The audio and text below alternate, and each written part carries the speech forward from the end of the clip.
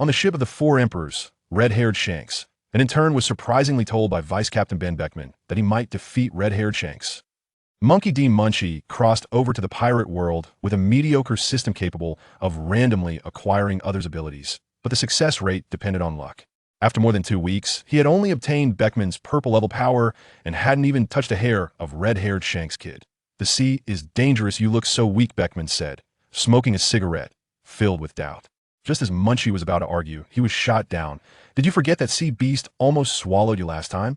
But turning around, Beckman said to Shanks, "That kid is a genius. 2 weeks ago, he couldn't even hold a knife steady, and now he can single-handedly take down a pirate worth 100 million berries. If he keeps growing, he might defeat you." Shanks laughed. "Defeat me?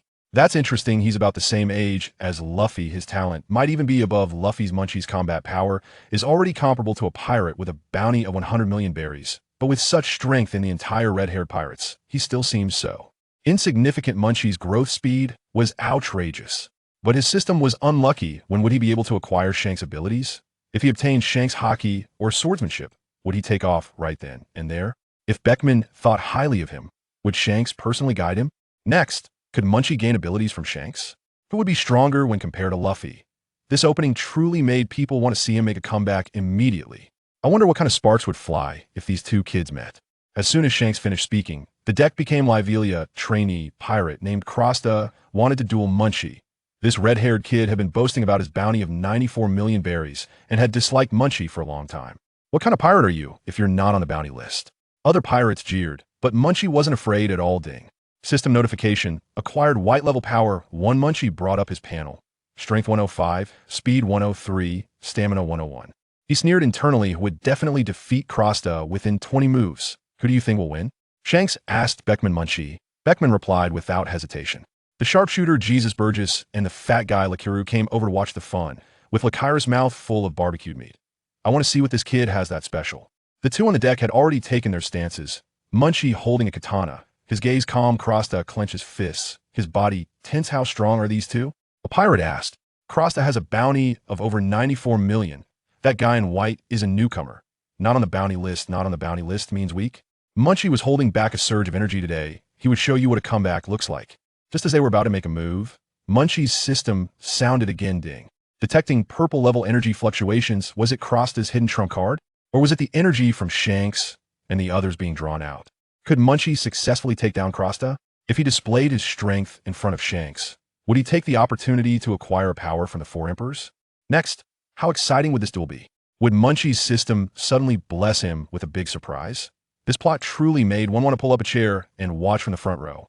At that moment, the system prompted again, revealing gold level energy. Gold level. This was the highest level of energy. Munchie stared at Shanks, his eyes shining. After waiting for 2 weeks, he finally snagged gold level energy from a four emperor. The surrounding noise was completely muted, and the world seemed to consist only of the dazzling golden aura around Shanks. Did you guys notice that Munchie's gaze seemed strange? Shanks felt a chill, goosebumps rising. Jesus Burgess deflected. "He's probably too in awe of you all." Shanks' lips twitched. His gaze looked more like a hungry wolf eyeing a fat piece of meat. At that moment, the system notified. Acquisition successful. Gold level energy is Conqueror's Haki awakening. Currently absorbing Conqueror's Haki. Munchie almost jumped up. Such a top-tier talent that's rare, even among millions. Just like that, a warm current surged throughout his body, and he instantly mastered the use of Conqueror's Haki as if it were innate. Bringing up his panel, the skill bar now prominently displayed Conqueror's Haki level 1. "Kid, are you ready to be beaten?" Krossda, seeing Munchie dazed, was infuriated. Munchie opened his eyes, and his gaze changed. The calm look from before was now sharp as a blade. Krossda charged in with his sword, and Munchie lightly stepped aside at an odd angle. His katana aimed directly at Krossda's throat. Krossda hurriedly dodged, cold sweat instantly soaking his back. "Captain, if I can't hold back my moves later, you better protect Munchie." Krossda was still trying to act tough. Shanks nodded. "Don't worry, I won't let my crew get hurt." Beckman, smoking a cigarette, sneered. "Do they really think the captain needs to intervene?" Munchie tightened his grip on the katana, his fighting spirit soaring. "Let me see just how strong a pirate with a bounty of 94 million really is." The Conqueror's Haki within him was restless. Should he use it now? Once released, would Krossda be knocked out cold? What expression would Shanks and the others have if they witnessed him using Conqueror's Haki right after awakening? Would they give him more gold level skills? Next, would Munchie crush Krossda with Conqueror's Haki? Would this duel turn into his personal showcase? This plot truly made one want to shout 666. But Munchie had no intention of striking first. He simply stood there with his katana waiting, knowing that making the first move would expose his weaknesses. Munchie would never be that foolish. I'm afraid if I make a move, the battle will end. Munchie's words made Krossda laugh at a newcomer dare to say he could take out someone with a bounty of 94 million. After a few exchanges, Munchie was blocking and pondering. Sea beasts rely on brute force, but people need to use technique. He admitted that winning against Krossda was a bit challenging now. Shanks nodded in agreement. From a weakling to this level in just 2 weeks, he's truly a freak. Beckman also sighed. His progress is too fast. Suddenly, Munchie sheathed his sword. Is he conceding? The pirates discussed among themselves. Krossda was also confused. Did he want to take a beating unarmed? In the next second, Munchie's eyes sharpened, and Conqueror's Haki erupted. Conqueror's Haki, a magnificent aura, swept across the entire ship, and Krossda, facing the impact, turned pale instantly, his body uncontrollably collapsing, barely managing to support himself on the deck to avoid falling down, unable to even think about resisting. What the hell is this? Krossda roared inwardly, but even breathing felt difficult. The surrounding pirates were all dumbfounded. Just a moment ago, they were saying Munchie was boasting, and now he directly crushed Krossda with Conqueror's Haki. Red-Haired suddenly stood up, his eyes wide with shock. This kid actually awakened Conqueror's Haki? Ben Beckman dropped the cigarette from his mouth. Munchie stood still, the Haki still radiating from him. He knew this wasn't over yet. Although Krossda had fallen, his eyes still showed unwillingness as he struggled to get back up. Can he withstand Conqueror's Haki? Munchie raised an eyebrow. Should he exert a bit more force? If he knocked Krossda completely unconscious, would that be too disrespectful? Would Red-Haired and the others think he was too arrogant? More importantly, by displaying Conqueror's Haki, could he extract more gold-level energy from Red-Haired? Would Munchie hold back next? Did Krossda still have a chance to turn the tables? This plot was making his heart race, but he didn't concede, not because he didn't want to, but because he couldn't. His oppressed brain was blank, completely devoid of the ability to think. The Red Fourth was deathly silent. Hundreds of pirates widened their eyes, staring at the white-clothed youth. Munchie had just released Conqueror's Haki, pressing down on everyone, making it hard to breathe. This is Conqueror's Haki? Red-Haired's voice trembled. Ben Beckman didn't even notice his cigarette had fallen. Boss, we didn't misread this, right? This is released by that kid Munchie? Ysup and Lakiru shook their heads vigorously. Impossible. Conqueror's Haki only appears in 1 out of a million. How could it be on a newcomer who just boarded 2 weeks ago? Krossda leaned against the deck, his face as pale as paper. He finally understood that he had lost fairly. Not only was the other party stronger, but he also had the potential to become a king. I lost, Krossda said softly, his tone filled with frustration. Munchie withdrew his Haki and casually said, just luck. Red-Haired walked over, staring intently at him. When did your Conqueror's Haki awaken?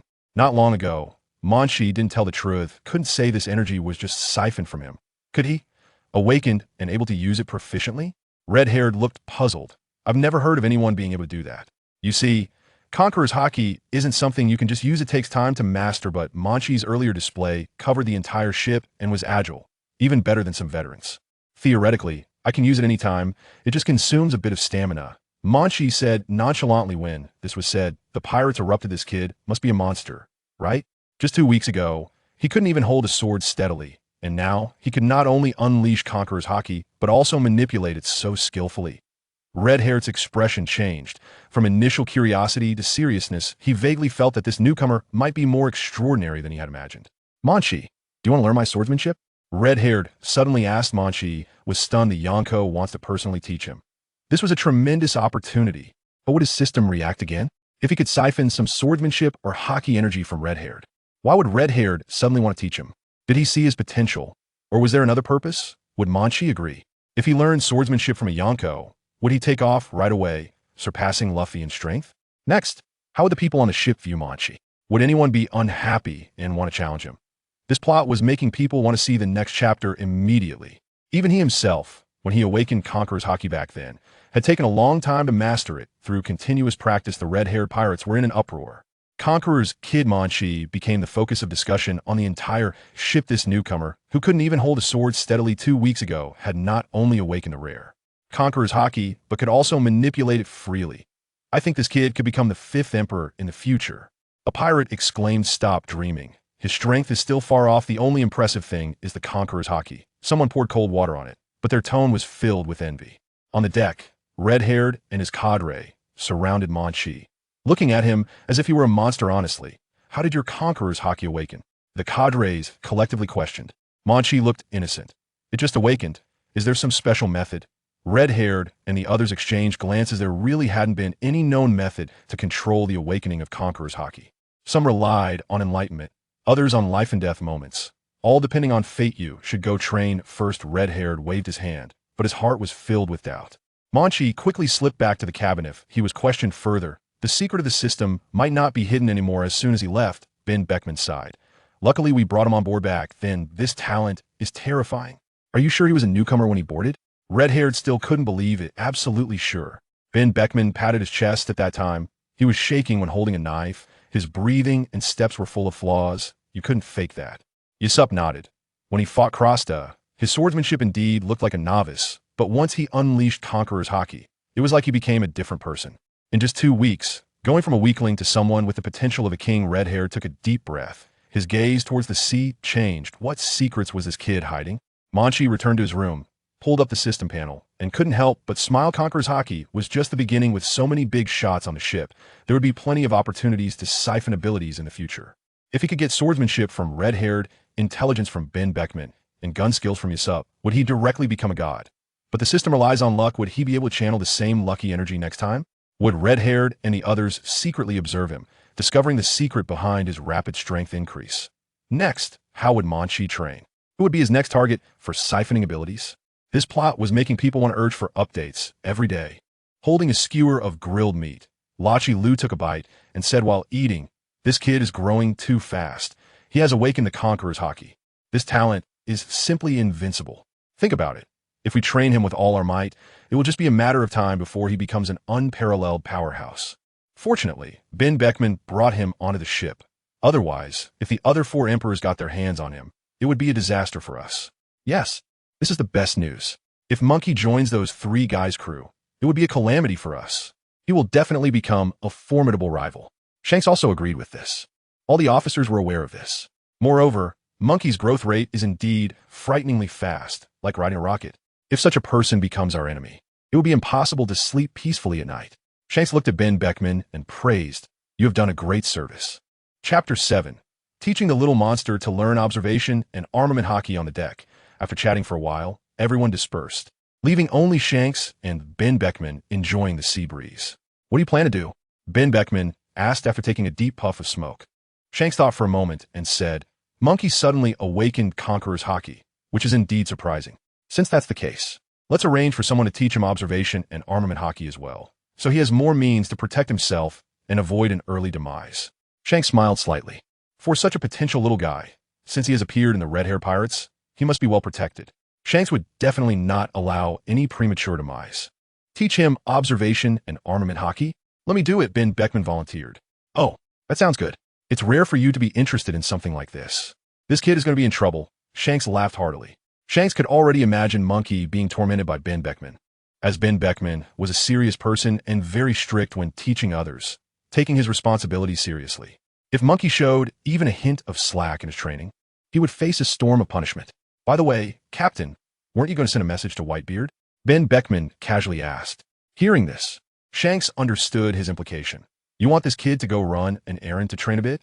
That sounds good," Ben Beckman admitted without blushing after being exposed by Shanks. Shanks pondered and said, "Let's not rush this for now. You should first teach Munchie observation and armament Haki.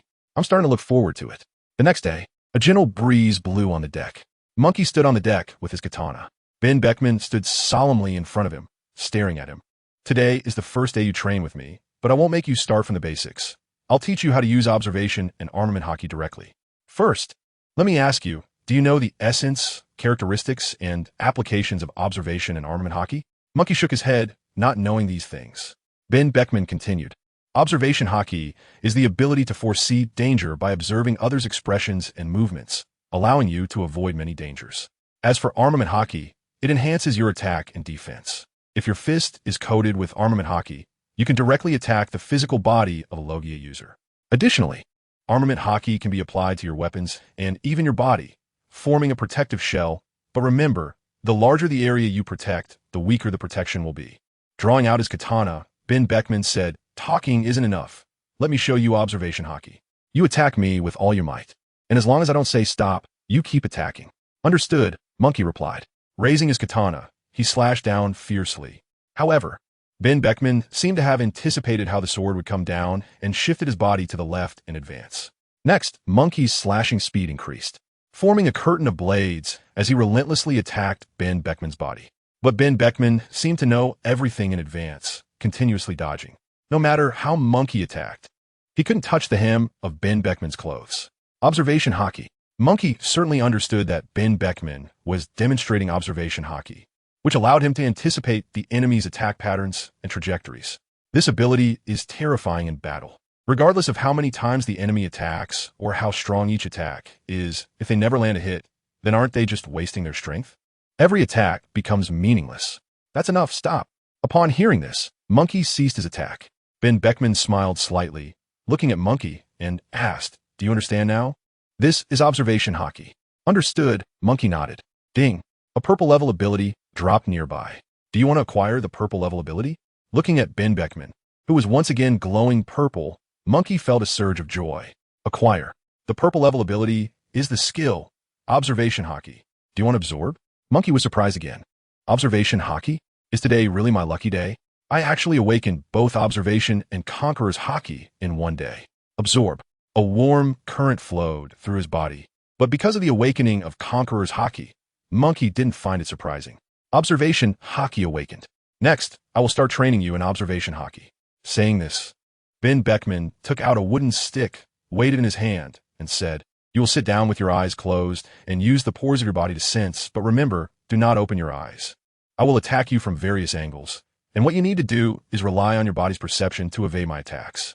Only by evading attacks with your body's perception can you truly cultivate observation Haki." Munchie immediately obeyed, sitting cross-legged on the deck with his eyes tightly closed. Munchie, although you have awakened Conqueror's Haki, you must not become impatient. Training must be done with a calm mind. Observation Haki is something you need to obtain through continuous hard training. It's completely different from Conqueror's Haki. Remember, give up your sense of hearing. Do not try to listen to the sound of the wind. Ben Beckman raised the wooden stick in his hand and struck towards Munchie's shoulder. In the next moment, Munchie slightly twisted his shoulder and evaded the blow. Did he evade the first strike by coincidence? Following that, the second strike was also evaded, and then the third and fourth strikes were all dodged without any suspense. Ben Beckman was shocked. The first was a coincidence, the second was luck, but being able to dodge every single strike is true skill. Ben Beckman was skeptical. There have been continuous attacks, but without exception, all the attacks have failed. Munchie's miraculous performance has left Ben Beckman, who was originally prepared to educate him, at a loss for words at this moment. Knock, knock, knock. The red-haired pirate heard a knock on the door and opened it to find Ben Beckman looking excited outside. Didn't I ask you to teach Munchie how to use observation Haki and armament Haki? Why are you here? Ben Beckman laughed heartily. Have you ever seen what a true genius looks like? Suddenly, a brilliant light appeared in Ben Beckman's eyes. Chapter 8. The terrifying learning ability of a genius. Are you talking about Munchie? What's happened to him? The red-haired pirate was confused by the question. A bunch of question marks filled his mind, completely unable to understand what Ben Beckman meant by suddenly coming to him with these words. Just now, I followed your instructions to teach that kid Munchie how to learn observation Haki and armament Haki, but do you know what happened? Ben Beckman's expression suddenly became extremely strange. The two of them sat on the sofa, sipping a glass of rum, and the red-haired pirate asked, "What happened?" "Just like you said, I went to train Munchie in practicing observation Haki and armament Haki, and I found that some geniuses are truly beyond ordinary people. I've seen a fair number of so-called geniuses, but I've never seen anyone like Munchie before. I dare say, no genius can compare to Munchie." Ben Beckman spoke seriously, his tone leaving no room for doubt. "Wait, tell me what exactly happened? What made you rate Munchie so highly?" The red-haired pirate still didn't quite understand. On this ship, everyone knows that Ben Beckman is notoriously strict and serious. So logically, Munchie should be the one crying and complaining after being tormented by Ben Beckman. How could the situation develop so contrary to his expectations? Let me ask you first, how long did it take you to train in observation Haki back in the day? Observation Haki. The red-haired pirate fell into deep thought upon hearing the question, since it was a long time ago. After a moment, he recalled that it took him about 4 or 5 days to go from having no foundation to getting the hang of observation Haki. And during those 4 or 5 days, he basically didn't sleep or rest, barely managing to step into the threshold of observation Haki. 4 or 5 days, what's the matter? 4 or 5 days to get started is already considered quite high talent in the eyes of others. Even a former Ben Beckman thought so. Many people, let alone 4 or 5 days, might not even gain any insight after a month or a year, let alone getting started. So, how long do you think it took that kid monkey to go from zero foundation to getting the hang of observation Haki? Ben Beckman intentionally kept them in suspense. Half a day? No, you didn't teach him for half a day. Could be just a few hours? The red-haired pirate guessed tentatively. Ben Beckman shook his head and raised a finger. An hour? That's terrifying. The red-haired pirate was shocked. What shocked the red-haired pirate even more was when Ben Beckman continued to shake his head and said, "You're wrong." Originally thinking that an hour was already difficult, but from Ben Beckman's tone, it seemed like it was even less than an hour. Could it be just a quarter of an hour? Back then, it took him 4 days to achieve that, and now Monkey can do it in just a quarter of an hour? How can he be called a genius? Even geniuses can't do that, unless Monkey already knew observation Haki. Otherwise, it would be impossible to achieve it in a quarter of an hour. But if he already knew it, why would he have no combat power at all? Did he awaken it in these past few days? But no one taught him. Ben Beckman was keeping the red-haired pirate in suspense. How long exactly? Just tell me. The red-haired pirate was getting anxious and pretended to make a move. Captain, why are you so humorless? Ben Beckman was also helpless. After all, Monkey was stronger than him, so he could only slowly reveal the truth. It wasn't half a day, it wasn't a few hours, and it wasn't even a quarter of an hour. He only needed one demonstration to get the hang of it. What? One demonstration? Yes. I just explained the characteristics of observation Haki to him and demonstrated it once, and he was able to get started. Are you sure he didn't know it before? Absolutely. Everyone knows how weak he was when he first boarded the ship. Red-haired, can you understand how terrifying it is for someone to learn observation Haki after just one look? And it was learned under my guidance. Can you understand my feelings? Ben Beckman said excitedly. One time, even in the eyes of the red-haired pirate, who was one of the 4 emperors, this was impossible. It was too shocking. Even someone used to the storms like the red-haired pirate was left with his mouth agape in disbelief. Are you serious? It took the red-haired pirate a long time to respond. Ben Beckman rolled his eyes at him. Of course, would I joke about something like this? Are you saying he only saw your demonstration today for the first time and had never seen it before? That should be the case, after all. His weak appearance 2 weeks ago couldn't have been faked. Otherwise, we would have definitely noticed. Moreover, when I asked him some basic knowledge about observation Haki and armament Haki, he said he didn't know anything. I carefully observed his expression. He didn't seem to be lying. This made the red-haired pirate even more shocked. Such a strong talent? Learning observation Haki after just one demonstration. What else could he not learn? This is too terrifying. Many people wouldn't dare to dream of such a thing. If it weren't for Ben Beckman saying this, the red-haired pirate would definitely think he was joking. But all of this was still too surreal. This kid is simply born for cultivation. It seems that no problem stands before him that he cannot solve. His talent is too terrifying. Ben Beckman was still excitedly muttering to himself. But it was also normal. Anyone else in his place would have difficulty calming down quickly after witnessing such a situation. At this moment, the red-haired pirate's worldview shifted once again. Is observation Haki really that easy to cultivate? Recalling the 4 or 5 days he spent tirelessly practicing to get the hang of observation Haki, he had only barely reached the entry level, and others praised him as a genius. However, compared to Monkey's talent, it was simply insignificant. The red-haired pirate had never doubted his talent as much as he did today. In comparison, his talent seemed to fall to the bottom. Such a terrifying learning ability, is it really something a person can possess? The red-haired pirate asked Ben Beckman in a daze. Is this kid really human? The red-haired pirate asked again. Perhaps he really isn't human. He is a monster. Ben Beckman took a sudden drag from his cigarette and exhaled a smoke ring before speaking. His mood was quite complex. Chapter 9. I really believe that Munchie is a genius on the deck. Munchie sensed Ben Beckman's departure and found it strange. He opened his eyes and saw that Ben Beckman had quickly run into the cabin, his expression somewhat peculiar. What's wrong? Didn't he say he would teach me to train in observation Haki and armament Haki? Why did he only teach me observation Haki and then leave? He hasn't taught me armament Haki yet. With a heart full of doubt, Munchie didn't know whether to move, so he simply sat on the deck waiting for Ben Beckman. Before long, Ben Beckman returned, accompanied by Captain Red-Haired. Red-Haired looked at Munchie with a strange expression, as if he had encountered some kind of monster. You learned observation Haki? Yes, Captain. Munchie replied without overthinking. Although he was still at the beginner stage, he had indeed grasped the basics of observation Haki.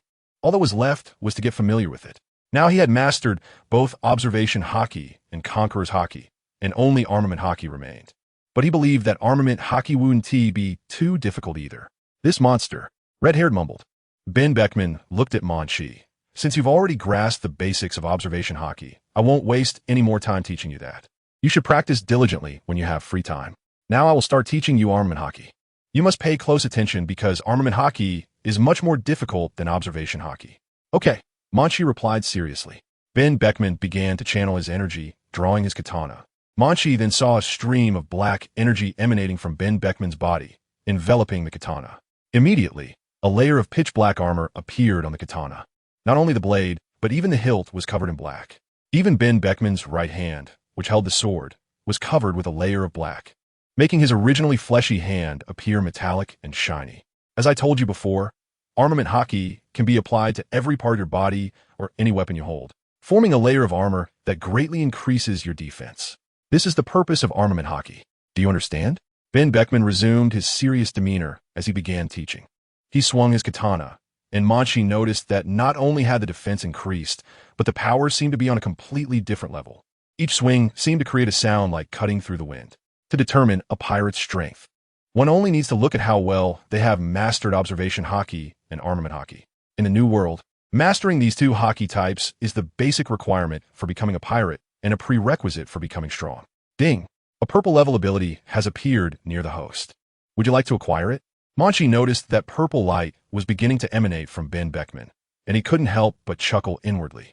The captain was almost turning purple. Acquire. However, he still wanted to receive the benefits that were due. Acquisition successful. The purple level ability is armament Haki. Would you like to absorb it? Although Munchie had some guesses in his heart, he was still pleasantly surprised when it actually happened. His luck today was simply too good. If he was a non-lucky person before, then today Munchie was definitely a lucky one.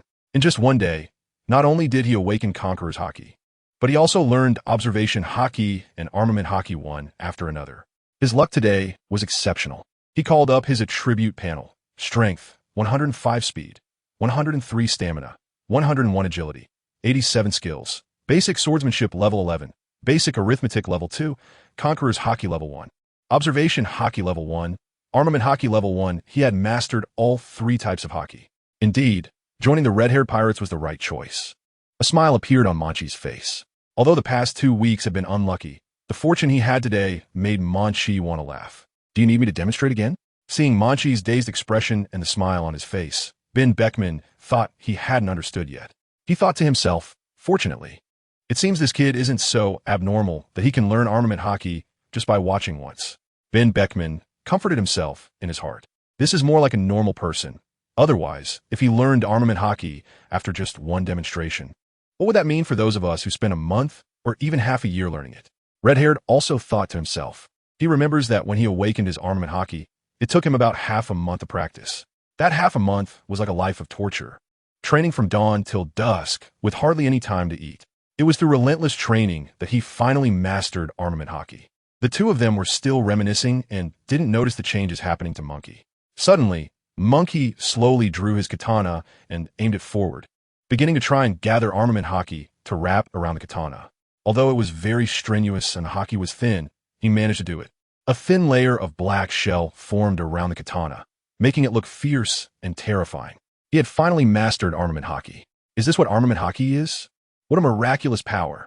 Holding the katana, Munchie looked at the two with a smile. When the two came back to their senses and saw this scene, they were instantly petrified. Is this even possible? He learned it just like that? Beckman was somewhat okay, having witnessed Munchie's quick learning of observation Haki. But Shanks was different, completely shocked by the sight. This is the first time he has encountered such a bizarre situation in his life. He can grasp observation Haki and armament Haki just by watching once. Moreover, it's not just a simple grasp. He can use them so skillfully. Is this kid really human? Is it that difficult? I think you could just try it. It's not that hard. Shanks now wants to strangle this brat. He's talented, learns quickly, and pretends to be innocent to provoke others. If observation Haki and armament Haki were that easy to master, wouldn't everyone come to be pirates? Shanks suddenly remembered that when he was chatting with Ben Beckman that day, Ben Beckman had said, "This kid, Munchie, has extraordinary talent, and has a chance to defeat you in the future. At that time, Shanks thought it was just a joke and didn't take it seriously. But now, he believes it. This is really not a joke, and it could happen very soon. This kid is truly a genius, no, a prodigy. Normal humans do not possess such high talent. This kid's future is limitless. Chapter 10.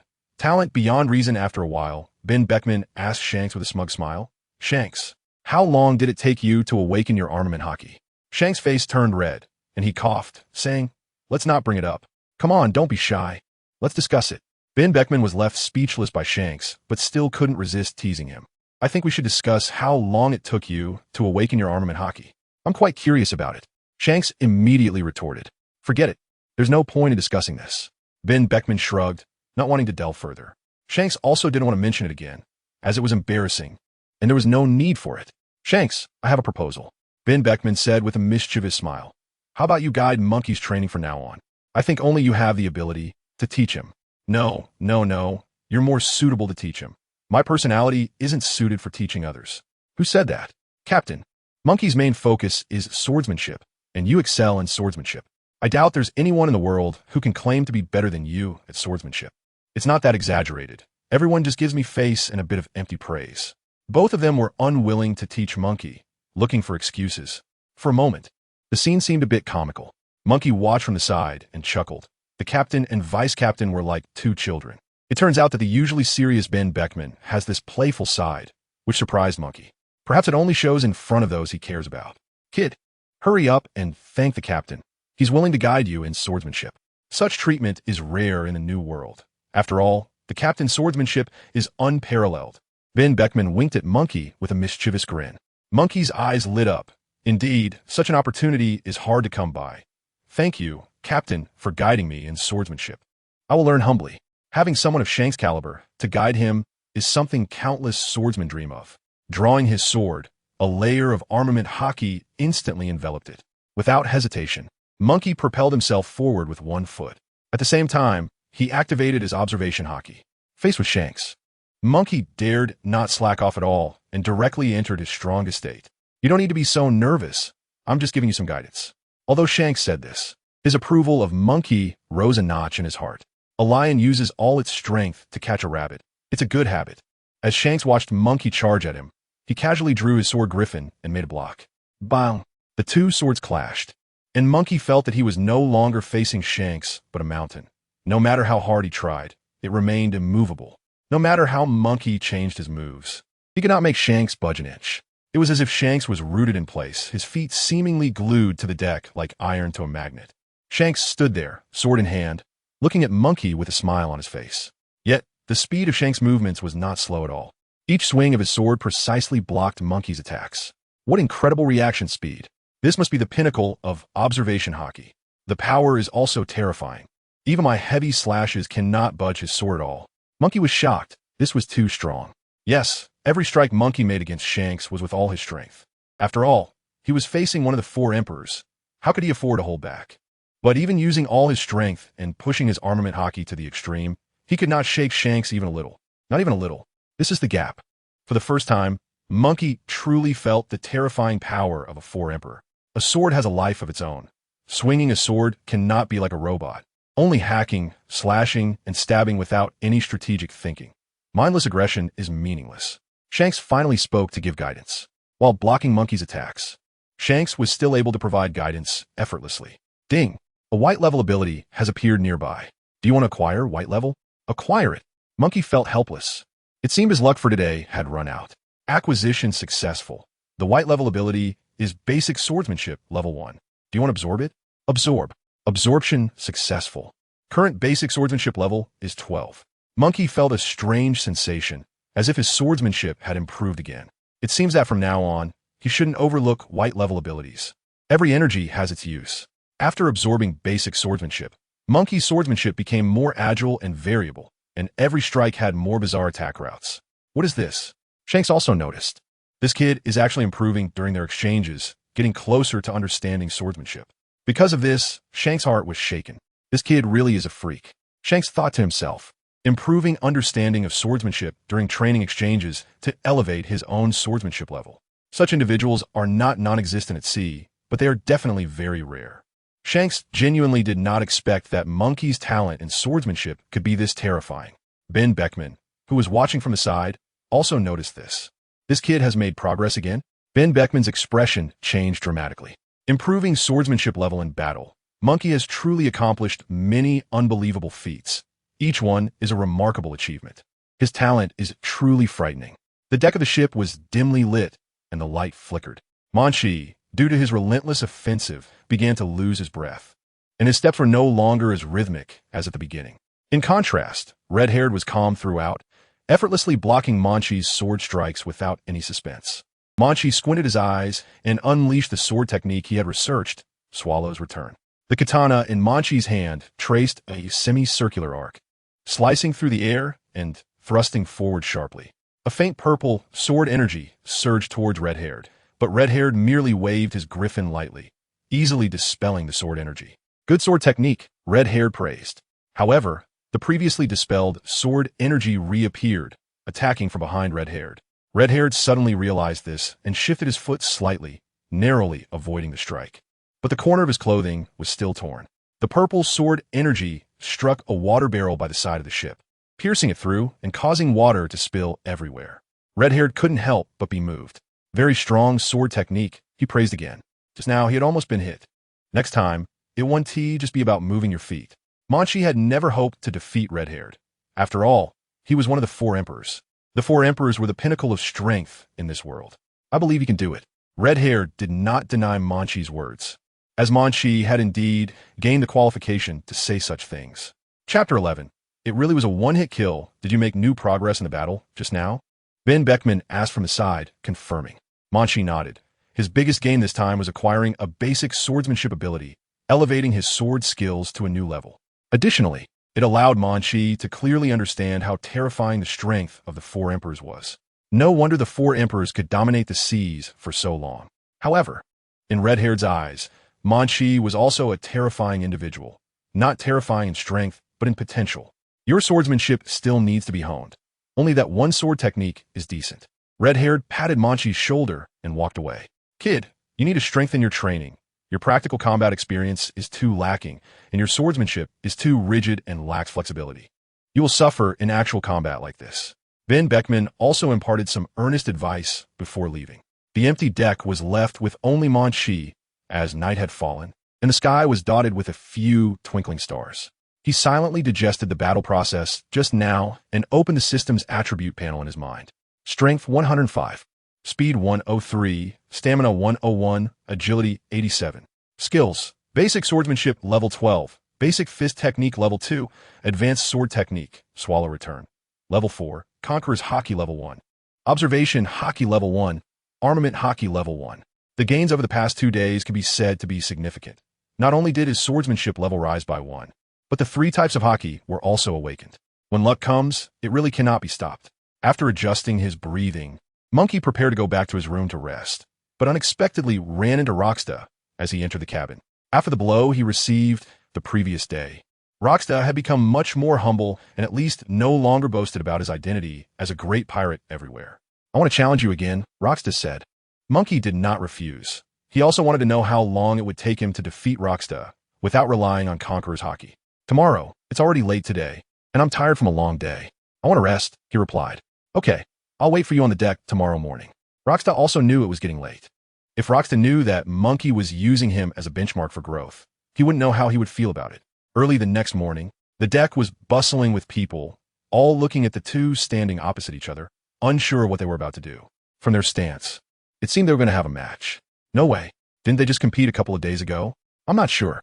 After discussing for a while, they learned that Krossda was challenging Monkey again. Isn't Krossda scared of Conqueror's Haki after the last time? Upon hearing this, Krossda's face flushed. Let's negotiate. This time, can you not use Conqueror's Haki? Krossda felt a bit embarrassed, as that was Monkey's own technique. No problem. Monkey had no intention of using Conqueror's Haki. This time he wanted to test the power of Observation Haki and Armament Haki. If he used Conqueror's Haki, it would defeat the purpose of the match. Get ready. I'm going to attack. Krossda shouted and charged forward with his sword. Monkey asked in response, aren't you going to use Armament Haki? Krossda was taken aback by the question. I'm afraid using Armament Haki will hurt you.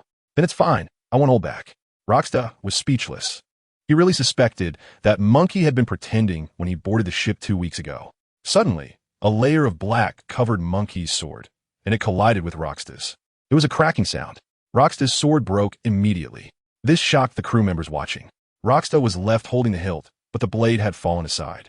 At the same time, Munchie's sword was already at Krossda's neck, causing him to stiffen, cold sweat dripping from his forehead. If Munchie hadn't held back at the last moment, it was uncertain whether his head would still be on his shoulders now. The outcome of this battle was already very clear. I lost. Krossda's spirit seemed to be drained in an instant, but he surrendered with genuine respect. A couple of days ago, the two could still trade blows back and forth. But after Munchie unleashed his Conqueror's Haki, the outcome was decided. Today, without relying on Conqueror's Haki, Munchie defeated Krossda with just one move. The whole place fell into a deathly silence. The transition from extreme movement to stillness happened in an instant. After a while, the crowd erupted into cheers like a tidal wave. My God, just one move, Krossda was defeated by Munchie. He really did it. Yeah. A couple of days ago, I thought Munchie was bragging, but it seems to be true now.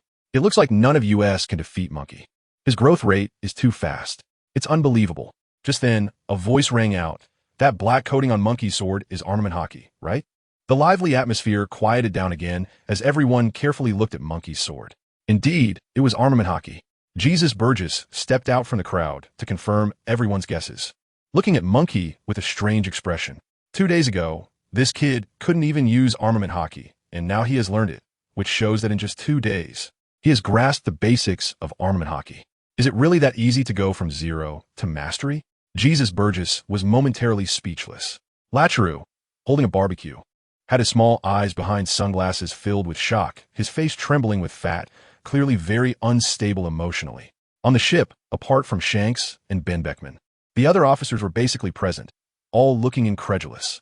As for Shanks and Ben Beckman, they had long anticipated such a situation and were afraid of being compared. So they simply hid in the cabin to rest. Who can explain to them where Munchie learned armament Haki? At this moment, their own feelings were hard to describe. There was curiosity, envy, and some indescribable emotions mixed in. Krossda, who had already admitted defeat, stood there in a daze. As a pirate with a bounty close to 100 million, he was aware of what armament Haki meant. Although he stubbornly told Munchie that he was afraid of hurting him, he knew deep down that he couldn't master it perfectly either. Have you really learned armament Haki? Krossda's lips trembled slightly as he glanced at the sword hilt he was left with. He felt utterly defeated. 2 weeks ago, Munchie didn't catch his eye at all, and now he thought he was just a bit weaker than Munchie. But the truth told him that Munchie had reached a level he could only look up to. He is now far behind. The whole process took only 2 weeks. Your growth in these 2 weeks has indeed been tremendous. I am no longer your match. You shouldn't think that way. Everyone's talent is different. As long as the belief in becoming strong in your heart does not fade, no one can truly defeat you.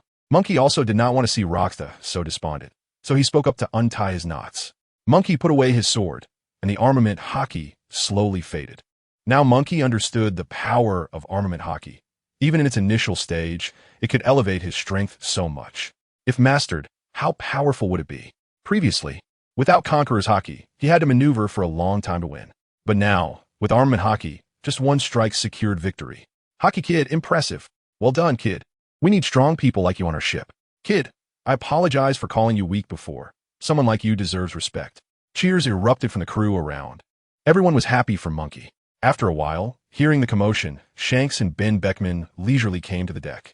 After learning the ins and outs of the situation, the two were not overly surprised, as they had already witnessed all the excitement yesterday. After all, armament Haki awakened right in front of them. If Munchie, having learned armament Haki, couldn't take down Krossda in one strike, that would be strange. Captain, what about Munchie's armament Haki? Lakira couldn't help but ask curiously. He just learned it yesterday, what's the matter? Shanks replied, just one day yesterday. He learned the initial stage of armament Haki. What did you think? You all saw his battle with Krossda the day before. He couldn't use armament Haki then. If it wasn't learned in a day, how long would it take? Shanks still didn't reveal the fact that Munchie learned it in one go, as it would be too discouraging. What if others compared Munchie to themselves? He would be embarrassed beyond belief. Hiss, everyone couldn't help but gasp. He really learned it in just one day. What kind of genius is this? Such learning talent is truly unattainable. Not only armament, but this kid also learned observation Haki yesterday. Ben Beckman made a stunning remark, completely ignoring the astonishment of those present. What? He learned both observation and armament Haki in one day. Jesus Burgess and Lakiru were once again shocked. This kid had brought them too many surprises. I said long ago, this kid has potential and is worth cultivating, remarked a bald officer in a blue shirt who had a monkey on his shoulder. Wait, I remember you were the one who had the biggest objections to Monkey at first, right? You even disagreed with the vice captain's decision to let him on board, someone countered. You don't understand. I was motivating him. Otherwise, how would he progress so quickly? Without pressure, where would the motivation come from? The greater the pressure, the greater the motivation. The bald man laughed heartily. All right, everyone disperse, Shanks said, seeing that the battle had ended, and told everyone to return to their own tasks.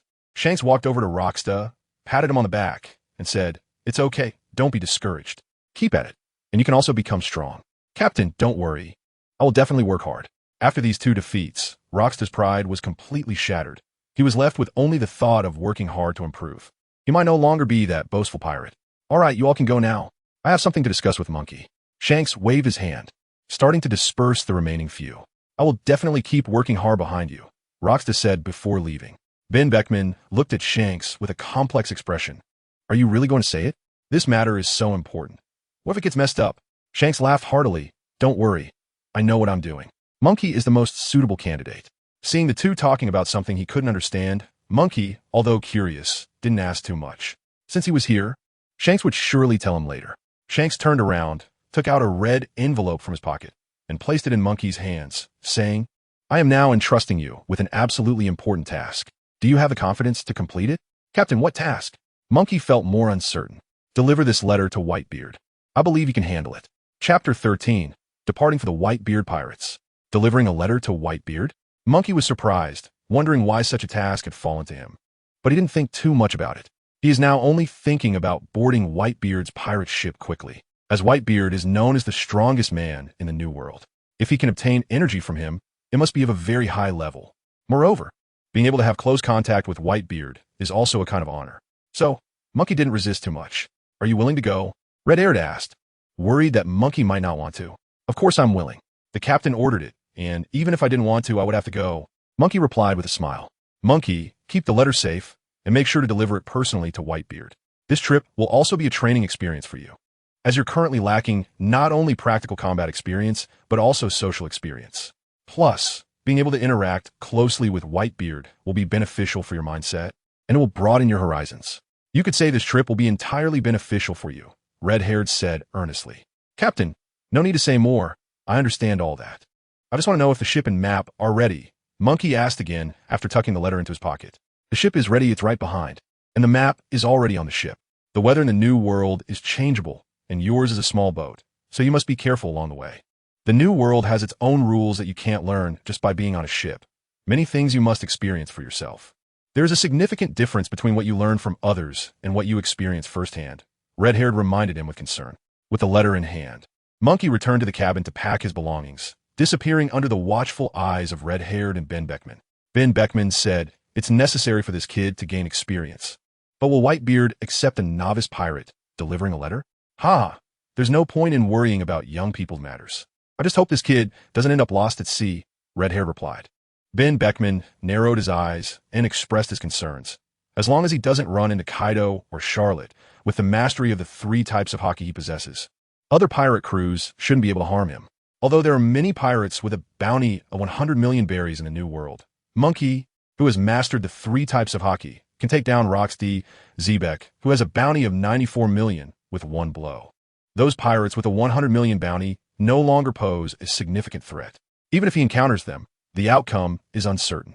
As for Logia-type users, with the enhancement of armament Haki, Monkey can also hold his ground. Overall, as long as Monkey doesn't provoke the ships of the 4 emperors with his current strength, he can navigate the seas without much worry. There's no need to worry too much about this kid. His character doesn't seem like someone who would perish at sea. If he doesn't experience battles, he will never grow.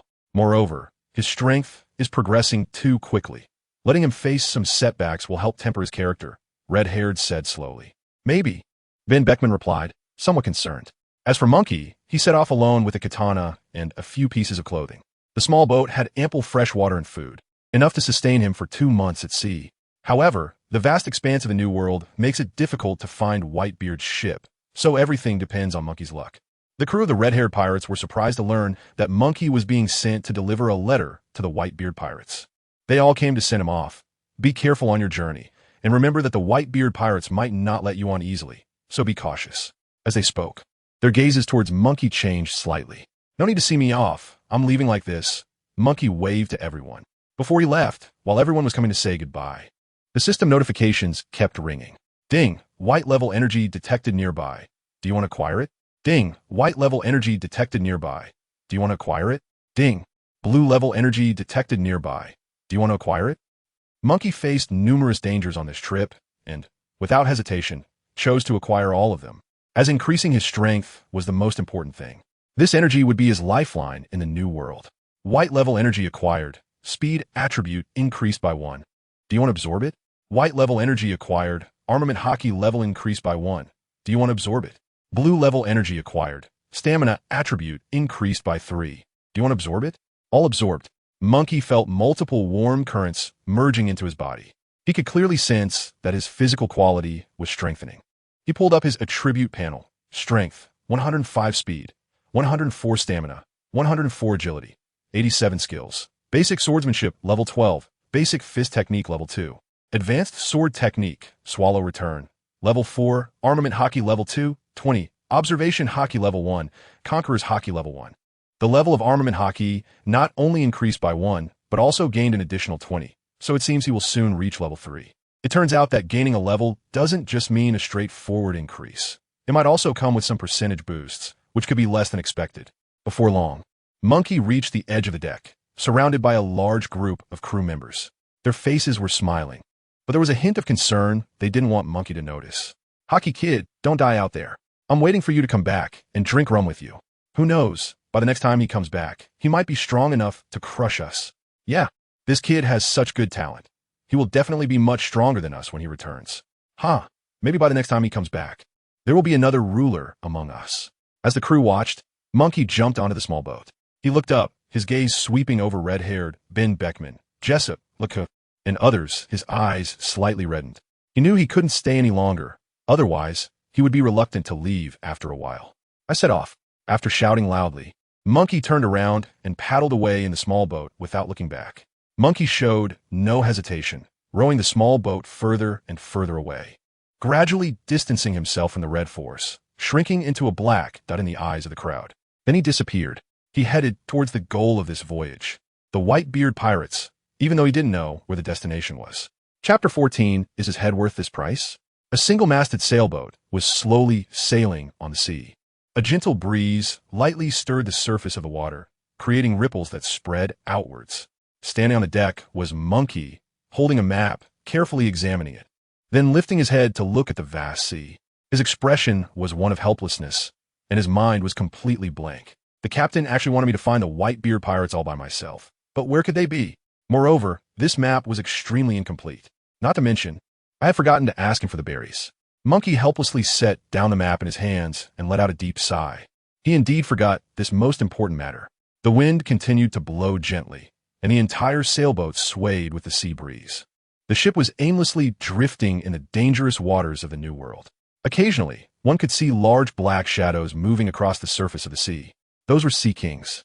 Not thinking too much about it, he decided to see what to do next. After all, it was just a matter of delivering a letter to him, so it shouldn't be too urgent. Moreover, if it were an extremely urgent matter, the captain wouldn't have assigned a novice like him to learn to do it. Munchie thought to himself, but he still needed to consider the next steps. The first priority was to find a place to land, preferably an island, so that some supplies could be procured. In addition, he needed to think of a way to find some berries, because if he had no berries at all, it would be very difficult to continue sailing. Although berries couldn't solve everything, they could resolve many of the issues that troubled Munchie in this vast sea, and it wouldn't take too much time. The final step was to find the Whitebeard pirates and determine where they were now. This last step was also the one Munchie found most challenging. After all, the Whitebeard pirates were one of the 4 emperors. No one could know their whereabouts, and given the Whitebeard pirates' reputation at sea, no one had the courage to constantly monitor their movements. After sailing for about half a day, Munchie finally saw an island not far away. Following the direction of his gaze, the sailboat was slowly approaching the coastline of the small island.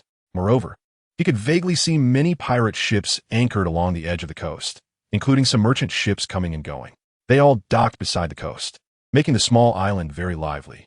Munchie took down the flag with the skull emblem that was hanging from the rail, and the sailboat slowly docked at the shore. He jumped directly off the deck and landed on the coast of the small island. At this moment, the sounds of vendors shouting about their wares surrounded him, indicating that the island was very prosperous. He thought that maybe he could gather some information about the Whitebeard pirates here. With this in mind, he slowly walked from the coast to the center of the island. When he reached the center, he found it even more bustling than the coast. Various trades were taking place, and people were coming and going, chatting with each other. Monkey saw many shops here, and there were also some street vendors on both sides of the street, including taverns and clothing stores, making it feel like a small city. Although the island wasn't very large, it had many shops, and one could say it had everything one could need. He thought that people usually liked to discuss and chat in taverns, so perhaps he could find the information he wanted there. With this thought in mind, he looked at the luxurious tavern beside the street from a distance. Without any hesitation, he walked toward the tavern. As he pushed the door open and entered, a rich aroma of fine wine wafted over him. The entire tavern was filled with the scent of alcohol, and if someone with a low tolerance for liquor caught a whiff of this aroma, they would probably feel slightly tipsy. He walked up to the front desk. Sitting at the front desk was a voluptuous adult woman. She wore a purple robe that wrapped around her curvaceous body, making her look quite sexy. "Young man, would you like something to drink?" she asked, looking at Munchie with a soft laugh. "I want to inquire about some information." Munchie replied directly. "Oh, really?" The woman's eyes flashed. "What is your name?" "You can call me Longxi," Munchie said. "Munchie, huh? You should be familiar with our rules, right?" Longxi said with a meaningful smile. "Can you explain them in detail?" Munchie replied calmly, indicating that he was not aware of them, as it was his first time visiting this island, and he was here to gather information. Hearing this, Longxi seemed surprised. She quickly glanced at Munchie and said, "You can inquire about information, but depending on the importance of the questions, you need to pay some berries.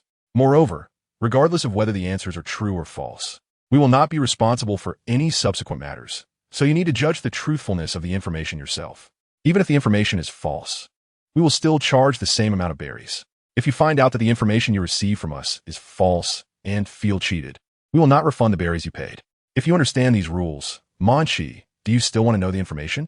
In simple terms, once the information is given to you, it has nothing to do with the person who provided it, whether the information is true or false. There are no corresponding consequences here. Although it seems unfair, these are the rules here. Furthermore, even if the information is false, you still have to pay the same amount of berries as for true information. Isn't this deceit? I didn't expect you to have such rules here. The corners of Munchie's mouth twitched slightly. "So, do you still want to know?" Longxi did not elaborate further, her right hand holding a cigarette, gently exhaling smoke from her mouth. Of course, Munchie nodded without hesitation. "Munchie, what do you want to know?" Longxi began to look more enthusiastic as she asked. Munchie replied straightforwardly, "I want to know where the Whitebeard pirates are now." "What?" Longxi was somewhat surprised. She straightened her body and scrutinized Munchie, standing in front of her with a discerning gaze. "Information about the movements of the Yonko pirate crew will cost quite a bit of berries, especially since I wonder why you want to know this. Can I find out from you?" Munchie continued to ask. Of course, Longxi nodded, thinking, and suddenly said, "However, the price will be quite high. But that is fine." She added, "I won't haggle with you. 80 million berries. I need 80 million berries to know where the Whitebeard pirates are now." This price wasn't too high. Munchie stared into Longxi's eyes, "But I don't have that much berries right now." "Then why are you wasting my time?" Longxi became somewhat impatient. "But I think maybe there are other things that could be used as a substitute." Munchie's eyes darted around as he surveyed the tavern. "What could be used as a substitute?" Longxi became curious again. "Look at that man's head. Is it worth that price?" Munchie pointed to a corner of the tavern where it was quite noisy. Following Munchie's finger, there was a middle-aged man, very burly, with purple hair and many tattoos on his arms, making him stand out in the crowd. His voice was also very loud, and the entire tavern could hear him speaking. Chapter 15. Let's negotiate. Let me borrow your head for a moment. Since the moment Munchie entered the tavern, his observation Haki had sensed it. There were many pirates in this tavern. Among them, the most eye-catching was the middle-aged man with purple hair. He looked very sturdy and had a fierce appearance, resembling a ferocious figure. Moreover, during Munchie's conversation with Longxi, he intermittently overheard some other conversations among the patrons in the tavern. They all mentioned information related to the purple-haired middle-aged man to some extent. Therefore, Monkey quickly found out. This purple-haired middle-aged man is Bansai. Among pirates, he is referred to as Hunan. He is the captain of a pirate crew. At the same time, he is also on the bounty list. with a bounty of 112 million. However, these are not the most important things. The most important thing is what Monkey knows. This person named Bansai is actually a Zoan-type devil fruit user. Therefore, he is not just a simple captain of the Hulang pirate crew. His other identity is that of a subordinate of the Beast Pirates. Therefore, the pirate crew that was incorporated into the Beast Pirates, due to the jurisdiction and control of the Beast Pirates rule, also belongs to the power of the Beast Pirates.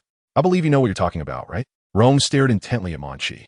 She was almost scared to death by Munchie's words. When she looked in the direction Munchie was pointing, she saw the middle-aged man with purple hair. Moreover, Rome's, being part of the intelligence network, naturally knew who this middle-aged man was. Wolf Bansai. He is one of the subordinates of the 100 Beast Pirates. Longxi couldn't even imagine it. She thought the young man standing in front of her must have some issues with his brain. Otherwise, why would he say such insane things? He even claimed he could kill Bansai, which was simply delusional. I don't want to waste more breath with you. I just want to ask, is his head worth this price? Monkey became somewhat impatient. During the conversation, Longxi's hands trembled slightly.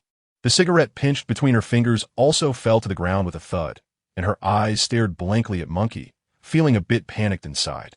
He realized that the young man in front of him was not joking, but was seriously discussing a deal with him. Are you serious? The fear in Longxi's eyes deepened. Is there any need to joke about something like this? Munchie smiled. At that moment, Longxi felt a bit confused.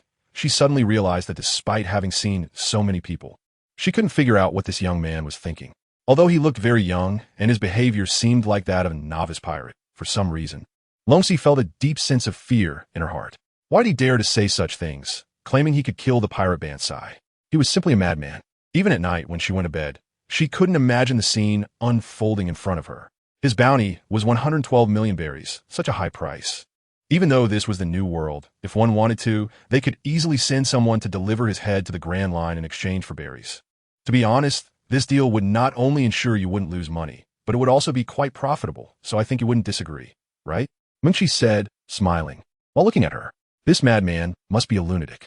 Longxi's fist, which was under the table, was tightly clenched, with the knuckles clearly visible. Her face was no longer lazy, but very tense.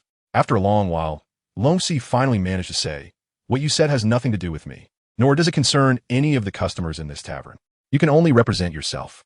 If anything happens, we will not take responsibility for you, nor can we." I agree. Munchie continued to smile at her.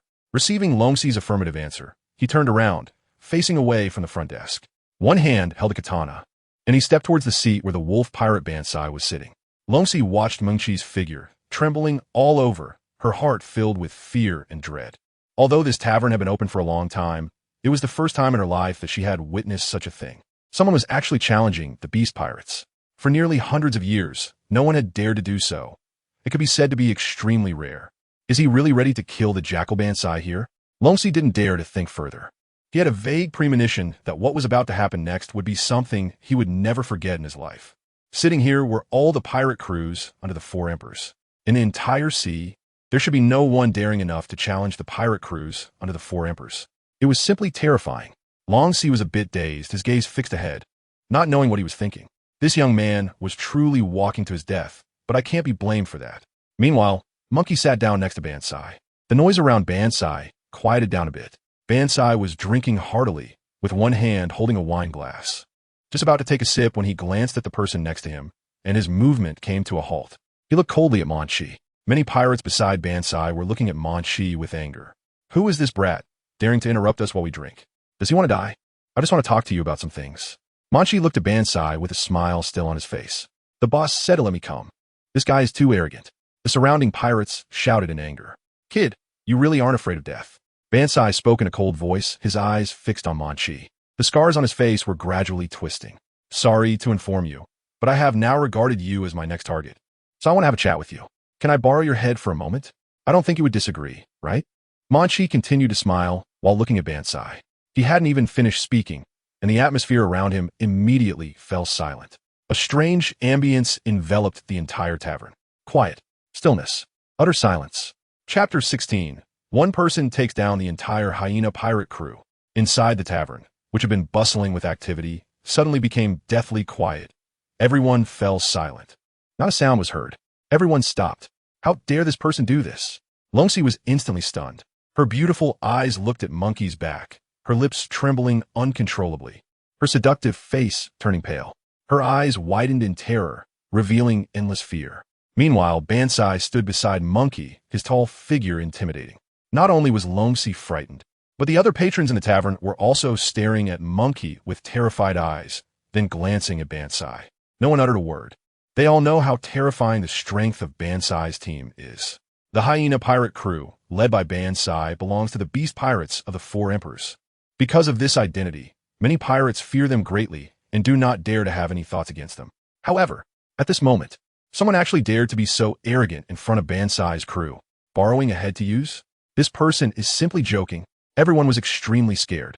Then, they hurriedly fled the tavern. However, there were also some bold individuals who, out of curiosity, suppressed their inner fear and stayed in the tavern, wanting to see what would happen next. Bansai was very angry. He has never been this angry in his life. He couldn't stand being provoked by a young punk like that. There's a flame of anger burning in his heart.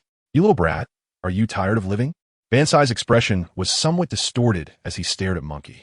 A little punk actually dared to openly provoke him in front of so many people and even said he wanted to use his head? This is too arrogant. Who can tolerate this?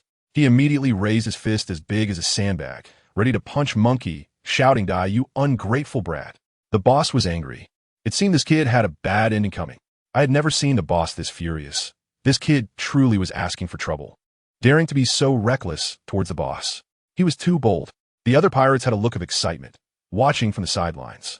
However, in the next moment, something unexpected happened. Bansai's swinging fist was blocked by Munchie's katana.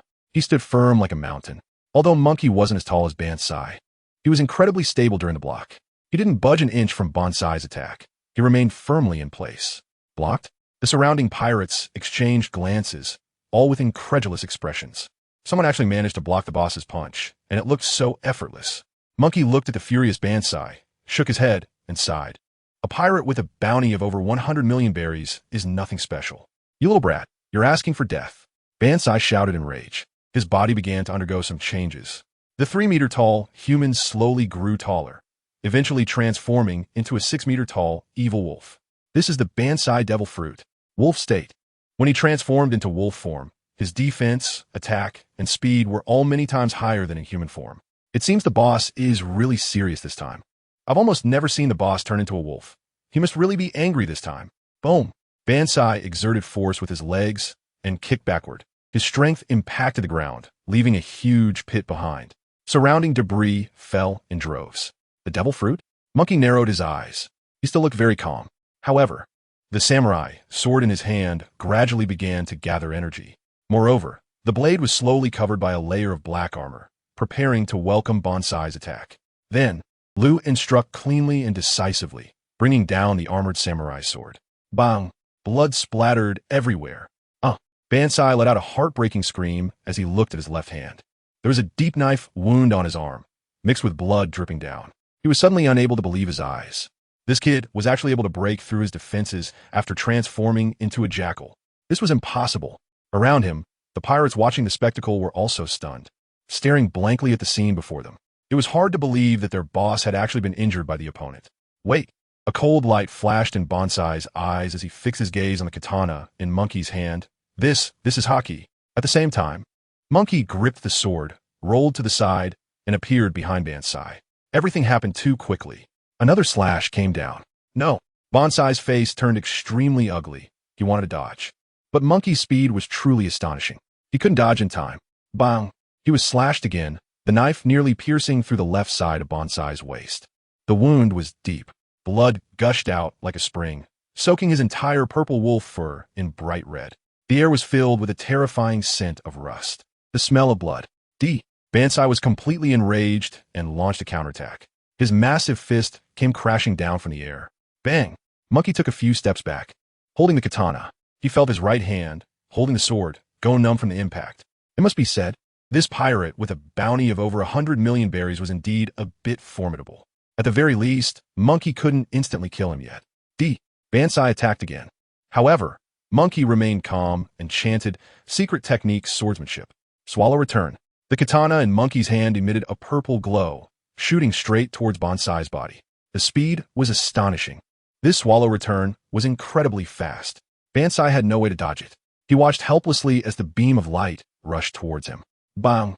The light passed through his body and crashed into the wall behind him, leaving the entire wall instantly in ruins. The tavern even shook as if it were an earthquake. At that moment, the light in Bonsai's eyes faded. Blood saturated his surroundings. Then, he collapsed weakly to the ground. His head and body were separated. The wolf's head rolled on the ground twice and then lay still. However, the eyes of the wolf's head were still wide open, filled with fear. Everyone witnessed this scene vividly. The surroundings were silent. This bounty of 12 billion berries for the jackal Bansai was thus met with death. At this moment, Munchie turned to look at the pirates who had just been watching the commotion and discussing among themselves, a meaningful smile on his lips. Does one need an excuse to kill someone? For Munchie, as a pirate, killing requires no excuse. Am I seeing things? The boss was killed like this? This is not a human. It's a monster. Hurry up and escape. Suddenly, the scene began to spiral out of control. A few minutes later, inside the tavern, the ground was littered with the corpses of pirates, their severed limbs scattered around. The ground was sticky with blood, and the air was filled with a nauseating smell of blood. Munchie glanced at the corpses on the ground. He shook his katana to remove the bloodstains and turned to walk step by step towards Longxi, who was sitting in the corner. At this moment, Longxi's legs under the chair were shaking uncontrollably. She wanted to run, but couldn't move, only able to watch Munchie approach her step by step. Her sexy body trembled slightly, and her beautiful face was twisted with fear. The jackal pirates were actually wiped out by one person. Chapter 17. Angered Kaido? So what? The leader of the jackal pirates, Hulang Bansai, was instantly killed, and none of his men were spared. It can be said that Munchie took less than a few minutes to effortlessly annihilate the renowned jackal pirates. Munchie single-handedly killed a pirate group of over 100 people. In the large tavern on the ground, bodies lay strewn about. Thick blood flowed across the floor, and the air was filled with the smell of blood. And inside the tavern, only about 10 people remained. They witnessed the entire process of the pirate crew's annihilation. Not only that, this pirate crew was a subordinate group of the beast pirates. The bounty of the ferocious Bansai was 112 million berries. Did he just die like this? The remaining people in the tavern stared blankly at Bansai's body, their mouths moving but unable to utter a word. The shock in their hearts was indescribable. Bansai's head lay quietly on the ground, his eyes filled with fear, staring blankly at the tavern ceiling, unable to close them, which was quite terrifying. The smell of blood in the air only deepened this fear. In a corner, Longxi trembled all over, gripping the chair beneath her tightly, tried to stand up. But it was futile. She could only stare blankly at Bansai's corpse. He was telling the truth. Bansai was not his opponent at all. The battle process was almost completely one-sided, and he was killed. He was a pirate with a bounty of 112 million berries. Yet he was killed in such a crushing manner by a young guy. Not only that, but the entire wolf pirate crew was instantly wiped out by him. It was unbelievable. She never expected his strength to be so formidable. Longxi looked up at Munchie, staring at the young guy. He stood among the pile of corpses, holding the katana in his hand. Step by step, he approached Longxi. His silhouette against the light appeared extremely terrifying. Not just Longxi, but the remaining people present all stared at Munchie with fear and panic in their eyes. He was like a monster, so strong. One person could annihilate the entire hyena pirate crew. It was simply too horrifying. Was this person a deity descended to Earth? And he was so young. Everyone's hearts couldn't help but tremble. And they kept pondering this question. But no matter what, they all found it hard to believe that this Munchie was connected to the powerful monsters they had imagined. In their minds, Munchie's face was very unfamiliar, something they had never seen before. They had never encountered this appearance on any wanted poster. Therefore, Munchie was both terrifying and mysterious to them. As Munchie drew closer step by step, they all lowered their heads. The fear in their hearts made them too timid to meet Munchie's gaze. Munchie walked to the corner of the tavern and looked at the terrified Longxi, saying, "Regarding our previous agreement to exchange his head for the secret information of the Whitebeard pirates, I believe you can keep your word, right?" Blood dripped from the katana, sliding down the blade to the ground. Drip! The sound was very faint, but Longxi heard it clearly. She hurriedly lifted her head, her eyes filled with terror, and said, "Definitely." She didn't dare to disobey Munchie's orders, unless she truly no longer wanted her life. "Then tell me, where's the Whitebeard pirates now?" Munchie shook the knife in his hand, shaking off the blood on the blade. Longxi flusteredly responded, 3 days ago. Someone told me they saw the Whitebeard pirates Moby Dick appear in the area of the Blue Sky Sea. Blue Sky Sea? Munchie's eyes sharpened. Specifically, We're in the blue sky sea. I'm not too sure, but I have a map of that area. Longxi hurriedly pulled out a scroll of parchment from under the table and handed it to Munchie. A map? Good. This will save me some trouble. Munchie smiled. He opened the map and took a quick glance, then contentedly tucked it away into his pocket. Then, he pointed to Bonsai's corpse and said, "These pirate corpses are all for you. According to our previous agreement, you get Bonsai's body and I get the information I want. We owe each other nothing. However, there's one more thing. Now, I have killed all the members of the Jackal Pirates. Among these more than 100 pirates, besides Bonsai, there should be quite a few with bounties as well. At least roughly calculated, it should be worth several tens of millions of berries, right?" After he finished speaking, Longxi's expression turned surprised and confused. "So, do you mean?" After witnessing the terrifying scene just now, she couldn't help but develop respect for Monkey, even using honorifics in her address. "I need 10 million berries, and then these hyena pirates will all be yours," Monkey said with a big laugh. "Perfect. This way, it would solve his problem of lacking berries." Longxi couldn't help but let out a small scream. But Monkey stared at her intently. She bit her lip, hesitated, but still slowly nodded in agreement. She turned and waved to call over a subordinate, giving him a few instructions. In no time, the subordinate came running back, holding a package in his hands. Longxi handed the package to Monkey. Inside is 15 million berries. 15 million berries? Monkey looked at Longxi with interest. "Good, you are quite perceptive." He no longer held back. He used the katana to lift the package and rested it on his shoulder. He lifted his foot, ready to leave the tavern. Suddenly, he stopped again. The breath of the crowd also halted with his steps. They held their breath, not knowing whether this powerful monster would suddenly go berserk and kill them all to cover up the reason for the complete annihilation of the Holong pirate group. However, he just turned his head and smiled at Longxi. "If I go to the Azure Sky Sea and don't find the person I'm looking for, don't worry. I will definitely come back here." He finished speaking and left the tavern without looking back. Only Lons remained, trembling all over and pale with panic. She felt despair and fear. If he went there and didn't find the Whitebeard pirates, would he vent his anger on her? Lons wanted to say something, but no sound came out. Her eyes were filled with a death-like despair. The entire tavern fell into a deathly silence once again. This time, the wolf pirates had been completely wiped out. There was no doubt about it. Monkey knew in his heart that this operation would definitely infuriate Kaido of the Beasts. However, there was nothing to be done about it. He doesn't care about these. To him, they were merely small fries that could be dealt with by a wave of his hand. If Kaido were to come and fight him over these small minions, he should also consider whether red-haired Shanks, Ben Beckman, and the entire red-haired pirates would be willing to intervene. Let's not forget that behind Monkey, there is also a very terrifying backing, which is the Four Emperors pirate group. Chapter 18. He is from the red-haired pirates. As Monkey left the tavern, the atmosphere inside the tavern began to lighten a bit. However, seeing the scattered bodies of pirates on the ground, everyone still felt a deep sense of panic, as if they were in a freezing cold environment.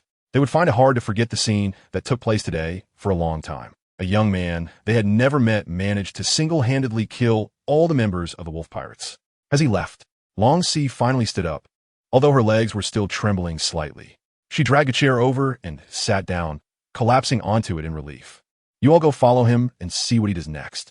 But remember, don't let him notice you," Longxi instructed her subordinates. Watching them leave the tavern, she took a deep breath, looking at the densely packed bodies inside the tavern, feeling quite astonished. If the ones killed weren't the wolf pirates, perhaps she wouldn't be so scared. But that was the problem. After all, the wolf pirates were a group under the beast pirates. If this matter were to be known by outsiders, the place where the wolf pirates perished would be her tavern. It was hard to guarantee that the beast pirates wouldn't hold her responsible. No way. Longxi shook her head vigorously, as if trying to shake off this thought. Whoever kills must pay with their life. I'm just an ordinary tavern owner. They won't hold me accountable for this. I can tell them the truth of the matter. By then, that young man will definitely not be able to escape. Longxi thought this as she looked towards the door. The wolf pirates weren't actually that terrifying. What instilled fear was the organization behind them, the beast pirates. That young man was indeed audacious to dare provoke the beast pirates. He must be tired of living. Moreover, more importantly, that person truly killed all the members of the wolf pirates by himself, which was simply astonishing. But even so, Longxi felt that Monkey would definitely be hunted down by the beast pirates. He was bound to die. After all, in her understanding, angering the leader of the beast pirates was an incredibly frightening matter. He is the most terrifying force in the New World. Angering such a fearsome monster, Munchie will inevitably have no chance of survival in the New World. It is ridiculous to think he could survive after provoking the Beast Pirates.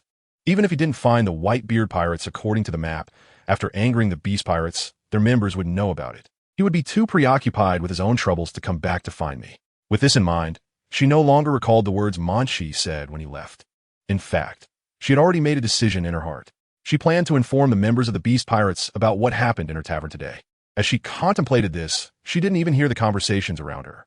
I glanced at the bounty poster and did not find this young man on the list of bounties over 100 million berries. Given his strength, he clearly overshadowed the wolf pirates. His bounty must be more than just 100 million berries. However, this person was not on the bounty list. Why? He seemed like a monster that appeared out of nowhere, with no information available about him. And if his strength was so great, why had he never been mentioned before? To be honest, this young man, despite his age, was incredibly strong. I believe that soon the entire New World will know his name. Longxi could no longer listen. She sneered. He is already a dead man. There's no need to waste time discussing it. As soon as she finished speaking, everyone looked at her in confusion. Following her gaze to the corpse on the ground, they suddenly understood the meaning behind Longxi's words. Indeed, angering the beast pirates made survival very difficult. After all, no matter how powerful one is, they cannot surpass the strength of that being in the New World. It's impossible. Indeed, he has been sentenced to death. The beast pirates will not let him go. The remaining people in the tavern began to discuss among themselves again. One of them looked at Longxi and asked, "Boss, what do you plan to do with so many corpses? If these corpses were handed over to the Navy, a lot of berries could be obtained." However, Longxi dared not do so. She didn't have the courage to exchange the heads of the beast pirates for berries. Because if the beast pirates found out about this, she couldn't imagine what her fate would be. She wasn't bold enough to disregard her own safety for the sake of berries. I planned to inform the members of the beast pirates about what happened next, and let them handle it. I don't want to get involved in this matter, Longxi said, regaining her composure. For her, this might be the best solution. The beast pirates. The faces of the guests turned heavy. Just mentioning his title made everyone feel a sense of oppression. As soon as he leaves the island, I will immediately take action on this matter. He is undoubtedly doomed, yet he still wants to find out where the Whitebeard pirates are, whether what I told you was true or false. You can never come back to settle accounts with me. Longxi recalled the words Munchie had said to her, feeling very angry. Munchie had 15 million berries in his bag and walked along the street. After about 10 minutes, he finally gathered everything he needed to buy. His task here was considered successfully completed. He also learned the current location of the Whitebeard pirates and killed the wolf pirates to obtain the berries he needed. However, it was still unclear whether this news was true or false. At least there was some progress. Still following me? As soon as Munchie stepped out of the tavern, he sent someone watching him from behind. However, he knew that the person was not a formidable character, so he did not take action. After he prepared everything he needed, he walked towards the shore. A few minutes later, Munchie arrived at the shore, placed all his belongings on the deck of the sailboat, flipped over, and jumped onto the deck. He raised the sail, and a red skull flag gradually rose into the air, gently fluttering in the sea breeze. The surface of the sea rippled as the sailboat moved further away from the small island, until it disappeared from Munchie's sight. At this moment, in a corner by the sea, a middle-aged man was staring in the direction Munchie had left. His eyes widened in disbelief as he looked into the distance. Trembling all over, he saw it very clearly, the flag on the sailboat. It seemed like a flame burning fiercely in his eyes. Having stayed in the New World for so long and frequently communicating with intelligence, he naturally knew in his heart what this flag, with 2 scratch marks on the left eye of the skull, represented. There was no way this could be mistaken. That is the emblem of the red-haired pirates. So, that young man is one of the red-haired pirates? The middle-aged man thought of this and couldn't help but feel a chill run down his spine. Although it was under the sunlight, he still felt very cold. Chapter 19. Clash of Strong. Innocents Suffer. Inside the tavern, the place was a mess with bodies, debris, and tables and chairs scattered everywhere. There were even several severed limbs lying on the table. The tavern was no longer the lively place it used to be, exuding a sense of death. The remaining people present were still immersed in the nightmarish scene that had just unfolded. Up to this point, none of them have come out of the terrifying emotions. The Jackal Pirate crew is a subordinate group of the Beast Pirates. The Beast Pirates cannot turn a blind eye to this matter. So, every witness present could potentially be hunted down by the Beast Pirates. You chose to stay, so let's tidy up these bodies together. I believe none of you would object, right? Longxi glanced at the people around her, exuding an undeniable aura. No one dared to contradict her opinion. After all, her tavern was quite powerful on the entire island. And Longxi herself had a certain reputation. Although she was nothing significant in the New World, she was a prominent figure on this island. Before long, everyone had organized the bodies and piled them in a corner. The body of the wolf-headed Bansai gradually lost the energy from his devil fruit after his death. His wolf head transformed back into a human form, but his eyes remained wide open, staring in one direction without closing. Everyone get the hell back. Longxi waved her hand irritably. Today was simply too unlucky. Her beloved tavern was in shambles, a complete mess. At least for the next few days, it couldn't reopen, resulting in a significant loss of berry. Boss Longxi, are you sure you want to inform the beast pirates about this? One of the guests asked cautiously. Do you have any other options? Longxi replied impatiently. She felt this was the only way to save her life. Only by doing this could she clear her suspicion and show that what happened today had nothing to do with her. After all, on the other side was the beast pirates, one of the four emperors. Anyone from within was someone Longxi could not contend with. They are all murderous demons. For them, killing is as ordinary as eating and drinking. If she conceals this matter, the members of the beast pirates will surely come to her tavern to settle the score. By then, she won't even be able to run away. In this place of the New World, no sane person would be foolish enough to provoke the infamous four emperors. Especially the beast pirates, because their tempers are extremely bad. They kill if things don't go their way. Because of this, Longxi is 100% sure that this young man named Munchie will definitely end up with no burial place in the future. In her heart, she has already drawn a conclusion on Munchie's life. Angering the four emperors not only means that one can no longer live in the New World, but also that they will suffer a lot of terrifying torments, with people constantly coming to hunt them down. The only way out is to escape the New World. Otherwise, his only fate is to die tragically in the pursuit of the beast pirates. This is the beast pirates after all. People couldn't help but sigh. Don't even mention my little broken tavern. If we provoke the beast pirates, it wouldn't be surprising if they flattened our small island. Therefore, never go against the Yonko pirates. Longxi said expressionlessly, but deep down, she still felt a profound fear. Right now, this small island is facing tremendous danger. If the Yonko pirates sincerely want to pursue it, then we can only wait for death. In the New World, the Yonko are like gods. They hold absolute authority. After all, in the seas of the New World, pirates are as numerous as grains of sand, and strong pirates are countless as well. However, even in such a fiercely competitive world, the Yonko still stand out as the sole overlords. It can be understood that every crew within the Yonko pirates possesses terrifying power. Dong dong. Longxi looked in the direction of the sound. The tavern's door swung open. The subordinate sent by Longxi to keep an eye on Munchie stumbled into the tavern. His face filled with fear. Did he see you? Longxi's expression grew serious. No, he left. The man's hands trembled slightly. He recalled the scene he saw by the shore. The image of the red-scarred skull flag deeply etched in his mind. He asked gone, good riddance. A glint of cold light flashed in Longxi's eyes. He was preparing to inform the beast pirates, to tell them everything that happened at the tavern today, in detail. As long as the beast pirates learned about today's events, that one called Munchie would definitely be hunted down by countless members of the beast pirates. Therefore, he would undoubtedly die. I believe only a naive little kid would dare to provoke the Yonko pirates like this. Soon, he would regret his actions today. After Longxi finished speaking, the surrounding guests couldn't help but agree.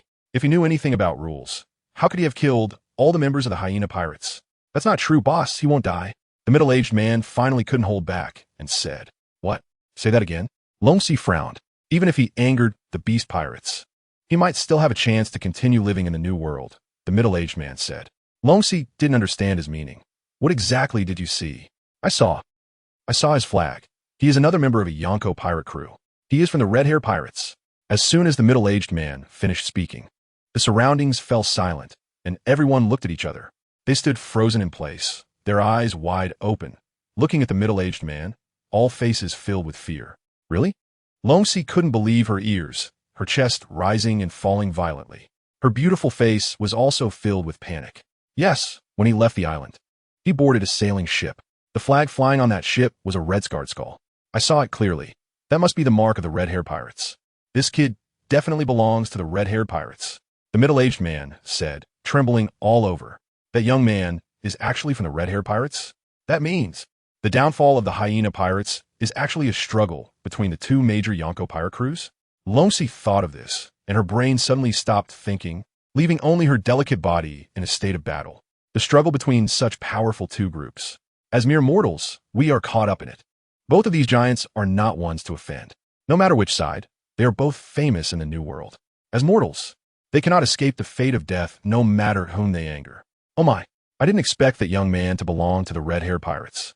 Everyone was stunned. They initially thought, he is just an inexperienced young man who knows nothing. However, now, their worldview has been turned upside down. It's not an easy task either. Opposite her are members of the red-haired pirates, a background no one expected. One could say they are much more formidable than the deceased wolf pirates. After all, the beast pirates have many pirate crews under their command, and the wolf pirates are just one of them. But that kid is indeed a genuine crew member of the red-haired pirates. This implies, is it really a good idea to inform the beast pirates now? Should I tell them or pretend this incident never happened? Longxi felt torn, realizing that the situation had spiraled out of her control and was getting worse. She suddenly felt a chill all over her body. Chapter 20. Raising the red-haired pirates with one's own strength. Longxi is now in a dilemma, feeling quite uncomfortable in this situation. How to describe it? It's like being adrift at sea, facing sea kings ahead while being pursued by vicious pirate ships behind. Whether moving forward or backward, she finds it hard to protect herself. On the left, she faces the beast pirates. On the right, she faces the red-haired pirates. Both of these major pirate crews are under the four emperors and represent the most powerful forces in the New World. Longxi is caught in between these two great pirate crews. In fact, no matter what she does now, she will face hostility and pursuit from the other pirate crew. As Longxi thought about this, she felt a deep sense of despair. After all, she was just a small leader responsible for intelligence. She didn't understand why the heavens would force her to face such a difficult choice. Standing before these four emperors' pirate crews, no matter which side she angered, the outcome would be unimaginable. She couldn't afford to make any mistakes. Moreover, she found it hard to believe that the seemingly clueless young guy was actually from the red-haired pirates among the four emperors. She felt hopeless. Unable to hold herself up any longer, she collapsed to the ground, her face pale, wondering if her life was going to end like this. The remaining 10 or so customers in the tavern looked at Longxi's expression and couldn't help but feel worried for themselves. They never expected the situation to turn out this way. Faced with the conflict between these two major pirate crews, as ordinary people, their ultimate fate was unimaginable once they got involved. They had no means to resist such terrifying forces. I really didn't expect that young man. He was actually a crew member of the red-haired pirates. Everyone's expression turned grim. Wait a minute. Longxi suddenly stood up, gripping her hands tightly. Her eyes fixed on a middle-aged man as she asked, "Did you miss C? Or is he just trying to flaunt the name of the red-haired pirates?" She continued, "If he really belongs to the red-haired pirates, I would have seen his name on the bounty posters related to them. I think he must be an imposter. The red-haired pirates couldn't possibly have such a crew member." As soon as she finished speaking, the patrons in the tavern suddenly understood. Perhaps there was indeed such a possibility. Otherwise, why did no one have any impression of his appearance? If he truly was one of the red-haired pirates, they would have surely met him before. "Go get the bounty posters related to the red-haired pirates," Longxi commanded the middle-aged man. Soon, a stack of bounty posters was handed to Longxi by the middle-aged man. Longxi's expression was tense and serious as she carefully examined each bounty poster. After confirming that the ones that were not of Munchie were set aside on the table next to her, everyone gathered around Longxi, as they were also very curious about whether this person had any relation to the red-haired pirates. Could that young man really be leveraging the name of the red-haired pirates to pose as one of their crew? If that were the case, then this young man's audacity was quite impressive. They sincerely admired him. Posing as a subordinate of the red-haired pirates would be crossing a line, and if the red-haired pirates found out about this, they would surely retaliate. Not only that, but he also killed Bansai, provoking the beast pirates. This meant he had angered two of the four emperors simultaneously, and soon these two pirate crews would launch a brutal attack against him. As they thought of this, they couldn't help but tremble. Such a situation was simply unimaginable. It was impossible for anyone to escape the simultaneous pursuit of two four-emperor pirate crews and continue to survive. This was absolutely not going to happen. Longxi anxiously flipped through each bounty poster, and suddenly her hand grasped a somewhat tattered bounty poster. Her mouth trembled slightly, her eyes widened in horror and shock. She presented the bounty poster before the tavern patrons. Name, Munchie. Bounty, 10,000 berries. Identity, intern of the four emperors' red-haired pirates. Important deeds, none. Everyone stared intently at the bounty poster in Longxi's hand, and the room fell silent, not a sound to be heard. Gulp. After a long time, a patron swallowed hard, breaking the silence. It was only then that everyone realized why things had developed this way. Suddenly, a gust of wind blew, and the bounty poster fluttered from Longxi's hand. It landed on the head of one of the patrons, who picked it up and examined it closely. Indeed, he was a member of the red-haired pirates. The person's expression was incredulous, yet he had to believe it as his hands trembled. This person's bounty was only 10,000 berries. I can't believe it. A pirate with a bounty of 10,000 berries could actually kill a pirate with a bounty of over 100 million berries? Is the Navy insane? Is this bounty poster meant to mislead others? I have never seen anyone with a bounty of 10,000 berries able to kill someone with a bounty of over 100 million berries. It's terrifying. Why would the Navy set such a powerful monster's bounty at 10,000 berries? Are they treating us like fools? For a pirate of his level, the Navy is only willing to offer a bounty of 10,000 berries? If any bounty hunter were to try to kill him for the reward, that would be too tragic. Everyone began to discuss among themselves. Don't you think that now? If someone wants to join the red-haired pirates, the threshold of strength is too high? God knows, he is just a small intern of the red-haired pirates. Moreover, he killed an entire pirate crew in a very short time. Not to mention, he also killed Bansai, who had a bounty of 111 million berries. The reality, however, was not as they imagined. For the red-haired pirates, only Munchie had the strength to reach such a level. The other interns on the ship were not that powerful. Longxi's mind was focused on one thing, and thus the chatter of the surrounding patrons gradually became a blur in her ears. She kept recalling the related introduction of Munchie on the bounty poster. Intern of the red-haired pirates. It seemed that he indeed came from the red-haired pirates. But what should I do now? What should I do? Longxi fell into deep despair. If despair has a taste, she was truly experiencing it now. Caught between two four-emperor pirate crews, how could she avoid despair? Any slight misstep could cost her life. Chapter 21. Disturbance of a Drought. Response from the beast pirates in the tavern. Longxi no longer cared about her outward appearance. She trembled all over and collapsed to the ground. Her face was enchanting, but wrapped in deep helplessness and despair. Seeing her like this, everyone gradually fell silent, finding any excuse to leave the tavern. After all, what was happening now was beyond their discussion.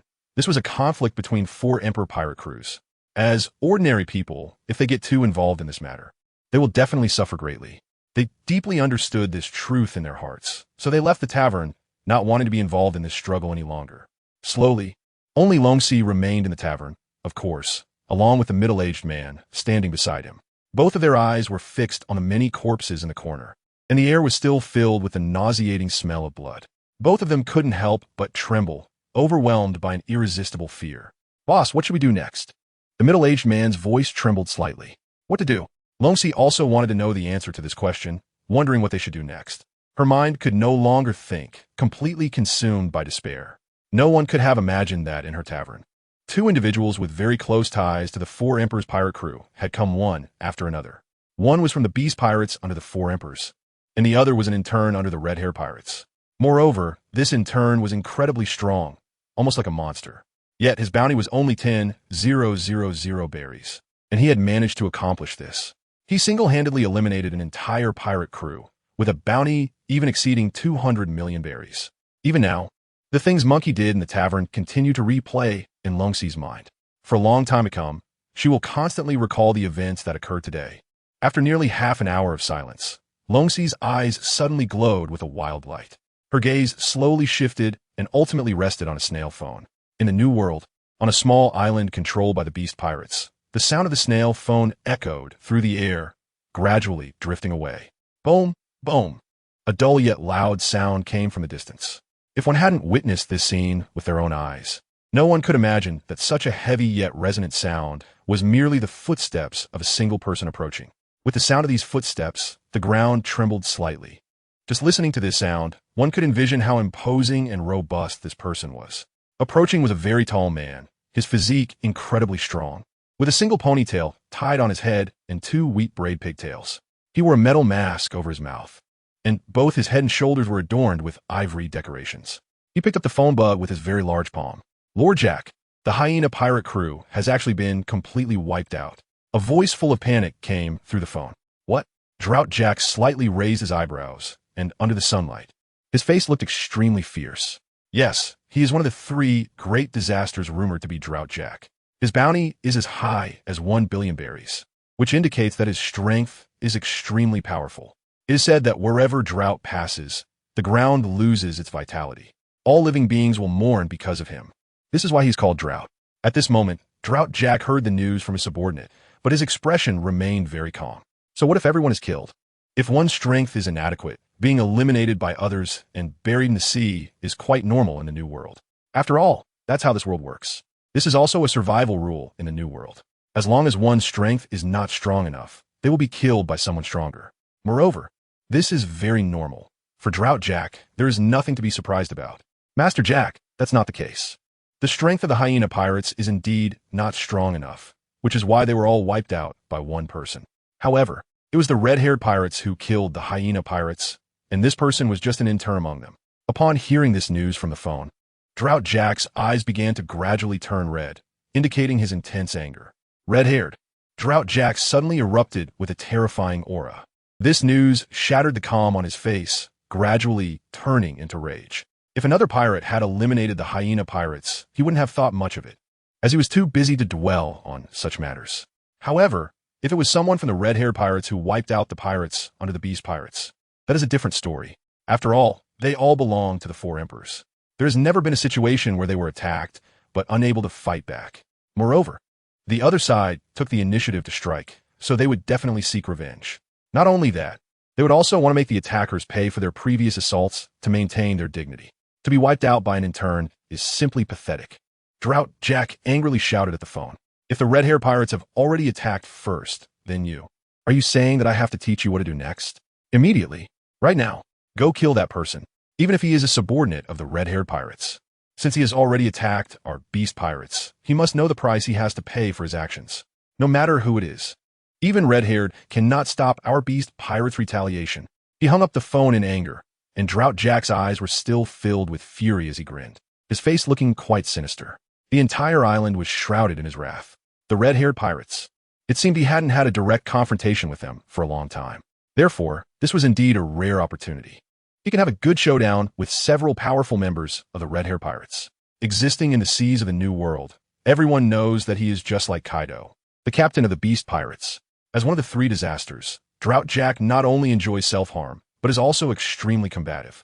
No one dares to look him in the eye because he is indeed a fearsome powerhouse. Chapter 22. The person they're looking for is him. A few days later, by the Sea of Fossa, a sailboat slowly approached the shore. After Munchie lowered the sail and tidied up everything on the boat, he jumped down from the deck. He finally set foot on this land. Standing by the sea and looking around, it had been several days since he defeated the Jackal Pirates. However, following the map given to him by Luffy to guide his direction, he arrived at the Sky Sea along the route. However, the Sky Sea is still some distance away. The sea over there belongs to the territory of the Whitebeard Pirates. Therefore, it takes a long time to sail from the sea controlled by the red-haired pirates to the area controlled by the Whitebeard Pirates. If you calculate carefully, he has been traveling for 3 days since departing from the Red Force.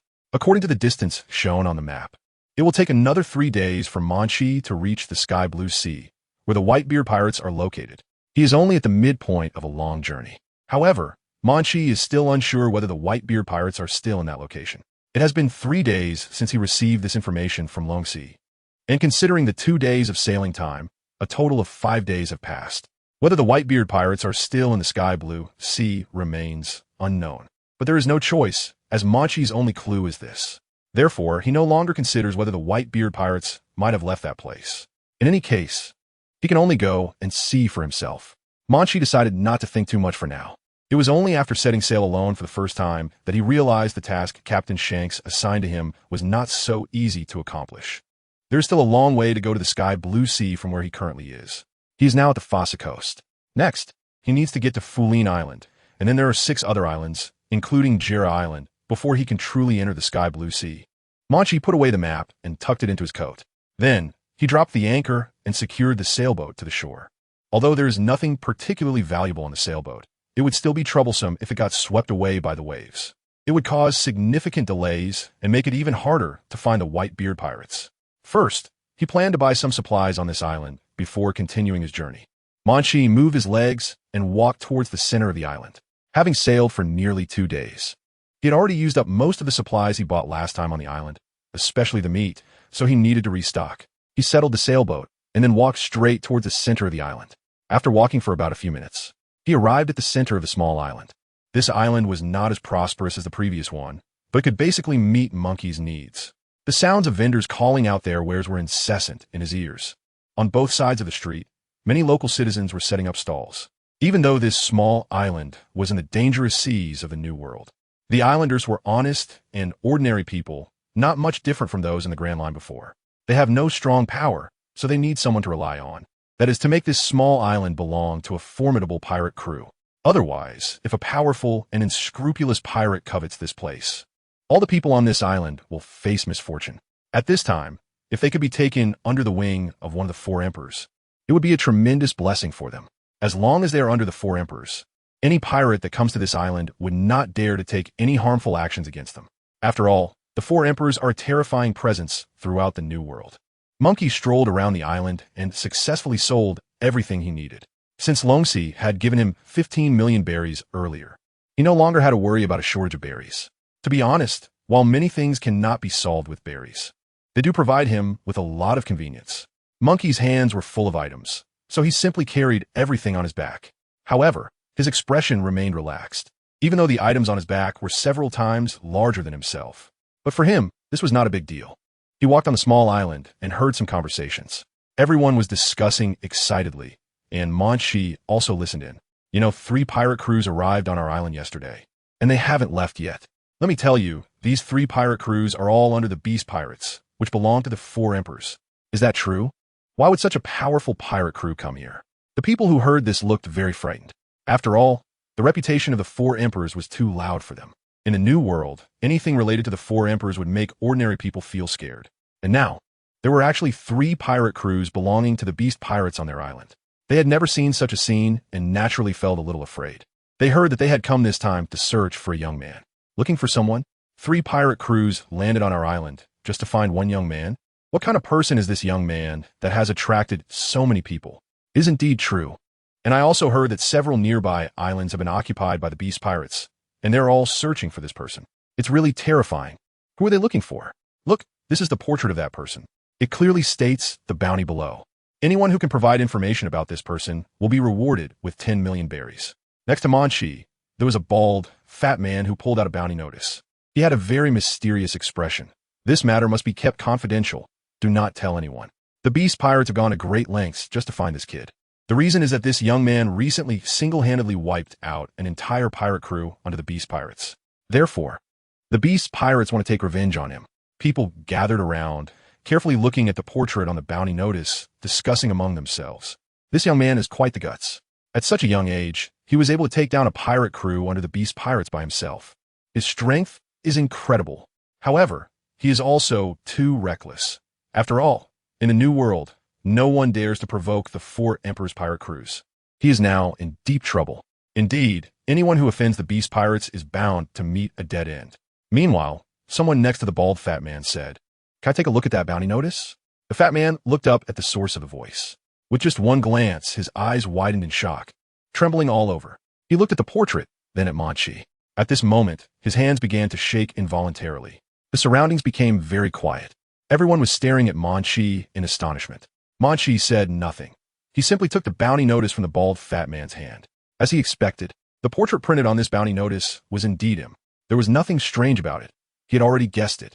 He smiled and returned a wanted poster to the bald fat man. He faced the panicked gazes of the crowd. Monkey smiled and said, "I can answer all your questions. Yes, I'm indeed the guy that the Beast Pirates are looking for." Chapter 23. I'm just an ordinary intern, so don't be afraid. As soon as Monkey finished speaking, the atmosphere around him became even more eerie. Everything fell silent. No one spoke. The 10 or so people surrounding Monkey remained completely quiet. It was as if Monkey had turned into a black hole of sound, contrasting sharply with the bustling and noisy street just a few meters away. The bald, chubby man stared blankly at Monkey, feeling a chilling sensation all over his body, a clear feeling of fear. He would never have dreamed that he could see the person who, according to legend, wiped out the entire hyena pirates on their island. Moreover, there were a dozen or so people around him who shared the same thoughts as this bald fat man. They all found it hard to believe what was happening before their eyes. The bald fat man could only utter this one word, unable to continue with his next words. He could understand it at all. Right now, the 3 pirate crews of the Beast Pirates were searching for him everywhere. In such a dangerous time, this young man actually dared to appear so boldly on their island. It should be noted that these pirate crews are all under the Beast Pirates. Moreover, the most important thing is that these pirate crews are very powerful. However, at this critical moment, they actually found out that Munchie was just one person who came here. Don't be afraid, I won't hurt you. Moreover, I want you to help me notify the pirate crew that came to this island. I am here now. After all, I have no need to hide. If they're willing to come find me, they can come anytime. There's no need to go through the trouble of searching everywhere. But it needs to be quick, because once I finish my business, I will leave. Munchie had a faint smile on his face as he said this. Then, he left the neighborhood with his huge package on his back. The crowd he left behind stared blankly in the direction Munchie had gone. They stood there for a long time. As they listened to the sound of Munchie departing, they all breathed a sigh of relief. They came to their senses and realized that each person's back was sticky with a layer of cold sweat. As the sea breeze blew through, a chill swept over them. This is, one person said in disbelief, breaking the previous silence. Is it the guy who wiped out the Jackal pirate crew? It really is him. He actually had the guts to come here directly. And on top of that, he came here knowing that the Beast Pirates were out for revenge. He can't be unaware that these 3 pirate crews are under the Beast Pirates, right? God, how can he be so bold? It seems he's really tired of living. He even told us to inform the Beast Pirates about his location. The fearful expressions on everyone's faces had not yet faded, and they were all discussing among themselves. They never expected that today would unfold like this. This young man actually took the initiative to stand up and face the revenge pursuit of the Beast Pirates. He is really bold and reckless, as if he has eaten the hearts of bears and the courage of leopards. However, I think he may not fully understand that he is facing not just these 3, but the 4 Emperor pirate crew behind them. Yesterday, I checked the bounties of the pirate crews that arrived on our island, and each of the captains among those 3 has a bounty of at least 100 million berries. Even if this young man can single-handedly kill all the Hulang pirate crew, he still cannot defeat the members of the 4 Emperor pirate crew. But why isn't he escaping quickly and instead exposing his location to us? The young man is indeed too impulsive. He probably doesn't realize the severity of the situation. The tavern is very lively. The 3 pirate crews that came to this island are all gathered here. There are about 1,000 pirates drinking and making noise. The roof of the entire tavern is almost about to be blown off by the commotion. In the very middle of the tavern, there are 3 very burly men. Their presence is extremely powerful. The captain of the Giant Eagle pirate crew, Giant Eagle Green. The captain of the Sword Tiger pirate crew, Sword Tiger Cook. The captain of the Gray Mouse pirate crew, Gray Mouse Rupert. These 3 captains are all formidable figures with bounties exceeding 100 million berries. Not only that, they all share the same identity. They are pirates belonging to the Beast Pirates. Moreover, all 3 of them are users of Zoan-type devil fruits. Perhaps it is precisely because these individuals are Zoan-type devil fruit users that they qualify to join the Beast Pirates. Top, top, top. A series of hurried footsteps approached. The 3 captains turned to look in the direction of the sound. A pirate was walking towards them. Is there any news? Gray Mouse Rupert sized up the subordinate. Boss, there is indeed new information outside. Several people have seen the kid that Disaster Lord asked us to search for. The subordinate replied eagerly. Really? The 3 captains became excited. They never expected that they would actually find him. Such a great opportunity to achieve merit cannot be easily missed. Should we inform Captain Cypherhead? Sword Tiger Cook asked. Cypherhead is one of Disaster Jack's most trusted assistants. His identity is far above these 3 captains. The news of pursuing Munchie was also told to these 3 by Sip's head. No need.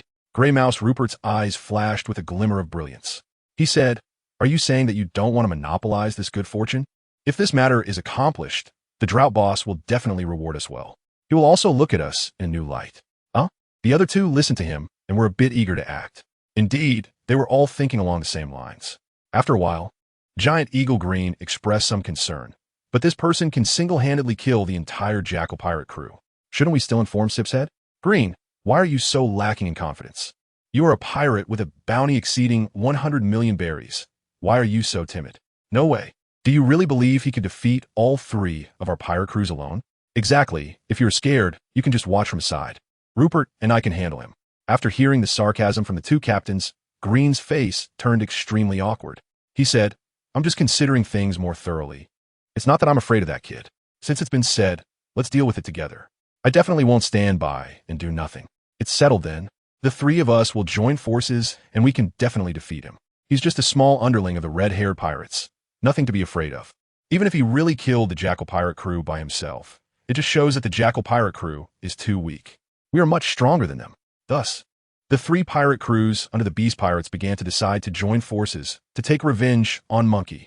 Chapter 24. Surrounded at sea, certain death? At the shore of Fossa, Munchie, carrying that huge package on his back, arrived at the ship's edge. With a strong effort, he easily tossed the package onto the deck. Boom! A loud sound echoed as the package was brought onto the ship. Munchie glanced back at the shore and then looked around. There seemed to be some anticipation on his face, and a glimmer of light flashed in his eyes. He had kept in mind everything Red-Haired and Ben Beckman talked about. What he lacked now was not an upgrade in strength or speed, but rather how to better master his own power. In other words, he has to go through many battles to better unleash his abilities, and this will also elevate his swordsmanship to a higher level. Therefore, when he learned that the pirates under the Beast Pirates had arrived on this island, he decisively decided to come here and revealed his identity to the island's residents. He thought that the leaders of the Beast Pirates would soon come knocking on his door. This way, he could fulfill his desire to hone his skills through battle. That was the purpose of his arrival here. He never expected that by eliminating the Jackal Pirates, he would also offend the Beast Pirates, who had sent so many people to deal with him and hunt him down. But this was not a bad thing. He also had the opportunity to improve his strength. Munchie looked at the coast. There was no movement around, and he didn't see any pirates. However, in some corners very close to the coast, he could sense that more than a dozen life forms were quietly observing him. They should be the inhabitants of the island, secretly watching him. This means that the three members of the pirate crew should be coming to find me soon. If I'm not mistaken, these dozen or so people observing me are the ones informing the Beast Pirates of my whereabouts. Munchie didn't take these people seriously and didn't want to take any action against them. Not long ago, Munchie had revealed his identity in front of everyone. Therefore, he wouldn't blame the islanders for these matters. A few minutes later, Munchie still hadn't seen the pirates coming to hunt him down, which puzzled him. Could it be that they heard I took down the wolf pirate crew and are afraid to pursue me? If Munchie's assumption was correct, he would feel quite disappointed. He came here with the purpose of fighting. He turned around and walked onto the sailboat, waving his hand to raise the sail. The flag with the red scarred skull fluttered in the sea breeze, quite noticeable in the sunlight. Among the residents, observing from the shadows, was the bald fat man. In their eyes was that red pirate flag. They couldn't help but be astonished. They were all frozen in place. Even under the sunlight, they felt a chill. I couldn't be mistaken. Wasn't that the emblem of the red-haired pirates? The bald fat man was already trembling uncontrollably. He widened his eyes, staring intently at the pirate flag floating in the air, feeling very scared inside. Doesn't this mean that the kid who angered the Beast Pirates is actually one of the red-haired pirate subordinates? Oh my god, this is actually a conflict between two of the four emperors. In that moment, they were all somewhat at a loss. But even so, the bald fat man tried to comfort himself. Wanted to feel less afraid. That kid is still facing a dead end. Just look over there. Following the direction of his finger, they could vaguely see in the distance along the coast. There were three enormous pirate ships approaching this pirate from three different directions. And the flags on these three ships looked incredibly familiar. These three pirate ships belonged to the Beast Pirates, who had just arrived on their island yesterday. The struggle between the Beast Pirates and the red-haired pirates, a conflict between the four emperors. I think that kid named Munchie, even if he has the backing of the red-haired pirates, cannot escape death. These three pirate crews are subordinates of the Beast Pirates. Moreover, they have thousands of reckless pirates. Each of their captains has a bounty exceeding 100 million berries. Now, this kid is trapped with no way to escape. Indeed, he is still young and impulsive. I initially thought, how could he be so arrogant as to actively expose his location? Does he think he can handle three from the Beast Pirates at the same time? It's simply a delusion, absolutely impossible. Even if he belongs to the red-haired pirates, it's still absolutely unattainable. These people were all staring intently at the distant coast, feeling extremely tense. They thought that this guy named Munchie was doomed. The three pirate crews gradually approached the shore, blocking all of Munchie's escape routes at three different points along the coast. If he felt scared at this moment and wanted to escape back to the small island, it would be a dead end. Therefore, the local residents who were secretly observing believed that this kid had no way out. In the face of such a powerful Beast Pirates crew, he was destined to die. It was clear that the final outcome would be him being surrounded and eliminated by these three pirate crews. Perhaps this was what a desperate situation looked like. This young man was inexperienced. Although he was a subordinate of the red-haired pirates, how could he possibly escape the pursuit of three pirate crews alone? Moreover, the captains of these three pirate crews were ruthless demons, all powerful monsters. Even if he had indeed single-handedly wiped out the entire Wolf Pirates crew before, so what? Even if he had immense skills, today he could only meet his end here. The 3 pirate crews totaled 1,000 men, while Munchie had only himself. Therefore, if he had no one to support him, his fate was certain. He was doomed. Chapter 25. With just one slash, the entire pirate ship was shattered. On the shore, Munchie also saw those 3 enormous pirate ships floating on the sea, blocking the gap of the small island from 3 different directions.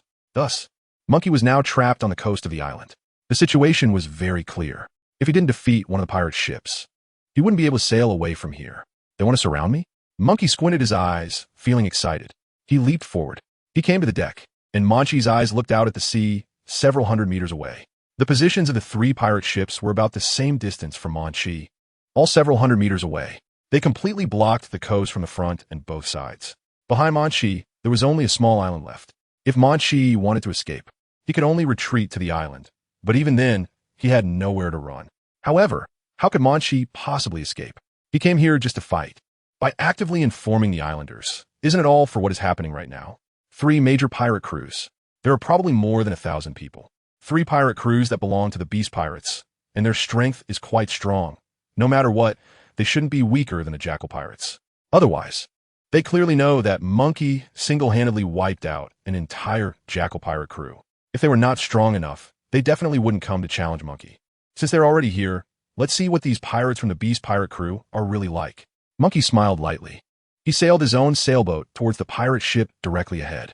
The sound of the turbulent water splashing echoed on the sea. The residents observing from a corner of the coast couldn't understand how this young man dared to approach the Beast Pirates. He even had the audacity to take the initiative. He was quite bold, but also a bit reckless. I think this battle is undoubtedly a foregone conclusion. The people were discussing among themselves, their expressions very tense. Finally, Munchie's ship stopped about a few meters away from the pirate ship in the middle. At such a close distance, Munchie could clearly see that on the deck of the massive pirate ship, there was a large group of fierce-looking pirates, probably more than 300 of them.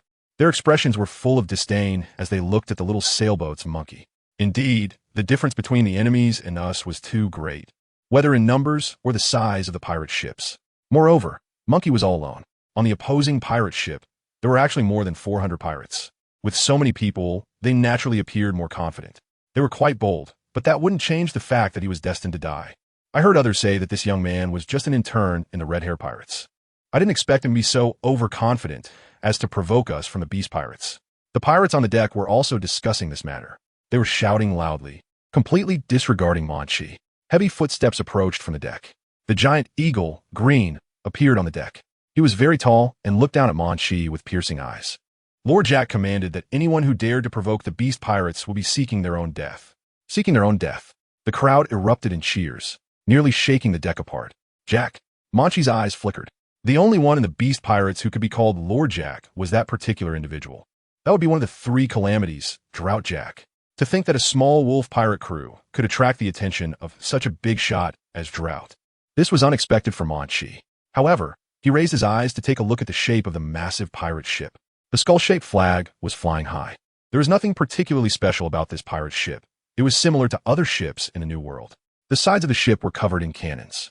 In his ears, a cacophony of noise erupted from the pirates, shouting and yelling. It was so annoying. Someone should make them shut up. Munchie looked up at the people on the pirate ship.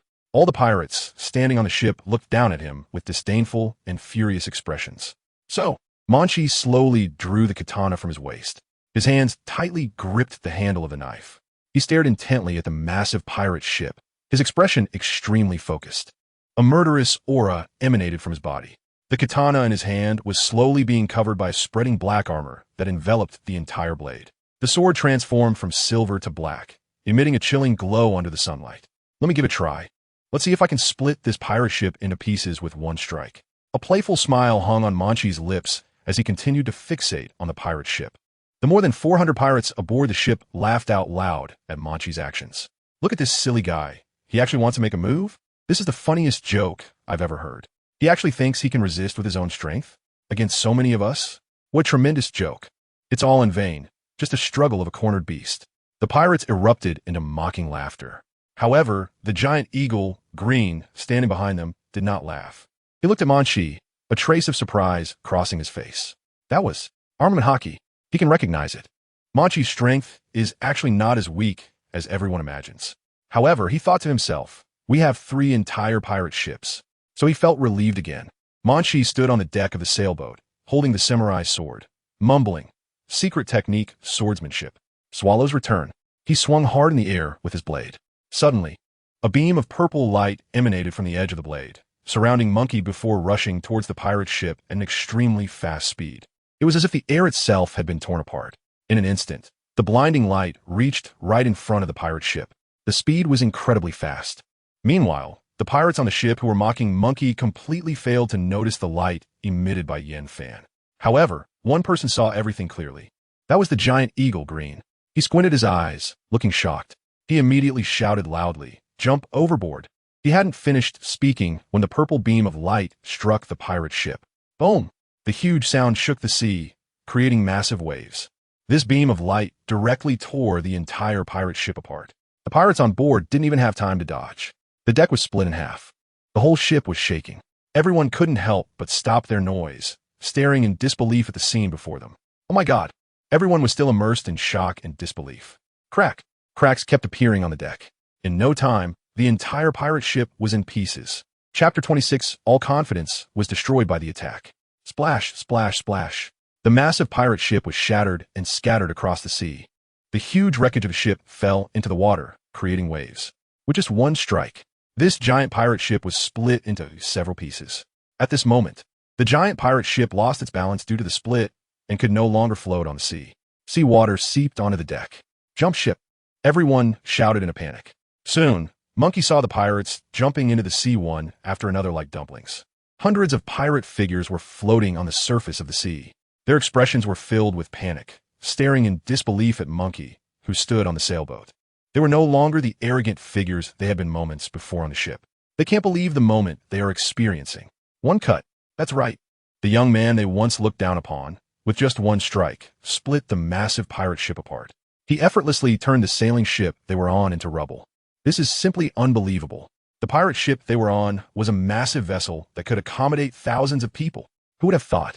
It was so easily destroyed by a young man with just one strike. They found it hard to accept the reality before them. Is this real? Did he really just use one strike to shatter our ship into pieces? No way, this guy's way too strong. He's a monster. As everyone floated on the sea, they spoke like this. It's terrifying. He's just one person. Yet, with just one effortless move, he stunned all of them. Slowly, the pirate ship that once roamed the seas with dominance began to sink to the bottom, with the seawater spreading across the entire deck. The wreckage of the ship gradually disappeared beneath the horizon. Finally, this battered pirate ship was submerged by the sea. To think it only took one strike to destroy such a large pirate ship. Everyone in the water looked towards the direction where Munchie D stood, their eyes and hearts filled with immense fear. This is simply a terrifying monster. Do we even stand a chance against this person? The confidence they once took pride in was shattered by Munchie's moves. Meanwhile, the pirate ship captain, Giant Eagle Green, transformed into the shape of a giant eagle the moment Munchie made his move, flying through this sea area. His eyes were filled with hatred and anger. Fixed firmly on Munchie, the sea gradually returned to its former calm. From a distance, the vast ocean, which had previously been quite conspicuous with the 3 pirate ships, now only had 2 remaining. The third ship had permanently sunk to the depths of the sea. Standing on the deck, Munchie calmly sheathed the samurai sword in his hand. Looking up at the giant eagle circling above him, his expression emotionless. He closed his eyes, feeling the gentle sea breeze brush against his face. A faint smile appeared on Munchie's face. Finally, it was quiet for a while. He opened his eyes and looked into the distance, searching for the positions of the remaining 2 pirate ships. At this moment, the 2 pirate ships also followed Munchie's line of sight. The captains of the 2 ships, Sword Tiger Cook and Grey Mouse Rupert, exchanged glances from about 100 meters apart, both looking very grave. At this moment, the scene unfolding before them directly destroyed the pirate ship of Giant Eagle Green. Until this moment, they suddenly realized why the Jackal pirates had been wiped out. This young man was no ordinary person. Rupert and Cook were secretly pondering this in their hearts. In the sky above, the giant Eagle Green swooped down onto a pirate ship and transformed back into his original form. He looked extremely angry and stormed towards Rupert with a heavy expression. He was just too furious. This person is nothing like you described before. Rupert sighed and said seriously, I naturally understand this point. If the three of us don't unite to fight him, we might really be defeated by him. Green said angrily. The moment Munchie swung his sword was still fresh in his mind, and he felt very uneasy.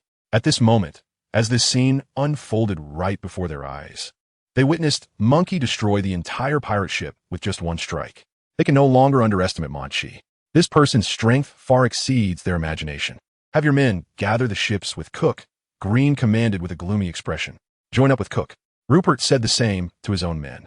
The two massive pirate ships drew closer and closer. Everyone was very silent, no longer joking with each other. They were completely different from their previous arrogant selves. Indeed, after witnessing Munchie's strength, and after Green's pirate ship, the giant eagle, was destroyed by Munchie, their confidence was also wavering.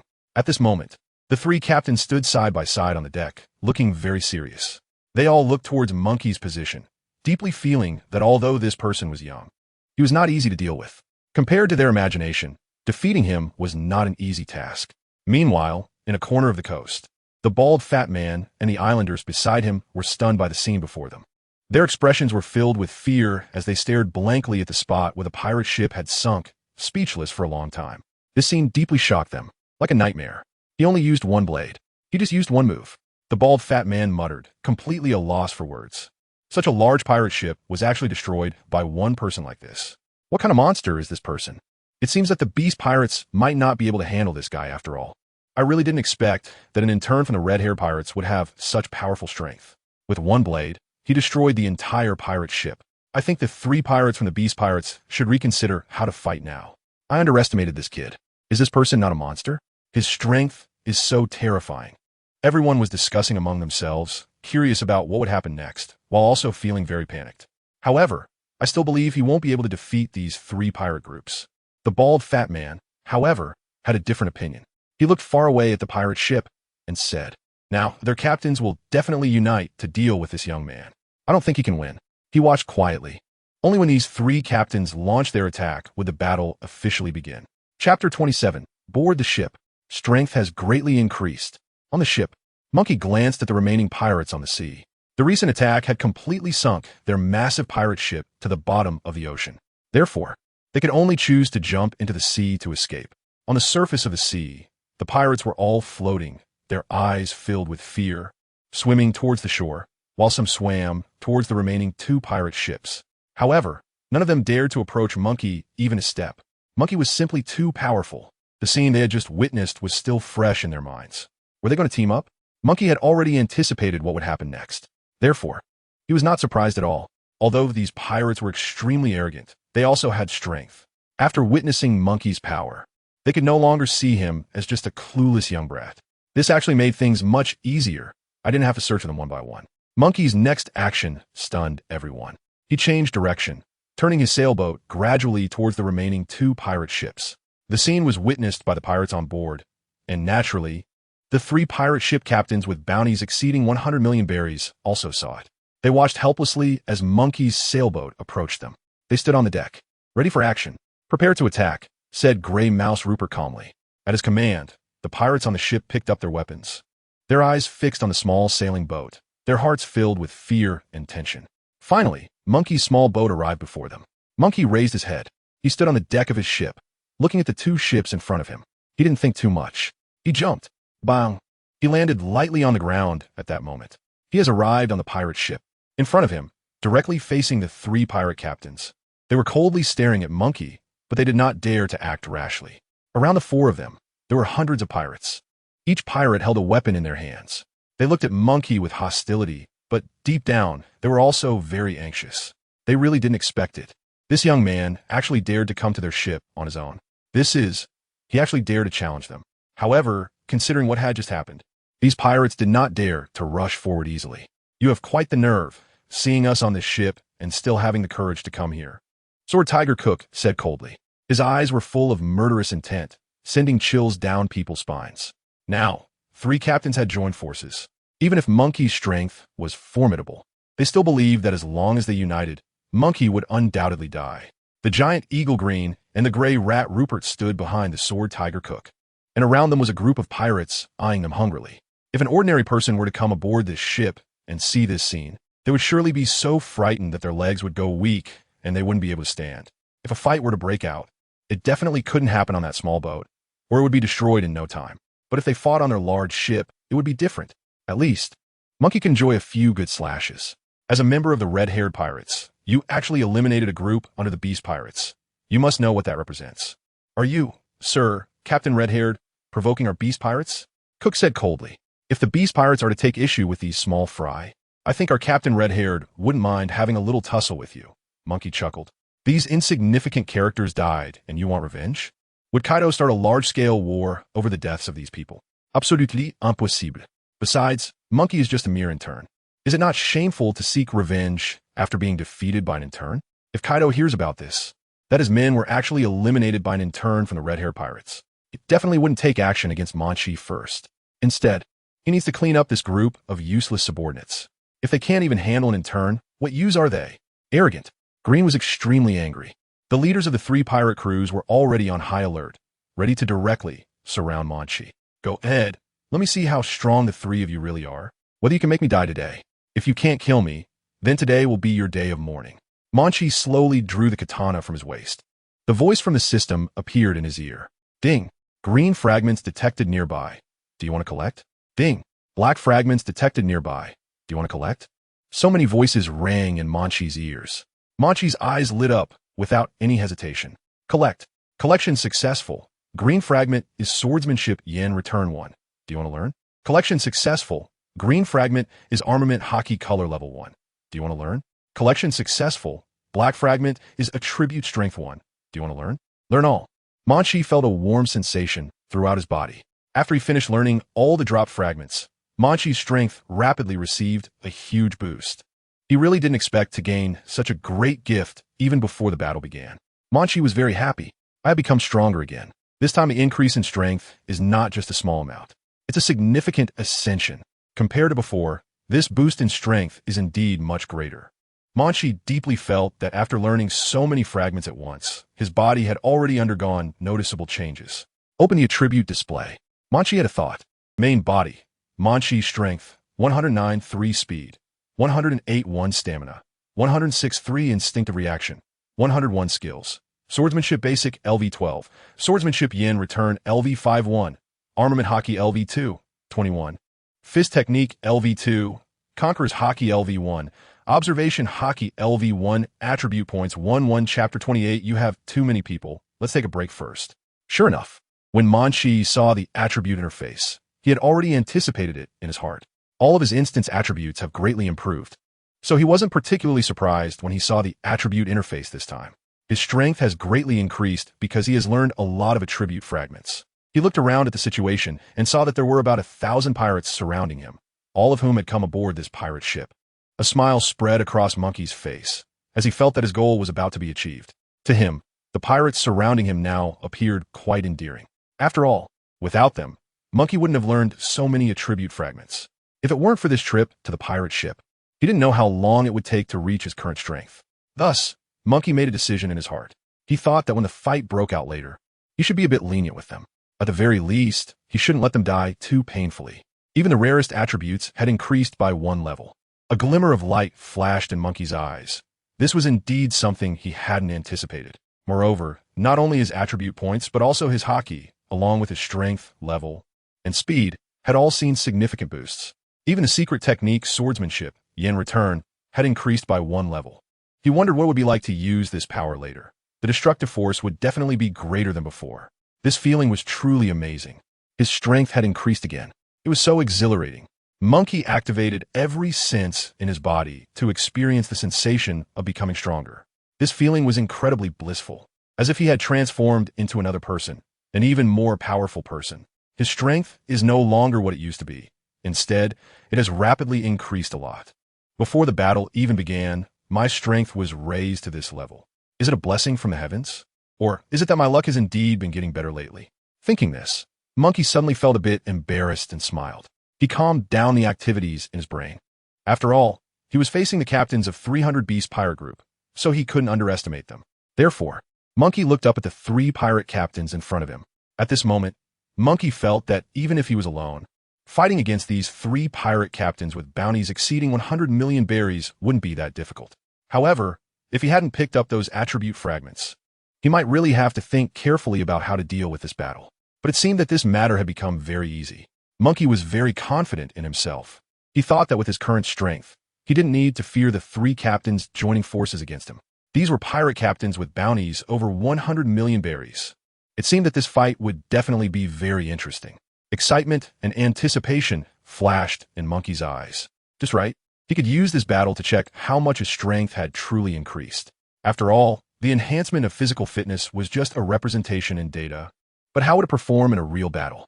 The giant eagle Green, the gray rat Rupert, and the sword tiger Cook exchanged glances, each with their own calculations in mind. They stood about 5 meters away from Munchie. What are they waiting for? Let us fight. The 3 of them activated their devil fruit abilities almost simultaneously. Instantly, the 3 captains transformed into massive beasts. The giant eagle Green morphed into a huge eagle, soaring in the sky with sharp, cold eyes fixed on Munchie. Rupert transformed into an enormous rat, with red eyes, standing 5 meters tall. He raised his sharp claws in front of Munchie. Meanwhile, the sword tiger Cook took on a humanoid tiger form, standing about 4 meters tall and looking very robust. Anyone standing in front of him would surely feel an overwhelming sense of pressure. This was the form of their devil fruits, identical to their titles: an eagle, a tiger, and a rat. I never expected the adults to simultaneously summon their devil fruits. It was truly terrifying. I feel like our adults have become even more powerful. Is the battle finally about to begin?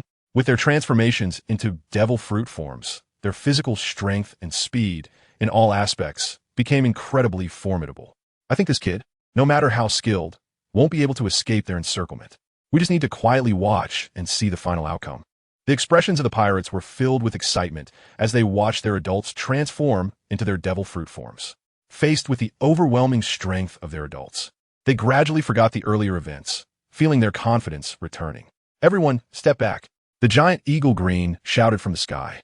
Consequently, the pirates began to retreat. They cleared all the space on the deck, and now the deck is very spacious. It's a perfect place for a fight. The mouse and the humanoid tiger standing in front of Munchie exude a strong killing intent. The sunlight reflects brilliantly off the deck. The adults will take them down. After taking down this brat, they must dismember him to vent their anger, as Lord Jack had ordered. Yes, only by tearing this person apart can we demonstrate our strength. Otherwise, the red-haired pirates will continue to look down on us. The pirates around are causing a ruckus, their voices sharp and piercing. You will definitely regret this. Provoking the beast pirates is a huge mistake in your life, and this mistake is about to cost you your life. Sword Tiger Cook is walking step by step towards Munchie. His footsteps were extremely heavy, each step resonating with a loud roar on the deck, causing the entire ship to tremble beneath his movement like an earthquake. The atmosphere on site began to feel very oppressive. You can't really think that just your strength alone can withstand the combined attack of the 3 of us. I'm kindly reminding you to stop dreaming. The giant rat Rupert's voice was very loud, and his blood-red eyes stared at Munchie. At this moment, compared to them, Munchie appeared particularly weak. All around, the expressions of the surrounding pirates were very excited. At this time, Munchie was surrounded by thousands of pirates.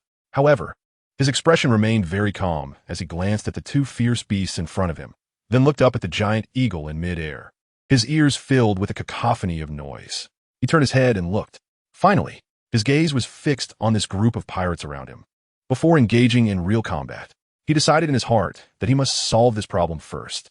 He slowly opened his mouth and said, "You are really too annoying. And there are so many little minions here, it's really affecting my battle. So, why don't you take a break for now? That way we can fight properly without any interruptions. What do you 3 think of my suggestion?" Chapter 29. Shocking Conqueror's Haki. As soon as Munchie finished speaking, Rupert and Cook on the opposite side widened their eyes. What do you want to do? Suddenly, they felt a deep unease in their hearts. All they wanted was to get a good night's sleep without any worries. The smile on Munchie's face was meaningful. There was no need to talk so much nonsense with him. They should act quickly to avoid prolonged trouble. In the sky, the giant eagle, Green, was getting impatient and shouted, "Get moving!" Oh! Cook opened his big mouth, revealing a mouthful of fangs, each tooth sharp as a sword blade. In that moment, Rupert and Cook both lunged toward Munchie. Their figures were enormous, and the massive pirate ship began to shake because of their actions, as if an earthquake had occurred. The entire pirate ship was violently swaying on the surface of the sea.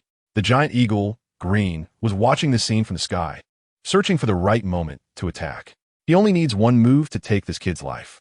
These three captains, each with a bounty exceeding 100 million berries, want to put Munchie to death. I'm actually quite curious about how you're going to make my group of pirates rest. Rupert sneered dismissively, standing 3 meters away from Munchie. This distance is enough for him to react to any of Munchie's movements and to attack quickly. Therefore, he was not worried about the safety of his pirates. You might not be able to withstand my power, Munchie said with a faint smile, looking at Rupert. For some reason, an uneasy feeling crawled into Rupert's heart. This kid was really getting on his nerves. Could it be that there was some flaw? No, this kid was already surrounded by us. He believes that as long as the 3 of them join forces to attack, even if Munchie has great abilities, he won't be able to escape from their grasp. But why does he look completely unfazed?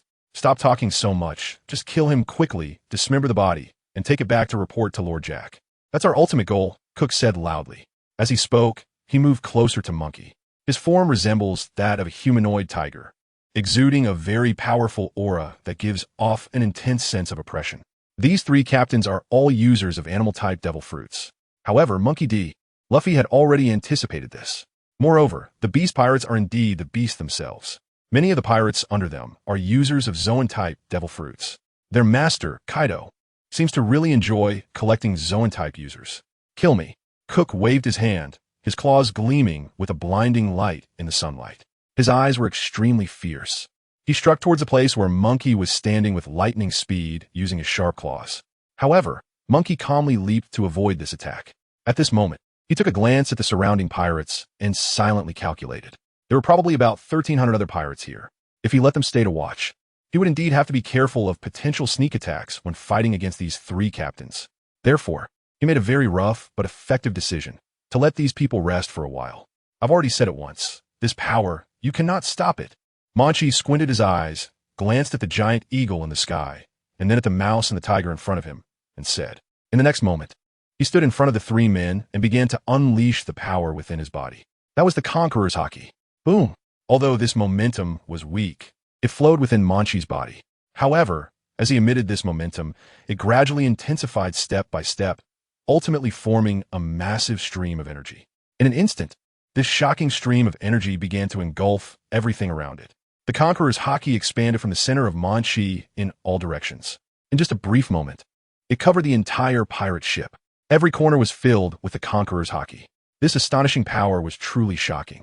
At that moment, over 1,000 pirates who were originally eager to watch the fight were all engulfed by the Conqueror's Haki.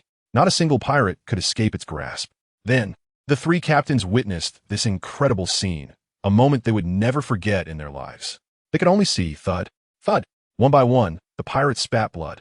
Their eyes glazed over, collapsing onto the deck. In just a brief moment, the previously noisy crowd of over 1,000 pirates had all fallen to the ground, silenced. The atmosphere suddenly became quiet and eerie. So many pirates had all been affected by Munchie's Conqueror's Haki, losing their sanity and falling into a coma. And all of this happened in just a few seconds. Munchie actually took such a short time to deal with these pirates. Every pirate within the Conqueror's Haki zone had fainted on the ship. The scene became extremely quiet and oppressive. Now, only the 3 captains remained on the entire pirate ship. Only they could withstand Munchie's Conqueror's Haki. Not a single one of the more than 1,000 remaining pirates could escape. At this moment, the 3 captains, transformed into animal forms, stood motionless on the deck, looking dazed. They were indeed frightened by the scene before them. They felt an overwhelming fear and began to tremble uncontrollably. The eyes of the 3 of them were filled with terror. They were both scared and confused, simply staring at the thousands of pirate bodies in front of them, unable to comprehend what was happening. What's going on? Why is it like this? Chapter 30, what just happened? The pirate ship, which had just been bustling with activity, was now completely silent. There was not a single sound. On the deck, the gray mouse Rupert and the sword tiger Cook, transformed into animal shapes, stood dumbfounded on the deck. Their eyes were wide open, and their faces were filled with astonishment. They could hardly believe what was happening before them, just staring at the bodies of pirates scattered across the deck. Meanwhile, the giant eagle circling in the sky was also filled with fear. The 3 captains, each with a bounty of 100 million berries, found it hard to believe the scene before them. Just moments ago, they had been swaggering with confidence, and the surrounding pirates had been very arrogant, continuously mocking Munchie. But now, in just a few seconds, everything had fallen silent. The scene was extremely bizarre. At this moment, seeing their bewildered and astonished expressions, Munchie broke into a joyful smile. Finally, it's quiet now. Now, we can focus on our duel. The overwhelming Conqueror's Haki he emitted caused all the pirates on the ship, except for the 3 captains, to fall unconscious.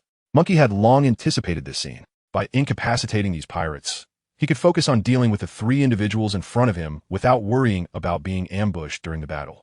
Even though Munchie indeed possessed observation Haki, in a real fight, he could still be caught off guard. Thus, eliminating future threats was the wisest decision. Rupert's eyes showed his immense anger and panic. He couldn't even speak.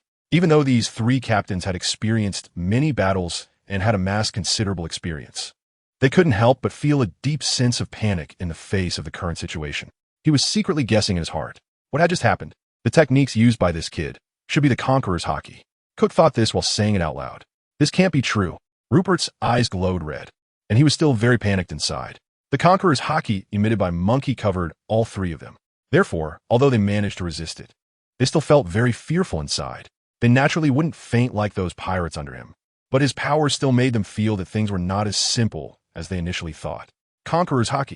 The giant eagle green repeated this word in midair, staring blankly at the unconscious pirates on the deck. His eyes were searching. Finally, they fixed on Monkey D. Luffy. He was filled with fear. It was certain that the move he just used was indeed the Conqueror's Haki. This was something they had never considered before. Just a trainee from the red-haired pirates. And yet, he was powerful enough to wield Conqueror's Haki? No one would believe that such a thing could happen. After all, Conqueror's Haki only appears in 1 person out of a million pirates. Moreover, even if someone possesses this talent, it doesn't mean they can awaken it and use it in battle. However, at this moment, the 3 captains watched in disbelief as Munchie actually did this. Moreover, he easily knocked out all the pirates on the ship. His skills were so refined. The 3 captains found it hard to accept this reality. Only 1 in a million would possess such talent. And this guy just happened to have that talent? They all stared intently at Munchie. They became even more frightened thinking about this. They never expected that this inconspicuous intern would be so powerful. Besides that, through the events that happened before, they have already made up their minds. This person can manipulate the Conqueror's Haki at will. Unexpectedly, you actually know how to use the Conqueror's Haki. Rupert looked at Munchie, with those sharp words escaping from his teeth. I've said it before, you can't stop my power. Munchie smiled nonchalantly. Hearing him say that, the faces of the 3 captains turned extremely grim. Indeed, how could they possibly guard against the power of the Conqueror's Haki? Unless they activated their own Conqueror's Haki to defend against it. And the reality was clear. None of the 3 had such capability. So now, let's begin the final battle. Munchie took the katana from his waist. The black armor on the blade slowly covered the entire sword. The sword turned pitch black, emanating a chilling aura. The armament Haki gradually gathered at the tip of the blade. In a corner of the coast, the islanders watched the pirate ship in the distance with wide eyes. They couldn't believe this young man dared aboard the ship. What was he thinking? Everyone was discussing it. Before they could finish, they witnessed a shocking scene. They heard the shouts of thousands of pirates from afar. But soon, a very strange thing happened. They all fell down instantly, unable to make a sound. The entire pirate ship became silent. The bald fat man in the crowd couldn't believe what was happening before his eyes. His expression began to turn into one of great panic, and around him, the remaining residents had the same look on their faces. They all felt a chill run through their bodies. What exactly is going on? The bald fat man turned his head to look at the people around him. He found that everyone wore expressions of confusion and panic. They all struggled to understand what was happening before their eyes. What exactly just happened? Why did the pirates, who were just shouting moments ago, suddenly collapse? This scene was incomprehensible to the residents, yet it filled them with fear. The scene might be etched in their minds for a long time. Could it be that young man? Someone weakly said. I heard rumors that there are terrifying monsters in the sea. They possess the talent for Conqueror's Haki. Once this power is used, it can cause a large area around them to fall into unconsciousness. Anyone within this range is almost guaranteed to be affected. Could it be that this young man is the one who possesses Conqueror's Haki? If that's the case, then the scene just now certainly fits. As soon as the words were spoken, everyone couldn't help but swallow hard, feeling even more afraid. So, that young man not only possesses Conqueror's Haki, but he can also skillfully use it in battle. It seems this young man is indeed a powerful monster. So, it's hard to determine who will ultimately win in this battle. Chapter 31. 1 against 3, but they're no match at all on the deck. Munchie raised the katana in his hand, which was covered in black armor and emanated a chilling aura that sent shivers down one's spine. The armament Haki he unleashed this time was indeed several times more powerful than before. It seemed that this effect was due to leveling up after learning from the drop cards. Of course, in terms of power, it was also stronger than when he faced the hyena pirates last time. Armament Haki. Rupert and Cook's faces turned extremely grim. They stood in front of Monkey D. Luffy, reflecting on what had just happened. They no longer dare to underestimate this person from the bottom of their hearts, even though he is just an intern. However, he possesses the talent of Conqueror's Haki. Just based on this battle will inevitably require them to use all their strength. Fight, Cook said. His words were both resolute and somewhat panicked. Cook and Rupert immediately took on a fighting stance. They exerted force with their legs. Boom! The entire pirate ship shook violently with their movement. Their bodies were enormous, and they launched the first round of attacks fiercely. They surrounded Monkey tightly from both the left and right directions. Moreover, their claws were gradually covered by black armor. That was the color of armed Haki. It turned out that these three captains also possessed the talent for armed Haki. Although their levels were not comparable to Monkey's, after all, there were three of them. Charge! Boom! Cook's enormous claws launched an attack towards Monkey. Bang! Monkey lazily raised his katana, easily deflecting Cook's attack. At that moment, Rupert on the right also lunged forward. His sharp claws swooped down from the air, moving at high speed. Monkey jumped and lightly landed on the railing of the deck. Standing on the railing, Monkey seemed to be about the same height as the two people. Boom! Monkey exerted force with his legs. He raised the katana in his hand and struck towards Cook without hesitation. Oh no! Cook's face turned pale as he raised his palm to defend against Munchie's attack. But instantly, he felt an irresistible force. Cook was shocked. Could it be that his armament Haki was about to be broken? If it weren't for the armament Haki, perhaps my palm would have been severed from my body. What kind of monster is this? It's too powerful. Cook quickly retreated, his eyes fixed on Munchie's every move. Filled with fear, he turned to Rupert and cautioned, "Don't confront him directly. Otherwise, it will be really hard to resist. Enough talk. I know what I'm doing." Rupert felt both scared and annoyed. He saw very clearly that this strike was indeed extraordinarily powerful. Even with Haki, each time he was attacked, he felt an immense force. Haki also has levels of distinction. Therefore, having the talent for Haki does not mean one is invulnerable to blades and bullets. Compared to Monkey D. Luffy, their Haki was indeed much weaker. They use their bodies to wield Haki, while Munchie uses weapons to wield Haki. "Glenn, come down quickly. We can't hold on much longer." Rupert shouted angrily at the giant eagle Glenn in the sky. Two useless fools. The giant eagle Glenn flapped its wings and charged towards Munchie without hesitation. His claws were locking onto Munchie's head. As long as he hit, there was no doubt that Munchie would die miserably under his sharp claws. Bang! Munchie raised his katana and deftly blocked Green's attack. Not only that, but Munchie twisted his wrist and changed angles. Damn it! Green let out a painful roar as he flapped his wings vigorously and flew upward. His claws had two fingers directly severed by Monkey's katana. Bloodstains were scattered across the deck of the pirate ship. "Come again." Cook and Rupert exchanged glances, their faces troubled. Boom! Their bodies were enormous, and their movements on the deck caused the ship to sway violently. Monkey watched as the two of them launched their attacks simultaneously. However, Monkey remained motionless, holding his katana horizontally in front of him. In an instant, he swung the katana in his hand. The blade began to gather a beam of purple light. He swung down forcefully. Whoosh! A purple light shot swiftly towards the two giant beasts in front of him. There was no way to dodge. Unite to resist. Cook and Rupert stood together, raising their palms simultaneously, with armament Haki covering their palms. Boom! The beam of purple light directly struck their palms. This powerful force continued to spread along their hands. Their expressions were filled with pain, but they still resisted with all their might. Crack! The ground beneath where they stood began to crack continuously, spreading out into the distance. Even if they didn't want to believe it, the facts were clearly presented before them. Since the beginning of this battle until now, although they were all captains with bounties exceeding 100 million berries, they truly couldn't defeat the intern of the red-haired pirate crew. It wasn't just that they couldn't win, they were being completely crushed. Meanwhile, the islanders who had been watching from the island, they were working hard to observe every move on the ship. Finally, the bald fat man began to reason based on what he saw. He discovered an incredible conclusion. The young man from the red-haired pirate crew seemed to be fighting against the three captains with just one person's strength. It appeared that even if the three captains of the Beast Pirates joined forces, it would be difficult for them to withstand this young man. He had just finished speaking. The atmosphere began to grow heavy and oppressive. The surrounding islanders were all very surprised and could not say a word. Their legs went weak, and they were trembling involuntarily. One person against three? Moreover, with a crushing advantage?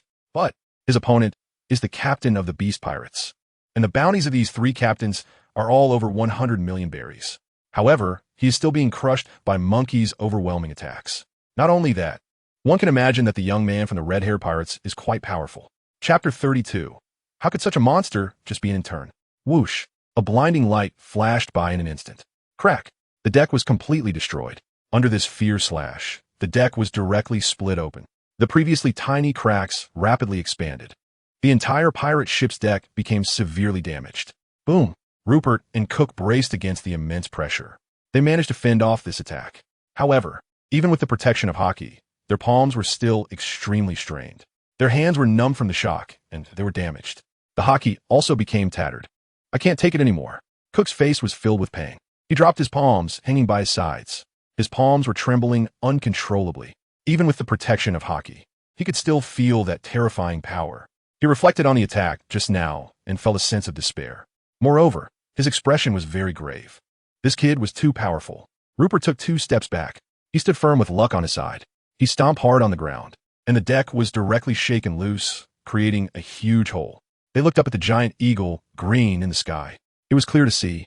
Green's body was covered in knife wounds, and his feathers were soaked in blood. He looked quite tragic. We united together, but it was still very difficult to deal with him. Cook felt very unwilling in his heart, and he roared angrily. He had never imagined he would witness this scene today. Even though they were pirates with a bounty exceeding 100 million berries, they were still unable to defeat this intern in front of them. After all, compared to the wolf pirates, they were definitely much stronger. Because the wolf pirates wouldn't use dual-color Haki, but any one of them can skillfully use the 2-color domineering. But even so, in the face of Monkey D, Luffy's repeated attacks, they still find it hard to resist. It's extremely difficult. Get to work. An angry voice from the sky shouted Green's name. He quickly dove down. His claws were covered with black armor, charging straight at Munchie's head. In the next moment, Munchie had already raised the katana in his hand. His katana clashed with Green's claws, producing a sharp sound. At the same time, sparks flew from the point of contact between the blade. Boom! Monkey managed to push Green back for a moment. At this time, Green quickly dodged and retreated behind the two. The three of them stared intently at Munchie. At that moment, Munchie exuded an aura of death that put them under immense pressure, making their movements much slower. After all, they were bearing a tremendous burden. If this continued, not only would we be unable to deal with this guy, but it was also very likely that all 3 of us would end up losing our lives here. Cook said this with great difficulty. He clenched his fist tightly. Even though it was wrapped in Haki, his hand was still covered in scars, with blood continuously seeping out. At that moment, he's covered in knife wounds. The 3 formidable captains looked extremely disheveled. All 3 of them were heavily injured. Although this battle had not lasted long, they had been at a disadvantage the whole time, constantly defending against Monkey and never launching a successful attack. They could only be in a passive state. I don't want to continue anymore, Green said coldly. At this moment, Rupert and Cook both turned to look at Green, their expressions filled with disbelief. What did you say? If I want to leave, he can't do anything about it. Green said easily. After all, he has wings. As long as he wants, he can easily escape from this battle. Therefore, no one can stop him from running away. You, Rupert, and Cook didn't expect Green to say that. If the 3 of them worked together, they might be able to reach a stalemate. But if Green left, it would just be the 2 of them left. Wouldn't that mean certain death?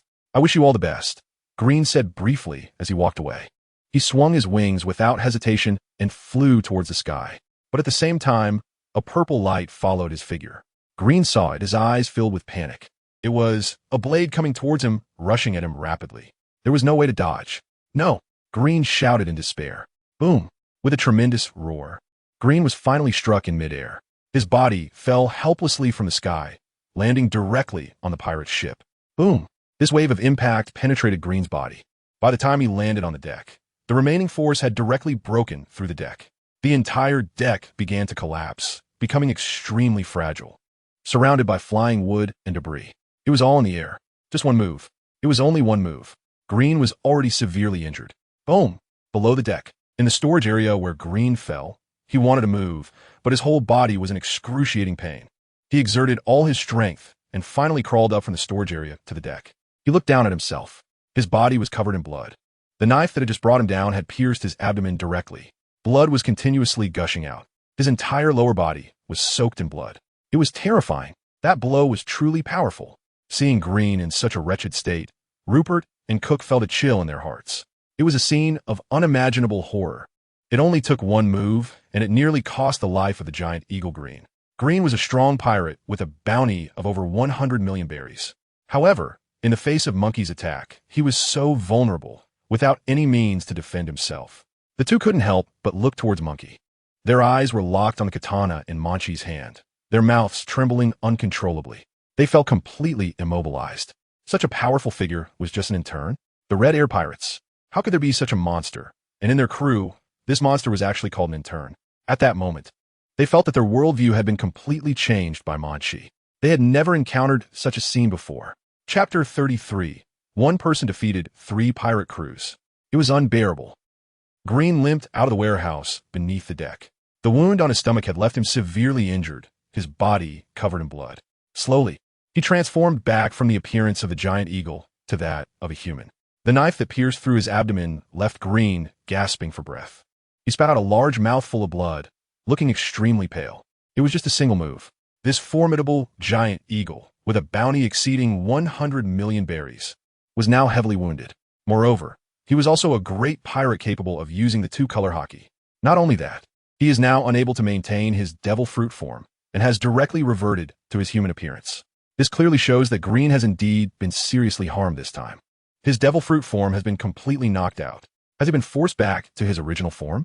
Rupert and Cook were dumbfounded, a chill spreading from their feet to the top of their heads. At this point, the pirate ship that had previously looked luxurious and grand had become severely damaged.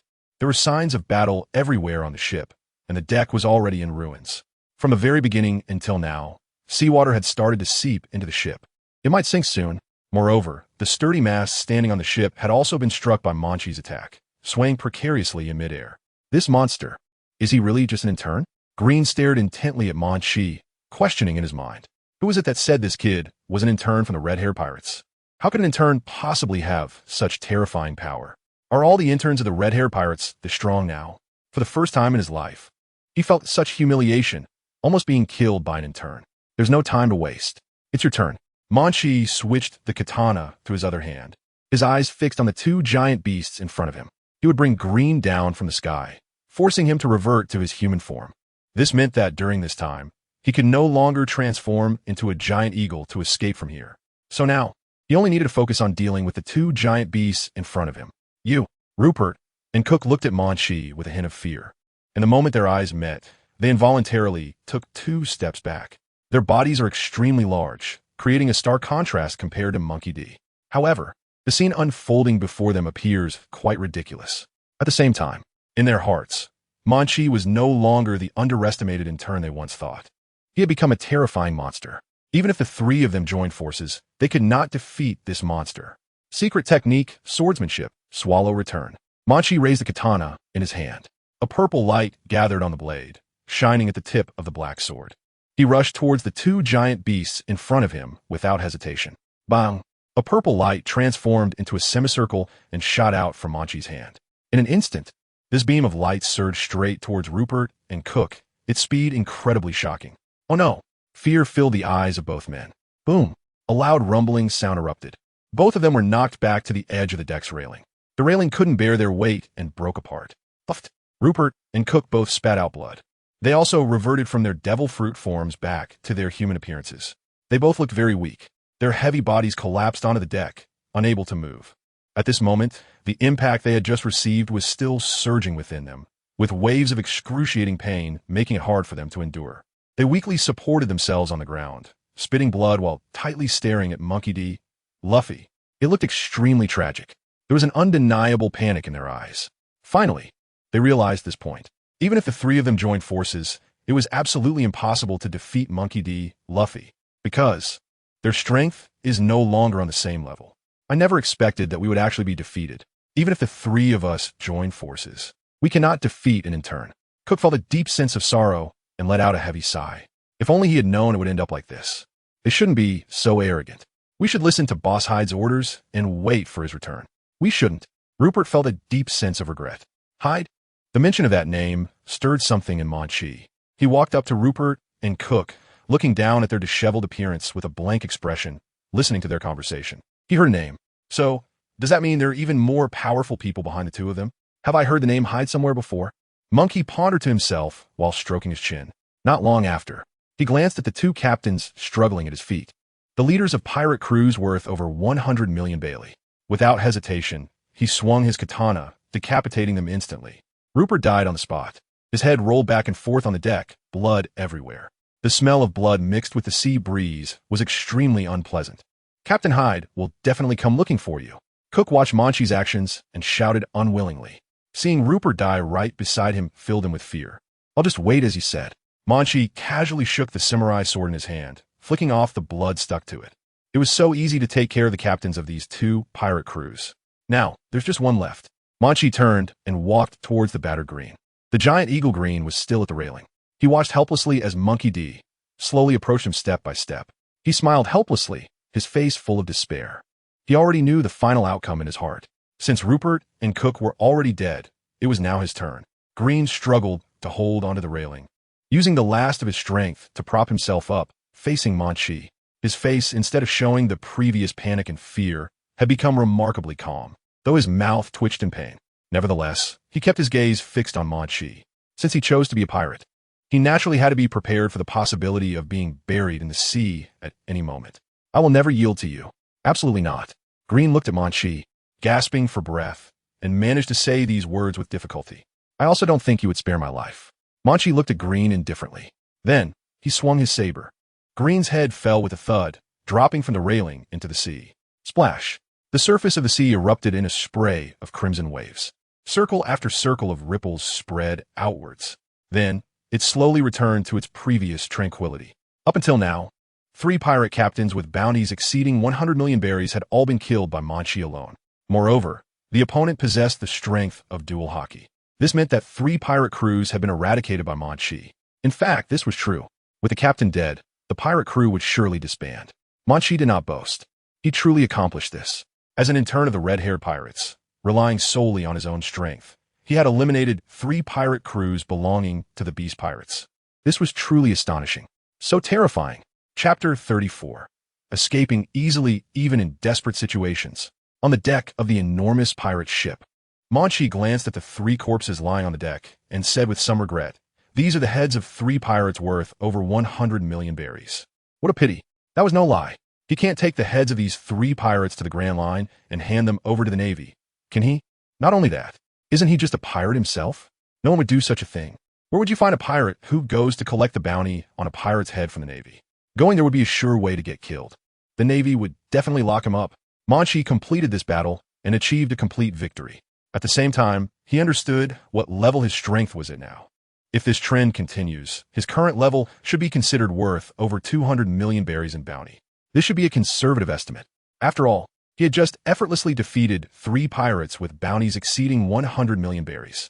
Therefore, even when facing such powerful opponents, Munchie's strength was far beyond theirs. Unexpectedly, these 3 pirate crews wanted to kill me, but in the end, I turned the tables on them. I bet they regretted it when they were dying. Munchie couldn't help but chuckle. He turned his head to look around.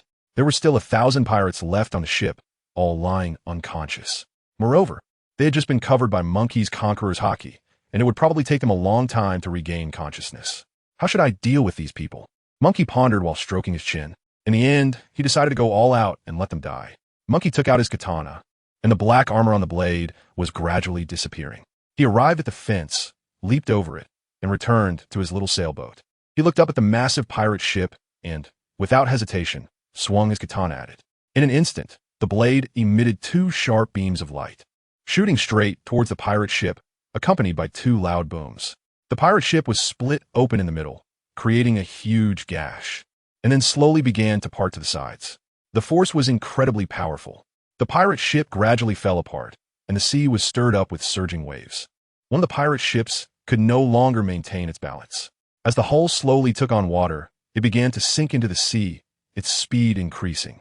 Slowly, The entire pirate ship was completely submerged by the ocean. In just a few minutes, the sea returned to its previous calm. The once dominant pirate ship had vanished without a trace. The other pirate ship was also slowly sinking. It was evident that this pirate ship would soon meet the same fate at the bottom of the sea, and the pirates aboard would disappear into the ocean along with their ship. They indeed died without pain. After all, they were still in a coma, slowly sinking into the sea, which could be considered a fitting end. Munchie thought that most pirates would probably not escape the fate of death. But if there were any lucky ones, a few might survive, waking up before sinking into the sea, giving them a glimmer of hope.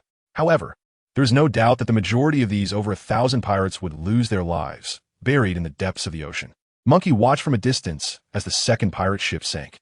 He stood on a sailboat, glanced back at the coastline of the small island, looking at the place where the islanders had previously gathered to watch. Then, he raised the sails of the ship.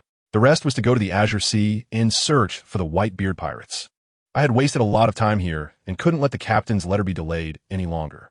The sea was gently rippling. As Munchie set the small sailboat in motion, it gradually left the area. The islanders watched as the small boat slowly disappeared from their sight. Meanwhile, the islanders on the shore slowly came out from the places where they had just been hiding. They stood on the shore, their eyes filled with astonishment, staring at the horizon, unable to calm down for a long time. No one was speaking. The atmosphere around them was very quiet, with not a sound to be heard. Only the waves continued to crash against the coast. After a long while, the bald man swallowed hard and said with a trembling voice, "Did you see clearly what just happened?" They did see clearly. Not only were those powerful captains killed by that kid, but even their pirate ships were destroyed by the members of the Red-Haired Pirates. It was truly hard to believe. They were the famous captains of the Beast Pirates, and their bounties exceeded 100 million berries. The fact that 3 of them combined couldn't defeat this kid and allowed him to leave unscathed was astounding. No, things weren't that simple. He had directly wiped out 3 entire pirate crews, and for him, this should have been a relatively easy task. They had thought that this kid would surely perish under the siege of these 3 pirate crews. After all, he was completely surrounded by them, and it seemed like a certain death situation, yet unexpectedly, he managed to escape. Not just escape, they were even counter-killed. It was incredible that this young man from the Red-Haired Pirates could single-handedly eliminate 3 major pirate crews that belonged to the Beast Pirates. Since the pirate ship had sunk into the sea, the pirates on board must have perished as well. Even if someone managed to escape, it would only be a very small number. No one had expected that a single person could take down 3 pirate crews under the Beast Pirates. The islanders who witnessed the entire process were deeply shocked. This was a scene they had never seen in their lives, and thus, this image would likely remain in their memories for a long time. What they thought was a certain death situation was unexpectedly unraveled by a mere intern. Although they had laid a massive net, this kid had ruthlessly torn it apart. This deadlock was not aimed at those caught in the net, but at those who laid the net.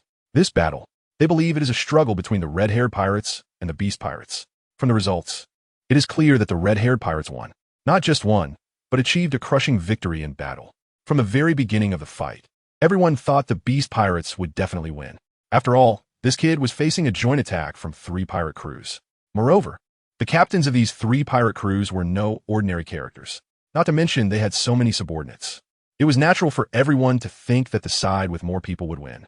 However, no one expected such an outcome. It is truly unbelievable that the little intern from the Red-Haired Pirates achieved the final victory. His strength is truly formidable. Relying solely on his own power, he eliminated 3 entire pirate crews. Such a shocking scene had never been witnessed before. Chapter 35, Unveiling of Talent, the young man named Munchie. In the New World, news spreads incredibly fast. Therefore, if this trend continues, after Munchie eliminated the Beast Pirate subordinate crews, it probably took less than an hour for the news to spread everywhere. Not only that, but everyone was discussing it, making it a topic of conversation. Moreover, the more people discussed it, the faster the news spread. More and more people became aware of it. Munchie's name finally began to circulate in the New World, marking the first time his name was shared.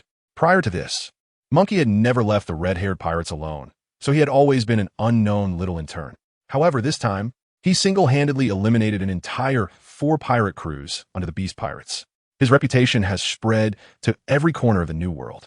To be honest, no one dares to provoke the pirate crews under the 4 emperors here. It's absolutely unique.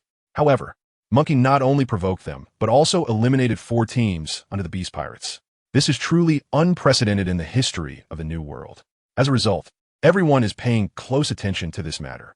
Although wars are almost a daily occurrence in the New World, they are usually just skirmishes among small fries. No one dares to provoke the pirate crews of the Four Emperors. Everyone knows very well that the Four Emperors hold a very high status in the New World. Not to mention provoking them. Even discussions about them are rare. People are very cautious regarding such matters. Because of this, what Munchie did left everyone astonished and quickly spread throughout the New World.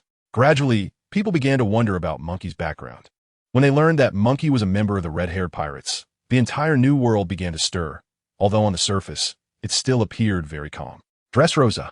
This is the legendary island of love and flowers. The Don Quixote family is the highest ruler of this land. The head of the Don Quixote family is one of the notorious warlords of the sea in the New World. His name is Don Quixote Doflamingo. Everyone knows that the location of the Don Quixote family is the Royal Plateau of Dressrosa. At this moment, in a corner of the Royal Plateau, Doflamingo is leisurely lying on a chair, his legs crossed on the table in front of him, enjoying the afternoon sun. Meanwhile, in the pool beside Doflamingo, the members of the Don Quixote family are playing in the water, splashing around, and having fun. Clatter, clatter, clatter, with the sound of hurried footsteps approaching. A foul odor carried by the wind comes along as well. Doflamingo catches a whiff of this smell and becomes quite displeased.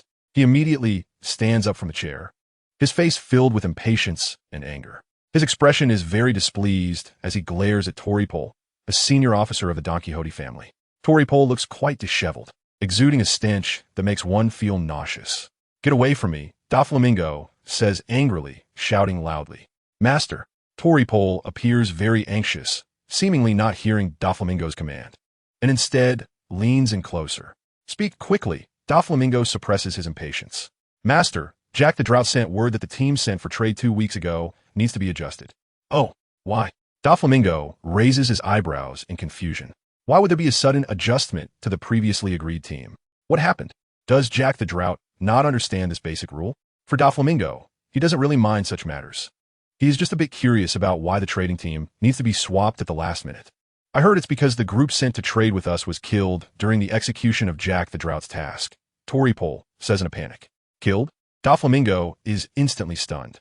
This reason is something he had never considered. How dare someone provoke the people under the Beast Pirates? This has never happened before. So Doflamingo, feeling quite intrigued, asks, "Who is that person? How dare they provoke the Beast Pirates and so boldly kill his subordinates?" He was very curious to know what kind of strong person it would take to kill an entire crew of the Beast Pirates. Since he dared to provoke the Beast Pirates, he must not be an insignificant character. He thought of several possible names. It was said to be an intern under the Red-Haired Pirates. As Toripole finished speaking, Doflamingo's expression froze. An intern? Is he joking? Even if he came from the Red-Haired Pirates, how could an intern possibly kill those thugs from the Beast Pirates? Doflamingo didn't know why, but after hearing this, he felt as if he had been toyed with. "What's his name?" Doflamingo asked coldly. "Munchie, he's an intern under the Red-Haired Pirates," Toripole said nervously. "Is this really that interesting? Jack must be furious. Haha, he really is stupid. To be killed by an intern from his own crew. Imagining that scene makes me indescribably happy," Doflamingo chuckled maliciously. Inside the tavern, it was very lively. The air was filled with a delightful scent of alcohol. At the tavern's front desk, Lawns was still as beautiful as ever. She looked at her tavern, which had regained its former liveliness, and felt very comfortable and happy inside. A smile also blossomed at the corner of her mouth. It had been several days since Munchie had rampaged through her tavern. She had gradually come out of her initial panic. Moreover, ever since she informed the Beast Pirates about the news, they had not made things difficult for her, but instead went to look for Munchie. Even if he is from the Red-Haired Pirates, so what? He's just an intern. Can he really walk all over the New World? Lawns felt somewhat disdainful. However, at that moment, she overheard some discussions in the tavern. "Have you heard the rumors? Several crews under the Beast Pirates have been wiped out again." "No way. How is that possible? Is there really someone so bold? How dare they provoke someone from the Beast Pirates? I've never seen something like this." "Yes, it's true. And it was a little guy who wiped out these 3 crews. I heard he is from the Red-Haired Pirates, but he's just an intern named Munchie." Slap. Upon hearing this, Lawns couldn't hold onto the cup in her hand, and it fell to the ground, shattering into pieces. Her hands trembled uncontrollably. At this moment, her eyes widened in shock, looking completely lost. It was clear she was extremely terrified. This fear was even stronger than when she was in the tavern before. Is it true? Did he really wipe out 3 crews of the Beast Pirates? This is absolutely impossible. Lons felt a deep sense of despair. She even wished time could turn back. If she hadn't told the beast pirates about Monkey back then, would all this have happened? But now it was too late, because time could not turn back. She silently prayed in her heart, hoping that telling Monkey about the Whitebeard pirates was the right choice. Otherwise, she would definitely die a terrible death. Chapter 36. Cypress Head is someone Jack values. On this day, by the coast of Fossa, the sea was very calm. A gentle breeze blew, leaving ripples on the surface of the sea. The waves washed onto the shore, leaving behind shells. Under the sunlight, the entire beach looked stunning, as if gold was shining under the sun. A massive pirate ship appeared on the horizon, slowly approaching the coast. Eventually, the pirate ship docked at the shore. On the deck, a very burly man slowly stepped off the ship. He wore a pair of black sunglasses and a fur coat, with 2 black horns on his head. Any pirate who had seen the world would recognize those 2 black horns. This was the mark of someone who had consumed a synthetic devil fruit. This means that the man in the black sunglasses is a synthetic devil fruit user. He slowly walked from the coast to the center of the small island. The destination was clear, the tavern on the island. He opened the tavern door and walked straight in. The tavern was very lively, with everyone drinking and chatting. Among them were many pirates. I never expected there would be such bold people who would actively provoke the beast pirates. Moreover, he had already defeated 4 pirate crews under the beast pirates. He was just an intern. Could it be that interns are this powerful now? I heard his name is Monkey, and he is just an intern under the red-haired pirates. However, I feel that he is not living up to the title of intern at all. Of course, but do you think the beast pirates can just swallow this loss? I believe there will definitely be a huge conflict between the 2 emperors afterward. I don't think so. After all, this is just a conflict among subordinates. It would be too petty for 2 large groups to start fighting over such a small matter. That would be lacking in vision. You make a good point. However, this time the beast pirates were completely defeated. Although they're all pirate crews under the 4 emperors, their strength is surprisingly inferior compared to the red-haired pirates. They didn't notice that the man in sunglasses was standing beside them while they were chatting. He had been standing quietly beside them, listening to their conversation without saying anything, until the 2 of them noticed him and were startled. How did you appear out of nowhere? Get lost, you scared me. Go away. Don't block our conversation. One of the pirates was very angry and even reached out to shove him. In an instant, the pirate's hand was firmly grasped by the man in sunglasses. A wave of intense pain shot from his wrist. The pirate let out a terrible scream. Crack! His entire arm was broken. The pirate's face contorted in pain. In an instant, everyone in the tavern fell silent. They all looked towards the source of the scream, curiously staring at the man in sunglasses. In an instant, one person anxiously shouted, "This man is Cyphershed." As soon as he finished speaking, the people around him were stunned. Some couldn't help but start trembling all over. Their expressions were filled with terror, and they couldn't utter a single word. They all stared intently at the man, known as Cypherhead. Some, unaware of the situation, curiously asked, "Who is Cypherhead? Is he a powerful person?" Not just powerful. Cypherhead is someone highly valued by Droughtjack. He is a subordinate of the Beast Pirates and is managed by the Captain Kaido of the Beast Pirates. His bounty exceeds 300 million berries. In an instant, the atmosphere in the tavern became very heavy, as if the air had solidified. It was surprising that a prominent figure from the Beast Pirates would come to this tavern. The patrons lost their desire to drink. They were not only filled with fear, but also confusion. Can you tell me in detail about the conversation we just had? I'm very curious and interested. Cypherhead's voice revealed no emotion, sounding extremely cold. Everyone trembled, their eyes filled with panic, not daring to say another word. Lord Head. A few astonished and joyful shouts came from the corner. A few pirates approached Cypherhead, saying, "Lord Head, we never expected to see you here. Lord Rupert and Lord Cook were brutally killed by that brat, and our pirate ship was destroyed by that kid. If it weren't for us waking up just in time when we sank into the sea, we would have been dead by now. Please help us." And for those brothers who were already gone, these 3 pirates were likely the ones who had narrowly escaped. They suddenly woke up when they were falling into the sea. Therefore, they were able to escape the fate of death. Otherwise, they should have died in the depths of the ocean like those pirates. It's just that, although they survived, they did not dare to speak up about the matter. They were afraid that those above would blame them. Therefore, they only gathered the courage to tell Sipshead about it when they saw him. Is that so? Well, you are quite lucky, Sipshead said lightly. My Lord Hyde, that's just. One of the pirates hadn't finished speaking. Bang! He was punched in the head by Cyphershed, and his head exploded. Cyphershed slowly retracted his fist. He glanced at the remaining 2 pirates. Both of them were extremely anxious. A group of useless people. You should die in the sea, just like them. What use do I have for you? You can't even handle an intern. And I told you long ago, if you have information about him, you must inform me immediately. Let me take action myself. And what happened? Did you take my orders seriously? If it weren't for your reckless actions, that kid would have already been a corpse under my knife. I could have gone to report to Lord Jack earlier. theRed-Haired was getting angrier by the minute. The entire tavern was filled with his furious roars. Sensing that the atmosphere was off, the two pirates stood aside with their heads bowed, hoping to find a chance to escape. But it couldn't change the final outcome. They were directly killed by the very angry sea head of Cyprus. Both of their bodies lay on the tavern floor, blood pooling everywhere. The aroma of the liquor mixed with the smell of blood, creating an eerie atmosphere. Looking at their remains, Sipshead felt even angrier. Now you can rest assured. I will make sure you don't die in vain. That intern named Munchie. I will personally tear him to pieces to relieve my hatred, and then report back to Boss Jack. Sipshead scanned the pirates in the tavern with a meaningful gaze. His eyes were cold and filled with a sense of dread. After a while, he turned and left the tavern.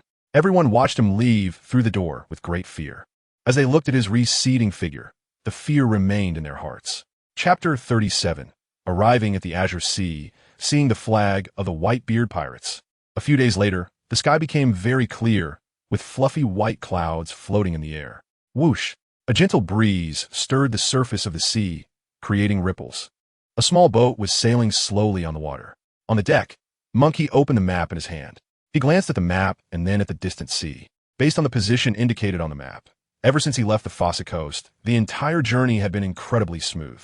His speed had also increased significantly. Apart from encountering two unknown pirate crews along the way who underestimated him and attempted to rob him, they were, as expected, completely annihilated by Munchie. Other than that, there was nothing noteworthy to report. Although Munchie had wiped out a total of 4 subordinate pirate crews of the Beast Pirates, he had not encountered anyone from the Beast Pirates seeking revenge afterward. Munchie found this quite strange. However, he thought to himself that the new world was an immense place. Even though the Beast Pirates, one of the 4 emperors, were extremely powerful, finding Munchie in this vast world would be like finding a needle in a haystack. Munchie remembered that before the 3 pirate captains died, they were still mentioning their boss's name, Lord Hyde. It shouldn't be long before Munchie would meet this legendary figure. Ultimately, through his search, Munchie learned about the true identity of Hyde. His name is Cypherhead. He is also one of the key subordinates of Drought Jack, one of the 3 great disasters. Moreover, his bounty is over 300 million berries. One can see how powerful he is. Munchie narrowed his eyes slightly. He didn't have the confidence to think that he could effortlessly defeat such a formidable opponent. However, after some time, it would be hard to say. Munchie carefully looked at the map in his hand again. Long Sea had given him this map, which contained many very important locations, clearly marked. Therefore, Munchie could determine his current location just by looking at the map. After traveling a certain distance forward, he arrived at the location of the Whitebeard pirates among the 4 emperors. Munchie felt very excited. He fixed his gaze on the vast sea ahead. After all, this was the territory of the Whitebeard pirates. If nothing unexpected happened, there should be pirate crews under the Whitebeard pirates maintaining the sea area, and there would likely be patrols coming and going from time to time. This was also to prevent other pirate crews from encroaching on their territory, especially those of the other emperors. However, under normal circumstances, the other emperors wouldn't recklessly invade another pirate crew's territory, as they all had their own domains. After confirming his exact location, Munchie tucked the map back into his pocket. He was sailing the boat. Splash! The surface of the sea left behind ripples, continuously rolling behind the sailboat. This sailboat of Munchie was heading straight into the waters ahead. Before long, the entire sailboat had completely entered the territory of the Whitebeard pirates. Standing on the deck, Munchie looked around. The vast and boundless sea was very calm, and there were no other ships besides his. It was still a distance away from the sky-blue sea, Munchie thought to himself. Although this was the territory of the Whitebeard pirates, there was still a long way to the sky-blue sea. After all, the areas controlled by the 4 emperors are vast seas, an entire new world. Only a small part does not belong to them. Therefore, even though there are pirates patrolling every day, it is still difficult to prevent someone from entering their territory. If it weren't for a large and boisterous group entering, it would indeed be hard to be discovered. So, under normal circumstances, if someone invades, it is understandable that they wouldn't be noticed. Anyway, he thought, I might as well just keep going. Moreover, having delayed for so long on the way, perhaps the Whitebeard pirates have long left the sky-blue sea. But if I'm extremely lucky, maybe I can still encounter them on the way. Munchie thought. Since I've come this far, I should at least go take a look. He continued sailing towards the direction of the blue sky and sea for about half a day. Eventually, he finally saw the azure sea in the distance. There were some sailboats anchored on the surface of the water. Faintly, he could also see large groups of black shadows floating on the sea. Those were the Sea Kings. They only needed to open their big mouths to swallow both Munchie and the ship into their bellies. However, Munchie felt quite calm inside. He didn't feel afraid at all. He just stood quietly on the deck, allowing the ship to gently float with the waves. After a while, those enormous shadows disappeared from the surface of the sea. Perhaps they had no interest in a small target like Munchie. Munchie watched the Sea Kings vanish before him and began to sail forward again. Before long, the sailboat entered the Azure Sea, the location said to be where the Whitebeard pirates are found. This was also the territory under their dominion. Throughout the journey, I hadn't seen any trace of the Whitebeard pirates, not even a single ship belonging to them. Could it be that they had truly left this area long ago? Munchie looked around at the surrounding scenery. The entire sea was vast and calm. The sky and earth seemed boundless, with only Munchie and his sailboat in this expanse. He spent such a long time and finally arrived at the Sky Sea. However, Monkey could not be certain whether the Whitebeard pirates had stayed in the Sky Sea for so long or if they had gone elsewhere. He had no information at all. Let's go a little further and take a look, Monkey thought to himself as he gazed into the distance. At that moment, far away on the horizon, he spotted a very tiny black shadow. It slowly became larger. Monkey had excellent eyesight and stared at the shadow for a long time. Finally, he confirmed it. It was a pirate ship. Moreover, the ship was heading in his direction, and the flag flying above it bore the symbol of Whitebeard. If I'm not seeing things, that must be a ship from the Whitebeard pirates. Monkey smiled with great relief. Chapter 38, Red-Haired. I just sent him to deliver a letter. Before long, Monkey had eliminated 4 pirate crews under the Beast Pirates. This news began to spread across every corner of the New World. For the first time, the name Monkey started to enter people's awareness. Almost simultaneously, the incident of Monkey angering the Beast Pirates was also known by many crew members of the Red-Haired Pirates. This was almost to be expected. The Dreyfus ship sailed with the pirate flag fluttering in the sea breeze. It displayed the emblem with 2 red scars. On the deck, Red-Haired, Ben Beckman, Jesus Burgess, and Kaido, along with several other officers, had gathered together. Beside them, there was a person specifically responsible for the intelligence network. His expression was quite unnatural. He kept sizing up the captain and the first mate, as if he had something to say. Recently, what news has there been in the New World? Red-Haired asked directly. He took the happenings in the New World very seriously. Although he is the captain of a pirate crew under one of the 4 emperors, he is particularly concerned about what Kaido and Charlotte have been up to lately. Captain Charlotte hasn't had anything particularly special happening, but Captain Kaido has stirred up a lot of commotion recently. Moreover, these events are closely related to us. This intelligence officer, named Rajef, often gathers a lot of important information. Therefore, he is also a very powerful person, not someone insignificant. What could Kaido have that relates to us? Ben Beckman asked in surprise. He really couldn't have imagined that Kaido would have any connection with his red-haired pirates. Could it be? Is Kaido going to take action against them? Can you elaborate? Rajef said nervously. What exactly do you want to say? Red-haired, somewhat confused, asked. Indeed, how could we have provoked the Beast Pirates first? There was no reason for that at all. Sir, did you send an intern to deliver a message to the Whitebeard pirates before? Rajef asked timidly. Red-Hair nodded, but said nothing. It was he who ordered Monkey to set sail. Moreover, Ben Beckman, Yasop, and Kaido all saw Monkey leave. This was something everyone in the red-haired pirates knew. What you want to say is, this is because of Monkey? Ben Beckman asked Rajef, somewhat puzzled. Yes. Rajef nodded with a strange expression. Red-haired was also surprised by this. It was just sending Monkey out to deliver a letter. Could it be? Did something really happen? But why would it be related to the Beast Pirates? Immediately, Red-Haired asked, did Monkey do something bad? As Red-Haired asked, he felt something was off. Nearby, Yasop, Kaido, and several others looked on with great curiosity at the two. Under everyone's curious gaze, Rajef revealed the whole story. After Monkey set sail, he wiped out all 4 pirate crews under the Beast Pirates. When he finished speaking, the entire pirate ship fell silent. After a long while, Kaido said in disbelief, how is that possible? He went out alone. He single-handedly wiped out 4 pirate crews under the Beast Pirates. Rajef said with great certainty. Everyone present was stunned, including Shanks, Ben Beckman, and a few others. What?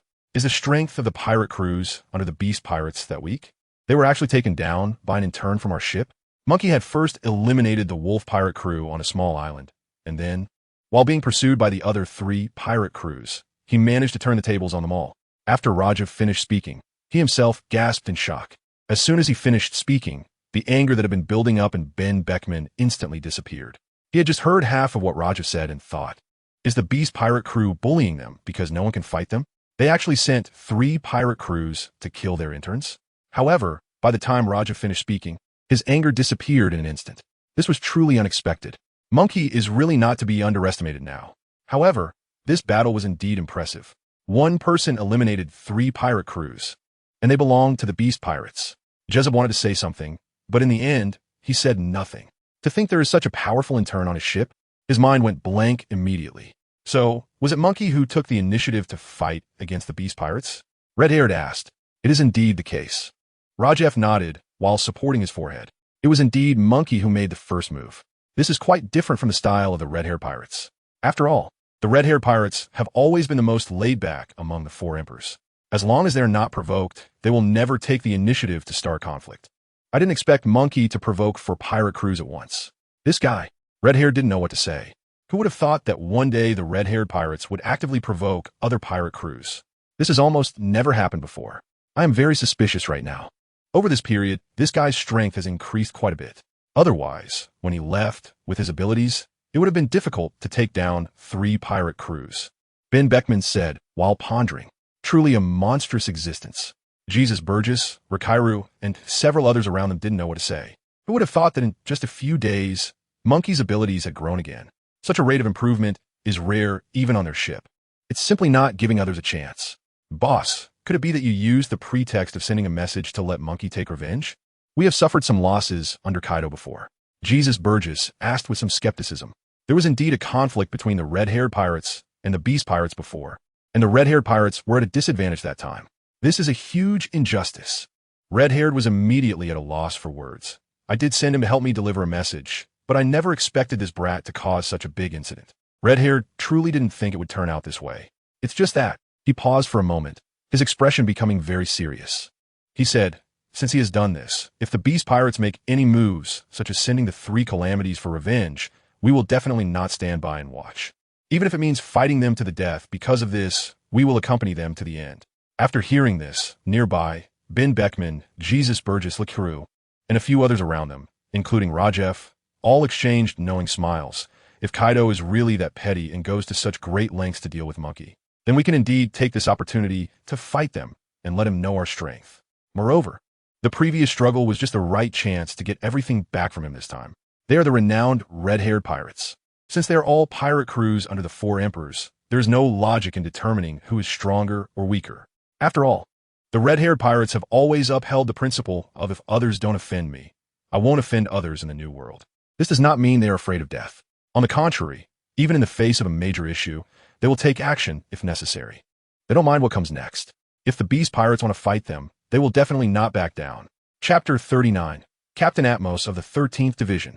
After confirming that the emblem on the ship was indeed that of the Whitebeard Pirates, Munchie finally breathed a sigh of relief. The efforts of these past few days had finally paid off. No matter what, he had finally found information about the Whitebeard Pirates.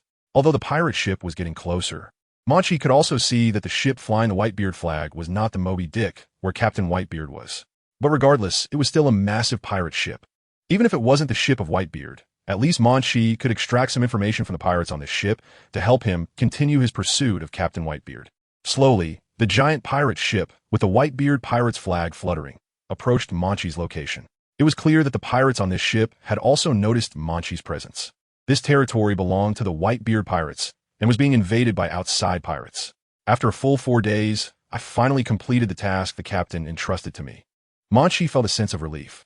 Although there were indeed some unexpected events in between, he managed to complete it within the specified time without wasting too much time. Munchie's eyes were fixed on the approaching pirate ship. Splash! The calm sea began to grow tumultuous, with rolling waves all around. Occasionally, shadows of sea kings could be vaguely seen beneath the surface. In a new world, what is most terrifying is not the pirates who kill without blinking, but the unpredictable weather. It is the elusive sea kings. Moreover, the sea kings here in a new world are even more powerful than those that appear on the other side of the Grand Line. The living conditions here are harsher than those on the Grand Line. Therefore, there are often reports of pirate ships meeting unfortunate ends perishing at the hands of sea kings. They have no way to deal with it. Before long, the two ships met. Munchie stood on the deck of the sailing ship. He watched as the enormous pirate ship slowly approached the nearby waters. He tilted his head back to see the entire appearance of the ship. This pirate ship was truly enormous. Even though it was not the Moby Dick, this pirate ship was several times larger than those he had previously destroyed. The Whitebeard pirates. So, they had so many crew members. Munchie thought to himself. No. In other words, it wasn't just the Whitebeard pirates. There were also Charlotte and Kaido. Their subordinates must also be very numerous. In comparison to them, the red-haired pirates seemed very different. Their crew is much smaller in number compared to other pirate crews, and they rarely recruit sailors from outside. The strength of their personnel is very formidable. Therefore, in terms of average combat power, the red-haired pirates are definitely far superior to the other crews among the 4 great pirate crews. Even their interns, like Rocks, may be somewhat inferior compared to Munchie, but when compared to the interns of other pirate crews, they are significantly stronger. Standing on the deck of a massive pirate ship, a large group of pirates stood behind the railing, looking down at Munchie in the sailing ship. Is this the subordinate of the red-haired pirates? He actually came directly into the territory of our Whitebeard pirates. I have never seen such a scene before. One person's voice was particularly loud. The speaker was very robust. His beard extends from his ears down to his neck. His hair is also very long, reaching down to his waist. 2 tusks, resembling those of a seal, have grown at the corners of his mouth. He wears a horn helmet, looking quite bizarre. He is holding 2 seemingly heavy swords, and both of his arms are adorned with intricate tattoos. The tattoos are the emblem of the Whitebeard pirates. Therefore, this person should be the 13th Division Captain under Whitebeard. Atmos. His nickname is Water Buffalo. I've heard that he is very powerful and is a well-known pirate. Before this, Munchie had never learned about the members under the Whitebeard pirates. He just thought that Atmos looked somewhat familiar, but he couldn't remember who he was. You little brat. It looks like you come from the red-haired pirates, but I don't think I've ever seen you before. Are you new here? Atmos stood on the deck, looking at Munchie with a puzzled expression. The Whitebeard pirates and the red-haired pirates interacted quite frequently, similar to the Beast pirates and Big Mom's pirates. In the New World, the relationship between red-haired and Whitebeard was very close. On the other hand, Kaido and Charlotte Lin were good friends. Therefore, the strengths of the 2 major factions were basically similar, and sometimes they would unite to confront each other. Because of this, Atmos was familiar with most of the members of the red-haired pirates, but he had never seen the young man before him. I only joined the red-haired pirates 3 weeks ago. Munchie candidly told Atmos about his background and mentioned that he was just an intern. An intern? What's going on? Why would the old man from the red-haired pirates send an intern here? What does he want? Atmos was even more confused. Our captain asked me to personally deliver a letter to Whitebeard, so please help me go meet Captain Whitebeard so I can go back and report. Munchie honestly explained the situation to Atmos. A confidential letter? Atmos's expression became very heavy, and he looked somewhat unhappy. So, the old man from the red-haired pirates sent an intern like you to deliver a letter? I think the old man is getting a bit arrogant now, to not handle such a matter himself. It's one thing to send an intern for such an important task. Chapter 40. An intern is actually this powerful? Upon hearing this news, Atmos felt very angry. His mood darkened considerably, and the pirates around him sensed the tense atmosphere. They stood ready, as if a significant conflict was about to occur with Munchie. The atmosphere was extremely oppressive. Munchie stood on the deck of the sailboat, scratching the back of his head, feeling somewhat bewildered. What's going on? Why is he suddenly angry? Did I say something wrong? I'm just here to deliver a letter, Munchie thought, feeling a bit dazed, unable to comprehend what was happening. They seemed to become extremely angry after hearing their own words. The pirates of the Whitebeard pirates looked at Munchie with eyes full of rage, as if they had an irreconcilable feud with him. You really have some nerve. Atmos shouted loudly. His figure was very conspicuous in the crowd. A powerful aura radiated from him, enveloping Munchie. You can insult us, but you cannot insult our Whitebeard pirates. And you definitely cannot insult our Whitebeard. This is absolutely intolerable. Atmos coldly stared at Munchie. Come here, I want to talk to you. Okay. Munchie was just puzzled, but he wasn't very scared inside. He leaped gracefully and landed lightly on the deck of their pirate ship. As soon as he entered the range of the pirate ship, he felt the surrounding people constantly sizing him up, their expressions quite unfriendly. I said, I'm just here to deliver a message. You don't have to be so hostile towards me. Munchie felt very helpless. He shrugged his shoulders and looked at Atmos and the other pirates. He vaguely sensed some truths in his heart. However, he really couldn't understand. Is face really that important? You little brat, let's have a match. If you can beat me, I'll let you meet Whitebeard. If you lose, go back and tell your red-haired old man that this letter must be delivered by you personally. Don't just send some intern to do it. Atmos swung his sword and said loudly. Monkey thought for a moment, squinted his eyes in contemplation, and then took out the samurai sword. The task given to me by the red-haired one, I must complete. If I were to go back like this, I would definitely be laughed at by the crew on the ship.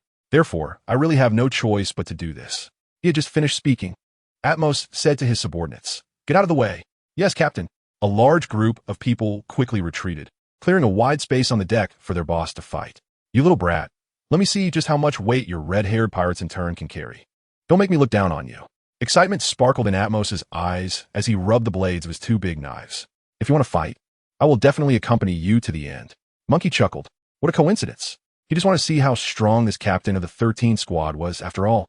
He had never fought against anyone from the Whitebeard pirates before. Therefore, he raised the katana in his hand and took a stance for battle. The blade of the katana was covered with a layer of pitch-black armor, enveloping the entire sword and exuding a chilling, killing intent. Oh, Atmos was somewhat surprised. Haki? He really didn't expect that a mere intern who had only joined the red-haired pirates for a few weeks would actually possess Haki. It's just that. He was just briefly surprised. He watched as the samurai sword in Munchie's hand was covered in Haki, and the disdainful expression on Atmos's face faded a little. His expression began to turn serious.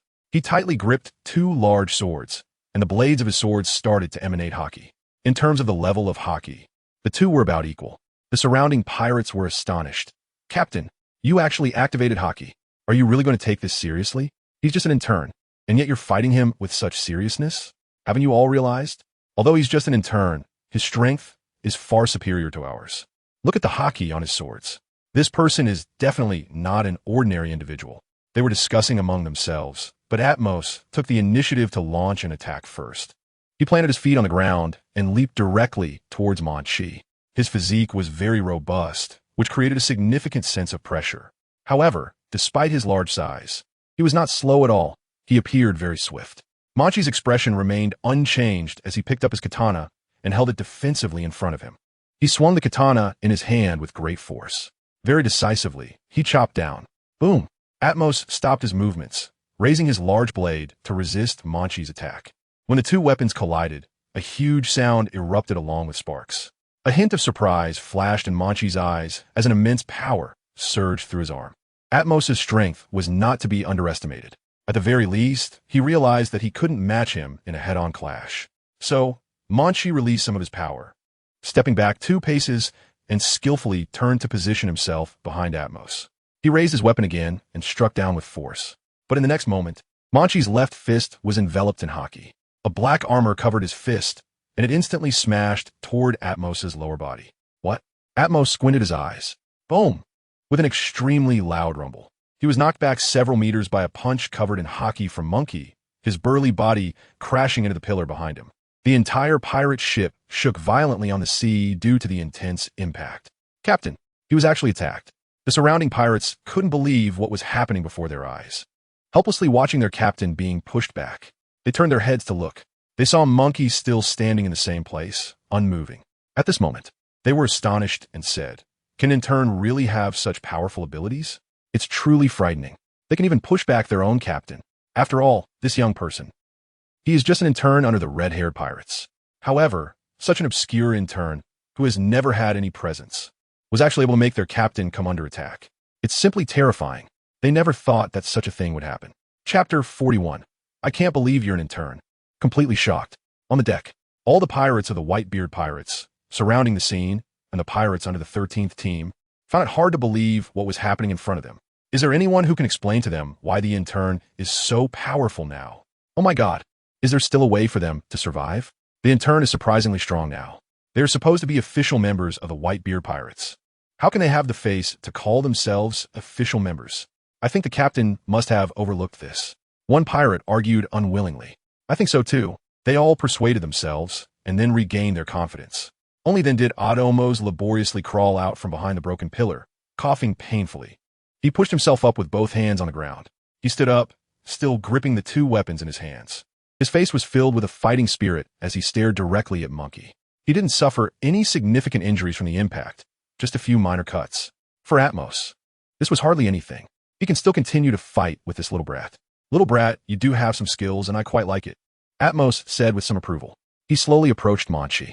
His footsteps were very heavy, shaking the deck as well. He raised the two big knives in his hands, reactivated his Haki, and launched a new round of attacks. This time, he wouldn't miss. He hadn't expected that this kid would actually play hide-and-seek with him and even attack him with his fists. Here we go again. Atmos roared and approached Munchie. He swung down two large blades at Munchie without hesitation. This time, he exerted all his strength.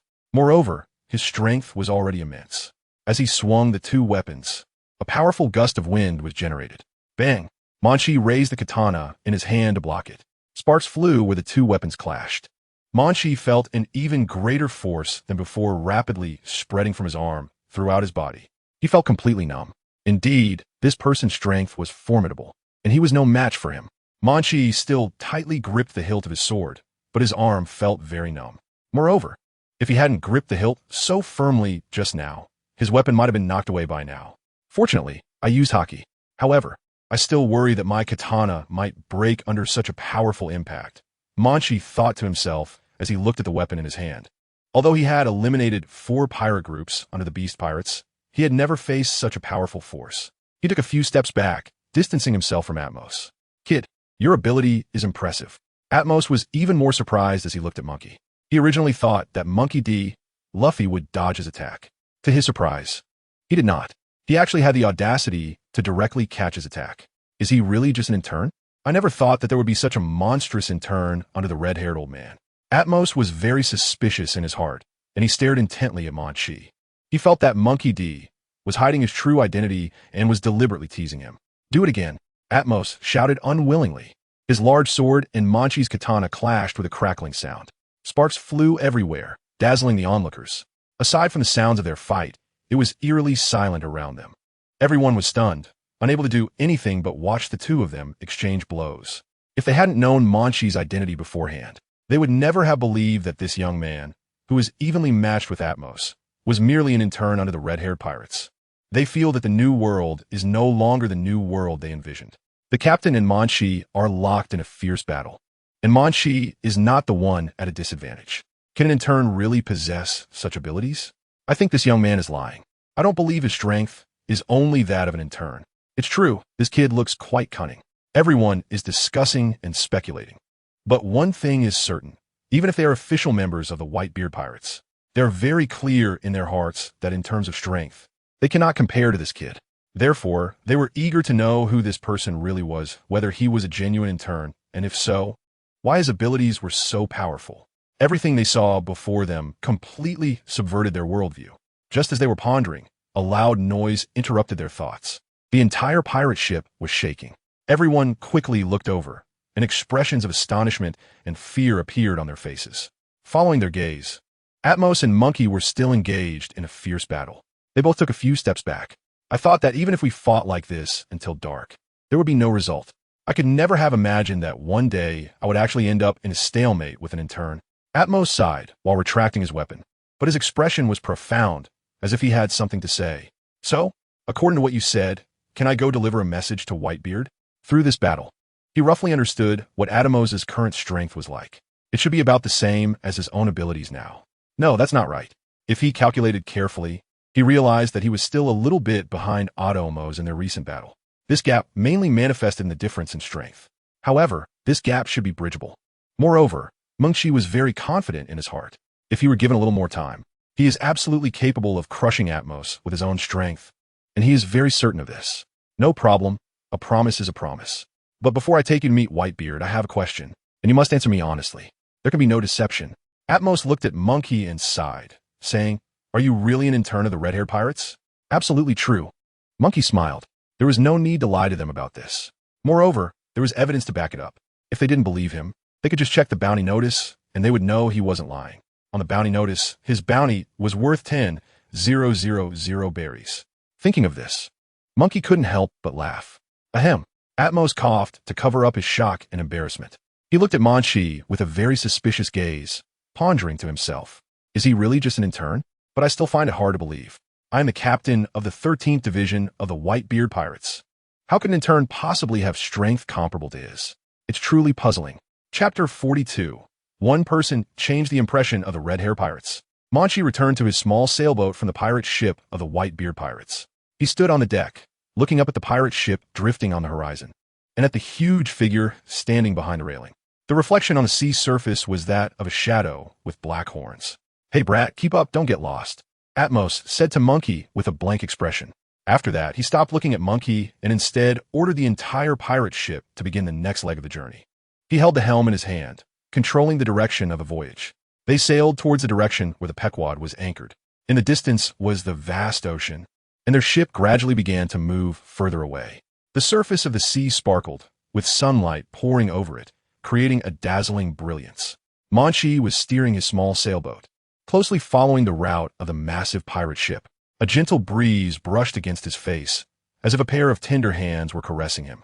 The pirate flag on his own boat fluttered in the air, while the white-bearded flag on the enormous pirate ship ahead flapped violently. The two vessels, one large and one small, sailed across the sea. Aside from them, there were no other ships in sight on the ocean. They all belonged to the pirate ships under the four emperors. This is also because Munchie managed to reach a stalemate against Atmos, which gave him the opportunity to have Atmos lead the team to meet the Whitebeard pirates. It can be said that this opportunity was earned by him. Next, their destination is the Whitebeard pirate's ship, the Moby Dick.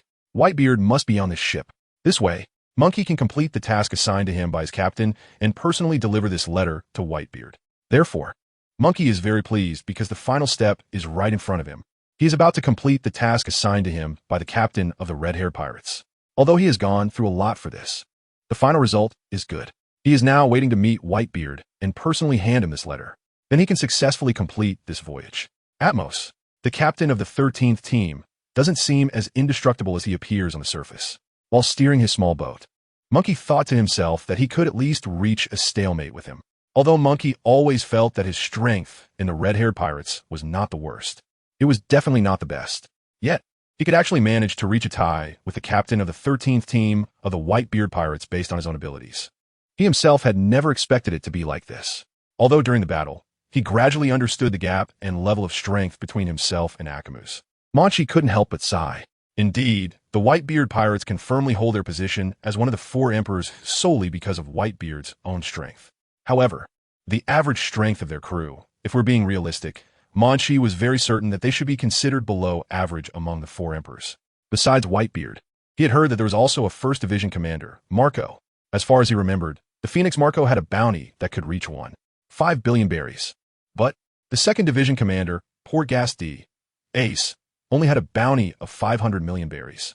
The disparity in strength between the first and second divisions was truly vast. In summary, the only noteworthy members of the Whitebeard pirates were Whitebeard and Marco. Judging by Krossda, Ace's strength, one could basically deduce the overall level of the rest.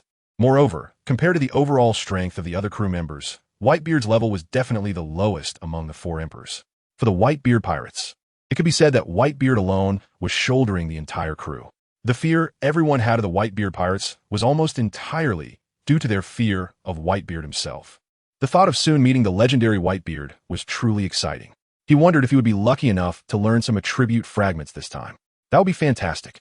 All the effort he had put in over the past few days would finally pay off, especially since he had traveled across many places in the New World. Munchie thought to himself. Gradually, he kept closely following behind the massive pirate ship, not falling behind. As time passed, they were getting closer and closer to where Captain Whitebeard was located. With this in mind, Munchie's mood gradually became lighter. While steering his small boat, he began to whistle softly. At that moment, on the deck of the massive pirate ship, the other pirates looked at their captain with great surprise. The atmosphere was quite strange. A timid person asked, "Captain, is this young man really an intern under the red-haired pirates?" His words had barely finished when the surroundings became even quieter. Everyone was very surprised, but also quite puzzled. No one spoke. Everyone was waiting for their captain, Atmos, to respond. It was hard to believe that this young man, who had been engaging so freely with the captain, was merely an intern. It was indeed the case. Atmos candidly admitted it. He speculated back and forth in his mind for a long time, and in the end, he still believed what Munchie said. Munchie should indeed be an intern from the red-haired pirates. It is indeed the case. His abilities were not enough to defeat the young man. Even though he was just an intern, Atmos felt an indescribable sensation in his heart, as if a mix of flavors had spilled over, sweet, sour, bitter, spicy, all surged to the forefront. My God, the young man you fought against was actually just an intern under the red-haired pirates? And you fought to a standstill? I didn't expect the intern under the white-haired old man to be so powerful. I wonder if I had too many misconceptions about interns before. Or are today's interns all this strong? Indeed, the younger generation is formidable. Everyone was shocked by Atmos's response. Some of them questioned whether the interns they had seen before were just there to fill the gaps. Why? They had never heard of it before. How could an intern have such strong capabilities? That's right. Atmos nodded. He felt very doubtful inside. At the same time, although Atmos wasn't very smart, he still wanted to work hard to understand some things. Because he was now very certain that Munchie was indeed just an intern. If that were the case, Atmos was even more confused. He wanted to know how powerful the entire red-haired pirates must be if even an intern under them was so strong. Since Munchie was a member of the red-haired pirates, did this mean that the strength of the red-haired pirates had made a significant breakthrough during this time? The fact that an intern could fight him to a standstill suggested that the real strength of the red-haired pirate subordinates must be even more terrifying. Therefore, even though nothing particularly major had happened to the red-haired pirates in recent years, perhaps they were hiding their true strength. I believe the red-haired pirates must be very powerful, especially since their intern is so frightening. This matter must be reported to Captain Whitebeard. We can't just sit back and watch our pirate crew become the weakest among the four emperors. With this thought, Atmos suddenly felt restless. He is very scared, because Munchie is alone. This changed Atmos's previous view of the red-haired pirates. He thinks that the red-haired pirates are all very formidable characters. And indeed they are. It's understandable that he could think this way. However, what Atmos didn't realize was that Munchie, as an intern of the same rank, was not on the same level. After all, he was a monstrous presence within the red-haired pirates. There was simply no comparison. Chapter 43, Boarding the Moby Dick. A man worth billions. An hour passed like this. Munchie was sailing his small sailboat, following the enormous pirate ship, continuing in their direction. Behind the trajectory of their sailing, the sea surface stirred up ripples and waves. Under the sunlight, the water sparkled as if sprinkled with gold. On the deck, Munchie took out the confidential letter that Red-Haired had given him, holding it carefully in his hands. He examined it closely, but never opened it. After all, this was a letter personally written by the captain, and it had to be opened by Captain Whitebeard himself. He was about to complete the task assigned by the captain. Munchie stretched comfortably, feeling a sense of relief. After spending several days on this, he could finally draw a conclusion. This time, he had successfully completed the mission. Even though he hadn't learned any attribute fragments from Whitebeard during this meeting, he had gained a lot of knowledge. However, many troublesome things had happened. Yet, if it weren't for those incidents, Munchie wouldn't have made such groundbreaking progress in just a few days, and his strength wouldn't have increased so quickly. Overall, it was still a pretty good journey, Munchie thought. The battle with the beast pirates had doubled his abilities. If he could make a breakthrough when he saw Whitebeard this time, that would be great. At this rate, even if Jack the Drought's subordinate, Cyphus Head, came looking for trouble, he wouldn't be afraid. Munchie still remembered this matter and already had a preliminary response plan in mind. After all, having eliminated 4 of the beast pirates, they were definitely still trying to find his whereabouts and seeking revenge. The opponent Munchie would face next was likely this Cyphus Head. This person was quite formidable, and those small fries he had eliminated before were not comparable. After all, he could be considered a strong figure in the new world. Otherwise, his bounty wouldn't be 300 million berries. Slowly, he gazed far out at the sea. Standing on the deck, Munchie spotted a small black dot on the horizon. As Munchie approached slowly, the black dot grew larger. It was clear that it was the shape of a ship, and it could be predicted that this ship was definitely not small. Although they were several kilometers apart, Munchie could still tell that this pirate ship was quite substantial. "You little brat, we're almost there. Get ready. I'll take you to meet our captain," Atmos shouted to Munchie from across the railing. Was he about to meet the most powerful figure in the entire new world as rumored? Munchie secretly anticipated it. There was nothing to prepare since he was only here to deliver a letter. He slowly moved forward, gradually approaching the enormous black shadow. As he got closer, the shape of the ship slowly became clear in his vision. The ship resembled a giant whale, massive in size, with a rounded bow that looked like a whale's head. A tall flag fluttered above, making a majestic sound in the air. It looked very imposing. That was the flag of the Whitebeard pirates, adorned with a skull decoration. This was the Moby Dick, the pirate ship of Whitebeard. Sailing through the new world with the Whitebeard pirates was the ultimate belief of all its crew members. They willingly followed Captain Whitebeard, having participated in many long struggles. Monkey slowly approached the Moby Dick, getting closer and closer. He increasingly felt the sense of age on the Moby Dick, the marks of history. "Come with me," Atmos called to Monkey. And so, he commanded his subordinates to lower the wooden ladder from the enormous pirate ship as they were positioned next to the Pequod. Then, Atmos ascended the ladder to the Pequod. Seeing him like this, Munchie felt a great sense of joy. He leaped onto the Pequod. "Follow me." Atmos's mood was somewhat indescribable as he glanced silently at Munchie. So far, he is still thinking about this question in his heart. How strong is the red-haired pirate strength right now? Could it be that the Whitebeard pirates have really fallen into decline? He didn't dare to think further. The more he thought, the sadder and more suppressed he felt. Monkey followed behind Atmos, step by step. He finally stepped onto the Pequod. Surrounding him, he saw that many pirates on the ship were looking at them, some even enthusiastically greeting Atmos. At this moment, everyone also noticed the young man following closely behind Atmos, Monkey. They were quite confused and curious. "Have you seen that kid behind Atmos?" "No, but he looks young." Many people were sizing up Monkey, showing their curiosity. Monkey sensed their emotions but remained very calm, not flustered at all. Seeing him like this, Atmos felt a mix of emotions and became even more saddened. He didn't expect Monkey to be so composed. Could it be that interns are all this season now? It seems my guess was right. The strength of the red-haired pirates has indeed grown much stronger than before. After a while, Atmos stopped in his tracks. He bent down and bowed, his expression very serious. He shouted, "Dad." He stepped aside, exposing the person in front of him to Munchie's view. At the same time, Munchie could see what the person looked like. The deck had become very empty. Everyone was watching from a distance, but no one dared to approach the center of the deck, because there sat a very burly man. He was sitting in a huge chair with many syringes inserted into his body, and along those tubes, one could see the medicine bottles above.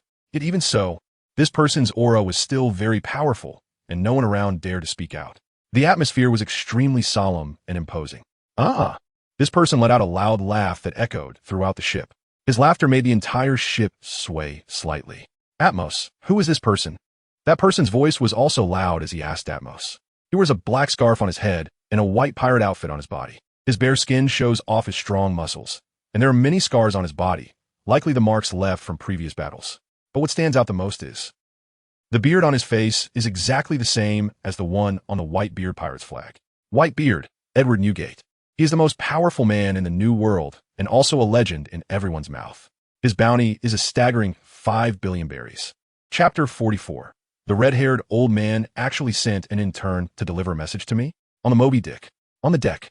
Around. The crew members of the white-haired pirates were gathered around, their eyes fixed on Monkey beside Atmos, looking very curious. "Old man. He is an intern under the red-haired pirates." Atmos answered respectfully. "Red-haired pirates? An intern under them?" The captain sat in his chair, his expression inscrutable, slightly raising an eyebrow to glance at Monkey.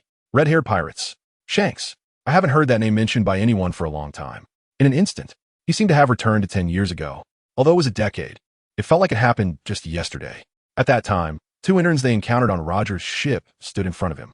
But now one of them, a red-haired kid, had actually become one of the 4 emperors and was now a dominant figure in the New World. Moreover, his title was quite similar to his own.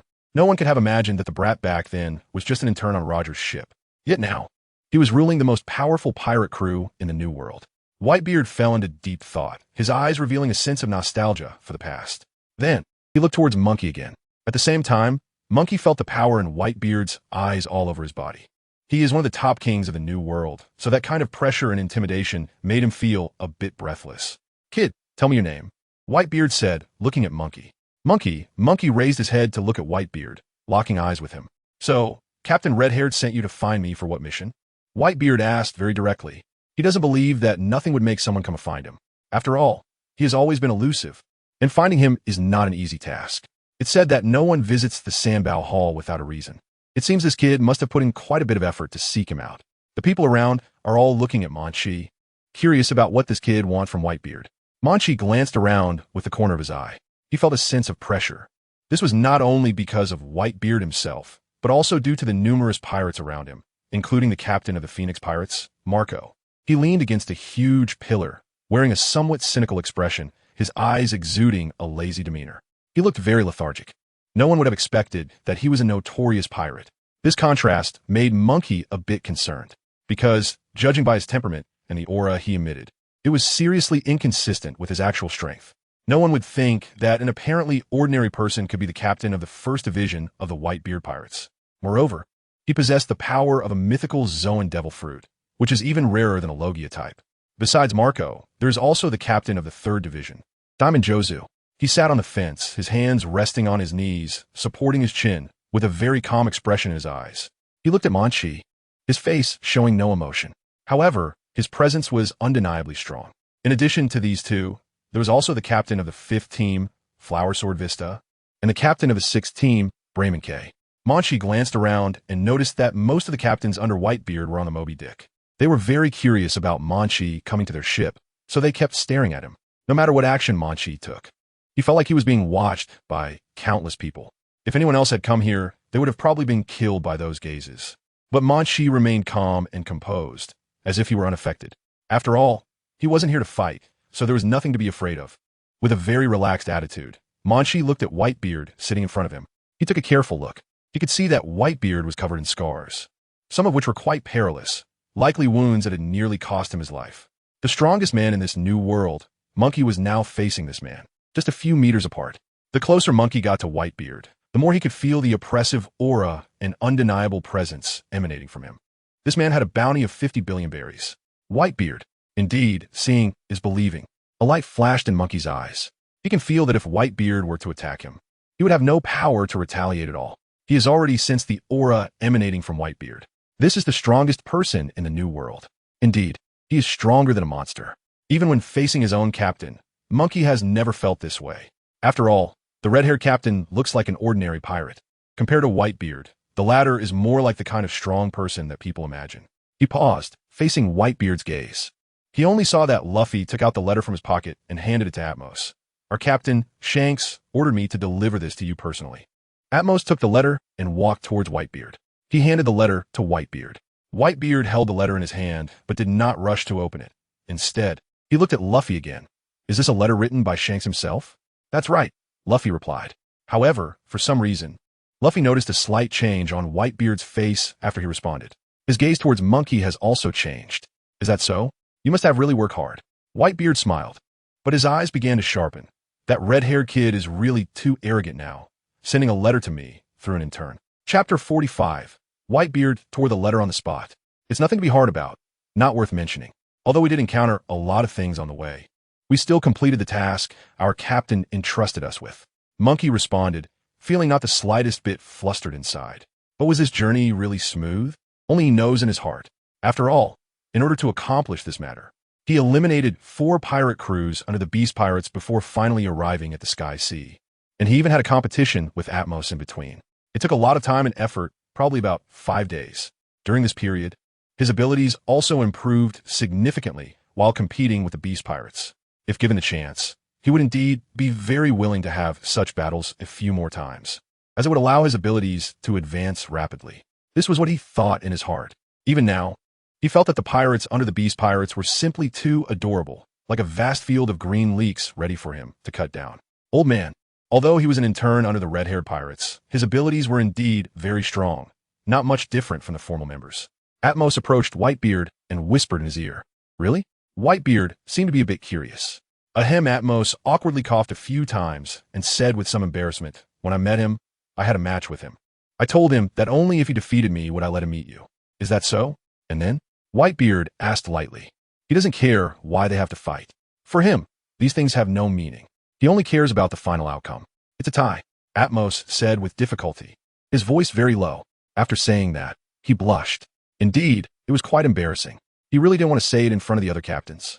After all, he was the captain of the 13th Division. However, he did indeed tie with the intern from the red-haired pirates. In his heart, this was definitely a huge shame, but was also the truth. Although Monkey was just an intern, he was much stronger than anyone Atmos had encountered before. Atia? Whitebeard was a bit surprised. Indeed, he never thought it would end up like this. As an intern, being able to match his captain from the 13th Division, this is indeed quite rare. But even if it's true, an intern is just an intern. The identity is beyond doubt. Red-haired actually sent an intern to deliver a message to him. Isn't that obvious? It seems that red-haired now considers his status to be higher than mine. Whitebeard felt a surge of anger that made him laugh out loud. A few years ago, red-haired was still very much beneath him. Who would have thought that not long after, he would arrogantly send an intern to deliver a message to him. Does he think I won't live much longer, that my body is failing me? Or does he think that our Whitebeard pirates are an old force in the New World and no longer pose a threat to him? This also makes me angry. Red-haired. Whitebeard's eyes turned slightly red, a sign that he was about to explode with rage. Sending an intern to deliver a message to himself may not represent much. However, Whitebeard found it extremely intolerable to be ignored. Therefore, he was very displeased. After all, he is a leader of the age of exploration. He is the formidable Whitebeard of the New World. For decades, he fought alongside Roger without ever being defeated. However, the red-haired Shanks, who once served as an intern on Roger's ship, has completely disregarded his status now. Looking back at the past, Red-haired was just a clueless kid. But now, he dares to treat him with such an attitude. Whitebeard simply cannot tolerate this kind of treatment. A handwritten letter? Whitebeard held the letter in his hand, looked at it for a while, and suddenly burst into laughter. Without hesitation, he tore the letter into pieces. The sound was particularly evident on the pirate ship. Everyone heard the noise, echoing in their ears. Whitebeard didn't even glance at it before shredding the letter. Then, he waved his hand, sending paper scraps flying. Countless fragments floated down onto the deck of the Pequod like snowflakes. On the deck, one could faintly see some handwriting from a red-haired person, but at this point, the fragments could no longer form complete sentences. A gentle breeze stirred the crowd. The pieces of letters were lifted by the wind and then fell again. The scene was momentarily very quiet. Old man Otomo stood beside the white-bearded man, helplessly glancing at Lin, who shrugged his shoulders and then looked at the white-bearded man beside him, shaking his head in resignation. Indeed, he had long suspected that such a scenario would occur. After all, he understood his white-bearded father too well. Being underestimated was the thing he could least tolerate. At that moment, Munchie stared blankly at the handwritten letter he had handed over, as it was torn to shreds by Whitebeard. He lowered his head and sighed. Although this took a lot of my time and effort crossing the Strait of the New World and provoking the Beast Pirates, I finally learned the location of the Whitebeard pirates. I finally arrived at the Baikasi and painstakingly found Whitebeard. However, I never expected that the task the captain entrusted to me still wasn't accomplished. I didn't expect to fail at the last step, which means all my previous efforts were meaningless. At this moment, I also don't understand why. I truly feel very upset. Chapter 46. Let Whitebeard see my Conqueror's Haki. On the deck of the Moby Dick, everyone gathered their attention on Munchie, their expressions filled with curiosity about what was going to happen next. Dad is still the same as before, his temper so volatile. Captain Red-haired actually sent an intern to deliver a message to our captain. It's no wonder Dad is so angry. It's because Captain Red-haired doesn't take Dad seriously at all. Logically speaking, he should have handled this personally. It's really too arrogant. Indeed, that's the case, but this intern came for nothing. Moreover, he just happened to become Dad's tool for venting. In front of him, tearing up the letter written by his captain, I feel this young guy must be very angry inside. But what can he do? After all, this is our territory. Even if he's angry, he can't act out here. Does he really want to take it out on Red-haired? Among them, aside from the immortal bird Marco, Diamond Jaws, and Flower Sword Vista, everyone else is eagerly anticipating the upcoming show. If this continues, they're quite curious about Monkey D. Luffy's next move. No matter how impressive he is, he's just an intern after all. What can he do? The red-haired guy is really too much, daring to be so bold. Whitebeard sat in his chair, casting a glance at Munchie. I am a legendary Whitebeard. His voice kept echoing in Monkey's ears. Thud, thud. Whitebeard casually grabbed the nearby barrel of red wine and poured it straight down his throat. A few female doctors nearby stopped him, saying, Captain, your body is no longer suitable for drinking so much alcohol. Nonsense. I'm only drinking this little bit. What impact could it have? Whitebeard put down the wine barrel and looked at Munchie again. Red-haired brat. I can probably guess what he wrote in his letter. Isn't it? Wanting to talk to me about Ace and Blackbeard? You go deliver a message to Red-haired for me. Tell him that if he wants to discuss this matter with me, he should bring his best crew and come and visit me in person, instead of just sending you with a letter as a mere formality. I think I've made myself very clear. You can leave now. As soon as he finished speaking, he cast a disdainful glance at Munchie, his expression one of arrogance and contempt, his gaze roaming back and forth over Munchie. That oppressive feeling gradually deepened on Munchie, as if it were wrapping around him. This undeniable sensation was the pressure that Whitebeard exerted on him, even though he was just lazily lying in his chair and still receiving in 4. The aura around him showed no signs of weakening.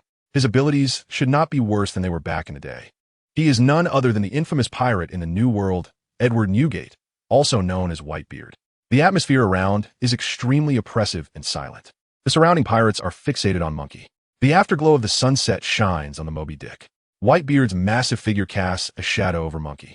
Although he is merely sitting in his chair, the pressure he exudes is terrifying. Munchie's small body is completely engulfed by Whitebeard's shadow. "You brat, why are you still dawdling? Hurry back and report. Tell Shanks not to play these games with me. If he wants to discuss something with me, he should come find me in person. Writing letters is meaningless to me." "Munchie, our old man has spoken," Marco said proudly from behind Munchie. Atmos also looked at Munchie and waved his hand. At this moment, under everyone's gaze, Munchie made no move. He simply lifted his head to look back at Whitebeard. There wasn't even an extra expression on his face. Just looking at him like that. Even in such an awkward and embarrassing situation, Munchie's heart remained unperturbed. He felt quite calm, even smiling faintly. Even if the mission wasn't completed, I could overlook it. However, I spent 5 whole days crossing the Strait of a New World with this letter just to find you. Now, this letter has been torn up by you without even being opened. You really have no regard for me. I am indeed very angry right now." As soon as he finished speaking, the people around were shocked. Atmos said seriously beside him, "Munchie, don't lose your mind. I'm very clear-headed right now. Only a fool would provoke them in the territory of the Whitebeard pirates. But for me, it's a different matter." Munchie smiled again. "You brat, you're just an intern. What face do you have?" It seemed Whitebeard had heard the funniest joke in the world. "So, are you saying that your red-haired captain sent an intern to do this? Isn't that the same as not giving me face?" He paused, staring intently at Munchie. "You say you're angry, but what can you do about it? You don't want to fight me here, do you? This is Whitebeard's territory." Around them, everyone was eagerly watching Munchie's next move, including several very powerful pirates. "Kid, listen to my advice," Marco said as he approached Munchie, his face still expressionless. "As Dad said, go tell your captain. If you cause trouble here, the consequences are something you absolutely cannot bear. Hurry back and report. Is your pride more important, or is your life?" He continued, "If you really act recklessly on our ship, it would be like committing suicide. I advise you to think it through." As Marco spoke, he came closer to Munchie. "Rest assured, I'm not foolish enough to make a move here. But before I leave, I want to give you a little gift to express my inner anger." Munchie smiled, his expression inscrutable. "Gulugulu." Whitebeard casually took another big gulp of his drink. He curiously asked, "The gift? Your words have certainly piqued my interest. Show it to me, and let me see what tricks you want to play." He laughed loudly towards the sky after finishing his words. "Since that's the case, you all better open your eyes wide and see clearly." Munchie's eyes narrowed into a slit. He stood in front of Whitebeard. All the pirates on the Moby Dick, including Captain Marco of the 1st Division, Captain Diamond Jaws of the 3rd Division, and a dozen others, were watching him. As the center, Munchie began to emit an almost imperceptible airflow. He slowly activated it, and this airflow started to gradually grow larger, swirling around him like surging waves. At that moment, a powerful current began to spread from Munchie, reaching every corner of the Moby Dick. In just a short time, the entire ship was enveloped by the airflow emitted by Munchie. This was Conqueror's Haki. Chapter 47. Give and take. This is what fairness means. A gentle breeze blew softly. The surface of the sea shimmered, sparkling under the sunlight, emitting a golden glow that looked very beautiful. The enormous Moby Dick sailed with its skull flag fluttering in the wind. The massive pirate ship rocked on the waves, and on the deck, there were thousands of pirates. This was the base of the Whitebeard pirates, thus there were many pirates here. At this moment, however, the atmosphere on the ship was somewhat eerie. It was extremely quiet, with not a sound to be heard. Munchie stood calmly in the middle of the deck. In front of him sat the white-bearded man, whose massive body exuded immense pressure. Around him were Captain Marco of the 1st crew, Captain Jozu of the 3rd crew, and Bista the swordsman, along with other captains nearby, all stunned on the ship. They were speechless. A powerful Conqueror's Haki radiated from Munchie, slowly enveloping the entire Moby Dick, filling every corner with his presence. This aura was overwhelmingly majestic. Almost everyone on the ship was in shock. The Conqueror's Haki spread throughout the ship. Not only those pirates standing on the deck felt it, but even those in the cabins sensed this overwhelming force. Even Whitebeard, Marco, Jozu, and Bista, who stood closest to Munchie on the deck, were among the first to be affected by the Conqueror's Haki he emitted. Boom! Almost in an instant, the Conqueror's Haki spread even further. The entire Moby Dick seemed to be in a vacuum, devoid of sound. At that moment, all that could be heard were the thuds of people kneeling down. Those pirates who were less than 10 meters away from Munchie, who had previously wanted to watch the spectacle, simultaneously lost consciousness. Their eyes glazed over, unable to think. They collapsed onto the deck, directly falling into a coma. This scene appeared eerily terrifying. The previously densely packed group of pirates now lay sprawled across the deck. A sea of bodies. Except for Whitebeard and a few crew captains, almost all the pirates were knocked down, incapacitated by the impact of Munchie's Conqueror's Haki. They lost consciousness, completely defenseless, collapsing onto the deck. On the Moby Dick, the sounds of people falling echoed throughout the ship. Those with weaker abilities had no means to resist this aura, and everything happened so quickly that they had no time to react. Therefore, in just a few seconds, the deck became quite empty. Among the pirates that had surrounded Munchie, only about 100 remained conscious, while the rest, several hundred pirates, without exception, were struck down by Munchie's Conqueror's Haki and fell unconscious. The atmosphere on site immediately turned silent. Everyone couldn't believe their eyes and stared in panic at the young man standing before Whitebeard. This person, Marco's expression turned extremely grim. He was no longer the laid-back figure from before. His eyes reflected a serious demeanor. If I'm not mistaken, this is... Vista wanted to say something, but opened his mouth and couldn't find the words. Looking around, he clearly saw that the entire deck was covered with their crewmates lying on the ground, and a large portion of them were already unconscious. As captains of the Whitebeard pirates, they had a clear understanding of what was happening before them. After all, they had been battling in the New World for so long, and they naturally knew what this meant. But precisely because of that, they were truly astonished and found it hard to believe what was happening before their eyes. They all stared intently at Munchie. Damn kid, Diamond Jaws only said this one sentence. The current situation was something they had never anticipated from the beginning. Ever since Munchie arrived on the Moby Dick, they never expected that Munch would take such action, claiming it was a gift for them.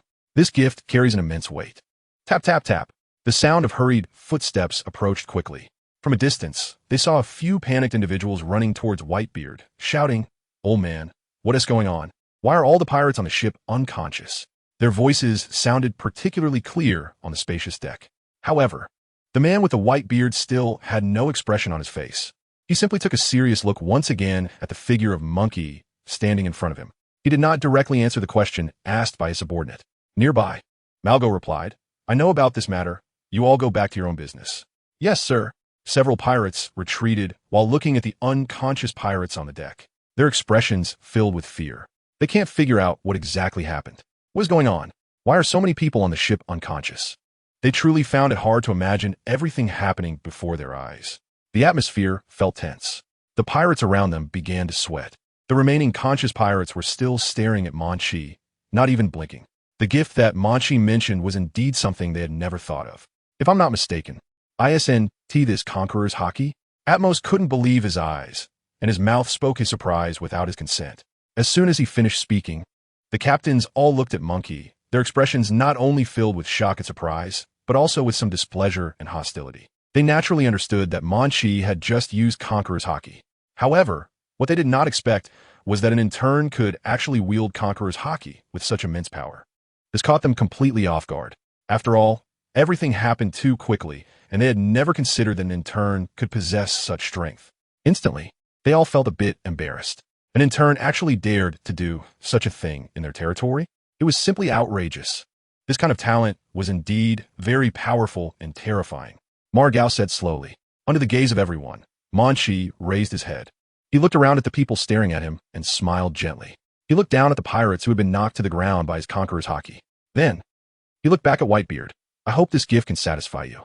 That way, it will be fair between us." Chapter 48, Brad. Would you like to be my son? As soon as Munchie finished saying this, the surroundings fell silent even more. The captains who were watching had been staring at Munchie, their gaze never leaving him for a moment. From beginning to end, they never considered. In their hearts, they always thought that Munchie was just a little intern, yet he possessed a kingly talent that could only be found among millions of people. Conqueror's Haki. Moreover, the most important thing is that Munchie not only has this talent, but from his recent performance, it seems he can already apply it skillfully in battle. This is what surprised everyone the most. It's truly astonishing. This little brat can actually use Conqueror's Haki. Even Diamond Jaws was extremely surprised. This kind of talent is something he himself never possessed. It cannot be acquired simply through hard work. It is a very rare gift. This is Conqueror's Haki. The captains around looked at Munchie with complex expressions. This in turn can use techniques that are difficult for them to master. Little brat, your gift is too precious. Margao stood beside Munchie, his eyes revealing hostility towards him. He stood very close, so he could see the clearest. Hundreds of pirates around him fell under Munchie D, Luffy's Conqueror's Haki. Not only that, the entire massive pirate ship, which should have many who were not very powerful, found it difficult to escape from Monkey's Conqueror's Haki. Many of them must have fainted directly. And all of this was because of the intern from the red-haired pirates standing in front of him. If this were told to anyone, no one would believe it. A small token of appreciation, not meant to be taken too seriously.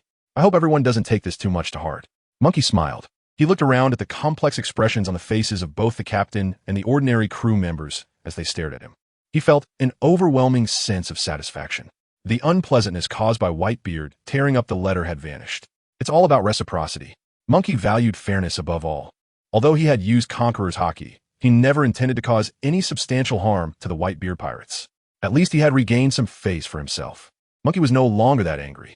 Moreover, he had used Conqueror's Haki right in front of Captain Whitebeard and knocked out a large portion of his crew. However, they couldn't do anything to him. They could only watch him in a daze. Monkey felt incredibly pleased. Furthermore, after using Conqueror's Haki, he discovered something. That is, the strength gap among the members of the Whitebeard pirates is indeed very obvious. Whitebeard is the strongest person on the Moby Dick, followed by Marco. But apart from those two, the strength of the other captains is indeed weak. Although Monkey used Conqueror's Haki, they could resist it with their own strength. Moreover, there are some individuals with decent strength who were able to withstand the Conqueror's attack without passing out. However, a large portion of the pirates have no ability to resist at all. Just from those who fainted on the deck, there were over 200. Not to mention the pirates in other parts of the ship, who must be densely scattered throughout every corner of the ship. Therefore, it can be seen that the crew of the Whitebeard pirates has uneven strength, and there are many weak individuals trying to take advantage of the situation. If we were to calculate the average combat ability, the Whitebeard pirates should be the weakest among the four emperors. Monkey further confirmed his thoughts through this experience. It was just Conqueror's Haki, yet so many people couldn't withstand it. This is the Moby Dick, the base of the Whitebeard pirates.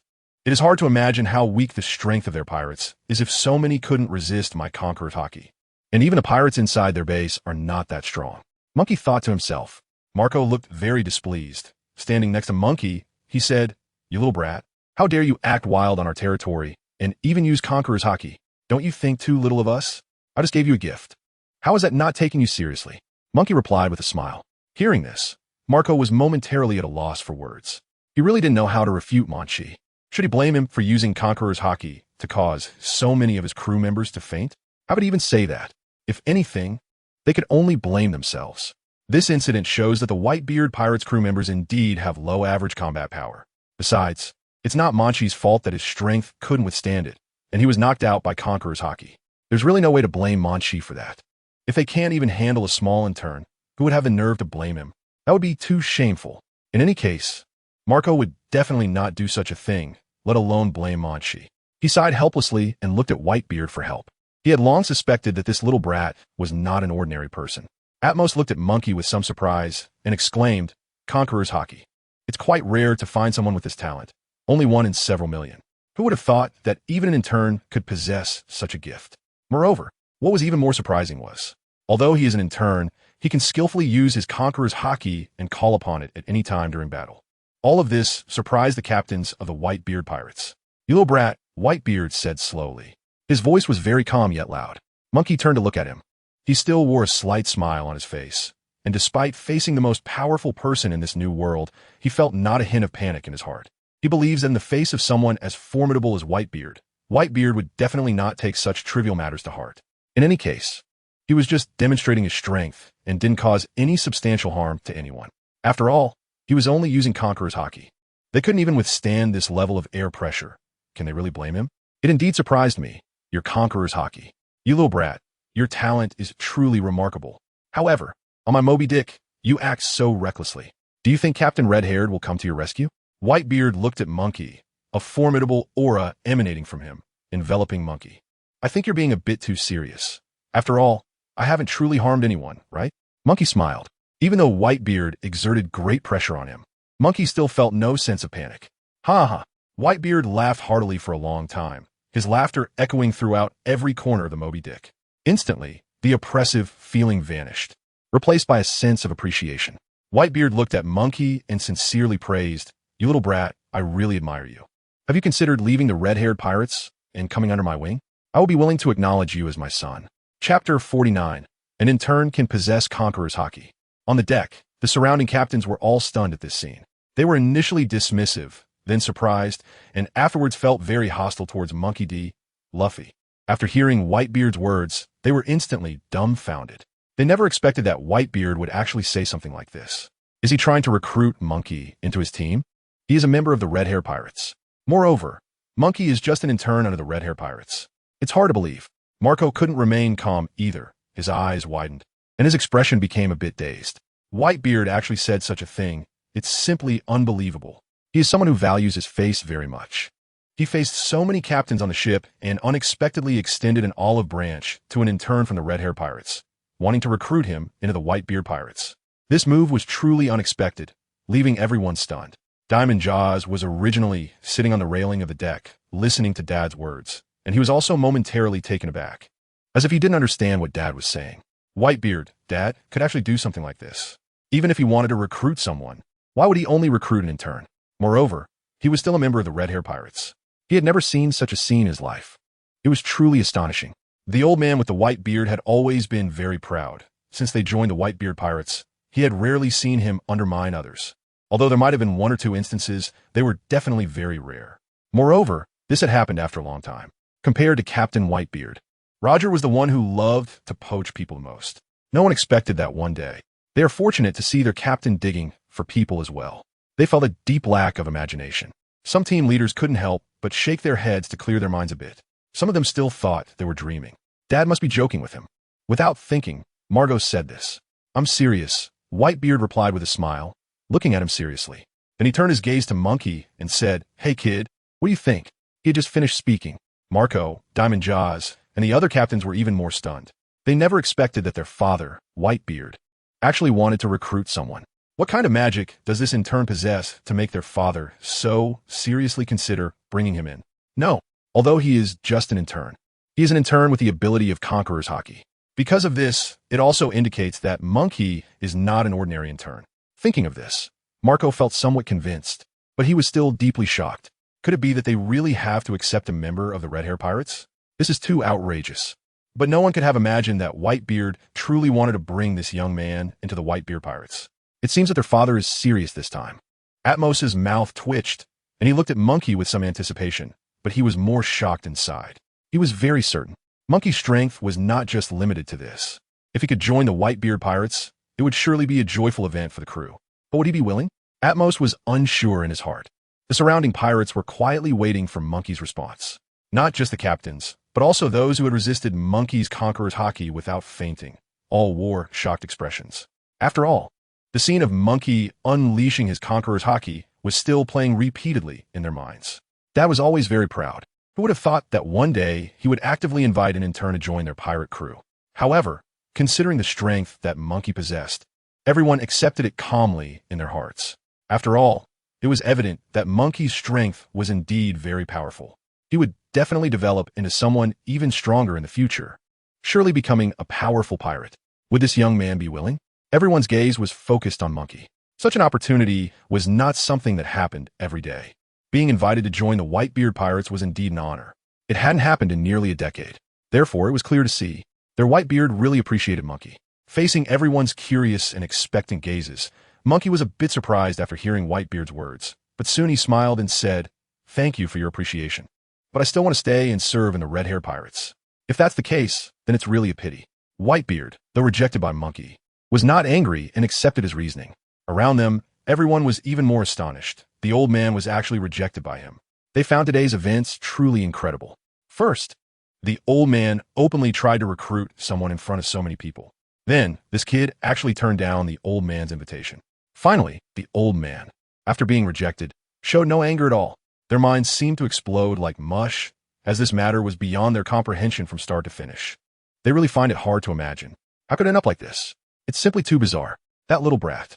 Marco looked at Munchie with a complex expression, rejecting his father's invitation to join the pirate crew.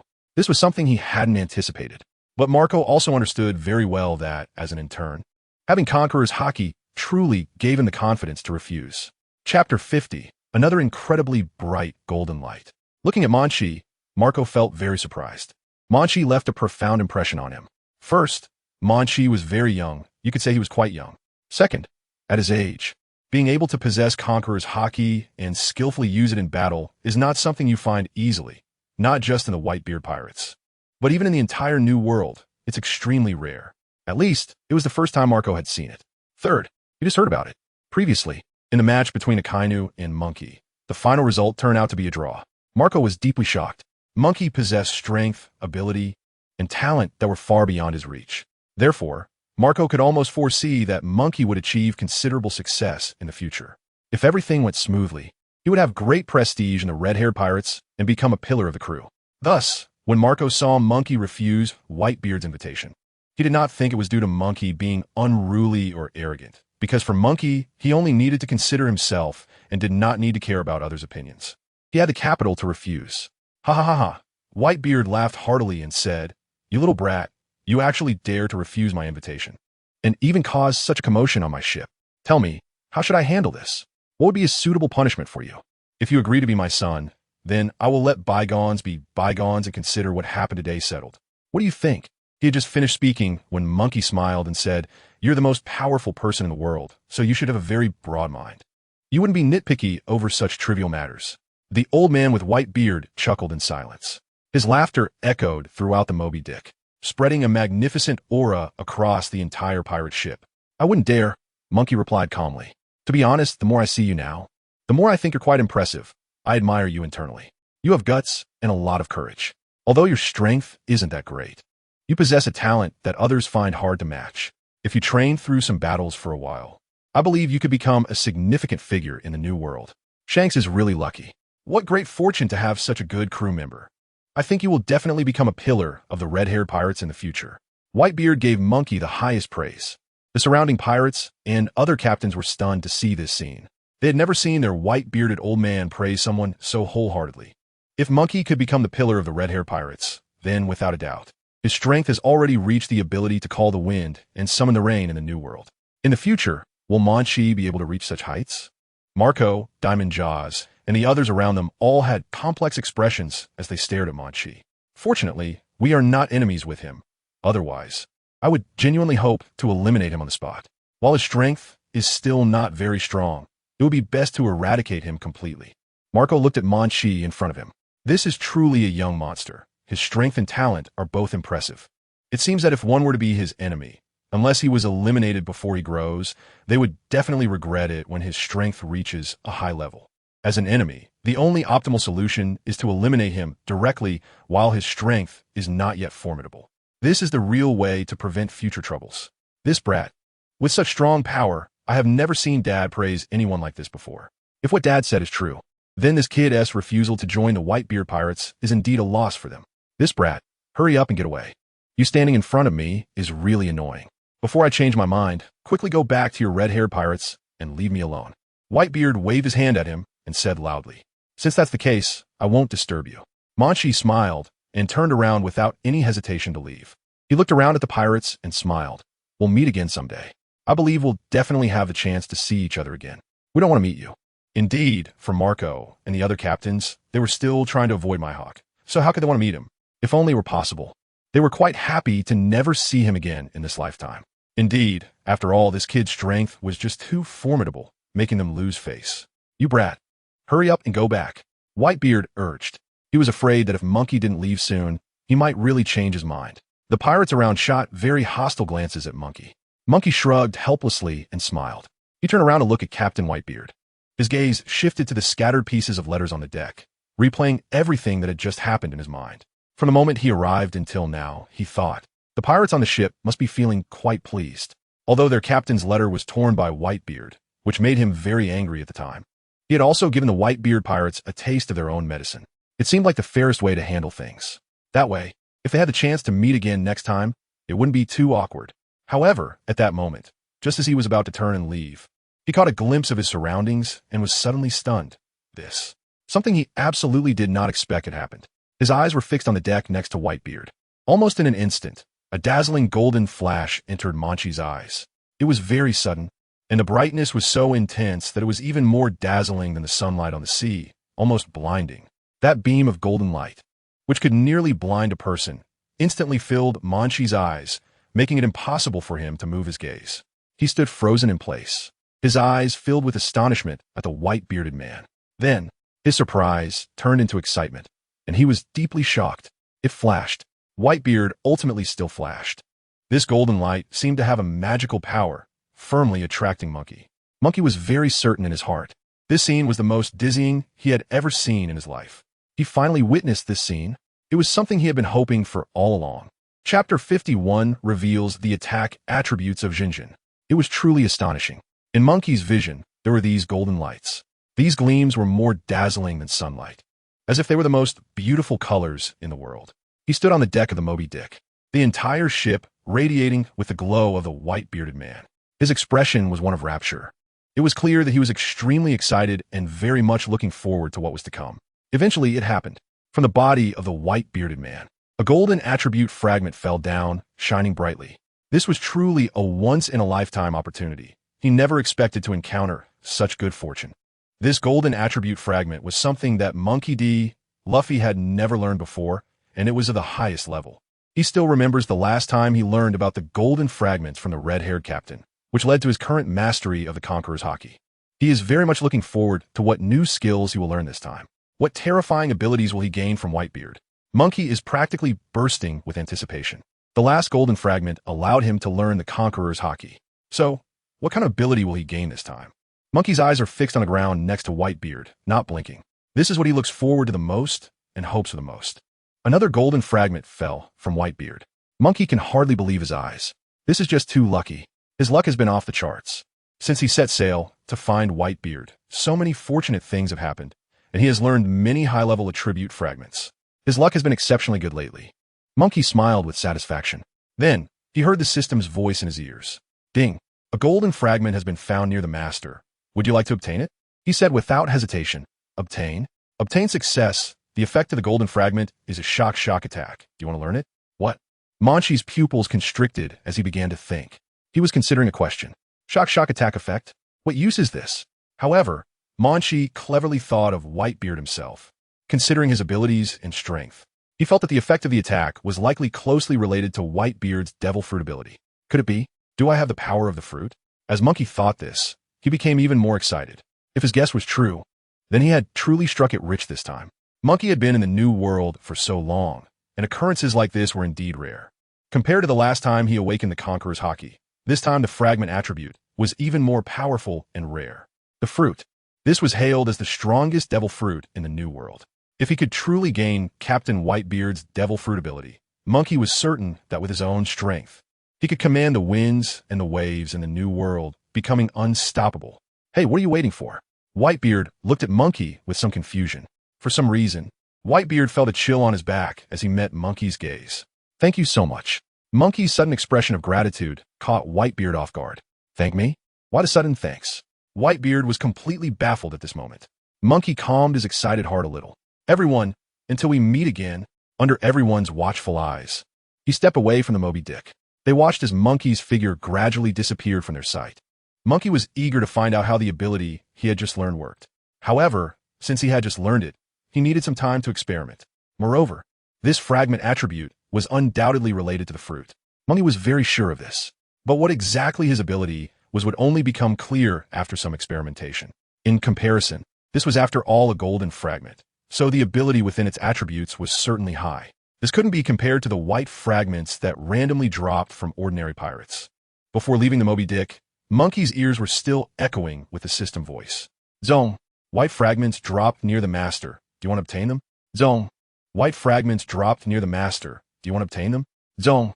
Blue fragments dropped near the master. Do you want to obtain them? Undoubtedly. Munchie deeply realized that he had really struck it rich this time. These sounds were like the most wonderful music to his ears. His body trembled incessantly, as if he were in a dream. He didn't even know how he had returned to his small boat from the Pequod. He really hadn't thought about it. This time meeting Whitebeard, he unexpectedly obtained 2 golden fragments. Not only that, but he also got a lot of white and blue fragments. It was simply a huge gain. This journey was incredibly worthwhile, and he didn't regret putting in so much effort and taking so much time. Munchie felt very happy inside. At this moment, he was experiencing a tumult of emotions, filled with countless sentiments. He looked up at the Moby Dick in front of him, feeling that it was not just a pirate ship, but also a huge treasure chest that had given him many treasures inside. He couldn't help but think that although he hadn't successfully completed the task Captain Whitebeard had given him this time, his own gains were substantial. Therefore, for Munchie, this outing was not a loss. Instead, it was a great harvest. This was something he hadn't expected. Not to mention that before he left, he not only obtained golden fragments, but also received many white and blue fragments.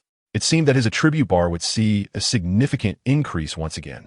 He stood on the deck, bidding farewell to the pirates of the Whitebeard pirates, even though they might not be able to see him. Then, he turned around and sailed away on his small boat, slowly leaving this place. Gradually, the silhouette of the Moby Dick disappeared on the horizon. It was only at this moment that Monkey D began to focus on studying his attribute panel, which had an extra slot added compared to usual. He activated the attribute panel. Owner, Monkey D, Strength, 112 Force Speed, 107 Stamina, 109 Instinctive Reaction, 89 1 Skills. Basic Swordsmanship LV 14-2. Swordsmanship Yen Return. LV 6-2. Armament Haki LV 4-21. Observation Haki LV 2-1. Fist Technique LV 2 Attribute Points. 3-2 Attack Ability. Tremor Wave LV 1 Monkey D. Looked at the data displayed on his attribute panel, feeling overjoyed. Indeed, this trip to find Whitebeard had yielded great rewards on the Moby Dick. It had brought a tremendous boost to his strength. Both his abilities and attributes had improved significantly compared to before. Chapter 52, New Skills Truly Terrifying. After Monkey D left the Moby Dick, on the deck, Whitebeard, sitting in his chair, no longer concealed his astonishment and emotions. He sighed deeply and said, Red-Haired's luck is truly remarkable. This kid's future is limitless. Where else could he find such a little monster? The waves of the Yangtze River push the waves ahead. It seems that in the new world, they will ultimately dominate. From the looks of it now, that little brat Monkey D will definitely see a rapid increase in strength in the future.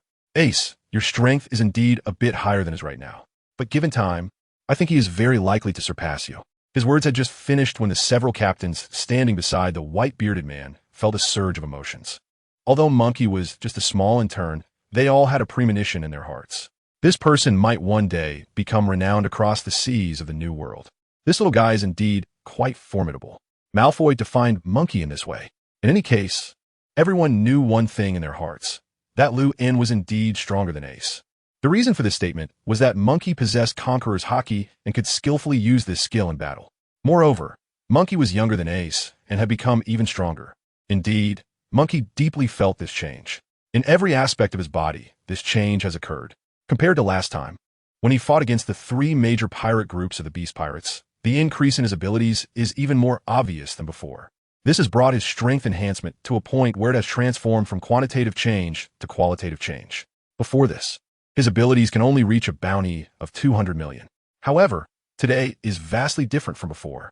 To be honest, given Munchie's current abilities, he is definitely worth much more than a bounty of 200 million.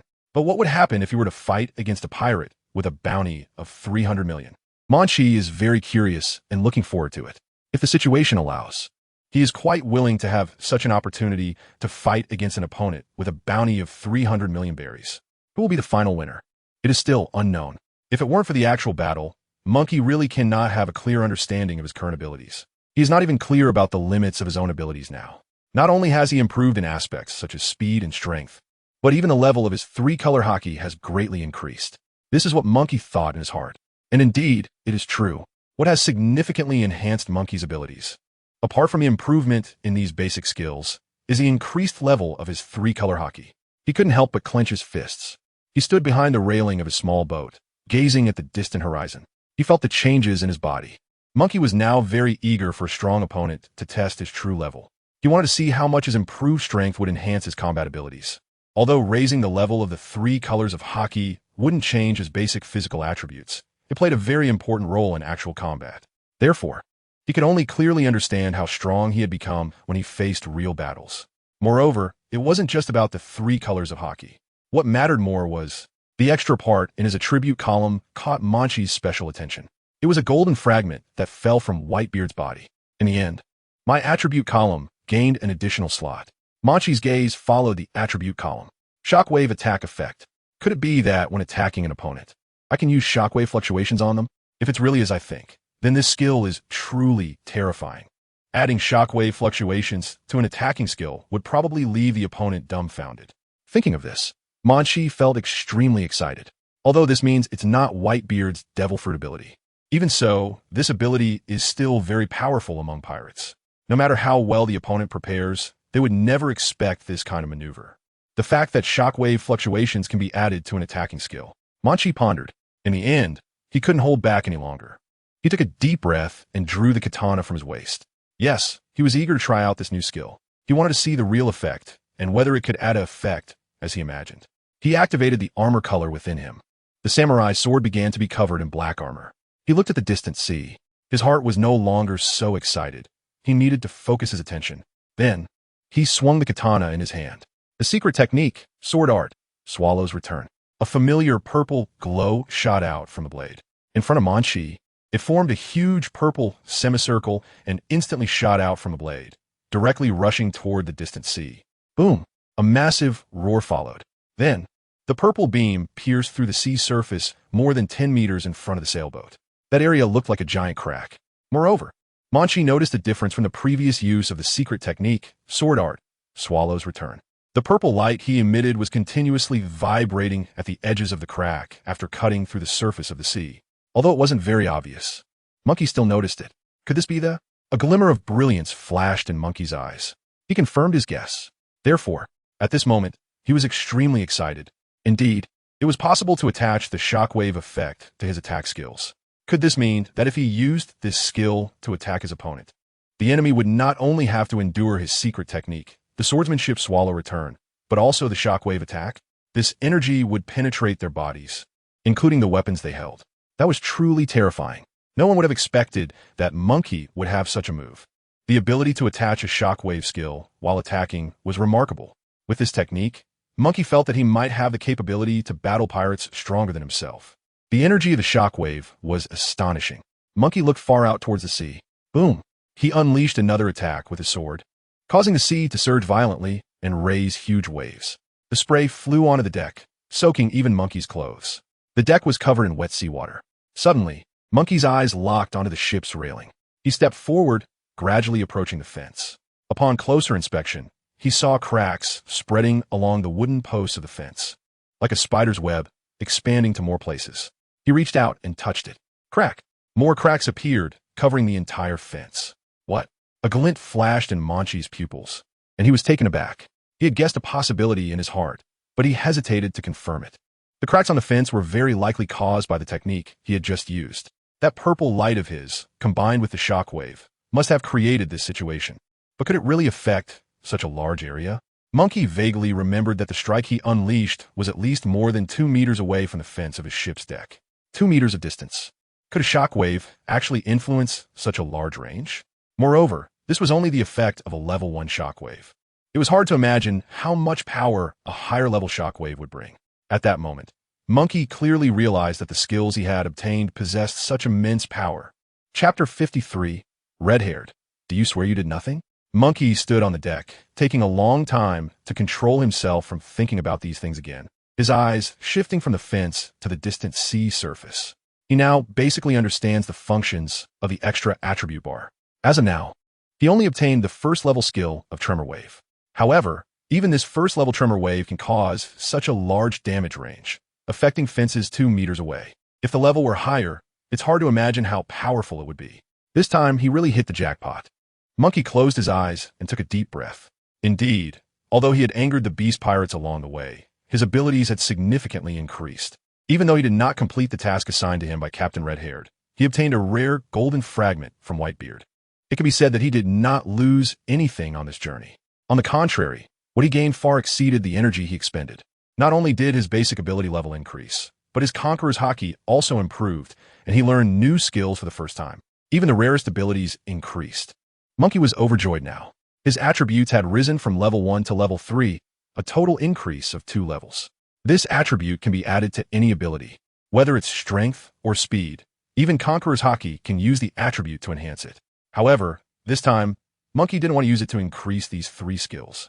The attribute panel appeared in Munchie's view again. Master, Munchie Strength, 1124 Speed, 107.2 Stamina, 109.3 Instinctive Reaction, 89.1 Skills, Swordsmanship Basic LV 14-2. Swordsmanship Yen Return. LV 6-2. Armament Haki LV 4-21. Observation Haki LV 2-1. Fist Technique LV 2 Attribute Points. 3-2 Attack Ability. Tremor Wave LV 1 Finally. His gaze was firmly locked onto the blank, newly generated attribute bar. Munchie was now very certain of how powerful and rare this new ability he possessed was. Therefore, he decided to use all his attributes to increase the level of his. In the end, he did just that. He was too eager to know what kind of power would be unleashed when he reached a high level. System, increase all attributes to. Munchie showed no hesitation at all. Using 3 attribute points, increase successful. The system's voice appeared in his ear. Suddenly, Munchie felt his body filled with power.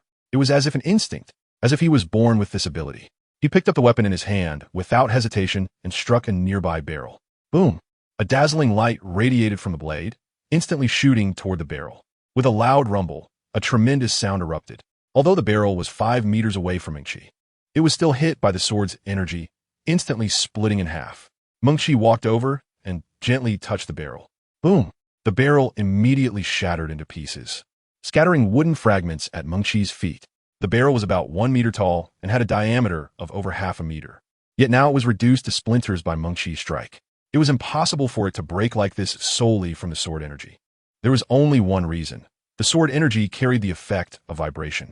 Not just the barrel. Munchie narrowed his eyes into a slit. He noticed that the floor around the wine barrel had begun to develop cracks, as if it would collapse and shatter with just a little force. Indeed, compared to the previous effect, the power had increased significantly, and the attack's coverage had also expanded. It was certainly worth the 3 attribute points he spent to enhance the effect of the shockwave, and Monkey D. Luffy was quite satisfied with this result. However, he soon realized a problem. He looked helplessly at the cracked deck. It seemed that now Monkey had to be cautious while sailing. One small mistake could cause the ship to shatter. I still need to study the effects of the tremor waves and try to master their usage. Moreover, if I can compress these residual waves to a smaller range, it should produce greater power. Not to mention, I also need to control the range of the attack. After all, I don't want to harm innocent people. Only then can it be considered skilled use. Monkey thought to himself. If in the future the level of the tremor waves could be raised higher, but Monkey was unable to control the range of the attack, that would cause a lot of trouble. Monkey didn't want to hurt innocent people. Opening the attribute panel, Monkey thought of something else. Master, Monkey Strength, 1124 Speed, 107-2 Stamina, 109-3 Instinctive Reaction, 89-1 Skills. Basic Swordsmanship LV 14-2, Swordsmanship Return LV 6-2, Armament Haki LV 4-21. Observation Haki LV 2-1, Martial Arts LV 2 Attribute Points, 3-2 Attack Ability, Tremor Wave LV 3-60. It was indeed as he thought. The Tremor Wave had been directly upgraded to level 3. However, he hadn't considered that it could upgrade by 2 levels at once.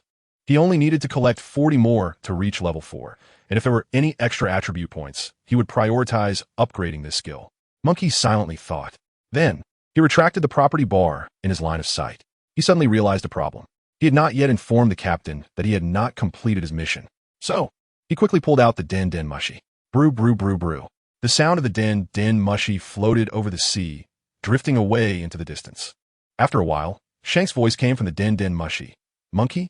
Captain, I wasn't able to complete the task you gave me to deliver the letter to Whitebeard, but he tore it up right away and said he wanted you to come over with good wine.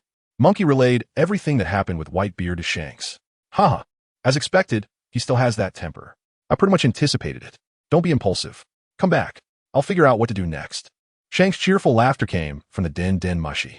Yes, Monkey replied, preparing to hang up the Den Mushie. But Shanks asked again, you didn't do anything excessive when Whitebeard tore up my letter, did you? Shanks was a bit skeptical, as he knew Monkey quite well. Nothing special.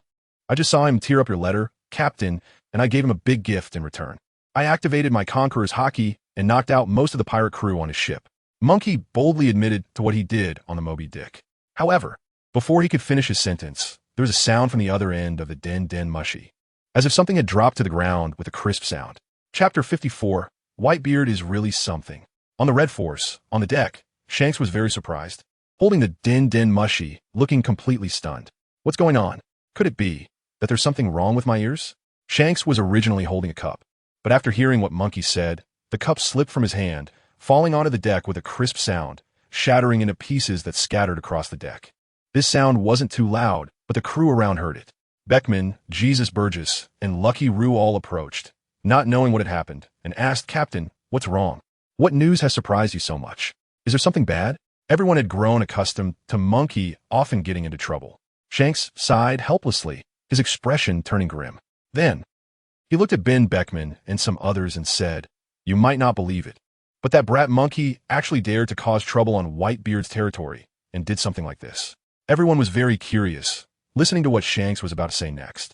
Whitebeard was so angry that he didn't personally deliver the message, and right in front of Munchie, he tore the letter I personally wrote to shreds.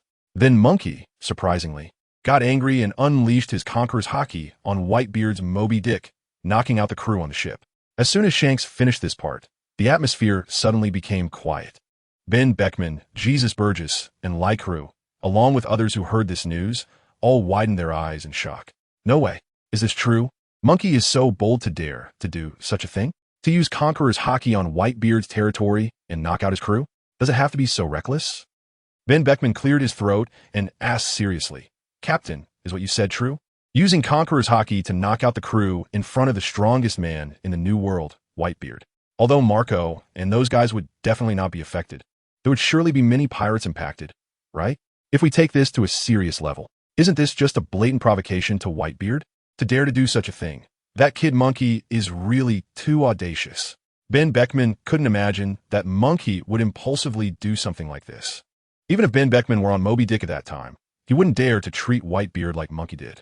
No, even if he had 10 times the courage, he wouldn't do such a thing. After all, he was facing the strongest man in the New World. His bounty is 5 billion berries, and he has been fighting in the New World for a long time. I really find it hard to grasp Munchie's thoughts. Rikairu took a bite of the roasted meat in his hand and said, "That's true. Among all the people present, perhaps only their red-haired captain has the courage to do such a thing. The other crew members wouldn't even dare to think about it." However, in reality, it was indeed Munchie who did this.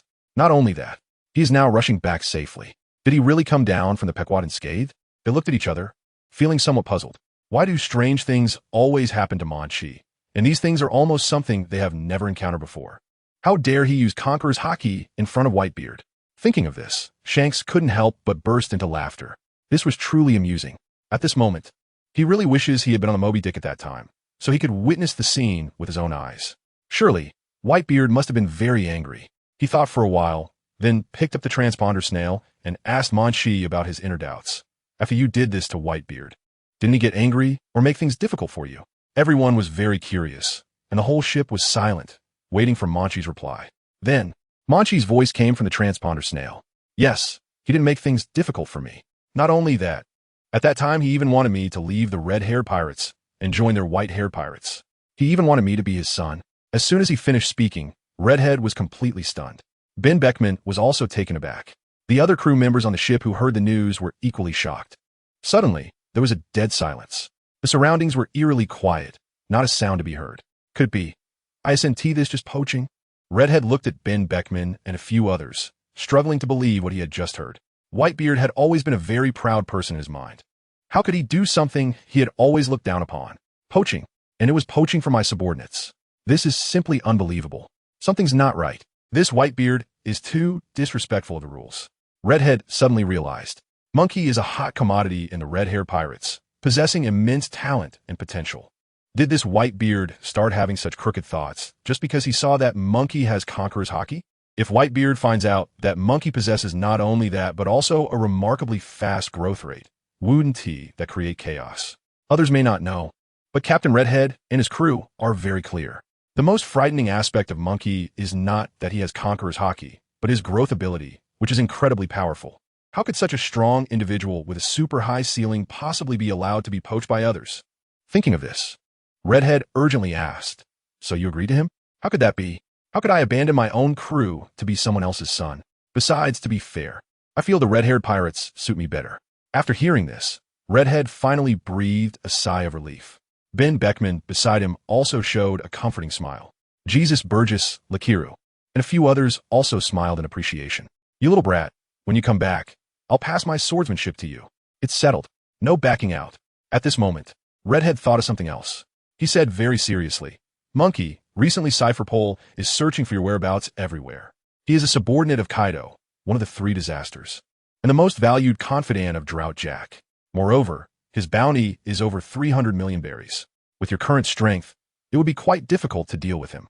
Therefore, you better be careful on the way and don't wander around aimlessly. Hurry back from Whitebeard. After hearing this news, Redhead privately conducted a lot of investigations. During the days waiting for Monkey's return, they did not waste time. They have always been very concerned about Monkey's actions. On the other side of the ship, Monkey was holding a den Munchie, also listening to Redhead's instructions.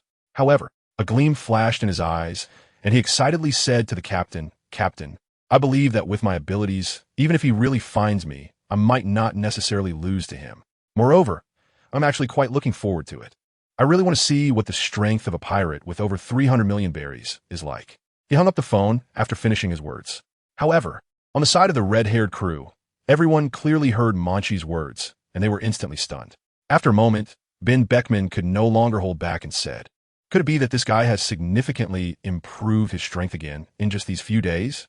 "It really seems to be the case," said Jesus Burgess and Lucky Roo, nodding beside him. "This kid is truly a monster." Chapter 55. Someone is following when leaving the sky blue sea. As the last ray of sunset sank into the sea, night gradually enveloped the entire ocean, leaving only a few scattered stars quietly shining. Then, with the rise of the sun, the entire sea began to shine brilliantly. The round sun slowly rose from the horizon, emitting a gentle glow. Under the sunlight, the surface of the sea sparkled, as if scattered with golden fragments, dazzling and beautiful. A gentle breeze brushed across the sea, and a sailboat drifted on the ocean. On this vast sea, the sailboat appeared very small. It floated gently with the sea breeze and the undulating waves, slowly sailing forward. On the deck, Munchie looked around and saw a black dot gradually appearing on the distant horizon. His gaze focused, and a playful smile appeared on his face. He had found what he was looking for. Finally, there was a place to land.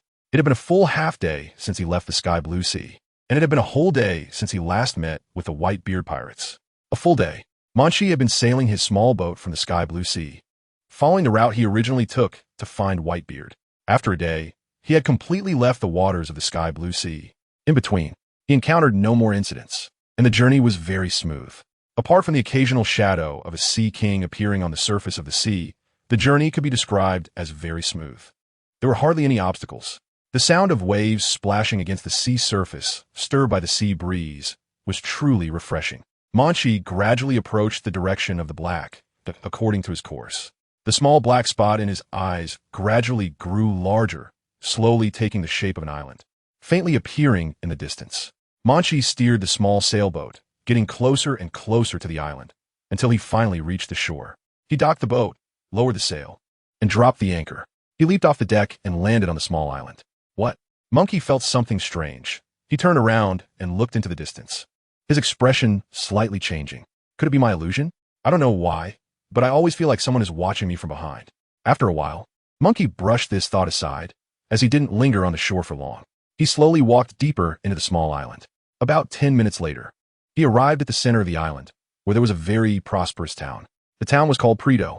There were many residents in the town, and it looked very thriving. On both sides of the street, there were many vendors setting up stalls. They were shouting and selling, creating a lively atmosphere. Monkey walked down the street. After a little while, he has bought everything he needs. He held a very large backpack in his hand and slung it over his shoulder with a lift of his hand. He doesn't want to waste too much time here. However, just as he was about to turn and leave, suddenly, he stopped in his tracks. Monkey squinted his eyes, but made no other movements. He looked around. However, this time, he truly felt that pairs of eyes were watching him. Was he being monitored? He has just arrived here, and it hasn't even been an hour. Is someone already monitoring him in secret? Why? Not only that, but the watcher isn't just one person. Monkey feels that he has no reputation in this new world. How could someone be monitoring him so soon after arriving in a new place? Therefore, facing the current situation, Monkey has been constantly pondering the reasons behind it since he set sail. The only ones he truly angered were the beast pirates, so it's quite obvious. The ones secretly monitoring me should be members of the beast pirates. The first possibility is that they're just a local pirate group who might know about what I've done and are monitoring me to prevent their own island from being invaded. If that's the case, it wouldn't be a big deal. However, there's another reason. What if they are actually subordinates of the beast pirates themselves? The worst case scenario is that they're not only subordinates of the beast pirates, but are hiding on the island to monitor me. and it's not a coincidence. Everything has been arranged behind the scenes. That would indicate one thing. Perhaps from the moment I angered the beast pirates, I've been under their surveillance. Or maybe they started following me the moment I left the Azure Sea, coming to this small island along my route.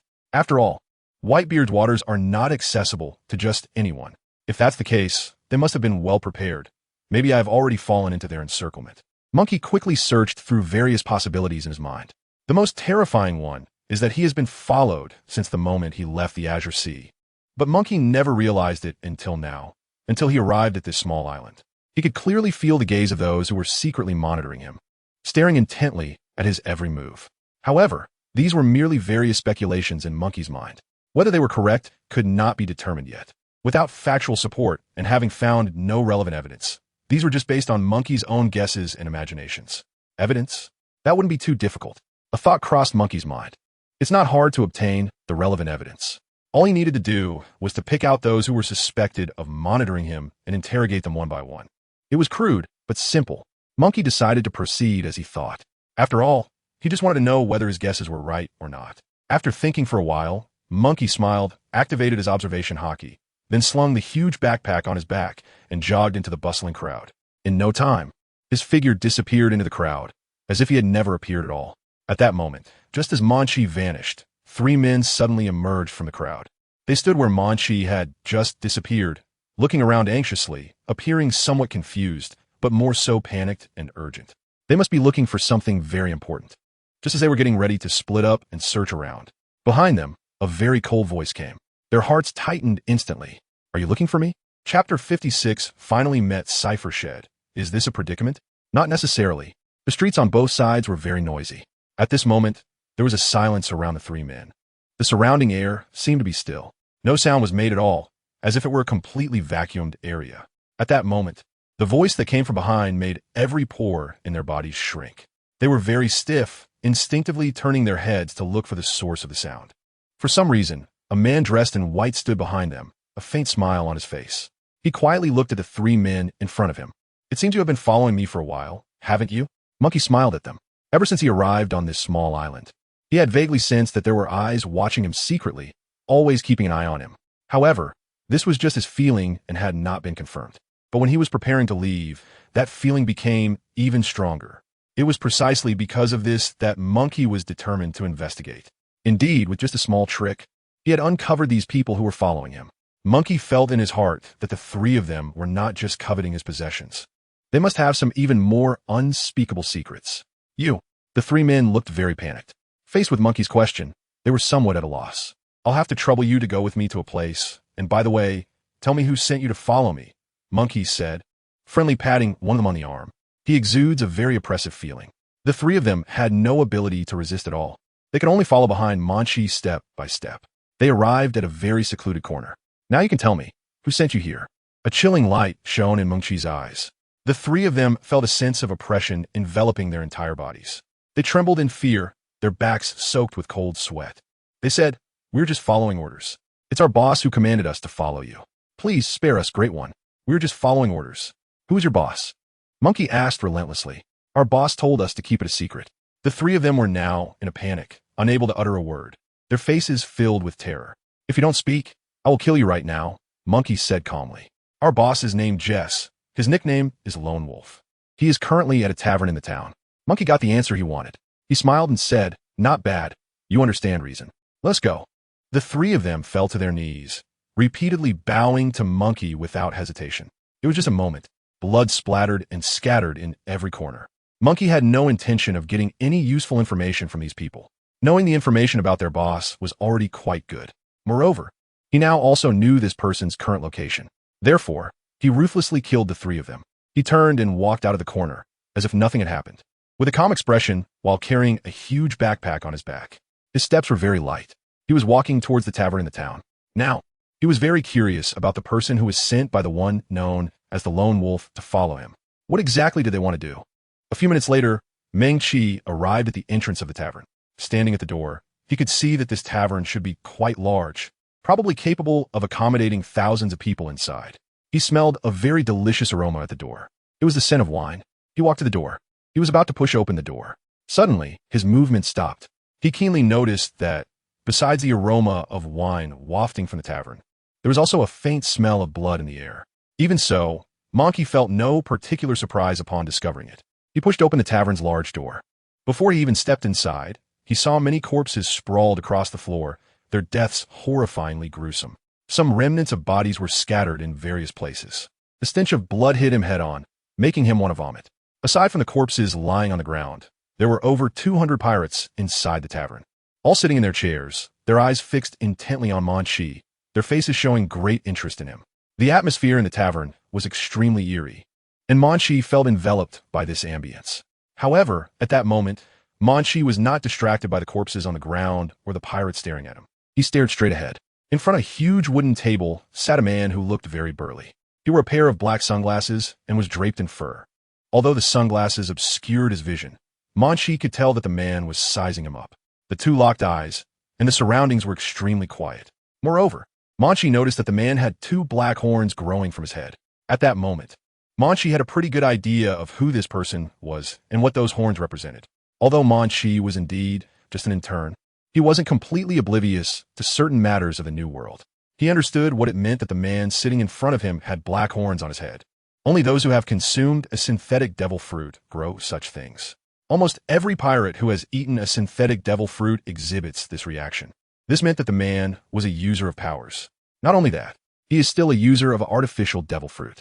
So far, Munchie knows that users of artificial devil fruits are actually very rare. However, most of these people are concentrated in the Beast Pirates. Therefore, this man should be one of the subordinates of the Beast Pirates. I have waited too long. Finally, I have waited for you, the man said slowly. Not just him. Around him, the pirates who had been watching him also showed malicious smiles. Munchie used observation Haki. He felt that the people present had very strong abilities. Is this a trap set specifically for me? Munchie thought to himself. It seemed quite obvious already. They had been waiting for his arrival here for a long time.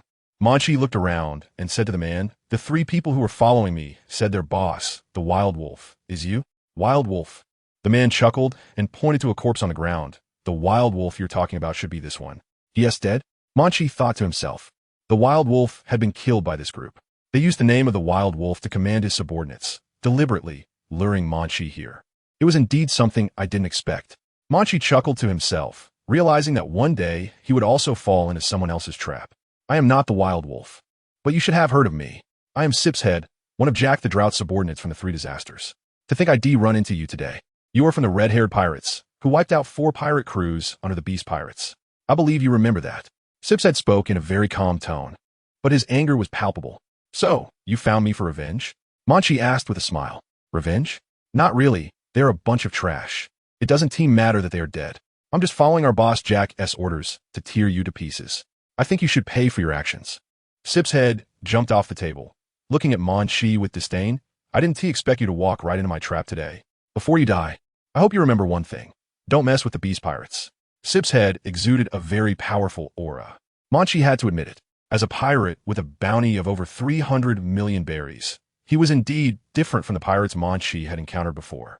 The sense of oppression he felt this time was very strong. Munchie understood that this might be the strongest opponent he had faced since coming out. The aura emanating from him made it clear. Moreover, it was not just Sipshead. The pirates around were also eagerly waiting to make their move. The situation was indeed dire for Munchie. But would he die here today? That was uncertain. Munchie smiled as he looked at Sipshead. Chapter 57. Let us have a contest today. Inside the tavern, more than 200 people with fierce expressions were closely watching Munchie. The pressure was immense. Any ordinary person in Munchie's situation would have collapsed by now. But Munchie was no ordinary person. Although he was just an intern, he was an intern with strength beyond the ordinary level. Under such pressure, he remained remarkably calm. Compared to the pirates staring at him, all of his attention was focused on Sipshead. As a subordinate of Drought Jack, he must be very powerful. Moreover, his bounty has exceeded 300 million berries. This also indicates his strength from another perspective. Up until now, apart from the Red-Haired Pirates and the Whitebeard Pirates, this Cypherhead is the strongest person he has encountered so far. The surroundings are very quiet and oppressive. A killing intent is quietly brewing. Cypherhead approaches Munchie. 207. He stood about 20 meters away from Munchie, looked around, and smiled as he said, "There are more than 200 of my subordinates here. Among them, 30 have a strength that has reached a bounty of 100 million berries. Although their strength is not bad, I think even if you're strong, it will be very difficult to withstand so many people attacking you at once. Moreover, I am still here. Cyphus had a determined look on his face. You may not have seen a pirate with a bounty of 300 million berries, right? Today, I'll fulfill your wish. But you will have to pay with your life. As soon as he finished speaking, a burst of laughter erupted around him.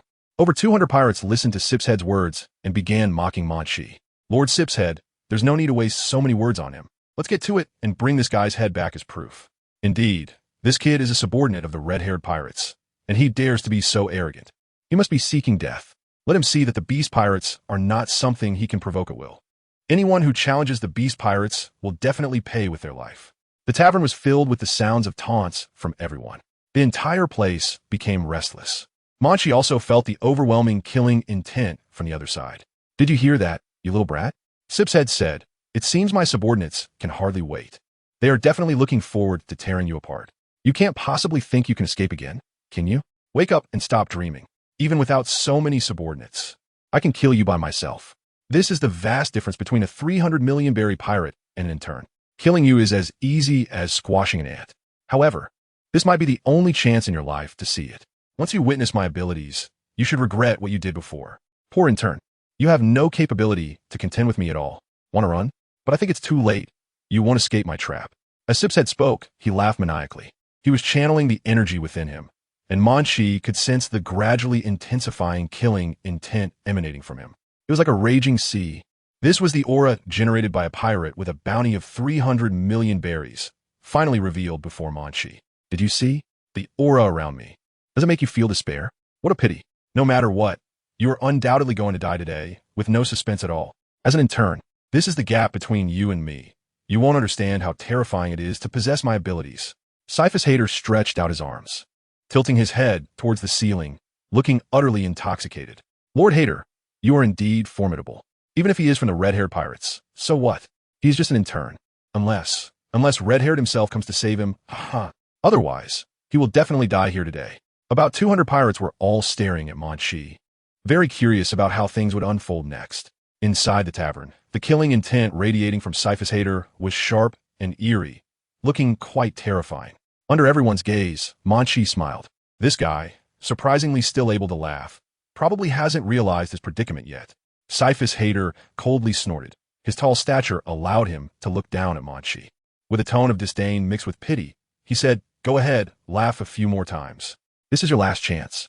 Munchie listened to Cyphus-Hater's words. He looked up at Cyphus-Hater and said, 3 weeks ago.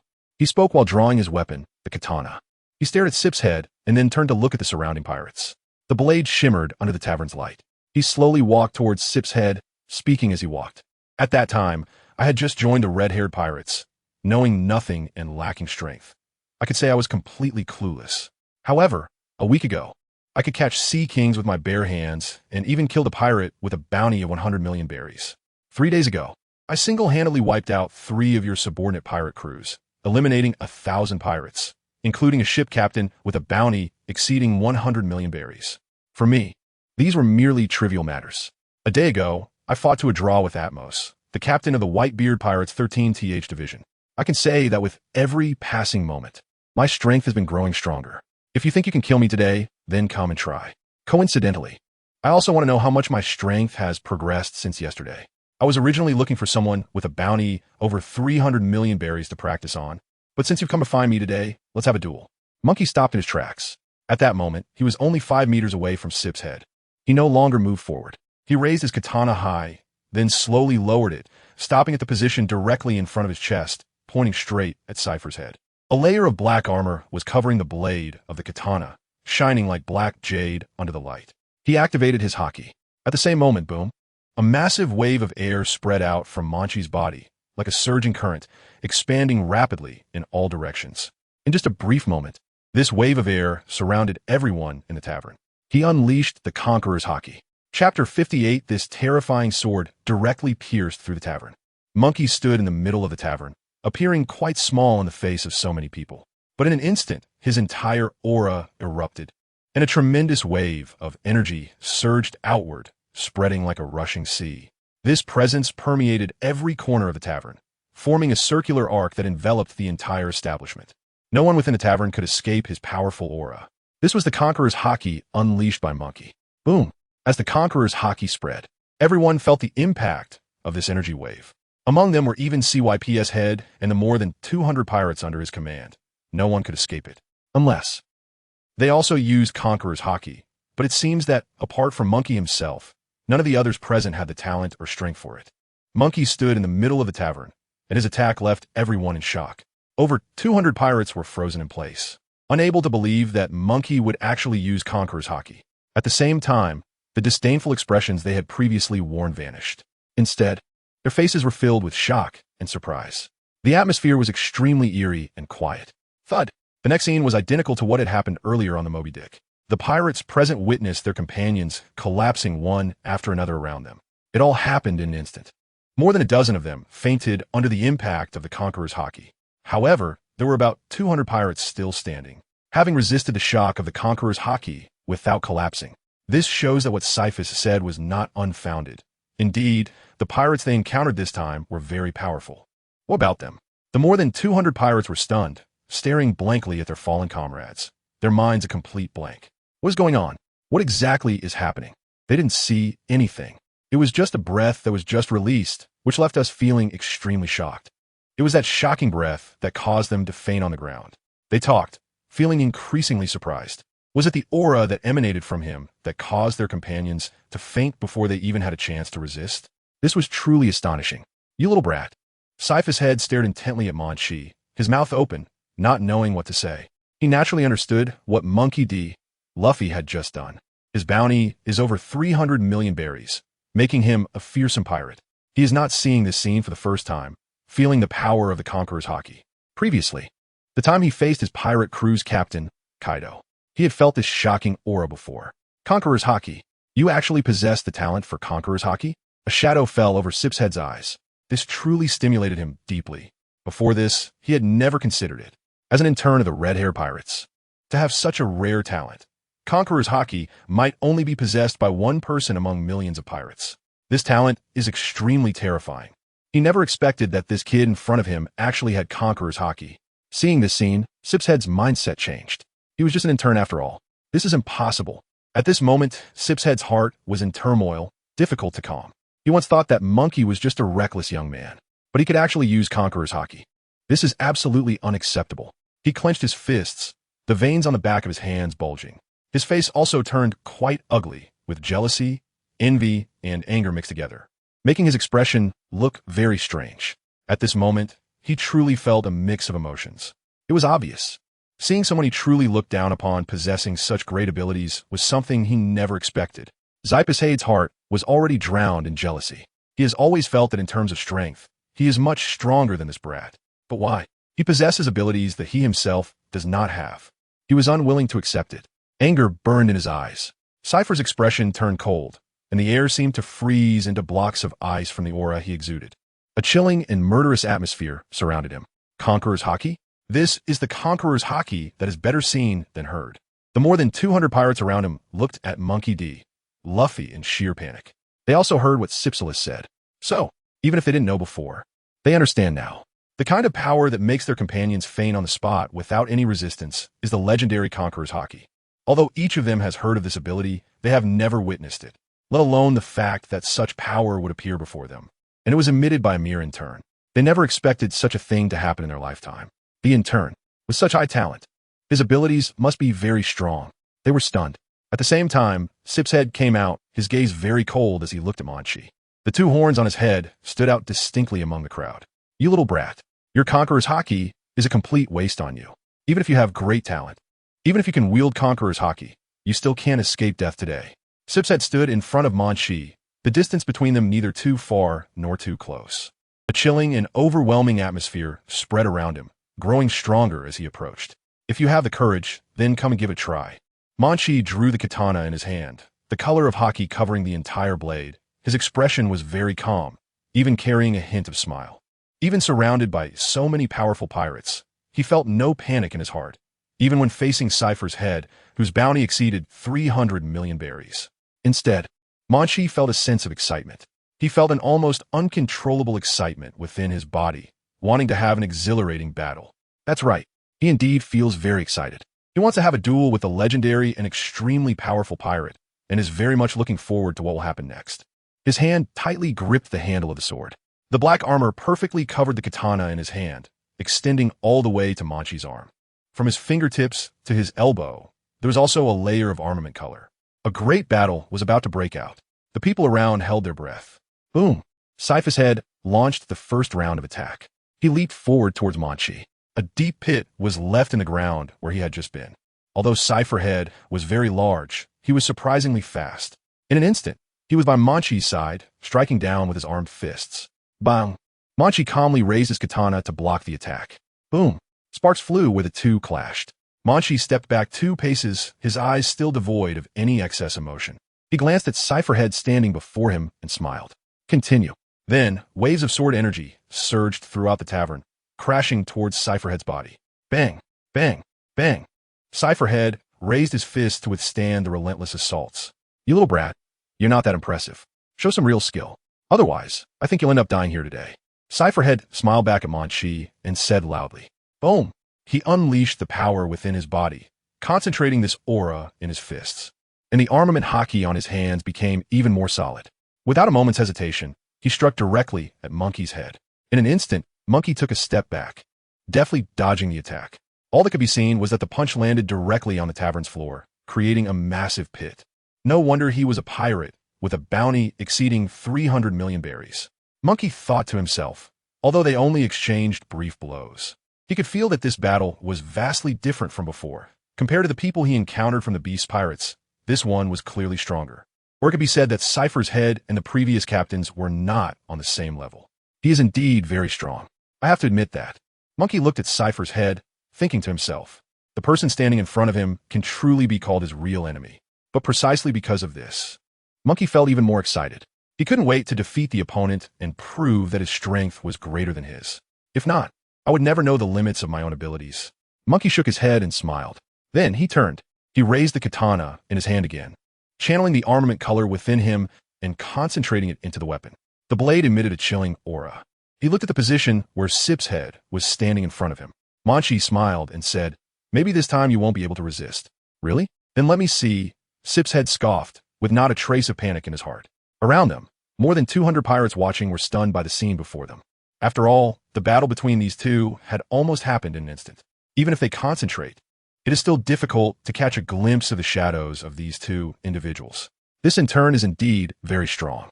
This is the thought in the minds of almost everyone present. Their eyes were fixed tightly on Munchie. At this moment, the katana in Munchie's hand emitted a faint purple glow, swirling at the tip of the blade, exuding the aura of death.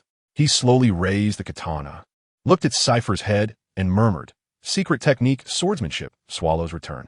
He swung the katana in his hand without hesitation. The movement was extremely decisive and fierce. A beam of brilliant purple light was shot from the tip of the sword, forming a semicircle around Munchie and rushing forward. That was the direction of Sip's head station. Whoosh! A purple beam of light whizzed through the air at incredible speed, instantly reaching the front of Sip's head. His eyes were filled with a purple halo. What? Sip's head's expression changed drastically. He could sense it. Although there was still some distance between them, he truly felt that almost tear-inducing power. What is this? Sip's head's expression was no longer calm. He sidestepped in an instant, barely avoiding a purple beam that grazed the tip of his nose. Boom! The beam sliced through his body and shot towards the wall of the tavern. However, Sip's head still felt the powerful aura, causing his body to tense up involuntarily. Wait! Sip's head's expression was one of horror, his eyes wide open. What on earth is going on? He blankly lowered his head and looked around him. The fur on his body had already been torn apart by the beams of light, and the surroundings were filled with cracks. Not only that, his body was covered in scars, and blood began to seep out.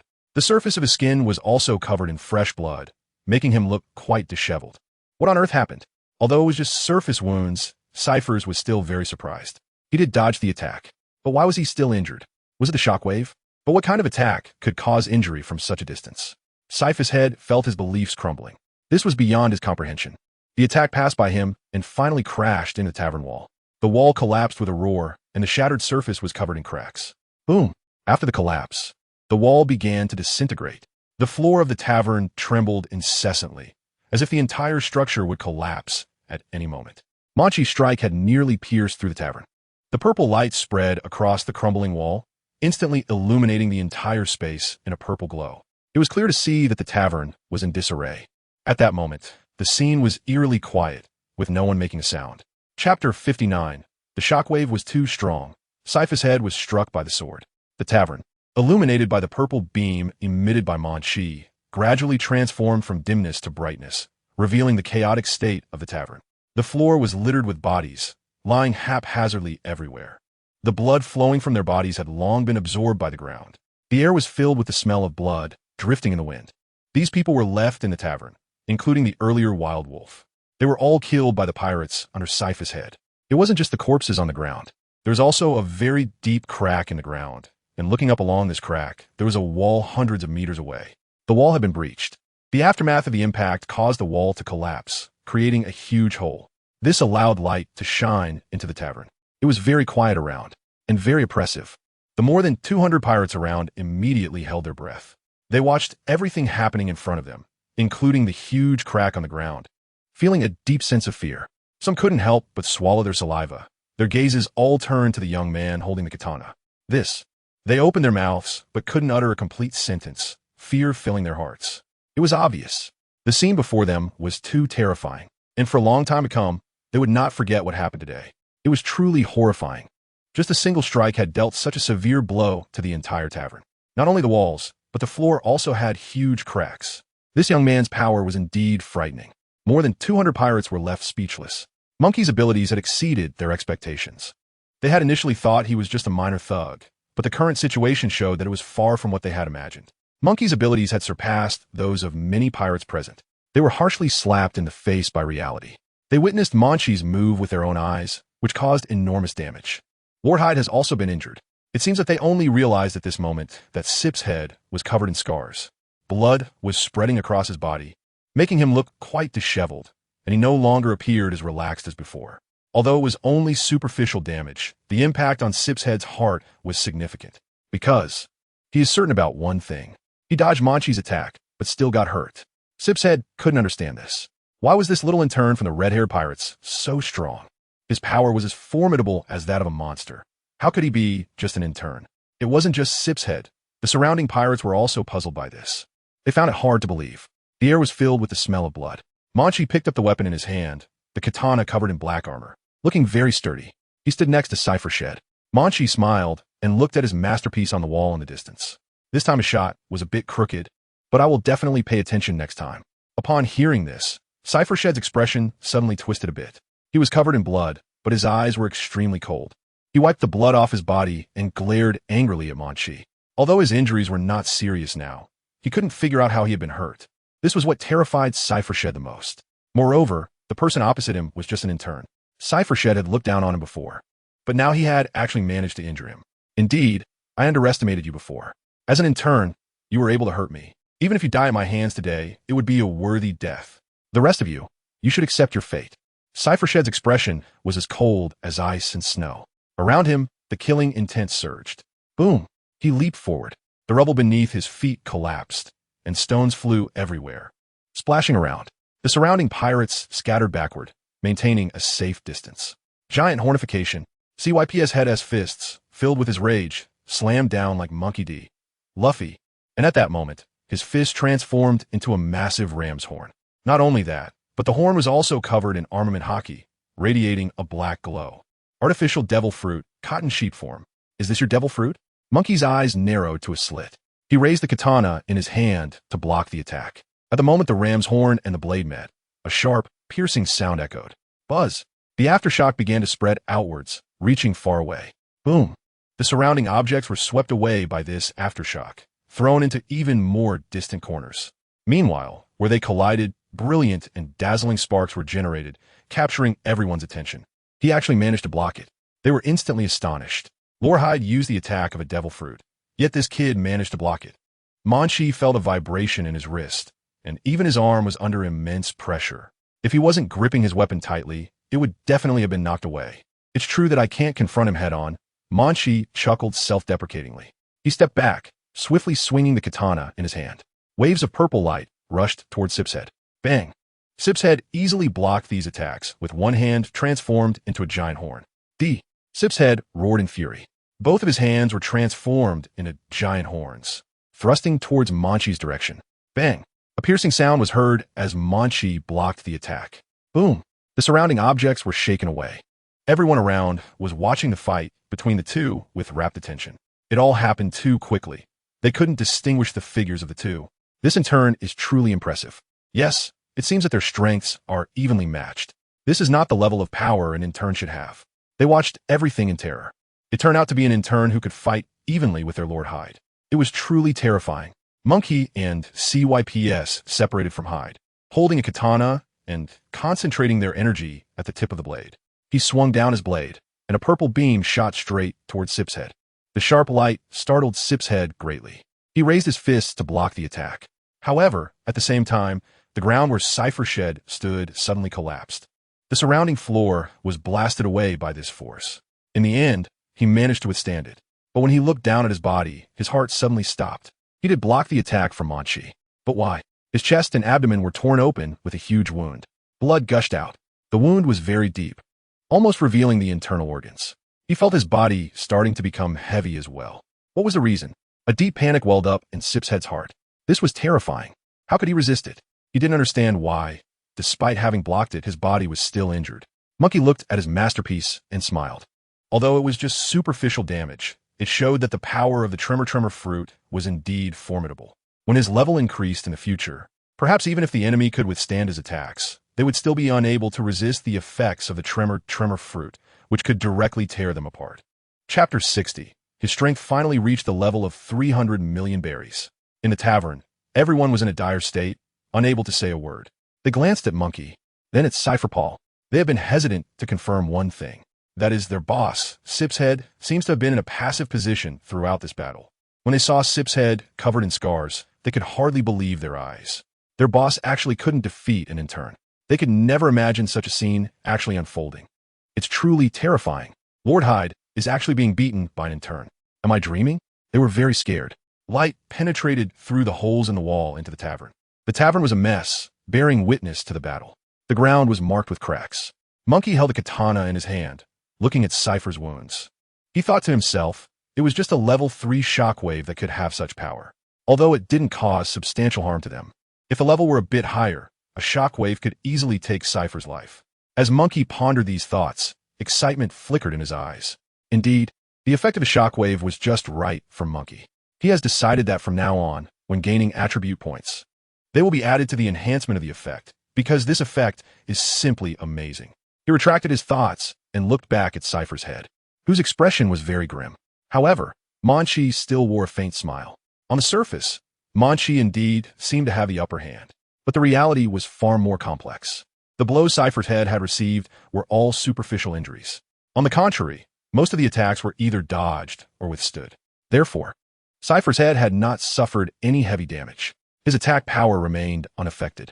If this continued, Munchie was very likely to lose the battle. Indeed, an opponent with a bounty exceeding 300 million berries was not easy to deal with.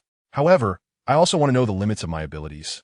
Without hesitation, Munchie launched another attack. Bang! In close combat, Munchie was no match for Cypher's head. The giant horned fist in Cypher's head's hand constantly posed a life-threatening danger to Munchie. Before long, Munchie suffered some injuries, blood gushing from his wounds. Boom! Munchie slashed with his sword, forcing Cypher's head to retreat. Munchie squinted, wiped the blood from his face, and a scar made him look more mature. You brat, don't say I didn't warn you. You will definitely die today. Cypher's head roared as he initiated the next round of attacks. The immense pressure in his hand nearly made him lose grip on the katana. Munchie's expression became focused as he carefully observed the openings in his opponent's attacks. On the periphery, the pirates cheered for their Lord Head. My lord, tear this brat apart. Kill him. He's nothing special. Indeed, although this in turn had decent abilities, he was still far inferior to our Lord Head.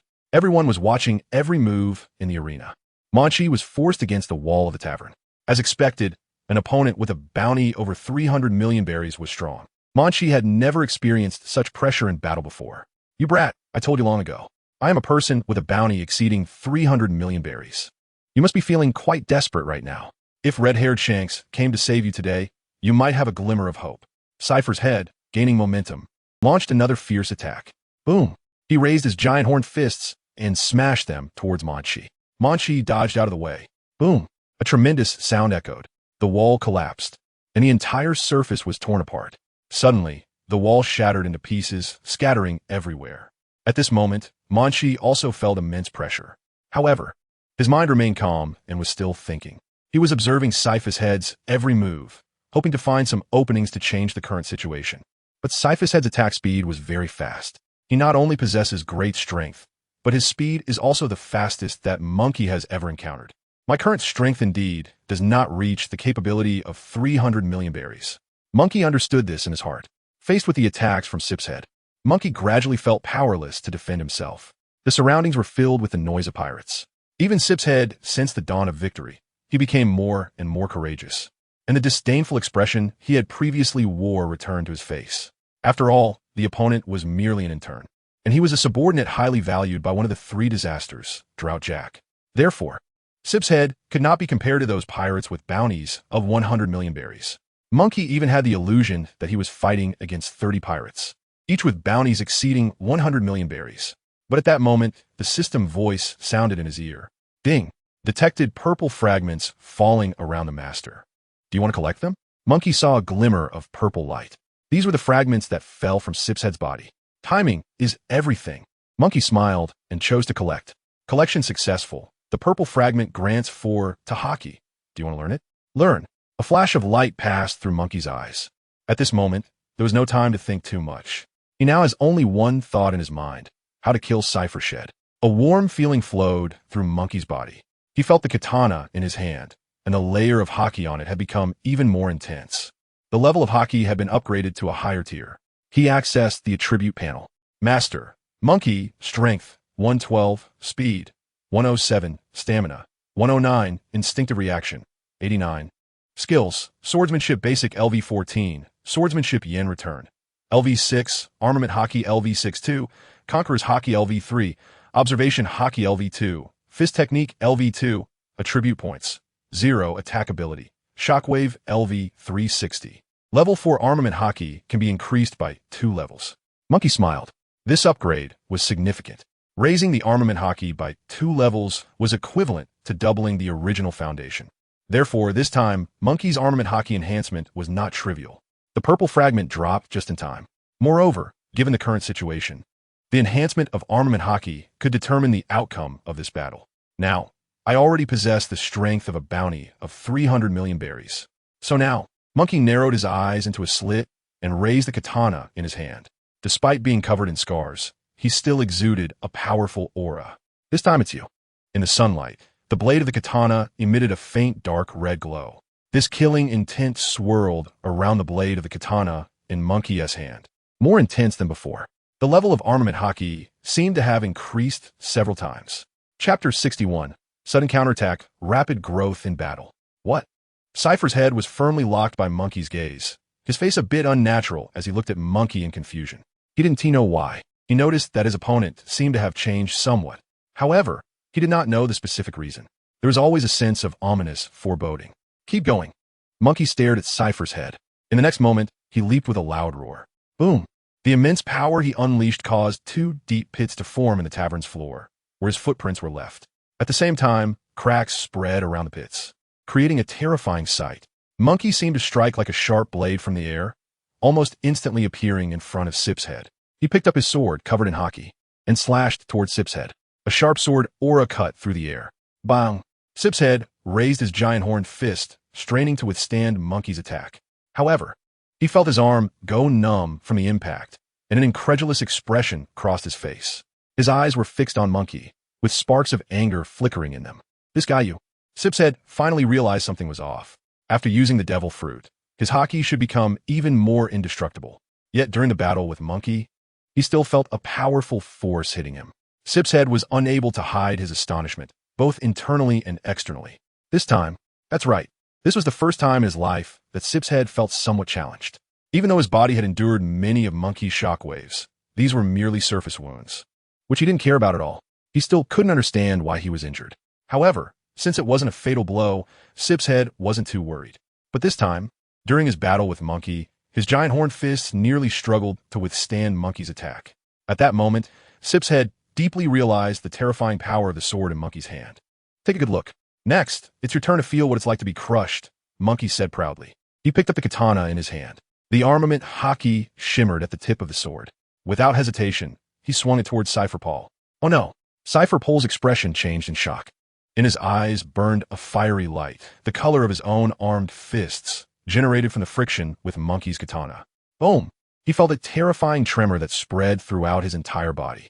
Cyphus had never experienced such immense pressure, and he could no longer maintain his previous calm demeanor. His fists were trembling uncontrollably. The two were in a standoff, but he was clearly at a disadvantage. He was trembling under the pressure of Munchie's katana. This is absolutely impossible.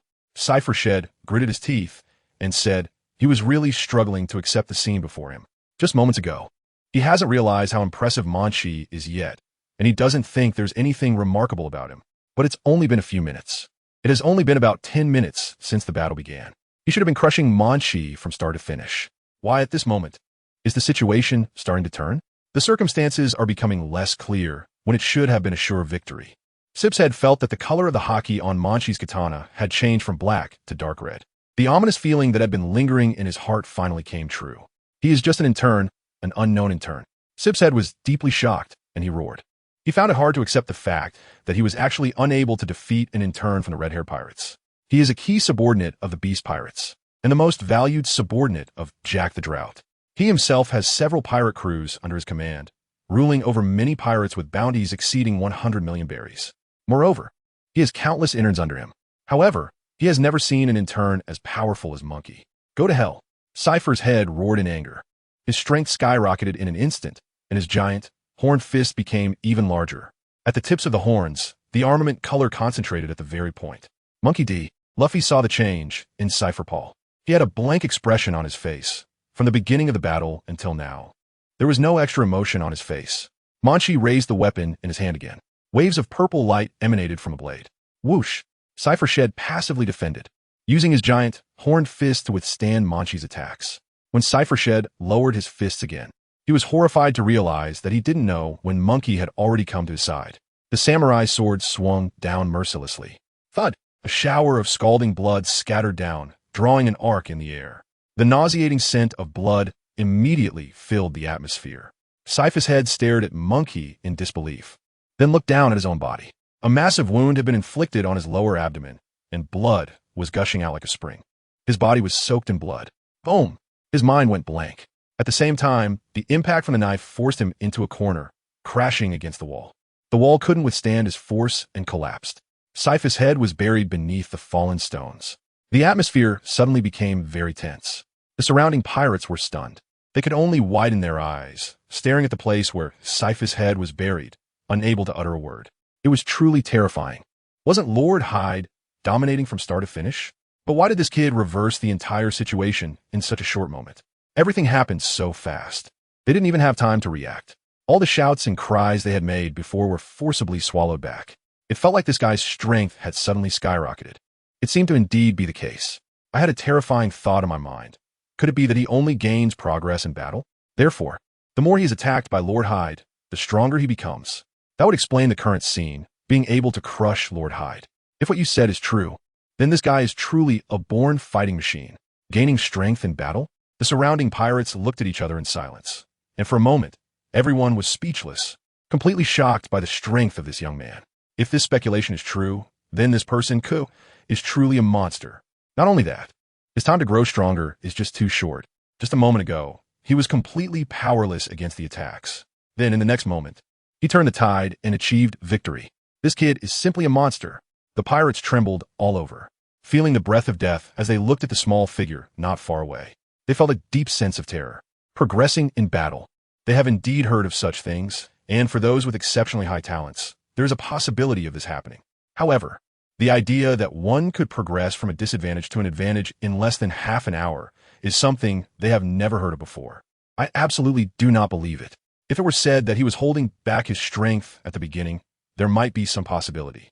But I absolutely cannot believe that someone could make such great progress in such a short time. The pirates looked at Monkey, feeling as if they were dreaming.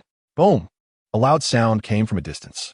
When they looked, Cyphus Head was standing up from the pile of rubble. He tossed aside the stones on him as he stood up, In no time, he reappeared in front of everyone. Sypha's head picked up a nearby stone and started smashing it around. At this moment, he looked utterly disheveled. Moreover, due to his constant movements, the blood flow from his abdomen increased. He was covered in bloodstains from head to toe. The fur on his body was torn into shreds, hanging off him in pieces. Not far away, Munchie appeared to have only sustained some external injuries and looked better than Sypha's head. Damn it! How did your strength suddenly increase so much? Is it because of your Haki? Sypha's head looked at Munchie in fear. Everything was beyond his comprehension. How could he improve his strength so much in such a short time? Sypha's head understood that during their battle, his Haki was far inferior to Munchie's. The difference between them was like heaven and earth. Chapter 62. In a few weeks, you can surpass the abilities of most of your life. Could it be, this guy has been hiding his strength from the beginning? Sypha's head was filled with doubt. If it weren't for that, how could it make sense? His previous Haki was nowhere near as powerful as it was now. During the fight, Sypha's head felt several times the increase. Otherwise, he wouldn't have suffered such a severe wound to his abdomen. It had only been a little over 10 minutes of fighting. How could his strength increase so quickly? With this thought, Sypha's head's heart began to race. He shook his head vigorously, trying to dispel the thought. If that's the case, it would be too terrifying. The speed at which this kid's strength is growing is truly horrifying. It absolutely can't be real. Sip's head is once again using the power of the devil fruit. He looked at Munchie with a cold gaze, but suddenly couldn't help coughing, blood gushing out. He raised his hand to wipe the blood from his mouth. However, he looked at Munchie with a heavier gaze. Being crushed by an intern, isn't it quite frustrating? Munchie said with a smile. Little brat. Hearing Munchie's teasing, Sypha's head instantly became furious, and the killing intent in his eyes grew even stronger. He took a deep breath, suppressing the agitation in his heart. Around him, there was dead silence. More than 200 pirates looked at Munchie with panic in their eyes. They did see it. The huge wound on Sep's belly was still bleeding. It was surprising that their Lord-Haired was so badly injured. They have never seen Sip's head in such a desperate situation during a battle. This is definitely not an intern. Is the intern of the red-haired pirates this powerful? No one could believe that an intern could have such incredible abilities. They silently thought to themselves. Munchie did indeed break their previous perceptions. Not all interns are weak. However, they still can't figure out why this intern is so capable. The tavern is in chaos. Secret skill, swordsmanship, Yin Fan. Second stage. A glimmer of light flashed in Munchie's eyes. He picked up his katana, and the armament color condensed on the blade. The entire blade was covered in a dark red glow, appearing quite terrifying. He swung down without hesitation. Whoosh! A purple beam emanated from the katana, surrounding Munchie in a semicircle. Then, it rushed towards Sypha's head at lightning speed. Sypha's head exerted all his strength, transforming his fists into giant horns. He unleashed the power of the devil fruit, along with Haki. At the moment of convergence, his hands once again felt that immense strength. Sypha's expression looked extremely grim as he stared at Munchie and took 2 steps back. Cracks began to appear on the floor where he had been standing. Sypha suddenly felt a bit out of breath. He could no longer remain as calm and collected as he was just now. At this moment, he was in a very awkward situation. Yes, Sypha had never imagined that such a thing would happen in his lifetime. He was the most valued subordinate of Drought Jack. Who would have thought that one day he would be overwhelmed by an intern from a red-haired pirate crew? It was simply unbelievable. Your movements are slow. A voice rang in his ears. Sypha shed, as if awakened from a dream, turned back in surprise. Unexpectedly, at this moment, Munchie had quietly arrived behind him. This was the best opportunity. Without a moment's hesitation, Munchie raised his katana and swung it down towards Sypha head. Oh no! Sypha's expression changed in shock as he raised his fists, exerting all his strength to block Munchie's attack. Boom! A deafening sound echoed in the tavern. Sparks flew at the point of impact. Sypha felt immense pressure, his eyes turning bloodshot. Yet he still fixed his gaze on Munchie. At this moment, he was filled with rage. Have you lost your mind? Munchie smirked, saying with a grin. His left hand began to cover with Haki and struck towards Sypha's chest. A loud bang was heard. Sypha lost his balance, and with the impact, he flew up. His chest caved in from the tremendous force. Following this power, his entire body crashed into the tavern's wall. Boom! The tavern began to shake violently. Sypha was pinned against the wall, and cracks started to form around him, spreading in all directions. The entire wall was on the verge of collapsing. Keep going. Seeing Sypha's state, Munchie had no intention of stopping. He planned to strike with all his might, waving the weapon in his hand. Whoosh! Another wave of sword energy surged towards Sip's head's direction. At this moment, Sip's head had no means to defend himself. He could only watch helplessly as the sword energy charged toward him mercilessly. The pupils in his eyes began to dilate. No, he was unwilling and roared in anger. Boom! He was attacked by waves of sword energy emitted by Munchie. His body had lost all sensation. With the impact of the last sword energy, the walls of the tavern collapsed with a loud crash, turning into a pile of ruins. The scattered stones and debris formed a small mound, with only some dust dancing in the sunlight. At this moment, the tavern was silent. Munchie slowly lowered the katana in his hand. Looking at his masterpiece, Munchie felt a bit happy, but also somewhat surprised. According to his estimation, although his armed color had indeed risen several levels after picking up the purple fragment, he had easily crushed Cypher's head, a notorious pirate with a bounty of over 300 million berries. But now it seemed that Munchie genuinely felt that Cypher's head's abilities were not that impressive. To him, they appeared quite weak, easily defeated with a little effort. So, was he planning to give up? Munchie's eyes narrowed into a slit as he contemplated. He feels that if he wants to suppress Cypher's shed, it is not a simple matter. However, it is indeed not very difficult to fight against him. He turned around and looked at the pirates who had been boasting just moments ago, a meaningful smile spreading across his lips. The pirates, seeing Monkey's gaze, felt a deep sense of panic, with most of them even stepping back a few paces, as if they had encountered some terrifying monster. Lord-Haired can't be dead. That's impossible. At this moment, they lost their backbone and felt a deep sense of fear. Boom!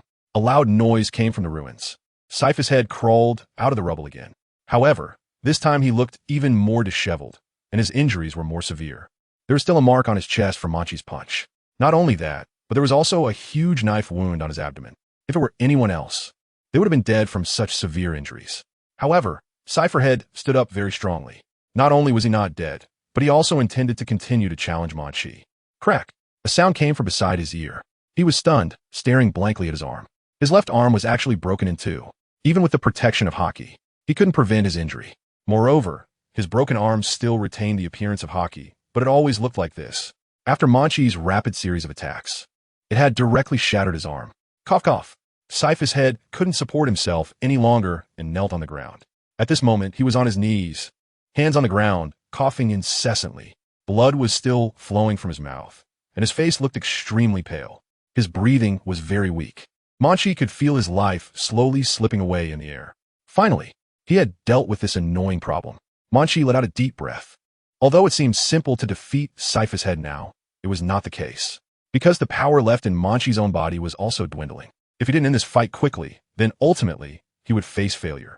But when Munchie looked at Cypher's head's miserable state, he couldn't help but smile. Is that all there is to it? He talked about laying a trap, and said I was walking to my own doom? It truly is a self-destructive path. But should it really be me who is walking to my doom? At this point in the battle, the outcome was clearly evident. Munchie approached Cypher's head like a grim reaper, wielding a katana. He stopped in his tracks, looking at the disheveled Cypher's head, and let out a deep sigh.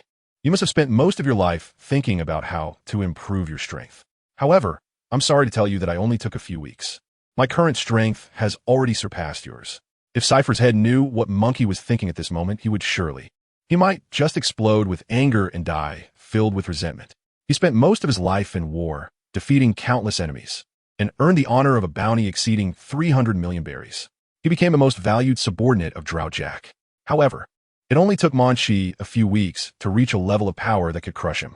This is truly frustrating. Chapter 63. Seeking Death? I think it's you who are seeking death. The tavern was in a state of utter ruin. The floor was littered with rubble and peeling walls. In addition, the walls and floor were marked with cracks, resembling parched land, with these fissures spreading in all directions. Around them, more than 200 pirates stared blankly at Cypher's weakened form as he knelt on the ground. Then, their gaze shifted to Munchie, who stood in the shadows with a samurai sword. Fear, a great panic enveloped them. They could never have imagined that such a thing would happen. Lord-Haired was actually defeated by an intern from the red-haired pirates. This is simply unimaginable. Lord-Haired actually lost. Who would have thought that this intern would be the final winner? Oh my god, is Lord-Haired going to be killed by him? They were discussing in a panic. With expressions of fear and terror, their minds a complete mess, losing the ability to think. They have indeed fought in the Sea of Cyprus for many years, but have never encountered such a thing. They would never have thought that Sip's head, a notorious pirate with a bounty of over 300 million berries and a valued subordinate of Jack, will be defeated by an intern of the red-haired pirates. No one could have anticipated such an outcome. The atmosphere suddenly turned very quiet. Dust floated in the air. Munchie stood in front of Sip's head, looking down at his disheveled appearance. He picked up his weapon, and the color of armament Haki gathered on the blade, emitting a dark red glow. Cough, cough. Sip's head looked up, blood still dripping from his mouth. His eyes were filled with bright red bloodshot veins, making him look extremely haggard. He looked at Munchie D. Luffy and ultimately admitted it in his heart. He lost. That's right. He never thought in his life that one day he would lose to an intern. He felt an intense anger inside, along with a sense of unwillingness. Various emotions surged within him, like tumultuous waves, rolling endlessly. Finally, his heart settled down. Only despair and sadness remained. He had lost. He had indeed lost to that kid. Cyphers lowered his head in frustration. Although it was hard to accept, he had to admit this outcome. I have no face to go back and see Lord Jack. I couldn't even handle an intern. Cyphers felt very frustrated with his own incompetence, and he sighed. When Jack had ordered him to find Munchie and deal with him during the drought, he was overflowing with confidence, feeling no burden at all. It seemed just like a small episode, one that could possibly be resolved without him needing to step in personally. But the world is unpredictable. In the end, he underestimated the situation. Before he came, he could never have imagined that his pride and arrogance would cost him his life. Why, with such strength, are you still just an intern? This was the question Cyphershed wanted to know the answer to most before he died. He stared at Munchie, hoping he could tell him. After all, he could never understand why an intern's abilities surpassed his own. Why was such a powerful person just an intern? It clearly didn't make sense. An intern doesn't necessarily mean weak strength, does it? It's just a title. Munchie smiled gently and slowly said, "So you're saying?"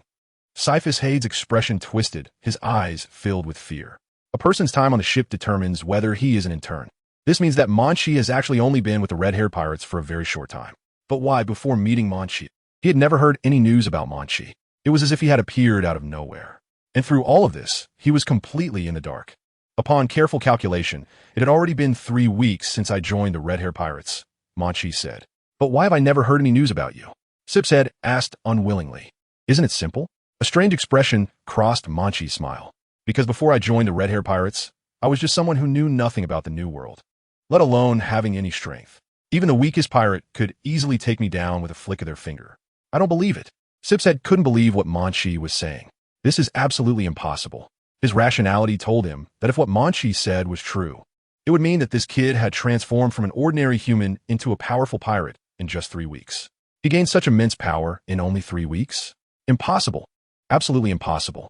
Cypher's head couldn't help but tremble, and he gasped for breath, staring at Munchie and saying, "I don't believe you. You must be lying to me."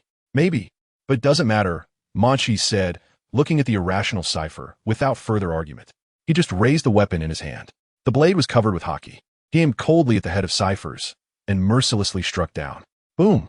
Munchie suddenly disappeared into thin air. However, in the spot where he stood, a huge cleaver was suspended, and a terrifying crack appeared on the ground. A pirate with a fierce look, wielding a large sword, said menacingly, "Lord Hyde, you need not worry. No matter how powerful he is, he cannot escape our overwhelming pursuit." Indeed, it was like that. Everyone gathered around that pirate, surrounding Cypher. However, at this moment, Munchie stood a few meters behind the crowd. He was quietly smiling in the shadows. It seems that to kill Sip's head, I first need to deal with this group of pirates. Just right. I was planning to do just that. Munchie picked up the samurai sword in his hand and instantly rushed into the crowd. Revenge! Revenge! Kill him! Avenge Lord Hyde! Among the more than 200 pirates, many had bounties exceeding 100 million berries. They surrounded Munchie directly. However, how could Munchie be so easily captured by them? His speed was incredible. In an instant, he vanished. Then, he reappeared in another corner of the tavern. Whoosh! Waves of sword energy shot out from Munchie's katana, attacking in all directions. Thud!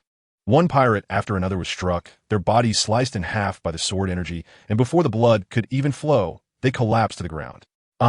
The painful cries filled the tavern, and the entire space resembled a battlefield, strewn with corpses and blood. Munchie's slaughters were swift and ruthless. In no time, the ground was covered with the bodies of pirates. They were stacked together. Blood flowed into small streams at the feet of Munchie. Some of the corpses had their eyes wide open in disbelief, as if unable to comprehend what was happening before them. Now, there were only a little over 100 pirates left on the scene. and those who died at Munchie's hands numbered over 100.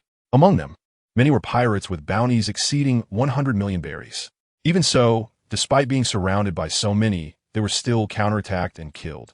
One by one, the pirates fell. The bodies on the ground kept increasing.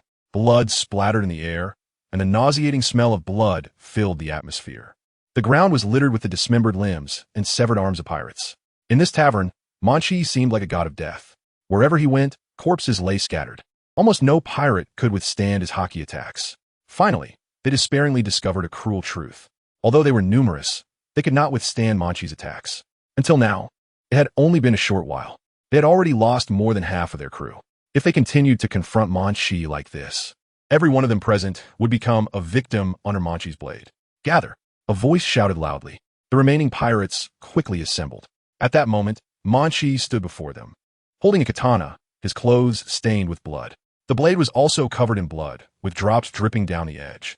Am I the one seeking death? Munchie said with a smile, wielding his katana as he stepped forward, one step at a time. Then, he disappeared into thin air, as if he had never existed. In an instant, his figure rushed towards the direction where the pirates gathered at an extremely fast speed, like a flash of lightning. No one's eyes could capture his position, and almost no one could stop him. Wherever he passed, there would be one corpse after another left on the ground. Chapter 64. Drought Jack arrives on the scene. Blood filled the air, the smell was very pungent, and the thick, sticky sensation surrounded everyone present deeply. Some people couldn't help but vomit on the spot. Corpses were scattered in every corner of the scene, amidst Monkey's fierce slaughter. They all let out a painful howl. No, you little brat, you are indeed too arrogant. Today is your day of death. A very strong man charged at Munchie with a huge wooden stick. Thud! The katana sliced through smoothly. The wooden stick in a man's hand was cut in half at the waist.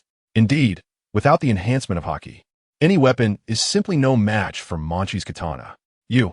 The man's face was filled with panic as he stared blankly at Munchie, having lost his weapon. He stepped back in fear, but it was too late. In an instant, the katana in Monkey's hand struck him down. Blood gushed from his neck, and his head rolled to the ground. He was killed by Monkey in an instant.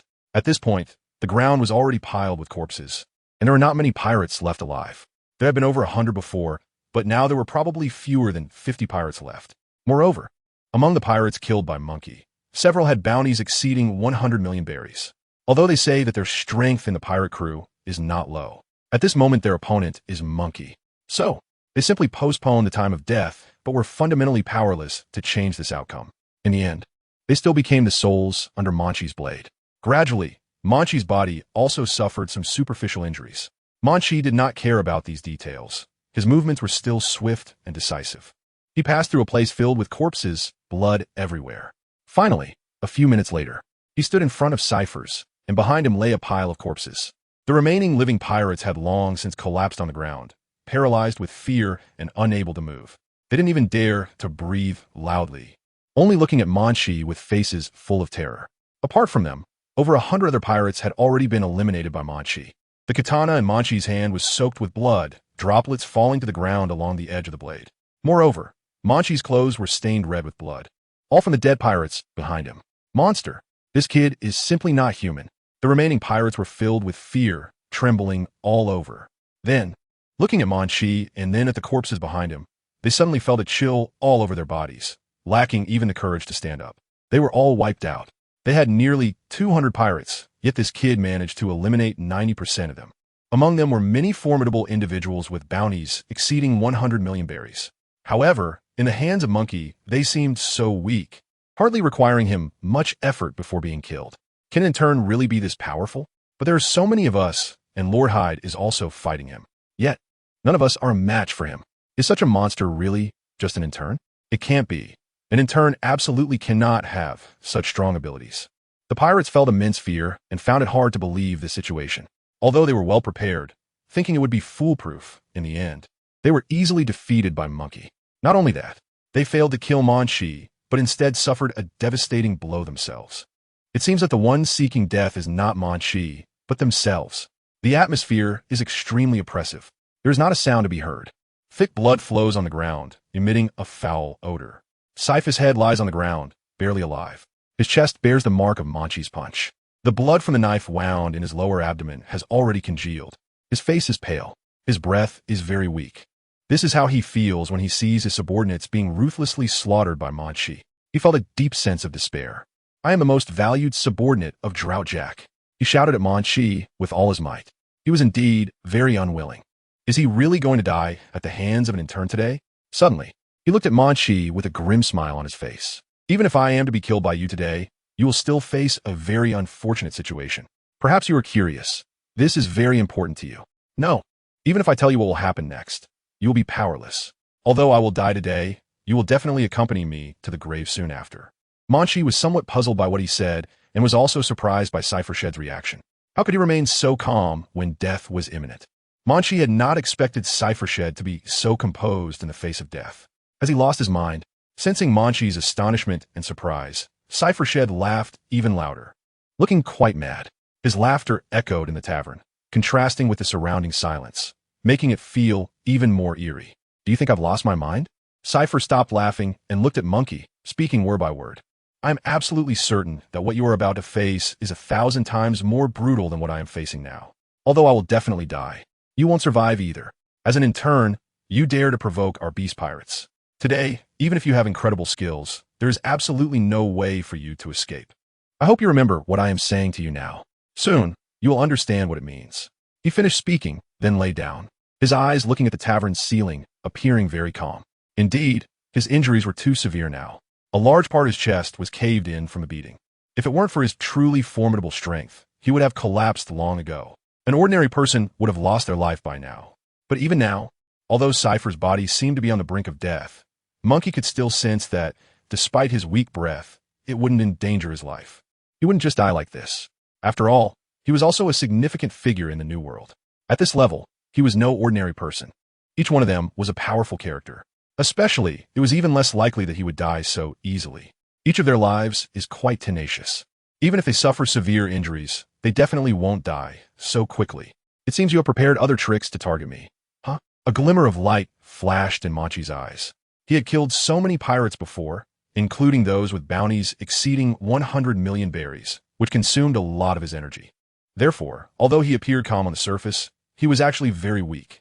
If he were to confront the uninjured Cyphershed in his current state, Munchie would surely meet a tragic end at his hands. There's no time to waste. I need to resolve this trouble quickly. Perhaps Cyphershed is telling the truth. I might encounter an even greater trouble. However, I don't know what he means by these words or what hidden secrets lie within. What else does he have to deal with me? Munchie stood silently in front of Cyphershed, lost in thought. He let out a deep breath, calming his body. The armament color slowly began to retract, gradually disappearing from the tip of the blade. A futile action. Cyphershed laughed while blood flowed from his mouth, saying, "No matter how strong your abilities are, it's just a desperate struggle. You're merely buying time. You won't last long. You have no idea what will happen next. At that time, you will experience pain 10 times worse than what I'm feeling now. I really look forward to it. I want to see what expression you will have then. Not to mention how much energy and stamina this battle has consumed from you, even at your best state. You would still find it hard to withstand what is about to happen." Cyphershed continued to chatter on, but Munchie didn't want to listen anymore. Munchie stared at Cyphershed and impatiently said, "I think you're talking too much. Come on." Cyphershed fearlessly spread his arms, looking at Munchie with cold eyes, as if gazing at a dying person. In his gaze, there was pity and a mad anger. Munchie raised the katana in his hand, without any hesitation, not even activating the armament color. After all, Cyphershed was very weak at this moment, and it didn't require much effort from him. He swung down with a knife. In an instant, Munchie stopped his movement. A gentle breeze swept through the entire tavern. The air was still filled with a nauseating smell of fresh blood. At the entrance of the tavern, the door had been opened by someone, though it was unclear when. Standing outside the tavern was a very burly and seemingly strong man. He wore ivory-carved ornaments on his head and shoulders. His reflection, cast on the ground, made him appear as massive as a small mountain. The air was thick with a terrifying aura, and the tavern fell silent. "Lord Jack, we have waited for you with great difficulty." Cyphershed struggled to bow to Drought Jack, his eyes brimming with excitement, fixed on the entrance of the tavern. Then, his gaze returned to Munchie, laughing as he said, "Just like I said, you absolutely can't guess who you're facing. It's my boss. It's Drought Jack." The man standing at the tavern door was none other than Drought Jack, one of the 3 calamities under the Beast Pirates. Chapter 65, a bigger boss than the current level. In front of the tavern, Drought Jack's huge figure blocked the entrance. resembling a stone statue that also blocked the sunlight outside. A heavy sense of suffocation rushed in. Even though he just stood there motionless, the aura around him spread recklessly. That is Drought Jack, a renowned figure in the New World. No one would bow down and submit upon hearing his name. Moreover, his bounty had reached 1 billion berries. Wherever Drought Jack passed, the land would turn into a parched wasteland, with all living creatures perishing. This is how people described this powerful pirate. Therefore, one can imagine just how high Drought Jack's abilities truly are. Silence. The tavern was eerily quiet. Munchie still held the samurai sword in his hand, suspended in the air, and he still hadn't struck to directly kill Cypher's head, because he has felt a very oppressive aura enveloping him. He has a premonition that as long as he makes any move, he will die in an instant. So, he didn't want to kill Cypher's head immediately. It was just that he really couldn't do it right now. Under the gaze of Drought Jack, Munchie felt the atmosphere around him was extremely tense. He was even having some difficulty breathing, and his limbs were somewhat unresponsive. This time, Munchie truly felt the terrifying nature of Drought Jack. It was completely different from his previous encounters with Red-Haired and Whitebeard, as neither of them had ever harbored murderous intent towards him. However, Drought Jack was coming for him this time. It was easy to deduce that Drought Jack had come with the intention to kill him. Therefore, it was clear that if Munchie made any move, Drought Jack would undoubtedly kill him in an instant without hesitation. Lord Jack, don't mind me. Just let this brat die. Cypher's head looked ashen, as if he had completely let out a sigh of relief, staring fixedly at the spot where Drought Jack stood at the door. As the one most valued by Lord Jack, I actually couldn't defeat this intern from the red-haired pirates and almost died at his hands. I truly have disappointed you. I never thought I could still live. Therefore, my only hope now is to see this brat die at your hands before I perish. Just that would be enough. At that moment, the remaining pirates in the tavern suddenly ignited with hope, their eyes shining brightly. Their only hope and reliance now lay in the man at the door. They understand in their hearts. This time, they really won't have to endure the humiliation from that little brat anymore. Lord Jack, we finally waited for you. This time, no matter how strong that little brat is, there's no way he can escape. The excitement in the pirates' voices is hard to hide. Slowly, their previous panic and fear have vanished, leaving only a strong fighting spirit. After all, Drought Jack is personally on the scene, which greatly boosts their confidence. Therefore, their attitude towards Munchie is more of ridicule and disdain. He is a completely different person from the one who used to cower in the corner. This is one of the 3 great disasters. The sea pirate with a bounty of 1 billion berries. They couldn't believe that Munchie could escape this time by luck. It was like a dream. Cypherhead lost to this kid. They have accepted this reality, but they absolutely do not believe that Drought Jack can tame this intern. A suffocating atmosphere spreads from the doorway, permeating the entire tavern. Munchie's mood is also somewhat heavy, gripping the katana tightly in his hand. He turns his head. He put down Cyphershed and turned to face the towering figure of Drought Jack standing at the door. His expression was grave as he looked at the imposing silhouette. A wave of pressure filled his heart. Compared to Cyphershed, Drought Jack was on an entirely different level. Munchie's current strength was only slightly higher than Cyphershed's. However, this strength was negligible when facing Drought Jack. It was like a novice player encountering a top-tier boss. No matter what tricks or tactics he had, Munchie had no way to kill Drought Jack. It was absolutely impossible. My luck really is terrible. Maybe I used up all my good fortune before. But why did Drought Jack come here? Munchie pondered this question in his mind. Ultimately, he arrived at the only conclusion. Cyphershed must have informed Drought Jack before coming here. Although he believed he could easily defeat Munchie, he still took precautions. That's how Drought Jack could find this place. Thinking of this, even if Cyphershed lost to Munchie, he couldn't help but admire him. It was clear that Cyphershed's thoughts were very meticulous. He not only prepared thoroughly for the battle, but even considered the worst-case scenario. However, what surprised him even more was that Drought Jack came in person for such a rookie member of the Red-Haired Pirates. Munchie was indeed taken aback. He still thought it was just a struggle between pirate crews. Who knew that even the big shots were involved? It was really too unethical. Munchie secretly cursed in his heart. He just wanted to enhance his strength by competing with these opponents. Who would have thought that Drought Jack would still have the nerve to come personally to deal with him? Munchie really felt anxious inside. However, even though he had countless thoughts in his mind, this couldn't hide one truth. He was indeed in danger. Since Munchie set sail, this was the first time he encountered the most difficult and dangerous situation. You could say it was a desperate situation. Munchie didn't want to directly confront Drought Jack. He needs to know how to get himself out of this situation. Although his strength has indeed improved rapidly, He is very aware that a high-level opponent like Drought Jack is not something he can handle. Munchie has a clear understanding of his own abilities. Therefore, he now wants to know how to escape, not how to die. Defeating Drought Jack, this thought had never crossed his mind, because he knows that with his current strength, it's nothing but a pipe dream. However, he still needs some time. Perhaps he could compete with this monster. So, he can't confront Drought Jack head-on. Otherwise, he will be instantly killed by him. How can he escape? Munchie pondered this question. He looked around. The entire tavern was a mess, on the verge of collapse. There was nothing he could use. There was no way to escape. Munchie's expression grew heavy. But at that moment, a voice came from the door. You can't even beat an intern. You really are useless. The voice of Drought Jack echoed from the entrance. His expression was hidden in the shadows, but from his tone, it was clear he was very angry. Just then, Jack stepped into the tavern, his footsteps heavy. The oppressive aura drew closer, and both the remaining pirates and Munchie himself felt the weight of this pressure. They trembled all over, feeling extremely scared, almost struggling to breathe. Lord Jack, his strength is far beyond that of an intern. He is truly too strong, Sip's head weakly defended. Even so, you're still useless. Jack was now only a few meters away from Munchie. The aura was becoming increasingly thick. The presence was strong. Munchie sensed the powerful aura coming from Jack. He now has no doubt that Drought Jack can easily crush him. Not only that, he might not even be able to dodge a single move from him. It truly is an insurmountable class difference. If he were to compare himself to Drought Jack, he could say that Munchie is just a small soldier, while Drought Jack is indeed a big boss-level existence. Therefore, he absolutely has no chance of defeating him. There isn't even a possibility of a draw. Is he doomed to die? Munchie let out a deep breath, and it seems that he is indeed undoubtedly facing death. Drought Jack is standing right in front of him. How can Munchie survive this dire situation? The chance is incredibly slim. Chapter 66. A turning point in desperation, a shining light. Stifling. Drought Jack exudes an incredibly suffocating aura. Munchie stands there motionless, holding a samurai sword. Armed color begins to gather at the tip of the blade, and his eyes are fixed on Drought Jack. Drought Jack's strength is evident to all. After all, he is one of the three disasters. In the seas of the New World, he can be considered one of the top 10 pirates. Munchie never imagined that just fighting with his subordinates would attract the attention of such a big boss. It truly caught him off guard.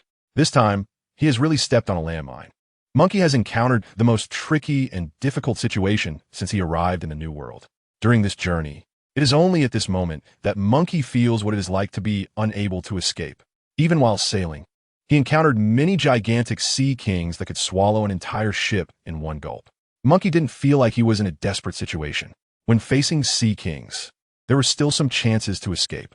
As long as they didn't provoke them, certain types of sea kings wouldn't initiate an attack.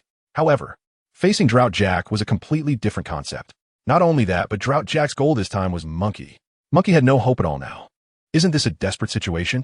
Perhaps he would indeed lose his life here today. The oppressive aura emanating from Drought Jack made Munchie's brain unable to function normally. He couldn't think of a way to escape. Wait, I'll settle this account with you later. A bunch of useless fools. Jack's gaze was extremely cold as he disdainfully glanced at the subordinates beside him. Then he looked at Cypher's head. Drought Jack had a terrible temper. The orders he issued actually required him to step in personally to resolve them one day. He simply couldn't bear to see this happen. You little brat, are you scared? Do you feel like you're about to die? You should understand what a desperate situation means at this moment. You standing here today, isn't this a dead end? Cypherhead looked at Munchie's stiff body and snorted coldly. In his view, no matter how capable Munchie was this time, he couldn't escape his fate. After all, Drought Jack was personally involved, and there was no way he could be dealt with. Not to mention, he is just an intern. Therefore, today he is undoubtedly doomed, with no suspense at all. He is indeed in a desperate situation. Munchie looked at Drought Jack. At the same time, Jack also glanced at Munchie, his expression very calm. Are you the intern under the Red-Haired pirates? You managed to wipe out several of my subordinate pirate crews. Didn't you think about what consequences you would face? You certainly have some guts. There was no emotion in Drought Jack's voice. However, Munchie felt a suffocating sensation. He walked forward and stopped less than 5 meters away from Munchie. Munchie's vision became clearer, and he saw the robust body of Drought Jack, along with the metal mask and the ivory carvings adorning his shoulders and head. This was the pirate with a bounty of 1 billion berries, and so far, the most terrifying person Munchie had encountered. Munchie's current abilities were simply insufficient to compete with this person. I really didn't expect you to personally come out for such a trivial matter. I only killed a few useless fools weaker than me. Munchie said, keeping his eyes fixed on Drought Jack. You little brat. I really didn't plan to deal with you personally, but if I don't, how would Shanks come knocking on my door? Just so happens I've been feeling a bit bored lately, so why not find a few people to practice on? Jack replied with a laugh instead of anger. Drought Jack was very combative. So that's how it is. Does that mean you want to challenge our red-haired pirates? Munchie thought to himself. No wonder. He will come to the scene to find me. It turns out, he himself really wanted to stir up some trouble. Since you've said that, I shouldn't let you come here for nothing. Munchie drew the katana in his hand. The color of Haki spread across the entire blade. Seeing this scene, Drought Jack couldn't help but laugh out loud. I didn't expect you to have such guts. You wouldn't know who I am, would you? You dare to play this game in front of me? I am Drought Jack, one of Kaido's subordinates in the Beast Pirates, one of the 3 calamities. You think you can challenge me with your weapon while you're here? This is the first time I've seen an intern with such courage. Actually showing your weapon in front of me. I'm pondering one question. How can I make you die in a way that would provoke the red-haired pirates and make them come to fight us? Jack muttered to himself, as if Munchie's actions were nothing in his eyes. However, Munchie didn't think so. At this moment, he could quickly escape while Jack was unguarded. But maybe that would just make his death faster. I made up my mind. How about this? You use all your moves, and if I take one step away from my current position, I'll let you go. What do you think? Is this giving me a chance to struggle? Munchie narrowed his eyes into a slit. This statement sounded quite uncomfortable. Give me a way out? Munchie smiled. You little brat, you can still laugh? Jack suppressed his smile.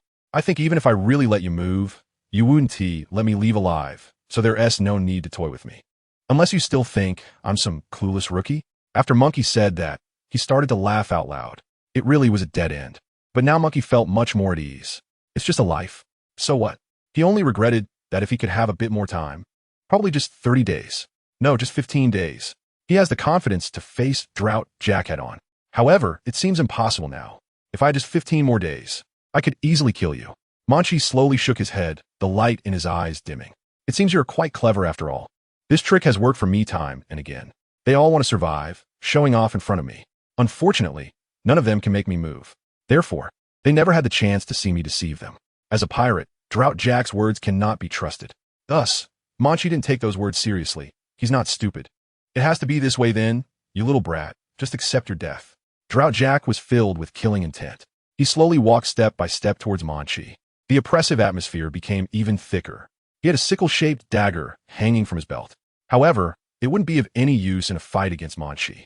Jack approached Munchie step by step, without any weapons in hand. To him, Munchie was just a little ant that he could crush with a flick of his hand. He still had to give it a shot. Munchie breathed in the bloody air and tightened his grip on the katana.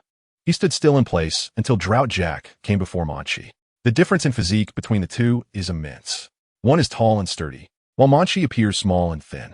In terms of strength comparison, with Munchie's current abilities, it is very difficult for him to withstand even a single attack from Jack. Indeed, it's not just about withstanding his attack. Even a single strike would be hard to endure. But how would he know his limits if he didn't try? Munchie did not take a single step back. He faced the Drought Jack, gripping his weapon. The armament color had already covered the entire blade. War was about to break out, a battle with a significant disparity in levels. Munchie found it hard to escape from this deadlock. Drought Jack smirked and said, "You little brat. You're quite bold, but it won't change your fate of dying." After saying this, he raised his fist and struck towards Munchie. The katana blocked the attack. Munchie tried to defend himself, but a powerful impact swept over him. His katana hadn't even made contact with the fist when he felt the impact. "You little brat. I'm not lying to you. You will definitely die here today." Cypher Pole and the remaining pirates were extremely excited. They thought that Munchie would surely perish today. Is the power of the 3 disasters like this? Munchie squinted his eyes. It was indeed impossible to block. Munchie saw the trajectory of the fist. If it hit him, he would undoubtedly die. Whoosh! Suddenly, a sword aura sliced through the air, shining brightly. This light shot straight towards Jack's body. Chapter 67. Divine Weapons Descend, Red-Haired Pirates. What? Just as the Drought Jack was about to attack Munchie, he suddenly stopped, and that massive fist ultimately did not strike Munchie.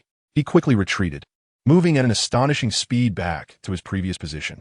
In the next moment, Munchie suddenly noticed a blinding light, accompanied by a shockwave, rushing in from a distance and striking the floor of the tavern.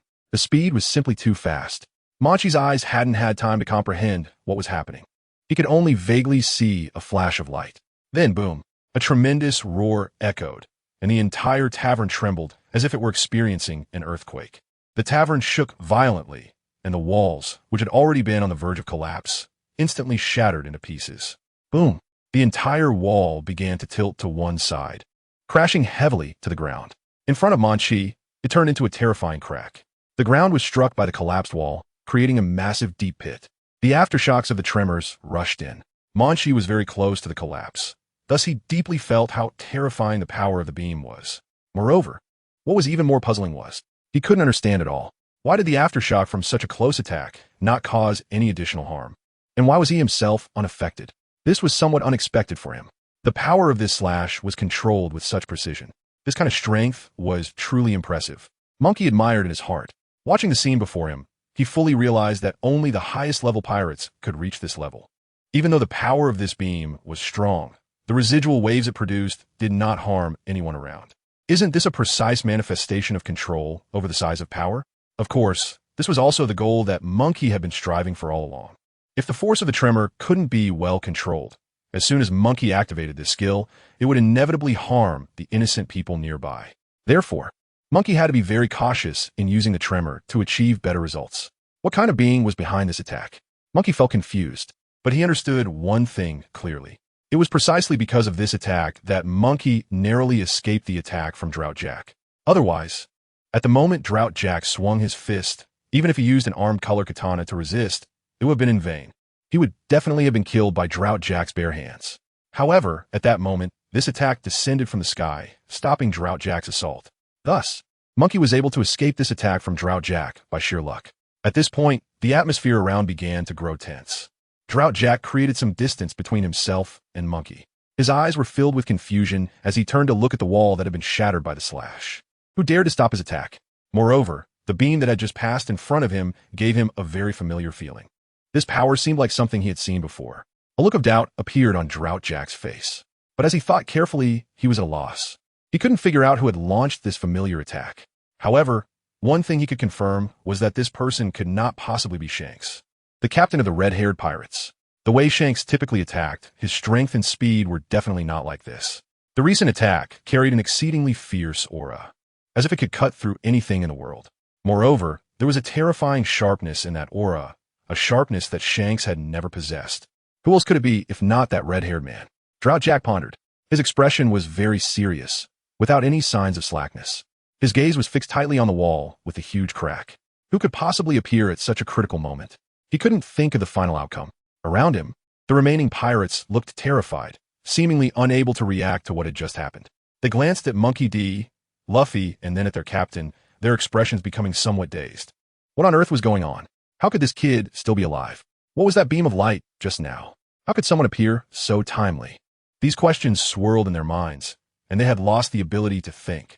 Even Cypher's head lay weakly among the pile of stones, feeling dazed at the events unfolding before him. He never imagined that Munchie D, Luffy, was still alive. Silence. The tavern was filled with a suffocating silence. For some reason, a bad thought lingered in Cypher's head's mind.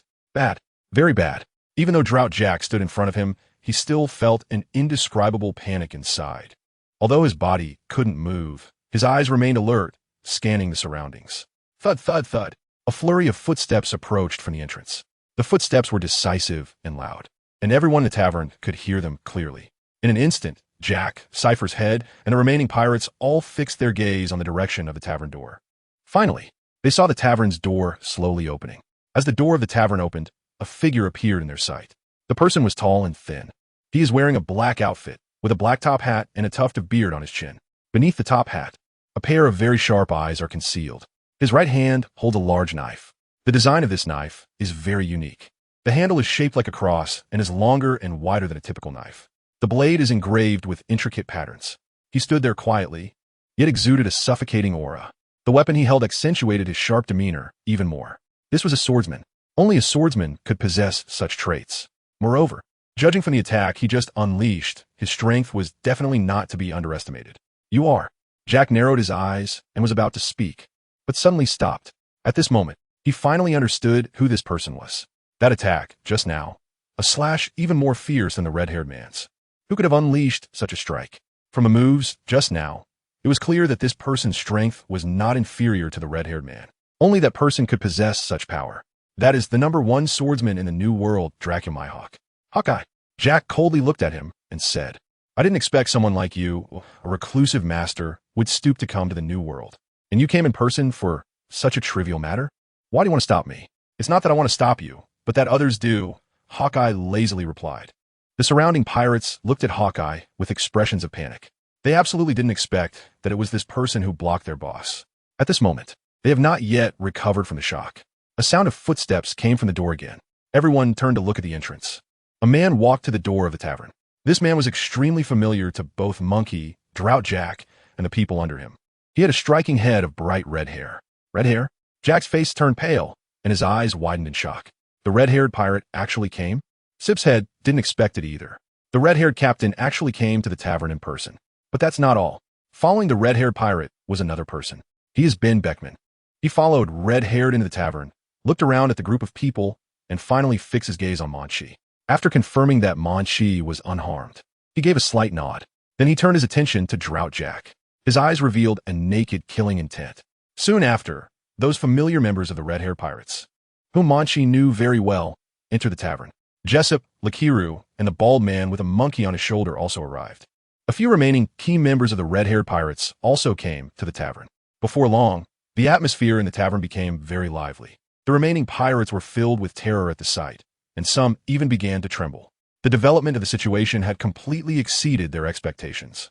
Even in their dreams, they never imagined such a scenario would occur. Sip's head lay there helplessly, feeling cold all over, his expression filled with despair. His heart was filled with a deep sense of fear, mixed with physical pain, and he felt a deep suffocation. For in turn, was this really necessary? So many notorious pirates had come in person. Sip's head thought to himself, utterly stunned by the scene before him. Moreover, his long-standing worries had finally become a reality. Members of the red-haired pirates had truly arrived at this place. Chapter 68. Seeking Death? Referring to yourselves, right? The tavern was left in a terrible state from the previous battle. However, now, the arrival of the red-haired pirates shattered the silent atmosphere of the tavern. As each member of the red-haired pirates arrived, Red-Haired led the way, followed by over 100 of the most elite members of his crew. They stood in the tavern, exuding a calm and composed aura, merely watching Drought Jack, Sip's head, and the remaining pirates. At that moment, no one could predict the outcome of the impending battle. Sip's head was completely stunned. Even Drought Jack couldn't figure out what to do next. Why was this happening? Why were there more people from the red-haired pirates than from our side? Jack was momentarily at a loss for words, unable to say anything. He is indeed very aggressive and enjoys provoking fights. However, in this situation, he suddenly feels that he has come to the wrong place and has no desire to fight at all. Because he knows in his heart that if a battle breaks out with the red-haired pirates now, he would simply be outmatched. Among them, not only has the Captain Shanks personally arrived, but also Ben Beckman, their first mate. There's Jesus Burgess, the sniper, and their battle chief, Lucky Roo. In addition, there are several other powerful individuals who often roam the New World. They are all key members of the red-haired pirates. Furthermore, over 100 members of the red-haired pirates stand at the entrance of the tavern, their eyes cold and focused on the people inside. The atmosphere in the entire tavern has dropped to freezing point, as Sip's head can feel. He began to sweat cold all over, not only because of the pain from his injuries, but also due to the atmosphere at the scene, which filled him with great fear. Suddenly, the battle took a dramatic turn. This time, it was the beast pirates who felt the pressure. The remaining pirates stood frozen in place, afraid to make any moves for fear of being taken out in an instant by the opponents. They can sense it. The atmosphere on the scene is very unfavorable for them. An invisible pressure envelopes them, making their bodies stiff and afraid to move. I said, I just happened to pass by here, and it is definitely not my intention to make things difficult for you. It is these few behind me who want to see you. Hawkeye still wore a calm expression as he looked at Jack and said, he put the knife back behind his back. The handle was sticking out, making it look like he was carrying a huge cross. In the shadow of the sunlight, it appeared very intimidating. He slowly retreated back into the crowd, showing that he had no intention of getting involved in this matter. Just now, he merely launched an attack to make Drought Jack back off. However, that doesn't mean he intends to join the battle between the two Yonko pirate crews. Thank you, Mihawk. Shanks smiled and expressed his gratitude to Mihawk. It's nothing. Mihawk replied expressionlessly. It was indeed just a coincidence. He had been wandering in the New World and happened to encounter the red-haired pirates on his way, which led him to the Redford and to this small island with them. However, to be honest, Mihawk couldn't help but feel curious about what was about to happen. Otherwise, he wouldn't have crossed his sword. Then, he glanced at Munchie out of the corner of his eye. He was quite curious about this young man. What kind of person could make the entire red-haired pirates mobilize for a rescue? He had heard that he was just an intern. Therefore, Mihawk was also somewhat looking forward to what would happen next. He was very curious about what abilities this young man possessed that could bring the entire red-haired pirates here. It was indeed somewhat unexpected for him. It seemed that this young man had something special. Mihawk thought to himself. At this moment, Shanks' gaze was fixed on Drought Jack. In his eyes, Jack's imposing figure was not intimidating at all. His expression was very cold, without a hint of emotion. Shanks took a deep breath, suppressing his inner fear, and made eye contact with Shanks. Jack, I thought you would at least let this slide for the sake of face. I never expected you to be so ruthless, personally coming here to deal with one of our interns. Shanks said slowly. At this point, the expression of Ben Beckman, who stood beside him, became even more fierce. He stared at Drought Jack without blinking. Jesus Burgess and Lucky Roo also assumed an attacking stance. With so many people watching Jack intently, even though he was one of the 3 calamities, he couldn't help but feel a bit uneasy. Hey kid, how's it going? Shanks' gaze softened a little as he looked at Munchie, a faint smile appearing at the corner of his mouth. Captain, you came just in time. If you were any later, I really wouldn't have been able to withstand his attack. Munchie slowly walked towards Shanks' position. When he crossed paths with Drought Jack, he was not worried at all that Drought Jack would make a move against him. He was very certain that Jack would never dare to take any excessive action. After all, if he ever harbored any murderous intent towards Munchie, the members of the red-haired pirates would surely tear Drought Jack apart in an instant. Therefore, everyone present was not concerned that Drought Jack would take action against Munchie. Indeed, what Munchie thought in his heart was exactly in line with the reality. He slowly walked past Drought Jack, but Jack didn't dare to make a sound. So many members of the red-haired pirates were watching him intently. As long as he made a move, he would definitely be torn to pieces by these people. Moreover, the first to strike would surely be Ben Beckman, who stood next to Captain Shanks. With so many people present, Drought Jack could clearly feel that only Ben Beckman's aura was the most intense, with a desire that almost wanted to tear him apart. After all, he was the vice captain of the red-haired pirates, and his strength should not be underestimated. Furthermore, there had been some conflicts between the red-haired pirates and the beast pirates before. Therefore, Drought Jack had a clear understanding of Ben Beckman's abilities. Compared to Ben Beckman's strength, he was still far behind. Upon arriving among the members of the red-haired pirates, Munchie took a deep breath. His previous nervousness has eased quite a bit. After all, with so many people to rely on behind him, Munchie feels quite comfortable. If it weren't for the red-haired pirates being present, he had no doubt that he would have died at the hands of Drought Jack. Now, it is no longer a certain death situation. However, for you guys, this is indeed a life-or-death predicament. Munchie thought to himself as he watched Drought Jack, Cypher Pole, and the pirates under him from a distance. It can be said that the positions of both sides have completely reversed. For the members of the Beast Pirates, they're now facing the pressure of life and death. I warned you long ago not to clash with the other Yonko's pirate crews. I never expected that just a few days after going out, you would get into such big trouble. Red-Haired looked at Munchie with both anger and amusement, his expression somewhat strange. In any case, it wasn't the captain who asked me to deliver a message to Whitebeard and didn't even tell me the specific address of the Whitebeard pirates. Not to mention, he didn't let me take any berries. Otherwise, I wouldn't be willing to trouble the beast pirates. Munchie retorted defiantly. Ahem. Red-Haired coughed twice to cover up his embarrassment, honestly admitting, what this kid said is indeed reasonable. You didn't even leave any berries for Munchie? Ben Beckman looked at Red-Haired with some surprise. I remember reminding you not to forget this matter. It seems Red-Haired, your memory is indeed not good now. I really forgot. Just a small oversight. Haha, Red-Haired chuckled awkwardly and changed the topic.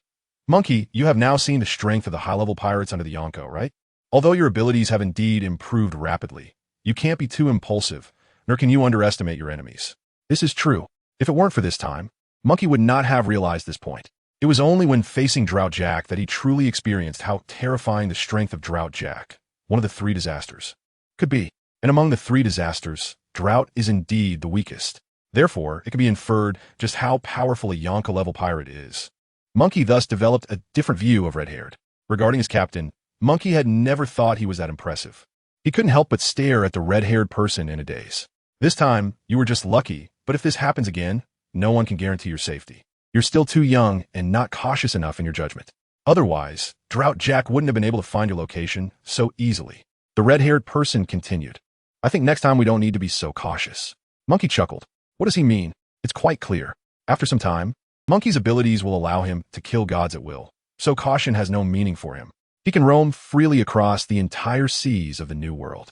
Red-Haired picked up on his implication, and his expression changed slightly. He glanced at Monkey and said nothing more. For some reason, it is not surprising to him that Monkey would say such things, nor does he think he is boasting.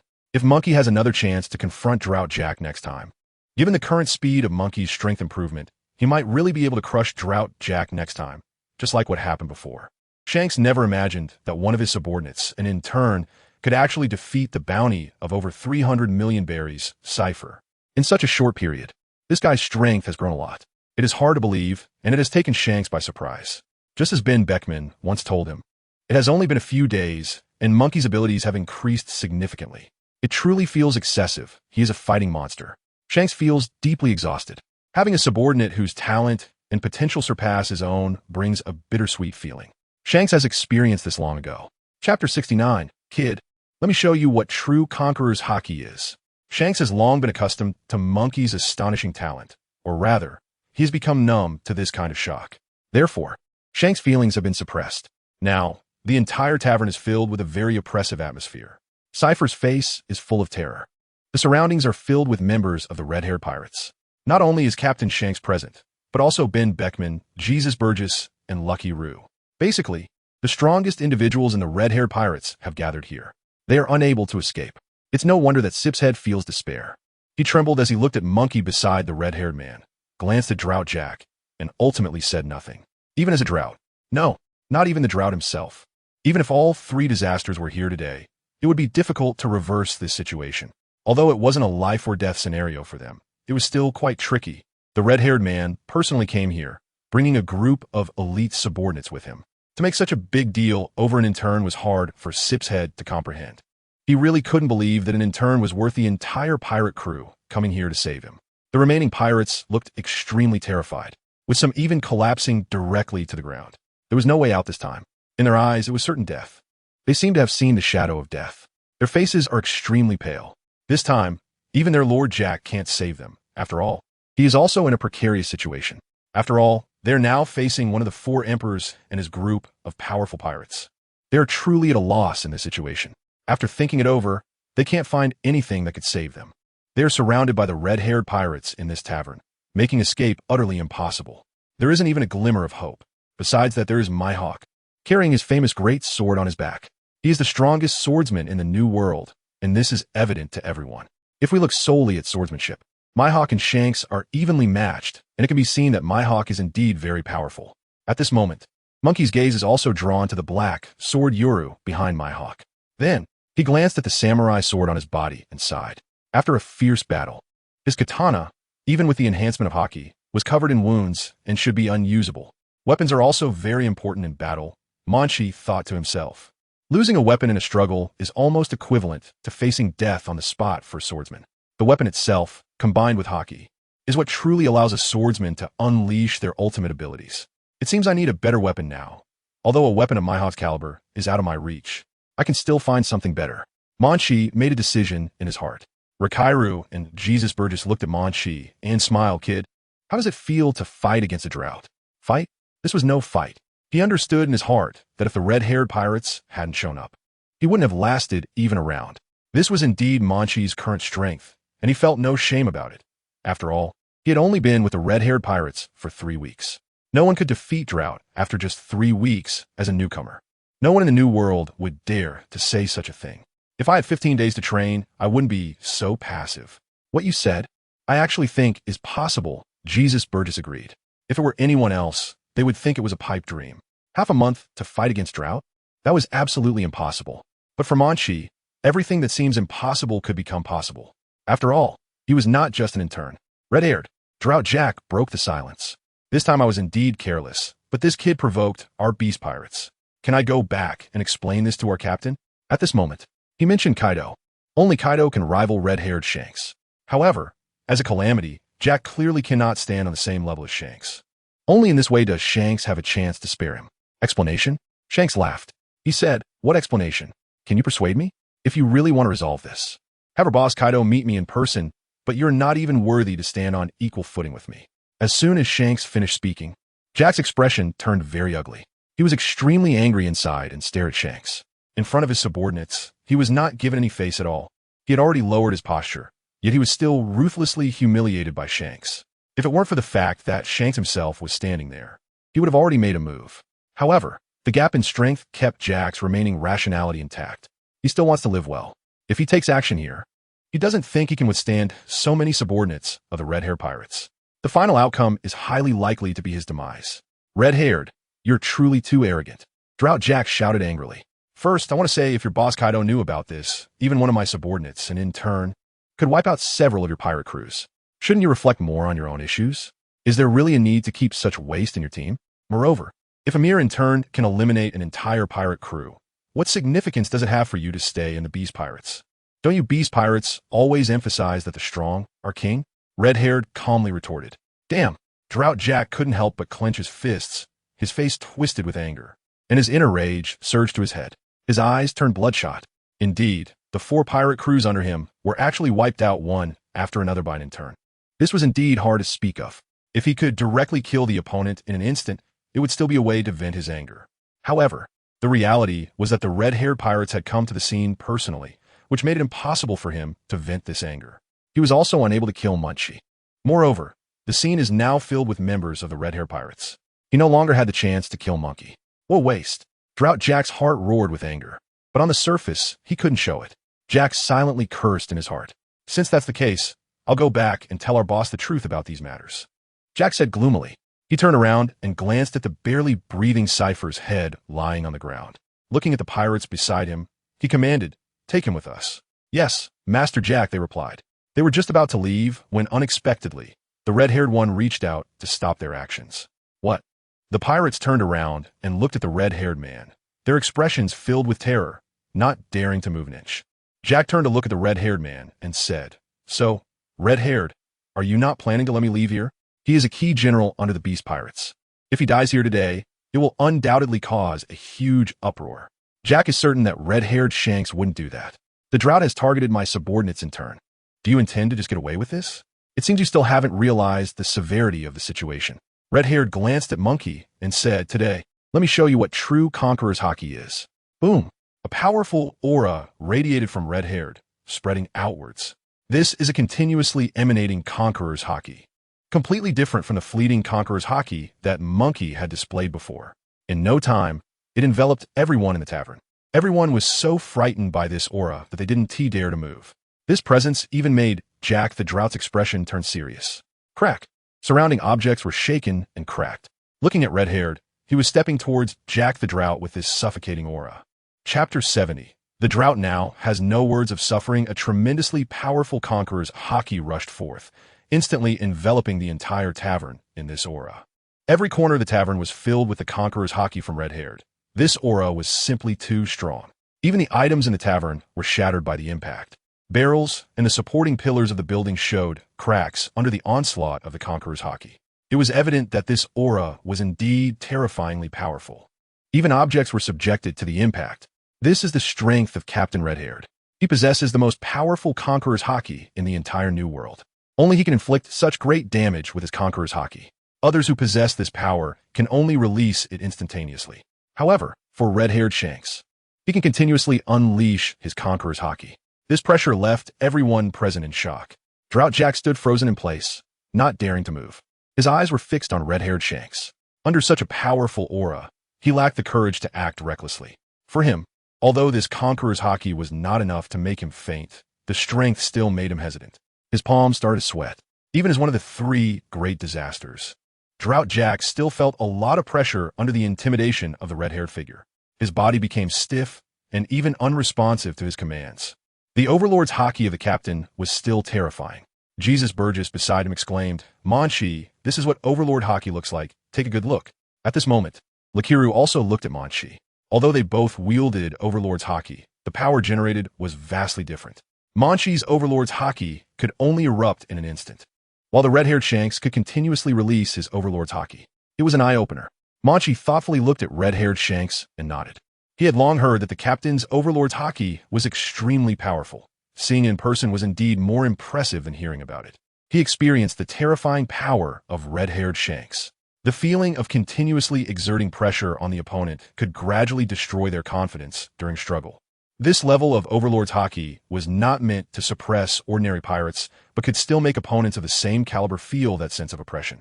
After all, not everyone in the New World possesses such strength. Just like the barrels in the tavern, they shattered into wooden pieces under the impact of Overlord's Haki. This was the evolved version of Overlord Haki. After feeling and witnessing it, Munchie secretly resolved to develop in that direction. The ability to continuously release Overlord's Haki sounded thrilling. Clearly, the instant release of Overlord's Haki was even more intimidating to opponents. After witnessing the performance of Drought Jack, Munchie sighed. No wonder he is one of the four emperors. Red-haired Shanks truly crushed Drought Jack. Even the strongest among the three disasters would surely feel pressured in front of red-haired Shanks. Moreover, Drought Jack is considered the weakest among the three disasters. Therefore, he naturally wouldn't dare to act recklessly in front of red-haired Shanks. In the corner, Cypher's head was trembling in fear at the sight before him. He was enveloped in the presence of Conqueror's Haki. The fear within him continued to magnify. He wouldn't be knocked out by the Conqueror's Haki. However, the scene before him deeply stimulated his nerves. Red-haired Shanks was indeed formidable. Lord Jack had no ability to resist. Thinking of this, Cypher's heart raced with even more panic. Thud! Some of the other pirates were directly knocked unconscious and fell to the ground from the impact. Their strength is still insufficient to withstand the Conqueror's Haki emitted by Red-haired. This aura is truly terrifying. Only 5 pitiful pirates remain conscious. However, at this moment, they're also scared half to death. At this time, they looked at Red-haired with panic in their eyes.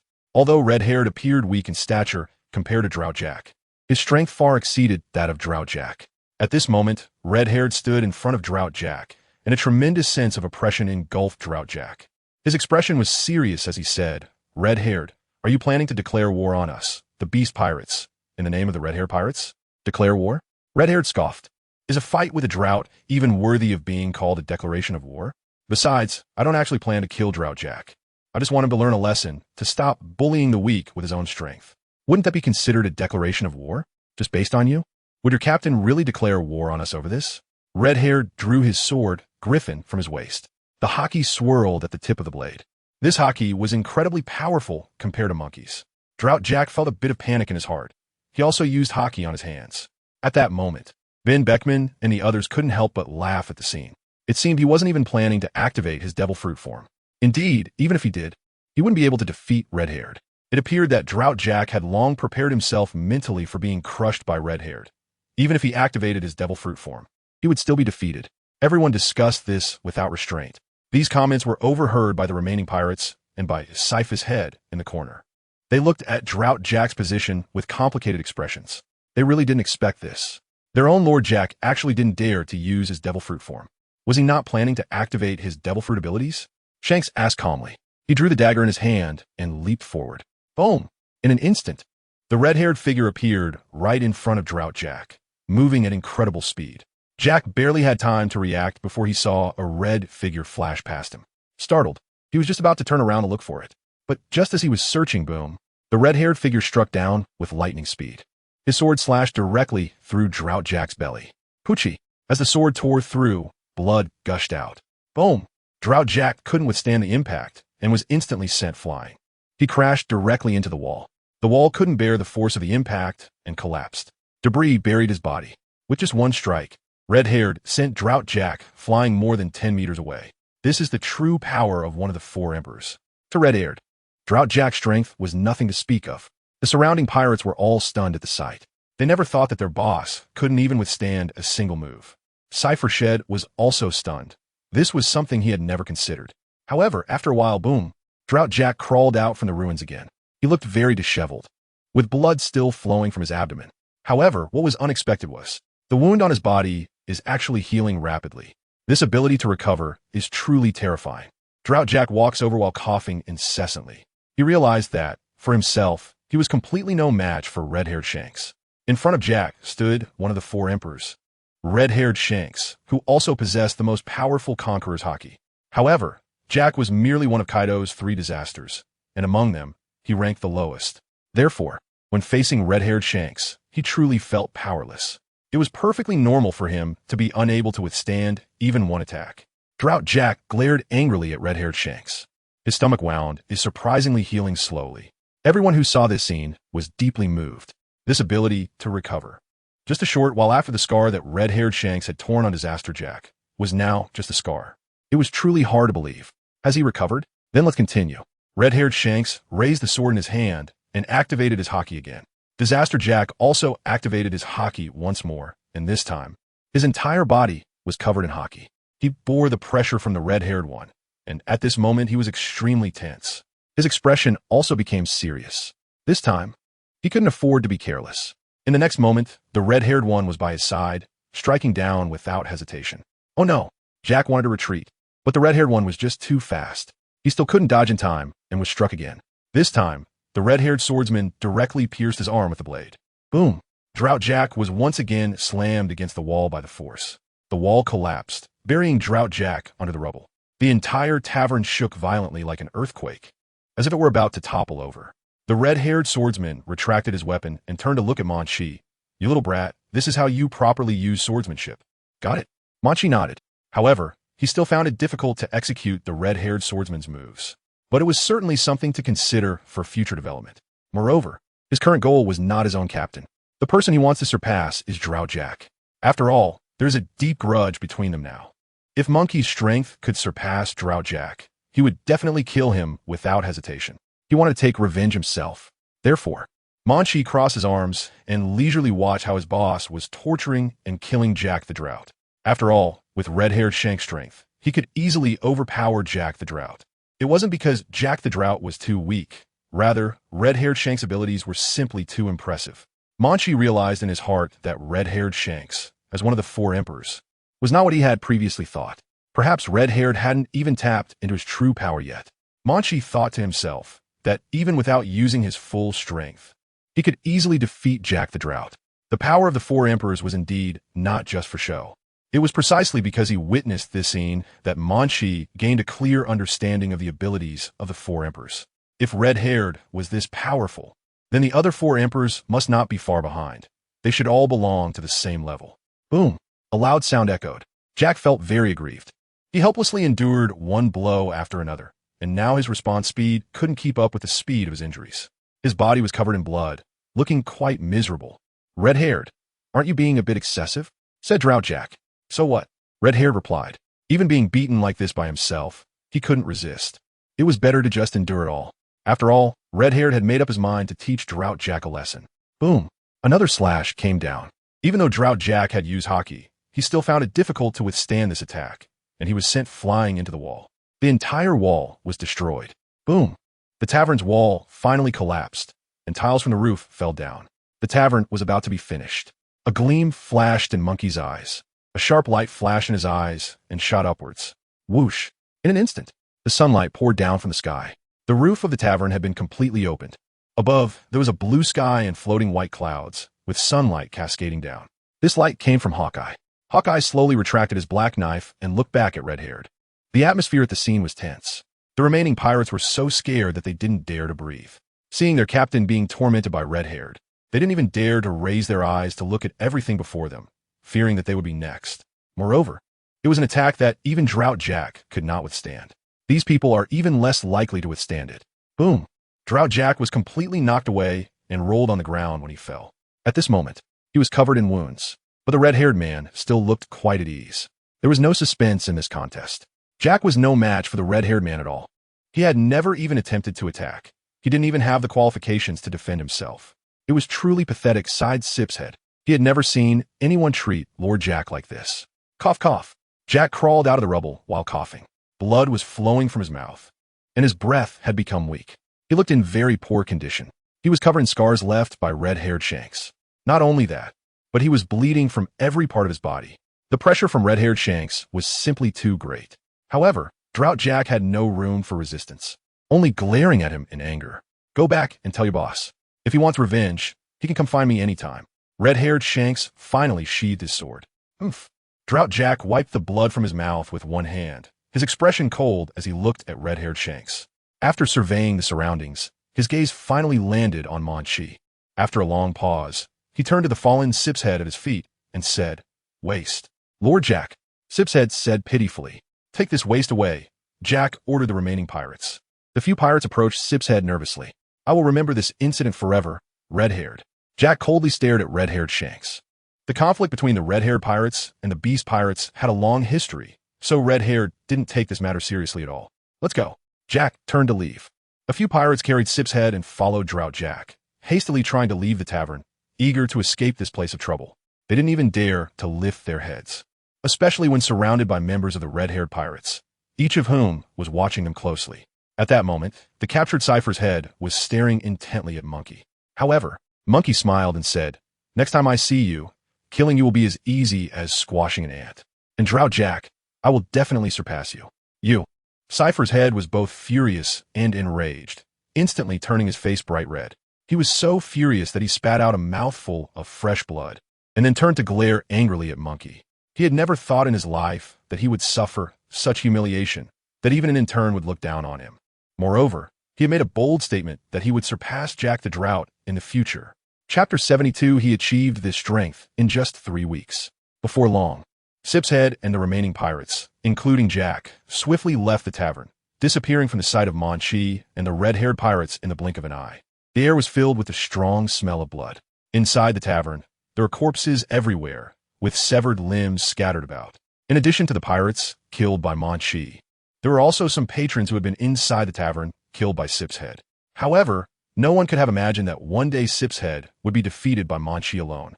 Moreover, what was even more shocking was that just as Drought was preparing to deal with Munchie, the entire red-haired pirates descended from the sky, disrupting his original plans. Even Drought Jack was not spared, being brutally hammered by the red-haired pirates in this battle.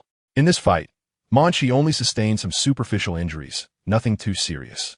However, the beast pirates were not only defeated by Munchie, losing 4 pirate crews, but several important big pirates also suffered disastrous defeats. Clearly, it was evident that the beast pirates were defeated in this battle, and it was a complete loss. Not only did they fail to eliminate Munchie, but they also lost many capable pirates. What? Munchie saw a glowing light emanating from the crack in the broken wall where Drought and the others had exited. It was completely different from what he had seen before, because it was red. This red light captivated Munchie, and he felt a surge of excitement, hardly believing it. What is this? A red fragment? Munchie was stunned. This was truly a stroke of luck from the heavens. If he guessed correctly, this red fragment should have come from Drought Jack. This was something Munchie had never imagined before. After all, this was the first time he had seen a red fragment. The dazzling color occupied his vision. Although the red fragment was not as high in rank as the golden fragment, it was still much higher than the purple one.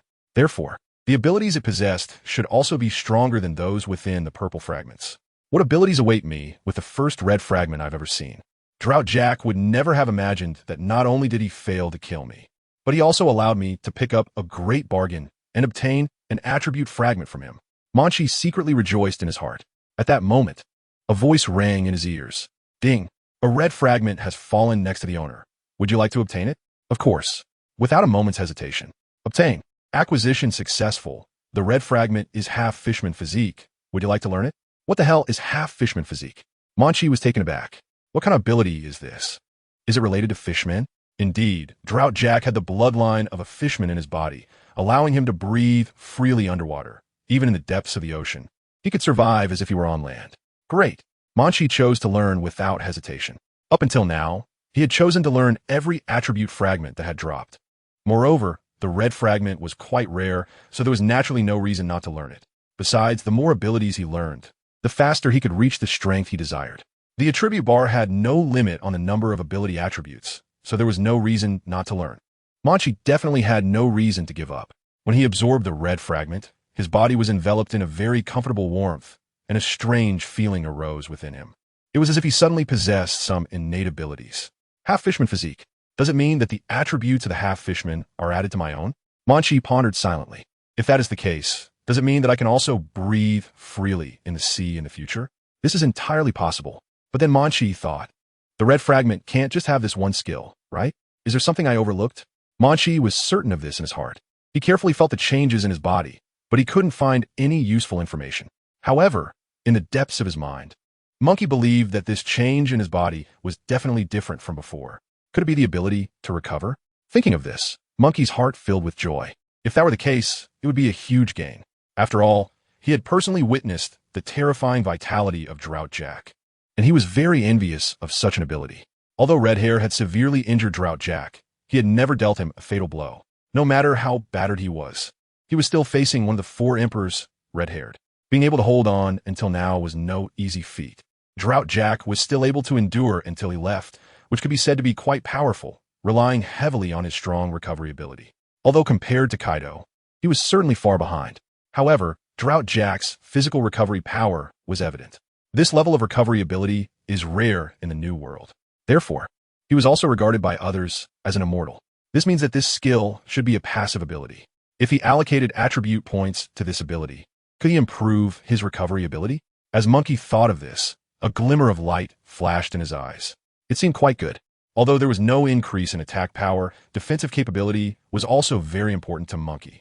After all, no matter how strong one's power is, if the body cannot recover in time during a fight, it can easily lead to being taken down. Therefore, this red fragment indeed supplemented Munchie's shortcomings. After all, Drought Jack's recovery ability must be very strong. Opening the attribute panel. Owner, Munchie's strength, 112 speed, 107 stamina, 109 instinctive reaction, 89 skills. Basic swordsmanship LV14. Swordsmanship, Yada no Kagami LV6. Armament Haki LV4. Observation Haki LV21. Fist Technique LV2. Fishman Hybrid Physique LV1. Attribute points. 0 attack ability. Shockwave LV3. 60. Indeed. It was exactly as Munchie had guessed. The Fishman Hybrid Physique is an upgradable ability. Moreover, as the level increases, Munchie's recovery ability will become stronger. It is even possible that in the future, it could surpass Drought Jack. Not only would his recovery ability increase, but he would also be able to breathe freely underwater in the future. The red fragment seems to be quite powerful. Munchie smiled with satisfaction. At this moment, Mihawk, carrying the black sword Yoru, said to Red-Haired, "If there's nothing else, I'm going back to the Grand Line. It seems the Navy intends to summon the 7 warlords of the sea. I want to see what the situation is." "What a coincidence. I happen to have something I want to entrust you to help with," Red-Haired said with a smile. "What is it?" Mihawk asked. He has always been very serious, with a hint of sharpness. "Look at this person. How about it? His abilities are not bad." Hawkeye glanced at Munchie and said, "The bounty is probably around 300 million berries. But for Hawkeye, this level can only be considered decent. He has seen some people at this age reach this level of ability. However, he achieved this ability in just 3 weeks. 3 weeks ago, he was still a novice, but now his abilities have reached this point." Red-Haired said lightly, looking at Hawkeye. Chapter 73. Hawkeye was very surprised. "This is a genius." Just as Red-Haired finished speaking, he was stunned, staring blankly at Munchie D. Luffy, then glanced at Shanks from head to toe. His usually calm expression finally changed. His gaze was extremely sharp, but he found himself at a loss for words when it came to Munchie. "What I said is true. You must be surprised." At this moment, Shanks appeared somewhat pleased. "When I first learned about this, I had the same reaction as you. But over time, I got used to it. This young man is truly a genius. A monstrous genius." Mihawk nodded, acknowledging Shanks' statement. Indeed, if what Shanks said is true, then Munchie is indeed a once-in-a-thousand-years talent. However, Mihawk shook his head, dismissing the thought in his mind. It's absolutely impossible to grow to this extent in just 3 weeks. No one can achieve that. But why would Shanks lie to him? Is it really hard to believe? Shanks guessed what Mihawk was thinking and continued. 3 weeks ago, Munchie joined my pirate crew, and at that time, he had no strength at all. However, a week ago, his abilities saw a tremendous improvement. He could kill sea kings at will, and he could even crush notorious pirates with bounties exceeding 100 million berries. I assume you know what happened a few days ago. The 4 pirate crews under the Beast Pirates were all wiped out by him, and it was all because of Munchie. At that time, his strength should have already reached the level of a 200 million berry bounty. But today, Shanks took a deep breath, suppressing his inner astonishment. Even though I've gotten used to the fact that he progresses rapidly, I never expected he could defeat a pirate with a bounty exceeding 300 million berries. Like Cypher's head, it is indeed hard to believe. Before this, Shanks could never have imagined that Munchie could defeat Cypher's head. He thought that once Munchie confronted Cypher's head, he would surely be killed in an instant. However, he did not expect that the final result was actually Munchie's victory. Now, his strength has reached a bounty of 300 million berries. The speed of this growth in power made Red-Haired feel a hint of fear in his heart. He had never seen a monster like Munchie in all these years. Perhaps this is what genius is. Red-Haired looked at Munchie with relief. Genius? Hawkeye's expression was complex as he also looked at Munchie. If what Red-Haired said was true, then Hawkeye had no choice but to admire him. It could be said that Monkey's strength was indeed terrifying. Almost no one could compare to him, advancing so quickly in strength within 3 weeks. This was the first time Hawkeye had witnessed such a thing in his life. It was truly frightening. What I'm telling you is all true. I guarantee it with my character, Red-Haired said meaningfully as he looked at Hawkeye. Reaching this level in 3 weeks? For some reason, Hawkeye's heartbeat quickened. If Red-Haired hadn't told him this in person, he would absolutely not believe it was true. This kid's talent is just too strong. This isn't genius. It's a freak of nature. Although Red-Haired said so, he still felt that this matter was too unbelievable. But why are you telling me this? Hawkeye asked Red-Haired. He has a bad feeling. No matter how strong Monkey D. Luffy is, what does it have to do with him? If everything Red-Haired Shanks said is true, then Mihawk has to admit that Luffy is indeed a rare genius in the history of the New World. No, it should be a monster. At this moment, the language has become powerless to describe it, because Mihawk knows that so far, no one has been able to reach Luffy's level of talent. Not to mention someone like Whitey. Even if they have a certain foundation, it is extremely difficult for a pirate with a bounty of 100 million berries to reach a strength of 300 million berries. Because this is not something that can be achieved just with time. If someone could reach it, the entire New World would be buzzing about it. But Mihawk has never heard of anyone doing so, because no one can achieve it. Mihawk is now extremely certain. However, when Red-Haired finished saying this, a part of him began to waver. Could it be that he really encountered it? A once-in-a-millennium genius is right beside him? Mihawk looks quite confused at this moment. Red-Haired couldn't help but laugh and said, "After all I've said, do you still not understand? I hope you can take Luffy to the Grand Line." "Why?" Mihawk asked coldly. He really couldn't understand. And beside him, Munchie was also surprised that Red-Haired would say something like this. What was going on? Why had Red-Haired never mentioned this to him before? There weren't any strong people in the Grand Line. Why would they send him there? Was there a purpose? Munchie, do not be complacent about your current abilities. This time, you have had a conflict with the Beast Pirates.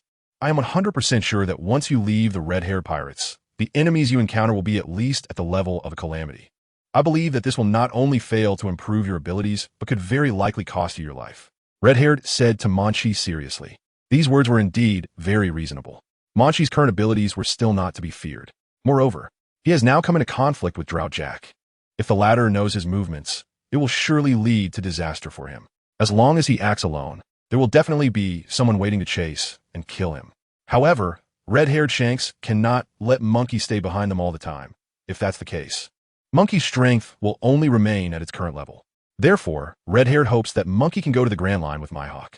In this way, even if Drought Jack knows, he will be powerless to do anything about it, because the 4 Emperors have no real power in the Grand Line, even if Drought Jack insists on going there. He must deal with the Navy headquarters first. After all, the Yonko's people have come to the Grand Line, and the Navy will definitely not let them go. Therefore, it seems that letting Monkey follow Mihawk to the Grand Line is the most correct choice.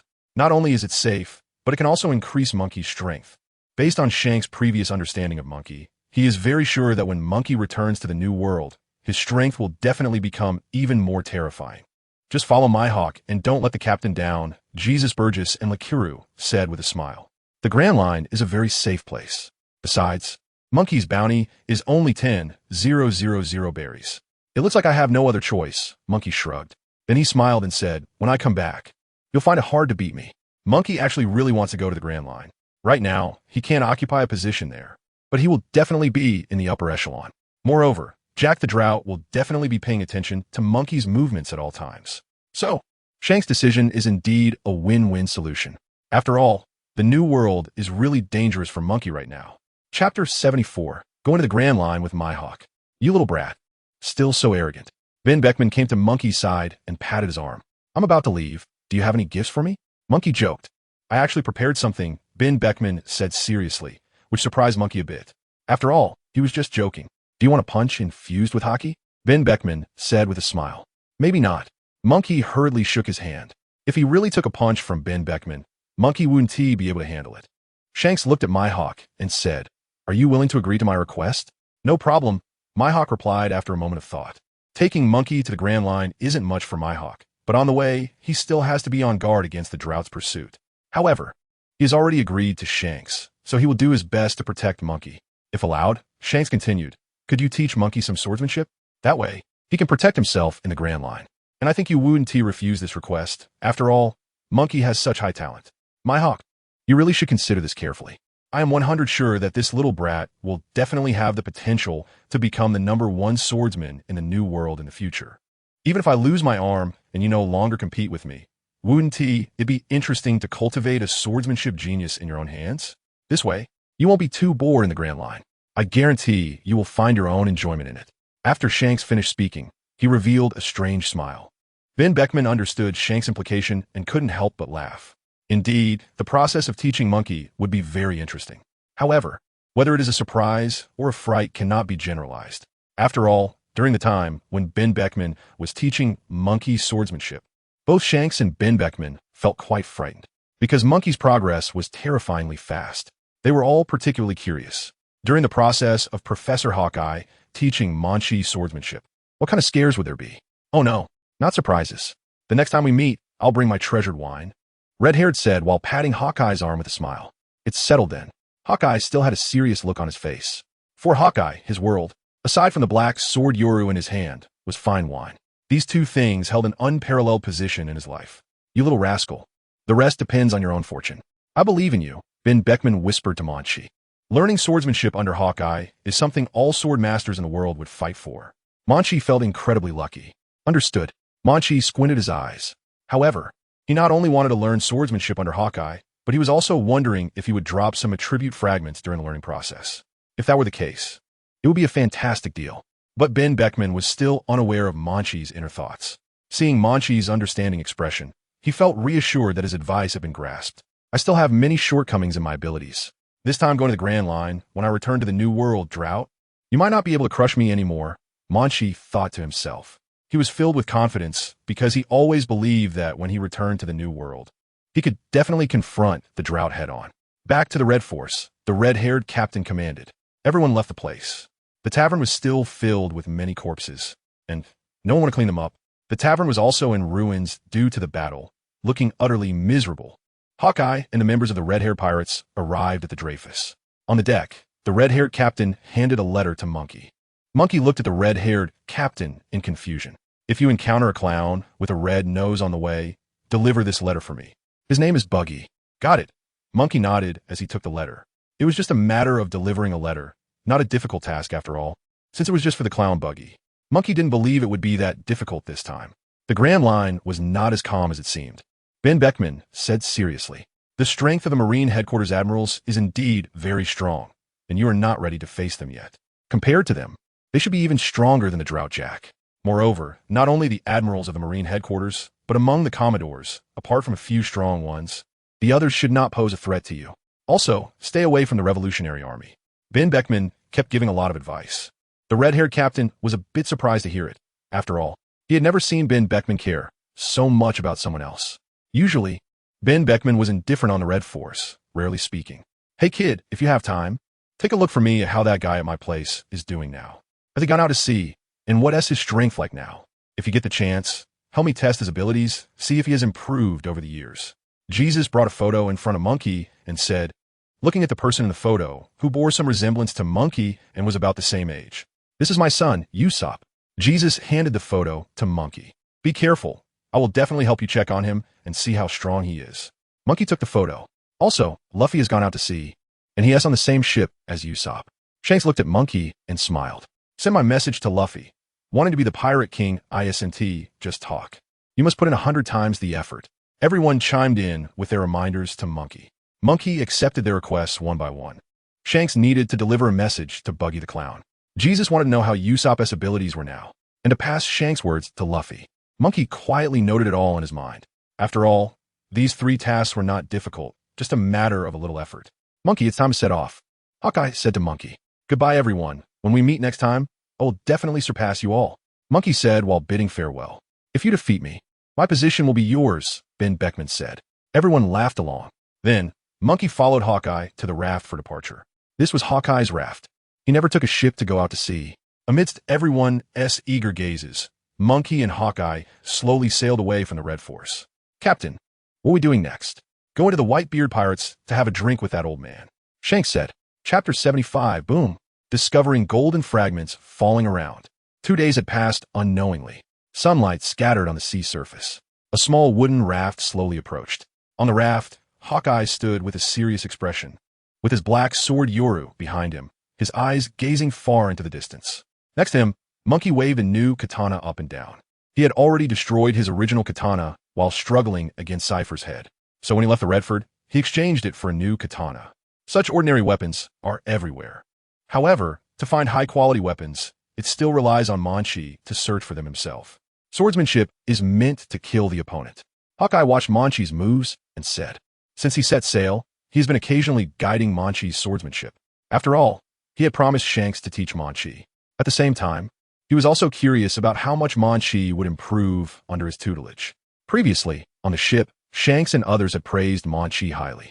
Therefore, Mihawk was looking forward to seeing how much Munchie would grow under his guidance. Meanwhile, under Mihawk's instruction, Munchie gradually developed a clearer understanding of the evolution of swordsmanship in his mind.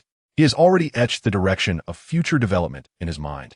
He picked up the katana in his hand and swung it forcefully towards the sea in front of him. Whoosh! A stream of air shot out from the blade, rushing towards the ocean. The waves surged, splashing massive sprays of water into the air. Ripples appeared on the sea surface. It seemed that your technique contained immense power. Hawkeye's eyes emitted a sharp light. As the greatest swordsman, he keenly sensed that Monkey's technique was not merely a swordsmanship move. It also had a vibrational effect within it. Indeed, Hawkeye realized that within his slash, there was a residual wave. It was this residual wave that caused the enormous splashes on the sea surface. Otherwise, relying solely on the power of swordsmanship would not produce such a significant effect. Is this his ability? Hawkeye looked at Monkey. At that moment, he suddenly understood the meaning of the red-haired man's words. Monkey was indeed a rare and valuable talent. Moreover, his potential was immense. This is the effect of the shock fruit, Monkey candidly stated. Furthermore, this matter, Drought Jack should have already figured out by now. During his encounter with the C.B. Cyphus had been subjected to this kind of attack several times. Although it did not cause substantial damage, as long as the level was reached, the power could be terrifying. Shock waves? Hawkeye's eyes were fixed on Monkey. He had never heard that someone could attach shock waves to slashing effects. This time, it also allowed Mihawk to witness it firsthand. Although he had been in the New World for a long time, this was the first time he had heard of it. The ability to attach shock waves to slashing effects was astonishing. Try it again. Mihawk wanted to take a closer look at this effect. Monkey did not say anything more and unleashed his attack once again towards the sea in front of him. Splash! The waves surged and splashed into the air before falling back into the ocean. At that moment, the surface of the sea began to ripple continuously, with ripples spreading out in circles. Indeed, Mihawk was very certain this time. He clearly felt it.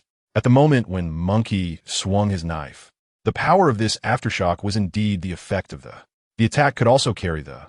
Hawkeye found it hard to believe everything happening before his eyes. If the effect of this were stronger, then the ability would be truly terrifying. Even if the enemy could block the slash, they would still be unable to withstand the subsequent aftershock. Although it seems that the aftershock effect added by Monkey is still relatively weak with training over time, this aftershock could cause devastating effects. Because even if one can block the slash, they would still be impacted by the aftershock, making it extremely difficult to defend against. A light shone in Hawkeye's eyes. He is now looking forward to how terrifying the power of the enhance will be. I now somewhat understand why red-haired Shanks praises you so highly. Your abilities truly exceed my imagination, especially your frightening potential. This is indeed enviable. Hawkeye honestly expressed his thoughts. After all, what Monkey has shown now has opened his eyes. Can you control the range of the residual waves? This way, the attack power generated by the residual waves will be stronger. It is precisely because the range of the residual waves is too wide that the power diminishes, Hawkeye said. But it's difficult right now. Monkey has long realized this, and it's also the direction he wants to work hard towards. However, to achieve this goal, he should only try to raise the level of. Only then can he compress the range of to increase the power of the attack.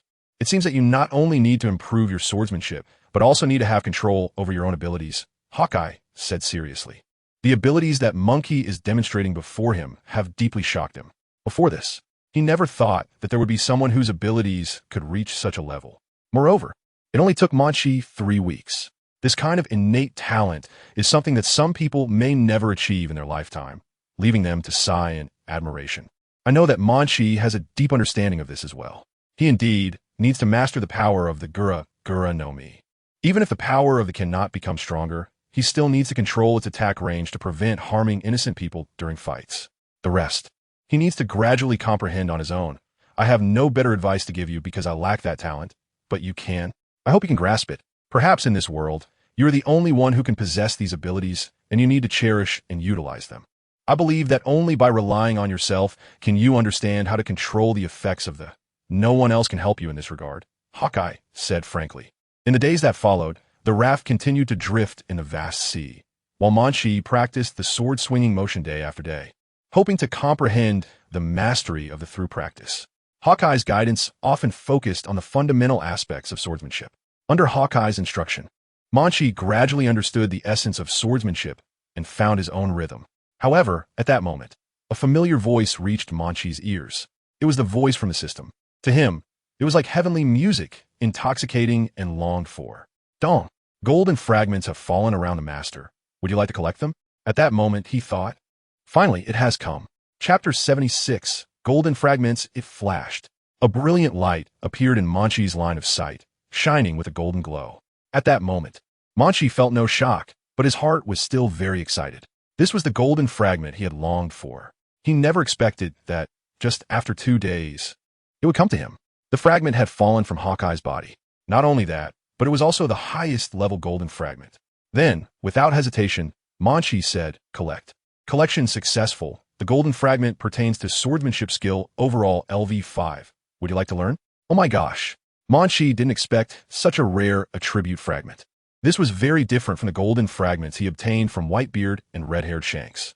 The previous ones allowed Munchie to acquire new skills, such as Conqueror's Haki, and these new skills were naturally powerful, but they did not enhance Munchie's abilities. However, the golden fragment that fell from Hawkeye's body was actually an overall skill enhancement. This time, it would definitely allow his abilities to soar. Could it really increase all swordsmanship-related skills by 5 levels? Munchie thought to himself, instantly filled with excitement. He had never thought before that he could obtain such a valuable thing from Hawkeye. If that's really the case, it would be terrifying. My luck is just amazing. Munchie let out a sigh of relief, suppressing his excitement, and said, learning. As soon as he finished speaking, a familiar warmth enveloped him. His body felt an unprecedented strength. At that moment, Munchie also sensed that his swordsmanship ability had strengthened even further. He held the katana in his hand and glanced down at it. The blade reflected in his sight. Unlike before, at this moment, as he grasped the katana, he felt a completely different sensation. He opened the attribute panel. Owner, Monkey. Strength, 112. Speed, 107. Stamina, 109. Instinctive reaction, 89. Skills, basic swordsmanship LV19, 5. Swordsmanship, swallow return, LV11, 5. Armament Haki LV4. Observation Haki LV21. Martial arts LV2. Fishman body LV1. Attribute points, 0. Attack ability, tremor wave LV3, 60. Indeed, Monkey's swordsmanship skills had all increased by 5 levels. In other words, if Monkey's previous swordsmanship was like a baby learning to crawl, then now he had grown to the point of being able to run on the ground. The gap between the two states was enormous. Just one more level up, and he could reach level 20. Monkey thought to himself, not only had the basic swordsmanship improved, but the swordsmanship, swallow return, had also increased by 5 levels. It was truly rare. He never expected the golden fragments on Hawkeye to be so powerful. However, Monkey still felt a bit dissatisfied. If he had possessed more swordsmanship skills before obtaining this golden fragment, it would have been a significant advancement. Although the current improvement was already quite terrifying, Monkey suppressed these feelings of discontent. Getting something is certainly better than nothing. After all, being able to obtain such a rare golden fragment was incredibly lucky. Ishun T asked for more. You? Hawkeye looked at Monkey's unusual reaction. For some reason, he suddenly felt that the current Monkey was somewhat different from before. He just didn't know the specific reason. A sharp edge? That's right. It was indeed like that. Hawkeye suddenly realized. The Monkey before him was like a blade just drawn from its sheath, radiating a light that was hard to look at directly. A swordsman. Isn't this the aura that a swordsman should have? What on earth is going on? It was only a few seconds. Has Monkey grasped the essence of swordsmanship? Even the aura around him had changed. Holding the katana, Monkey stood beside Hawkeye. But Hawkeye felt his immense change and was deeply astonished. Up until now, Hawkeye could hardly understand what kind of transformation had occurred within Monkey's body. Even he, standing beside him, felt it deeply. You've comprehended it? Hawkeye asked hesitantly. The change was so significant and rapid that it left Hawkeye somewhat unable to accept it. At the same time, it greatly exceeded his expectations. Yes, I suddenly comprehended the essence of swordsmanship, thanks to you. It's still because your teachings are very reasonable, Munchie said with a meaningful smile. Indeed, all of this was because of Hawkeye. If he hadn't gone to the Grand Line with Hawkeye, he wouldn't have had the opportunity to learn the golden fragments from him. Therefore, he was very grateful to Hawkeye in his heart. I guided you?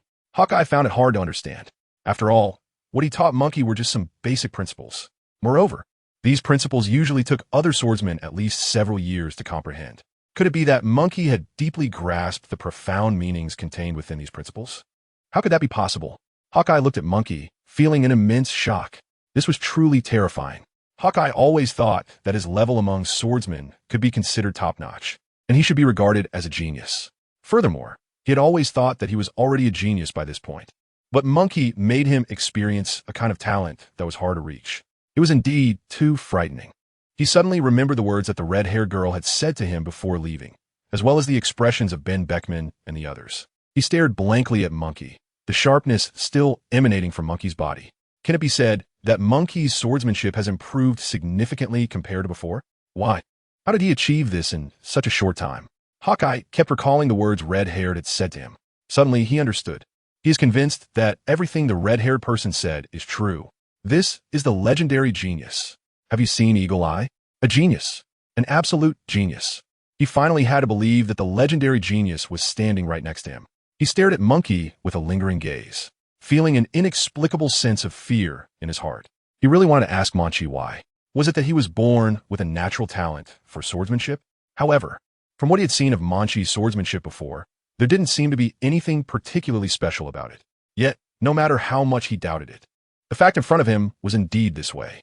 Munchie's swordsmanship had reached a level that was incomparable. But still, what could have caused such a sudden breakthrough in progress? Hawkeye racked his brains, but couldn't come up with any related reasons. Therefore, he could only believe what the red-haired man said. Munchie was naturally a monster with immense talent and potential. Otherwise, he could never have grasped the essence of swordsmanship in such a short time. Otherwise, he wouldn't be able to explain the rationality of it all. Even so, Mihawk still found it hard to suppress his inner shock. Chapter 77.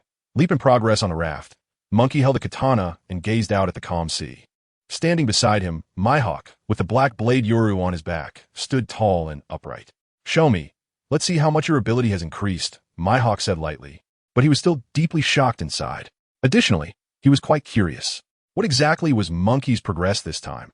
And how much had he improved in swordsmanship? Although Munchie's aura displayed unparalleled sharpness, Mihawk could only speculate.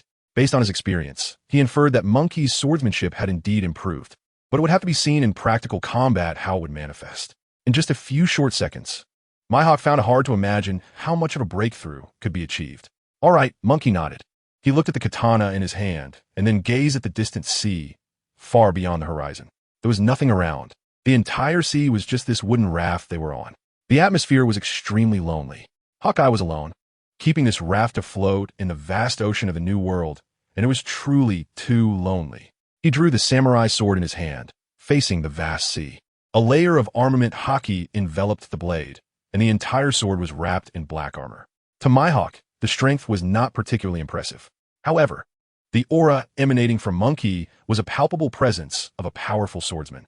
Yet, this aura felt distinctly different from what he had sensed before. Mihawk thought to himself. Over the past 2 days, he had watched Munchie practice repeatedly, but he had never seen this particular aura around him until now. Indeed, his swordsmanship had improved significantly. As Mihawk looked at Munchie in front of him, his mind raced with thoughts. Judging purely from the aura Munchie was exuding, Mihawk was convinced that one could not possess such a presence without a certain level of swordsmanship. Furthermore, Mihawk was even eager to have a duel with Munchie. This young man's talent was simply extraordinary. What was even more unbelievable to Mihawk was that in just 2 short days, Munchie had achieved such rapid progress. To be precise, it was almost instantaneous. Because before this moment, Mihawk had never felt such a strong edge, but just a few seconds later, Munchie had transformed into someone entirely different. He felt that Munchie had transformed into a skilled swordsman. What Red-Haired said was true. Munchie had a high talent. Moreover, not only was his potential very high, but his rate of progress was also quite fast. Mihawk thought to himself. Standing next to Mihawk, Munchie held a katana in his hand. At that moment, he deeply realized that this feeling was completely different from before. It was as if he had merged with the katana in his hand. It felt incredibly natural to control. The previous faint sense of stiffness had completely disappeared. It seemed that the improvement in swordsmanship had indeed made a significant difference. Excitement sparkled in Munchie's eyes. Now it seemed that the 5-level increase in swordsmanship was indeed a qualitative breakthrough for him. Let's try the basic sword techniques and see what differences there are compared to before, Munchie thought. He swung the katana. At that moment, the blade of the katana was surrounded by a flash of sword light. Whoosh! He swung down with a knife. A fierce slash cut through the air, rushing toward the sea, stirring up huge waves that instantly splashed into the sky to a height of 100 meters. The previously calm sea was also split open, creating a massive crack. In addition, the waves generated by the crack crashed back into the sea, splashing foam and spreading out into the distance.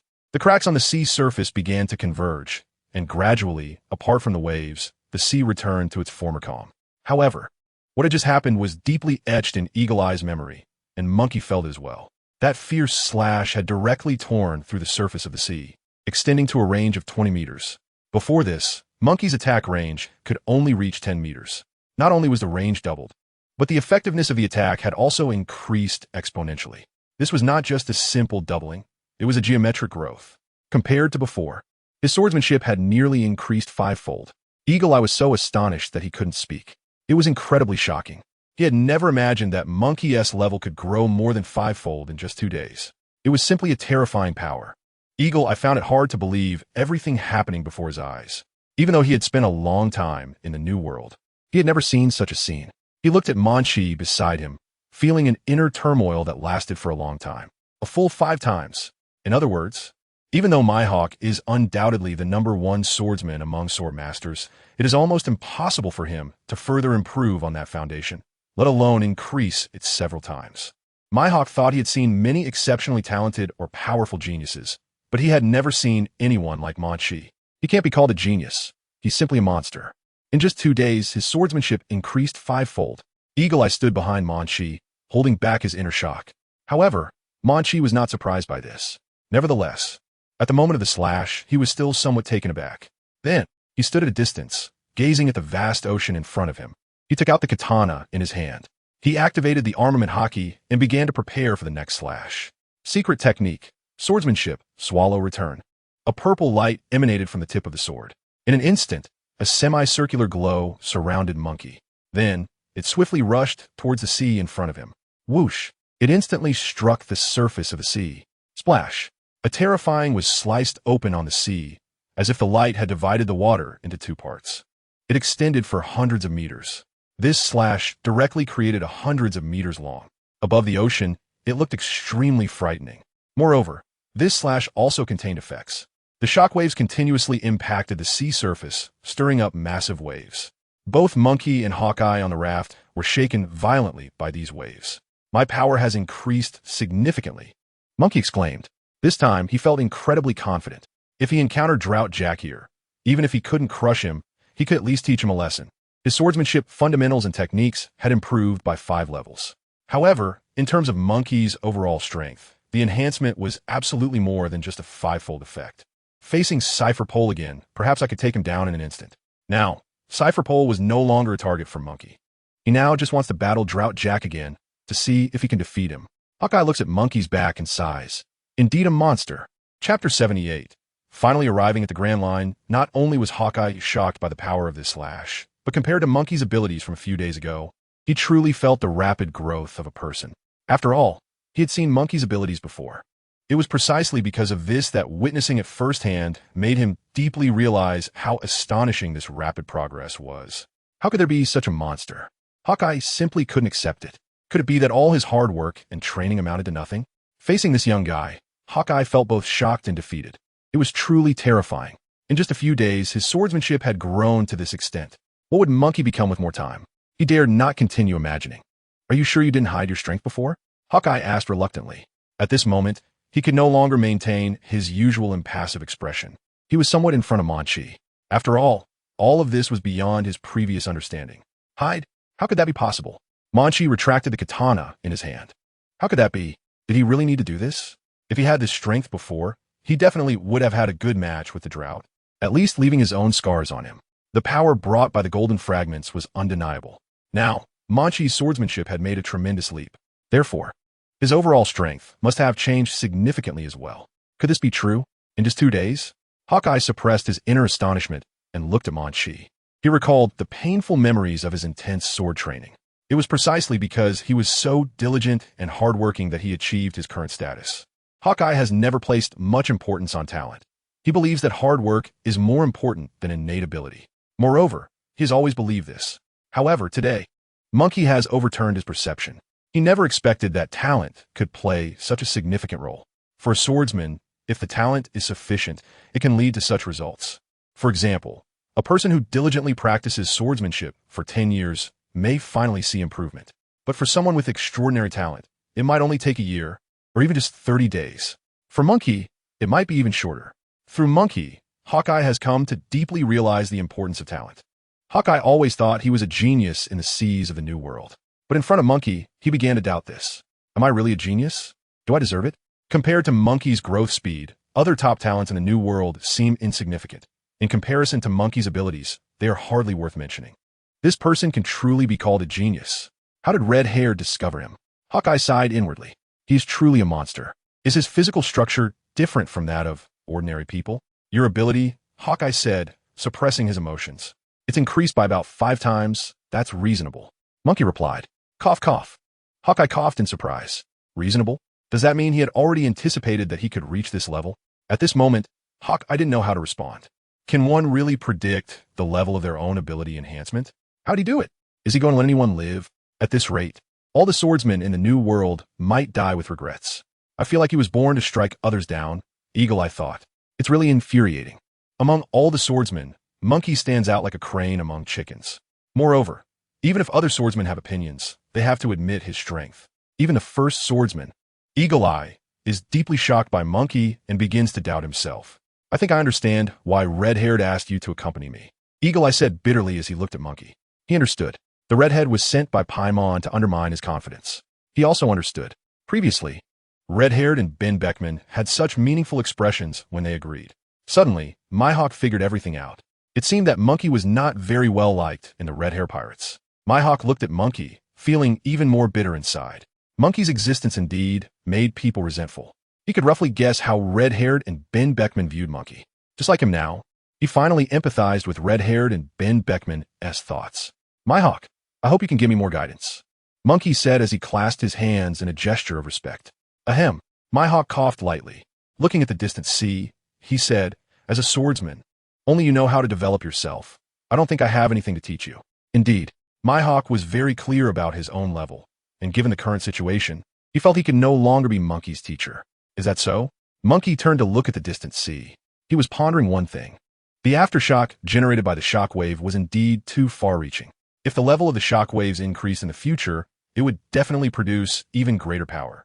If this continued, what would happen if he accidentally harmed his teammates during a battle? He needed to come up with a foolproof plan to avoid such situations. If this problem wasn't resolved, he wouldn't dare to act recklessly in the future. If a conflict arose on the island, the entire island could potentially turn to ruins under his power. Sinking into the sea, he felt that the effects of the shockwaves were outstanding, and they had produced good results in previous battles. However, the range and force were truly difficult to control. This was the most troubling issue for him. Nevertheless, he believed that he would eventually solve this problem. If it really came to it, he might need to fight in open areas as much as possible in the future, or perhaps try to minimize the occurrence of battles. After all, with such great power, if it caused casualties among innocent bystanders, that was not something he wished to see. Right now, his primary target was just Drought Jack. A gentle breeze blew, and ripples appeared on the sea surface. Slowly, the raft carrying him and Hawkeye gradually drifted away from the sea area. They were getting closer and closer to the Grand Line. Munchie looked at the vast and boundless sea in the distance, feeling very excited inside. His eyes radiated a light of anticipation.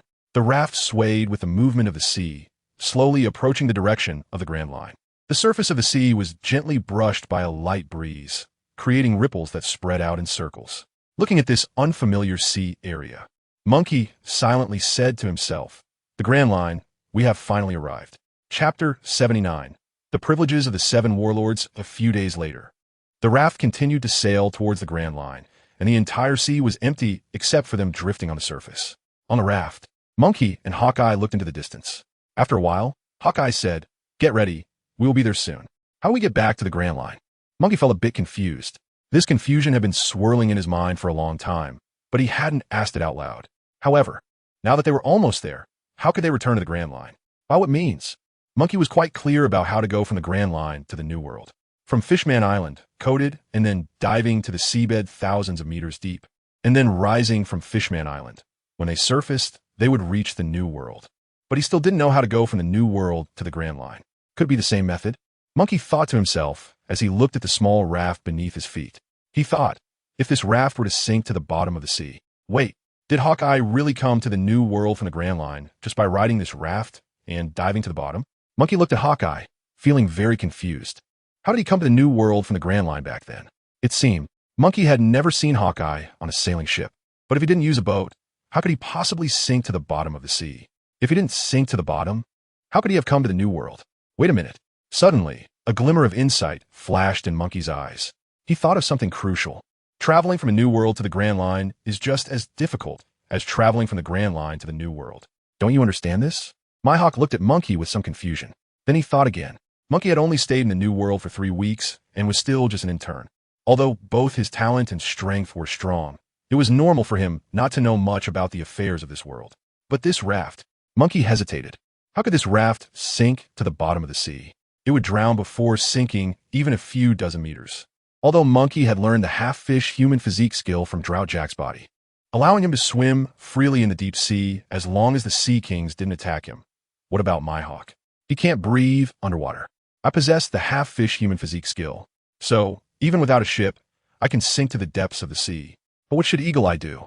Munchie looked at Eagle Eye thoughtfully. He suddenly felt that although Eagle Eye was the #1 swordsman, he wasn't very reliable. Just like Captain Red-Haired. He asked me to deliver a message to Whitebeard, but didn't give me a single berry. Therefore, a series of events happened to Munchie afterwards. Moreover, the reason for going to the Grand Line now is also because he offended Droughtjack, which is why he needs to go to the Grand Line to avoid the storm. Munchie has always believed in himself. When he returns to the New World, there will definitely be a qualitative change, and that day won't be too long. If worst comes to worst, I can also go to the Grand Line to have a good rest. At least it's much more comfortable there than in the New World. Then, I can also take care of the matters they entrusted to me. This is also Munchie's goal for going to the Grand Line. But the trouble now is, he really couldn't imagine how he and Hawkeye could go to the Grand Line with this small raft. Is there something wrong with this raft? Hawkeye asked Munchie in confusion. Well, which island are we departing from to coat it? Munchie decided not to think too much about it, since even Hawkeye himself wasn't worried about these things. What was there to panic about? Coding? Why? Hawkeye was even more puzzled, looking at Munchie with a confused expression. He was completely baffled by Munchie and didn't understand what he meant. If we don't code it, how can we sink to the bottom of the sea and return to the Grand Line? Munchie suddenly felt very strange. He was also confused by Hawkeye. Could it be that Hawkeye didn't understand this point? How did he come from the Grand Line to the New World before? Munchie was about to explain to Hawkeye when Hawkeye suddenly realized. I understand now. Hawkeye finally grasped what Munchie meant. He said somewhat shyly, indeed. Ordinary people need to undergo coding and deep-sea immersion to go to the Grand Line, but you may have overlooked something. As soon as he finished speaking, Munchie eagerly asked, what? Suddenly, Munchie thought of another possibility. He thought that there seemed to be another way to reach the Grand Line. It was surprising. Everyone knew that there have always been 3 ways to get to the Grand Line or the New World. One way is to sink from Fishman Island to the seabed and then travel from the seabed to the New World. Another method is to fly directly from the Red Line to the New World. However, only those who can fly can use this method, and very few people possess such an ability. Therefore, the most common and widely used method is to sink from Fishman Island to the seabed and then travel back and forth between the New World and the Grand Line. But besides that, there's another possibility, which is to go directly from the Red Line to the Grand Line, which does not require sinking to the seabed or the ability to fly. However, the Red Line is the base of the world government, and the Celestial Dragons are also located there. Their strength is extremely powerful, and hardly anyone dares to provoke them. Therefore, no pirate would dare to cross directly from the Red Line. However, nothing is absolute. For example, one of the Shichibukai, Dracula Mihawk, has this privilege. Thus, Mihawk does not need to think too much, As a member of the Shichibukai, he has the privilege to cross from the red line.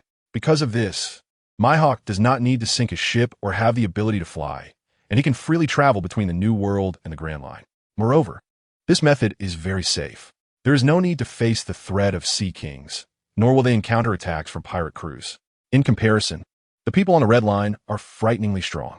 So, shall we go directly from the red line to the Grand Line? Monkey looked at Mihawk in surprise. Indeed, he had never thought of this possibility before. This would also be his first time using this method to reach the Grand Line. That's right, Mihawk nodded. Slowly, the raft floated gently on the surface of the sea. There was no one around, only their little raft drifting alone on the water. In the distance, Monkey stood on the raft and could already see the faint outline of land, which looked very vast, and he could no longer see the distant sea. Indeed, this is the place they are about to pass to reach the Grand Line, the Red Line. Chapter 80. Your ability truly deserves to be among the Shichibukai. Is this the Red Line? Monkey looked at the distant land, which was a shade of red, feeling quite emotional. This land separates the first half of the Grand Line from the New World. Pirates can only sink to the seabed and transfer through Fishman Island to reach the Grand Line. After all, above the Red Line are the people of the world government. Moreover, there's a place here called Mariehua. Therefore, the Red Line has always been heavily guarded. After all, the inhabitants of Mariehua are the world's nobles, the celestial dragons. Thus, many people protect this place to ensure the safety of the celestial dragons. The raft slowly approached the land, and Monkey increasingly felt the vastness of this land. After all, even the sea is blocked by them. What came into view were reddish-brown hills. Even from a distance of 1,000 meters, one could see the high walls built along the border of this land, which could prevent pirates from entering the Red Line and disrupting order within. Monkey also saw many Navy soldiers in white military uniforms standing around the walls, forming rows of troops, continuously patrolling the borders of the Red Line. Therefore, it is evident that this is indeed a heavily guarded land, aimed at preventing pirates from infiltrating and threatening the safety of the celestial dragons. Get ready to go ashore, Mihawk said. The raft gently floated on the sea, getting closer and closer to the Red Line. Splash! The sound of the surging sea was very pleasant. Listening to this captivating sound of water, Monkey's mood became cheerful. He recalled the events that had happened in the past few days. They probably spent about 5 days to reach the New World. After crossing the Red Earth continent, they would arrive at the first half of the Grand Line. For 5 days, they did not encounter any danger and had a smooth journey. Even Drought Jack did not send anyone to hunt down Monkey. Perhaps they already knew that Eagle Eye was accompanying Monkey, so they had to abandon this plan during this time.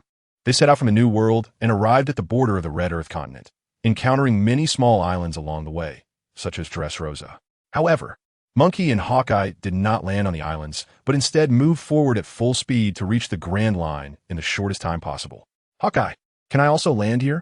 Monkey looked at Hawkeye with some disbelief. It is indeed the case. After all, Monkey is a pirate. Not only that, he is still a subordinate of the red-haired pirates. Can these troops stationed on the Red Line really let him pass through here easily? If that's the case, your bounty is quite high.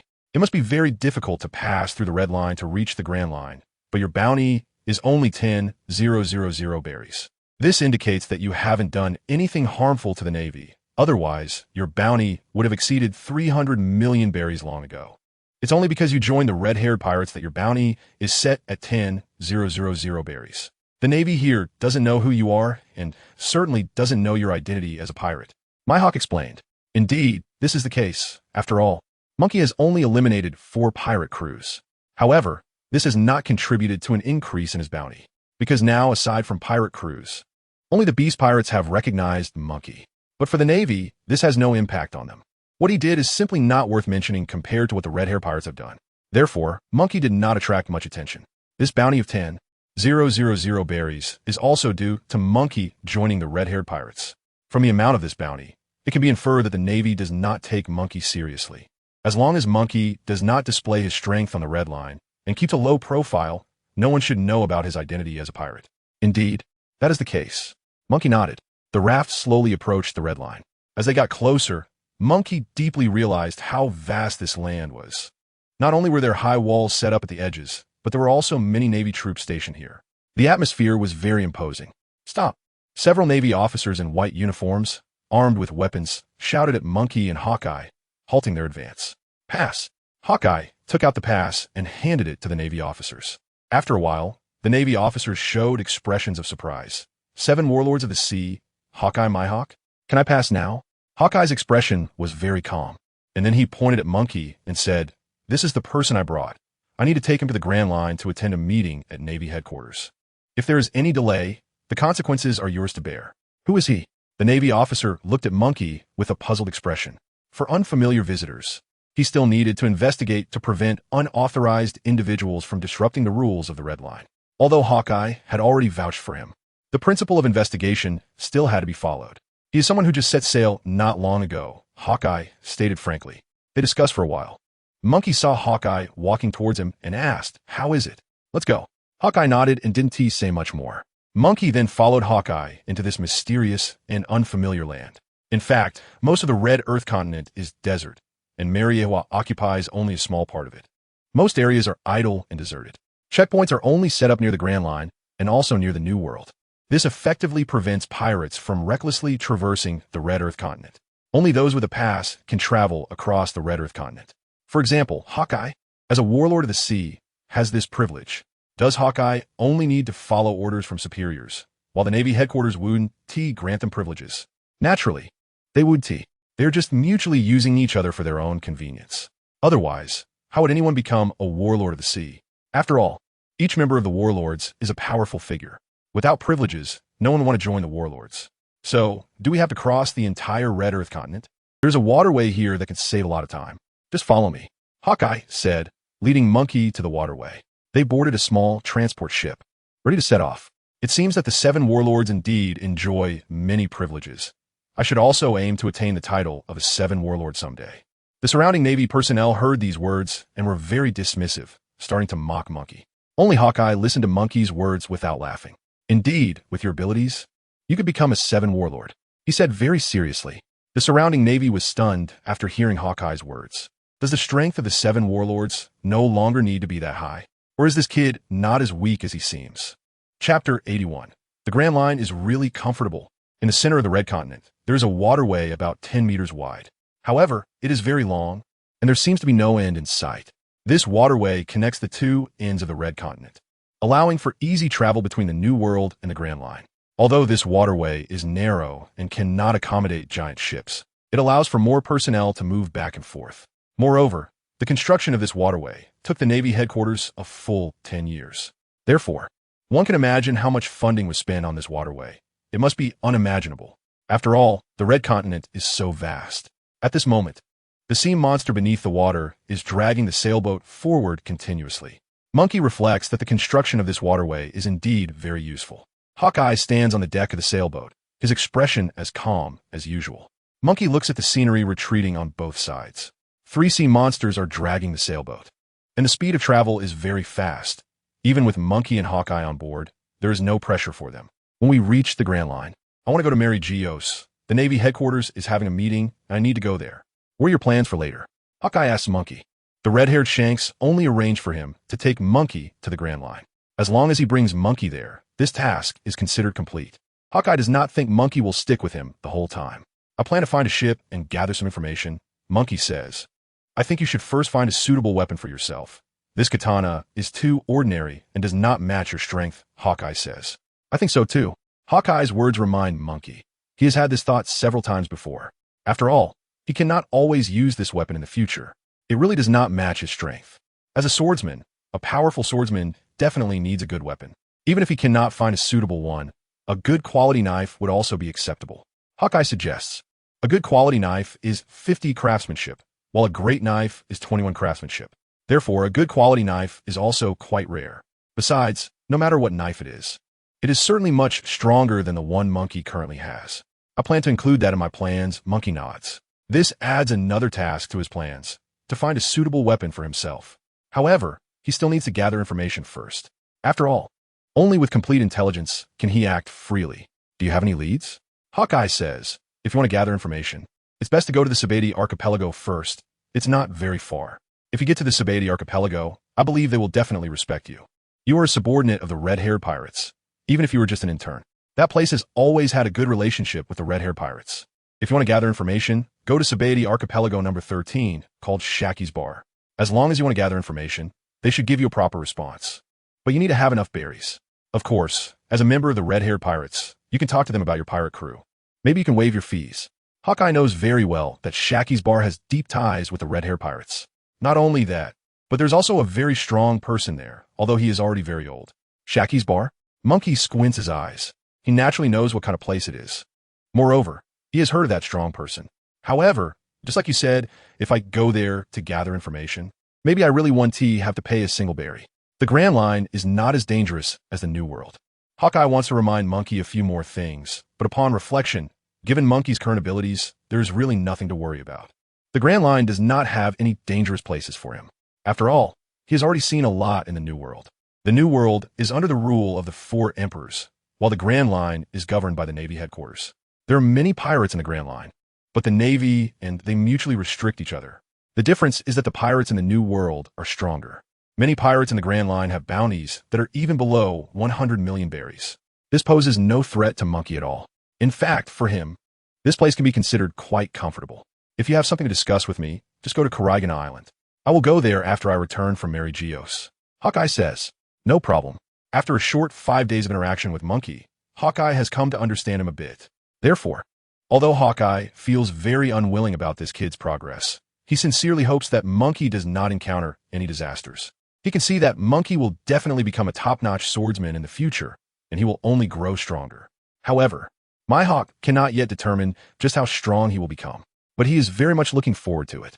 In this way, I can say that I have successfully completed the task that Red-Haired entrusted to me. However, Mihawk's voice became somewhat somber. Munchie, even though Drought hasn't made any moves in the New World yet, it doesn't mean this matter is settled. He might be deploying some forces, and when you enter the Grand Line, he could be ready to assassinate you. Speaking of Drought, a glimmer of light flashed in Munchie's eyes. As long as Drought doesn't personally take action, it shouldn't be a big problem. He still needs some time. Once his strength reaches a certain level, he will definitely be able to confront the Drought head-on. Hawkeye, thank you for your trust. Until I have a chance to face you and defeat you, I won't be so easily killed by others, Munchie joked. Hawkeye suddenly felt a sense of comfort in his heart, and a slight smile appeared on his stern face. Then I will wait for you, for the time when you take the title of the world's #1 swordsman from me. Hawkeye said seriously. He could ignore everyone else, but he couldn't do that with Munchie, because the impact Munchie had on him was simply too strong. This kid's talent and potential are limitless. He cannot underestimate Munchie's abilities. If it were someone else, Mihawk might think they are dreaming and overly confident in their own strength. However, for Munchie, his strength and rate of growth are simply too fast, almost like a monster. Therefore, in Mihawk's eyes, no matter how shocking Munchie's words are, he doesn't find them exaggerated, because Munchie really has the potential to achieve it. In just 5 days, he has witnessed things he could never have imagined in his lifetime. Munchie has transformed from a novice in swordsmanship to a sword master. Chapter 82, Arrival. Encountering Sea Kings. The sea monster is advancing quickly. It only took half a day. They have already traveled halfway across the Redland. On the sailboat, Munchie saw from a distance a palace towering high, looking very luxurious. Although it was far from his current position, he could still see it clearly. Beneath the resplendent palace was a beautiful piece of land. What is this? Munchie squinted his eyes, guessing in his heart. Besides the fact that this area looked very prosperous, he also saw many men in black suits patrolling around the palace. They appear to be on high alert, making it very difficult for even a fly to get in under their watch. This is the interior of Mary Geos. Hawkeye replied, this is Mary Geos, and it's the central area. No wonder it's so beautiful. Munchie marveled inwardly. The surrounding red land was desolate, and only here was it resplendent and prosperous. One could guess that this was the stronghold of the world's nobility. It looked very luxurious, but in fact, it had long since rotted inside. Hawkeye said, he is not just referring to this palace, but rather to Mary Geos. It seems that Hawkeye knows a lot about the secrets of Mary Geos. However, he does not want to interfere too much with these matters. But that does not mean he is completely unaware of them. Hawkeye should know many secrets about this place, although it may be just the tip of the iceberg. But it's enough. Hawkeye didn't say much more. As the sailing ship continued to move forward, the figure of Mary Geos gradually became blurry in Munchie's sight and slowly began to disappear. The sea monster continued to drag the sailing ship forward at a fast speed. The scenery around them gradually receded. After half a day had passed, Munchie saw the end of this waterway. This is also the end of the Red Line. They are about to enter the area of the Grand Line. It's almost time, and I will be heading to the outskirts of Mary Geos. You can choose to leave, but be very careful. The Red Soil continent is not far from Arahoa. If the three admirals choose to provide support, they can reach the scene in a very short time. With your current strength, you are still not enough to contend with the three admirals. Mihawk reminded Monkey. Understood. Monkey nodded. He was very clear about these matters. He also knows that his abilities are not enough to confront the three major generals directly. This is indeed a fact. Moreover, Monkey has never thought about causing trouble. After all, there is no need for it. He is not foolish enough to challenge the three admirals yet. It seems he still needs to find a sailboat first. Monkey stretched lazily. First, find a ship, then go to the Chambord Islands. This is his current plan. After a while, the sea monster began to slow down. Finally, they arrived here. It looked no different from a new world, with some navy stationed here. Upon seeing Mihawk, they appeared somewhat nervous. At that moment, a person who seemed to be the leader walked over and said, "Mr. Mihawk, please lead the way. It seems the meeting is about to start." Mihawk replied expressionlessly, "As you command." The leader nodded, although he held a significant position in the Navy headquarters. It was nothing compared to the warlord of the sea. Moreover, Mihawk exuded a powerful aura that made him feel unable to act recklessly in front of him. After walking a few steps, Mihawk turned back and said, "Your abilities still need to be honed." Understood. Monkey replied with a smile. He watched the silhouette of Hawkeye disappear into the distance. Under the gaze of the Navy, Monkey also left the ship. He walked on the territory of the Red Earth continent, heading towards the city walls. Splash. The waves were constantly churning. At the border of the Red Earth continent, Monkey looked at the distant horizon, the sea breeze gently blowing across his face. This is the legendary Grand Line. Finally arrived. This place gave Monkey a sense of great comfort. It seems that coming here to retire when he gets old wouldn't be too bad. He continued to walk forward, gradually being submerged by the sea. The Navy surrounding him looked on in confusion. Was he trying to swim to the nearby island? They were shocked. No one could do that. But Munchie really disappeared from their sight, just like that. That's right. Munchie did intend to swim to the island to find a boat. But now he changed his mind.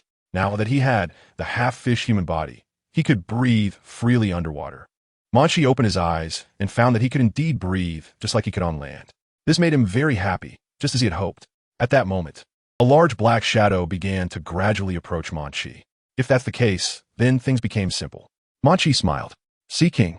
Munchie thought to himself. It would be interesting to make the Sea King his mount. Munchie took out the sword in his hand and used Haki. He looked at the Sea King in front of him.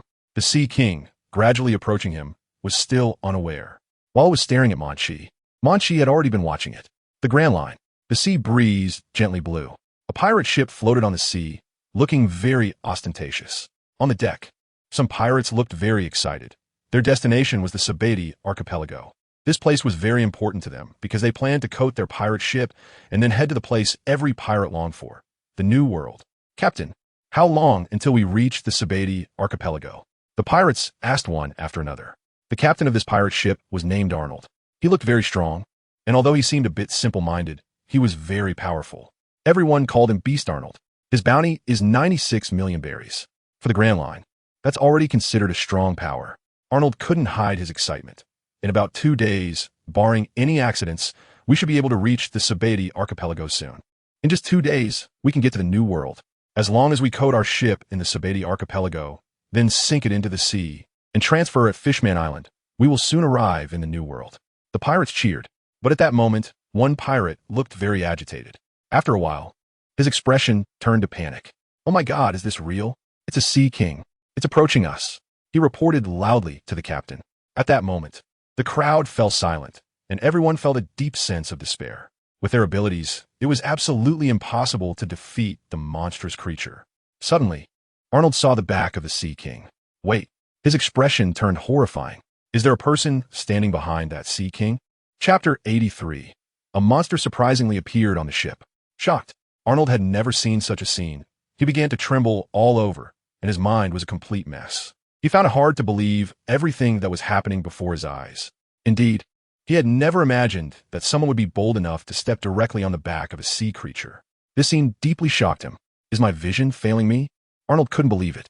But then, the crew member asked him, "Captain, is there a person on the back of that sea creature?"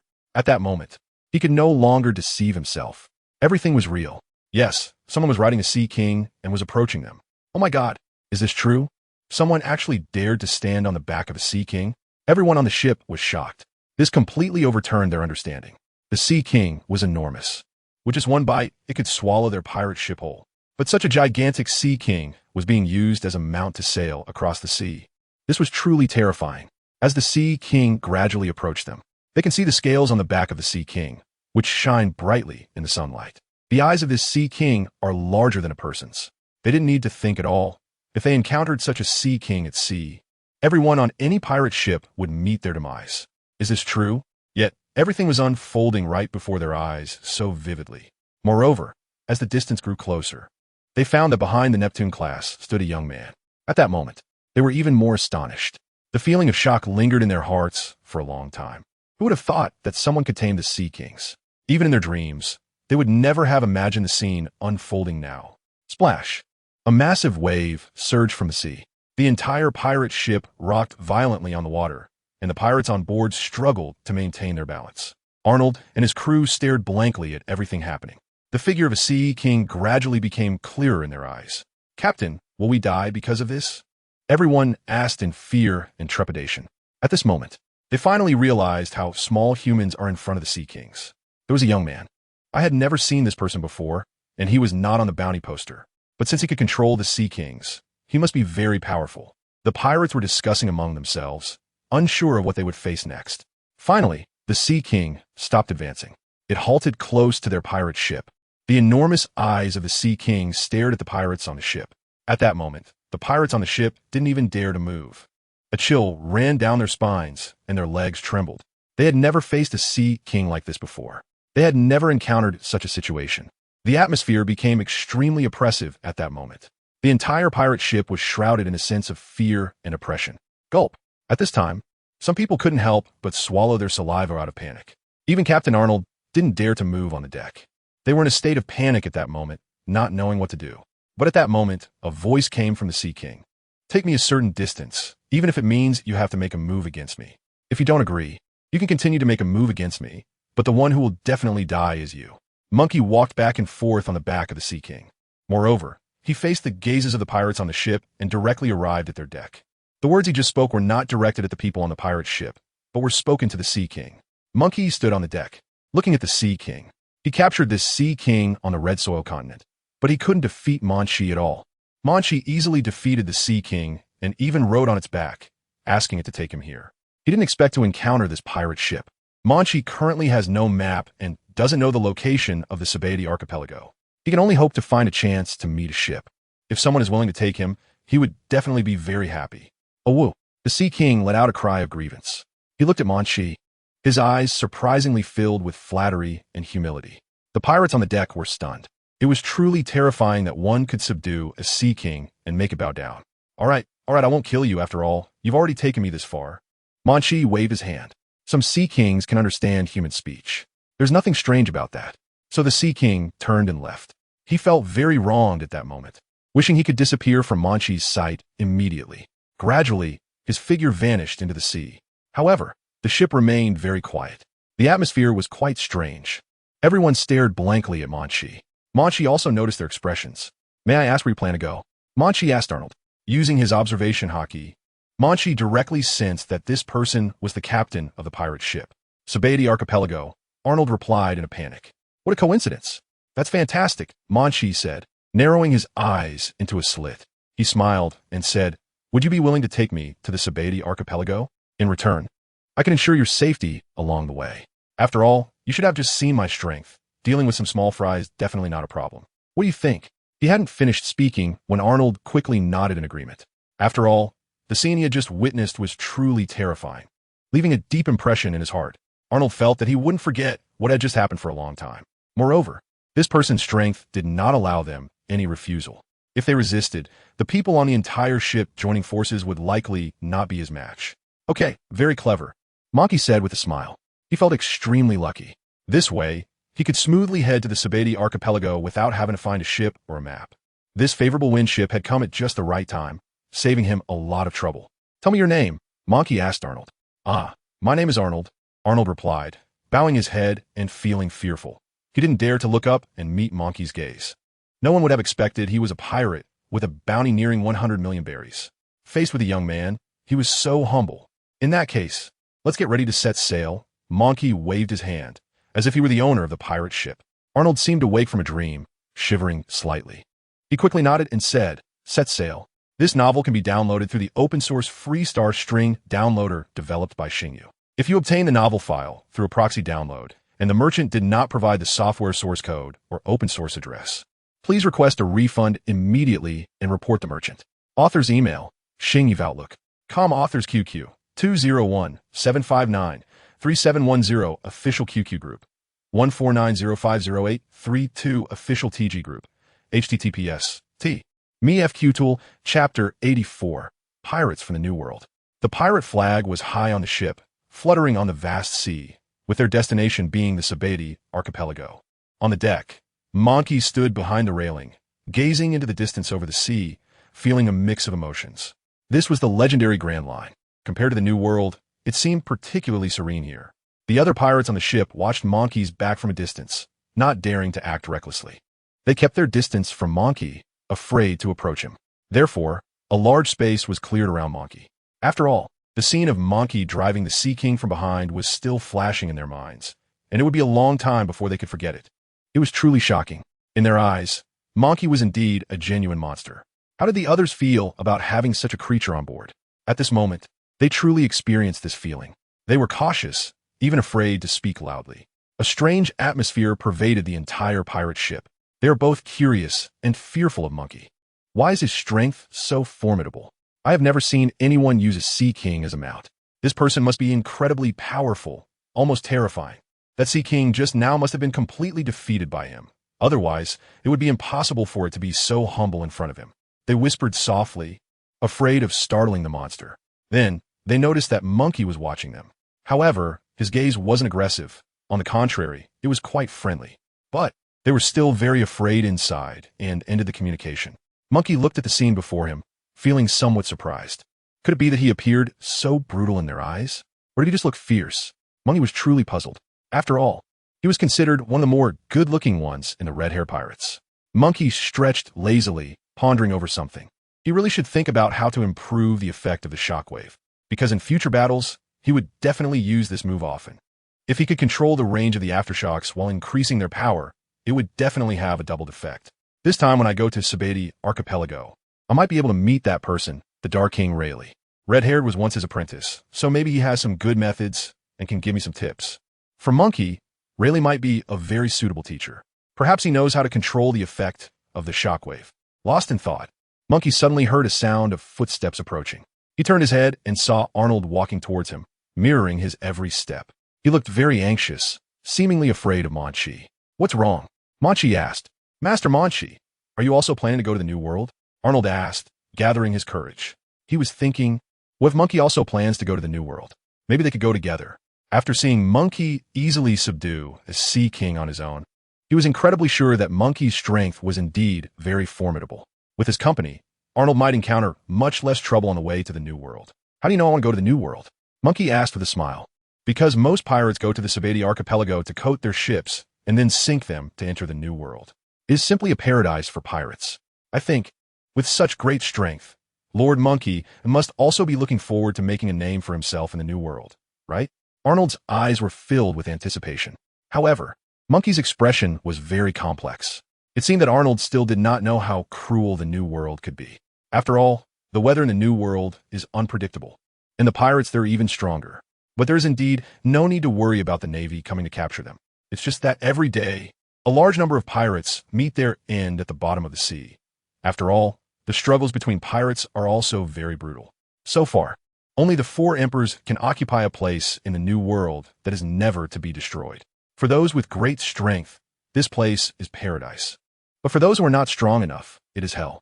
The struggles in the New World are much harsher than those in the Grand Line. "How do you think my strength is?"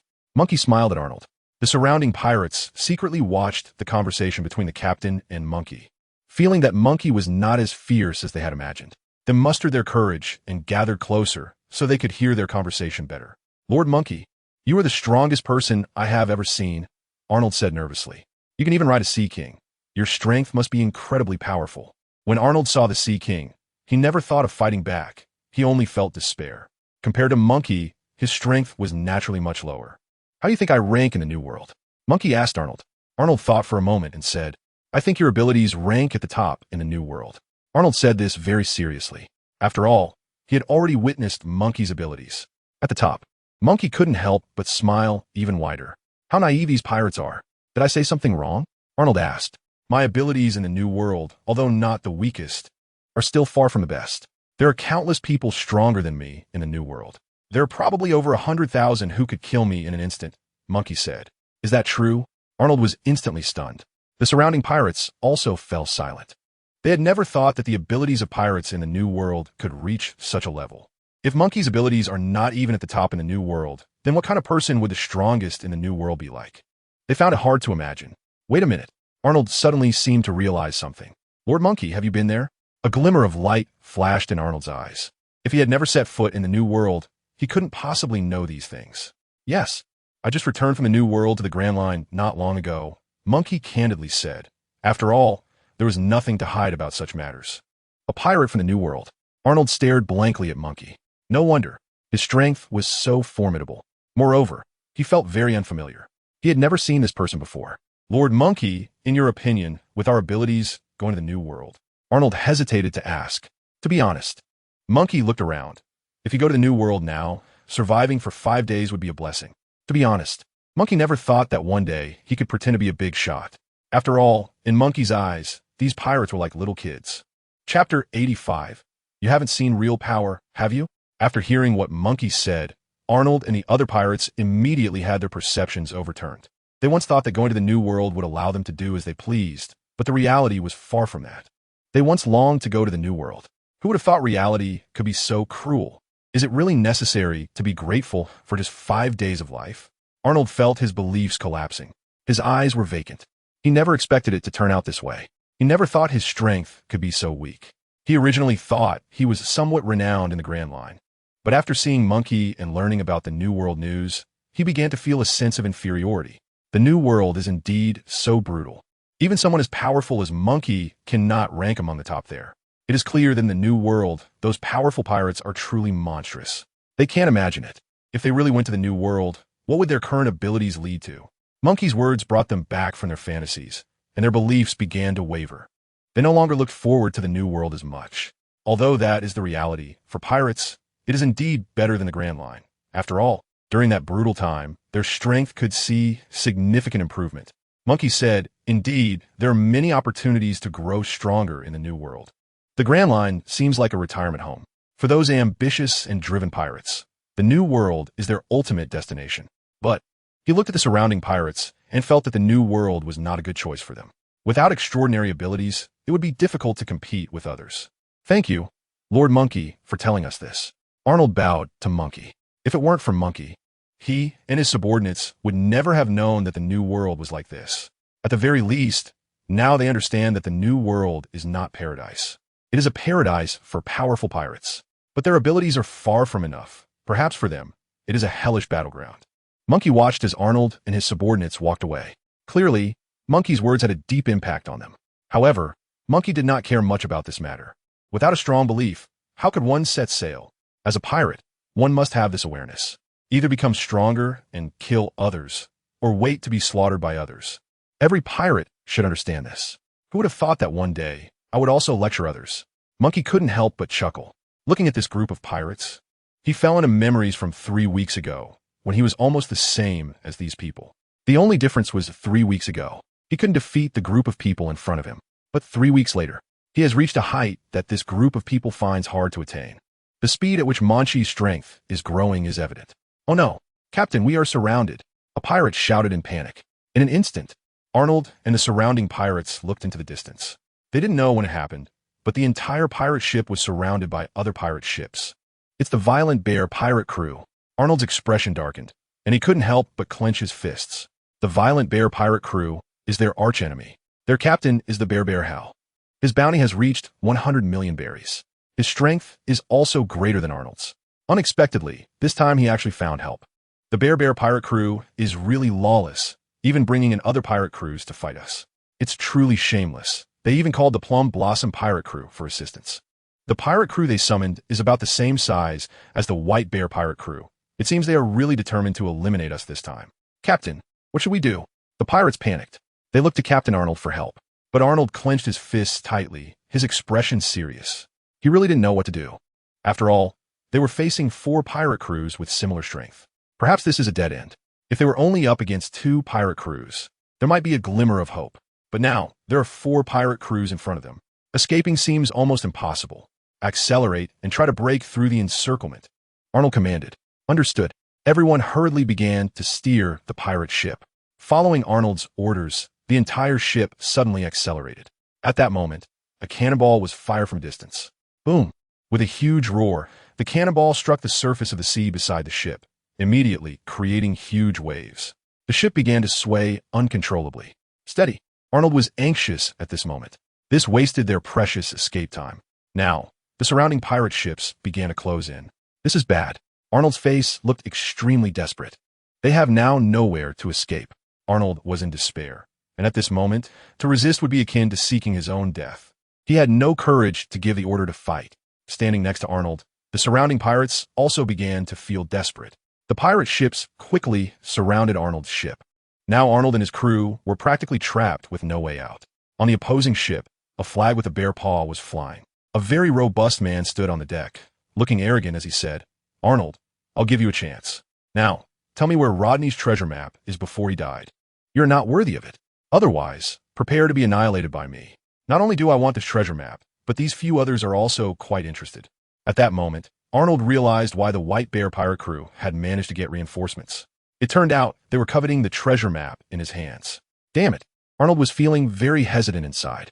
Should he give it to them or not? If he resolutely refused, they would definitely annihilate him. At that moment, a sound of footsteps approached. Arnold saw Munchie standing in front of him. He said with a bit of choked voice, "Lord Munchie." Suddenly, it seemed like he let out a sigh of relief. He understood that they might not be in a desperate situation now. "You little brat, where did you come from? This is not your business to meddle in." The Whitebeard said coldly, "If you interfere again, don't blame me for being rude."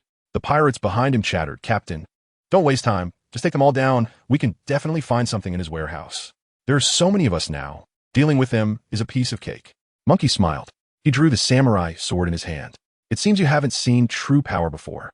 Chapter 86. Solve one at a time. "Captain, this brat is too arrogant. Let me take him out." A pirate, unable to contain his inner anger, held a long spear behind the fierce bear Hal, already in an attacking stance. "Kill him," Hal said, his gaze cold and disdainful. "Boss, no problem. I can easily handle him." The pirate looked very confident. He aimed at Munchie, ready to fire. Bang! A loud noise.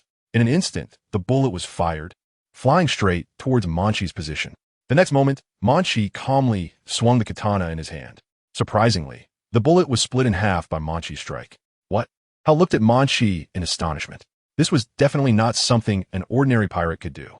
Moreover, this kid looked unfamiliar. Although the violent bear Hal had fought against Arnold many times, he had never seen Munchie before. Is this a new recruit? Hal narrowed his eyes into a slit, his gaze filled with murderous intent. On the deck, Munchie looked at the pirates across from him with a calm expression, holding the katana. He turned to Arnold and said, "As I promised, during our journey to the TheAbility archipelago, I will help you deal with any trouble. Like right now." As soon as he finished speaking, Arnold and the surrounding pirates saw Munchie draw the katana in his hand. The tip of the sword began to gather Haki, and the entire blade was covered in black armor. At that moment, Munchie swung the sword without hesitation, releasing a sharp sword aura that rushed towards the opposite side at an incredible speed. Whoosh! It was as if the very air was being sliced apart. The people around could barely keep their eyes open. Under the dazzling light, they could hardly see the slash. Hal could only watch helplessly as the sword aura approached him, with no time to react. After all, the speed was simply too fast. Almost simultaneously, it reached right in front of him. "No!" Hal screamed. He wanted to resist, but the power of this sword aura was too strong, leaving only despair in his heart. He had no ability to resist this attack at all. Almost in an instant, the sword energy struck the ship of the violent bear pirate crew, hitting the center of the vessel. In that moment, there was a deafening roar. The pirate ship was split in two, directly severed. The sound of splintering would echoed relentlessly in the ears of the pirates. They were stunned at this moment, unable to do anything but stare blankly at what was happening in front of them. The floor beneath their feet began to crack continuously, gradually spreading across the entire deck. What was going on? Everyone was extremely panicked. What? Why? Almost in an instant, the pirate ship they were on was destroyed. That's right. It really happened. The entire pirate ship was split in two from the center, and the cut was extremely sharp. At this moment, the whole ship began to shake, and many people standing on the deck were struggling to keep their balance. Crack! The aftershocks caused pieces of wood to continuously fall off. Boom! With even a slight tremor, the entire ship started to fall apart.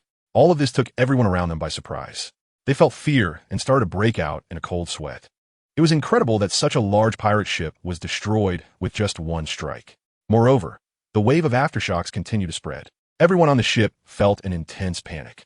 What was happening before their eyes terrified them. They never expected that such a large pirate ship could be destroyed with just one move. What kind of monster is he? They stared in horror at the figure of Munchie across from them. Captain? Someone exclaimed. I think I saw. The captain was killed by that sword energy. As soon as the words were spoken, the entire bear pirate crew fell into a despairing silence. Fear continued to spread. Their captain had a bounty of 100 million berries. Yet he was killed so easily? No, not only was he killed, but their pirate ship was also completely destroyed. It can be said that this strike was aimed at the ship, and their captain was just collateral damage. Just like that, there was nothing left but bones. They were incredulous. Then, the entire White Bear pirate cruise ship began to gradually sink into the sea. All the pirates on board looked on in terror at this scene. In fact, they had never seen anything like it in their lives. It was truly horrifying. On the deck, Munchie looked indifferently as the violent bear pirate cruise ship sank into the sea. Indeed, the pirate strength in the Grand Line was far inferior to that of the New World. Resolving a pirate crew so easily, and even killing their captain so effortlessly, was astonishing. Compared to the New World, the pirates of the Grand Line were simply at novice level.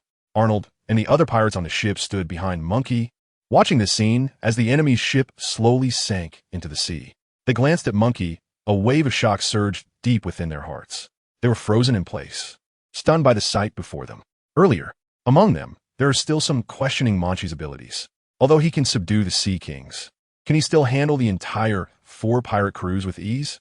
However, at this moment, their doubts vanished. After all, he only used one move. Arnold's hands trembled uncontrollably. His eyes were wide open, staring intently at Munchie. His strength is just too strong, far beyond my understanding. He actually killed the pirate with a bounty of 100 million berries with just one move. Arnold couldn't believe what was happening in front of him. Although he knew that Munchie's abilities were very powerful, he didn't expect them to be this high. At the same time, the surrounding pirates felt the same way as Arnold did at this moment. He actually used only one move to wipe out the violent bear pirate crew. Arnold couldn't hide his excitement. He was completely in awe of Munchie. It was just too amazing to think he could annihilate an entire pirate crew with just one move. If he hadn't witnessed it with his own eyes today, they would have thought it was all a dream. Arnold looked at the wreckage of the ships on the sea, still immersed in shock. He never expected that their arch-nemesis, who had been opposing them for so many years, would be so easily defeated by Munchie. From now on, the violent bear pirate crew would no longer exist. Benefactor, you are our great benefactor. Lord Munchie, your strength is truly remarkable. Arnold grasped Munchie's hands with trembling hands, almost kneeling down. Indeed, those coming from a new world are different. This is just too terrifying. Sounds of admiration spread throughout the entire ship. Meanwhile, the atmosphere among the remaining 3 pirate crews opposite them became strange. Chapter 87. Those from a new world are indeed powerful Meiwa pirate crew. On the deck, the atmosphere was very eerie, and everything around was silent. Jolia was the captain of the Meiwa pirate crew and was a woman. As a pirate group, there are very few female pirates, and those who can reach the captain's position are even rarer. Therefore, it is evident that Jolia must be very powerful to hold this position. Otherwise, she wouldn't be able to command her subordinates at all. In fact, she has indeed accomplished this. Moreover, her current bounty is 98 million berries. In the Grand Line, she could be considered a strong pirate crew captain. But at this moment, when she saw what was happening in front of her, Jolia stood on the deck, her face filled with terror and fear, even frozen in place. Behind her, the group of pirates also wore expressions of fear and dread. At this moment, the bodies and wreckage of the previously defeated violent bear pirate crew were still floating in the sea. They were terrified. It could be said that they had never been this scared since the moment they became pirates in Shanghai. Dead? Gloria's lips trembled slightly as she looked at the devastation on the sea. The entire bear pirate ship had been destroyed. Not only that, but the 4 pirate crews that had previously besieged Arnold and the others were now down to 3. The one who initiated this siege, Bear Hal, was already at the bottom of the sea. The three pirate crews were tacitly aware of this. Although his body had not been found, they all knew very well that no one could escape after facing such sharp sword energy. The bounty of 100 million berries for Bear Hal. Was he really killed so easily? Was the entire Bear Pirates crew wiped out? Gloria couldn't believe what was happening before her eyes. Her eyes widened in shock, staring fixedly at the sea. Then, her gaze turned to the figure on Arnold's ship. Munchie stood on the deck, holding katana, exuding an aura that no one could withstand. Her heart was filled with despair at that moment. Fear involuntarily invaded every corner of her body, causing her to tremble uncontrollably. She was indeed quite famous in the Grand Line, with a bounty of 98 million berries. Such strength was absolutely top tier in the Grand Line. But seeing the scene before her, she felt nothing but the coldness of winter. Her subordinates were just as anxious and fearful as she was. My God, the Bear Pirates had been annihilated. It only took one move. One move to eliminate a pirate with a bounty of 100 million berries, and not only that, but the massive pirate ship was also destroyed. The surrounding pirates spoke in panic. Just moments ago, they are still arrogantly discussing how to deal with Arnold and his pirate crew. But only a few minutes have passed.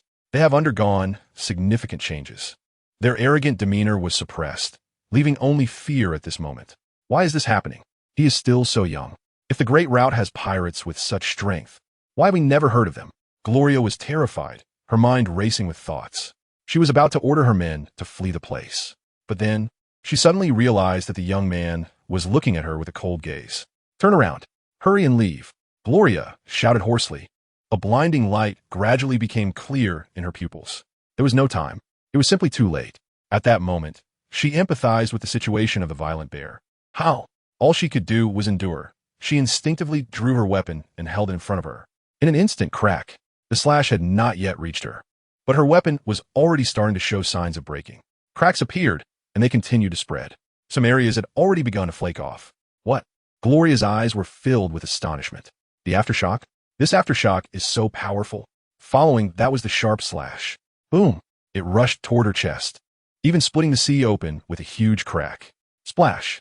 The entire ocean began to surge with massive waves, with water splashing continuously. Crack! The entire pirate ship was cut in half. At the same moment, as the pirate ship fell apart, cracks began to appear in the hull, and then pieces started to drop into the sea. Gradually, the entire pirate ship began to disintegrate. It actually only took one move. The remaining two pirate ships exclaimed. They are completely shocked at this moment. But even so, they could not escape such a fate either. Whoosh! Two sharp slashes came swiftly from the air, directly hitting the remaining two pirate crews. No, no, please. A desperate howl for mercy came from the pirates above the two crews in the distance. Slowly, their voices were all drowned out. Boom! Two massive pirate ships were instantly destroyed, leaving only some broken wooden pieces floating on the sea. Among the pirates on the ship, some died instantly, some were seriously injured, and others fell into the sea. On the deck, Munchie put down his katana and looked around. The sea was covered with the bodies of pirates and floating debris. A hint of a smile appeared at the corner of Munchie's mouth. He exclaimed, indeed, it's too easy for those from the Grand Line to deal with them. Almost without any effort, all four pirate crews were annihilated. Arnold and his men were stunned at the sight. They have really never seen such a powerful person. With just 4 strikes, he eliminated 4 pirate crews. Lord Munchie is truly amazing. Their eyes were filled with admiration and fear. Before this, they had never seen anything like it. It took less than 10 minutes to wipe out 4 pirate crews. What's even more frightening is that the leaders of these pirate crews had bounties around 100 million berries. In the Grand Line, this level of strength is already top tier. Yet, even so, it was still unable to withstand Munchie's attack. It seems that the pirates in the New World are indeed much stronger than us. Arnold was trembling in shock. If this is the reality, how could they possibly go to the New World? Wouldn't that be like rushing to their deaths? If someone like Munchie isn't considered powerful, then what would top-tier pirates even be like? Arnold simply couldn't imagine it. Moreover, after witnessing this series of events, his desire for the New World gradually transformed into fear. He no longer craved the New World as he had at the beginning. He felt that with his and his subordinate strength, they really weren't worthy of venturing into the New World. Chapter 88. Arriving at the Sabati Archipelago. May I ask, if the pirates in the New World are as strong as Monkey D. Luffy, then no matter how many people they bring, it would be useless. After all, this isn't a war that can be won by numbers. Arnold's inner faith was somewhat crumbling. He is currently conflicted about whether he should persist in going to the New World. This is the most pressing issue he needs to resolve right now. He had previously regarded going to the New World as one of his goals.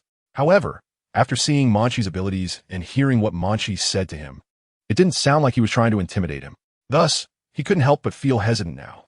After all, if everyone in the New World is this strong, then going there would only accelerate his own death.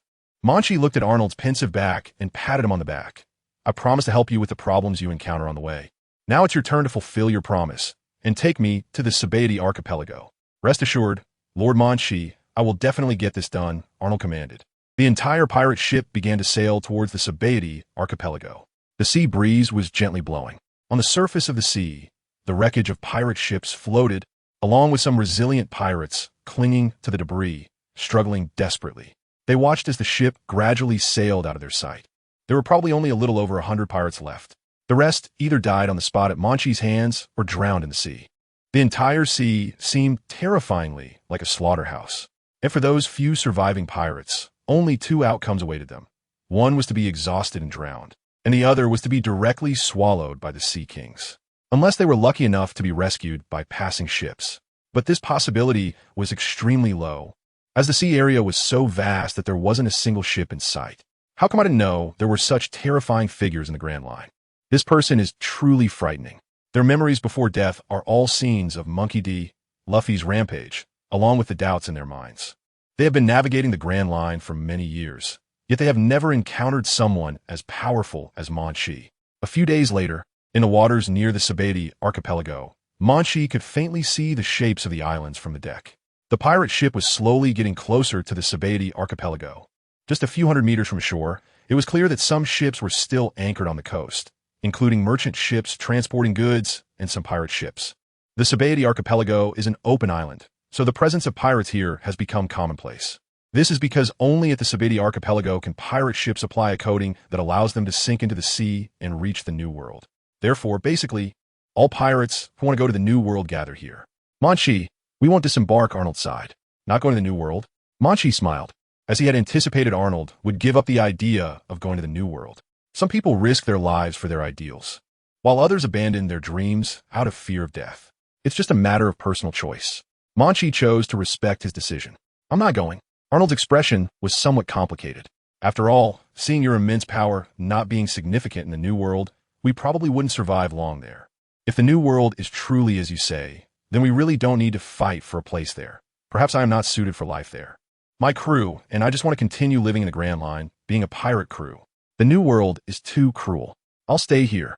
The Grand Line is my ultimate home. Munchie felt that Arnold had made the right decision for himself. After all, their strength would surely be quickly eliminated in the New World. This is indeed a good decision for you. Munchie smiled. He was about to get off the ship when suddenly Arnold called out to him. Lord Munchie, I still want to give you something. After all, you've helped us a great deal. Oh, really? Munchie stopped and asked with interest. This is a treasure map given to me by the pirate Rodney. It marks the place where all his savings are stored, Arnold said solemnly while standing straight on the deck. At the same time, his subordinates behind him looked at Munchie with determined expressions. Arnold took a deep breath and handed the treasure map to Munchie. I heard that Rodney loved to collect various precious weapons. Therefore, I believe that there must be many rare and valuable weapons at the location marked on this map. I hope you can find a weapon worthy of your strength. Munchie took the map, examined it carefully, and then accepted it without hesitation. Thank you, Munchie said seriously to Arnold. No need to thank me. On the contrary, we should be the ones thanking you. If it weren't for your help, we would have been wiped out by the violent bear pirate crew long ago, Arnold said earnestly. My lord, I'm immensely grateful, the other pirates said with great respect. Indeed, if it weren't for Munchie, they would have perished in the sea long ago. Hope to see you again, Munchie said with a smile as he left the pirate ship. He leaped and arrived at the edge of the coast. He did not look back, stepping deeper into the TheAbility archipelago, slowly disappearing from everyone's sight. Everyone watched his departing figure and said, I've never seen a pirate with such a good temper and such great power. He's simply my idol. Yes, a pirate with a bounty of 100 million berries was taken out with just one move. If I had even half of Lord Monkey's strength, I would be overjoyed. You're still far from it. Indeed, Lord Monkey's abilities are too strong. He wiped out 4 pirate crews in just a few minutes. His bounty must be very high. I guess it's around 200 million berries. 200 million? How is that possible? I think it has to be at least 300 million berries. Everyone was discussing animatedly. Arnold looked at everyone's excited expressions and said, "Brothers, if we can't go to the New World, let's stay in the Grand Line and carve out our own territory." Indeed, the boss is right. This is where we belong. Brothers, set sail. Let's prepare to start our next journey. The pirate ship began to turn around, gradually moving away from the TheAbility archipelago. Under the setting sun, their pirate ship was getting farther from the TheAbility archipelago. Thanks to Munchie, they could be said to have escaped a disaster. Chapter 89. Where is this monster from? The sea was vast, stretching endlessly. Under the gentle breeze, ripples danced across the surface of the water, and waves continuously crashed against the shore. White clouds floated in the sky, and seagulls swooped down from above. On the surface of the sea, a large number of corpses floated densely. They were sea kings. In an instant, as the sea kings sank to the bottom, all those corpses on the surface of the water disappeared. Only some wreckage of ships drifted on the sea. 2 days had passed. Most of the wreckage had been carried further away by the currents. However, some wooden planks still remained in the distance. For massive pirate ships were completely destroyed by Munchie. The residual shock waves from the tremor were enough to cause these pirate ships to collapse. Slowly, a huge warship was approaching from afar. The warship stopped on the surface of the sea. On the deck stood a Navy officer in a white uniform, armed with a saber. This was a Navy brigadier general. He looked at the vast ocean in front of him. 2 days ago, a ship witnessed a battle between 5 pirate crews. One of the crews fought against the other 4. In the end, all 4 crews were eliminated. This was accomplished by a very young man who, relying solely on his own strength, wiped out the 4 pirate crews. It was truly shocking. I need to find out more about this person. We cannot allow unknown pirates to appear here.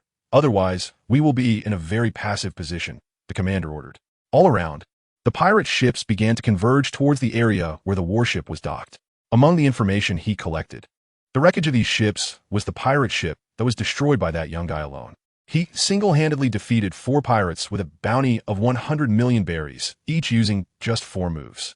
The combined power of these 4 pirates must have been immense. Yet, they were still unable to withstand the attacks of this young man. In what seemed like a desperate situation, it was actually the 4 pirate crews that were wiped out in the end. It's simply unbelievable. We must quickly find out who this person is. How can there be such a powerful monster in the Grand Line? Given the current situation, his abilities have definitely reached the level of a bounty of 300 million berries. But why have we never heard of such a pirate before? In the Grand Line, those with a bounty of 300 million berries are extremely rare. The Major General furrowed his brow, feeling very uneasy. He is Maz, a member of the Navy headquarters. As a brigadier general, he is considered a senior figure in the Navy headquarters. However, when he heard this news, he felt immense shock and panic. If the news is true, that one person has indeed wiped out 4 pirate crews, then even if they encounter this person, they would undoubtedly be defeated. One person has eliminated 4 pirate crews with a bounty of 100 million berries each. The combined bounty of these 4 major pirate crews is almost 600 million berries. How could such a powerful coalition be destroyed by just one person? Moreover, this person easily annihilated them in just 4 moves. Who is he? And what does he want in the Grand Line? Maz quietly speculated, his panic becoming increasingly evident. He naturally understood that these 4 pirate crews are considered top tier in the Grand Line. After all, the Grand Line is not like the New World. Here, due to the constraints of the Navy, the development of pirates is actually quite slow. But even so, they still died at the hands of one person. Various thoughts were swirling in his mind. Maz said to a naval officer beside him, "Retrieve some shipwreck debris. I need to check it." "Aye, sir." In no time, the naval officer came over holding a piece of shipwreck debris. Maz took the debris from his hand and examined it carefully. He looked for several minutes. Eventually, he discovered something quite terrifying. The wreckage of the ship. Did each piece have such cracks? That's right. Maz found the commonality among these wrecks. Almost every wooden block was densely covered with tiny cracks. With just a slight force, the wood crumbled into powder. Maz was almost stunned by the sight before him. It was clearly the aftermath of an attack. How could this be? Such power was too frightening. Maz stared at some of the wreckage in front of him, suddenly feeling a bit dazed. He could sense from the wreckage in his hands just how desperate the pirates facing the attack must have felt. After all, there was absolutely no chance for a counterattack against such a powerful assault. If it had been a swordsman, that strike would have simply cleaved the pirate ship in half without leaving such cracks. This indicates that the man-slash not only had a sharp sword energy, but also carried other residual effects, which affected the entire pirate ship while cutting through it. What kind of power could produce such force? Maz was shocked, and he couldn't figure it out. Then, He assigned some people to arrange for some ships to be coated and sunk at sea to salvage the pirate ships that sank deep on the seabed. He believed that as long as the pirate ship was still there, it could definitely be salvaged. The people Maz arranged quickly want to take care of it. However, after 2 hours, one of his subordinates rushed back to report, "Brigadier, we did see the pirate ship, but it's not at the bottom of the sea. It's just a few hundred meters away, stuck between some rocks. We observed that the pirate ship, although it was cut in half, had cracks all over, looking quite terrifying. Countless cracks covered the entire hull. When they saw this scene at that time, they were instantly stunned. They found it hard to believe what kind of power could cause such damage. It was simply a monstrous existence." When Maz heard these words, although he had already anticipated it, he couldn't help but feel shocked inside. Everything was indeed just as he had guessed. It wasn't the power of the slash that led to the destruction of the entire pirate ship. Instead, it was the aftershock that followed the slash. Therefore, even if the captain of the pirate ship could withstand the slash, there was no way to resist this aftershock. In other words, they were undoubtedly doomed. One thing could be confirmed. The aftershock of this young man's slash possessed an immensely powerful force. Where did this person come from? Why was there such a monster in the Grand Line? As Maz thought about it, he suddenly felt a chill run down his spine. He immediately took out the Den Munchie, his eyes revealing uncontrollable panic and fear. This matter must be reported to Admiral Sengoku. Chapter 90. The Bounty of the Mysterious Swordsman. A gentle breeze swept across the surface of the sea. Large chunks of shipwrecked debris floated on the water, gradually drifting away into the distance. The Navy's warships were anchored in this area of the sea. On the deck, based on previous clues and deductions, Maz felt a deep sense of fear. He never expected that such a terrifying monster would emerge in the Grand Line. Maz was very certain of his deductions. First, the captains of the 4 major pirate crews all had bounties around 100 million berries, yet even with such powerful strength, they were completely annihilated. Therefore, it could be inferred that that man's strength must be incredibly formidable. However, there was no relevant information about this person within the Navy. Maz felt extremely panicked about this. This was what truly frightened him, knowing nothing about the opponent, not to mention how to guard against him starting from any point. Maz picked up the Den Munchie without hesitation and began to communicate. BRR. The sound of the Den Munchie echoed in his office. "This is Sengoku." A man's voice came from the Den Munchie. Maz heard Admiral Sengoku's words. He is the highest-ranking officer in the Navy. "Admiral Sengoku, here is Brigadier General Maz. We are still a distance away from the Chambord Islands, but a few days ago, we received some news from a merchant ship passing through here. They reported witnessing a conflict between 5 pirate crews. In the end, one crew eliminated the other 4 pirate ships. Therefore, we came here to investigate and found some incredible clues, which is why I am reporting to you." Maz then shared the clues he discovered with Admiral Sengoku. After a few minutes, Admiral Sengoku asked, "Are you saying that a powerful pirate has appeared in the waters of the Grand Line, capable of single-handedly destroying 4 pirate crews?" "That's right. Besides that, is there any other discovery? I sent people to investigate the sea and found many shipwrecks. But these wrecks are all cracked and turned to dust with slight force." Maz paused and said, "Therefore, based on these clues, I speculate that the pirate ships of these 4 crews were not destroyed because of an attack from that person, but rather due to the aftermath of the slash. So, I sent people to continue scouting and discovered a pirate ship sunk not far from the seabed. The ship's hull was already covered in cracks. Therefore, it could be concluded that this ship was also sunk by a slash, and, after being cut in half, it was impacted by the aftermath, leaving every corner of the hull severely damaged. Based on these discovered clues, the aftermath of this slash is the key factor in destroying the pirate ships." Maz reported all of this to Admiral Sengoku. The other end of the Den Munchie was silent, without a sound. After a while, Admiral Sengoku said, "I understand your meaning. The aftermath of this person's attack should carry some kind of mysterious effect that can destroy an entire pirate ship. For now, I will call it the power of annihilation. Based on this person's actions, I believe he must be a pirate. Moreover, his abilities are formidable, capable of single-handedly eliminating 4 pirate crews, and the bounties for the captains of these 4 crews are all as high as 100 million berries. So I suspect his bounty should be around 300 million berries. However, we still do not know his background.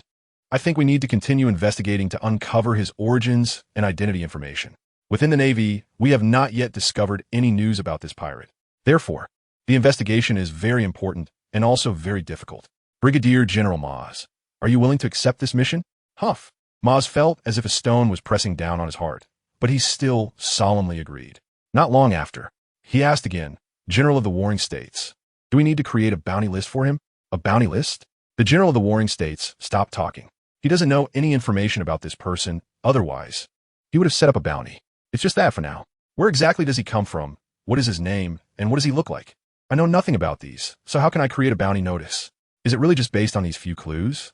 After thinking for a moment, he said, let's draft a bounty notice for now. If we receive any useful information later, we can also refine the clues about this person.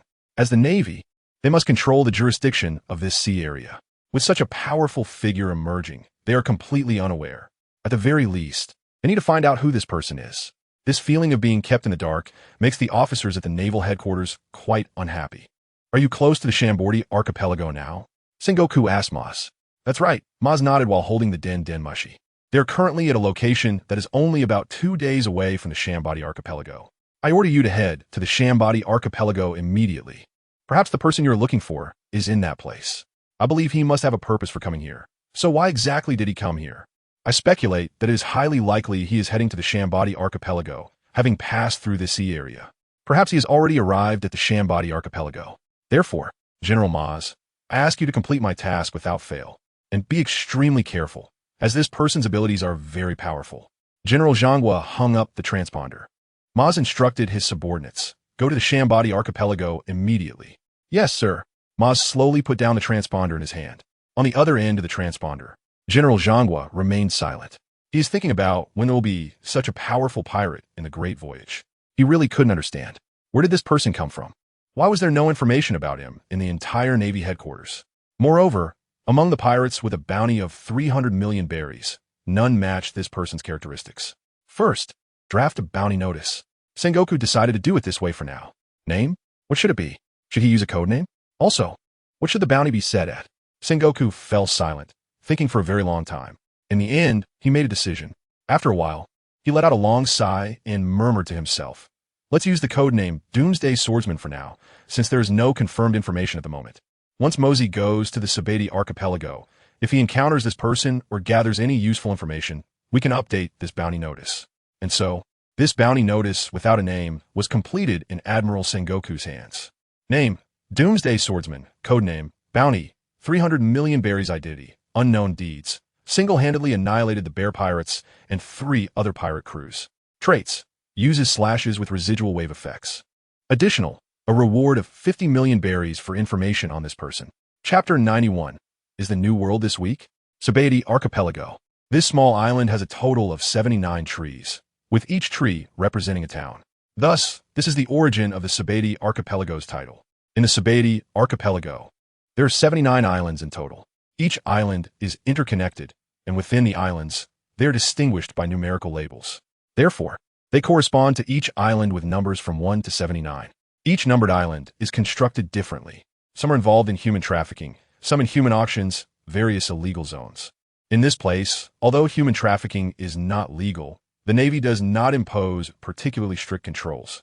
The main reason for this is that the behind-the-scenes controller of the Sabeti Archipelago is a celestial dragon. Under their jurisdiction, of course, this place has become a playground for pirates. However, at the same time, the common people here suffer greatly. On the surface, the Sabeti Archipelago appears very luxurious, but only those who are in it know its dark side. Because of this, many pirates gather here. After all, this is also the only route to the New World. They need to coat their ships at the Sabeti Archipelago before heading out to sea. They all refer to this place as the starting station. Here is also their first step towards a new world. Shakiler's extortion bar. I should ask others, anywhere in the Shamboree Archipelago. Munchie muttered to himself that he felt a different atmosphere when he arrived on this island. The entire island looked prosperous, with everything one could want. Bubbles floated in the air.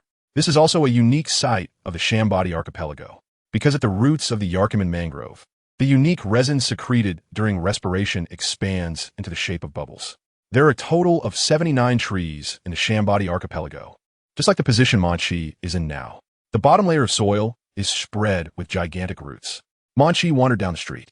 He saw many unique means of transportation from the Shamboree Archipelago. Even these vehicles were covered in bubbles. What did Arnold write on my treasure map? Munchie took out the treasure map from his belongings. This is the treasure map left by Rodney before he died. According to what he said, this map is the famous one left by Rodney. All his wealth is buried at the locations marked on the treasure map.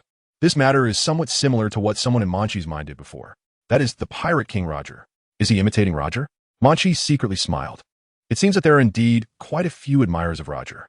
However, Arnold also mentioned that this Rodney really loved collecting fine swords.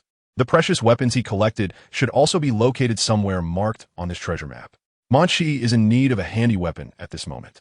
But the most important thing right now is to go to Shaquille's extortion bar first to inquire about the whereabouts of the Clown Buggy and the Straw Hat Pirates.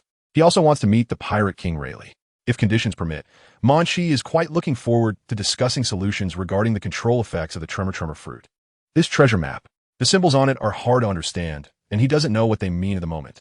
Munchie glanced at the contents of the treasure map. There are no words at all, just some vague lines and black dots.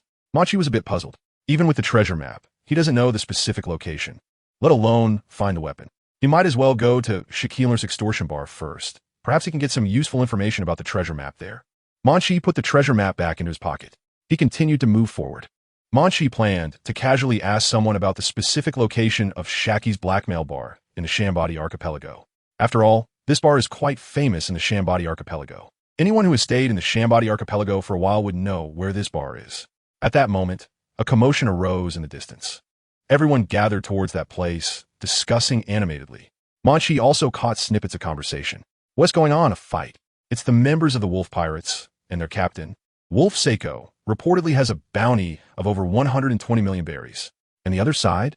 It seems like they've never seen that person before. I heard the opposing crew is the Iron Bull Pirates, and their captain is Iron Bull Lester, who apparently couldn't survive in the New World and return to the Grand Line. Couldn't survive in the New World? That is quite embarrassing. What? They came from the New World? Munchie originally planned to walk straight over, but after hearing this, he couldn't help but feel curious. He didn't expect to encounter someone from the New World in the Sabati archipelago. Monkey was very curious about what this Iron Bull pirate crew was like. So he walked over to the crowd. He saw two teams of people glaring at each other. The atmosphere was very tense. In front, they squared off against each other, and war seemed imminent. However, one pirate crew had several hundred members, while the other side only had a little over 20. Thus, they appeared to be at a significant disadvantage. The leader of the weaker side was a middle-aged man with a pale complexion. In terms of both momentum and numbers, they were clearly on the back foot. Is this the Iron Bull Pirates? Truly pathetic. A man emerged from the strong side, standing in front of the pale man with a look of disdain on his face, full of contempt.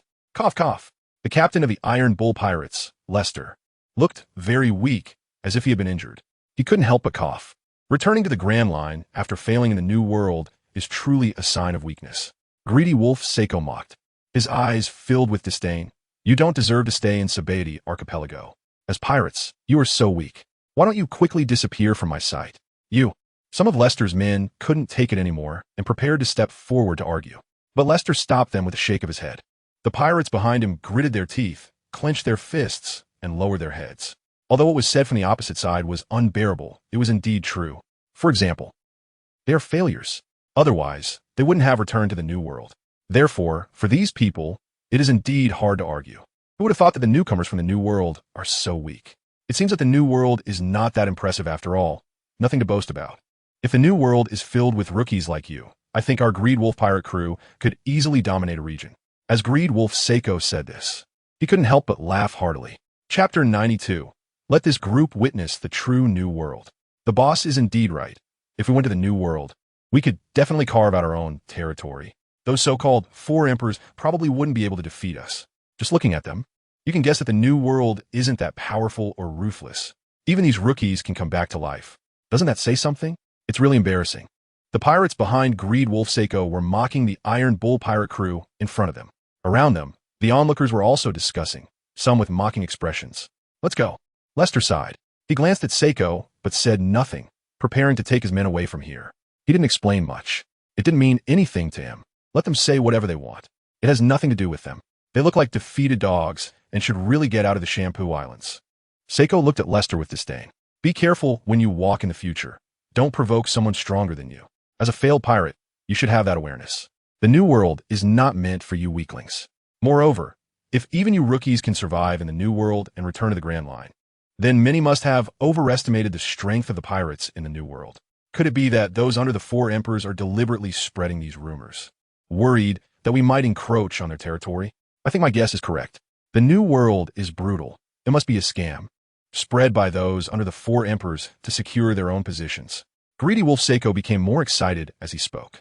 He was full of confidence in his own strength. Boss, a few of Lester's subordinates were about to say something. No need to explain. Let them think whatever they want, Lester interrupted with a cough. He looked at Seiko. Seiko was about to question Lester, but he didn't know when. A little brat appeared in front of him. You little punk, who are you? Seiko asked disdainfully. Around them, everyone was staring at Munchie. At that moment, it was Munchie who appeared next to Seiko. Originally, he only intended to join the fun. However, after listening to what Seiko said, he felt that he should let this arrogant captain experience the true power of the new world. After all, he was also one of the subordinates of the four emperors. It was only natural to defend the four emperors' reputation. This greedy wolf, Seiko, actually claimed that the brutality of the new world is a lie spread by the four emperors. Munchie admired this person's imagination. What exactly is brutal about the new world? Is it the unpredictable and treacherous weather? The sea kings that can swallow pirate ships whole? The turbulent sea areas? These are all aspects of the new world's brutality. Not only that, but there are also powerful pirates. In other words, it is precisely because of the existence of the four emperors that the new world is not too chaotic. Without the four emperors, the struggles among pirates would only become more intense. Although the four emperors do not completely control the new world, they do maintain certain rules to prevent it from becoming overly chaotic. Besides these reasons, there is another reason. Munchie currently doesn't have much berries left. This arrogant captain in front of him should be able to exchange for quite a bit of berries. If Saki's blackmail bar doesn't sell him favors, he can use this as a bargaining chip. Let them see the true face of a new world and give them a good lesson. Munchie smiled as he looked at Seiko, feeling the hostile gazes of Seiko's crew around him. Seiko himself exuded a murderous aura. Boss, it seems this kid doesn't want to live anymore, said one of Seiko's subordinates. The onlookers, as well as the Iron Bull pirate crew opposite Seiko, looked at Munchie with fear and confusion. What is going on? Does this kid want to die? Doesn't he know that the greedy wolf pirates are not to be trifled with? This young kid actually dares to come forward? So bold. The surrounding people couldn't help but comment. However, I think he's already doomed. This was the belief of not only the onlookers, but also the Iron Bull pirate crew, who had no doubt about it. Some pirates even quietly asked their captain, should we stop him? Lester sighed. Since returning from a new world, he had completely come to terms with reality, having abandoned all unrealistic thoughts. I am no longer the same as before. After hearing Lester's words, his subordinates fell silent. What do you want, you little brat? Seiko glanced at Munchie and sneered. Do you really want to speak up for this group of waste? No. Munchie gently shook his head and said, I just want you to realize that your view of the new world is wrong. Otherwise, a large number of pirates will go to the new world to seek their deaths. What view? Did you not just say that the cruelty of the new world is a lie spread by the four emperors? Regarding this matter, I must clarify it and let you see what the new world is truly like. He had just finished speaking. Seiko's eyes were filled with anger. Meanwhile, Munchie calmly took out the samurai sword in his hand. The active armament color covered the samurai sword. He raised his katana toward Seiko. Do you want to fight me? I think you're not far from death. Sako smilet. I also want you to understand the true nature of the new world. You will pay with your life for it. Munchie calmly retorted. For him, educating these ungrateful people was also quite an interesting thing. But he forgot one thing. To these pirates, he was still too young. It was just a difference in age, not in strength and experience. He is worthy of being called the highest in the field. After all, Munchie directly faced the drought. He swung the katana in his hand. In Seiko's eyes, a slash was coming straight at him. A glimmer flashed in his eyes. Seiko was just about to retreat. But the distance was too close, and the speed was too fast. Seiko realized that there was no way to dodge this attack. At that moment, Seiko finally reacted. He looked at Munchie with fear. However, he did not see his shadow. At that moment, he finally realized that he had indeed gotten himself into big trouble this time. This person was not someone he could provoke. Wait, Seiko hurriedly said. He still wants to dominate the new world. How can he be eliminated right from the starting point? He still has so many unfinished plans in his heart. But at this moment, the words he hadn't finished speaking have all disappeared. He cannot react at all. A cold blade was pressed against his throat. He had no doubt that as long as he moved slightly, the sword would cause someone to lose their head. Chapter 93. Coincidence, I came from a new world. It's simply a suppression of strength. That's right. This contest hadn't even begun before it was directly brought to an end. The people around were stunned by this scene, staring blankly at the young man who still tightly gripped the katana. It was truly astonishing. The captain of this pirate crew had a bounty of over 100 million berries. Yet this young man defeated him so easily. Moreover, Seiko didn't even have the chance to fight back. The greedy wolf Seiko could only be suppressed, with no opportunity to counterattack. His bounty was as high as 120 million berries. Who would have thought that such a formidable pirate would be completely overpowered by this young kid, subdued almost instantly? Everyone watched in terror at what was unfolding before them, filled with dread. Among them, the dozens of members of the Iron Bull Pirates, including Lester, were also stunned by this scene. It was too strong. In just a few seconds, Seiko was effortlessly subdued. They haven't had the chance to see everything clearly yet. When did Munchie launch the attack? It's really hard to believe. Bossy, Lester's subordinates were so surprised that they couldn't even speak. The strength is just too overwhelming. Lester couldn't help but say. He suffered heavy losses in the new world and can no longer be like before. Otherwise, he would definitely not endure and tolerate the mockery from Seiko. However, he has also witnessed many great wars in the new world. After all, he also mixed in the new world. Even if he escaped from the new world, it was a few years ago. He has also seen some battles between great pirates. It's obvious that Monkey's strength is like that of a monster. In the Grand Line, there are actually people with such immense power. Lester trembled in fear. Could it be that there is no place for him in the Grand Line? When did the people of the Grand Line become so powerful? Suddenly, Lester and his subordinates felt abandoned by this era. Even the Grand Line has monsters with such terrifying strength. Is this place no longer safe? The boss was actually killed in an instant. The members of the greedy wolf pirates were all stunned.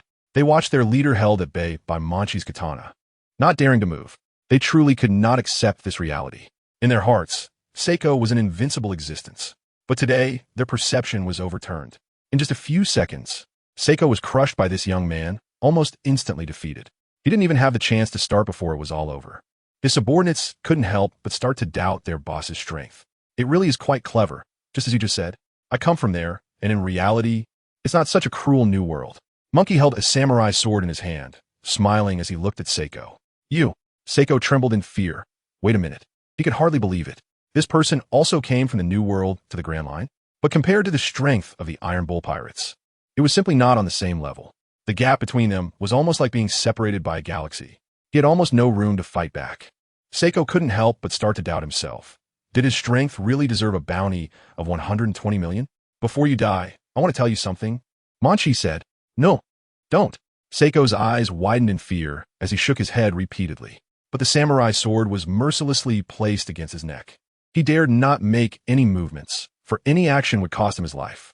I not only come from that new world, but I'm also a member of the pirate crew under the 4 emperors, as you said, Munchie said, and then, in the midst of Seiko's terrified and fearful gaze, he drew his samurai sword. I've already said it once. You will pay with your life, Munchie said expressionlessly as he retracted the sword. He trembled, and Seiko's blood slid down the blade.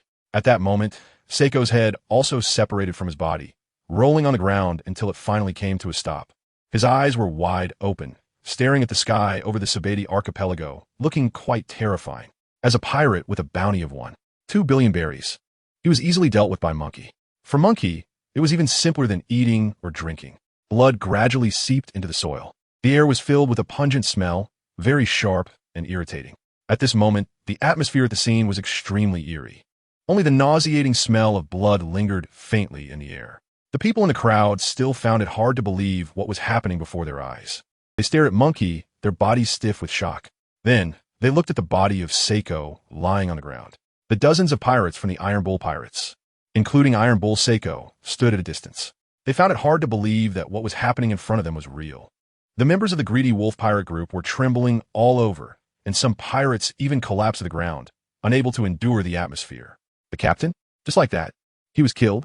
It was resolved in almost a few seconds, and he didn't even have time to fight back. Our boss has a bounty of 120 million berries. This kid is just too strong. They felt a chill all over their bodies, their hearts filled with fear. They have been pirates for so long, but they've never seen such a terrifying scene. Their captain, the greedy wolf Seiko, with a bounty of 120 million berries, was killed so easily by someone. There was almost no resistance at all. The remaining members of the pirate crew hardly thought about avenging their captain. All that was left was immense fear and awe. He is dead. People in the crowd kept gasping quietly. The scene made them fully realize how powerful this young man was. The Grand Line. How could there be someone with such terrifying strength? They just couldn't understand.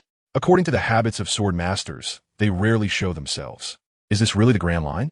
Lester and his subordinates couldn't help but doubt it. After all, when they traveled from the Grand Line to the New World, it was because the competition in the Grand Line was not fierce and too comfortable, which hindered their ability to develop their true strength. But now it seemed that the Grand Line they knew had been overturned, just like what had just happened. For the Grand Line, Seiko's strength should have been at the top level. But the fact is, he was killed by Munchie in almost an instant, with no chance to fight back. If it weren't for the conversation between Munchie and him delaying the time. Boss, shouldn't we have stayed away? One of his subordinates asked. But Lester couldn't answer that question now. Chapter 94. Just slipped. The atmosphere at the scene had become very strange. Munchie stood in the middle of the crowd, but the people around him unconsciously retreated, creating a large empty space, forming a circle. There were many people, but the entire crowd was silent. It was just too powerful. It was as if he were a monster. The greedy wolf Seiko, with a bounty of 120 million, was killed just like that. Did you see how he killed Seiko? It was so fast, a flash of light, and then Seiko was controlled by this kid. There was almost no room for resistance. Such a formidable greedy wolf Seiko was actually controlled by this kid. He must be a sword master, so strong, yet no one had heard of him before. People whispered quietly, secretly stealing glances at Munchie, their hearts filled with both fear and awe. At this moment, with the death of the greedy wolf Seiko, the greedy wolf pirate crew was now leaderless and in chaos. They don't know what to do at the moment, let alone think about avenging their boss. Avenge? Unless they really don't want to live anymore. Their boss is so powerful, yet was killed instantly. They believe that with their own strength, it is even more impossible to confront this young man, and stubborn resistance is just a dead end. Their captain is already dead. They don't feel sad about it. At worst, they can just join another pirate crew later. It's not a big deal for them. Revenge? They never thought of doing this for the greedy wolf Seiko. First of all, Munchie's abilities are so strong that they feel hopeless. Moreover, their relationship with the greedy wolf Seiko was merely superficial. When Seiko ruled the entire pirate crew, they only pretended to obey his commands. Now that the captain is dead, there is naturally no reason to serve him any longer, especially at the cost of their own lives. This was the thought in everyone's mind. Sir, I choose to leave the greedy wolf pirate crew. A timid voice emerged from the crowd. A pirate stepped out from the group, said this, and then quickly ran away. This scene left everyone present in shock. Soon, one after another, people announced their withdrawal from the greedy wolf pirate crew and fled the scene. In no time, all the pirates of the greedy wolf pirate crew had retreated and escaped. Not a single person was willing to step up and inherit Seiko's position. It was truly unbelievable and filled everyone with emotion. Did this kid really wipe out the entire greedy wolf pirate crew by himself? Everyone looked at Munchie, thinking to themselves. The reason they left the greedy wolf pirate crew was also because Munchie had instantly killed their captain. Boss, this person is too terrifying. Members of the Iron Bull pirate crew stood behind Lester, watching Munchie with eyes full of fear. A single person had annihilated an entire pirate crew. This was truly horrifying. Are the people of the Grand Line this strong now? Perhaps we should stay in a new world and scrape by, rather than return here, Lester thought silently. Witnessing the destruction of the greedy wolf pirate crew, everyone looked at Seiko's lifeless body lying quietly on the ground. They couldn't help but feel deep sorrow for Seiko's fate. After his death, no one sought revenge for him. Even the pirate crew he had built fell apart in an instant. It was simply the greatest tragedy for a pirate. In the crowd, everyone felt a mix of sadness and excitement, all gazing at Seiko's body and his head. After all, his head has a bounty of 1.2 billion berries. But then they thought, Munchie D. Luffy killed this notorious pirate. Luffy's previous actions kept replaying in front of their eyes. They could only suppress this thought in their hearts. However, there are still some bounty hunters who are eager to act. Indeed, the temptation of money is immense. Some people may even forget the dangerous situation they are in for the sake of wealth. After all, this is 120 million berries. For all of them, it is a huge sum of money. Munchie vaguely sensed that some greedy eyes were already fixed on him. They looked at themselves, then glanced at the head of Seiko on the ground. Suddenly, they understood. Do they want to steal my achievements? Do they want to claim someone else's victory? Do I look easily bullied? Munchie let out a sneer. He didn't expect that there would be someone so bold. Witnessing how he killed Sacco, they still dared to have such crooked thoughts? I really want to know who has the guts to try to take a head from me. Munchie raised the weapon in his hand, scanning the crowd around him. The observation Haki began to spread in the air. Then, Munchie noticed that someone behind him had already started to approach him. He raised his katana and swung it down. In an instant, a head rolled to the ground. A man who intended to sneak attack Munchie from behind instantly lost his life under the katana. Munchie turned around to glance at the corpse on the ground, his expression very calm. Clearly, this person had no idea how he was killed before he died, because his eyes were staring blankly at the sky of the TheAbility archipelago. Isn't this the bounty hunter, Shochi? He had once killed a bounty hunter with a bounty exceeding 100 million berries. It was truly unexpected that he would try to snatch Seiko's head from this person. He hadn't even touched this young man before being killed. Why would he think so recklessly? Didn't he know that this person was someone he couldn't provoke? The greedy wolf Seiko had just died at his hands, and he still dared to take such risks. Indeed, it seems he was blinded by the bounty. However, it was still hard to believe. After all, Shochi was also a famous bounty hunter, and he was instantly killed. This kid's strength was truly terrifying. People around were discussing among themselves. Is this a bounty hunter? Munchie was not very surprised. If it weren't for the bounty, why would he fight for a head?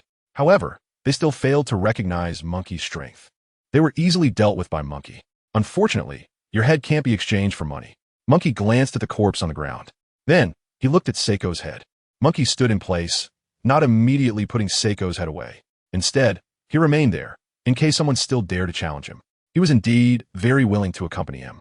However, they would probably pay with their lives. The surroundings fell into silence. What? Munchie sensed the power of observation Haki. Something was off in the crowd. Over there was a fat man in blue clothes, and when he saw Munchie staring at him, he instantly retracted his foot. Sir, I just slipped. It was an accident. You have to believe me, he explained to Munchie in terror. Chapter 95. Entering the Navy base with a severed head. The atmosphere was extremely quiet. Everyone was looking at the chubby man in blue with fear. It seems you really do have some guts. I didn't expect that after Seiko and Shochi were both killed, you would still dare to challenge. To want to take action against this person is truly bold. It's really admirable. Everyone's expressions were filled with admiration and surprise as they looked at the chubby man in blue. The two corpses on the ground were still lying quietly. It was clear that anyone who dared to challenge Munchie now would need an immense amount of courage. Or one could say, anyone who dares to compete with Munchie is simply not thinking straight. In everyone's eyes, this chubby man in blue is the kind of person who has lost his mind. I'm not here to compete. Stop talking nonsense, the chubby man in blue explained while waving his hands, nearly on the verge of tears. He looked at Munchie with a helpless and pleading expression and said, My lord, I really didn't mean to challenge you. I just slipped. Even if I had the courage of a bear and the heart of a leopard, I wouldn't do something like this. After all, your abilities are just too formidable. The more he spoke, the more anxious he became, his face turning red. After witnessing everything that just happened, anyone could tell how strong Munchie's abilities were. Even a pirate with a bounty of 120 million berries was easily killed by him. Was he even worth? I know, Munchie said expressionlessly. Huh. The fat man in blue finally breathed a sigh of relief. His legs were still shaking uncontrollably. Under Munchie's gaze, it was hard for anyone to remain calm. Munchie confirmed that no one at the scene wanted a challenge anymore. He walked over and picked up the head of Seiko. He turned around and said to the fat man in blue, Take off your coat. As you command. The fat man hurriedly took off his coat. Then, without any hesitation, Munchie wrapped the head of Seiko in his coat and picked it up with a katana, carrying it behind him. This was a head worth 120 million berries. Munchie was indeed in a tight spot financially right now. Therefore, he wouldn't give this head to anyone else. Just right. The Navy also has a base stationed in the Chambord Islands. This way, Munchie can easily exchange the head for the berries he needs. So, without hesitation, Munchie turned around and prepared to head towards the Navy base. However, just as he was about to leave, he took another glance at the crowd of onlookers. As soon as their eyes met his gaze, not one of them dared to keep their head up. Just the thought of being watched by Munchie made their scalps tingle. After all, the previous scenes were simply the greatest nightmare of their lives. How could they possibly have the guts to provoke him? You. Munchie pointed at the chubby man in blue and asked, Do you know where the naval base in the Chambord Islands is? Yes. The chubby man in blue nodded in fear. Then, would you be willing to lead me there? Munchie smiled at him. The chubby man was taken aback. It would be an honor to lead you, but his face turned pale. Let's go. Munchie nodded and slowly left with the chubby man in blue. Everyone kept their eyes on the two of them until they completely disappeared from view. They only dared to move their bodies a little. Looking at the two corpses lying on the ground, the fear in their hearts had not completely dissipated. In just a few minutes, so much had happened. It wouldn't be long before the news would spread throughout the entire TheAbility archipelago. There were so many spectators here, and the incident itself was shocking. Everyone was very astonished and fearful about it. Therefore, soon everyone in the Sabati archipelago knew about this news. Discussions were happening everywhere. Have you heard? There was a fight between pirates in Zone 16. Is it over? I was planning to go watch it. It's already over. The battle ended quickly. Probably just a few minutes. A very young guy directly killed the captain of the thieving wolf pirates, Seiko, who had a bounty of 120 million berries. Now the thieving wolf pirates have disbanded. Really? Why would I lie to you? Seiko didn't even have a chance to fight back before he was killed. It was a complete, crushing battle. I was there on the scene watching everything happen. Not only that, but at the time, bounty hunters were eyeing Seiko's head, ready to ambush the young guy. But the young guy didn't even turn his head and instantly killed Shochi. Shochi didn't even get a chance to touch him. Oh my god, that is terrifying. Not only did he kill Seiko, but he also instantly killed Shochi. He has someone who has killed pirates with a bounty of 100 million berries. Who on earth is he? I don't know. I've never seen him before. And his name doesn't seem to be on the bounty list. About 30 minutes later, in Zone 66 of the Sabati archipelago, you could see the Navy base stationed there from a distance. The entire base looked very solid, and many people were patrolling the perimeter, with several Navy officers guarding the main gate. They're stationed at Sabati archipelago, so they naturally understand. The pirate activity here is rampant, and there are often pirates who want to attack the naval base. Therefore, the Navy here is very vigilant, always watching the pirates' every move. Sir, the naval base of Sabati archipelago is right ahead, said the plump man in blue respectfully. You wait for me here. After I exchange for the berries, I will give you some reward. Monkey shook the head of the person behind him. If outsiders saw this, they would never imagine that inside his clothes was the head of a notorious pirate. No need for that, sir. This is what I should do. How could I dare to ask for a reward? The plump man in blue hurriedly refused. Seeing him like this, Monkey no longer insisted and let him leave. The plump man seemed to be pardoned and quickly left the place. Monkey, holding Sack's head, walked towards the naval base. It looked very majestic. One could tell that the number of Navy stationed here must be quite large. After all, this is a place where pirate activity is frequent. Monkey arrived at the entrance of the naval base. The Navy at the entrance stopped him and asked, "What are you here for?" "I'm here to exchange for berries." Monkey replied frankly. "Are you a bounty hunter?" The Navy's expression softened a bit and cleared the way for him to exchange for berries. Just go straight through the main door and then turn left. That's where they handle the berry exchanges. Thank you. Monkey then calmly walked into the naval base. Behind him, he could still hear the Navy discussing. I wonder how much berries he plans to exchange. He looks so young. He should have just started as a bounty hunter not long ago. Others echoed, I think so too. Another voice coldly said, no need to discuss this. Just do your own job. Chapter 96. A bounty of 120 million. As soon as Monkey entered the main door of the naval base, he felt a very solemn atmosphere. Even in Sabati archipelago, this pirate-infested island, it was still very serious here. I am a pirate. Coming here does feel a bit uncomfortable, Monkey muttered to himself. He never expected that one day, as a pirate, he would come alone to the naval base to exchange for the bounty of hunted pirates. Even the Navy here probably wouldn't expect it. The person who just entered the naval base was actually a pirate. Following the directions given by the guard earlier, Monkey arrived at a corridor, walking down the corridor to the very end. Indeed, apart from the Navy he encountered along the way, there were a few good-looking and beautiful women sitting there. They were wearing Navy uniforms and were smiling at Monkey. It should be the staff here. I'm here to exchange for berries, Monkey said. He placed the head wrapped in a coat on a very large table. Sir, for bounties under 1 million berries, please go to the studio on the right, the female Navy officer said politely.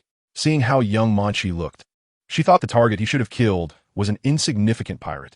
Moreover, she didn't believe Munchie could handle any vicious person. 1 million berries. Munchie laughed silently. Of course not.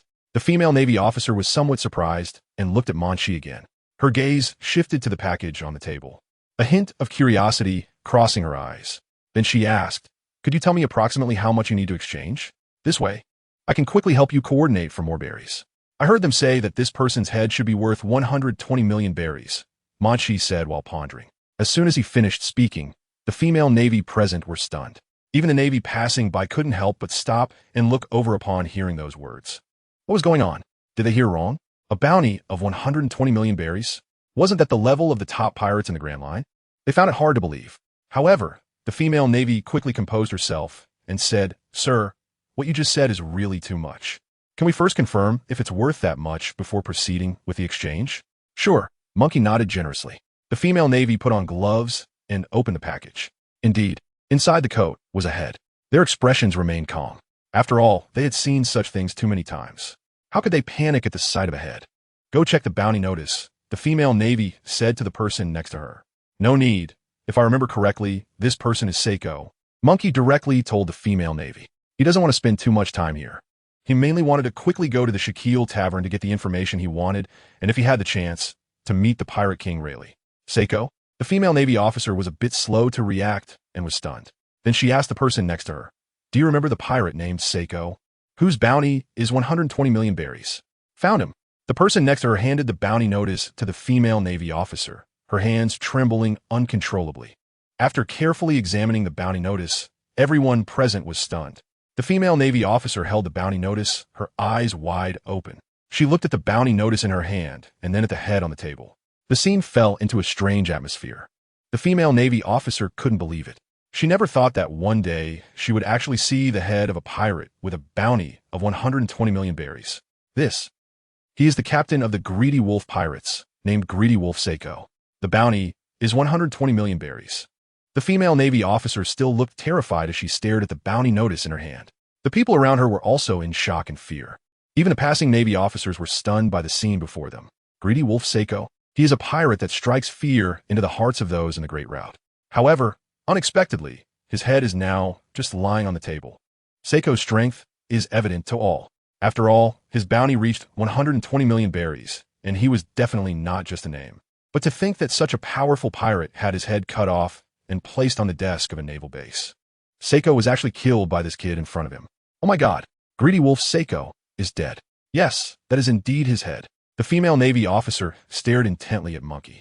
I have already told you, if you want to confirm further, please do it quickly. Because I have very important matters to attend to and don't want to waste too much time, Munchie said calmly. Please wait a moment. The female Navy officer forced herself to calm down. She turned around and walked up the stairs, presumably to report. Seeing this scene, Munchie had already anticipated it. After all, this was a huge bounty, and it definitely needed to be reported to higher-ups. As the female Navy officer left, the scene became even quieter. The remaining staff were filled with shock and confusion. Many questions swirled in their minds. Why was Seiko killed, and why was his head in this young man's hands? Could it be that Seiko was killed by this young man? A group of pirates speculated, their hearts filled with even more shock. This was a pirate with a bounty of over 100 million berries. How could he be taken down by such a young guy? His abilities must be terrifyingly strong, certainly much stronger than Seiko. Oh my god, this is too scary. After all, I have been working at the naval base for so long. They rarely encounter the head of a pirate with a bounty exceeding 100 million berries. It's truly a rarity. Moreover, there has never been such a young bounty hunter who has killed a pirate with such a high bounty. If this is true, the young man's abilities must be incredibly formidable. At the same time, on the second floor of the naval base, a female Navy officer knocked on the door of Rear Admiral Hobson's office. Hearing the knock, he said, "Come in." The female officer looked very flustered as she approached Hobson and said, "Admiral, someone wants to exchange berries." Exchange berries? Do I really need to be informed of such matters? Hobson raised an eyebrow, feeling confused and puzzled. After all, he had previously told them that as long as the bounty was below 10 million berries, they didn't need to inform him. Could it be? Hobson asked, "How much is the bounty?" The female officer, somewhat nervously, replied, 120 million berries. Hobson was instantly stunned. He had never heard such news before. To kill a pirate with such a high bounty, how powerful must this person be? Chapter 97. Did you really kill Seiko? Stunned, Hobson was completely shocked this time. He thought it was just a bounty above 10 million berries. But he never imagined it would be a pirate with a bounty of 120 million berries. This far exceeded his expectations. Hobson had only been stationed at the Navy base in the Sabati archipelago for 2 years. In these 2 years, he had never seen anyone bring a pirate's head with such a high bounty to exchange for berries, let alone pirates with bounties exceeding 10 million berries. They were very rare. For this reason, when a female Navy officer told him this news, he was so surprised because he had never encountered such a situation before. Is the situation true? Hobson still had some doubts as he looked at the female Navy officer Rithies, hesitantly asking. It would be embarrassing if he got it wrong. The situation is true. Rithies nodded solemnly. Not just her, but all the Navy officers who had just witnessed the scene could testify. That head indeed belonged to the captain of the Wolf pirate crew, Seiko. His bounty is 120 million berries. This is absolutely true. Hobson wiped the sweat from his forehead, still unable to conceal his shock. A 120 million berry bounty on the Wolf Seiko. Encountering such a situation, he felt a lot of pressure. One can imagine the shock and excitement in his heart upon learning this news. Do you know what kind of pirate he is? Hobson asked. The captain of the Wolf pirate crew, Wolf Seiko, Rithys confessed. Wolf Seiko. Hobson's heart raced even more. He really didn't expect that Wolf Seiko had been killed. He had long heard of this pirate, whose strength was extremely terrifying, but unexpectedly, one day, he would be killed by a bounty hunter. Although he had not yet seen a bounty hunter, he could guess that this person's abilities were certainly above those of the greedy Wolf Seiko. Even he himself might not be able to defeat the greedy Wolf Seiko. Since this person could accomplish it, it indicated that their strength must be considerable. Before Hobson had even met this person, he already felt a sense of admiration for him. Major General. That person is very anxious and says he has something important to attend to, hoping we can exchange quickly, Rithys urged. You first take me down to see this bounty hunter. Hobson was determined to meet him and see just who this person was with such formidable strength. After saying that, he immediately stood up and followed Rithys downstairs. They came down the stairs. It was just a few short minutes. Munchie was still quietly waiting at his workstation, his expression showing no impatience. However, around him, the Navy personnel were all watching Munchie with vigilance, their eyes reflecting both shock and apprehension. After all, Munchie's strength was simply too formidable. He had actually managed to kill the greedy Wolf Seiko. With such capability, it could be said that Munchie could instantly kill all the Navy personnel present. Tap, tap, tap. Hearing a series of hurried footsteps, Munchie looked up and saw the female Navy officer Lotties, followed by a rear admiral. When Hobson first saw Munchie, the shock in his heart deepened even further. He didn't expect that such a young guy had actually killed the greedy Wolf Seiko. He had seen countless bounty hunters, many of whom were very powerful. However, he had never seen a bounty hunter as young as this one. Moreover, the person he killed was the notorious greedy Wolf Seiko, with a bounty of 120 million berries. Is this the one? Hobson turned to Latus and asked. Yes, Latus nodded confidently. Hobson approached Munchie. Sir, I apologize for keeping you waiting for so long. Is the bounty ready? Munchie asked casually. Please wait a moment. I need to confirm. Munchie nodded. Hobson walked to the table, glanced at the head on it, and took a deep breath. Indeed, this head was undoubtedly greedy Wolf Seiko. After all, as a rear admiral, he was well aware of the major pirates listed on the bounty. There was absolutely no chance of error. It was indeed greedy Wolf Seiko, the one with a bounty of 120 million berries. Hobson nodded. With Seiko dead, the greedy wolf pirates were also disbanded. Hobson sighed, filled with shock.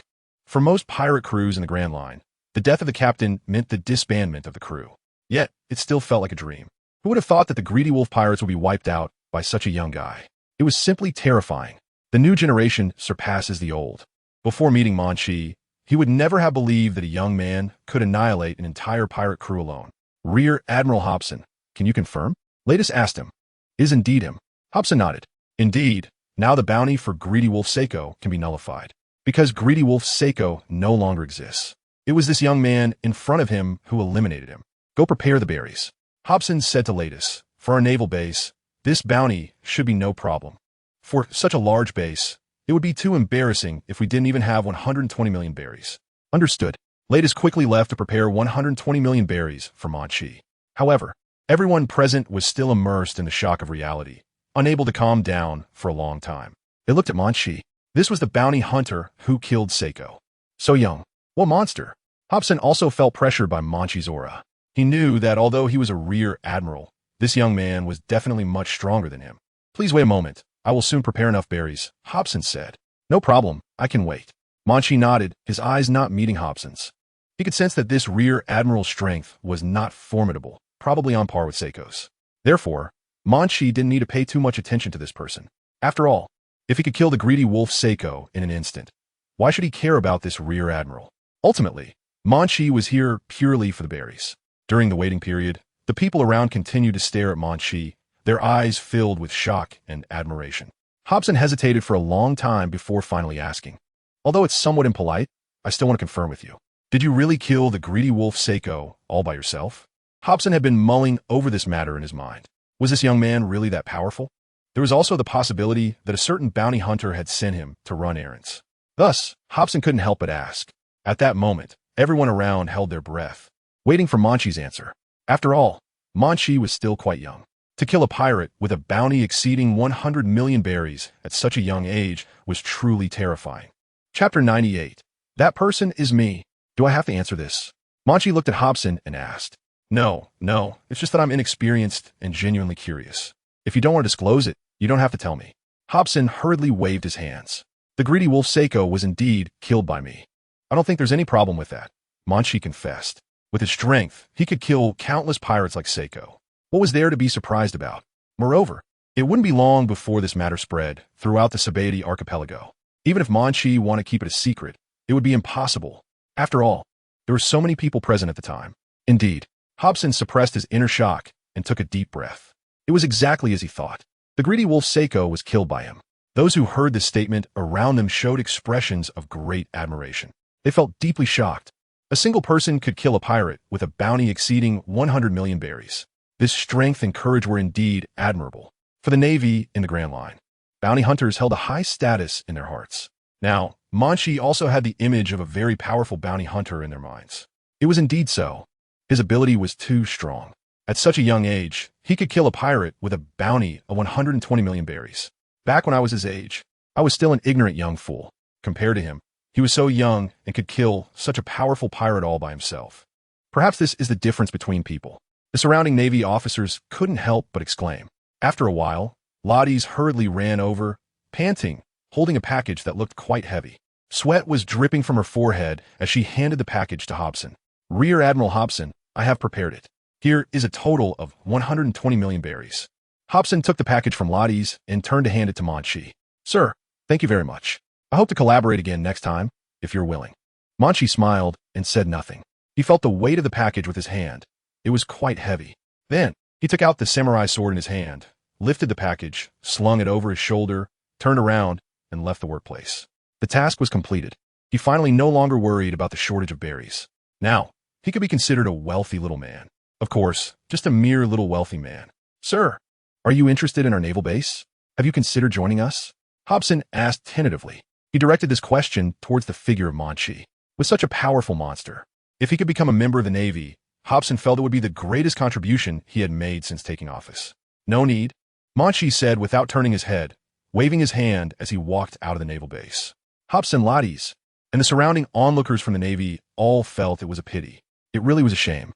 Such an impressive young man, if he could become their ally, would surely pose a great deterrent to the pirates in the TheAbility archipelago. After all, pirate activity here was rampant.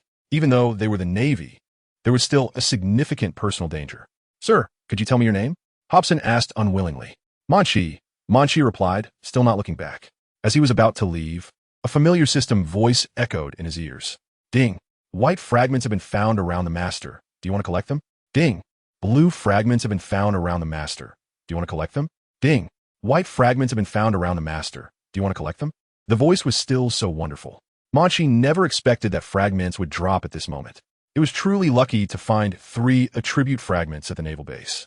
Munchie replied without hesitation. Collect. Collection successful. The white fragment grants 1 strength attribute. Do you want to learn it? Collection successful. The blue fragment grants 1 speed attribute. Do you want to learn it? In no time, Munchie had learned all the attribute fragments. A familiar warm current flowed through his body. Munchie opened his eyes, clenched his fists, and a gleam flashed in his eyes. Clearly, his strength had increased again. Munchie loved this feeling. He had become a bit stronger. A faint smile appeared on Munchie's lips. This time, he not only earned 120 million berries, but also obtained attribute fragments. It was truly a great deal. He didn't spend much time here, not only exchanging for berries, but also improving his abilities. For Munchie, the latter was of greater significance. Open the attribute panel. Master, Munchie strength. 116, 4, speed. 112, 5, stamina. 112, 3, instinctive reaction.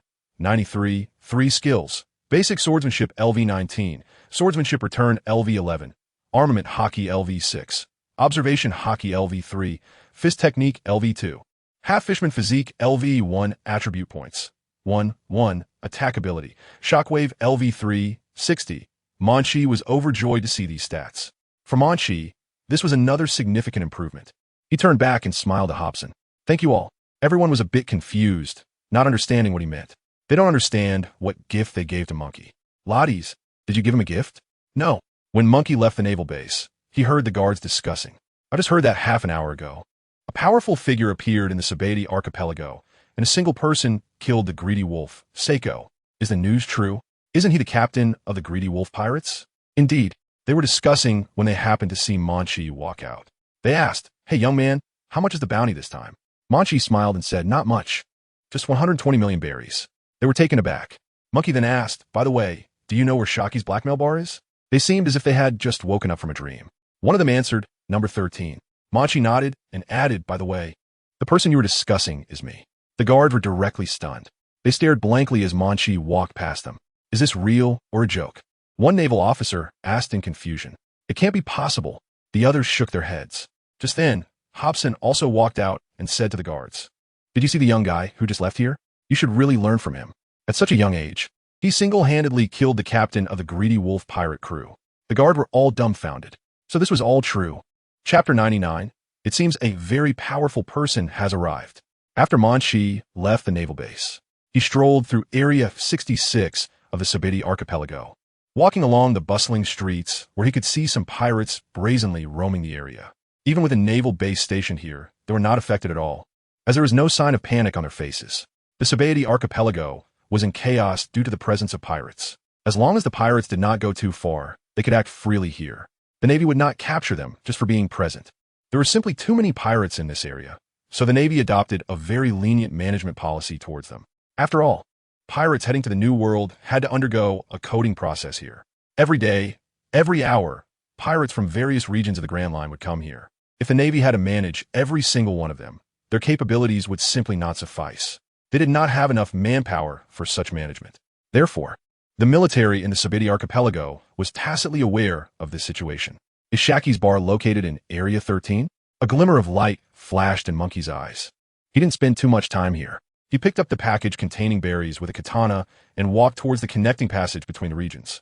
In Sabati archipelago, every area is interconnected.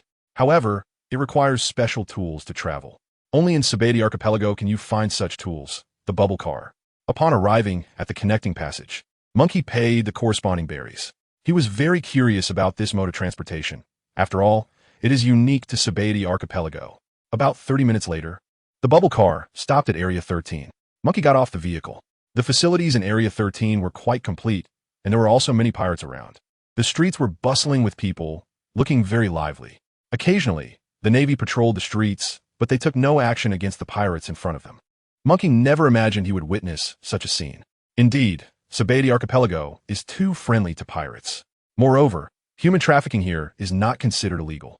After all, the celestial dragons control the entire Sabati archipelago. Even if the Navy raises objections, they are powerless to do anything about it. Where's Shaki's rip-off bar? Monkey asked the passerby. The passerby pointed in the distance and said, "Just follow this road until you reach an open area, and you will see Shaki's rip-off bar. However, this kind of place is not very suitable for you." What do you mean? Monkey asked. People here know that Shaki's rip-off bar charges very high prices for information. Otherwise, it wouldn't be called a rip-off bar. If you want to know about information, I think you should try another place. Coincidentally, I'm headed to a place for gathering information, and the prices are much more reasonable than Shaki's rip-off bar. Besides, there are many pirates in Shaki's rip-off bar, each one a notorious big pirate. I think they would bully you if you went in. The passerby kindly reminded Monkey. Bullied? Monkey's expression suddenly became somewhat complicated. What would those who witnessed him easily defeating the greedy wolf Seiko think if they heard this? Monkey had no intention of explaining too much to the passerby. He thanked the passerby and then headed straight in the direction he pointed. On the way, he also heard the passersby around him continuously discussing something. Did you hear that an hour ago, a big news broke out in the uncharted waters? A very brutal fight. Brutal? How so? The uncharted waters often have pirates fighting each other. It's nothing surprising. Well, you don't know. In that fight, the pirate known as Greedy Wolf Seiko died. He had a bounty of over 100 million berries. No way, that's terrifying. It's absolutely true. Just think about it. The person who killed Greedy Wolf Seiko took him down with one strike. God, that person must be incredibly strong. I heard he's a relatively young pirate. Looks unremarkable, but his strength is definitely top-notch. The passers-by were buzzing with conversation. They haven't realized it yet. The top expert they were talking about was right beside them at that moment. Monkey glanced at the few people chatting and couldn't help but laugh. Following the direction indicated by a passerby, Munchie arrived at an open grassy area. There were thick tree roots scattered around, and occasionally some bubbles floated up from the ground, drifting in the air. A few minutes later, Munchie arrived in front of the bar's door. He smelled a very sweet aroma of wine even before he entered. Through the door, he could hear the sounds of laughter and conversation from inside. He walked step by step down the stairs to the door. Pushing it open, Munchie entered the bar. At the front desk sat a slender woman with short hair, wearing a pink outfit. Munchie couldn't tell how old she was, but it was clear that she was the owner of the bar. Shakile, I only had a little to drink, and you charge me 500,000 berries? Are you robbing me? No one dares to treat me like this. A pirate was arguing with Shakile. The surroundings immediately fell silent as everyone stared at the pirate. He was really bold to cause trouble in Shaquile's bar. Yeah, he's much braver than us. Honestly, he doesn't understand the rules. I think he's not far from death. Someone whispered. Others had caused trouble in Shaquile's bar before, but within a few days, they had all mysteriously died. Shakile looked calmly at the troublesome pirate. Today, I will make it so you can't run this bar anymore. This black market is just too despicable, the pirate shouted angrily. The name says extortion. If you don't want to pay, you don't have to come in, Shakile replied lightly. The pirate was about to make a move when Shakile was ready to stop him. Suddenly, a beam of light descended from the sky. Shaquile's movement halted. The pirate in front of her was struck by the beam of light and was instantly sent flying far away. His body slammed against the bar's wall and then fell to the ground. He didn't even have time to struggle and lay motionless. The surrounding pirates were stunned, including Shakile, who momentarily couldn't react. This move looked very powerful. It must have come from a very strong swordsman. Crack!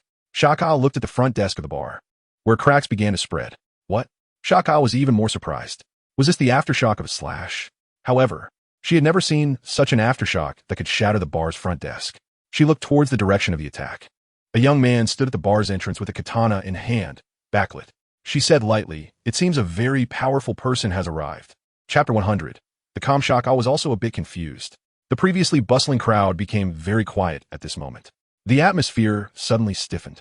Everyone looked at Munchie. This bar gathered a large group of strong pirates, but Munchie radiated a powerful aura, which they felt.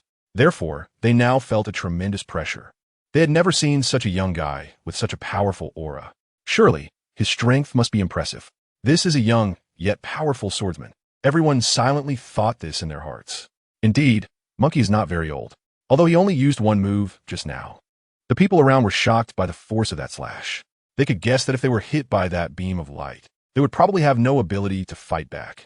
It seems that this guy is quite something. Everyone looked at the unfortunate soul lying on the ground, their eyes showing a hint of sympathy. How pitiful. He and T even had the chance to fight back before being struck down in one move. This unfortunate guy might not even have realized what had happened before being carried out and thrown outside the tavern. Kid. Xiachi looked at Munchie, ready to speak. Munchie, holding a katana, stepped closer to Xiachi, smiled, and said, "No need to thank me." Thank? Interesting. Xiachi's expression was somewhat complex. Could it be that she couldn't handle this little thug on her own? The reason she hadn't acted just now was that she didn't want to turn her bar into a mess that she would have to clean up herself. Just for that reason. However, Munchie's earlier attack had already wrecked the front desk in her bar. You little brat, I'm being very gracious by not making you compensate for my losses. Xiachi glanced at Munchie. Compensation? That is quite disheartening. After all, I acted for you. Munchie replied, though it was just a small effort for me. It's really not my fault. You little brat. I guess you must be the one who killed the greedy wolf Seiko in the New World today, right? Xiachi looked at Munchie meaningfully. After all, she was in charge of intelligence. Having heard this news and then seeing Munchie, it naturally clicked for her.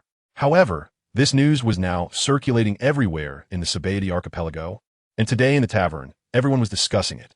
Who would have thought she would run into this person here? It was truly a coincidence. As they said, this person was indeed very young and quite powerful. Xiachi thought to herself, I was just passing by and took care of him casually. Munchie openly admitted it. He had just finished speaking when the expressions of those around him suddenly turned to shock. They never expected to encounter the person rumored to be here. Was it really him who killed the greedy wolf, Seiko? Indeed, he was young and accomplished, just as everyone had said. From the moves he had just displayed, it was clear that this kid's strength was formidable. Everyone whispered quietly among themselves, barely audible, fearing that Munchie might hear them. After all, the powerful aura surrounding Munchie made them feel compelled to fear him. He single-handedly killed a pirate with a bounty of 120 million berries. Even if they encountered the greedy wolf Seiko, They have to keep their heads down and show respect. Moreover, this person has killed the greedy wolf Seiko. How can they not be afraid? Are you here to see me? What brings you here? Xiaoqi asked Munchie casually. She did not show any fear because Munchie had killed the greedy wolf Seiko. Until she saw Munchie up to this point, the only thing that surprised her was the aftershock produced by his slash. She had never seen a swordsman's technique have such an effect. Although the power generated was not very great, if the slashing ability were enhanced, the lethality of this additional effect would significantly increase. Moreover, this aftershock was simply unresistible. This kid indeed has something. Xiaoqi thought to herself while staring at Munchie. I came to inquire about some information, and it would be even better if I could meet that pirate. I came here for these two things. Munchie spoke honestly. What? How does he know these things? A jolt went through Xiaoqi's heart. That pirate? Xiaoqi naturally understood who he was referring to. There was no one else besides the former vice-captain of the Pirate King's ship. Rayleigh. Could it be her? Xiaoqi knew in her heart that Monkey was not talking about her. So how'd he know that Rayleigh was here? Not only that, how'd he know to inquire about Rayleigh's whereabouts from her? Xiaoqi's mind was racing. I don't know the pirate you're talking about. Maybe he's somewhere in Sabaody Archipelago. You can look for him yourself. Xiaoqi coldly rejected. It seems he's not with you, Monkey said with a smile. Who exactly are you? Xiaoqi asked, staring at Monkey. Anyone who knows these things must not be an ordinary swordsman. Who told him? It seems you still don't know who I am. Monkey smiled. Who told you this? Xiaoqi pressed on, feeling a bit anxious. After all, she rarely encountered such situations. The young man in front of her made her feel somewhat out of control. Even though he killed the greedy wolf Seiko, she knew nothing about his name or where he came from. The surrounding pirates were also watching the two of them, and it suddenly became quiet. They watched Monkey's back, afraid of disturbing their conversation. Due to the pressure of the aura, they could only quietly observe everything happening here. They wouldn't be impulsive enough to show their arrogance in front of Munchie. It was Mihawk who suggested I come here. As soon as Munchie finished speaking, Xiaoqi's eyes lost focus. She was stunned. Mihawk? Xiaoqi could never have imagined it would be like this. Could it be that he has some connection with Mihawk? The fact that Mihawk could tell him about such matters suggests that Mihawk must trust him greatly to do so. However, why has such a mission appeared in the Grand Line without her knowledge? After all, she is responsible for intelligence gathering, and nothing should escape her eyes. Moreover, this kid is so powerful that he can kill the greedy wolf Seiko and easily deal with the unruly pirates. Even more bizarre is his swordsmanship, which Xiaoqi has never seen before.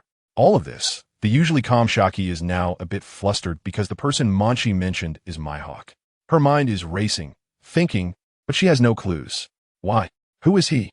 What is the relationship between Mihawk and him? These questions keep playing in Xiaoqi's mind, and she is completely at a loss for what to do. Chapter 101. Xiaoqi is completely shocked. Huff. Xiaoqi took a deep breath, her gaze never leaving Munchie. At this moment, her mind was in chaos. Is there anyone who can tell her why Mihawk, who usually keeps things simple, does not socialize with others, would have such a close connection with someone? Moreover, Mihawk even told him about Rayleigh, the Dark King. Not only that, but he also informed him about Xiaoqi's extortion at the bar. Clearly, Mihawk trusts this person very much. But when did such a person appear in the Grand Line? If one were to pursue it, red-haired Shanks could be considered one. However, Xiaoqi had met Shanks before. But this young man is clearly not Shanks. So besides Shanks, who else could earn Mihawk's trust? She finds it hard to understand. At this moment, she is completely confused. She thought she had a grasp on all the novelties of the Grand Line, but when facing Munchie, she feels a physical sensation. She doesn't even know his name, let alone any other information.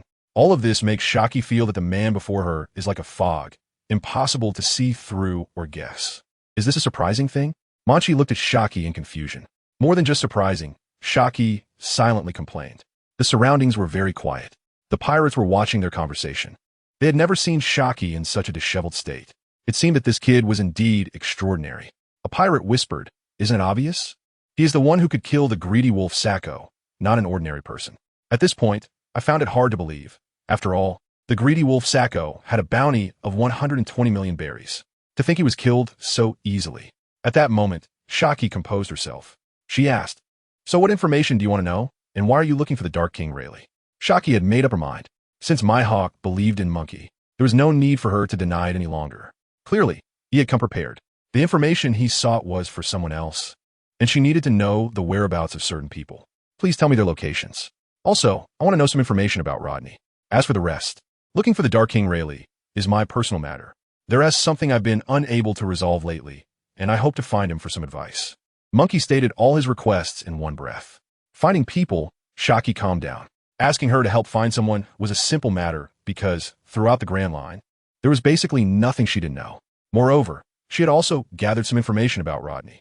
Finally, she asked, "Do you want to ask the Dark King Rayleigh about swordsmanship?" Haki looked at Monkey and asked. "That's right." Monkey pointed to the bar's front desk. "Look." Haki followed Monkey's gaze and nodded thoughtfully. Indeed, she had never seen swordsmanship like that. No swordsman possessed such techniques. However, she couldn't control such techniques. Can't control it? Haki raised an eyebrow. She didn't expect it to be this way. That's right. I still haven't found a solution for controlling the range of the technique's aftermath and its power. I can't expand the power through controlling the range, Monkey explained candidly.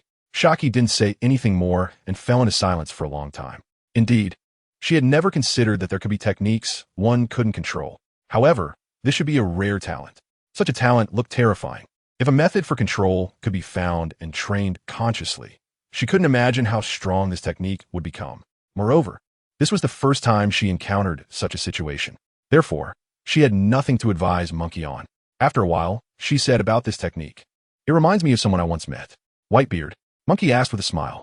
It was quite natural to know, as Whitebeard possessed the power of the Gura no Mi. Moreover, this technique was learned from the fragments that fell from Whitebeard. It was just a difference in expression. "That's right? You met Whitebeard?" Haki looked at Monkey, completely shocked. To think he had met Whitebeard, and had close ties with Mihawk as well. She was utterly confused. At that moment, she couldn't fathom what other secrets this young man held. If what Monkey said was true, that he was so powerful and knew both Whitebeard and Mihawk, it was impossible that she had never heard of him.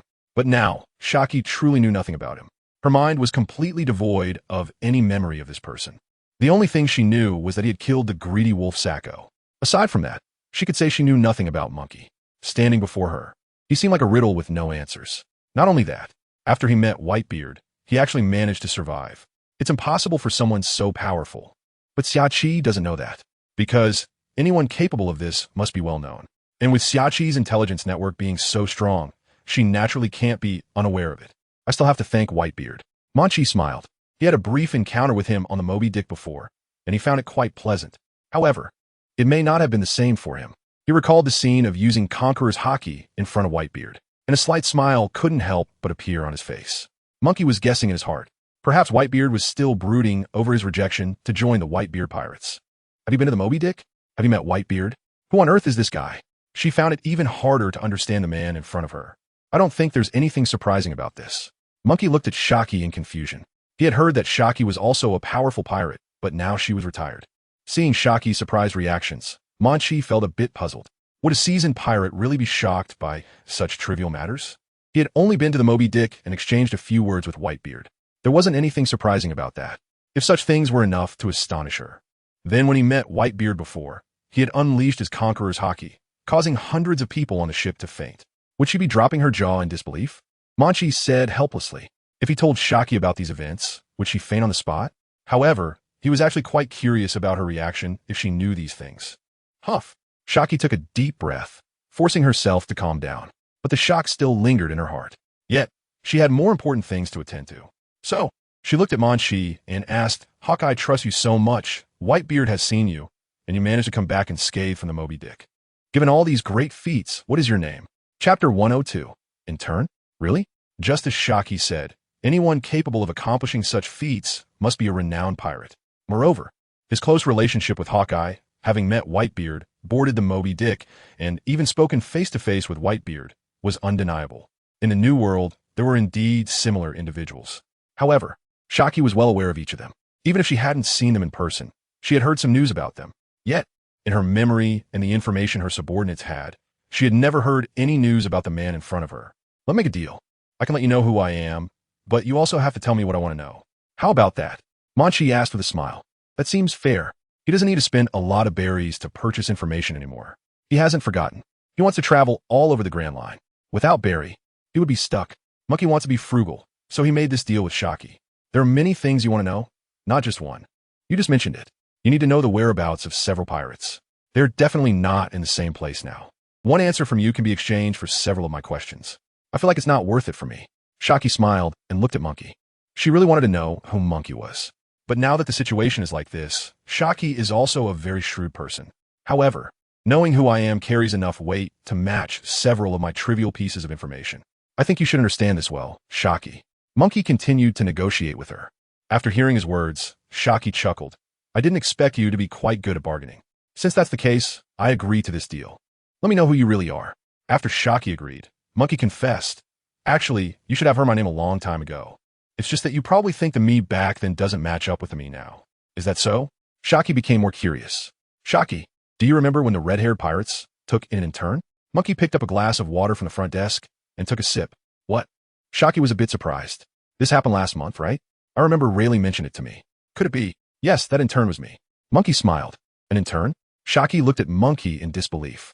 She really didn't expect that the person in front of her was the intern from before. Moreover, she found it hard to believe that Dracul Mihawk, the strongest swordsman in the Grand Line and a warlord of the sea, had such a close relationship. Not only that, no intern has ever been able to return safely from the Moby Dick and even had a direct conversation with Whitebeard. After hearing what Munchie said, Haki was shocked beyond measure. She had never thought that an intern could have such great capabilities. She recalled the brilliance that Munchie displayed at the tavern entrance. Munchie's abilities had far surpassed those of a mere intern. Not only was he very young and highly skilled in swordsmanship, but he could also instantly kill pirates with bounties exceeding 100 million berries. No intern has ever accomplished such a feat. You are the intern of the red-haired pirates? Are you trying to fool me? Haki looked at Munchie skeptically. She found it difficult to believe that an intern could have such power. Could it be that after she left the pirate group, the pirate world had changed so much? Are the abilities of interns this impressive now? Haki pondered. It is definitely true. Munchie replied firmly. Well, even if what you said is true. Haki looked at Munchie, and his sincere demeanor made her ultimately choose to believe him. Then she asked, you said Mihawk sent you to Zo to find Rayleigh. How did you meet Mihawk? From what I know about him, he is very proud and rarely associates with pirates. Moreover, Haki looked Munchie up and down. You're just an intern. Why would he trust you so much? Haki poured out all her questions. Munchie looked at Shaki's bewildered expression and then answered. He probably thinks my strength is strong enough. Really? A mere intern can impress the world's strongest swordsman? Shaki's expression became somewhat inscrutable. Not only did she now doubt Munchie's identity, but she also found it hard to understand what he was saying. Kid, don't try to fool me. Shaki's face darkened as she said in a low voice. I know that what I said you wouldn't believe, and no one would believe it. In just a month, my growth rate is so fast. Can you understand that? As soon as Munchie finished speaking, Haki was completely shocked. 30 days. This matter became even stranger. To improve so rapidly in 30 days? From a novice in the new world to a killer capable of instantly killing a pirate with a bounty of 100 million berries? No one would believe it if they heard it. No, even in a dream, it would be unimaginable. Haki had information covering the entire Grand Line. No detail escaped her notice, but she had no idea that someone's strength could break through so quickly. If what Munchie said is true, that would be terrifying. After a long while, Haki finally calmed her astonishment. She then said, I basically understand your situation. Now tell me, what news do you want to know? She organized her thoughts and then turned to the surrounding pirates who were drinking. The business is closed now. You all hurry up and get out. Haki, how can you do this? The pirates were just about to complain when suddenly a very sharp gaze shot over. It was Munchie staring at them. They immediately swallowed their words. They ran away even before finishing the drinks on the table. Today's expenses are on the house. Thank you, Xiachi. They hurriedly left Xiachi's extortion bar while talking, not knowing where to go. It was truly terrifying here. Moreover, there was a monster that had just killed the greedy wolf Seiko. They escaped from Xiachi's bar, still feeling a bit panicked. Standing at the door, they looked at the tavern's entrance. It had closed early. They didn't expect Xiachi to value this young man so much. It could be guessed that he was definitely not an ordinary person. What was his identity? They hadn't heard of him before and had never seen him. Never mind. That wasn't something they should discuss. The way he dealt with that troublemaking pirate just now looked impressive. Chapter 103. So the monster that Red-Haired was talking about is you. Inside Xiachi's bar, after driving away the drinking pirates, Xiachi turned to Munchie. Kid, if I had known you were from the Red-Haired pirates, I wouldn't have charged so much for the information. Besides, you just killed a pirate with a bounty of over 100 million berries today and even exchanged his head for a bounty. You must have quite a bit of berries on you now. As soon as she finished speaking, Munchie smiled. I still have other uses for it. All right, kid. Tell me what information you need, Xiachi said, lighting a cigarette and taking a deep drag. Since she had promised Munchie, she naturally wouldn't go back on her word. Red-Haired instructed me that if I encountered Buggy, there's a letter to be delivered to him. So I want to know Buggy's exact location right now, Monkey said. He had long thought about asking this. Buggy? Shaki was silent for a moment. This person had grown a lot. That clown with a red nose. He should have established the Buggy pirate crew by now, in the East Blue. In recent days, they should have come from the East Blue to the Grand Line. It is said that according to the intelligence, they arrived at the Grand Line intending to search for John's treasure, but it is unclear what the situation is now. She must know Buggy. He was also an intern on the Pirate King's ship. He was in the same class as Shanks, and they had a good personal relationship. However, their pursuits, are different. Therefore, the two individuals have different reputations in the New World. Carnival City? Munchie squinted his eyes, remembering it in his heart. If he passes by there, he could indeed take a look. As for whether he has the luck to see it, that will be discussed later. Then, Munchie continued to ask, besides the whereabouts of the Buggy pirates, Jesus wants me to understand the situation of his son now and want me to see how strong he is currently. Therefore, I also want to know about the movements of the Straw Hat Pirates now. After he finished speaking, Xiaqi's expression became somewhat surprised. The Straw Hat Pirates have been gaining a lot of power here recently and are very strong. Not only that, but he also has a deep connection with the Red-Haired Pirates. Monkey nodded. Jesus Burgess's child, Usopp, is a subordinate of the Straw Hat Pirates. Moreover, the captain of the Straw Hat Pirates is none other than Luffy, and even the name of their pirate crew was given by the Red-Haired Pirates. Therefore, it can be seen that the relationship between the two pirate crews is indeed very close. The Straw Hat Pirates. The current situation is that they have already left Long Ring Long Land, and their next destination, if nothing unexpected happens, should be Water 7. Xiachi told Monkey everything in detail. A glimmer of light flashed in Monkey's eyes. Now, the matters that the captain and Jesus had entrusted to him have become clearer. If they happen to pass by these two places on the way, Monkey will follow their instructions. But if things don't go as smoothly, there isn't much that can be done. After all, the world is too big.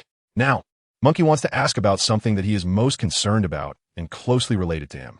Monkey took out the treasure map that Arnold had given him earlier and handed it to Xiachi. He asked, I heard there's a pirate named Rodney here. This is the treasure map he left behind before he died, and I want to know more about this person. Also, what place does this treasure map refer to? As soon as he finished speaking, Xiachi was stunned. I really didn't expect that you actually got this. Do you understand this? Munchie asked eagerly, feeling a surge of joy inside. Previously, many people had coveted the precious weapons in his collection, but after he died, no one was able to trace the whereabouts of these treasures. Gradually, everyone forgot about this person, and no one thought that would be mentioned today from your mouth. Xiachi picked up the treasure map in her hand and carefully looked at it again and again. Then, she instructed her subordinate to bring a basin of clean water. She reached out to scoop a handful and sprinkled it on the treasure map. After a while, some patterns gradually emerged from the treasure map. Sure enough, Xiachi nodded in satisfaction and returned the treasure map to Munchie. It's pretty much what I thought. After getting wet, the final answer will reveal itself. This technique is very common among pirates. Munchie picked up the treasure map and examined it closely. He asked Xiachi again, where does this ultimately point to? Xiachi looked at the treasure map and confidently said, it is the Alabasta Kingdom. Alabasta Kingdom? Monkey pondered, recalling that he had indeed heard of this place. The Carnival City in Alabasta is quite close, separated by just 2 islands. If you want to go to Alabasta, you can indeed stop by Carnival City. Xiachi suggested. This time, Monkey also gained quite a bit of information. Now, he had solved 3 of his questions. Only one remained. That is, how to meet the Dark King Rayleigh. If he could achieve this goal, it would be fantastic. Perhaps he would tell Monkey how to control the effects of the... Thank you. Monkey looked at Xiachi, sincerely thanking her. No need. We're just getting what we need from each other. I really didn't expect that an intern could be so powerful. Moreover, these abilities were actually broken through in just 1 month. It is truly amazing, Xiachi said candidly. She was indeed surprised. Monkey had grown so quickly from an intern to someone who could take down pirates with bounties exceeding 100 million berries. It was simply astonishing. Xiachi had never seen such a talented person. If you want to meet the Dark King Rayleigh, you might as well wait here for a while, Xiachi added. All right. Monkey sat at a spot in the tavern. Want a drink? It's free. Xiachi suddenly became generous. Originally, this bar was just for entertainment. Her main source of income came from selling information. Moreover, this information was very expensive. This was her real means of profit. That sounds great. Just bring me a drink. Monkey smiled. After a while, an old-looking man climbed up the stairs from outside. He has long hair and a long beard on his chin. Both his hair and beard are silver white. He wears a pair of glasses on his face. Moreover, there's a deep scar over his right eye. From his appearance, he seems like a very ordinary elderly man, the kind of person who would be overlooked in a crowd. He walked into the bar, ready to talk to Xiaoqi. Suddenly, he saw Mengqi. A glimmer of light flashed in his eyes, and then he burst into laughter. You are the terrifying intern that Red-Haired was talking about, right? Chapter 104. Can an intern's abilities be this high? Indeed, King of the Underworld Rayleigh recognized at first glance who Munchie really was. Because previously, Red-Haired had sent him a letter, most of which was about that intern under his command. Red-Haired also mentioned in the letter that he had never seen an intern with such high talent. Moreover, he attached a drawing of Munchie in the letter. Therefore, he recognized at first glance that this was the intern mentioned in the letter from Red-Haired. He still remembers the letter that said, Rayleigh, you absolutely can't imagine that 2 weeks ago, we took on a small intern. But he is like a monster. I can hardly describe how terrifying he is. You really can't imagine. Because the rest of those pirates, when learning the Conqueror's Haki, need someone to guide them before they can finally unleash it. But this intern is different. I never thought he could awaken and learn the Conqueror's Haki by himself, almost in an instant, grasping its essence without any guidance from anyone. I really think this is amazing. In just 2 weeks, he went from a complete novice to mastering the Conqueror's Haki. Based on his strength, he should now be at the level of a bounty of 100 million berries. And this only took him 2 weeks. But what shocked me even more was that I thought that was already terrifying. However, what happened next left me stunned for a long time. After he learned the Conqueror's Haki, I had Ben Beckman teach him the armament Haki. But no one expected that in just one morning, he learned both observation Haki and armament Haki. I guarantee with my character, after fighting in the New World for many years, I've never seen a monster like him. This is definitely the first time in history. I feel lucky that he is in my pirate crew. Otherwise, the consequences would be unimaginable. He would definitely stir up a terrible storm in the New World. Rayleigh took a deep breath. He looked at Munchie, his mind still recalling the words that Shanks had said in the letter. He never expected that one day, this so-called monster intern would actually come to TheAbility Archipelago. And he even found Shaki Esbar. Rayleigh never thought this day would come. A monster-like intern? Munchie's expression became a bit complicated. He never expected his captain would refer to him this way. It sounded strange. Am I really like a monster? Munchie always thought of himself as just an ordinary person. How could he be called that? Munchie thought to himself. If someone heard what Munchie was thinking, they would definitely feel envy and jealousy. This speed of power increase is called ordinary. Is there still room for people to live? Shaki, pour some drinks. Today is a day worth celebrating, Rayleigh said to Shaki, smiling. It was clear that Rayleigh was in a good mood. What do you know besides drinking? What is worth celebrating? I think it's just you wanting to drink. Shaki rolled her eyes at Rayleigh, but went to get the drinks anyway. Cough, cough. Rayleigh felt a bit embarrassed, but he didn't take care, scratching his head and saying, I can't believe that was so obvious. In a little while, Shaki brought out a barrel of wine and placed it on the table for the two of them. Rayleigh directly grabbed a small barrel of wine and downed it in one go. Then he looked at Munchie and asked, this time, what brings you to TheAbility Archipelago? I came to find you and wanted to ask you some questions, Munchie said candidly. Really? Your strength is already strong enough, and you still have things you don't know? You really overestimate me. I'm just an old man who is not useful anymore. But if I have a chance to guide you, I'd be very happy, Rayleigh laughed heartily. I've learned a new technique, but I still lack some control over it, and I want you to tell me how to control it, Munchie said. The shockwave indeed proved to be very useful in actual combat. In several battles, it caused tremendous damage to the enemies. However, he still needed to better control this power. If he could compress the range, it would be an enhancement to Munchie's strength. This way, he could deal even greater damage, rather than just causing superficial damage like when facing Cypherpaul. Before you demonstrate, let us talk about an exchange. How about that? Rayleigh said. Sure. Munchie agreed without hesitation. I can tell you how to master it, but I'm not sure if it will be useful because this technique you mentioned, I've never heard of it before. Besides that, before giving you advice, I have something I'm very curious about. Tell me about the recent developments in the New World. This will be my bargaining chip for teaching you. What do you think? Rayleigh said with a smile.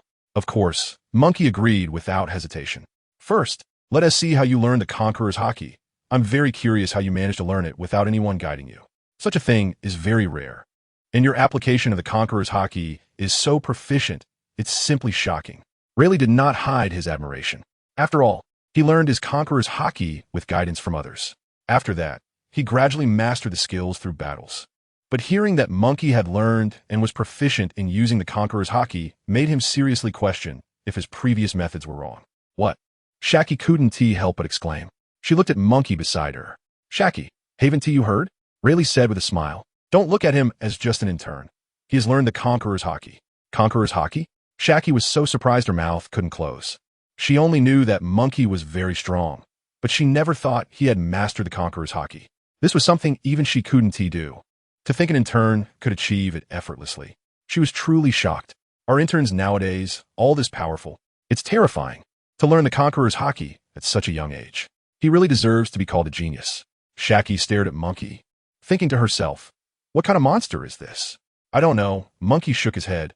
He couldn't comprehend these things. You suddenly comprehended it? Rayleigh was also shocked at this moment. It seems this intern is indeed a monster. It truly can only be explained by talent. Munchie possesses a talent and potential that no one else can match. Chapter 105. Truly a monster through the direct conversation between Rayleigh and Munchie. They didn't notice.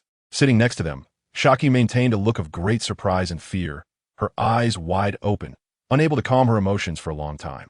She looked at Munchie with a hint of admiration in her gaze.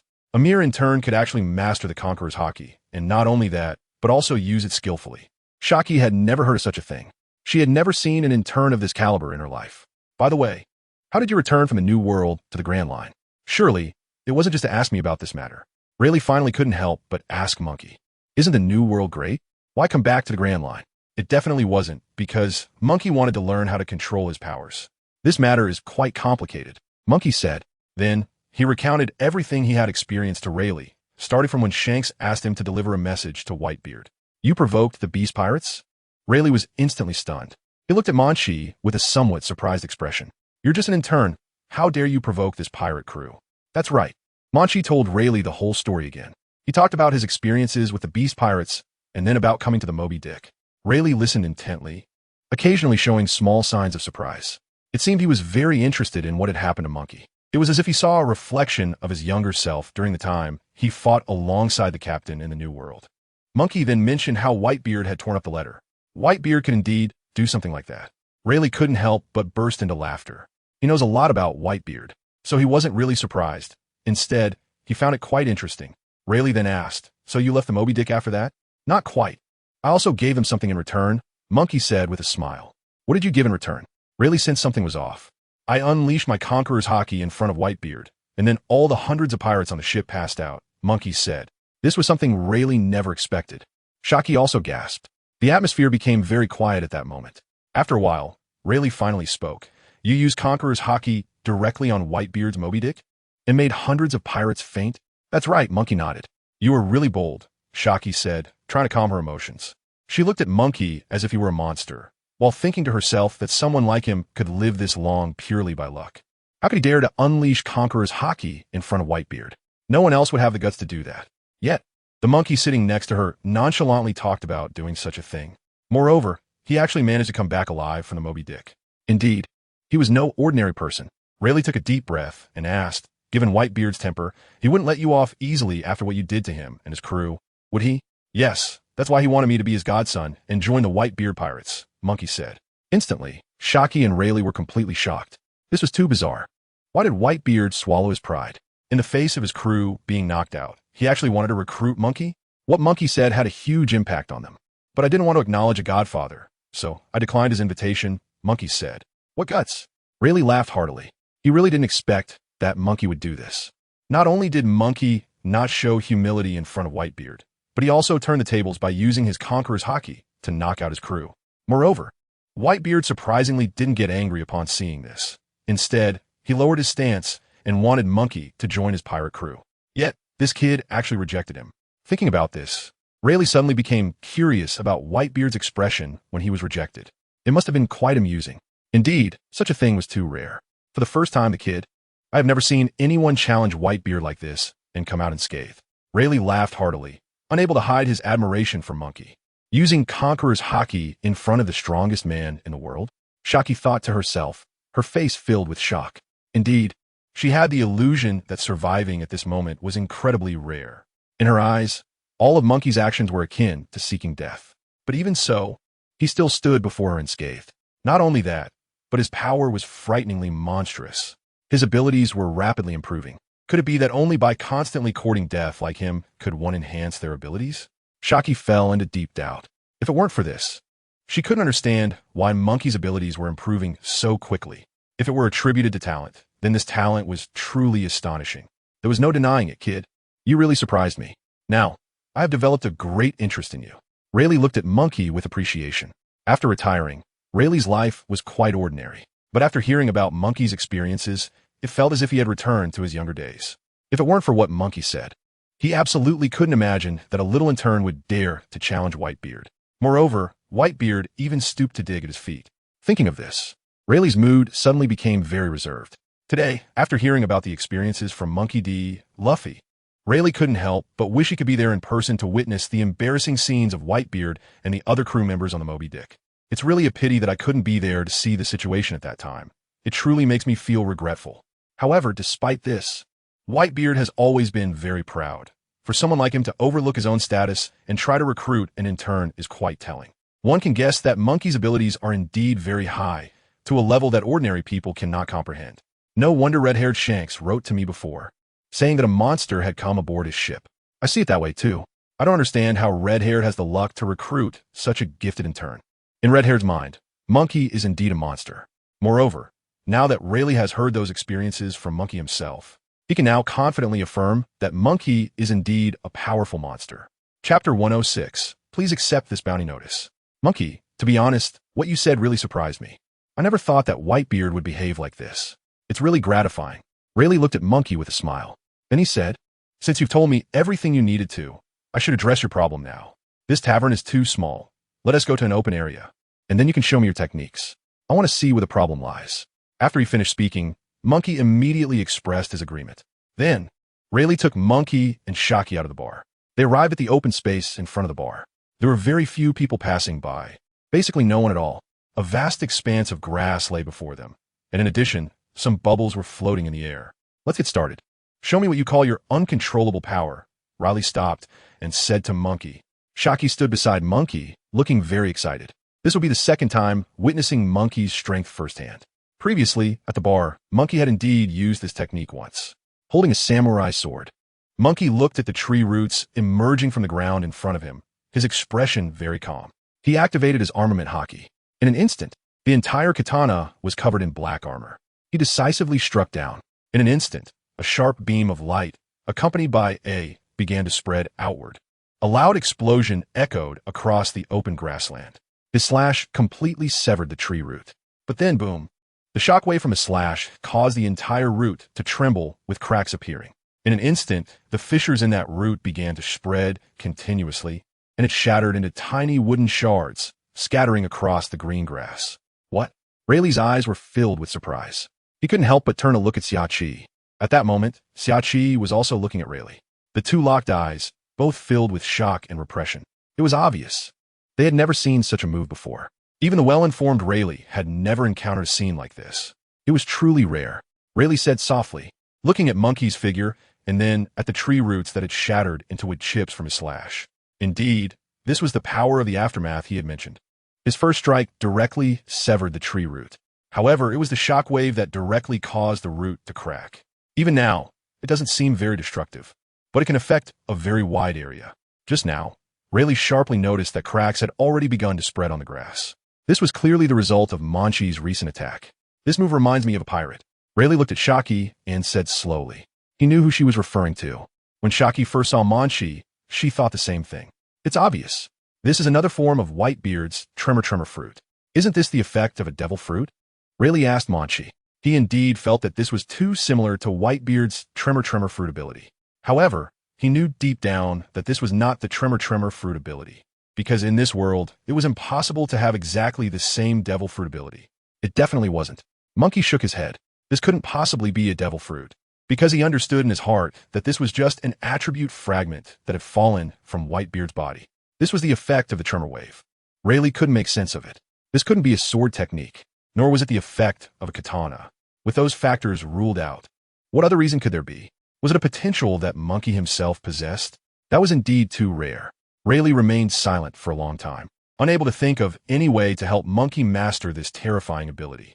At that moment, he felt somewhat helpless.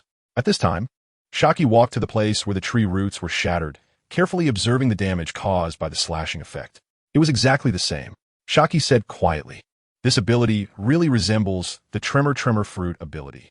If it weren't for the fact that Whitebeard was still alive, she would seriously suspect that Monkey had secretly eaten a devil fruit. What? Haki suddenly discovered something. This crack. For some reason, she suddenly remembered something. A piece of news from a couple of days ago. She recalled it. Then she hurriedly bid farewell to Rayleigh and Monkey. She rushed back to the tavern. In the box in her room, she found a bounty notice. She repeatedly looked at the information on the bounty notice. Name: Destruction Swordsman. Codename: Bounty. 300 million berries. Identity: None. Achievement: Single-handedly eliminated the bear pirate crew and 3 other pirate crews. Trait: Uses slashing attacks with residual wave effects. Attached: A bounty of 50 million berries for information on this person. Can produce shockwave attacks.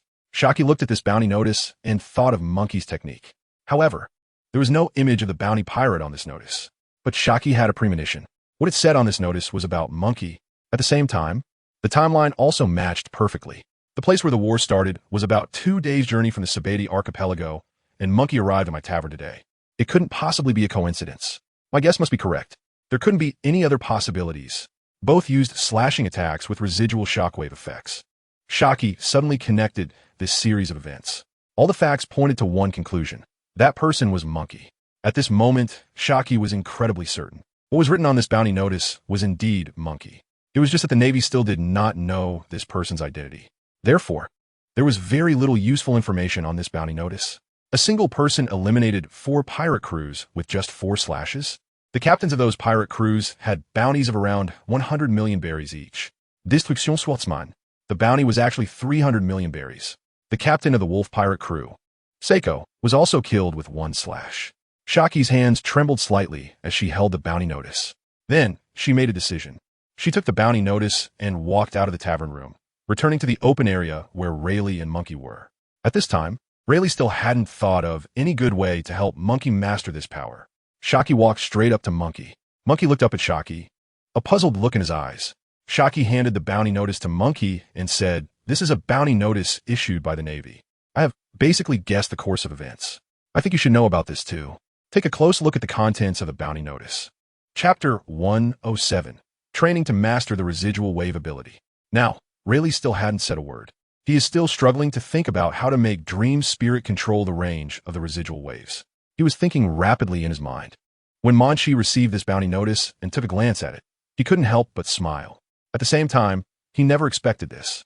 He had never thought that there would be 2 different bounty notices, both offering a reward for his assassination. One was for his position as an intern in the Red-Haired Pirates, with a bounty of only 10,000 berries. However, this one had a bounty of 300 million berries. 300 million berries. It seems the Navy takes me very seriously. Munchie smiled bitterly.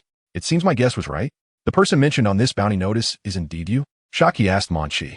There was no need to hide such things. I did kill them. Munchie nodded, confirming Shaki's suspicion. However, he didn't expect that the Navy would give him a nickname without knowing his name. The Broken Sword Master? It seems they must have checked those pirate ships and seen the effects of my attacks to have given me this title. Indeed. Haki nodded. When she first thought about this bounty notice, she probably already knew that the person mentioned was Munchie. Now she confirmed the correctness of her guess. It really is Munchie. 300 million berries, oh. Haki smiled. Not only that, if you provide corresponding information, you can get a bounty of 50 million berries, which is really tempting. Hearing Haki say this, Munchie also smiled. Indeed, when I first saw the bounty notice, I had an impulse to go to the Navy headquarters and tell them everything about me. Wouldn't that give me a lot of berries? Haki felt speechless at Munchie's whimsical thought. Rayleigh also walked over. What are you discussing? You see? Haki handed the bounty notice to Rayleigh. After Rayleigh read it, he was also surprised. You wiped out a pirate crew with 1 strike? Yes, I was in a hurry at the time, Munchie said. It seems your abilities are even greater than I imagined. After all, my impressions of your abilities came from what Red-Haired wrote in his letter. But that was 2 weeks ago. Rayleigh sighed. In such a short time, you've improved to this extent? It's really terrifying. This rate of improvement is simply astonishing. Haki remarked. Although she heard Munchie talk about many things and gained some understanding of his strength, this shock continued to impact her. If she thought about it carefully, Haki would discover an even more terrifying truth. Just 30 days ago, he was merely an intern in the Red-Haired Pirates, still a rookie. But 2 weeks later, he reached a bounty level of 100 million berries.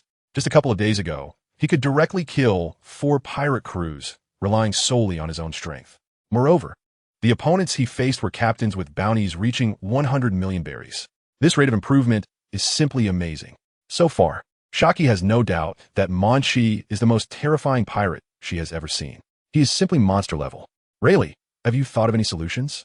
Munchie seemed unconcerned about the contents of the bounty notice. For him, the most important thing was to quickly learn to control the tremor waves. This was also his most important task at the moment. If he could compress the attack range of the tremor waves while enhancing their power, it would be a significant improvement for him. If that couldn't be achieved, Munchie thought that mastering this ability proficiently wouldn't be a bad option either. I only know the general method of cultivation now. However, I don't know how useful it is. I still need to try more to find out. Rayleigh told Munchie. This technique, indeed, he had never seen before. Therefore, there was no corresponding solution. Only through constant challenges could he find the most suitable cultivation method. I guess it would be like this. Munchie nodded, because even he himself had been troubled for a long time. The system didn't tell him how to control it. He could only ask others to help him. My solution is very simple, Rayleigh said. Practice slashing at least 1,000 times every day, even up to 10,000 times. Only through constant practice can you truly know how to master it. Moreover, I am very sure this method will definitely work. However, its drawback is that you won't know when you've truly mastered it. It could be 30 days or 300 days. Therefore, it still depends on your own choice. That's right. Rayleigh couldn't be certain when Munchie would master this control ability. I am willing, Munchie said solemnly. If he could truly achieve his goal, these would be nothing to him. Because once mastered, it would definitely be a huge improvement for his strength. Good, Rayleigh said with satisfaction. This will not only help you master the method of control, but also enhance your swordsmanship. Rayleigh, where should I practice? Munchie looked around. Clearly, this was not a suitable place. Indeed, let me think. Rayleigh pondered for a moment and said, there's a coast on TheAbility archipelago, which is very spacious and has few people. Because sea kings often appear there, you can quietly practice there. Munchie agreed without hesitation. Then they went to the place Rayleigh mentioned. Munchie activated his observation Haki and immediately sensed that many sea kings were lurking around. This is the coast where I usually fish, Rayleigh said with a smile. It seems I always come back empty-handed. Munchie replied, fishing? How is that possible? Catching sea kings would be more accurate. Get ready and start. Munchie nodded, raised his sword, activated his armament Haki, and covered the sword with armor, shining brilliantly under the sunlight. He swung his sword towards the vast sea without hesitation. In an instant, the entire surface of the ocean was sliced open by this strike, and one could even see the shadow of sea kings lurking beneath the seabed. Not only that, the shock waves began to spread across the sea surface, raising waves that surged forth. The spray flew into the sky only to fall back into the ocean in an instant. The seawater continuously rushed towards the shore, then retreated back into the sea, leaving many shells around the coastline. Thus, Monkey D. Luffy began his training life on the shores of TheAbility archipelago. Chapter 108. We will leave soon. A day later, at Shaki's bar. The bar was bustling with activity. A large group of pirates were greeting each other, downing barrel after barrel of alcohol. They exchanged stories of their adventures. Yesterday, the hyena pirates were wiped out. They had planned to go to the New World, but unexpectedly, a young man killed them all in an instant on TheAbility archipelago. Their captain, Hyena Seiko, also met a tragic end at his hands. By the way, I heard others mention that 3 days ago, there was a conflict between several pirate crews in the waters outside TheAbility archipelago. Yes, I've heard about that too.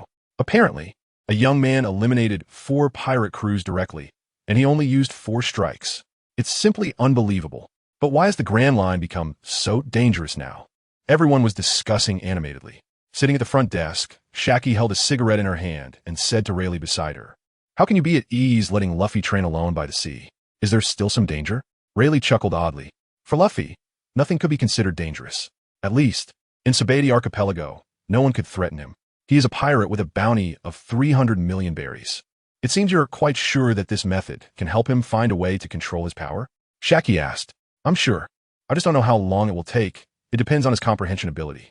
I believe this method is foolproof. At least, none of us, including everyone in the TheAbility archipelago, have seen such a technique before. Rayleigh said honestly. Shaki agreed with Rayleigh's opinion. Indeed, this technique of monkeys is truly unprecedented. If Shaki hadn't seen this power with her own eyes, she would never have imagined it. She wouldn't believe that there could be someone with such immense talent in this world. I think he should comprehend it soon, because his talent is indeed very high. Yes, perhaps he is only one step away. Rayleigh replied in a low voice. To be honest, I have seen many powerful pirates in my life, but a pirate like Monkey is the first I've encountered. Neither Shanks nor Mihawk were as impressive at Monkey's age. Shaki felt deeply moved. For her, Monkey is indeed the person with the highest talent. Rayleigh did not deny this. After all, Monkey has transformed from an ordinary person into a pirate with a bounty of 300 million berries in just 30 days. This is unimaginable for ordinary people. They listened quietly as the pirates in the bar discussed various topics. They exchanged glances and started to laugh. So far, no one had connected these events, the fall of the pirate crew and the death of the greedy wolf Seiko. For Monkey, these were relatively favorable circumstances. Rayleigh raised his drink and downed it in one gulp. He savored the glass of wine and suddenly said, "Why isn't the wine so strong anymore? I think about drinking every day, and the wine here is quite expensive." Xiaoqi shot a glance at Rayleigh. The Chambered Archipelago, on the coast. Some pirates were wandering around, gathering to chat. "Harris, have you really decided to hunt sea kings?" "Of course. Today, I'll show you what I'm capable of. After all, my bounty has already reached 40 million berries. If I can't even kill a sea king, how am I supposed to go to the New World?" Harris looked very proud at this moment. Everyone admired him. Most pirates had bounties around 30 million berries. "Harris, don't be impulsive," others were trying to persuade him. "Usually, we avoid sea kings. Are you crazy to plan to hunt them?" Harris scoffed, "You guys are so timid. I think they're just food for humans. There's nothing surprising or scary about them. Trust me." The pirates hesitated after hearing Harris's words. "Are we really going to hunt sea kings with Harris? Isn't that too risky? Hurry up. I've checked it out. There aren't many people around here. However, there are many sea kings lurking. Therefore, this place is perfect for hunting." As Harris spoke, he led the group to the coast. Then he pointed to a figure on the edge of the coast and said, "Do you see that? There's only that one person." Everyone nodded nervously, surrounding the Sea King. This matter was truly terrifying. Just wait and see. This person actually dares to be alone on the coast. If a Sea King appears, he's definitely dead. Could it be that he thinks his abilities can fight against a Sea King? He's basically walking to his death here. Just watch how he gets killed by the Sea King, and then watch me hunt the Sea King. Everyone watched the young figure from a distance. They found that the young man slowly picked up the samurai sword in his hand. What does he want to do?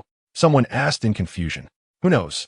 Swinging the sword at the empty sea surface looks really stupid, Harris said with a laugh. In the next moment, they saw the young figure swing the katana in his hand. At the same time, whoosh! In an instant, a dazzling beam of light burst forth from his blade, rushing towards the vast ocean before him. Almost simultaneously, this beam of light filled the vision of Harris and the other pirates. They were immediately stunned. Then, with a loud rumble, the ocean was split in two by this slash. They were all shocked, standing stiffly as they watched the scene before them. Then, the sea gradually turned a deep crimson. The surface of the water was covered with a dense mass of sea creatures' corpses. Some sea creatures were almost cleaved in half. Upon closer inspection, almost all of them were large sea creatures, each measuring over 10 meters in length. They suddenly felt a chill spreading up from their feet. None of them had ever seen such a sight. This young man was truly terrifying. It was simply unimaginable. All of this was really happening. So many sea kings. Yes, at least several hundred sea kings. Was this all caused by that slash just now? Did that young man do this? Did he kill all these sea kings by himself? Harris's eyes widened in shock, and at this moment he was somewhat panicked. Even his voice trembled. At that moment, the current brought the corpses to the shore. Munchie felt someone watching him from around, and he turned to find a group of pirates staring at him with faces full of fear. He asked, "What are you doing here?" Harris trembled as he replied, "Sorry, we were just passing through." Then, he and the pirates behind him quickly left the shore. However, this scene continued to replay vividly in Harris's mind. He would not forget this image for a long, long time. Chapter 109. The golden fragments reappear. The sea water gently rippled with the breeze. Near the coast, if someone were to witness this scene, it would be unforgettable for a lifetime. The entire shore was densely covered with the bodies of sea kings. Blood had almost dyed the whole coast a deep red. The sea breeze carried a heavy scent of blood. Many of the sea king bodies had been cleaved open from the middle, clearly revealing their innards. From a distance, it was nearly impossible to count how many sea kings had perished on this shore. In the nearby waters, many sea kings were watching the young man on the beach. Then they deeply submerged into the sea. They all fled from this place of turmoil. Monkey stood on the edge of the coast, somewhat confused by the group of pirates that had just appeared, but he did not dwell on it. He looked back at the vast sea before him. Just as Rayleigh had said earlier, this place was sparsely populated. Yet, there were still some reckless pirates attempting to kill the sea kings with their own strength. Just as had just happened, they arrived here full of confidence, ready to hunt the sea kings. Unexpectedly, A young man in front of them killed more than half of the Sea Kings in the water with just one sword strike. Munchie stood alone by the sea, surrounded by the corpses of the Sea Kings. The samurai sword in his hand shone brightly in the sunlight. This scene was truly terrifying, causing everyone to quickly distance themselves from this shore. They had never seen this scene before. The Sea Kings were extremely ferocious creatures to them. But why did they die so easily under his knife? The method that Rayleigh told me about is indeed feasible, but I don't know how long it will take. He also can't give me an exact time. It could be 1 day, 3 days, or even 300 days. A glimmer of light flashed in Monkey's eyes as he pondered a question. Based on yesterday's demonstration, he has already noticed that his mastery of swordsmanship has become much more proficient. However, even so, he still cannot control the range of the tremor waves. It is difficult to find the attack trajectory of the tremor waves, let alone use them proficiently. He still needs to continue honing his swordsmanship. Monkey looked at the sea in front of him, picked up the katana in his hand, and began to cover the entire blade with Haki. The katana shone brightly under the sunlight, emitting a black glow. He launched another attack at the sea before him. A slash erupted instantly from the blade, rushing towards the vast ocean ahead. The sea surface was split once more, revealing the creatures of the seabed to Monkey's sight. In an instant, they were annihilated. Splash! The seawater sprayed high. The shockwaves began to spread across the area. Even the coastline where Monkey stood started to crack, extending in all directions. The waves fell back to the surface of the sea, gradually restoring the tranquility of the past. Just now, that feeling. Monkey seemed to sense it. He seems to feel a different sensation from wielding the knife compared to before. It's quite wonderful. It's as if he captured the trajectory of the attack. However, it was just a feeling. He couldn't present it more specifically. Thus, when he recalled it, he had almost forgotten the details of the attack trajectory. So, he began to swing his sword again. At that moment, the sea stirred up huge waves. Indeed, this was the trajectory of this attack. Monkey dropped his katana, his eyes shining with a sense of relief. He delivered another slash. The feeling intensified. This time, he clearly sensed that he could capture the trajectory of the vibrating attack. How to control it? Even if I managed to capture it, what difference would it make? Monkey pondered. He stood at the edge of the coast, watching the waves continuously crashing onto the sand beneath his feet, completely motionless. Munchie sensed that he was very close to mastering the method. However, he was still one step away. It was still difficult to grasp. Munchie sighed, and then, in a frenzy, unleashed a series of slashes at the vast ocean before him. The entire sea surface was instantly torn apart. Everywhere his eyes could see was almost split in two. If there were anyone passing by, they would surely be stunned by the scene before them. It was simply too terrifying. The sea surged, creating waves over 100 meters high. As the waves crashed back onto the sea surface, a massive rainbow appeared in the sky. Munchie stood in place, deep in thought. Just then, he heard the sound of footsteps approaching from a distance. He didn't look back, but just by relying on his senses, he knew who was coming. Still, it was a little bit off. Monkey shook his head and said to the person coming, "Don't be anxious. You'll know the answer soon." Rayleigh smiled and said, "When I was your age, I was just an ordinary pirate, but you're already a swordsman with a bounty of 300 million berries. You are much stronger than all the other pirates your age. Don't be impatient. Many things, the more you force them, the less likely you are to achieve your goals. If you can't figure it out, why not come fishing with me? It will help you relax." Monkey nodded in agreement to Rayleigh's invitation. The two of them took their fishing rods and sat on a wooden raft in the center of the sea. They all remained silent. Munchie felt a fish on the line and immediately reeled in the fishing rod, his movements very decisive. The fish had also returned. A meaningful smile appeared at the corner of Rayleigh's mouth. He glanced in the direction of the coast. There were countless corpses scattered everywhere. He knew in his heart what had happened. The Sea Kings had all been killed by Monkey, and naturally, the fish had returned. It was just like that. It seemed he was still too young. He couldn't find any other pirates of his age with such strong power. He was also unsure where Shanks had encountered this monster. Rayleigh thought to himself. He held the fishing rod in his hand and said nothing. Fishing wasn't about catching fish. It was just that this feeling of leisure and tranquility was too enjoyable. The sea breeze blew past him, very refreshing. The wooden raft floated on the surface of the sea with the wind. However, it didn't affect the two of them fishing. Here it comes again. A wave of joy swept through Monkey's heart. Suddenly, he heard the familiar voice of the system by his ear. Ding! Gold fragments dropped near the owner. Would you like to collect them? Monkey immediately stopped his actions. Unbelievable. Here it comes again. Excitement flashed in Monkey's eyes. He looked at Rayleigh, who was still fishing beside him, and felt a surge of joy in his heart. He never expected that a gold fragment would drop from Rayleigh's body. Collect. Munchie was very eager to know the function of this gold fragment. What function would the gold fragment obtain from Rayleigh's body have? Collection successful. The gold fragment grants 3-color Haki LV5, attribute points 20. Would you like to learn it? Munchie was extremely excited. It seemed that this time his strength could be greatly enhanced. Chapter 110. I also understand red-haired. Who would have thought that a gold fragment would drop from Rayleigh's body? And it was even attribute points for 3-color Haki. It seems that this time he could significantly increase the level of 3-color Haki, and his strength should improve a lot. Munchie was very excited inside. He took a deep breath, trying hard to calm the excitement in his heart. Indeed, Munchie never expected to unlock the attributes of the 3-color Haki from Rayleigh. Although his current abilities were not particularly lacking, they still paled in comparison to those of stronger individuals. However, by a stroke of luck, he actually unlocked attribute points for the 3-color Haki. This would certainly lead to a significant leap in Munchie's Haki. This time, arriving at the Sabiti archipelago, even if he couldn't master the use of the tremor wave, he was already very satisfied to have obtained the golden fragment. Munchie smiled. Indeed, this golden fragment could compensate for all the wasted time from his previous efforts. Not only had his 3-color Haki abilities improved, but he also received 20 attribute points. This was truly wonderful. A glimmer of excitement flashed in Munchie's eyes. Not only had the strength of the 3-color Haki increased, but he also received so many attribute points. The attribute points could be allocated freely in any attribute category. This meant that if he allocated all 20 attribute points to one category, the strength of that attribute would experience a tremendous boost. It was such a surprise. This was truly an unexpected joy. Without hesitation, Munchie said, "Start learning." As soon as he finished speaking, a familiar warm current spread throughout his body. He felt enhanced. Munchie deeply sensed the changes within his body. His mastery over the 3-color Haki had become much more mature. Without a doubt, Munchie opened the attribute panel.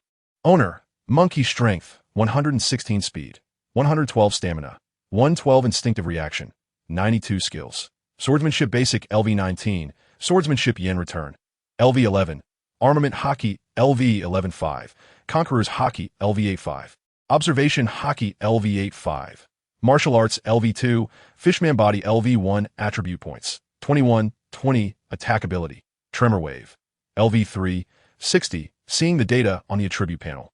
Munchie couldn't help but break into a smile, especially since the armament Haki had already reached LV11. The armament Haki that Munchie possessed was now vastly different from before. Not only the armament Haki, but the abilities of the Conqueror's Haki had also significantly improved, including the observation Haki. The enhancement of these 3-color Haki abilities brought a tremendous boost to Munchie's overall power. Even the levels had multiplied. His strength can greatly increase. This also includes 21 usable attribute points. Munchie's eyes narrowed into a slit. He was pondering over something in his mind. With so many attribute points, how should he allocate them? If he distributed the points evenly among each attribute, it wouldn't be very useful for him. If he invested all points into one attribute, it was obvious that the skills would be greatly enhanced. Rayleigh, I want to try the feeling of fighting with you. Munchie turned to Rayleigh and said, "Fighting with me?" Rayleigh was taken aback for a moment, then smiled and said, "Sure.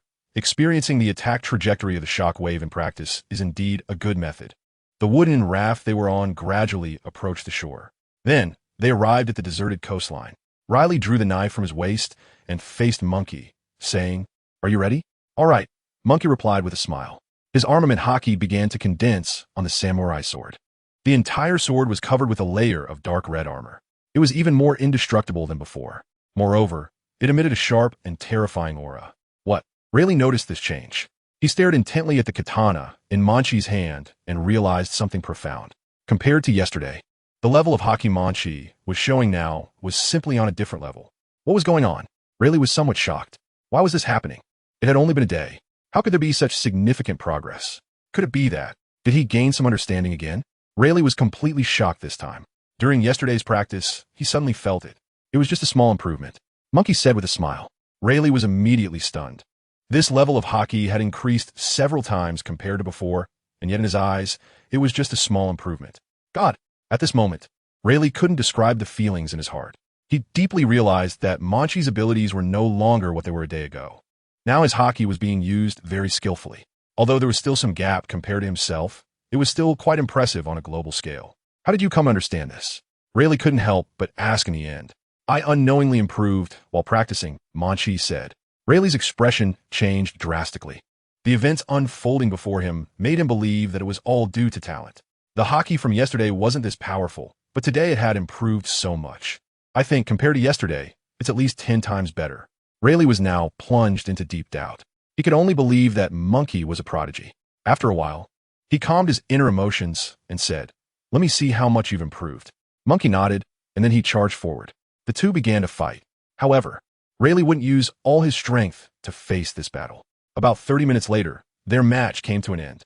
Rayleigh appeared to have no injuries, but the shock on his face was undeniable, because he realized that during the earlier fight, not only had Munchie's armament Haki improved, but his observation Haki and Conqueror's Haki had also significantly increased.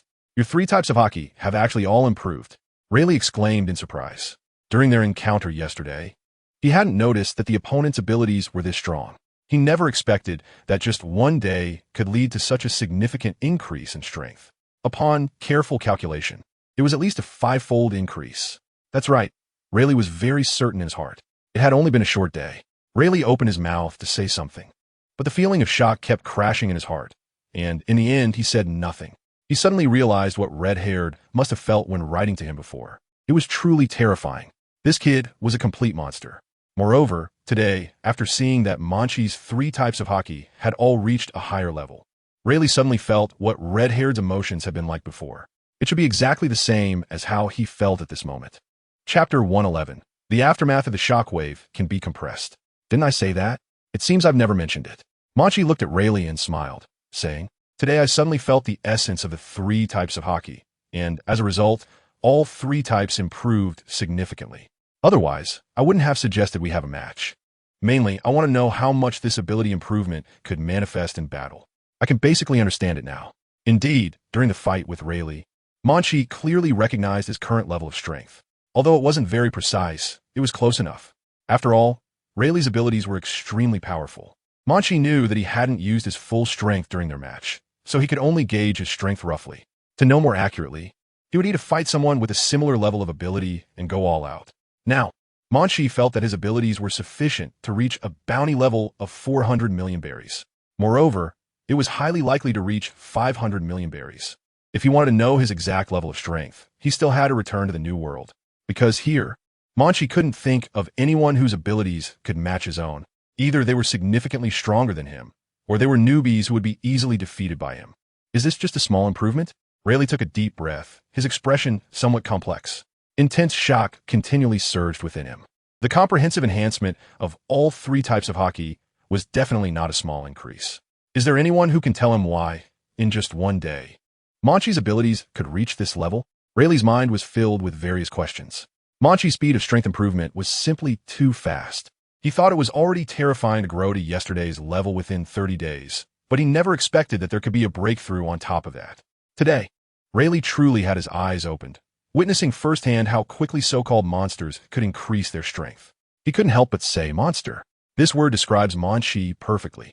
Rayleigh, perhaps in the next 3 days, I can master the power of the, not just proficiently using it, but maybe I can also compress the power of the attack based on that. Munchie frankly told Rayleigh, only by compressing the power of the residual waves can a greater power be released. By controlling the range of this to a smaller area, the generated power can also be compressed to a specified target, making its attack more penetrating. This is also Munchie's ultimate goal. I want to be quiet for a while. Rayleigh suddenly became somewhat taciturn. It was just too frustrating. He had come excitedly to fish, but instead encountered such a situation. Rayleigh silently left the coast without a word. In Munchie's line of sight, he gradually faded away. Is it necessary? Munchie was somewhat speechless, standing alone by the shore. Then, he turned to face the vast sea, picking up his katana. He used Haki to cover the entire blade. A red armor enveloped the katana, and Munchie could clearly feel that this time the Haki had greatly improved compared to before. It was a complete transformation. The observation Haki began to expand around him. Then Munchie activated his Conqueror's Haki. In an instant, the entire surface of the sea trembled violently. Now, you should try to see how to compress the power of the shaking waves. A glimmer of brilliance flashed in Munchie's eyes. He already has a preliminary idea in his mind. If this idea is realized, it should generate tremendous power. However, if it fails, the aftermath will likely become even more uncontrollable. It's a gamble. Munchie has made up his mind. System, Upgrade all attribute points in Shockwave. This is Monkey's inner thought. He plans to raise the level of the as high as possible to gain more powerful strength. If this method doesn't work, then undoubtedly, it will cause damage over a wider area, affecting more regions. It's like a gamble. Whether it will succeed hinges on this one statement. If successful, Monkey's abilities will surely see a significant leap. If it fails, it will only mean that more areas will be affected during Monkey's battles. But it won't impact his own abilities. Moreover, increasing the range, in a way, enhances Monkey's abilities. Upgrade successful. Attribute points fully used. Level increased. Completion of increase. Current level, LV10. Total attribute points consumed, 21. Level, exceeded? Monkey is somewhat surprised. This is indeed something he never thought of. The level has directly reached level 10. Going from level 3 to level 10 is an unexpected delight. Although he spent so many attribute points, the increase in level is enormous. At the same time, Monkey feels that his body is beginning to change. He is intoxicated by this power. A hint of a smile blooming at the corners of his mouth. Will he succeed this time? He opened the attribute panel without hesitation.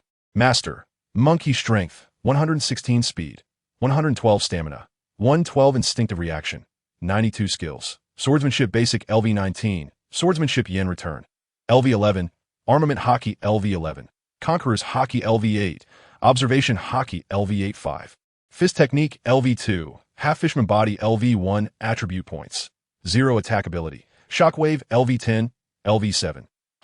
The data on the attribute panel made him feel like his heart stopped. Whether he could succeed depended on this moment. Monkey took a deep breath. He raised the katana in his hand. He swung his knife at the vast ocean in front of him without hesitation. Boom!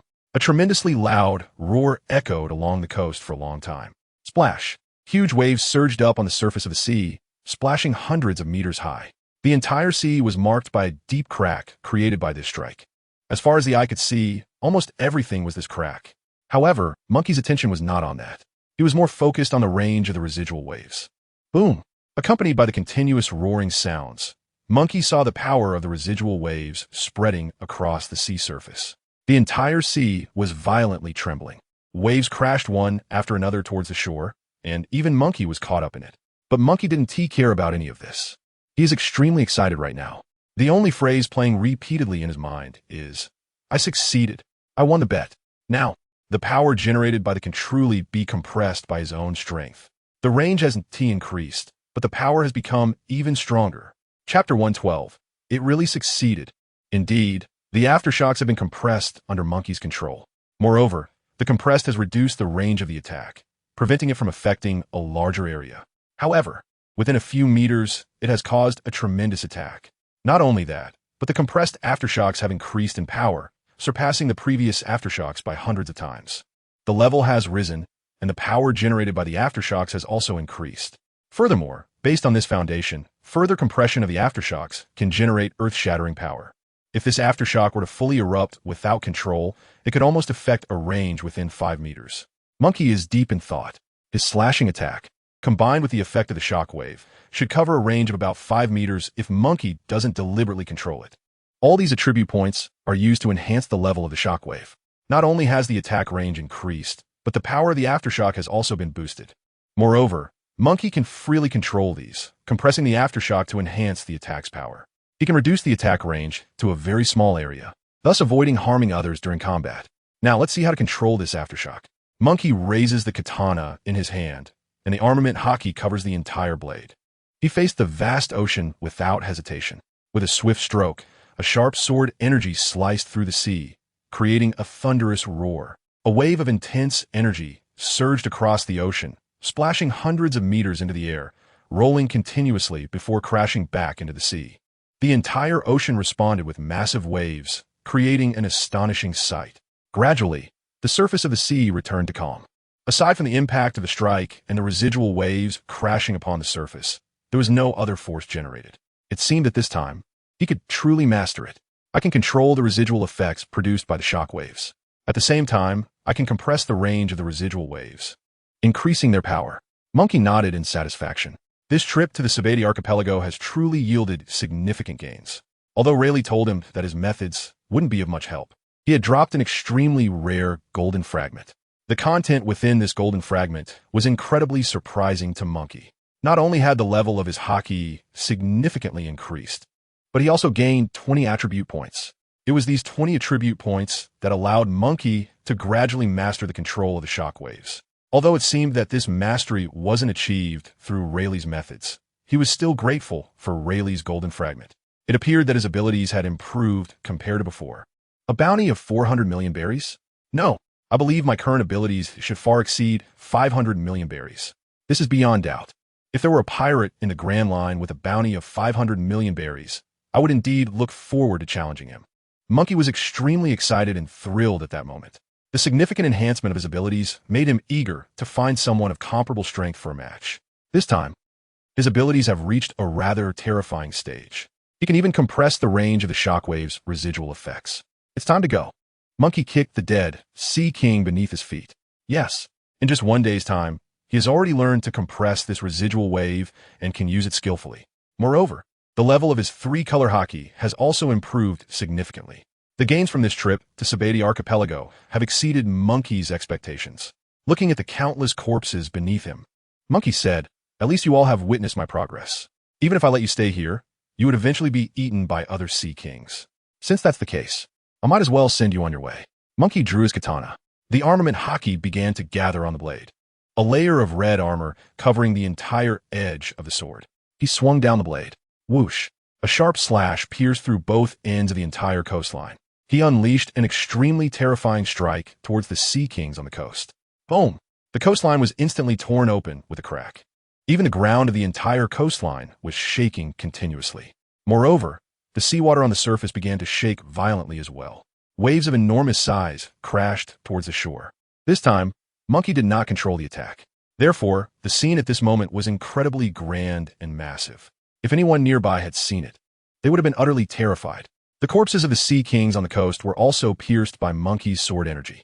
At the same time, the shockwave generated by the tremor directly covered all the corpses of the Sea Kings on the coast. In an instant, they disappeared, turning into a massive rain of blood. Not even bones were left, only the fresh blood flowing on the ground, looking extremely horrifying. A strong smell of blood filled the air.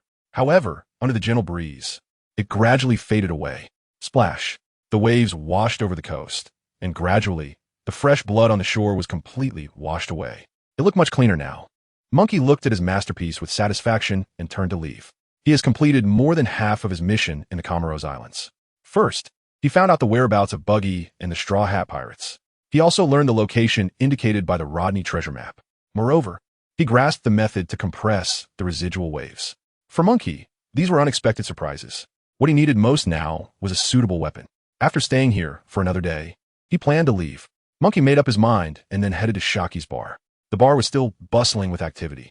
Shaki was sitting at the front desk. Back already? When he saw Rayleigh return earlier, his expression was very dejected. Therefore, Shaki was now very curious about how Munchie was doing. Yes, he had done it. Munchie looked very happy. Things didn't happen overnight. Shaki stared at Munchie, momentarily taken aback. What? What did you just say? You did it? What does that mean? Shaki seemed to not have reacted yet. That's right. I can control the range and power of the residual wave attacks.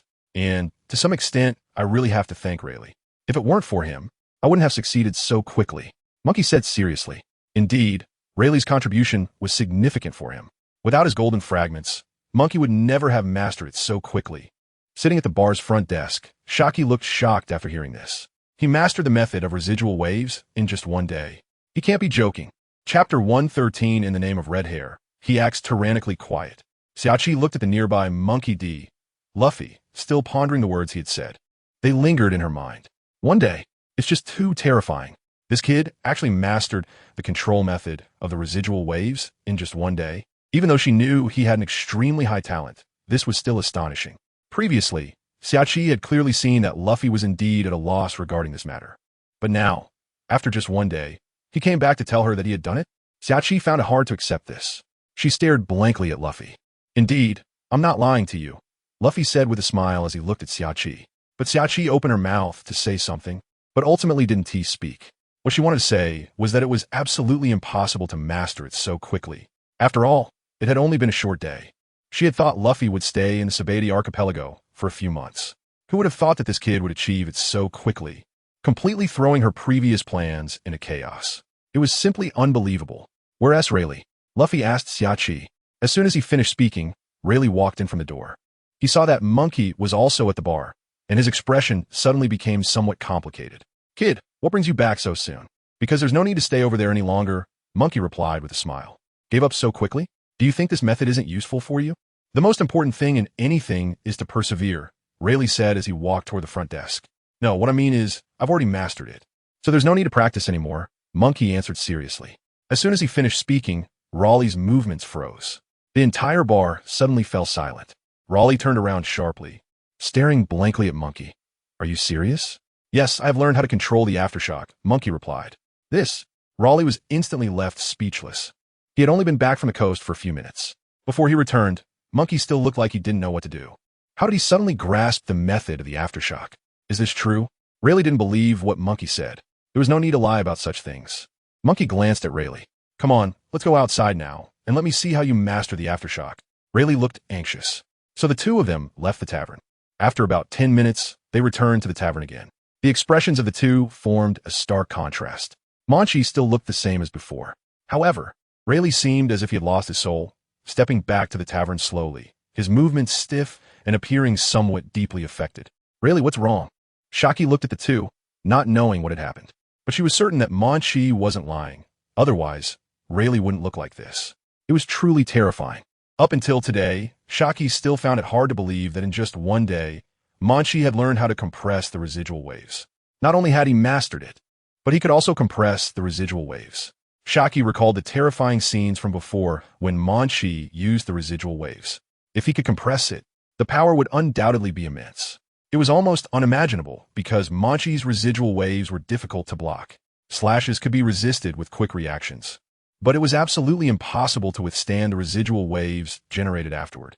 Haki took a deep drag from her cigarette, feeling deeply shocked. She and Rayleigh remained silent together. What are we going to do next? Rayleigh asked, calming his emotions. He felt that with Luffy's character, he wouldn't stay here for too long.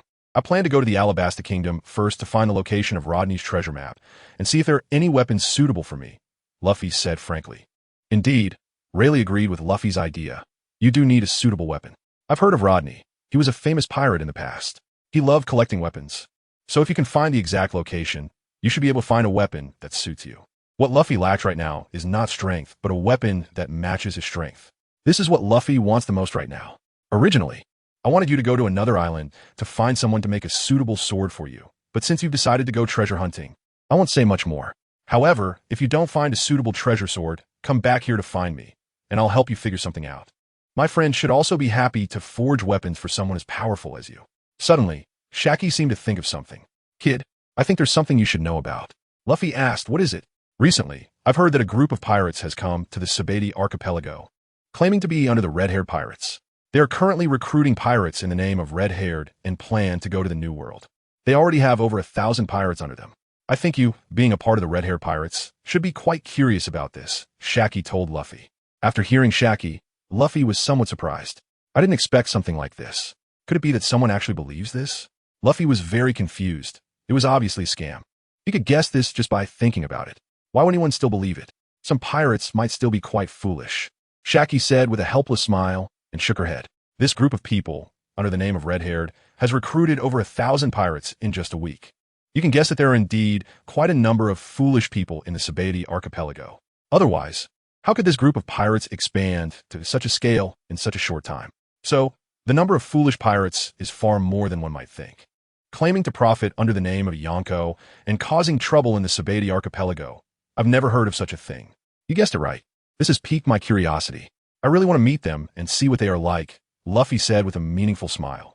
Do you know where they are now? They are currently at the square in Area 21 of the TheAbility archipelago. I guess they are still recruiting over there. It seems many pirates believe what they are saying. The title of Yonko seems to be really effective. It hasn't been long, and they've already gathered so many pirates under their banner. If this situation continues to develop, the Navy headquarters should discover this matter soon, and at that time, there will definitely be many Navy officers coming to suppress this. However, I still want to go see them. It should be quite interesting. Chapter 114. A monster has arrived. Recruiting and deceiving in the name of a Yonko. The Navy will naturally not sit idly by. Not to mention, they're just recruiting under the banner of a Yonko in the TheAbility archipelago. Even if they were truly Yonko, the Navy wouldn't let them go. How could a Yonko recruit crew members in the Grand Line? It's simply a huge joke. The New World is not their jurisdiction, but the Grand Line is a stronghold for the Navy. How could they allow New World pirate crews to cause trouble here? I have never seen anything like this. Since it has come to this, I will go see what kind of people they are. A smile appeared on Luffy's lips. He is too curious. Who on earth is this person to be so bold? They must have considered the consequences of doing this. The title of the Four Emperors is still quite prestigious in the Grand Line, Haki joked. This is indeed a fact. If it weren't for their claim to be Four Emperors, how could they have attracted so many people in just a few days? Everyone is drawn to red-haired Shanks. Even if they aren't really Four Emperors, many people still flock to them.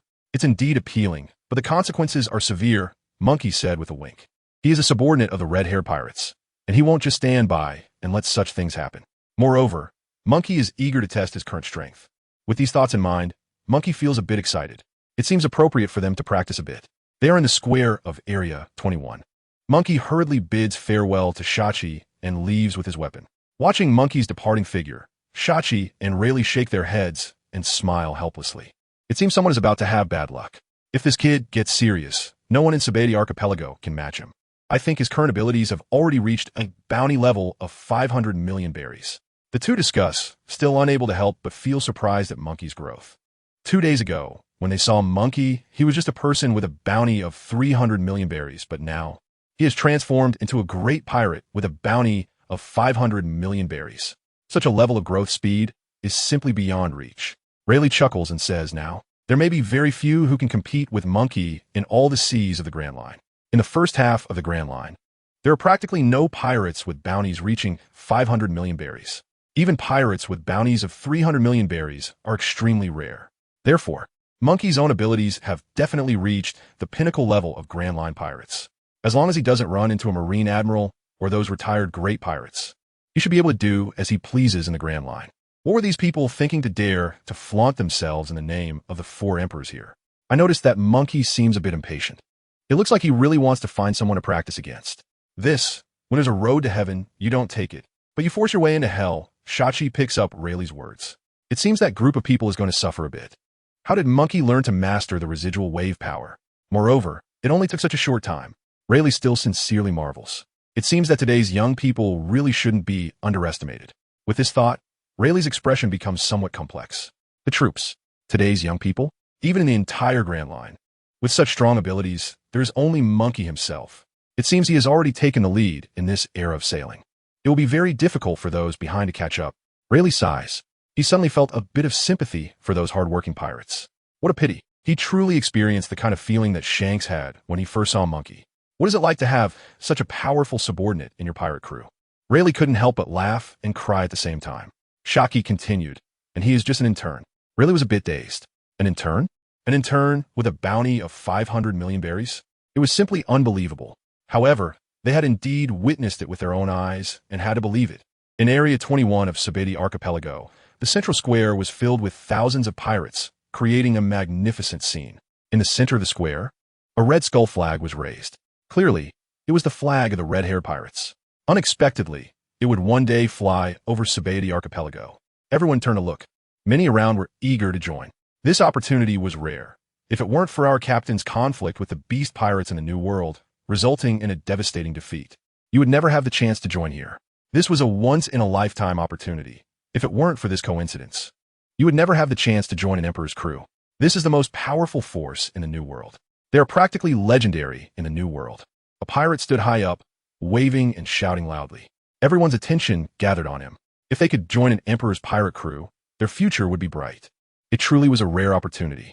If it weren't for this defeat, how could such good fortune arise? Now, the opportunity had come. This is the red-haired pirates. The onlookers were discussing among themselves, all influenced by the shouting pirates' emotions. More and more pirates gathered, forming a sea of people. Meanwhile, among the crowd, 3 pirates watched coldly. These idiots were truly foolish. The 3 were the magician Kaji, the master of lies Pabu, and the thief Eglos. That's right, they were the ones who planned this incident. Moreover, their bounties were all over 100 million berries, with the highest being the master of lies Pabu, whose bounty was 190 million berries. The purpose of their actions is to thoroughly tease the Navy in the TheAbility Archipelago, where pirates are rampant, before heading to the New World. That's it. For this reason, they also impersonated the name of the four emperors. However, they believe that Kaido, Whitebeard, and Charlotte are not people they can provoke. But on the bounty poster, the red-haired pirates are the least concerned about such trivial matters. Even if they are here using the name of the red-haired pirates, it shouldn't have any impact. Simply put, they won't care about such small things at all. Therefore, for them, the red-haired pirates are the best hype. However, they are completely unaware of Monkey's arrival in the TheAbility archipelago and do not realize that danger is gradually closing in on them. Because the decision they perceive as relatively safe has attracted a truly terrifying figure. His bounty has now reached a staggering 500 million berries, a great pirate. Chapter 115. The terrifying person has arrived. In the central square of Area 21 of the TheAbility archipelago, a crowd of spectators and eager pirates gathered around. At a glance, there were many with bounties reaching 80 to 90 million berries who were also drawn to this news, clearly eager to join this group. The name of the four emperors is well known throughout the Grand Line. In less than half a day, nearly 2,000 people have already joined. However, with such a grand scale, it's obvious that the Navy is secretly keeping an eye on this place. Nevertheless, the planner is also very eager to witness this scene. They just want to attract the attention of the Navy. Otherwise, how can they achieve their goals? Kachi, let's see how many people we can recruit in the end. The thief Agros, with a bounty of 150 million berries, asked. He looked at the bustling crowd in front of him, feeling somewhat excited. The surrounding pirates, who were extremely agitated, seemed very foolish to him, and a hint of mockery appeared on his face. If we count it by the day, we can probably attract more than 5,000 pirates. Kachi the magician thought for a moment and said, 5,000 people. Agros's expression showed some longing. If our pirate crew really had the ability to recruit so many people, then going to the New World would mean we have a considerably strong crew, right? Can we compete with the four emperors? The remaining two also showed expressions of yearning. They are now brewing a bolder idea. Among the three of them, the lie expert Pabu has the highest bounty, which is 190 million berries. The second is the magician Kachi, with a bounty of 160 million berries. Lastly, there is the thief Eglos, whose bounty is 150 million berries. However, their high bounties are not defined by their strength, but rather by the numerous bad deeds they have committed in the Grand Line. Their reputation is very poor, which is why the Navy has assigned them such high bounties. Therefore, the Navy despises them deeply. Look at those people around. They're simply too foolish. Eglos looked at the ignorant pirates around him and sneered coldly, his expression full of disdain. These idiots think they can join the Yonko's pirate crew? Dream on. They merely use some tricks to confuse them, making them believe it to be true. Therefore, in the eyes of the three of them, these people are truly foolish. Even if they don't believe our lies with their capabilities, it would be very lucky for them to survive 3 days in the New World. Indeed, it is surprising that such foolish words would be believed by them. They're discussing. Their own subordinates have someone specifically assigned to recruit pirates, so they do not need to show themselves. What they need to do is wait for the Navy to arrive. According to the current trend, they should be able to achieve their goal soon. As long as they hold on for one more day, they can gather 5,000 pirates. By that time, even if the Navy comes to suppress them, they are not afraid, because these foolish pirates will fight the Navy for them. This is also their ultimate plan. They don't even need to let others know who they are to deliver significant blows to the Navy. It's obvious. They also cannot reveal their identities. Because of this, the Navy will attack them even more fiercely, and perhaps they will be unable to reach the New World as a result. So they can only manipulate everything from behind the scenes. It can be referred to as a trial to join the red-haired pirates. If they fail, they cannot be recruited. In that case, they will definitely do their utmost to fight against the Navy. They believe wholeheartedly that this plan will be executed perfectly. Pablo, look, there are even more people now. There are many bounties approaching 100 million berries inside. I didn't expect they would actually believe such things. The feeling of pulling a prank is just too exhilarating. Agros's expression was very excited. This is nothing. With our abilities, we can definitely achieve great things in the New World. By then, our opponents won't be the Navy anymore, but the four emperors. Pabu's eyes were filled with ambition. The four emperors. The other two were also very eager. In the New World, they won't have to suffer the constraints of the Navy. There, the seas are managed by the four emperors. If they can become one of the four emperors, it means they will control a quarter of the power in the New World. Big brother, should we select a group of strong individuals from here and take them to the New World? Kaji suggested. They're going to the New World and need some manpower. There are quite a few people here with bounties exceeding 100 million berries, who can indeed serve as their capable subordinates. This plan can be considered, but we must select the smartest ones. Anyone with a bounty over 80 million berries should be taken into account. As for those below 80 million berries, let them fend for themselves. As pirates, it's foolish to trust what others say so easily. Even if they hadn't encountered us, they would have met a terrible end anyway. Pabu said coldly, even in the Grand Line, it is a world where the weak are preyed upon by the strong. In the eyes of the three of them, the pirates in front of them who wanted to join the crew were all foolish. Although there were some infamous pirates with a little reputation in the Grand Line among them, they still believed this lie. Brother, I've spotted a few. There are 10 people here whose bounties are close to 100 million berries, Aglos said to Pabu. Then let's count them. I think there should be many more wanting to join at the back. During their conversation, a young man holding a samurai sword came into the crowd. Munchie saw the densely packed pirates from a distance. It was hard not to notice. He didn't expect so many people. Munchie was somewhat surprised. Given the current situation, they had recruited far more than 1,000 people Shaki mentioned before. It was even likely to exceed 2,000. There were probably around 3,000. It seems Shaki was right. Being associated with the four emperors is indeed quite appealing in the Grand Line. Munchie squinted his eyes, his gaze weaving through the crowd.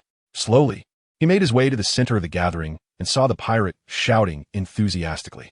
Munchie activated his observation Haki and sensed that this was just a low-level pirate. Even if he wasn't the instigator, he could still provide some information, which would help Munchie understand who was really pulling the strings behind the scenes. Munchie smiled. Nearby, Pabu, Aglos, and Haki were calling out to each other. At this moment, they were still completely unaware of what was about to happen. A powerful monster was secretly approaching them, lurking in the shadows. Chapter 116. What a coincidence. Joining a four emperors pirate crew is quite rare. Everyone should not miss this opportunity. If they do, they might never get another chance like this in their lifetime. After all, joining the four emperors relies on strength. The pirate standing at a height had an exaggerated expression, trying to attract more pirates. His voice was loud enough to be heard throughout the entire square. At this moment, Munchie slowly walked up to him and asked, I want to know, how can I join the Yonko pirates?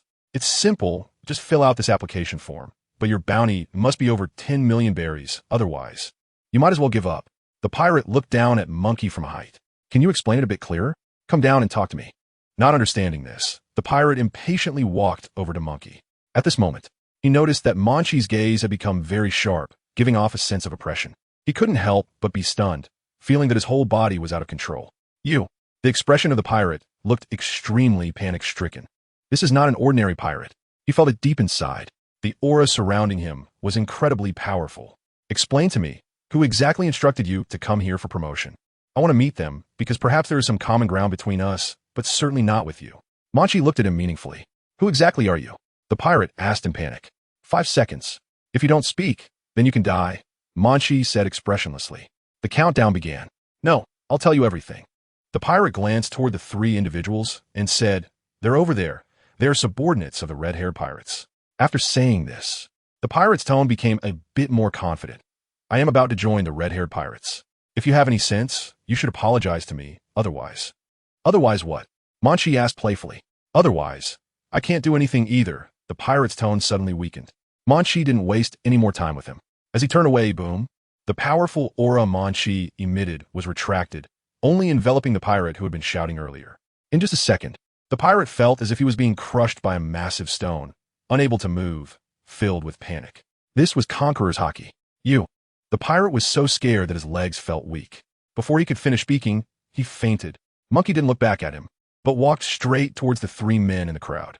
They were still discussing among themselves and hadn't noticed Munchie's presence until the crowd began to exclaim, discovering that someone had fainted. They had just stopped discussing and turned to see that their subordinates had actually fainted on the ground. Suddenly, their faces started to look a bit unpleasant. Who is it? Pablo asked coldly. They saw Munchie coming towards them. What? Pablo's expression changed slightly. The atmosphere around seemed a bit off. A sense of foreboding enveloped his heart. Big brother, what's wrong? Haki and Agros still didn't know what had happened. I'll go ask. Pablo's eyes were fixed on Munchie, radiating an aura that surrounded him. Kid, what just happened? Why is he unconscious? The three of them stared intently at Munchie. All three were pirates with bounties exceeding 100 million berries, so their aura was quite powerful. If an ordinary pirate stood among them, they would have been scared out of their wits. However, Munchie remained expressionless, even smiling slightly. Are you talking about that fainted rookie? Rookie? The expressions of the three were somewhat confused. They vaguely felt that the young man in front of them was very different from the pirates they had encountered before. Whether in demeanor or posture, everything was different. Even facing the three of them, he still appeared very calm. This person was definitely not ordinary. Not good. Pabu's expression became serious. The other two agreed, as they also sensed this difference. What exactly are you here for? Kaki's eyes were fixed on Munchie, revealing a hint of killing intent. I just want to ask you some questions. You don't need to be so tense. If I find out about these things, you could decide about Yi Hao afterward. Munchie looked at their hostile expressions and couldn't help but find it amusing. Teach you? Agros said coldly, kid.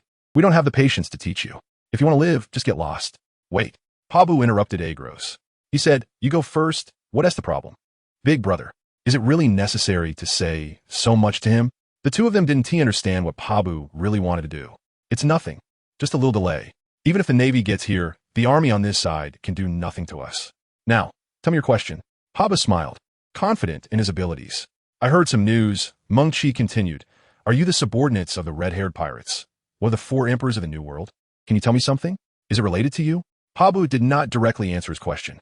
It's not related. I just want to know. Munchie continued. We are all subordinates of the red-haired pirates. Do you understand now? If you get in our way, it will be very difficult for you to survive in the New World. Pabu said coldly. What a coincidence. Munchie laughed and clapped his hands. What coincidence? Pabu asked. I never thought that coming from the New World to the Grand Line, I would actually run into someone from the red-haired pirates.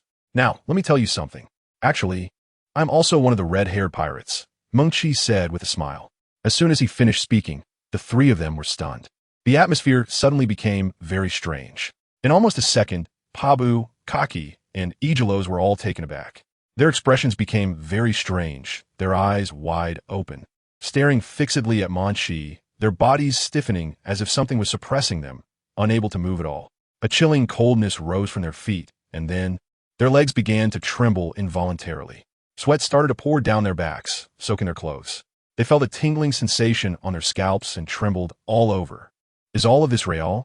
This guy, is he from the red-haired pirates? What a coincidence. Didn't they say that the red-haired pirates never concern themselves with such trivial matters? Moreover, it's only been half a day since they started implementing their plan, using the name of the red-haired pirates as a pretext. Did the red-haired pirates already know about this? Impossible. Absolutely impossible. Chapter 117. This is really a mistake. The scene suddenly fell silent. Pabu, Haki, and Aglos stared blankly at Munchie, their hearts filled with fear and shock. They weren't mishearing things. Kaki's legs trembled uncontrollably, and there was a buzzing in her ears. The three of them were instantly frozen. You didn't expect this, did you? Munchie smiled at the three of them in front of him. You. Aglos stepped back a few paces, his eyes filled with anger. What nonsense are you spouting? A kid like you can join the red-haired pirates? That's just a pipe dream. Big brother, I think he's just bragging. As soon as he finished speaking, Pabu and Kaki's expressions changed. Their shock disappeared, replaced by hostility, murderous intent, and anger. They almost wanted to tear Munchie apart on the spot. They never thought that one day they would be deceived by others. As pirates with a bounty of over 100 million berries, how could they be so easily deceived by others? After all, in the Grand Line, they commit all sorts of atrocities. It's only possible for them to deceive others, but never to be deceived themselves. Today, they almost fell for this kid's trick. Therefore, they are very angry at this moment. Pabu looked coldly at Munchie. It seems you don't believe I'm a member of the red-haired pirates. How coincidental. I don't believe you are members of the red-haired pirates either. So who are you really? And why are you pretending to be the red-haired pirates and swindling people here? Can you tell me? Munchie still wore a smile on his face, looking very calm. Kid, we are the real members of the red-haired pirates. You are the one who is pretending. Iglos was a bit angry. Pretending? You're right. Munchie's gaze turned cold as he looked at the three in front of him and said, You three are the ones pretending, daring to recruit crew members under the name of the Yonko. If they find out, what do you think will happen to you? I have never seen anyone dare to swindle in the name of a Yonko. Unfortunately for you, claiming to be members of the red-haired pirates means your end is near. As soon as he finished speaking, Pabu, Kachi, and Iglos all felt a powerful aura emanating from Munchie, filled with pressure. At that moment, they realized that the young man standing before them was definitely a very powerful pirate, completely different from anyone they had encountered before. His abilities seemed very strong. Therefore, perhaps what he said was true. As Pabu thought of this, he suddenly felt a chill run down his spine. If all of this is true, Then, this kid really is a member of the red-haired pirates. He suddenly widened his eyes in disbelief. Could it be that their luck was this bad? They were recruiting pirates under the banner of the red-haired pirates, but they never expected to actually encounter real members of the red-haired pirates in TheAbility archipelago. It was truly terrifying. Brother, Agros looked helplessly at Pabu. He felt very scared at this moment. What if the young man in front of him was right? They really can't escape now. These are the real members of the red-haired pirates. Whether it's true or false, we can't determine it just by his word alone. I still think he's lying. Besides, even if what he said is true, so what? We are posing as the red-haired pirates, so what does it matter? P.S. Just one person after all, unless the red-haired pirates really show up here. The three of us are not weak. There's no need to be afraid. Haba said calmly. Big brother, there's no need to panic. We can still proceed with the plan, even if we kill him, Haki said. Indeed, I think the same, Pabu said with a cold smile as he looked at Munchie. The three of them are exuding a strong aura of murderous intent at this moment. They're no longer afraid of Munchie now. Even if this guy is from the red-haired pirates, can the three of them really not beat a little brat? They are pirates with a bounty of over 100 million berries. They believe that even if they're truly members of the red-haired pirates, they can still resist. Even if we take a step back and say that they can't kill him, escaping should be possible. You little brat, even if everything you said is true, you're just one person. You don't actually think you can defeat the three of us with your own strength, do you? That's too ridiculous. Pabu's eyes were filled with disdain. How about we have a contest? Munchie smiled. He drew his katana and pointed it at Pabu and the other two. The armed color began to condense on the blade, and red armor covered the entire blade, emitting a very sharp aura. Pabu and the other two felt an intense pressure. They faintly sensed that something was off. Big brother, this is bad. Agros became very anxious at that moment. I have a feeling this person's strength is higher than we imagined. I can sense that he is completely different from those we encountered before. After hearing Agros's words, Pabu fell silent. He also felt that power. A strong and terrifying aura emanated from him, making it almost difficult for him to breathe deeply. Could it be that the bounty on him exceeds 200 million? Pabu thought, unable to stop trembling. Suddenly, the surrounding crowd also noticed something unusual. Someone exclaimed, "It's really him." "Who is it? Don't you know?" "Yesterday, a person single-handedly killed the swordmaster of the greedy wolf, Seiko. I can't believe such a powerful person has come to the Shambadi archipelago." Upon hearing this, Agros became a bit nervous. Big brother, are they talking about this kid? The surrounding pirates looked at them. They were not looking at Agros, but at the figure in front of them, Munchie. This means the pirate who single-handedly defeated the greedy wolf Seiko is you? PB was instantly stunned, feeling a wave of despair. "Now, you will pay the price for your actions." Munchie raised his katana and pointed it at PAB and the others. "Wait, just a moment." PAB hurriedly explained, "You got it wrong, really wrong. Please give us a little time to explain. Just give us a chance. We truly didn't expect it to turn out this way. We didn't mean to use the name of the red-haired pirates to deceive anyone. We are more than willing to offer you some compensation. Whatever amount of berries you need, we are ready to give. It's truly because we admire the red-haired pirates so much that we ended up doing something like this. Today, we indeed made a mistake, and we are willing to compensate you to express our apologies." When they realized that the Munchie in front of them was the pirate who had single-handedly defeated the greedy wolf Seiko, even pirates with a bounty exceeding 100 million berries have to bow their heads in front of him. Chapter 118, Instant Kill. Still not apologizing? What are you waiting for? Even the greedy wolf Seiko, with a bounty of 120 million berries, was killed under this kid's hands. It's clear how strong this kid's abilities are. They still haven't apologized. Unless they really don't want to live anymore. Even their bounty as pirates is approaching 200 million berries. But deep down, they know that their high bounty isn't due to their strength, but because the Navy truly loathes them. It's just for that reason. Why does the Navy hate them so much? It's because prior to this, they often clashed with the Navy, provoking them, which led to the deaths of many people in the Navy headquarters. That's why their bounty is so high. However, in terms of strength, none of the three of them can take on the greedy wolf Seiko in a one-on-one fight. Therefore, after learning that greedy wolf Seiko was killed by Munchie, they know in their hearts that this is someone they cannot provoke. They also don't feel that they can withstand Munchie's damage. Even, none of them could last a round against Munchie. We really made a mistake. Pablo kept bowing and apologizing to Munchie, completely different from before. He never thought that he would get into such big trouble. This person is definitely a powerhouse. He should be among the top tier in the red-haired pirates. They really didn't think about it. They thought that the Shambadi archipelago, as the front sea of the Grand Line, had countless weak pirates. They never expected to encounter people from the New World here. However, it's too late to say all this now. Seeing Munchie, they realized the gap in strength between themselves and the four Emperor's pirate crew. Even this young man in front of them could easily kill the bounty of 120 million berries for the greedy wolf Seiko. One can only imagine how terrifying the strength of those at the top of the four Emperor's pirate crew must be. However, they still didn't know that Munchie was just an intern in the pirate crew. I just said, Munchie said with a smile. What? Eglos said fearfully. Impersonating the red-haired pirates will only lead to death, Munchie said with a smile. But Pabu and the others truly felt fear and awe in their hearts. They hurriedly said, don't. But Munchie had already swung down with the katana without hesitation. In an instant, the armament colors spread across the entire blade. He swung down the katana. Whoosh! A sharp sword aura whistled through the air. The three people were blinded by this flash of light. A cold and powerful aura enveloped their entire bodies. They could only stand still, watching as the light rushed towards them. A rain of blood fell from the sky. Pabu's throat was directly slashed open. Then, his head was struck into the sky by the force of the slash, before falling back to the ground. The atmosphere was eerily quiet. Thud! Pabu's body fell helplessly to the ground. Blood flowed like a stream. The air was filled with a strong smell of blood. The liar with a bounty of 190 million berries, Pabu, was killed just like that by Munchie. It all happened in less than a second.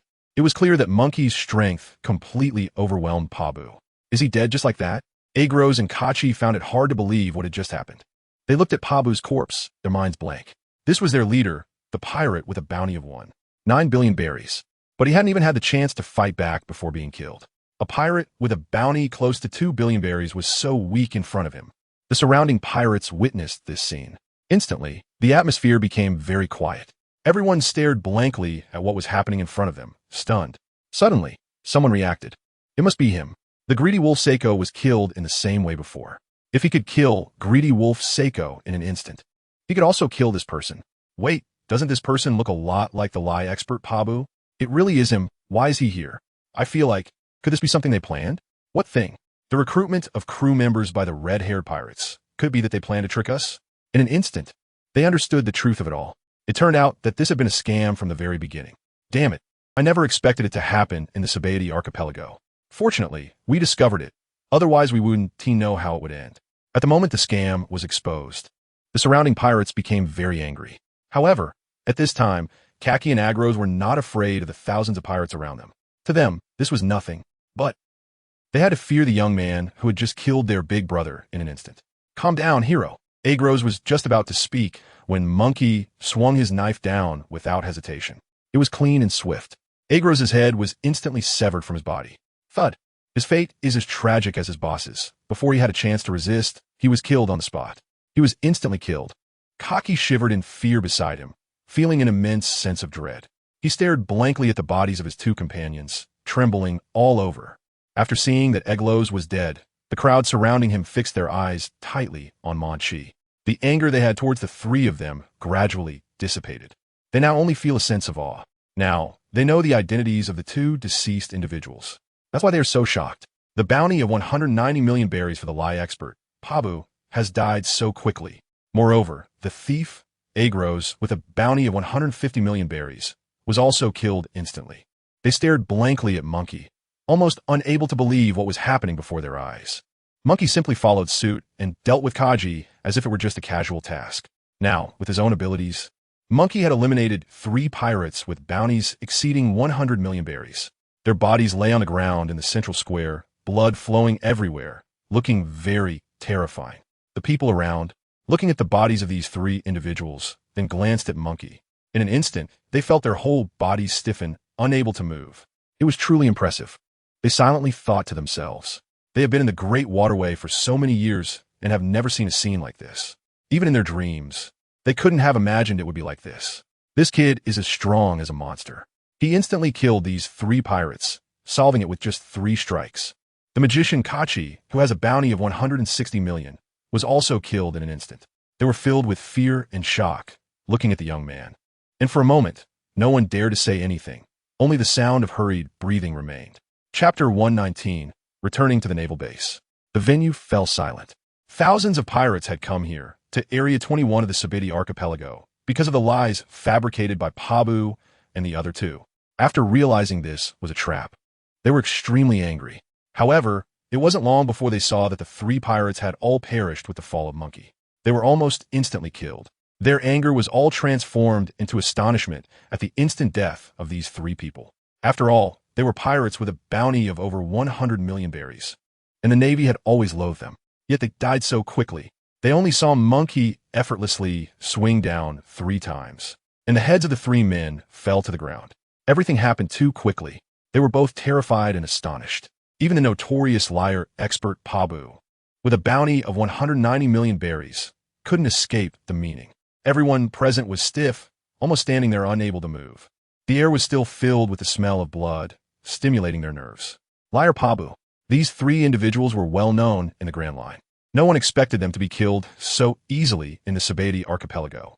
I also didn't expect the news about the red-haired pirates recruiting crew members to be false, and that these 3 troublemakers were actually dead. Who is this powerful young man? His abilities are truly remarkable. People whispered among themselves, looking at Munchie holding the katana, feeling quite anxious. The atmosphere on the scene was very oppressive. They still thought that the red-haired pirates had really come to the Grand Line to recruit new members. However, the final result disappointed them. It turned out that it was all a lie, a scheme set up by these 3 notorious pirates. If it weren't for these 3 dying at the hands of Munchie, it wouldn't have happened. They still believe it to be true. The 3 bodies lie quietly on the ground, looking particularly striking, which makes them feel even more terrified.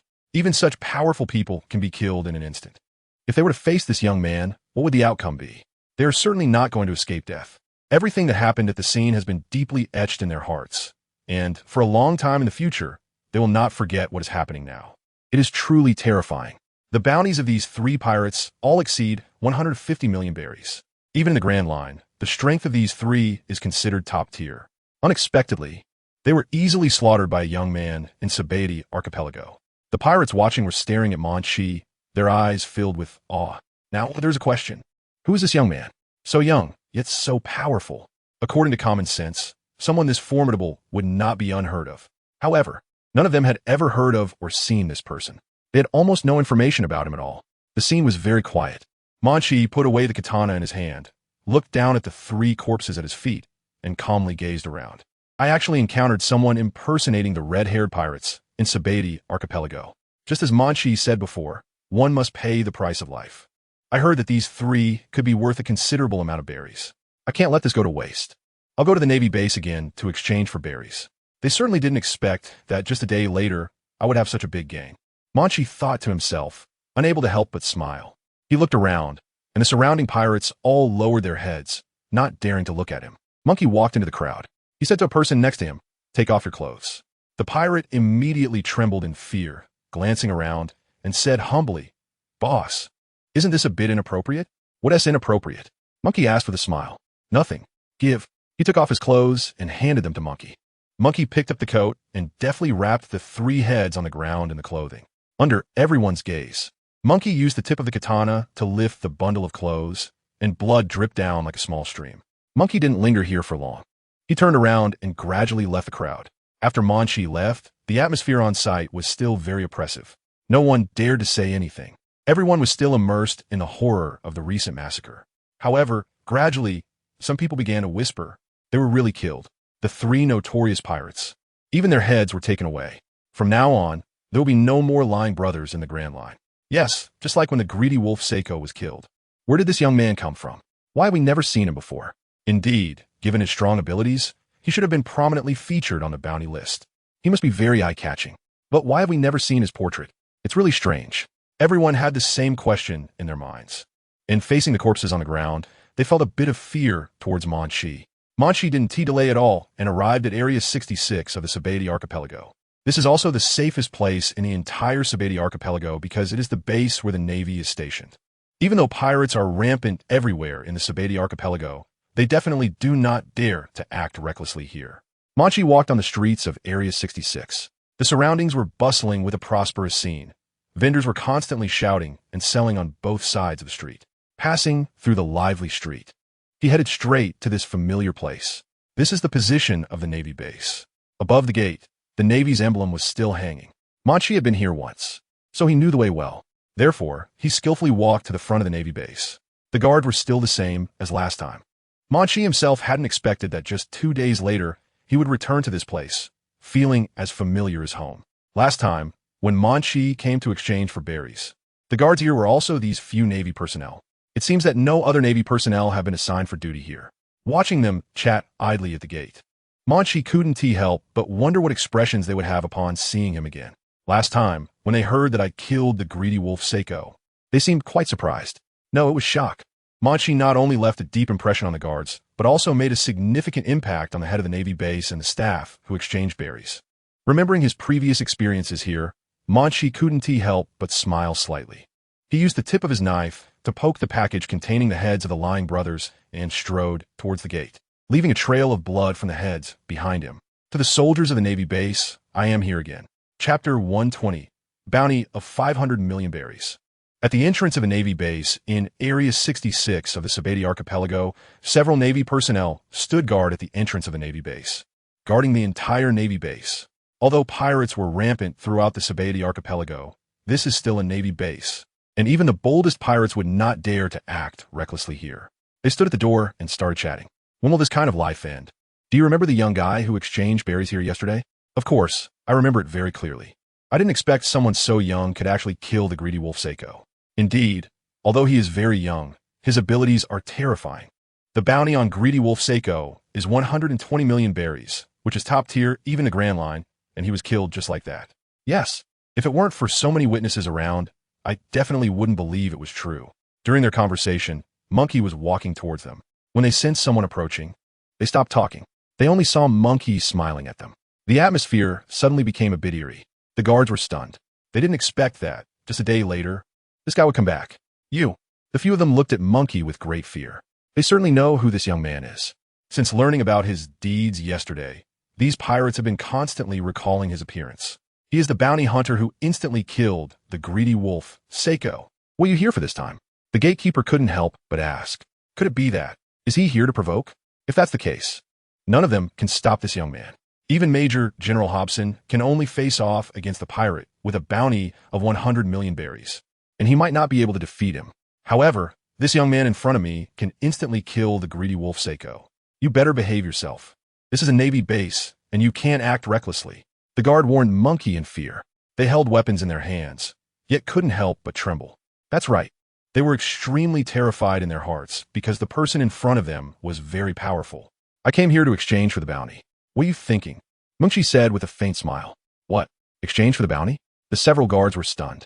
It was at this moment that they noticed the bloody package slung over Munchie's shoulder. He actually came to exchange for berries. Just how much was this pirate worth? It had only been a day after all. They couldn't believe what was happening right in front of them. Do you need to see the heads to confirm? No, that's not necessary. They quickly stepped aside. So, Munchie went back to the previous bounty exchange office. From a distance, he could still hear the conversation of a few guards. Guess what? This time, how much was the bounty of the pirate? Munchie arrived at the office, and in front of him were those familiar female Navy officers. Hello, everyone. I'm here to exchange for the bounty. As soon as he finished speaking, several female Navy officers looked up and saw a familiar face. They were instantly stunned. How did this guy come back again? They remembered that just a day ago, he had killed the greedy wolf Seiko and came to claim a bounty of 120 million berries with Seiko's head. This incident left a deep impression on them because, before this, no bounty hunter had ever killed a pirate with a bounty exceeding 100 million berries of the Navy base. Moreover, the person who killed the greedy wolf pirate was so young, yet his strength was so terrifying. You. Rithys opened her mouth to say something, but Munchie interrupted her. I'm here to collect my berries. After saying that, he placed the package on the table. Rithys couldn't help but feel astonished. However, she quickly composed herself and said to Munchie, please wait a moment. She immediately went upstairs to find Major Hobson. After a short while, Rithys and Hobson appeared in front of Munchie. Hobson looked surprised because he recognized this young man as the one who had killed the greedy wolf Seiko just a day ago. He took a deep breath and asked, Mr. Munchie, how many berries do you plan to exchange this time? He guessed that this time it must also be a very big tree. 150 million berries. Munchie thought for a moment and said, Hobson didn't expect it to be so high. And who was killed by this young man? Then, Munchie said, one of the bounties is 150 million berries, which is also the lowest price among them. He had just finished speaking when the whole place fell silent. Hobson's suppressed shock surged again. There was actually more than one bounty to be exchanged. Moreover, 150 million berries was actually the lowest price. What about the others? Hobson didn't dare to think further, but he steeled himself and asked, "Are you saying that there's another pirate whose bounty needs to be exchanged?" No, Monkey decisively denied Hobson's guess. There are 2 more pirate heads that need to be exchanged. As soon as he finished speaking, the atmosphere in the room became strange. Everyone present thought they had misheard. They looked at Monkey with confusion. Monkey thought he hadn't made himself clear. Blinking his eyes, he said, "I have a total of 3 heads to exchange for bounty, and one of them has a minimum bounty of 150 million berries. Is there a problem?" Lotties and Hobson were instantly stunned.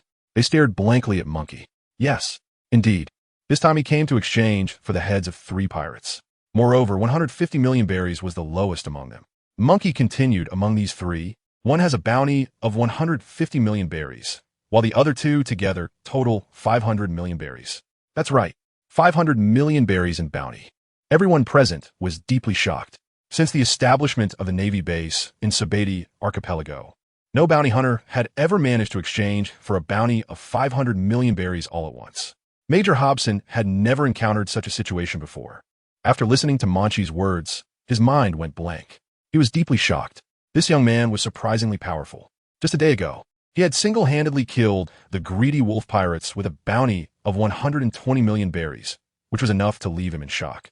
Unexpectedly, today he brought himself such an exciting event. One person killed 3 pirates. Moreover, the combined bounty of these 3 pirates was an astonishing 500 million berries. In his shock, Hobson couldn't help but feel a bit of fear. He stared straight at the monkey in front of him. The monkey still had a nonchalant expression, as if he had become accustomed to this situation. A chill rose from Hobson's feet. It was truly terrifying. Such a young guy, yet his strength was so formidable. He was simply a monster. Chapter 121. How can someone with a bounty nearing 200 million still be so weak? As soon as he finished speaking, the entire audience fell silent. Hobson's eyes widened in shock and panic. He still thought he was ready. However, after Monkey finished speaking, he still couldn't help but feel surprised. He underestimated the strength of Munchie. To think there are actually 3 pirates with a bounty as high as 500 million berries. Rithys also looked incredulous. If she hadn't seen it with her own eyes, she would never believe it was true. 3 heads could actually be exchanged for 500 million berries? Hobson's legs felt a bit weak, although he had become a major and was a person of considerable strength and experience. Everything in front of him had far exceeded his imagination. Hobson looked at Munchie and said, "Mr. Munchie, you wouldn't mind if we checked them first, would you?" Hobson cautiously sought Munchie's opinion. "Sure," Munchie readily agreed. He sliced open the package with a katana. 3 bloody heads were revealed before everyone. By the time they realized what was happening, everyone was stunned. "Wait, I'll go get the bounty notice."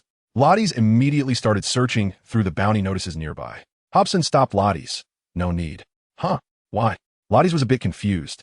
"I know these 3, Hobson said with certainty, but his expression was somewhat dazed, his gaze never leaving the 3 heads on the table. His heart was in turmoil at this moment. "You know?" Lotties was surprised. "Yes, I'm quite sure. These 3 people are the infamous brothers of lies from the Great Waterway, the magician Kachi, the expert liar Pabu, and the thief Agros. I can't be mistaken." Hobson's gaze shifted to Monkey. Monkey smiled and said, "That's indeed the case. It seems this should be much easier this time. Otherwise, we would have to confirm their identities first. But since even Hobson recognizes these 3 guys, it appears they are indeed quite famous in the Great Waterway." Indeed, Hobson let out a deep breath. However, his face still showed shock.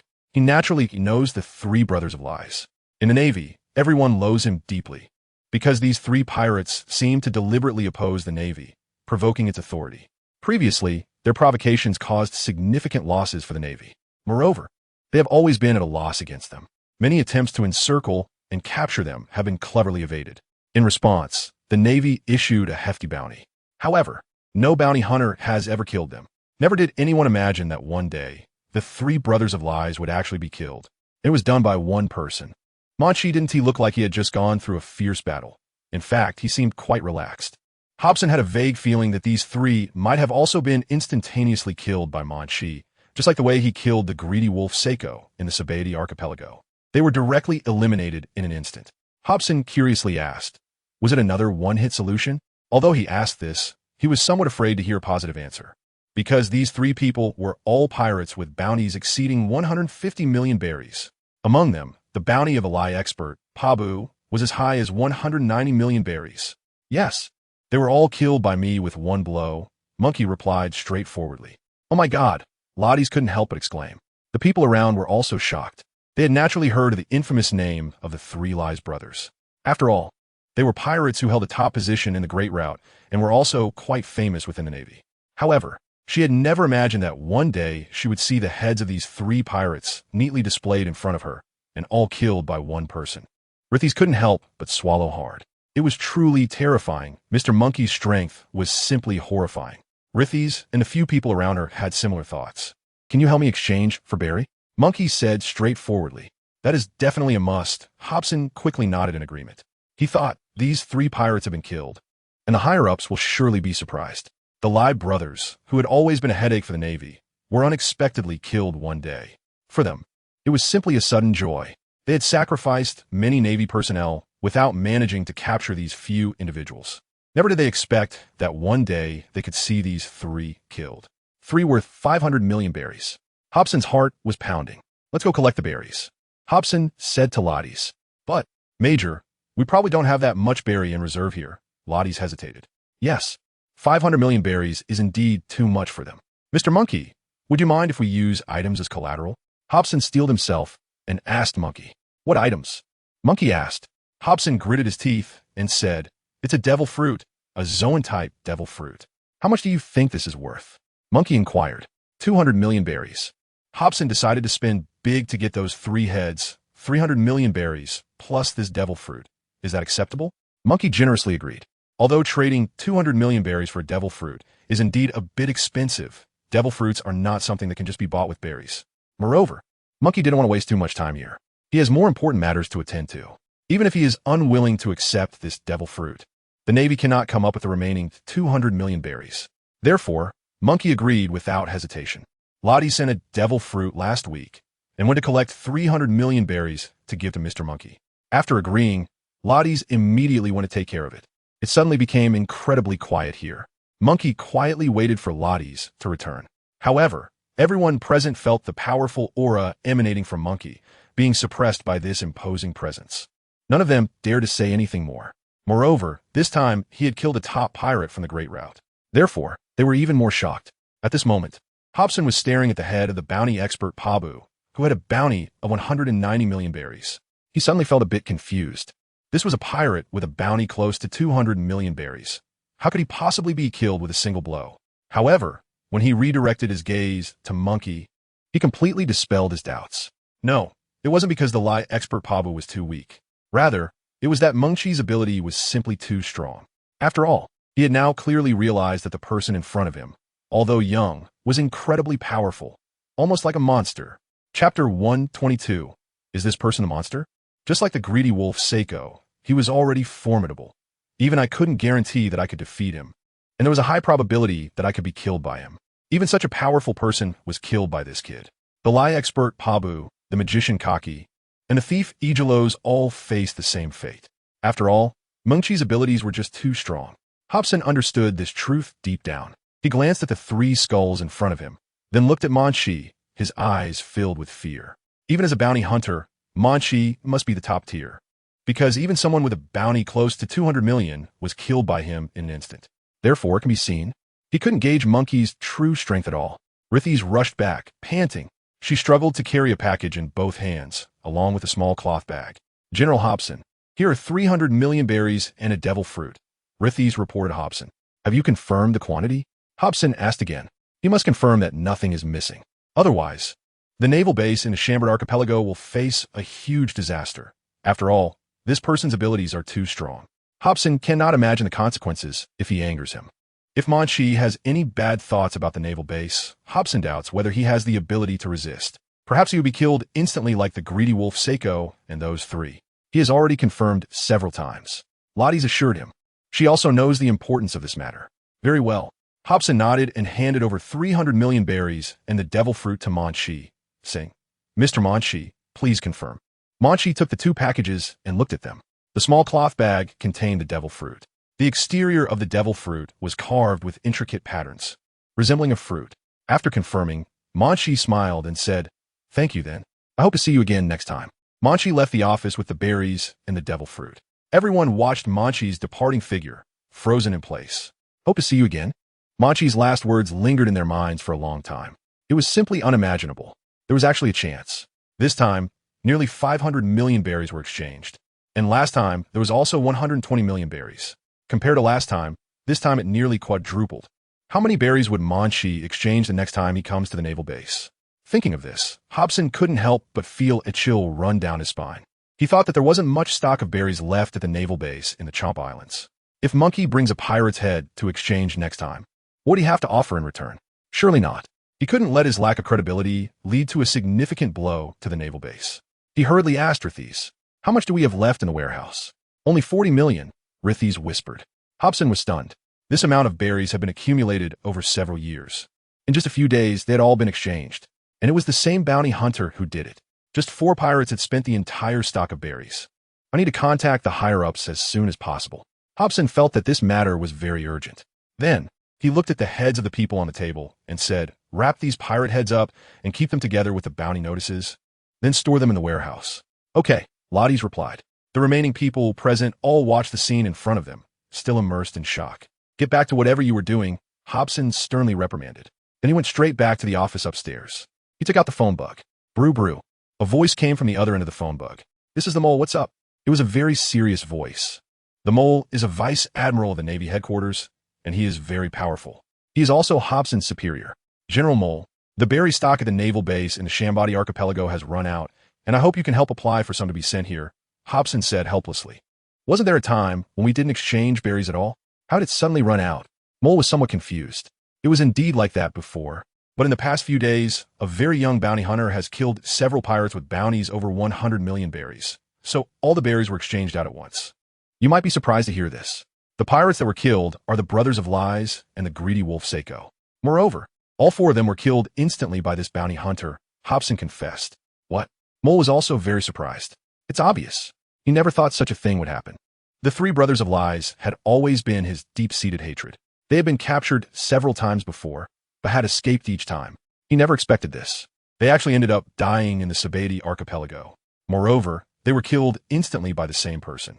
The mole was also curious about this person's identity, as he had never heard of such a powerful bounty hunter in the Grand Line. "Who is it?" the mole asked. "Admiral. His name is Munchie, and we can't find any information related to him. It seems he just suddenly appeared in the Grand Line."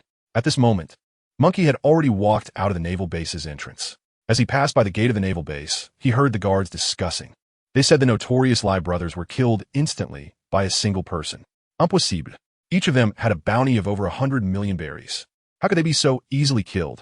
It's absolutely true. That person used only 3 strikes to take them all down. They looked at each other, fear evident in their eyes. It was clear. They have already guessed who this person might be. It can't be. Before he finished speaking, they all saw Munchie walking past them casually, using his samurai sword to carry a package. Their eyes were fixed on Munchie. Their legs trembled involuntarily, and the conversation abruptly stopped. It was not until Munchie walked out of their sight. They let out a deep breath, as if unloading a heavy burden. It can't be true. Could the one who defeated the 3 Brothers of Lies be this monster? Everyone fell silent, deeply immersed in thought. A few guards looked at the direction where Munchie had left, filled with shock, fear, and terror. Even on this sunny afternoon, they still felt an intense chill. This young man's abilities were truly terrifying. Chapter 123. Made a fortune and ready to set sail. After Munchie left the naval base, he used a katana to poke at the 2 packages and began heading to District 13. This time, it seemed the rewards were plentiful. Not only did he defeat pirates impersonating the red-haired pirates, but he also gained a lot of berries. Munchie was very satisfied with his performance. Now, his abilities could basically reach the bounty level of 500 million berries. This was determined after Munchie mastered the use of the tremor fruit. If he became a bounty hunter, he could indeed earn a lot of berries, Munchie thought. It had only been 2 days, and he had already earned a full 600 million berries. It was evident that there were indeed many bounty hunters in the Grand Line, and they could earn considerable berries. However, this was only applicable to capable bounty hunters. For those who were not very strong, they could only kill some weaker pirates, thus not able to earn much berries. Earning 500 million berries in one go, Munchie thought. Couldn't help but chuckle to himself. Everything was going too smoothly, and he hadn't even put in much effort. He wondered what kind of devil fruit ability that was. Munchie was very curious, but he couldn't know the specific ability yet. It was only worth 200 million berries, so it shouldn't be a rare ability. Otherwise, Munchie felt that Major Hobson would definitely not give him a rare devil fruit so easily. He had already improved his mastery of the 3 types of Haki and learned how to compress the tremor waves. Staying here for a day, he could set sail. Munchie stretched and thought to himself. Before he left, he still needed to find a suitable ship. Although Munchie could use sea kings as mounts to set sail, it was still not as convenient as having a ship. Fortunately, he now had enough berries. Otherwise, he wouldn't be able to buy a ship to go out to sea. After about a few dozen minutes, Munchie arrived at District 13. He arrived at Xiaqi's blackmail bar with ease. By this time, it was already close to evening. Munchie's figure was constantly elongated in the afterglow of the setting sun. He climbed up the stairs and entered the bar. It was as lively as ever, with everyone talking animatedly. Haki was sitting at the front desk smoking. "You came back so soon?" Haki said, looking at Munchie. "Everything is taken care of." Munchie nodded. He looked around and asked Haki, "Where did Rayleigh go?" "He's helping someone coat their ship," Haki replied. Rayleigh's other profession is a coder. After retiring, this job occupies most of his time. No one would have expected that the infamous Dark King Rayleigh from the Grand Line would become a coder. "Coding a ship?" Munchie nodded. He then handed the package filled with berries to Haki. "What's this?" Haki asked curiously. "The bounty for exchanging heads," Munchie replied. Haki's expression became somewhat complicated. She, a pirate herself, was actually exchanging the heads of other pirates for berries at the Navy base. That was quite outrageous. She joked, "Anyway, they don't know who I am. They just think I'm a bounty hunter." Munchie responded. Up until now, besides Haki and Rayleigh, no one knew Munchie's true identity. Of course, the Straw Hat crew knew as well. However, they can no longer speak. "Is this money for me?" Haki asked playfully. "I want to buy a boat for going out to sea," Munchie confessed. "I'm leaving here tomorrow, so I still need a boat. Otherwise, it will be troublesome." "That's right, but I'm not very knowledgeable about this, so you better ask Rayleigh. He should have a way." Haki handed the package back to Munchie. "If it's about gathering information, Haki is definitely capable. However, when it comes to finding a boat, she really can't help. But Rayleigh should be good at this kind of thing. After all, he has coded many ships at Sabati Archipelago and should have a lot of experience." "Okay," Munchie nodded. "This money is just a tool for him. He doesn't really care about it, but many things still need to be done with money. You can't rely on your own strength to rob, right? That would be a waste of talent." "So where's Rayleigh now?" Munchie asked. "Area 55, that's where all the coding workers gather. You should definitely be able to see Rayleigh there." "Okay, thanks." After saying goodbye to Haki, Munchie turned and walked away. This time, he could also ask Rayleigh to help him find a boat. It wouldn't be wasting time. He still has some other things to prepare today. Watching Munchie gradually walk away, Haki muttered to herself, "What a terrifying monster." She had long heard about the story of the death of the Lai brothers. Moreover, it was a one-hit kill. Munchie's abilities have gotten stronger. Even the Lai expert Pabu, with a bounty of 190 million berries, was killed effortlessly if he used all his strength. What a terrifying scene that would be. Moreover, the speed of this improvement in strength is simply too fast. I can guess that after he leaves the Sabati Archipelago, he will certainly create even bigger news. However, this time he did help the Navy solve a big problem. The Lai brothers did many terrible things. They were unexpectedly killed by Munchie like this. Haki looked at the sunset outside the door, a slight smile appearing on her lips. What she's most curious about now is when Munchie goes out to sea and creates even bigger news. These events will definitely reach the Navy's ears. By then, they will discover that the bounty hunter who came to redeem the 500 million berry bounty was actually a pirate. The very one they have been desperately searching for. The Destruction Swordsman. What expressions will they have? The bounty on the wanted poster is only 300 million berries. However, Munchie's abilities have rapidly improved within a day. Now his bounty is far beyond 500 million berries. Otherwise, he wouldn't have been able to so easily kill the notorious Lai brothers. It's worth noting that each of the 3 of them has a bounty exceeding 100 million berries. The highest bounty among them, the Lai expert Pabu, has a bounty as high as 190 million berries. Yet Munchie effortlessly killed all 3 of them in an instant with just 3 strikes. In fact, they had no ability to defend themselves and didn't even have time to resist before they met their end. Perhaps this is what it means to be a truly powerful pirate. Although the Lai brothers are at the top level of ability in the Grand Line, there's nothing they can do. After all, they encountered a monster with terrifying strength, potential, and talent. Chapter 124. Rayleigh. This is the legendary monster. After Munchie walked out of the bar, Haki noticed that the pirates inside the bar finally dared to speak loudly. Before that, they had deliberately kept their voices low. Haki couldn't help but chuckle. It seems they already know Monkey's strength in their hearts. If they are not mistaken, they previously dared not speak up because they were aware of Munchie's abilities, and they knew that it was Munchie who had killed the Lies brothers. Therefore, after Munchie left, the pirates in the bar began to discuss him more fervently. The one who just entered must be the legendary monster, right? Yes, I didn't expect Haki to know him. No wonder the pirates who caused trouble in the bar all died mysteriously. It turns out that the person backing Haki is so formidable. Everyone began to speculate. One pirate, unable to contain his curiosity, boldly asked Haki, who was that person just now? You guessed right. No need to ask me again, Haki replied without much further ado. It really is him. After the pirate confirmed his suspicion, he was even more shocked. This is the person who can kill the Lies brothers. After Munchie walked out of the bar, he hurriedly headed to Area 55. On the way, he occasionally overheard people discussing him. This incident was like a thunderclap in the Sabati archipelago, and news spread very quickly. In fact, compared to the killing of the greedy wolf Seiko, the fact that he killed the Lies brothers was even more astonishing and attracted more attention. After all, killing the greedy wolf Seiko was just one person. However, this time, one person killed 3 pirates with bounties exceeding 100 million berries, and they were almost killed in an instant. Therefore, the impact of this incident was even more powerful, becoming a hot topic of discussion among the pirates in the entire Sabati archipelago. It seems that before long, all 97 areas of the Sabati archipelago will know about this. Moreover, when everyone realizes that these 2 incidents were caused by the same person, they will be even more shocked. In just 2 days, the greedy wolf Seiko, the expert liar Pabu, the thief Kachi, and the thief Eglos, for pirates with bounties exceeding 100 million berries, were all killed in an instant by the same person. This is truly terrifying. As people's discussions continued, the news spread further and further. Everyone knew that a fearsome pirate had arrived in the Sabati archipelago. Since they were all unfamiliar with him and had no relevant information, they gave him the nickname Monster Swordsman. People were very afraid of him. All the pirates trembled at the sound of his name. Even such powerful pirates could be killed in an instant, so when it was their turn, there would be no chance to resist. As a result, the atmosphere in the Sabati archipelago began to change. Previously, the pirates here were very rampant, but now everyone gradually restrained themselves, fearing that one day they too would be targeted. Since this person killed 4 pirates, he could very well be a bounty hunter.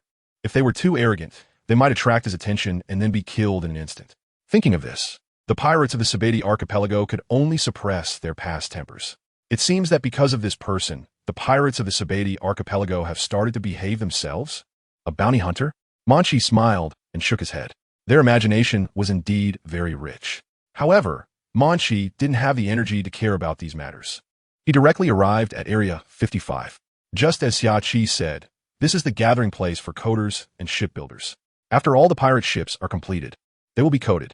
These pirate ships are meant to be sunk into the sea, and then they will rush to the New World. Monkey walked through the streets of Area 55 and saw many coders working by the roadside. He casually approached someone and asked, "Have you seen Rayleigh?" "Who?" "I don't know him."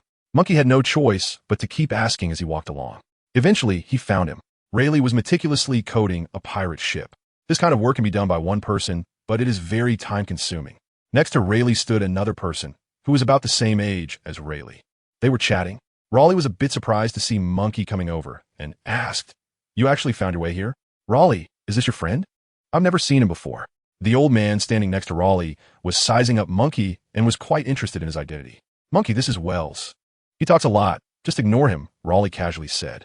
After chatting for a bit, Monkey realized that what Raleigh said was true. The old man kept talking to Monkey nonstop. "Monkey, as Raleigh's friend, there are some things you should know. Recently, there have been big news in the Sabati archipelago. But how do you know Raleigh? You look quite young. In the next few days, it's better not to run around outside. I heard from others that the lie expert Pabu was killed, and it was instantaneous. His bounty is 190 million berries. I don't know why the Sabati archipelago has become so chaotic. A few days ago, the bounty of 120 million berries, the greedy wolf Seiko, was also killed instantly. I never knew there were such powerful people in the Sabati archipelago. I've lived more than half my life and have never seen anything like this. A pirate with a bounty over 100 million berries had no ability to resist at all. It's simply too rare." The old man's words seemed to echo nonstop in Monkey's ears. His face was marked with fear and shock at this mysterious, unknown figure. However, he was too caught up in speaking to pay attention to Rayleigh and Monkey's expressions. Therefore, he did not notice that during his speech, Munchie and Rayleigh exchanged helpless glances, their faces looking quite complicated. Rayleigh, I think you should avoid going fishing there recently. Many sea kings have died mysteriously there, and it is said that someone witnessed this monster swordsman kill hundreds of sea kings in an instant. They originally went to capture sea kings, but returned terrified. It was evident from Wells' breathlessness that, despite being talkative, he still cared about Rayleigh's safety. Ahem. Rayleigh found it hard to listen and interrupted the old man's words, saying, "You don't need to worry about these things for me. I think I should tell you that the monster swordsman you mentioned is actually this young man standing next to me." Chapter 125. The monster swordsman is this kid. The abilities of the monster swordsman are indeed very impressive. I have never seen a pirate with a bounty exceeding 100 million berries be killed in an instant. If I hadn't witnessed it myself, I certainly wouldn't believe it was true. Wells continued to chatter. "Wells, you should go take care of your business," Rayleigh said, pushing Wells in the direction of the pirate ship. "We have a heavy task ahead. We need to coat this entire ship tonight. If we don't finish, the pirates will definitely trouble us." Upon hearing this, Wells looked around in fear and no longer dared to say anything more, immediately getting to work. After sending Wells away, Rayleigh let out a deep sigh. He turned to Munchie and asked, "What do you want from me?" "I'm leaving tomorrow and need a ship to go out to sea. Haki said you could help me." Munchie said. Rayleigh nodded, indicating that he understood. He pointed to the shipbuilding area in the distance and said, "All the pirate ships are made here, and the quality is decent. However, if you have high standards for pirate ships, you'll need to prepare the appropriate materials yourself. For example, the Red Force is made from top-quality materials, but I think you don't need such expensive wood for your ship at the moment. Moreover, making a well-crafted pirate ship will take a lot of time. If you plan to leave tomorrow, it's best to tell them your needs today. You can only purchase ready-made pirate ships. Otherwise, you won't have enough time. Even with a large workforce, it's impossible to build a ship in a day. After all, pirate ships require a lot of craftsmanship. You should go find the person in charge of the shipyard now and tell them what you need. They are quite responsible. Many of the ships I'm currently coding were produced there. During the coding process, I found that their ship quality is indeed very good. As long as you tell them your budget, they should have suitable ships for you to choose from. However, considering you have killed 4 pirates with bounties over 100 million berries, I think this isn't much of a challenge for you," Rayleigh said with a smile. Munchie left the Shaki's rip-off bar to clear the name of the red-haired pirates. Those 3 scammers were worth 500 million berries when converted to berries. He could afford any ship. "Okay, got it," Munchie said with a smile. He followed the direction that Rayleigh pointed out and saw the shipyard. It looked quite substantial. Moreover, there were many shipbuilders at the entrance. "Rayleigh, hurry up with the coding, or we won't have time," Wells urged loudly. "I have something else to do, so I won't talk anymore. You can go check it out yourself. They are very reliable," Rayleigh said. After all, he had been in the Sabati archipelago for so long that he was well acquainted with the situation here. As a coding worker, he was also very clear about what kind of ship quality was better. Not only that, but he had also met many shipbuilders due to his work. All right. After bidding farewell to Rayleigh, Munchie turned and headed toward the shipyard. Since he was just going out to sea, Munchie had no special requirements for the pirate ship. "You go ahead. I need to start getting busy too," Rayleigh said, patting Munchie's arm before continuing his work. At that moment, Wells also noticed Munchie was about to leave and was about to ask him something. However, his eyes caught sight of the 2 packages hanging from Munchie's sword. Instantly, he was stunned. Could it be? It really looked like it. Wells blinked hard, watching Munchie's retreating figure. He could hardly believe his eyes, but his heart was still racing violently from shock. Images of what happened yesterday gradually emerged in his mind. That figure, and the figure he was seeing now gradually overlapped. Almost identical. How could it be so similar? It was almost certain now. No way.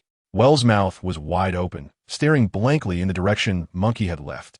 He was completely shocked. He couldn't believe his own speculation.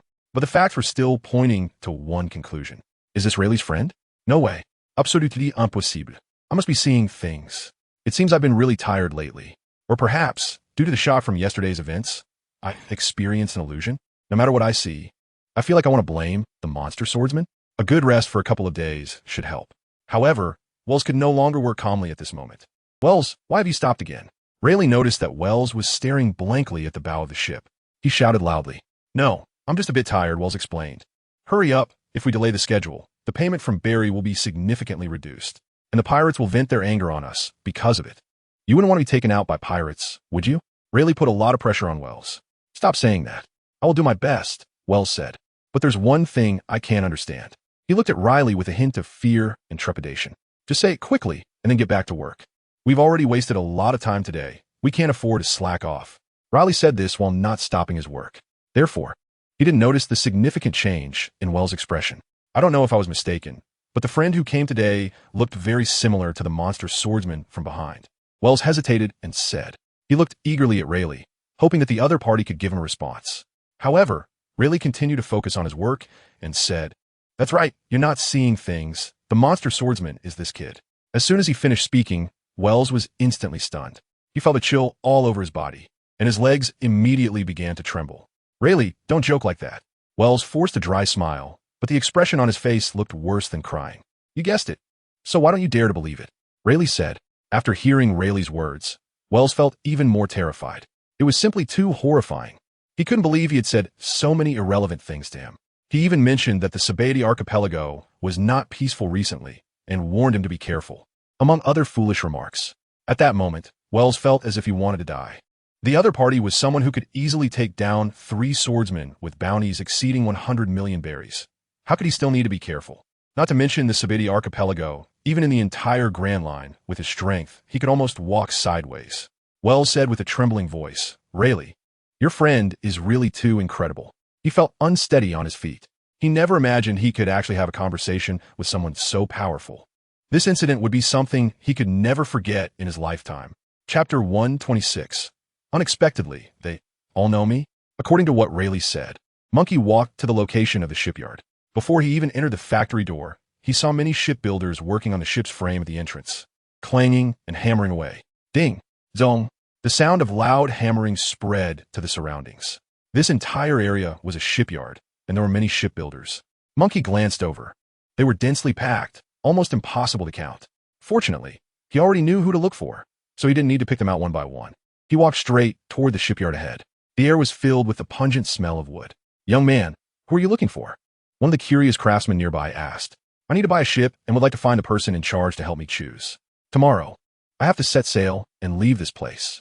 I need a ready-made vessel. No time for a custom order, Munchie said frankly.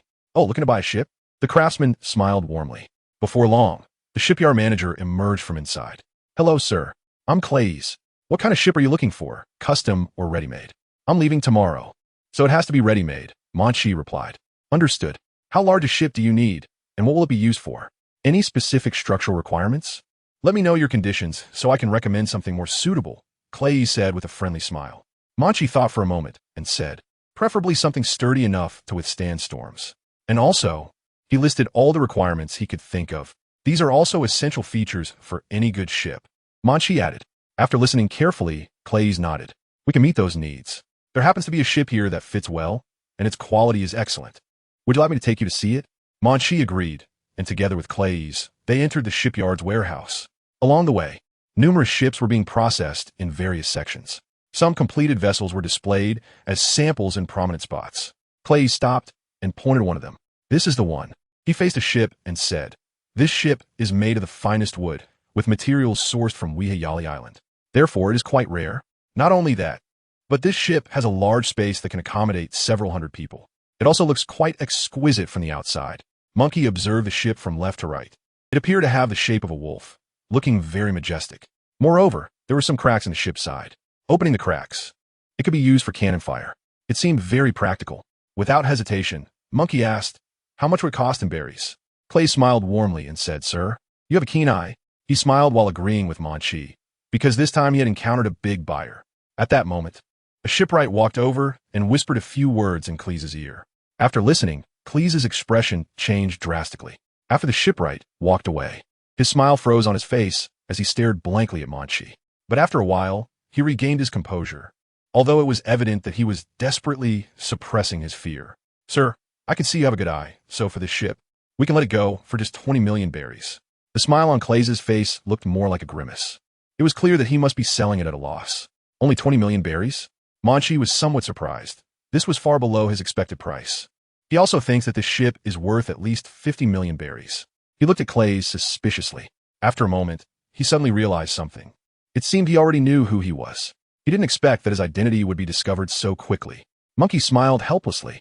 It seemed that killing those 4 pirates with bounties over 100 million berries could bring such benefits. If he were just an ordinary pirate, he might not have been able to buy a ship at such a low price. I don't like taking advantage of others either. I think this ship should be worth 50 million berries. Without further ado, Monkey took out 50 million berries and handed them to Clays. Sir, Clays looked at Monkey in surprise. The shipbuilder had just told him Monkey's identity. Therefore, he also knew that this young man was the one who had killed the Lie brothers, who had bounties over 100 million berries. Such strength was simply terrifying. That's why Clays didn't dare to quote a high price to Monkey, because if the offer displeased Monkey, the entire shipyard would suffer. Help me deliver this ship to the seaside of Area 43 in the Shambody archipelago. I will set off directly from there tomorrow, Monkey said lightly. Yes, sir. We will definitely do as you say, Clays hurriedly agreed. He also felt that he had encountered a big financier today. Indeed, he was very generous. However, the financier's capabilities were also quite terrifying. All right, Munchie didn't say much more and directly left the shipyard. He didn't even ask for the receipt for the ship purchase. For him, that was completely unnecessary. Besides, the person in charge wouldn't dare to go against Munchie's wishes. Otherwise, the entire shipyard would vanish in the Sabati archipelago.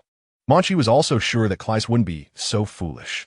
Watching Munchie gradually leave his sight, Claes let out a deep breath and wiped the sweat off his forehead, only then realizing that his back was completely soaked in just a short while. The cold clothes sticking to his back made him feel a sense of fear. Was that the monster swordsman? The one who easily killed pirates with bounties exceeding 100 million berries? I never expected to see this person in person. Fortunately, someone reminded me. Otherwise, if I had really quoted a high price, the shipyard would be unable to continue operating. Claes secretly felt relieved. At this moment, the people around her were still a bit confused, asking, Boss, who is that? Why do you look so nervous? Did you hear that someone was impersonating the red-haired pirates to recruit crew members in the Sabati archipelago? Claes looked outside and slowly said, that impersonator was the Lie brothers, all of whom are pirates with bounties exceeding 150 million berries. But in the end, they were all easily killed by one person. Everyone calls this person the monster swordsman. The young man you just saw is him. Suddenly, the entire yard fell silent. Everyone was shocked by this news because they had never seen such a thing before. No wonder their boss looked so nervous. If they didn't treat this seriously, the entire shipyard might be flattened by him. Chapter 127, A Nightmare Shadow. After leaving the shipyard, Munchie looked up at the sky. The sunset was slowly descending. The shadows of the crowd were gradually stretching in the afterglow of the sunset. Munchie held a katana in his hand, with a large bag of berries and a devil fruit on his back. Tomorrow, he would be able to get the newly purchased pirate ship. There were still 250 million berries left. Calculating this way, if the devil fruit could also be exchanged for berries, then he would already have 570 million berries now. This amount of berries was something one could never earn in a lifetime. However, Munchie had only spent 2 days. He easily killed a few wicked pirates and earned it. Now he had secured the ship. He would rest well tonight and prepare to set off tomorrow. Munchie stretched and felt that everything was going smoothly. He could finally go to sea again. This time in the Sabati archipelago, he had gained a lot. Not only did he obtain the golden fragments, but he also learned how to use the quake wave. Moreover, he had improved his mastery of the 3-color Haki. Munchie had significantly improved compared to when he first arrived at the Sabati archipelago. Is Rayleigh done? It's getting dark. I should go find him. Munchie walked along the street to where Rayleigh was. From a distance, he saw Wells and Rayleigh meticulously working. It seemed they were almost finished, as the entire ship was already coated, and now it should be the finishing touches. Wells, keep it up, Rayleigh said with a smile. No need to worry. I'll finish it soon, Wells replied confidently. Suddenly, he caught a glimpse of Munchie walking towards them from the corner of his eye. Instantly, his movements became a bit stagnant. His eyes widened as he stared at Munchie, taking steps towards him. Rayleigh also saw Munchie and cheerfully said, So, did you find a suitable one? Well, it was a bit unexpected. I didn't think even the shipyard manager knew my identity, and the price he gave me was the lowest. But I didn't want to owe him anything, so I still paid him the market price, Munchie said. Indeed, now everyone knows your identity. Rayleigh's expression was somewhat complex. At this moment, Munchie noticed that Wells was staring at him with a pale face. Wells? Munchie asked. You. Wells was so scared that he couldn't finish a sentence. You're the monster swordsman they speak of? Munchie couldn't help but laugh. This nickname sounded quite strange. However, Munchie still said, if you're talking about the person who killed the greedy wolf Seiko and the Lie brothers, then I suppose that would be me. It's really you. Wells looked incredulous. When he first met Munchie, he was chatting with him about the news of the monster swordsman, wondering if he would take his anger out on him. He thought of this and immediately trembled all over. He kept explaining, I didn't mean to offend you, Mr. Monkey. I hope you can overlook this and let me go. Rayleigh couldn't listen any longer. He interrupted Wells and said, all right, if we don't finish the work quickly, we'll really be in trouble when the pirates come to collect the goods. Hearing Rayleigh say this, Wells finally felt a little relieved. He looked at Munchie, still unable to hide the fear and shock in his heart. After all, standing in front of him was someone who could kill a pirate with a bounty of over 100 million berries. How could he not be afraid? Munchie wasn't saying anything. However, what surprised him was that in just one day, it seemed like everyone in the TheAbility archipelago recognized him. Munchie really didn't expect that. Now that Clays knew about him at the shipyard, Wells also knew his identity. It seemed that he should leave here quickly, or else everyone in the TheAbility archipelago would find out. That would definitely be troublesome. Munchie decided in his heart, just like when he was at the shipyard. At that moment, a group of pirates walked over to Rayleigh. Old man, are you done yet? The pirate asked fiercely to Rayleigh and Wells. We'll be done soon. Wells explained to them. We don't have that much time to waste. Their expressions turned cold and sinister. For some reason, one of the pirates, Munchie, felt like he had seen this person before. Oh right, this was the pirate he had encountered while practicing his by the seaside. However, before he could get closer, he was frightened away by the scene before him. What a coincidence to run into him like this. Munchie smiled.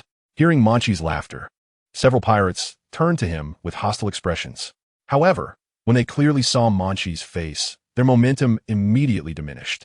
Meeting again? What a coincidence indeed, Munchie said with a grin. Instantly, the three pirates were so scared that they didn't dare to move an inch. Even though Munchie didn't have any imposing aura at that moment, they were already starting to tremble in fear. That's right. They recognized that the young man in front of them was the one who had killed hundreds of sea kings with a single blow. Moreover, this scene lingered in their minds for a long time, and they still had a vivid impression of it. At that time, all the slain sea kings were piled at his feet, and he stood in the middle holding a katana. The sight was truly shocking. The entire coast seemed like a purgatory. Who would have thought they would encounter this person here, and so close to themselves? It really was him, no doubt about it. Munchie looked at their expressions and was somewhat surprised that they could remember this. It seemed that these few people had really good memories. They could recall his appearance just from a distant glance. However, what Munchie did not realize was that it wasn't because they remembered his face. It was simply that the silhouette he had while standing among the Sea King corpses was exactly the same as now, holding the katana. This back figure had already appeared in their nightmares. They would never forget the scene they saw that day. Are you three planning to go to the New World? Munchie asked with great enthusiasm. Yes, the three pirates said in a low voice, looking quite humble. Wells was surprised by the scene before him.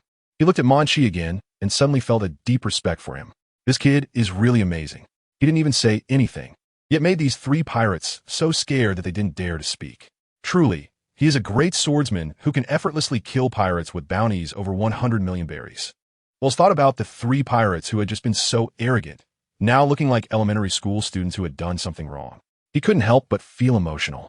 However, he didn't know what these three pirates had been through.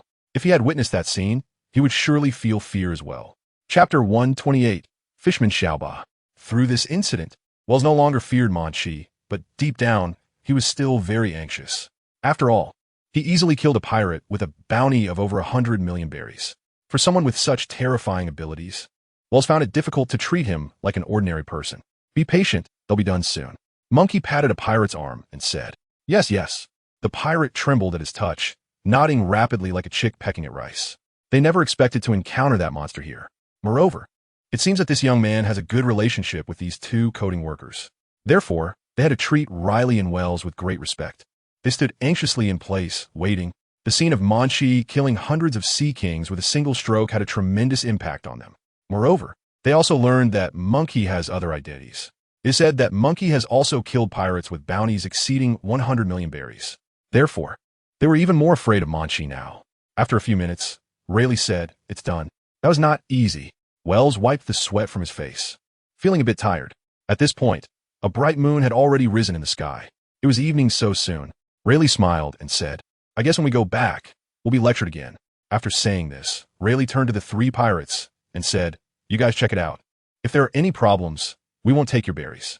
He had just finished speaking when the expressions of the three pirates suddenly turned to panic. No need. This is your payment. After saying that, he immediately took out the berries from his pocket and handed them to Rayleigh. This matter was completed smoothly. Here you go, Wells. Rayleigh handed a portion of the berries to Wells. All right, see you tomorrow. Wells bid farewell to Rayleigh. Now, only the three terrified pirates remained, along with Munchie and Rayleigh. Monkey, let's go back. I'll cover the bar tab today. After a day of work, Rayleigh felt quite relieved. Monkey glanced back at the three pirates, said nothing more, and followed Rayleigh to Shaki's bar. The three pirates were still trembling in place, deeply shocked. About 30 minutes later, Rayleigh and Monkey returned to Shaki's bar. The patrons inside had long since left. Only Shaki was sitting at the bar, her eyes on Rayleigh as he returned. Rayleigh, where have you been sneaking off to?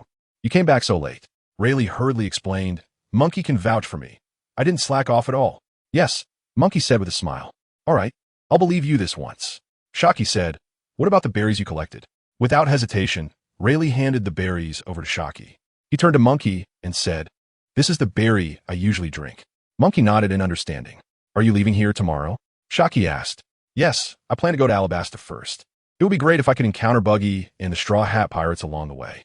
But if I don't, it's no big deal. Monkey shared his thoughts openly. He wanted to go to Alabasta first to check the locations on Rodney's treasure map. If he could find a suitable weapon there, that would be fantastic. It would be a huge boost to his abilities. By the way, if he could meet Buggy, that would also be convenient, as he wouldn't need to spend extra time looking for them. Monkey felt that his plan was quite reasonable.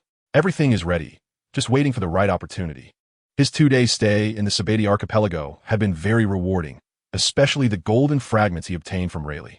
They not only enhanced his mastery of the three-color Haki, but also improved his ability to control the tremor waves. This way, he could manage the range and intensity of the tremor waves. Although Monkey was already quite strong when he arrived, he was far superior to his current strength after just 2 days. His abilities have almost doubled compared to before. Otherwise, Shaki and Rayleigh wouldn't have been so surprised by his progress that they became numb afterward. Not only that, but one must also consider that Drought Jack might send someone to find the Great Voyage. However, as long as it's not impersonally, I think it shouldn't be a threat to me. Moreover, with my current strength, even though I might not win 100 in a direct confrontation with Drought Jack, I definitely won't be as passive as last time. Monkey is very confident in his current strength. Come, have a drink with me. Rayleigh handed over the wine glass, laughing heartily. All right. Monkey also smiled, looking at Shaki and Rayleigh, and raised the drink in his hand. Immediately, the quiet bar was filled with the aroma of fine wine. After drinking for so many years, it seems Shaki's wine is still the best. Rayleigh sighed while downing another barrel. Don't flatter me. I see through your little scheme clearly. You're just trying to get Monkey to drink more under the pretense of practicing. Shaki shot Rayleigh a glance and said, Ahem. Rayleigh caught out, awkwardly scratched his head. You figured that out too. Monkey laughed from the side. He had already gotten used to the teasing and banter between Rayleigh and Shaki. It seems that Rayleigh and Shaki really have a good relationship. In Zone 16 of the Shambati Archipelago. Quickly, catch it, don't let it run. Although it's a cheap fishman, some customers still like to use fishmen as labor. Damn, it's too fast. Under the moonlight, a wet figure hid in the corner, looking very scared. Upon closer inspection, this is not a human, but a fishman. It's an octopus fishman. He has 6 arms. Shelly, I promise I will definitely find you and rescue you. It clenched its fists and gritted its teeth. When it comes to human trafficking, I will be there. Rayleigh, I said I couldn't trouble you anymore, but now I'm out of options. It's all my fault. I messed everything up. The octopus merman, crying, left the corner and headed towards District 13. Bang, bang. Shaki heard someone knocking on the bar's door. At that moment, the door opened. She saw a disheveled and wet figure standing outside. By the moonlight, she could see clearly. It was a merman. Shaki opened the door, and the warm light from the bar spilled out, illuminating the merman. Shaki looked stunned for a moment. She asked, Little 8, what's wrong coming out so late? Chapter 129, Little 8. Rayleigh, help me. Shaki really didn't expect this. She stood at the door, looking at the merman, dazed and a bit confused. She couldn't figure out why Little 8 would come to the Shamboli Islands and find her bar. That's right. Shaki knew this merman named Little 8. No, strictly speaking, he should be Rayleigh's friend. When Rayleigh was out at sea, he met the merman Little 8 when he was still young and saved Rayleigh's life. So, the two became friends. This was a life-saving friendship for Rayleigh, and he would never forget it. Because of this, Little 8 sometimes leaves Fishman Island to find Rayleigh in the Shamboli Islands. It's not too many times, but not too few either. Could it be that he came to chat with Rayleigh so late? Looking at Little 8's appearance, Shaki noticed he looked very disheveled, soaking wet, with a few strands of water plants hanging from his head, and Little 8 was still crying. Therefore, Shaki was sure that this time Little 8 was definitely in trouble. Not just coming to chat with Rayleigh. Little 8, what's wrong? What happened? Come in and talk. Shaki brought Little 8 into the bar. The warm light spread to every corner of the bar, making it feel very reassuring. Monkey looked at the visitor with some surprise. But Rayleigh, who was beside him, was even more surprised. He stood up directly. Little 8? He saw Xiao Ba's appearance and knew that something bad must have happened, rather than him coming to chat. Lady. Xiao Ba's eyes were filled with tears, and he looked at Rayleigh with a pitiful expression. He directly collapsed onto the bar floor and began to cry loudly. Are you hurt? Rayleigh looked at the wounds on Xiao Ba's body, which were still oozing blood. Ever since he was rescued by Xiao Ba, he was determined to protect Xiao Ba at all costs. Rayleigh, I was wrong. It's all my fault. I was too playful. I got Shelly into a terrible situation. She's been taken away by those bad people who sell humans. Xiao Ba said, sobbing. What exactly happened? Rayleigh asked softly. Xiao Ba struggled to hold back her tears, took a deep breath, and said, Shelly told me she wanted to see what the outside world was like, to see the world above the sea. So I brought her to the Shambadi archipelago. But unexpectedly, a group of bad people captured Shelly, and I couldn't fight against so many of them alone. I had to run away, but Shelly got separated from me. That group of people are the ones Rayleigh warned me to be extremely careful about. They are human traffickers, and now Shelly is in their hands. They are definitely going to sell her. Rayleigh, I really can't think of any other way. With that, Xiao Ba began to cry again. He looked very regretful. If it weren't for his playful nature, Shelly would definitely not have been captured by bad people. That's right. Rayleigh nodded thoughtfully. This matter is not very easy. The group involved in human trafficking doesn't have any particularly powerful skills. However, he has already announced his retirement. Moreover, for the Shambadi archipelago, everyone has tacitly accepted the issue of human trafficking. For so long, no pirate has ever come to disrupt their operations. So, although the human traffickers are weak, no one knows what their background is. Otherwise, with the rampant pirates in the Shambadi archipelago, no one would dare to act lawlessly there. Therefore, there must be a powerful force behind this. If it were before, Rayleigh would have unhesitatingly chosen to help Shachi. There was no place he feared in the Grand Line. However, he has now declared his retirement. It has been a long time since he got involved in these matters. And basically everyone thinks Rayleigh has retired. Even the Navy no longer troubles him.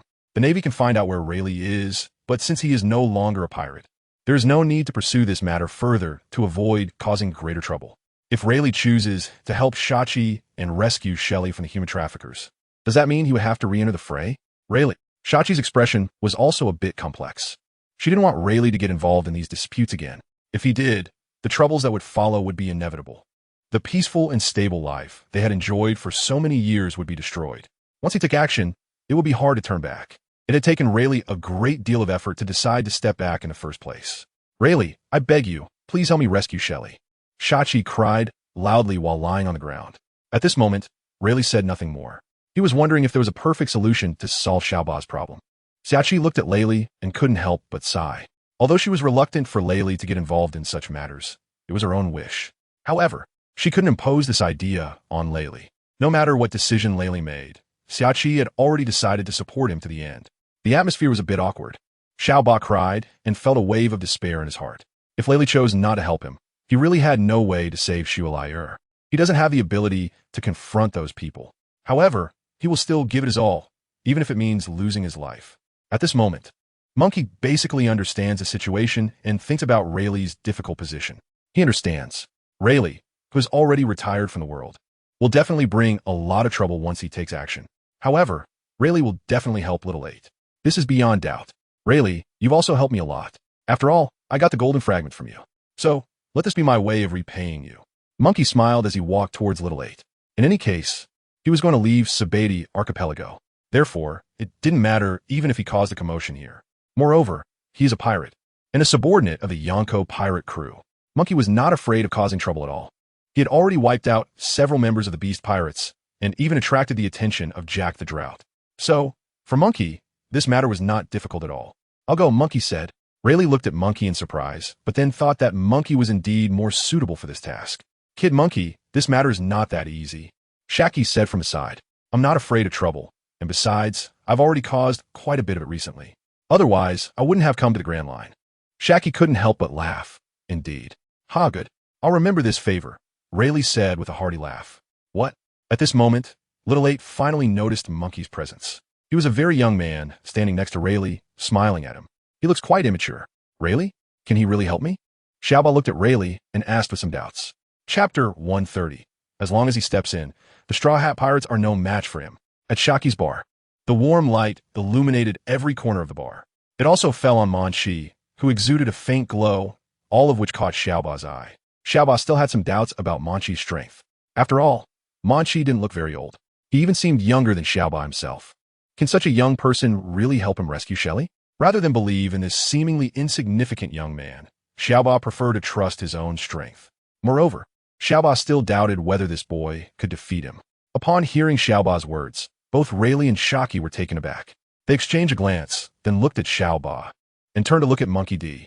Indeed, to be honest, if they hadn't known Monkey D before, they would also feel that Monkey is not capable of helping Xiaoba rescue Shelly, because he is really too young. Many people tend to judge a person's ability based on their appearance. Monkey does not look like a fierce and intimidating person. Therefore, it is indeed easy to underestimate his true level. Xiaoba, don't judge a person's ability based on their appearance, okay? Rayleigh said to Xiaoba with a smile. Whether Monkey has the ability to rescue Shelly, I believe neither Rayleigh nor Haki would doubt that. The question's in Xiaoba's heart. Rayleigh and Haki already have a definite answer in their minds. They have immense confidence. Since Munchie has chosen to step up and help, this matter will surely be accomplished. After all, Munchie's abilities are now well known throughout the TheAbility archipelago. Even in the Grand Line, it is hard to find someone whose abilities match his. Even among the Navy headquarters personnel, unless they are very powerful vice admirals like Karp or Xru, ordinary vice admirals wouldn't be able to last a few rounds against Munchie. In fact, considering Munchie's current level, he should be quite comparable to the admirals of the Navy headquarters. In the Grand Line, there are very few who can rival Munchie's abilities, unless we consider the remnants of the old pirates. Among the new generation of pirates, there are only a handful who can stand up to Munchie. When it comes to it, it seems that only the warlords of the sea from the Navy headquarters can compete with Munchie. Aside from them, it is unlikely that any pirate could face Munchie head-on. With such abilities, how could he possibly be involved in human trafficking? It's simply impossible. Rayleigh, he doesn't seem to have much experience, Xiaoba said worriedly.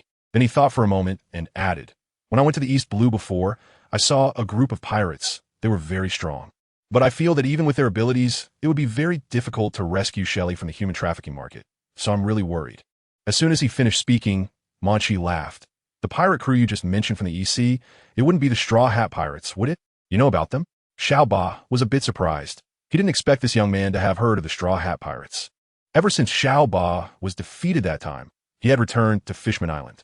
Are the Straw Hat Pirates really that powerful? Munchie stroked his chin and said meaningfully. He heard for the first time that the Straw Hat Pirates were very strong. No one had ever compared him to that group of hot-headed youngsters. Interesting. Ahem. Rayleigh awkwardly coughed twice. Rayleigh, what's wrong? Little 8 nervously walked over and patted Rayleigh's back. It's nothing. Rayleigh was purely embarrassed by Little 8's cough. How could Monkey's abilities be compared to those of this group of hot-headed youngsters from the Straw Hat Pirates? They were simply not on the same level. Rayleigh forced back a smile and said seriously, Little 8, the Straw Hat Pirates that you think are incredibly strong. Even if all the pirates were in front of this young man, they would have no power to resist. Haki added. After hearing what Rayleigh and Monkey said, Little 8 was stunned. In his eyes, the Straw Hat Pirates were already incredibly powerful. But Haki said this boy could defeat the Straw Hat Pirates by himself? Is that true? Little 8 found it hard to believe that there was someone in the world with such incredible strength. He looked at Monkey D. Luffy, feeling a mix of belief and skepticism. All of this was beyond his imagination. He didn't doubt what Xiaoqi said, but based on his own experiences, he found it hard to imagine that someone could annihilate an entire pirate crew by their own strength. He couldn't picture what that scene would be like. To be more specific, although Monkey is indeed very young, he has the capability to take down the entire Straw Hat Pirates in an instant, Rayleigh added. What Xiaoqi said was indeed a fact. He looked at Xiaoba with a complicated expression. How could the stars compete with the bright moon? It was simply overestimating oneself. The difference between Monkey's abilities and the Straw Hat Pirates was like heaven and earth. Is he really that powerful? Xiaoba was in a daze, lying on the ground, completely shocked. Even a formidable crew like the Straw Hat Pirates could be killed in an instant. Xiaoba still found it hard to believe. He couldn't even imagine how terrifying that scene would be. However, Xiaoba managed to suppress his inner shock and looked at Monkey, saying, Mr. Monkey, are you sure you can help me rescue Shelly? There's no point in talking so much. Just follow me, Monkey said with a smile to Xiaoba. It seems that he needed to see his abilities firsthand. He would believe it, right? Since that's the case, let Munchie show him in person, so he won't doubt anymore and can feel at ease. Little 8 followed Munchie out. Xiaoqi and Rayleigh stayed in the bar. The Straw Hat Pirates are very close partners of the Red-Haired Pirates. However, they haven't been in the Grand Line for long. Compared to their strength and Munchie's, they're still far too weak. Rayleigh said this while unable to help but laugh.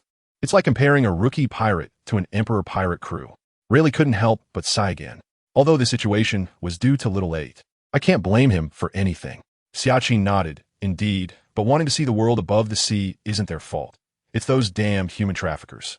These things have been happening for a long time already, but no matter how long it takes, they will never disappear. Whether in ancient times or now, mermaids have always lived in the shadow of humans. There are too many similar stories. After all, no matter when, there will always be people who want to treat fishmen as collectibles. As long as such people exist, the human trafficking market will never close. Driven by interests, they will continuously commit cruel acts against the fishmen. Chapter 131. This slash is truly powerful. Let's go and witness how Monkey persuaded little 8, Rayleigh said with a smile. Shaki nodded and walked out of the bar with Rayleigh. Since Monkey agreed to help, Shaki and Rayleigh definitely believed in him. Because Monkey's abilities had already earned their recognition. Whether it was his rate of progress or his talent, Monkey was a rare talent. He could even be considered a monster.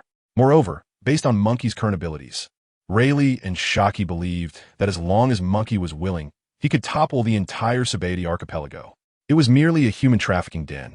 Indeed, the forces behind the human trafficking den were significant. But so what? If it weren't for Rayleigh deciding to retire, he could have single-handedly smashed the human trafficking den.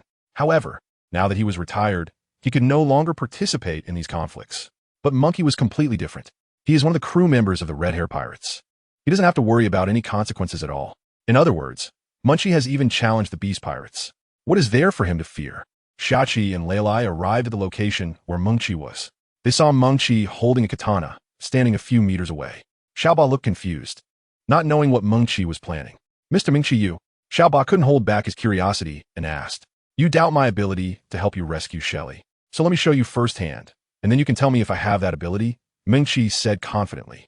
After hearing this from Munchie, Xiaoba had nothing more to say. He stared intently at Munchie. Although Rayleigh and Shaki were very confident in Munchie's abilities, he began to believe in them a bit himself. However, he had never seen him in battle, and he looked even younger than himself, so he couldn't help but have some doubts. Now Munchie wanted to demonstrate to him in person. This was the best way, as Xiaoba was also very curious about what kind of person could single-handedly eliminate the entire Straw Hat Pirates. Taking a closer look, I only need one move. Munchie squinted his eyes mischievously and said, Xiaoba nodded, not daring to blink as he watched Munchie. He then saw Munchie take out the katana in his hand and raise it. At that moment, the armament Haki began to gather on the blade, emitting a red glow, and a fierce aura rushed toward him. Oh my god! Xiaoba found it hard to believe the scene before him. Although Xiaoba's abilities weren't very strong, he knew that this technique was called armament Haki. Moreover, there might not even be one person with such talent among 1,000 pirates. To think that Munchie could skillfully use armament Haki at such a young age. Now, Xiaoba began to understand what Rayleigh and Shaki had said. He has also started to be willing to believe in Munchie's abilities. Perhaps this young man truly has formidable power. Munchie exudes a very powerful aura, looking extremely fierce. This strong sense of oppression makes Xiaoba feel a bit fearful. Now he believes that although Munchie is very young, he is definitely a person of great strength. Even if he is not old, his strength is absolutely top-notch. When feeling Munchie's sharp aura, Rayleigh said to Shaki, I didn't expect that this kid's abilities seem to have increased again. No wonder the people on the island call him the Monster Swordsman. It seems that the bounty on the wanted poster should be changed to 500 million berries. Otherwise, those bounty hunters might think they are facing someone with a 300 million berry bounty and would be instantly defeated by Munchie. Indeed, Munchie's current abilities should be on par with Jack the Drought from the Beast Pirates. Rayleigh is very certain of this. He has been watching Munchie's abilities grow step by step these days. After some time, when he returns to the New World again, he'll be able to confront Drought Jack head-on. Moreover, having witnessed Munchie's rapid progress firsthand, Rayleigh is even more convinced of this. If Munchie is given some time, his abilities will definitely surpass those of Drought Jack. In front of him, Munchie's katana gathered a very fierce aura. This aura also enveloped Little 8. He was trembling all over in fear. It was truly overwhelming. Xiaoba looked at Munchie's back and suddenly felt that the young man in front of him seemed incredibly powerful. Munchie slowly drew his katana and without hesitation swung it down at the empty space in front of him. A strong gust of wind ripped through the air. In an instant, the sound of the air being sliced was extremely piercing. Whoosh! A blinding light surged forward. Xiao Ba was completely stunned by the scene before him. Although he was still a few meters away from Munchie, he deeply felt the pressure emanating from him, rendering him unable to move, filled with shock and fear. Boom! A loud explosion sounded, and Xiao Ba felt as if his ears were about to be deafened. At the same time, the ground began to shake slightly, as if there had been an earthquake. Xiao Ba, terrified, crouched on the ground with his eyes wide open. In front of the Xiachi Luizhuo bar, a huge crack had been directly torn open by the slash. With just one move, a fissure hundreds of meters long had been created in the ground. The aura of the slash gradually dissipated. At this moment, the atmosphere became very quiet. Xiao Ba was still lost in shock, unable to regain his senses for a long time. He looked at the huge crack in front of him, gazing into the distance along the fissure, but unable to find an end. The power of this slash was surprisingly strong. He almost destroyed my bar. It's truly astonishing. Xiaoqi joked. It seems that now, Monkey D. Luffy can indeed skillfully master the Tremor wave. Rayleigh said with a mix of relief and bitterness. This slash did not use any residual waves. It was evident that Luffy has now completely mastered the use of residual waves. In just a day, he has figured out how to control the residual waves. Rayleigh felt that even he would find it difficult to achieve that. Luffy exhaled, putting away the katana in his hand. Little 8 looked at Luffy and then at the crack on the ground, falling into deep thought. Among the people he has seen, none could withstand the blow from Monkey just now. Not even the evil dragon, Hody Jones, or even the past of Neptune. The strongest fishmen of Fishman Island flashed through his mind, but he rejected them all. Finally, he began to believe. Munchie's strike was something that almost no one could withstand. Not even Rayleigh. In Xiao Ba's impression, he had never seen him use such a terrifying move. Munchie completely conquered Xiao Ba with his own strength. Chapter 132. The human trafficking market under the moonlight of the Don Quixote family. The silvery light fell at the entrance of the Shikiro bar. The previously lush green grass was now torn apart by a huge crack, which seemed to have no end in sight. The atmosphere on the scene was very quiet. The terrifying crack on the ground split the entire lawn in two, and it looked to be about a meter wide, stretching for hundreds of meters. All of this made Xiao Ba feel incredibly incredulous. He was both fearful and shocked, truly not expecting that someone could possess such overwhelming power. Xiao Ba felt that he couldn't even imagine such a scene in his dreams. Moreover, such a powerful move came from a young guy, even younger than himself. Munchie, have you created a monster swordsman ruin in front of my bar? With such a large crack, when we open tomorrow, won't those pirates be stunned? Shikiro said helplessly. The area affected by this was hundreds of meters long, and it was right in front of his own bar. Shikiro could imagine that when the pirates came to his bar tomorrow, they would definitely discuss this matter. By then, the entire Sabiti archipelago would know about it. After all, this scene was just too frightening. Sorry, I just wanted Xiao Ba to believe me, and I might have used too much force, Munchie said, scratching his head shyly. He retracted his armament Haki, and at this moment, the katana no longer looked as terrifying as before. However, the grass here is quite soft, and I haven't even used my full strength yet it caused such extensive damage, which indeed caught me off guard, said Monkey. But upon hearing these words, Xiao Ba was even more astonished. So, he still hasn't used his full strength? Xiao Ba was completely engulfed in doubt. He looked up again at the crack that stretched for hundreds of meters and suddenly felt a chill run through his body. He could hardly imagine how terrifying it would be if Munchie used all his strength. Are the people on the surface all so frightening? They're simply like monsters. I'm absolutely certain that even Jinbei couldn't withstand this move. Little 8 thought silently. Jinbei is the strongest fishman in Fishman Island. But even so, Little 8 felt that Jinbei wouldn't even be able to last a round against Munchie. The scene before him was truly astonishing. He couldn't believe that this huge crack was created by the young man in front of him. But it was indeed a fact. At this moment, Xiao Ba was completely in awe of Monkey's strength. He felt that in the entire Shambati archipelago, it was impossible for anyone to defeat such a monster. Rayleigh, your friend, is indeed extraordinary, Xiao Ba thought to himself. So, do you now believe I can help you rescue Shelly? Monkey asked with a smile. Mr. Monkey, I really appreciate it, Xiao Ba said, bowing respectfully as his expression looked both awed and fearful at that moment. What had just happened left a huge impact on him. All right, it's getting late. Let's head back, Rayleigh said. So everyone returned to the bar. However, the open space in front of the bar was a scene of devastation, with cracks stretching for hundreds of meters, looking very frightening. Xiao Ba wiped the tears from his eyes, and his expression appeared very excited. Now, he was very sure that Shelly would be rescued soon. He took a furtive glance at Munchie, his heart filled with confidence. Shelly, just wait, I'll rescue you soon. Little 8 silently said to himself. Indeed, with Munchie's strength, rescuing people from the human trafficking ring would be a piece of cake. Munchie, you've already agreed to help Little 8 rescue Shelly, but I hope you can be aware of some information about the human trafficking ring in advance, Rayleigh said solemnly. The forces behind the human trafficking ring are very powerful. You must let Monkey know about this in advance. Okay, Monkey nodded. Then, Rayleigh looked at Shaki. Shaki began to speak. The human trafficking market in Sabati Archipelago is located in Area 1, where human trafficking transactions frequently take place. For example, some powerful pirate crews buy and sell beautiful women or princesses from defeated countries. However, the most heated transactions in the human trafficking market are still for fishmen.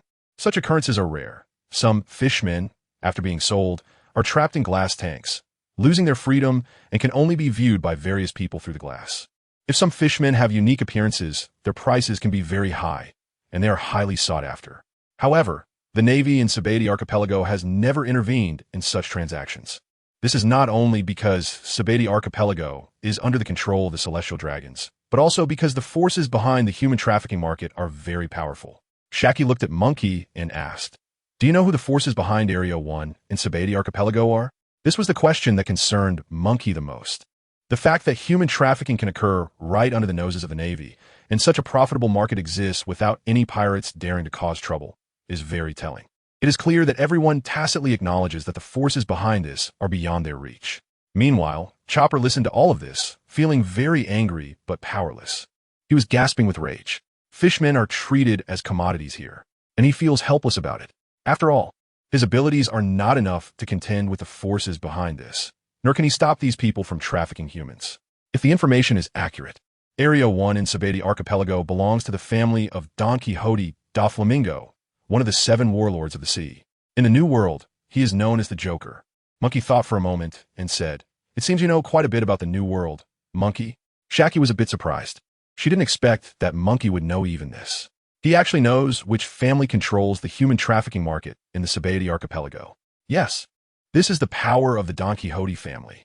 Moreover, the head of the Don Quixote family is not only a member of the 7 warlords of the sea, but he is also a celestial dragon, Shaki said. So, it's quite obvious that if you provoke the Don Quixote family, the consequences will be very serious. Upon hearing this news, Little Ba couldn't help but feel a bit scared. He lay on the ground and didn't dare to say a word. But at that moment, Monkey smiled. I've challenged the Beast Pirates, so how could I be afraid of Celestial Dragon? Even if he is one of the 7 warlords of the sea, so what? Chapter 133. Fortunately, he is my friend, not my enemy. Monkey's words made Rayleigh and Shaki laugh out loud. They didn't anticipate that Monkey would think this way, but they didn't expect him to actually say it out loud. At this moment, Xiao Ba felt an overwhelming sense of emotion inside. He sobbed and said, Mr. Monkey, I really don't know how to thank you. Indeed, besides Rayleigh, there are kind people among humans. Moreover, his abilities are so powerful that he is even willing to help the fishmen. Therefore, Xiao Ba is very grateful to Monkey. Xiachi, please give me some information about the human trafficking site, Monkey said to Xiachi. Only with sufficient preparation can they rescue Shelly as quickly as possible.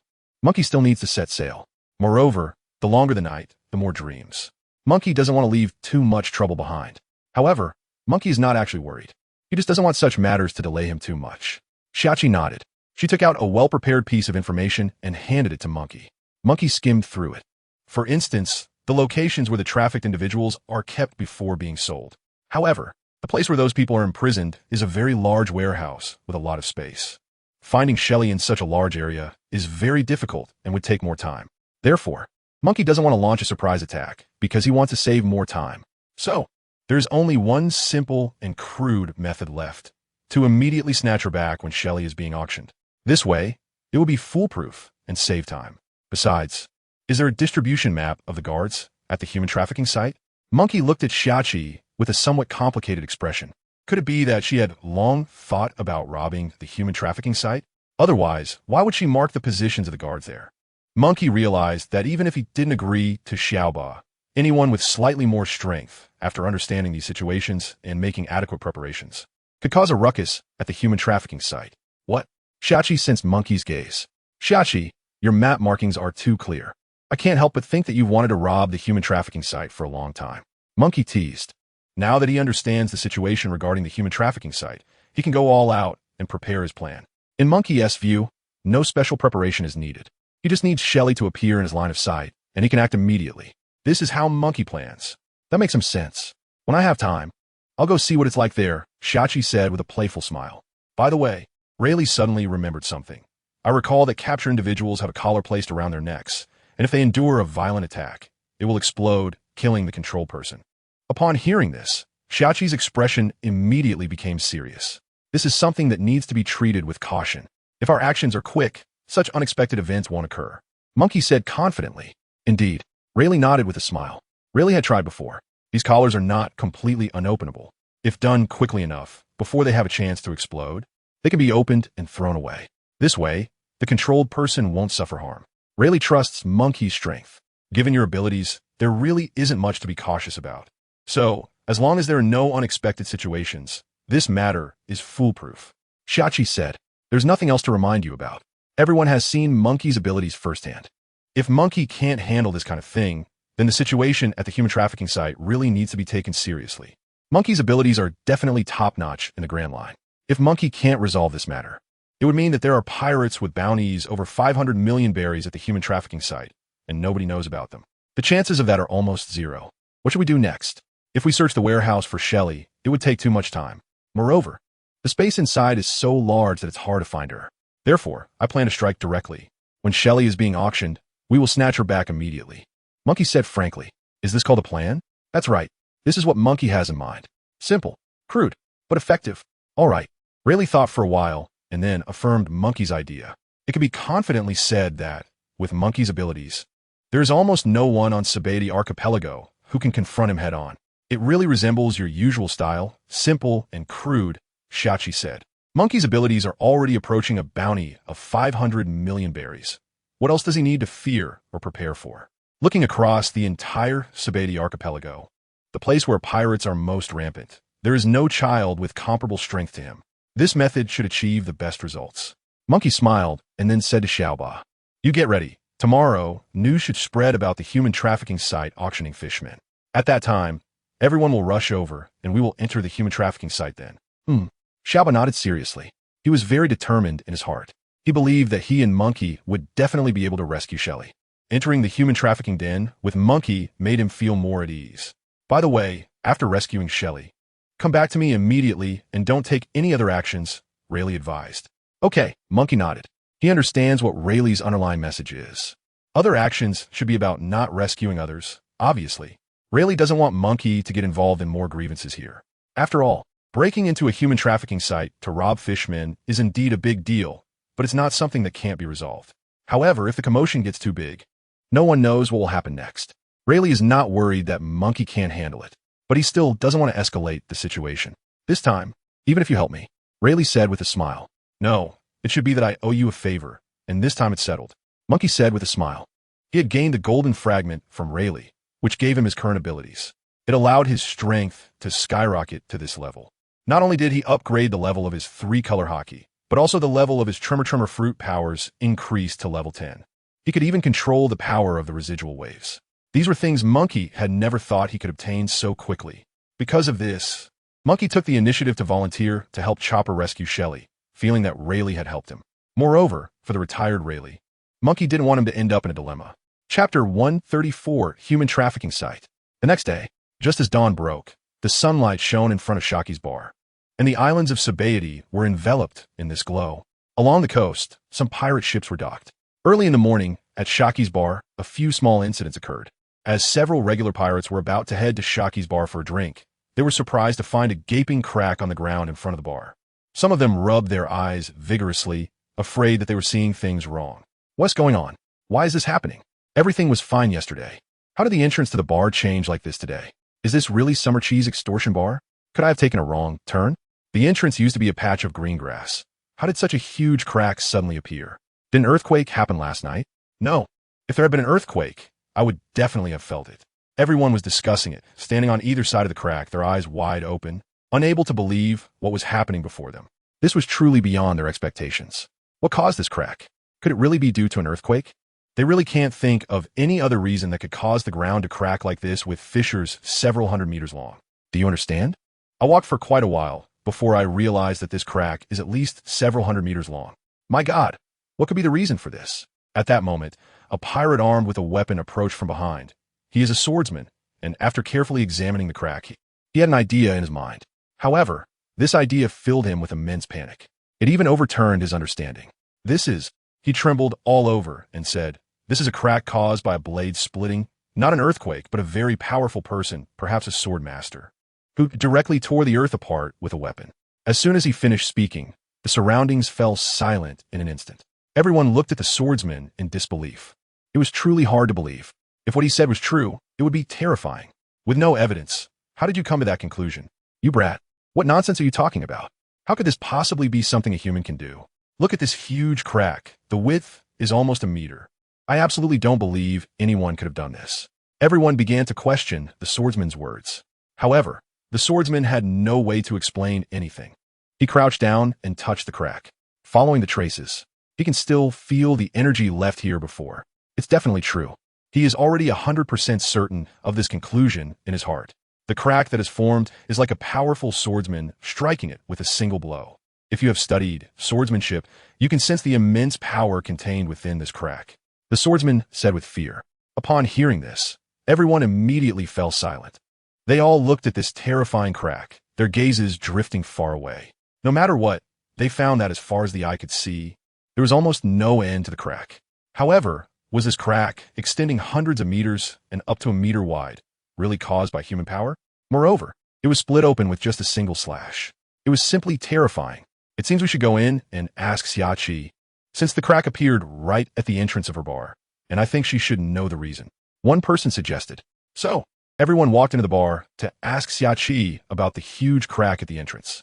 Xiachi candidly said, indeed, you guessed right. It was caused by a single slash. Instantly, everyone was stunned, feeling a chill run down their spines, and some timid pirates had already started shivering. Their expressions looked very fearful. In an instant, they turned to glance at the crack in the doorway. Their mouths trembled, but they couldn't say a word. The one responsible for this crack was the monster swordsman that you all have been discussing for the past 2 days. Upon hearing Xiaqi's words, everyone became even more tense. It was actually the monster swordsman. At that moment, everyone realized that they had been underestimating the strength of the monster swordsman all along. It seems his abilities far exceeded everyone's understanding. He was able to split open such a terrifying crack with just one strike, stretching for hundreds of meters and seemingly without end. So, how terrifying must the power of someone who could cause such great damage be? Looking at everyone's bewildered and panicked expressions, Xiachi couldn't help but laugh. If they knew that this was just a casual strike for Monkey, what would their reaction be? Xiachi thought to herself, chuckling, and turned to gaze out the window, lost in thought. Monkey, given your abilities, there shouldn't be any accidents, and this matter will surely be resolved smoothly. The TheAbility archipelago was in an uproar, not because of the huge crack at the entrance of Xiaqi's bar, but because news came from a human trafficking auction house in Area 1.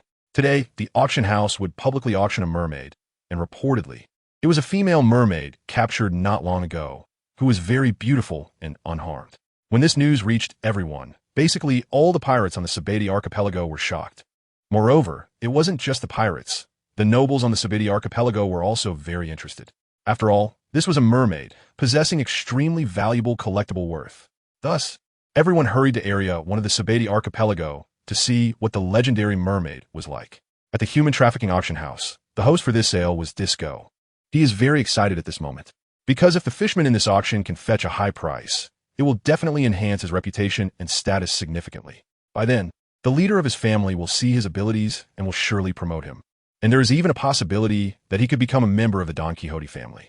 He looked around and found that the entire human trafficking venue was overcrowded. Under the lights, the stage looked very enviable.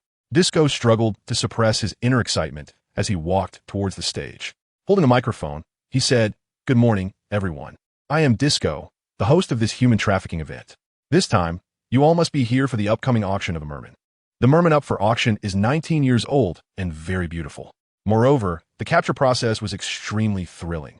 Recently, the number of mermen has sharply declined, and this one is so young and beautiful, with no signs of being mistreated.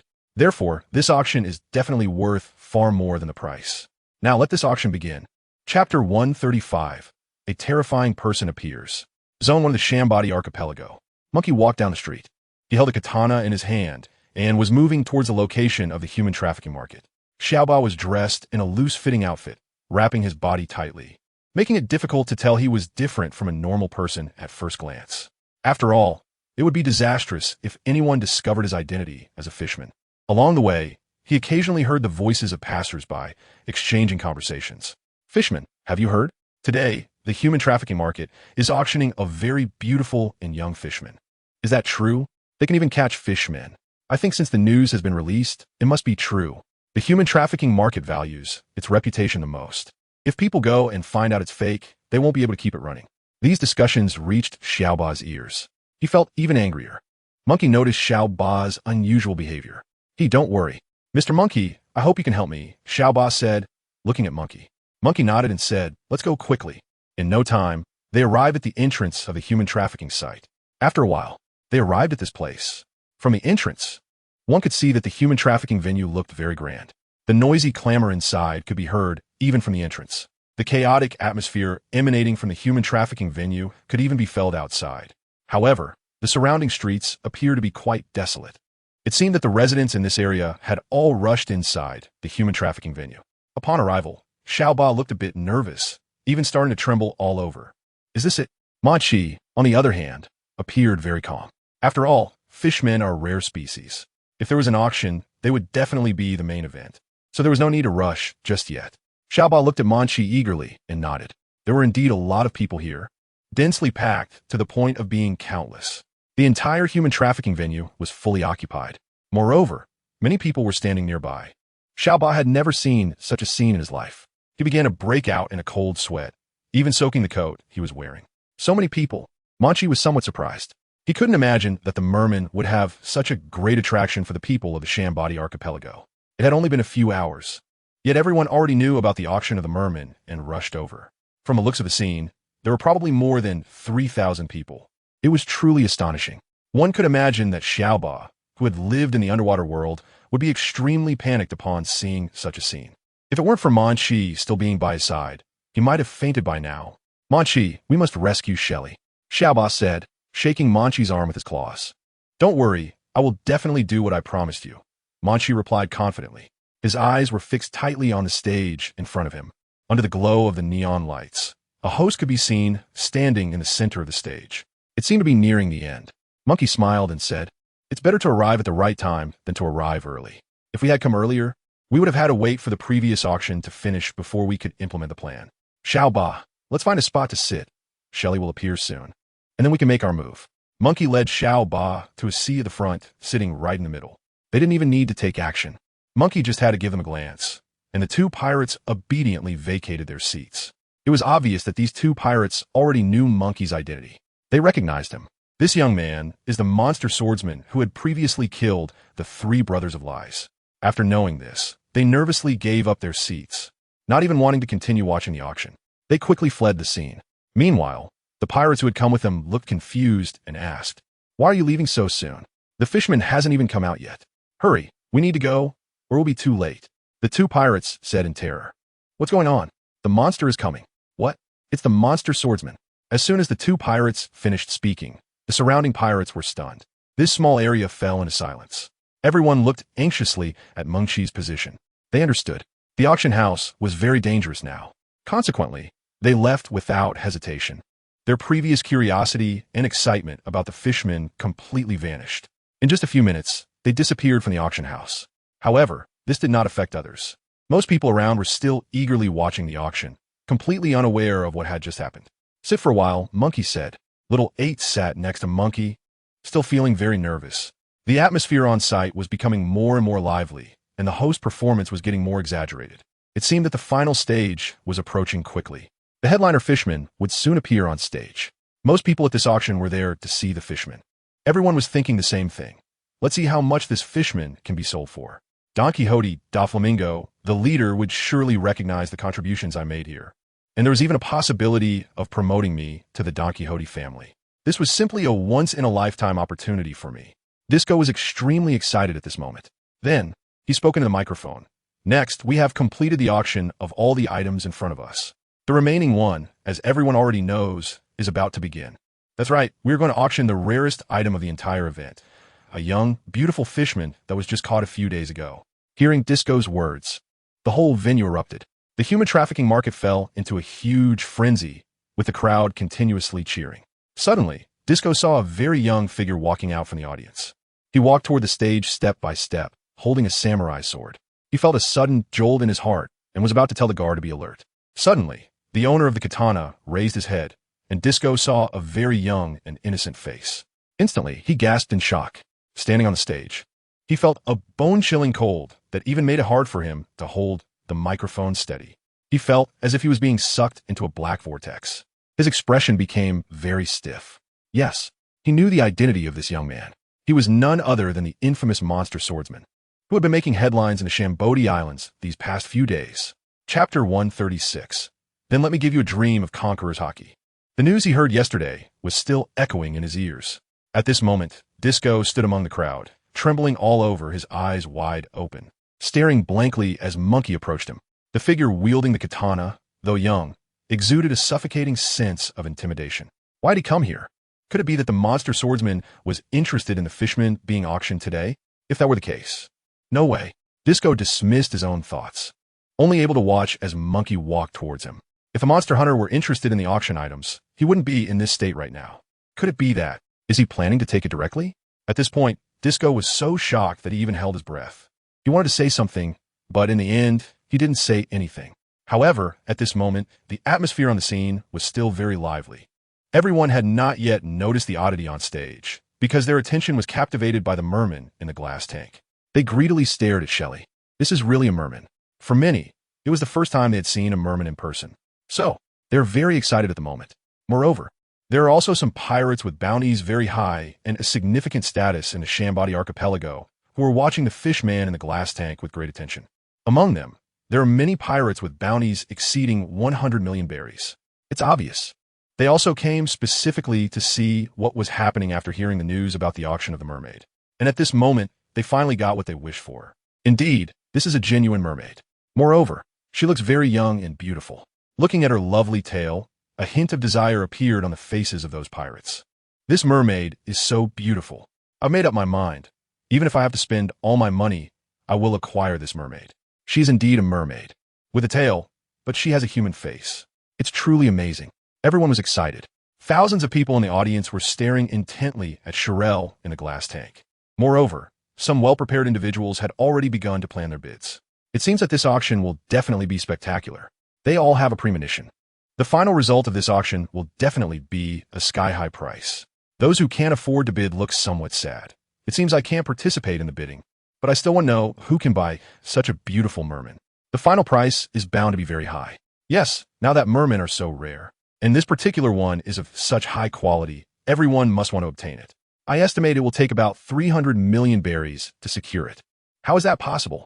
I think it will take at least 400 million berries. These voices reached Xiao Ba's ears, and his feelings were both tense and angry at that moment. He couldn't help but clench his fists, his eyes fixed on the figure of Munchie. He gradually calmed down. Mr. Munchie will definitely be able to rescue Shelley. At this moment, no one had noticed the strange behavior of the host, Disco. Up front, Munchie stopped in his tracks, looking at Disco.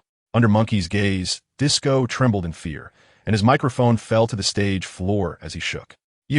Disco was enveloped in immense fear at that moment. He clearly sensed the powerful aura emanating from Munchie. In an instant, he felt a suffocating power. Monster swordsman, what exactly do you want to do? Disco asked with a trembling voice. It was evident. He is trying hard to control himself and calm down. What do you think I'm here for? Munchie smiled maliciously. At this moment, Disco felt even more panic in his heart, feeling like he was about to collapse on the stage.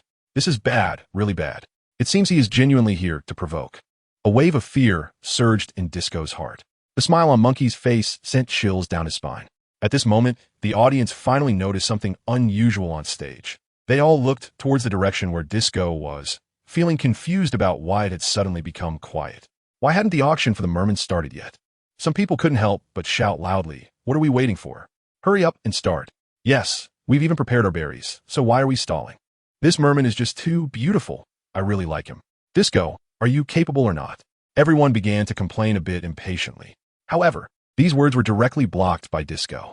His attention was entirely focused on the monkey standing in front of him. His face began to turn pale, and his back was soaked with cold sweat. Slowly, everyone noticed that something was off. Then, they saw a figure standing next to Disco. Since the figure had its back to the audience, no one could see Munchie's face. However, some people began to realize that this silhouette seemed familiar. That figure next to Disco looks so familiar, someone said. At this moment, the noisy sounds gradually quieted down. The venue began to become silent. Everyone was looking at Munchie's back and Disco. Then, someone shouted loudly, "That's right. It's that monster." Everyone turned to see where the voice came from. And it was a pirate with a high bounty.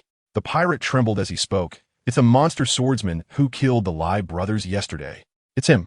As soon as the words were spoken, everyone was stunned. The entire auction house fell into a deathly silence. Everyone shifted their gaze towards Munchie. Even a monster swordsman had come here. What did he possibly want this time? Did he intend to steal the fishmen? At this moment, everyone shared the same confusion in their hearts. But they all understood very well that this legendary monster swordsman could easily kill pirates with bounties exceeding 100 million berries. His strength was simply on a different level than theirs.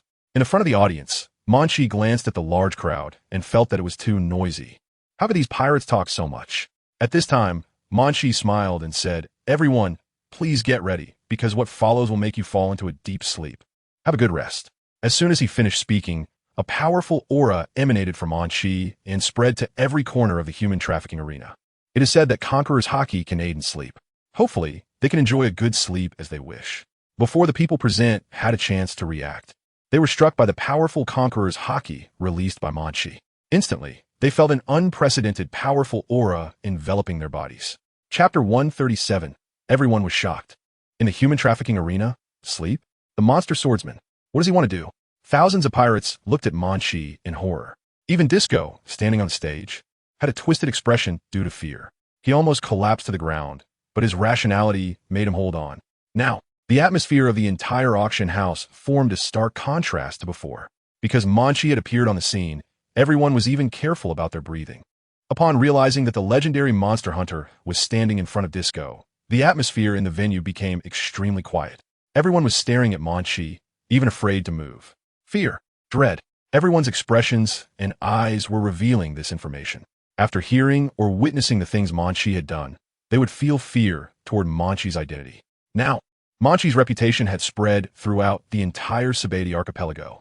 He can kill the greedy wolf Seiko with a single blow, a pirate with a bounty of 120 million berries. Moreover, he also killed the Lai brothers by himself.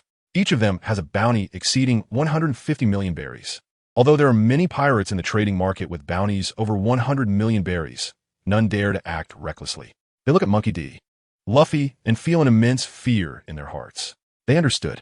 Although their bounty exceeded 100 million berries, in front of this monster, he could easily eliminate them. At this moment, the aura of armament Haki began to spread, rapidly expanding from within Munchie. Moreover, this aura was continuously strengthening like surging waves, spreading to every corner of the human trafficking arena. In an instant, the Conqueror's Haki enveloped every position where Munchie stood. In just a few seconds, the terrifying power surrounded every nook and cranny of the trafficking arena. Enjoy this feeling. Perhaps you will never see such a scene again in your lifetime. Munchie thought with a smile. As the Conqueror's Haki erupted, everyone felt this terrifying and immense power, with every organ in their bodies bearing tremendous pressure. Then thud. One by one, the audience collapsed, unable to resist, falling unconscious immediately. The entire trafficking arena fell silent. From the stage's perspective, everyone was densely sprawled in their seats. Even those nobles lost consciousness under the overwhelming impact of the Conqueror's Haki, unable to wake up. No one could escape. Probably over 99% of the audience was unconscious. Only a few individuals remained, hiding behind their seats, their expressions filled with terror, feeling an overwhelming sense of despair, hardly believing what was happening before them. They were also affected by the impact of the Conqueror's Haki. However, this aura only made them feel breathless and did not cause them to faint like others. Looking around, there were only about 20 people who escaped the impact of the Conqueror's Haki. Is this the legendary Conqueror's Haki? The remaining conscious pirates pondered in their hearts. It seems certain that the power that caused the entire audience to faint in an instant was indeed the Conqueror's Haki. It is said that only one person with this talent can emerge from a million. The monstrous swordsman can actually master the Conqueror's Haki with such proficiency. He is more monstrous than a monster.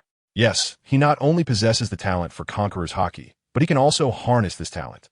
Everyone looked at Monkey's figure, feeling an incredible shock. Although they had avoided this impact, it did not mean that their abilities could be compared to Monkey's. Now, they have a deeper understanding of the terrifying power of the monster swordsman. It seems that they all underestimated Monkey's strength. They thought that being able to instantly kill the Lie brothers and the greedy wolf Seiko was already impressive. However, this is just the power he has hidden at the tip of the iceberg. Now, in the entire marketplace, there are only those who manage to escape the impact. The bustling marketplace has now become very desolate. Disco also witnessed this scene and collapsed uncontrollably on the stage, staring blankly at everything happening before him. In just a few seconds, all these thousands of spectators have fallen unconscious. Only a little over 20 spectators managed to escape this impact. It's truly terrifying. Why? How could this happen? Disco could not comprehend what was happening at this moment. It was all too bizarre. Meanwhile, the fishman Shelley, trapped in the water tank, was previously panicking amidst the noise of the crowd. Seeing this scene, her shock overshadowed her panic. How could this be? Then, she looked around and her gaze fixed on a corner. Shout bah! Shelley immediately became excited and banged hard against the glass of the tank. But no matter what, it was impossible to shatter the glass. Moreover, Disco couldn't hear her cries. At this moment, Xiao Ba was also in a daze. He didn't expect it. It actually turned out like this. What on earth is going on? Why did all these spectators fall down in just a few seconds? It's truly terrifying. All of this far exceeded his expectations. It seems that what Riley said was true. If Mr. Monkey's words are indeed capable of wiping out the entire Straw Hat Pirates alone, Little 8 thought silently in his heart. Close to the stage, he could see a man in a red outfit standing at the back of the stage, staring blankly at everything happening in front of him. He has been standing here, witnessing the entire process of the human trafficking scene. His hair is long, and he has a sword at his waist. He looks very eye-catching. He is a senior official of the Don Quixote family, Diamante. He is also a user of a devil fruit ability. Originally, he had just returned from the New World to the Grand Line, passing through the Sabati archipelago, and then arrived at a human trafficking site. Unexpectedly, he witnessed an astonishing scene. Conqueror's Haki. He was stunned. He felt the aura emitted by Munchie, and to his horror, he discovered that the Conqueror's Haki that Munchie possessed was even more powerful than that of his family's leader, Doflamingo. Impossible. This is absolutely impossible. Diamante stood frozen in place, his limbs turning cold with fear as he looked at the figure in front of him holding a samurai sword. He found it hard to believe everything happening before his eyes. Such a thing could never happen. This was just an ordinary pirate from the Grand Line. It was absolutely impossible for him to be stronger than the master of his own family. What he had just experienced must have been an illusion. He is still so young. Absolutely impossible to possess such terrifying abilities. Chapter 138, No one dared to stop him. Huh. Diamante took a deep breath, trying hard to suppress the panic rising within him. He stared intently at the young figure on stage, holding a samurai sword. He indeed sensed that overwhelming aura. Moreover, it was precisely because he felt it that he didn't even dare to move. This kid is so frightening. His Conqueror's Haki is almost on par with our clan leaders. Diamante couldn't help but start trembling all over, although he was very reluctant to admit it. The reality before him was that the young man's Conqueror's Haki level was even more powerful than that of his clan leader. But for some reason, the sensations he felt kept repeating in his mind, leaving a very deep impression on him. In the end, he chose to believe that this young man's Conqueror's Haki was not much different from that of his clan leader. Absolutely impossible. Diamante shook his head frantically, his eyes filled with fear. After calming down a little, he could no longer control his panic as he looked at Munchie. Who exactly is this young man? At this moment, he still dared to act recklessly, because that kind of oppressive force made him feel an immense sense of intimidation. Disco's legs trembled, and he finally couldn't hold on any longer and collapsed on the stage. His eyes widened in shock. Although he didn't raise his head, he felt a pair of cold eyes staring intently at him. That gaze came from Munchie. It was for this reason that Disco felt such panic and fear. Around him, the more than 20 remaining pirates in the audience watched the scene unfold before them. He was too bold. The forces behind the human trafficking arena were immense. Even if he was a monstrous swordsman with great strength, daring to challenge the human trafficking arena was truly terrifying. Everyone's hearts were filled with both panic and confusion. They're extremely clear in their hearts. The Shambodi Islands have a naval presence, but when it comes to places like human trafficking rings, the Navy turns a blind eye. It is evident that the forces behind this are not something the Navy dares to provoke. However, now, they are witnessing someone directly breaking into the human trafficking ring. This is likely a once-in-a-lifetime occurrence in the history of District 1 of the Shambodi Islands. The atmosphere around is very quiet at this moment. Tap, tap, tap. Step by step, Munchie slowly walks towards the stage with a samurai sword in hand. He walks step by step towards Disco. Disco trembled all over, as if he had seen the Grim Reaper, and said with a trembling voice, Did you not consider the consequences of doing this? You are too bold. Munchie stopped in front of Disco. He lowered his head and looked at Disco, slowly saying, If I understand, do you still plan to explain it to me? Munchie scoffed dismissively. At this moment, Disco was on the brink of collapse from fear. Munchie was very close to him, and thus, he felt even more the suffocating aura emanating from Munchie. His strength is indeed formidable. Can you help me with something? Munchie said with a smile. If it weren't for wanting Disco to help him with something, Munchie would have already knocked him out with his Conqueror's Haki, just like those unconscious people in the audience. It's obvious. The reason Disco can still hold on until now is that Munchie deliberately did not let his Conqueror's Haki affect Disco, allowing him to remain conscious. Otherwise, facing Munchie's Conqueror's Haki, Disco would have no way to resist and certainly wouldn't be able to talk to Munchie while still awake. What do you need? Disco struggled to support himself on the ground, trying to back away. Open this. Munchie pointed at the water tank and said straightforwardly, You want to take her away? Disco didn't expect it to be for this reason, and he said in terror, You can't be unaware of how much trouble this will cause. You really talk too much. Munchie looked at Disco impatiently. Do you need me to help you shut up for good? You have two choices. Either help me open the water tank, or just be quiet. Munchie raised the sword in his hand. Disco instantly dared not speak. Facing Munchie, he felt very scared at this moment. That's right. Suddenly, hope flickered in Disco's eyes. He didn't even think about it. In the human trafficking market, there was a member of the Don Quixote family. Moreover, he was a senior official of the Don Quixote family. If he could take action to save him, he should be able to stop this person. Disco thought. His eyes began to wander. Finally, he found a savior in his mind. However, right after that, he discovered again that this senior official was quietly standing behind the stage, without any movement. Why is that? Sir, he's going to take away our fisherman. Why isn't he coming out to stop him? Disco couldn't understand and was very anxious at that moment. He couldn't understand why this adult was only willing to stay behind the stage and not make an appearance. He really can't understand the situation. Then, a terrifying thought flashed through his mind. Could it be? Even Lord Diamante feels inadequate to confront the monster swordsman? This thought was too horrifying. At this moment, Disco fell into an abyss of despair. He felt like his cognition was about to be destroyed, because in his heart, Diamante had returned from the New World and was a high-ranking official of the Don Quixote family. How could such an impressive person feel that he couldn't fight against the monster swordsman? This was absolutely impossible. However, aside from that, Disco couldn't think of any other reason. Are you ready? Munchie said. Disco woke up from his daze, and his last glimmer of hope was extinguished. He could only follow Munchie's orders and take out the key to open the water tank. Then Munchie said again, Open the slave collar. Disco didn't dare to say much and opened it as Munchie instructed. Everything was going too smoothly. Even Munchie himself didn't expect it. Xiao Ba, get ready to leave. Munchie shouted to the audience. Xiao Ba quickly came to the stage. He took out a glass bottle filled with water and let Shelly enter it. Little 8 shed tears of excitement. Finally reunited with Shelly. So Little 8, Shelly, and Munchie all left the auction house. Standing behind the stage, Diamante felt something was off. He couldn't shake the feeling that Munchie had looked deeply at him before leaving. Did he already know I was here? And was he sure I wouldn't dare to do anything to him? As Diamante thought of this, he couldn't help but feel a chill run down his spine. Chapter 139. Young Master, I was extremely scared at that moment. The entire human trafficking venue. The atmosphere became very silent. Not a sound. And behind the seats in the audience, there were still more than 20 pirates who were conscious, having withstood the previous impact of the Conqueror's Haki without fainting. However, they were stunned by the scene before them. Their eyes were wide open, staring around. Among the more than 3,000 spectators, only over 20 pirates remained, including themselves.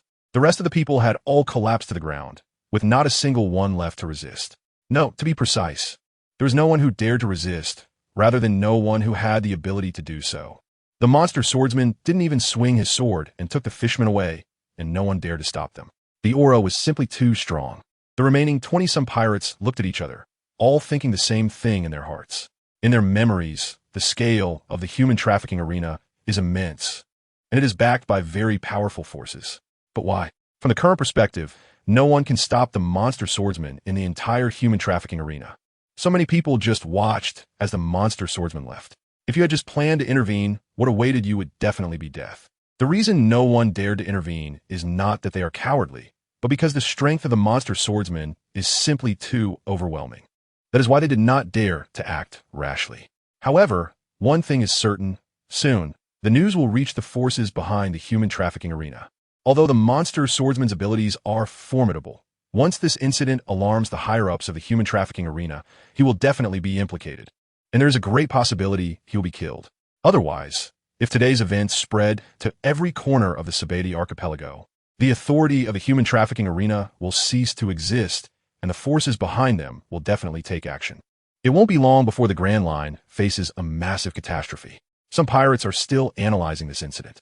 Although everything that happened today was unexpected, they are calmly analyzing the situation. At the same time, they are also deeply shocked by Munchie's actions today. Even so, after a calm analysis, they are determined that this matter will not end here.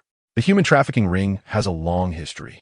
Although the order in the TheAbility archipelago has always been very chaotic, the human trafficking ring has remained unshaken, with no pirates daring to infringe upon this territory, and the Navy will not intervene. It is the authority they have built over many years. However, today, that authority has been broken. If this matter is not pursued to the end, it is hard to guarantee that similar incidents will not occur in the future. Because of these thoughts, the pirates are very aware that soon, this news will reach the higher-ups of the human trafficking ring. If those people plan to take action, it will undoubtedly lead to a very terrifying confrontation. Did the monster swordsman do what he did today just to save this fisherman? Is it really worth it? They just couldn't understand. How could someone challenge the forces behind human trafficking for the sake of a fish person? It was truly incomprehensible. At that moment, Disco struggled to take the stage. Looking around, eventually, he spotted Diamante standing behind the stage. He was also a member of the Don Quixote family. Not only that, but he was also a high-ranking official. As Disco thought about this, he couldn't help but feel a bit scared. Just moments ago, he had been placing all his hopes on Munchie. He thought that as long as there were members of the Don Quixote family around, they would definitely be able to save him. To his surprise, the other party had been merely watching and had no intention of intervening. He speculated at the time that Diamante actually didn't want to confront Munchie, but with his abilities, he couldn't do it. Even the high-ranking officers of the Don Quixote family returning from the New World couldn't defeat a monster swordsman. Thinking of this, Disco became even more panicked. He couldn't continue thinking. If all of this were true, it would be too terrifying. Even the senior officials of the Don Quixote family had no confidence in defeating Munchie.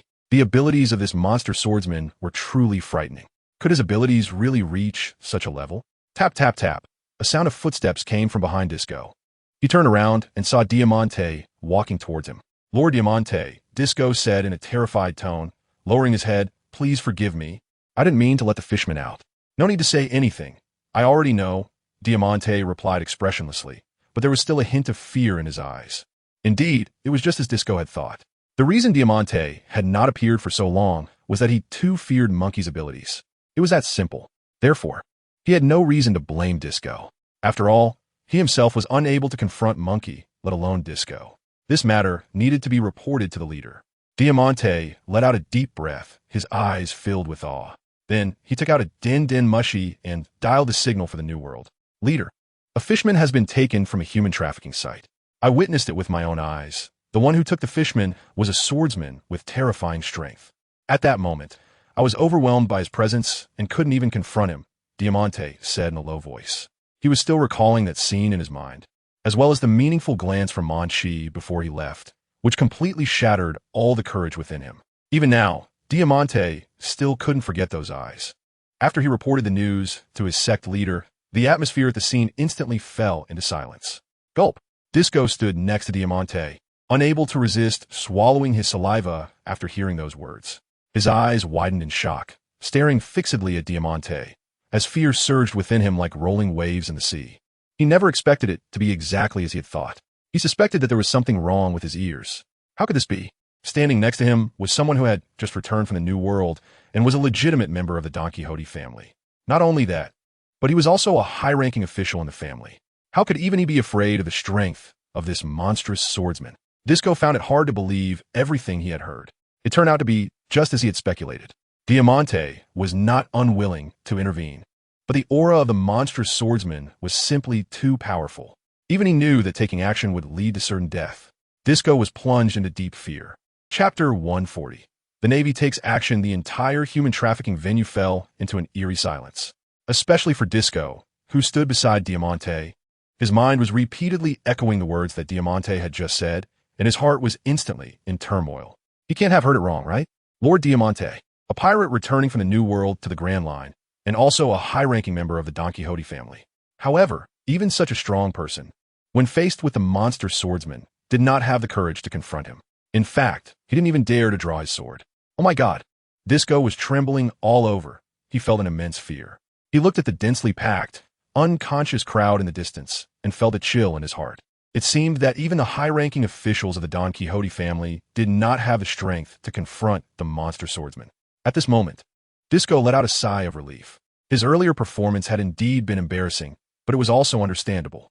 After all, as a high-ranking official of the Don Quixote family, Diamante also did not dare to confront the monster swordsman directly. So his reaction wasn't particularly shameful. With this thought, Disco felt somewhat reassured. It seemed that he was not the only one who was intimidated. Everyone present was being oppressed by the aura of the monster hunter. Moreover, as a high-ranking official of the Don Quixote family, Lord Diamante was also very frightened about this. Given the situation, there shouldn't be any problems. Disco completely relaxed. Look, it turns out I'm not the only one who is scared. Looking at the unconscious pirates in the audience, Disco felt a bit bitter. Indeed, almost all the spectators could not control their panic when they saw the monster swordsman. He could not escape either. As soon as Diamante finished speaking, there was silence on the other end of the phone bug. Can't even you take action? A voice finally came through coldly from the other end of the phone bug. It was Doflamingo's voice. He is one of the 7 warlords of the sea, Don Quixote Doflamingo. He is also the head of the Don Quixote family. Yes. Diamante hesitated for a moment, but ultimately admitted it. Indeed, he was completely overwhelmed by fear at that time. Yet, he is still a high-ranking official of the Don Quixote family. It's really embarrassing. Who is that person? The people of Sabeti Archipelago call him the monster swordsman. Diamante replied respectfully. Moreover, he then told Doflamingo everything that had recently happened in the Shampoo Islands. The master, this person's swordsmanship is extremely impressive. Moreover, he can easily kill pirates with bounties exceeding 100 million berries, and even those with bounties close to 200 million berries are not a problem. Diamante said, can he instantly kill pirates with a bounty of 200 million berries? Doflamingo's voice became somewhat somber. It seems that this person's abilities are indeed formidable. Even in the New World, he is definitely not an ordinary pirate. However, he actually has the audacity to challenge the Don Quixote family. This matter must be investigated. Master, he also uses Conqueror's Haki, Diamante said hesitantly. As soon as he finished speaking, Doflamingo fell silent. All right, I understand. Then he hung up the den Munchie. The atmosphere in the human trafficking venue was still oppressive. Disco dared not say anything, but looking at Diamante, he still asked, Lord Diamante, what does the master think? You do not need to ask too much about this matter, and even if you knew, you would not have the ability to do anything. This is not something we can interfere with, Diamante said with a frown, speaking in a low voice. Not only that, he has already told the leader everything about the human trafficking site. He even honestly admitted how scared he was at the time. Thinking of this, a hint of bitterness crossed Diamante's heart. He sighed. He never expected himself to be so cowardly. Faced with a swordsman much younger than him, he didn't even have the courage to make a move. When he saw Munchie unleash his Conqueror's Haki, the courage within him had long been shattered. This young man was indeed not his opponent. Therefore, out of rational judgment, Diamante ultimately chose to stand by and watch. He understood very well that once he stepped in to stop it, it would definitely be a dead end. The monster swordsman. Our sect leader has already learned about this matter, and soon, you'll be hunted by the Don Quixote family. Not only that, but there are also forces from the underground world. Anyone who dares to challenge the Don Quixote family will surely meet with death. After all, the dignity of the Don Quixote family is inviolable. Diamante thought fiercely. Lord Diamante, what should we do now? Disco looked at the audience in front of him, where thousands of spectators were still unconscious. Conqueror's Haki. Diamante's expression began to darken. He never imagined that he would encounter such a situation before coming to the Shabuti Islands. There are really people bold enough to take action against human trafficking rings. Moreover, this person's strength is incredibly powerful, even possessing the talent for armed color hockey. But why? He had never heard of this person in the Great Route. It was as if he had suddenly barged into the Great Route. Inform the Navy. Diamante looked at Disco, suppressing his many doubts, and instructed, have the Navy send someone to take care of these people who have been knocked unconscious by the impact. Furthermore, a portion of the Navy's forces must be dispatched to capture the monster swordsman. It's outrageous that he dares to publicly disrupt the order of the human trafficking market. This matter must be thoroughly investigated. Every year, our human trafficking market has to pay them berries, and this time, they should be the ones to pay. As soon as he finished speaking, Disco trembled all over and said, I'm just afraid the Navy won't dare to take action. I don't care about that. The Navy must capture him for us, no matter what, Diamante said coldly. All right, I'll take care of it right away. Disco nodded and then took out the transponder snail. But he was very clear in his heart. Even if this matter was reported to the Navy, they would be powerless. Brew. The transponder snail connected. This is Disco, the administrator of District 1. Just now, during the auction at the human trafficking market, someone snatched away a fishman. Please send someone here immediately to resolve it. We need the Navy's help to capture this pirate who took the fishman. He just left? I hope you come quickly, otherwise it will be meaningless once he leaves here. Chapter 141. You didn't say he was a monster swordsman. Area 66 of the TheAbility Archipelago. Navy Base Office. Rear Admiral Hobson put down the transponder snail with a frown. Lost in thought, how could the person in charge of the human trafficking market suddenly contact the Navy base? Normally, these two places never communicate. But today, they actually called to ask for help. It's really strange. Hobson felt it was very suspicious. Someone broke into the human trafficking market and snatched away a fishman? This is simply fantastic news. Hobson chuckled coldly. He has always been opposed to the existence of the human trafficking market. Just hearing its name is enough to make one feel disgusted. However, the higher-ups have regulations that prohibit interference in human trafficking transactions. Otherwise, he would have shut down this place a long time ago. But today, unexpectedly, they proactively asked the Navy to send someone to capture the robbers who took away a fishman. It's simply absurd. Hobson didn't want to deal with this call at all, but he thought that ignoring it wouldn't be good either. Even if he was reluctant to go after them, he should at least put on a show. Moreover, there are many guards at the human trafficking market, and everyone knows about it. Even I couldn't possibly go rob it alone and escape easily in the end. But this was exactly what that robber managed to do. It was evident that this person must be very powerful. Even the human trafficking market was at a loss against them. It seems they couldn't solve it themselves, which is why they thought of contacting us. In a short period, Hobson pondered over these issues. He also believed that the human trafficking market was actually very powerful. Otherwise, it wouldn't have existed for so many years without any pirates causing trouble. If they didn't have considerable strength, they certainly couldn't have lasted this long. Even they couldn't handle it. Would sending the Navy be able to solve it? I'm not that easy to fool, Hobson thought, then turned and left the office to summon personnel on the first floor. The superficial show still needed to be done, but whether it could be accomplished, he didn't know. The auction house was at a loss, and Hobson had never been confident that he could rely on the Navy's strength to solve it. Disco, I can't believe you have come to this day. I'm so happy. Although Hobson didn't say it out loud, he felt very pleased inside. After all, he had deep-seated hostility towards the human trafficking market. All personnel assemble. Summon 2,000 Navy sailors to the human trafficking market. Major General Hobson, what's going on? Rithys asked. We need to capture a robber, Hobson replied. A fishman was taken away from the human trafficking market, and the person in charge of the market hopes we can send troops to capture the robber. The human trafficking market? Rithys was taken aback. Then her expression became somewhat complicated, eventually turning into a somewhat happy look. Well done. Stop. Hobson interrupted. Major General Hobson, I also want to go along. Rithys was very interested in this operation. Hobson thought for a moment and agreed. But this capture was merely for show. He wouldn't truly let his Navy confront the robber directly, even though he still didn't know who the other party was or what their strength was from Disco's description. Hobson had already sensed that this robber must be a very powerful individual. With this in mind, Hobson became even more resolute in his idea of not allowing the Navy to engage the robber head-on. Before long, the Navy's army of 2,000 was organized. A large group of Navy troops marched into Area 1 with great momentum. The people of the TheAbility Archipelago witnessed this scene, and instantly, everyone began to discuss it. After all, it had been many years since they had seen such a grand spectacle. Gathering 2,000 Navy personnel seemed like they were going to capture pirates. The pirates of the TheAbility Archipelago, upon seeing this scene, also began to feel a bit anxious, no longer acting as rampant as before. What exactly did the Navy want? With such a massive force, who were they trying to catch? Wasn't it obvious? I just heard that this morning at the human auction, someone snatched away the auction fishman. Oh my God, is this true? Who on earth has the guts to do this? It's terrifying. It's the monster swordsman. Oh my god, it's actually him? In an instant, this news spread throughout the entire Shambadi archipelago. Everyone was discussing it, as such events were extremely rare. It could be said that this was the first occurrence of its kind in decades. Moreover, after snatching the fishman, he left unscathed. Everyone was very shocked by this. Furthermore, the monster swordsman's reputation had already been known to most of the people on the Shambadi archipelago prior to this.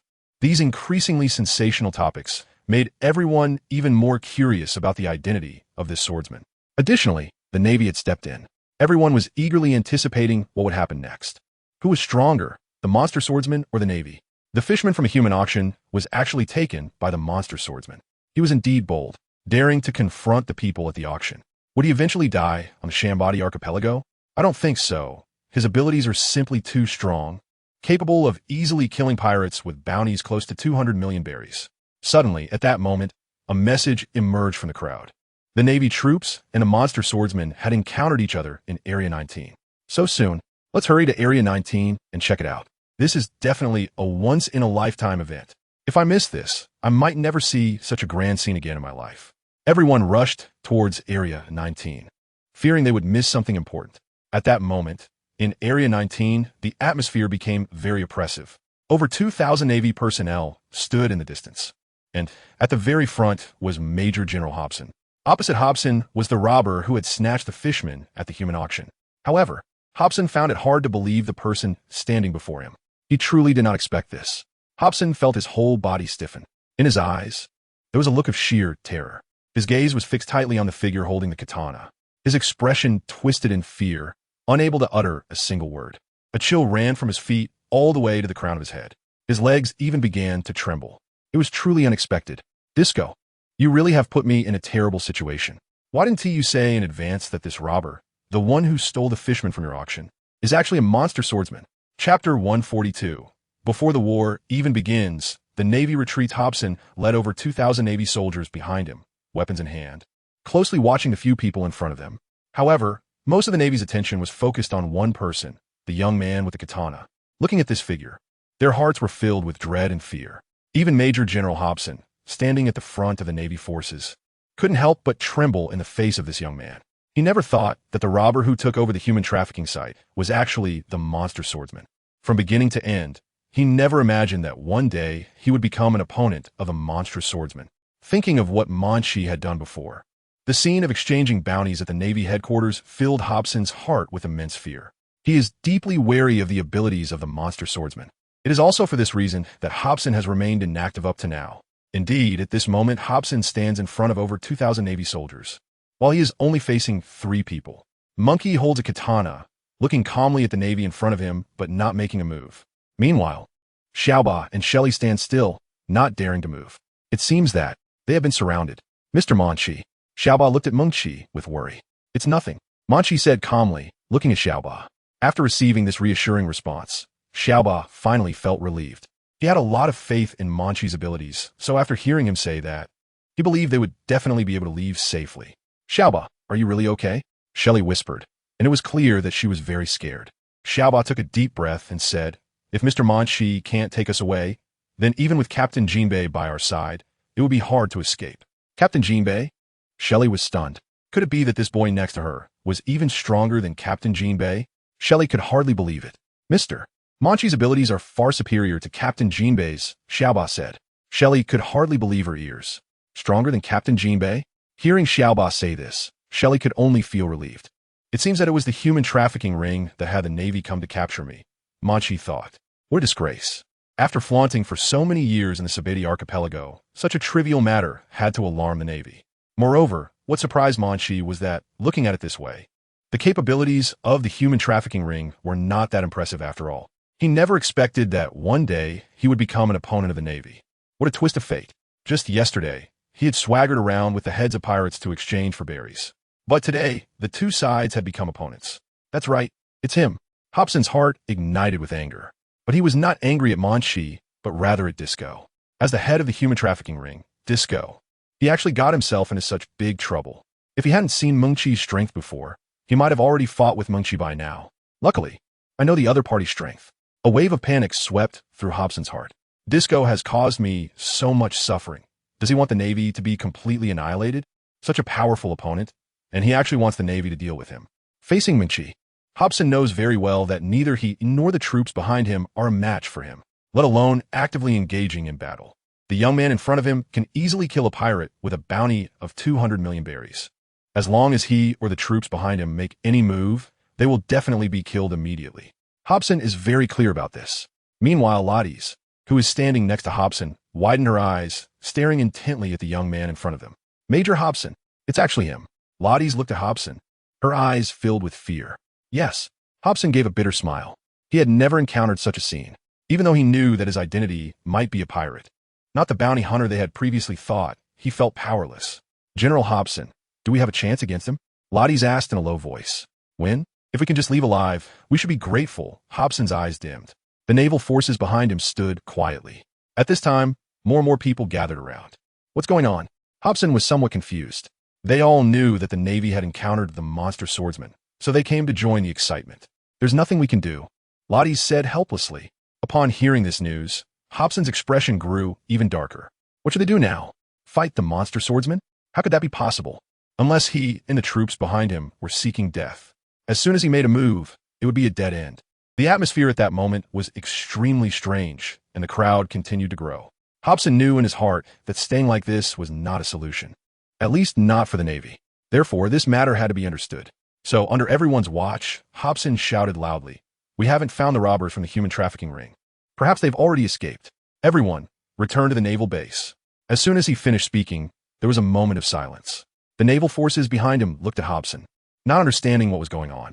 The robber was clearly standing right in front of them, yet Major General Hobson chose to retreat. Quickly retreat. Lottie couldn't help but shout. She knew that fighting here would lead to certain defeat. If it came to blows, it would definitely be a dead end. Understood. The naval forces replied loudly after a brief hesitation. At this point, the surrounding crowd was also stunned, not understanding what was happening. Wasn't that a robber? How could they say the robber had run away? Is the Navy blind? Yeah, I rushed over in a panic for this. The crowd complained unhappily. But by this time, the Navy had already begun to withdraw from the area, gradually disappearing from sight. Is that it? They just left? Xiaoba and Shelley were both stunned. Why did this happen? Weren't they already cornered with no way to retreat? But why did they suddenly withdraw? They thought there would really be a fight. What exactly was going on? The surroundings fell silent, with only a gentle breeze blowing through Shelley's hair. She exchanged glances with Xiaoba, both unsure of what to say. Could it be that the Navy retreated because of Munchie? Was it because Mr. Munchie's abilities were too strong? Shelley and Xiaoba thought. It was truly terrifying. Just relying on his reputation was enough to scare away over 2,000 Navy personnel. Chapter 143. Munchie is going to see a gentle breeze brush through. Under the sunlight, in the open space of Zone 19, the atmosphere was very oppressive. Around, more pirates gathered together, but when they arrived at this place, they found that it was completely different from what they had imagined. It was obvious. When they arrived, the Navy had long since disappeared. This was completely different from what they had heard before. Wasn't it said that the Navy was going to fight the monster swordsman? But where were the Navy? What was going on? Everyone was stunned. Those who had arrived a bit earlier said, the Navy was scared away by the monster swordsman. No way. Is that true? Wasn't it said that the Navy had already surrounded the monster swordsman? It was obvious that the Navy didn't know before arriving that the robbers who had raided the human trafficking den were actually the monster swordsman. But when they encountered him, they realized that this robber was the monster swordsman. They knew that the outcome of the battle would be a dead end, so they chose to retreat. Saying that the robbers at the human trafficking den had already escaped was simply too embarrassing. Did they take us for fools? Everyone explained. At that moment, everyone finally understood the situation. However, it left them even more shocked. Even the Navy was wary of the monster swordsman's strength. It was truly terrifying. Even the Navy from the Sabati archipelago feared the monster swordsman.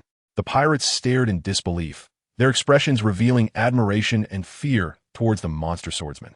One person had made over 2,000 Navy soldiers retreat without a fight. It was simply too frightening. Now, the monster swordsman's status in their minds had risen even higher. Under the watchful eyes of so many pirates, Munchie, expressionless, led Xiaoba and Shirel back to the Shark's Bar. The journey went very smoothly. Everyone watched as Munchie gradually disappeared from their sight. At this time, the news of the Navy's retreat had spread to every corner of the Sabati archipelago, and the human trafficking den also learned about this incident. Disco was shaking with anger, shouting, "It's simply embarrassing. We can't even deal with a tiny robber."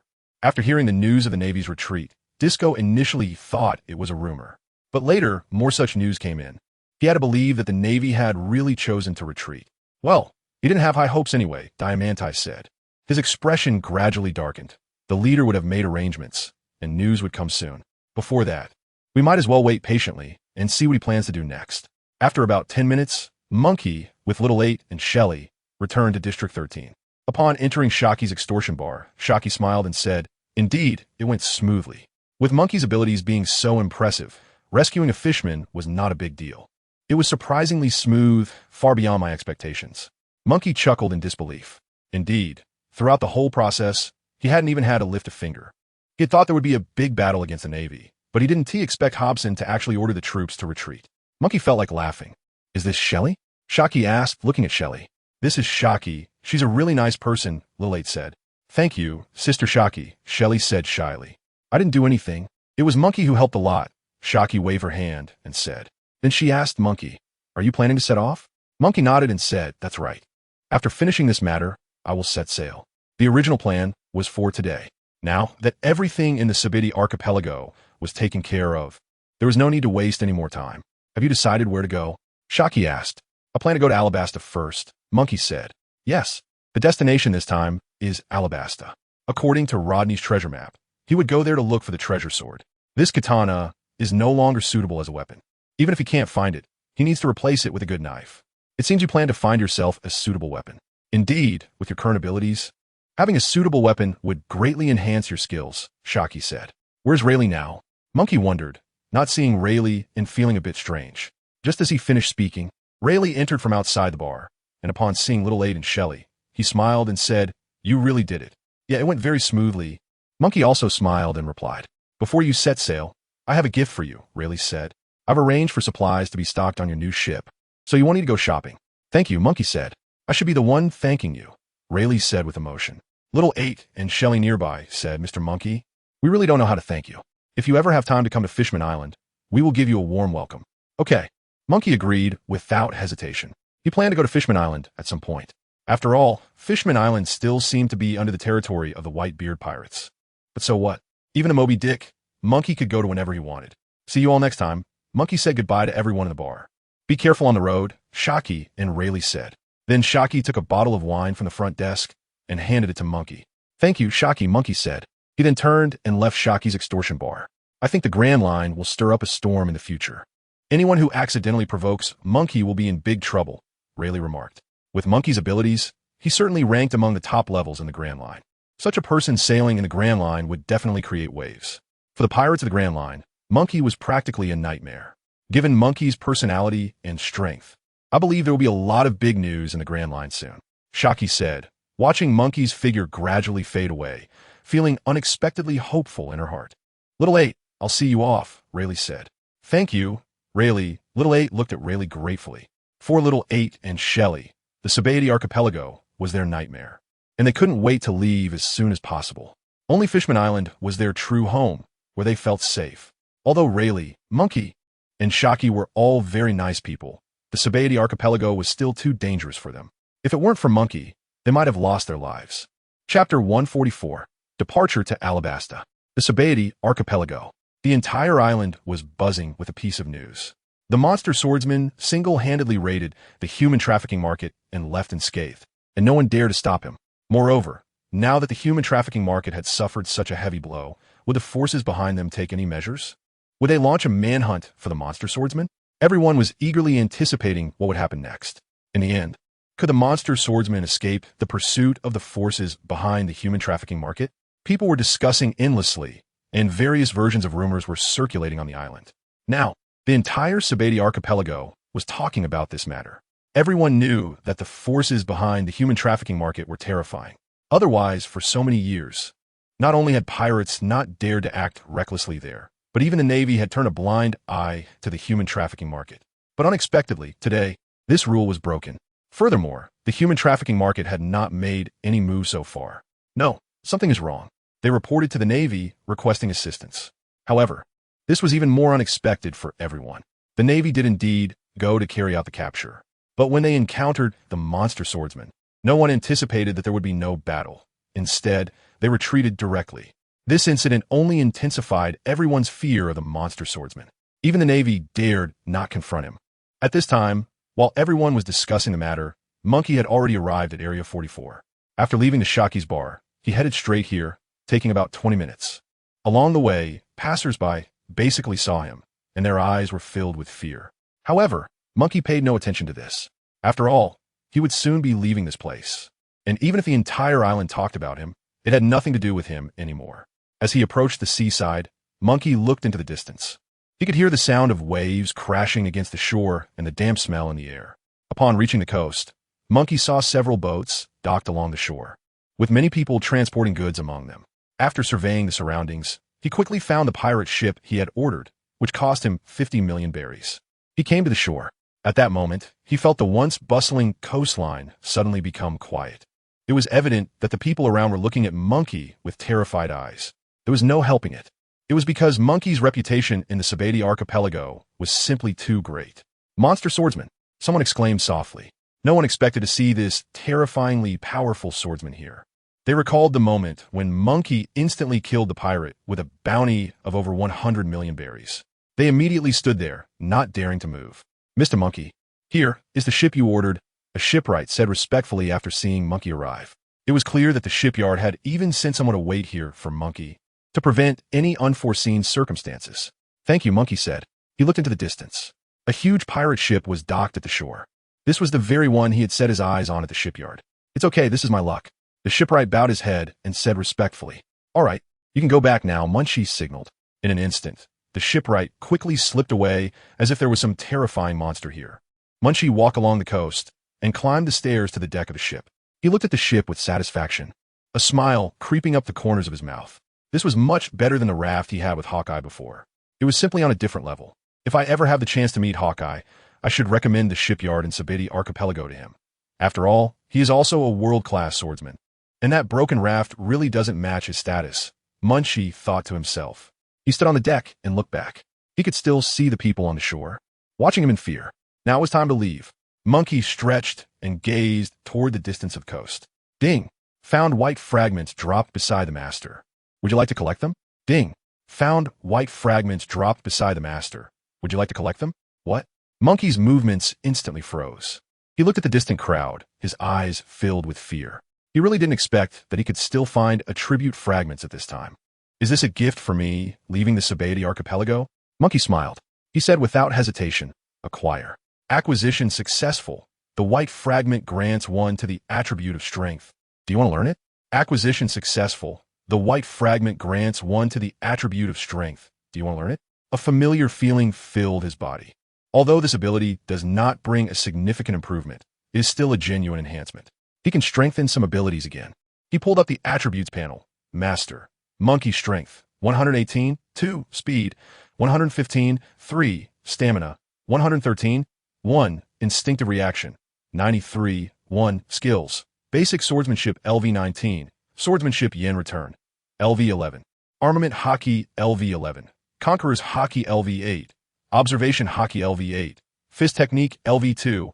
Half Fishman Physique LV1. Attribute points. 0 attack ability. Tremor Wave LV10. Indeed, there has been some enhancement. Although not a significant increase, is still a portion added. Munchie smiled happily. However, this laughter reached the crowd by the sea, and everyone couldn't help but shiver all over. Even the goods being transported by the sea fell from their hands into the water, washed away by the waves. Thank you for your gifts, Munchie said to the crowd by the sea. Everyone was both fearful and perplexed. They watched as Munchie sailed away from the coast. Until Munchie and his ship gradually disappeared from their sight, people finally breathed a sigh of relief. Did you just hear that? It sounded like he said thank you to us. Yes, I don't understand. Why thank us? Who gave him gifts? No one did. Everyone looked at the ship shrinking into a small black in the distance, filled with confusion. It was all too strange. Munchie's final laughter and words became an unsolvable riddle. After all, he left too much surprise and confusion for the residents of the Sabati archipelago and the pirates. They had never seen someone so powerful. Although Munchie had left the Sabati archipelago, the title of Monster Swordsman would forever remain in the minds of everyone on the Sabati archipelago. What he did in the Sabati archipelago left a deep impression on everyone. Chapter 145. The Monster Swordsman? After Munchie drove the pirate ship away from the Sabati archipelago, The crowds on the coast finally breathed a sigh of relief. Just moments ago, when facing Munchie, they were all filled with fear. They know that the one who boarded the ship is the recently famous monster swordsman on the island. Just in the past few days, he has killed 4 pirates with bounties exceeding 100 million berries. They're just ordinary pirates and cannot possibly confront him. Everyone, speed up the process and transport these goods to the shore. Everyone hurriedly began to transport the goods. At this moment, in the distance on the sea, a very large ship slowly approached the TheAbility archipelago. Look, the Navy is coming. Everyone's movements stopped, and their expressions became somewhat fearful. Many Navy personnel began to disembark from the giant ship. They were armed, dressed in exquisite uniforms, and silently made their way to the TheAbility archipelago. They quickly headed to Area 66, which is the Navy's station base in the TheAbility archipelago. Shortly after arriving at the Navy base, Rear Admiral Maz approached. Maz took out his identification and handed it to the guard at the entrance. Rear Admiral Maz, please proceed inside. After confirming his identity, Maz entered the interior of the Navy base alone. Knock knock. Maz knocked on the door of the Navy office. Hobson, who was reviewing documents, responded upon hearing the knock. Come in. The door was pushed open by Maz. He walked to the desk and respectfully saluted Hobson, saying, Major General Hobson. Who are you? Hobson asked, somewhat confused. I am Rear Admiral Maz from the Navy headquarters. I came to the TheAbility archipelago to inquire about one person's information. Maz took out a bounty notice from his body. He handed it to Hobson with both hands. Is this a bounty notice? Hobson raised an eyebrow, somewhat surprised. Major General Hobson, please take a look at this bounty notice. Name, the Ruinous Swordmaster, codename, bounty, 300 million berries identity, none achievements. Single-handedly eliminated the Bear pirate crew and 3 other pirate crews. Trait, uses slashing attacks with residual wave effects. Additional, a bounty of 50 million berries for information on this individual.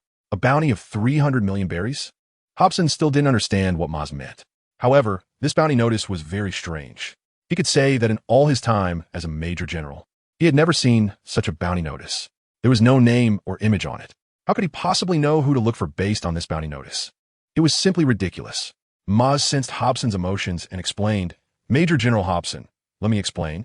Go ahead, Hobson said impatiently. It was indeed the first time he had encountered such a situation. There was no name or image, only a title, the Destroying Swordmaster. Who could know what kind of person this Destroying Swordmaster was? This was the bounty notice issued by the Warring States Marshal. Hobson widened his eyes in surprise. It was actually a bounty notice written by the Warring States Marshal. That was truly strange. The Destroying Swordmaster mentioned in the bounty notice had done something very shocking a few days ago on the sea near the Shambodi Islands, which is why we wrote this bounty notice. At that time, the Destroying Swordmaster single-handedly eliminated 4 pirate crews. It was truly terrifying. Not only that, but we also discovered some extremely frightening traces in the wreckage of the battle. The destroyed pirate ships were covered in shattered marks, and at that time, I speculated. Just like what was written in the bounty notice, the attacks of the Destroying Swordmaster could carry a residual wave effect, and it was for this reason that the entire pirate ship was destroyed by this residual wave. This is also why he is called the Destroying Swordmaster. Maz confessed the whole story to Hobson. So, what brings you to the Shambodi Islands this time? Hobson still did not understand and did not care much about the news of the Destroying Swordmaster. Moreover, what he did not understand was, since he was looking for the Destroying Swordmaster, why come to the Shambodi Islands? Because I initially speculated that his elimination of 4 pirate crews in that sea area might be to head towards the New World. And the transportation hub between the Grand Line and the New World is in the Shambodi Islands, so I speculated that the Destroying Swordmaster is very likely to come here. Therefore, I want to see if I can trace the whereabouts of the Destroying Swordmaster here, at least to know some information related to him. Maz said, I see. Hobson suddenly understood. However, after thinking for a moment, he said, I think you might be disappointed. Recently, I haven't received any similar news, nor have I discovered any traces related to him. All right, Maz said somewhat disappointedly. By the way, could you elaborate on how that Destroying Swordmaster eliminated those 4 pirate crews? Hobson casually asked. 4 strikes. He only used 4 strikes, and the 4 pirate crews were directly destroyed, with hundreds of pirates in each ship instantly losing their lives. Maz said. As soon as he finished speaking, Hobson stopped breathing. At this moment, he thought of someone. For some reason, the face of Munchie appeared in his mind. That monster swordsman. He had also eliminated 4 pirates with bounties exceeding 100 million berries with just 1 sword. Could it be? Hobson suddenly broke into a cold sweat. Could it really be him? Is there any news about him? Maz was very excited. Who is that person? He's like a monster, Hobson said with lingering fear. He had only been in the TheAbility archipelago for a few days, but he had already killed several pirates with bounties over 100 million berries. One of them even had a bounty approaching 200 million berries. He took them down with just one sword strike. Now everyone calls him the Monster Swordsman. Maz was instantly stunned. He suppressed his excitement and said, "Could it be a coincidence? His name is Munchie," Hobson said. These two words have already been deeply engraved in his mind. It should be the destroying Swordmaster Munchie. Maz said excitedly, "Now I can tell the warlord the news. Now we finally know the true name of the destroying Swordmaster. His name is Admiral Munchie Hobson. Do you remember what he looks like?" Maz asked. "I'll arrange for someone to draw a portrait right away. He has come to the naval base twice to exchange for his bounty," Hobson confessed. "I'm sure everyone at the naval base remembers him well. They will never forget Munchie's appearance. Although he has only been to the naval base twice, those 2 visits left a huge impact on them, making each of them remember his name." Chapter 146. The monster no one dares to challenge. Immediately, Hobson hurriedly started finding someone to draw a portrait of Munchie. It took only about 10 minutes for the portrait to be completed. It was evident that the Navy's efficiency was very high. "This is Munchie." After Hobson looked at the portrait and confirmed there were no issues, he handed it to Maz. The man in the portrait looked very young, even somewhat childish. Maz was instantly shocked. Is this the monster swordsman everyone talks about? The same one that the warlord Sengoku wrote about as the destruction swordsman? Maz couldn't believe it. A pirate with a bounty of 300 million berries is actually so young. Maz recalled the battle wreckage he had seen before, and a chill crept over him. If one didn't know about the events that had occurred previously and only looked at this portrait, they would just see a kid who hasn't matured yet. Who would have thought that at such a young age, he would have reached a strength that earned him a bounty of 300 million berries, making the Navy unable to keep up? No, not only that. The information Hobson told him today made Maz even more certain. If he were to inform Warlord Sengoku about these matters now, his bounty is definitely far more than 300 million berries. Since he can instantly kill a pirate with a bounty close to 200 million berries, how could his bounty only be 300 million berries? He looks quite young, right? Hobson sighed a bit. He is really young. When I saw him, I couldn't believe it. He instantly killed a pirate with a bounty over 100 million berries. Truly worthy of being the Swordmaster of Destruction. Maz stared blankly at the portrait, trying to calm his inner thoughts. Then, he took out the Den Mushi. "Brillu Brillu." A deep voice came from the other end. "Aye, Sengoku." Hobson beside him did not dare to breathe. Maz took a deep breath and said, "Marshal Sengoku, I indeed discovered some information about the Swordmaster of Destruction at TheAbility Archipelago. His real name is Munchie, and he is a young swordsman. I speculate that since he was in the waters near TheAbility Archipelago until now, his abilities have increased. His strength has grown a lot. Among the pirates he killed at TheAbility Archipelago, there was one with a bounty of 190 million berries. Yet, even such a powerful pirate was instantly killed by him." As soon as he finished speaking, the air suddenly froze. Even Marshal Sengoku on the other end of the Den Mushi was stunned. To be honest, hearing everything Maz said was indeed a bit unexpected. In just a few days, his strength has increased again? That's truly terrifying. "Send me his portrait." After a brief silence, Marshal Sengoku said, "Yes, sir." In a little while, the portrait was transmitted to Marshal Sengoku's office via the image snail. He sat in front of his desk. Sengoku held the portrait in his hand and walked to the window, looking down at the training camp of Marine Vondo, where many Navy personnel were training. The legendary swordsman. Munchie. Why does his name sound so familiar? And looking at this portrait, it also feels somewhat reminiscent. Sengoku held Munchie's portrait deep in thought. However, he just couldn't recall. Yet, this person indeed gave him a sense of familiarity. Had he seen this person before? Absolutely not. If he had seen this person, he wouldn't have no impression at all. The legendary swordsman. It seems that the bounty poster needs to be updated.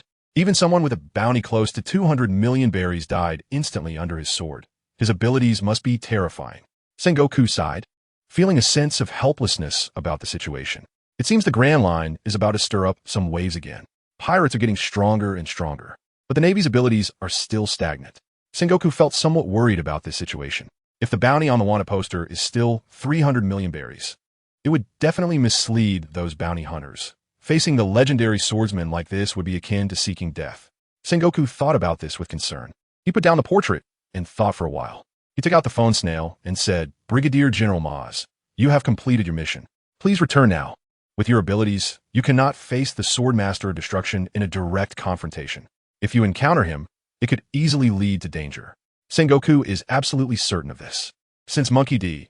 Luffy can instantly kill a pirate with a bounty of 200 million berries, then Maz is definitely not his opponent. Even for a vice admiral, unless they possess very top-tier abilities, they may not be able to defeat him. Only by sending an admiral can there be a possibility of victory. It seems that another monster is about to appear in the Grand Line. Sengoku sighed. He turned back to his seat. After a while, he looked at the portrait and made a decision. He must modify the bounty notice. And now, he already had an idea in his mind about how much the bounty should be set. In no time, he looked at the bounty poster and let out a deep breath. Name, Monkey, the Destruction Swordsman. Bounty, 500 million berries. Identity, none. Achievements, single-handedly eliminated the Bear Pirate crew and 3 other pirate crews. Can instantaneously kill the Brothers of Lies alone. At the back was a portrait of Monkey. The young man still had a somewhat childish look on his face. It was obvious that this portrait depicted Monkey holding a katana. The Destruction Swordsman, Monkey. Sengoku murmured. At this moment, his heart was filled with mixed emotions.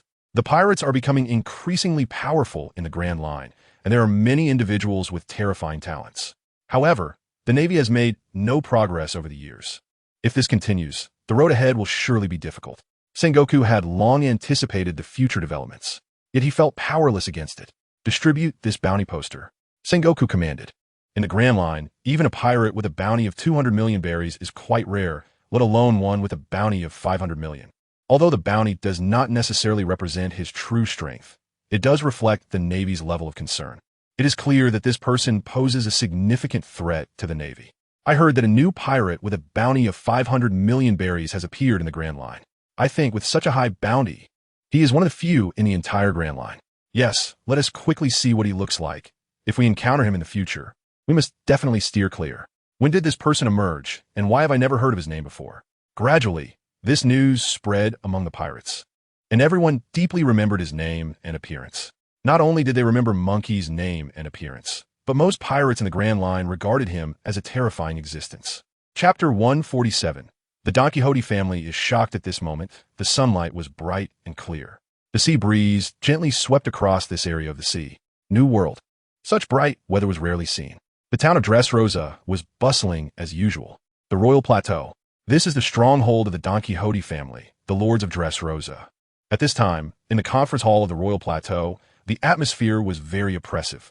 The hall was filled with high-ranking officials of the Don Quixote family. Sitting on both sides of the conference table, their expressions serious.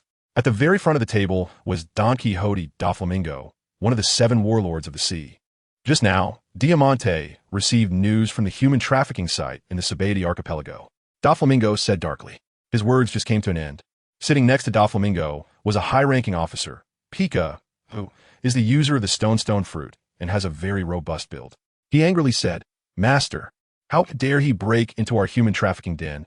We must settle the score with him." That's right, Master. If we don't deal with this person, how can the Tang Jike family maintain its prestige in the New World? We must kill him to set an example. It's been so long, and I've never seen someone so bold. I never expected that one day, someone so fearless would appear in the Grand Line. Master, I hope you can give me the opportunity to kill him. The senior officials beside him angrily reprimanded, upset about the news. You all are no match for him, Da Flamingo said. At that moment, the scene suddenly quieted down. Pika unexpectedly asked, Master, can't even I do it? You're not his opponent, Da Flamingo replied. If it weren't for that, he didn't need to worry about such things. When did such a powerful person appear? Yura, another senior official of the Don Quixote family, said with some dissatisfaction. Even all the senior officials present were no match for him. In his memory, apart from the warlords of the sea in the Grand Line, he had hardly heard of any other powerful individuals. Could it be that the robber was one of the warlords of the sea? No, said Da Flamingo. We have never seen this pirate. People in the Grand Line call him the Monster Swordsman, and now he is also called the Annihilation Swordsman. Annihilation Swordsman? Everyone was stunned. This title had indeed never been heard before. You know, what did Diamante say to me about the situation at the human trafficking site? Da Flamingo looked at the senior officials present. Master, what did Diamante say? A cadre asked impatiently. He told me that when he faced the Annihilation Swordsman, he was completely suppressed by the Annihilation Swordsman's aura and couldn't even fight back. After everyone heard this, they were immediately stunned. They found it hard to believe what they heard. Diamante couldn't actually compete with this shattered swordmaster? How powerful could this person be to make Diamante say that? The sect leader, this. Pika also had a look of shock on her face. He couldn't believe that when facing the Destruction Swordsman, Diamante didn't even have the courage to fight. One could only guess how dangerous the situation was at that time. Otherwise, as someone who values his reputation so much, Diamante would never admit to his own cowardice. If even Diamante dared not confront the Destruction Swordsman, just how terrifying could this Destruction Swordsman be? When did such a powerful person appear in the Grand Line? Everyone was speculating in their hearts. They all recognized Diamante's abilities, but when faced with the Destruction Swordsman, he didn't even dare to make a move. It seemed that it would indeed be very difficult for him to engage in a direct confrontation with this Destruction Swordsman. There was no one present who could match him. No, one could only say that there was one person who had that capability. Their leader, Don Quixote da Flamingo of the Don Quixote family. He could confront Diamante and even far exceed his abilities. In this light, they thought of something even more terrifying. Could it be that the abilities of this shattered sword master could actually rival those of their own sect leader? They couldn't help but gasp in shock. It was truly terrifying. Could the Destruction Swordmaster really be that formidable? Everyone found it hard to believe. Now, no one was reckless enough to volunteer to face the Destruction Swordmaster. That would only show their foolishness. Because they understood in their hearts that if what Diamante said was true, then rushing to confront the Destruction Swordmaster would only be seeking their own demise. Master, what should we do now? Bartholomew asked. Issue a bounty. Doflamingo's expression looked very cold. A bounty? Everyone was stunned. Draft an underground bounty with a reward of 1 billion. Doflamingo enunciated each word carefully. The atmosphere at the scene became eerie. 1 billion? A bounty of 1 billion berries just to kill the Destruction Swordmaster? They were completely shocked. Master, is it really 1 billion berries? Pika's voice trembled. This is a bounty of 1 billion berries. It's basically on par with the bounty of Jack the Drought, one of Kaido's 3 calamities. Is the Destruction Swordsman really worth 1 billion berries to hunt down? The Destruction Swordsman is not only extremely powerful, but he can also skillfully use Conqueror's Haki. His abilities and talent are truly terrifying, Doflamingo said coldly. As soon as he finished speaking, the whole place was in shock. Conqueror's Haki? They didn't expect that the Swordmaster of Destruction actually possessed Conqueror's Haki, just like their own leader. Soon, this underground bounty notice spread throughout the entire seas of the New World. The pirates in the New World were discussing it extensively. It seemed that the Don Quixote family was indeed very angry. A few days later, on the surface of the Grand Line, Munchie had already left the Sabati archipelago for some time. Ring, ring, a sound from the Den Mushy echoed. Munchie took out the Den Mushy, and on the other end, he heard Shucky's voice. Munchie, you are now completely famous. Munchie was momentarily confused. Shucky, what do you mean? Your bounty has now increased to 500 million berries, and this is the bounty notice issued by the Navy, Shucky said. Is there anyone else issuing a bounty on me? Munchie was even more puzzled. That's right. The Don Quixote family has also issued a bounty notice on you through the underground world with a bounty of 1 billion berries. Munchie was somewhat surprised that they would spend so much berries to hunt him down. And very fucky. If someone really gets that 1 billion berries, I should blame myself for not being strong enough. I'm almost at Carnival City now, so I have to go. Munchie hung up the Den Mushy. He looked into the distance, seemingly unfazed by the news. He is about to arrive at the place where Clown Buggy is located. Chapter 148, Arriving at Carnival City. This journey took a total of 3 days. Munchie traveled from the Sabati archipelago to the waters near Carnival City. The journey was very smooth. Apart from encountering a few sea kings along the way, nothing unexpected happened. Of course, in the end, those sea kings also became Munchie's food. Thinking about this, Munchie couldn't help but feel that even the sea kings in the Grand Line are far inferior to those in the New World. The sea kings here are hardly worth mentioning. Compared to those in the New World, they're simply too mild. During this journey, Munchie initially planned to go to Alabasta. However, coincidentally, he passed by Carnival City on the way and needed to deliver a message to Clown Buggy for red-haired Shanks. So it was only natural that he arrived at Carnival City. If it weren't for the fact that it was on the way, Munchie wouldn't have bothered to waste time looking for Clown Buggy. But since he was already here, he might as well deliver the message for Red. It seems that just in 3 days, a lot of new things have happened in the Grand Line. For example, the Navy actually revised the bounty notice, raising his bounty by 200 million berries. Now his bounty is 500 million berries. It seems they have finally learned his name. However, they still don't know that he is a member of the Red-Haired Pirates. Their reconnaissance ability is really a bit weak, Munchie thought with a smile. This 500 million bounty is aimed at the Destruction Swordsman, not the intern of the Red-Haired Pirates. Therefore, Munchie speculated that the Navy still does not know his true identity. Otherwise, the name on the bounty notice wouldn't still be the Destruction Swordsman. However, up until now, Munchie has not seen the actual bounty notice, but through the information that Haki told him, he could probably guess it. The Navy just sees him as a terrifying swordsman. Nothing more. Moreover, the Don Quixote family has also issued an underground bounty on me, with a reward of 1 billion berries. It seems they recognize my strength quite well. If someone has the guts to come after me with that bounty, I wouldn't mind letting them witness my abilities. Munchie thought. He had been on the road and was unaware of this information until he learned it from Shachi. Munchie realized that his abilities had already reached the level of a bounty of 1 billion berries. On the other hand, the bounty the Navy had placed on him was 500 million berries. I think right now, in the entire Grand Line, apart from the Warlords of the Sea, no pirate has a bounty that exceeds mine. And indeed, that's the case. Bounties for pirates in the Grand Line are not very high. Even a bounty of 200 million berries is already considered top tier. As for 500 million berries, only a few of the Warlords of the Sea can reach that level. Therefore, Munchie's abilities can be said to be at an extraordinary height in the Grand Line. This is also the reason why Munchie didn't overly worry about the news Shachi had told him. He felt there was no need to be concerned about anyone coming after him. They should be worried about their lives. If they were in the New World, Munchie might be a bit more cautious. But when it comes to the Grand Line, there's no need to worry about these things. Perhaps the admirals of the Navy headquarters could do something about it. But would they act because of the underground bounty from the Don Quixote family? Clearly not. Even if they did take action, it wouldn't be for the sake of the bounty. Since the Don Quixote family has put a bounty on me, it would be necessary to take a look when I return to the New World next time. Since you are so wealthy, it wouldn't be unreasonable for me to take some. A smile appeared at the corner of Munchie's mouth.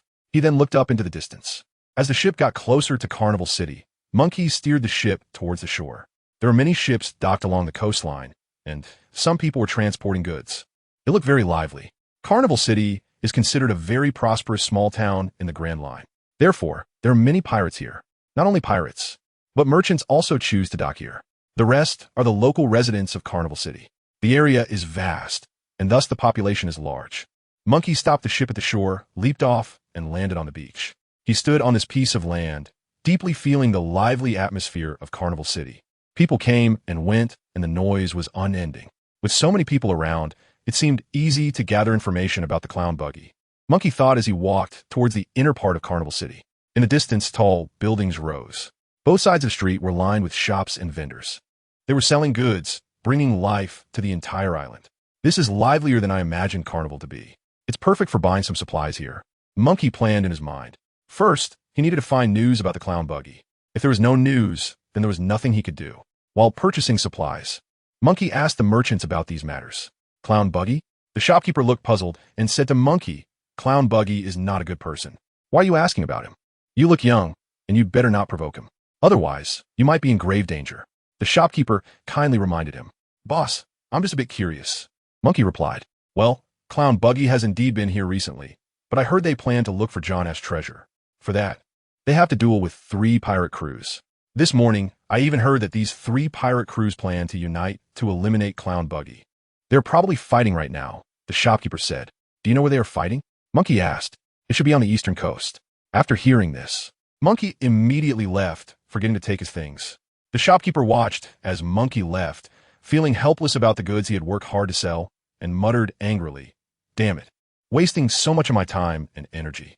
At that moment, a nearby pirate heard this and quickly said, Boss, don't say the wrong thing. The shopkeeper, puzzled, asked, What's wrong? Is this kid someone powerful?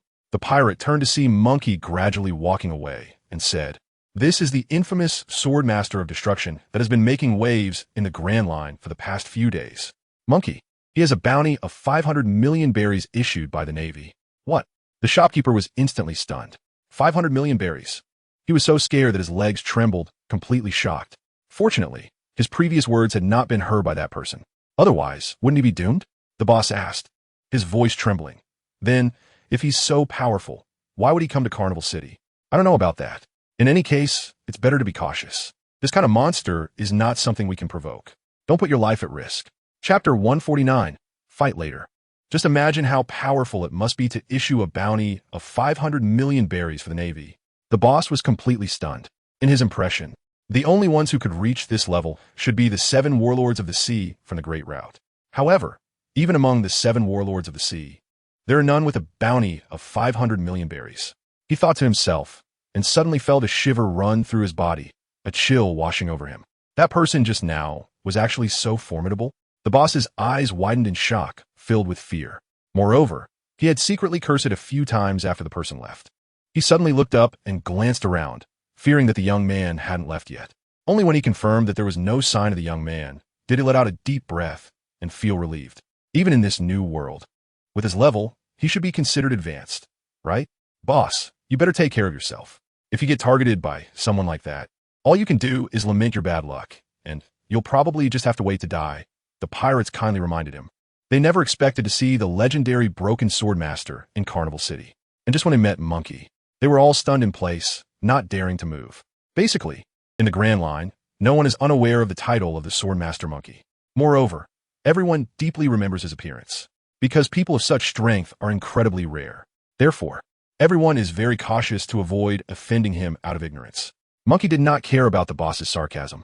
Moreover, with his perception ability, it was impossible for him not to hear those words, but he had more important things to do now. Besides, Munchie also knew that he was not losing face. The clown buggy should be on the eastern coast now. Munchie's eyes narrowed into a slit. He was heading east towards Carnival City. He didn't expect to get news about Clown Buggy so quickly this time. Furthermore, unexpectedly, Clown Buggy was still causing trouble in the Grand Line. But it was precisely because of this that he could easily learn of his whereabouts. If Clown Buggy had truly gone quiet in the Grand Line, finding him would be like searching for a needle in a haystack. Along the way, Munchie felt the gazes of the people around him. Their eyes were filled with fear. Do you see that person? That's the Sword Master Munchie D. Luffy. What? Is he the one with a bounty of 500 million berries issued by the Navy? Everyone has heard about it and hurriedly hid by the roadside. It's clear how much impact this news has had on the people of Carnival City. It seems that now basically everyone in the Grand Line knows my name, and it's impossible to hide anymore, Munchie thought. At this rate, every island he docks at next will inevitably be in an uproar because of his arrival. The Navy's bounty notice has attracted such great attention. So the underground bounty notice for Don Quixote must have stirred the underground world as well, Munchie thought. But what does that matter? A bounty of 1 billion berries is almost as high as the bounty of Kaido's subordinate, Jack the Drought. However, in the Grand Line, Munchie still feels quite safe. After about 10 minutes, Munchie arrived at the eastern coast of Carnival City. The coast where he docked was located north of the carnival, so it wasn't very far from where the boss mentioned. Before long, he arrived at this place. Splash! The waves crashed against the shore, spraying bursts of seawater. Munchie looked towards the coast from a distance and saw several pirate ships anchored on the sea. Counting them, there were a total of 4 ships.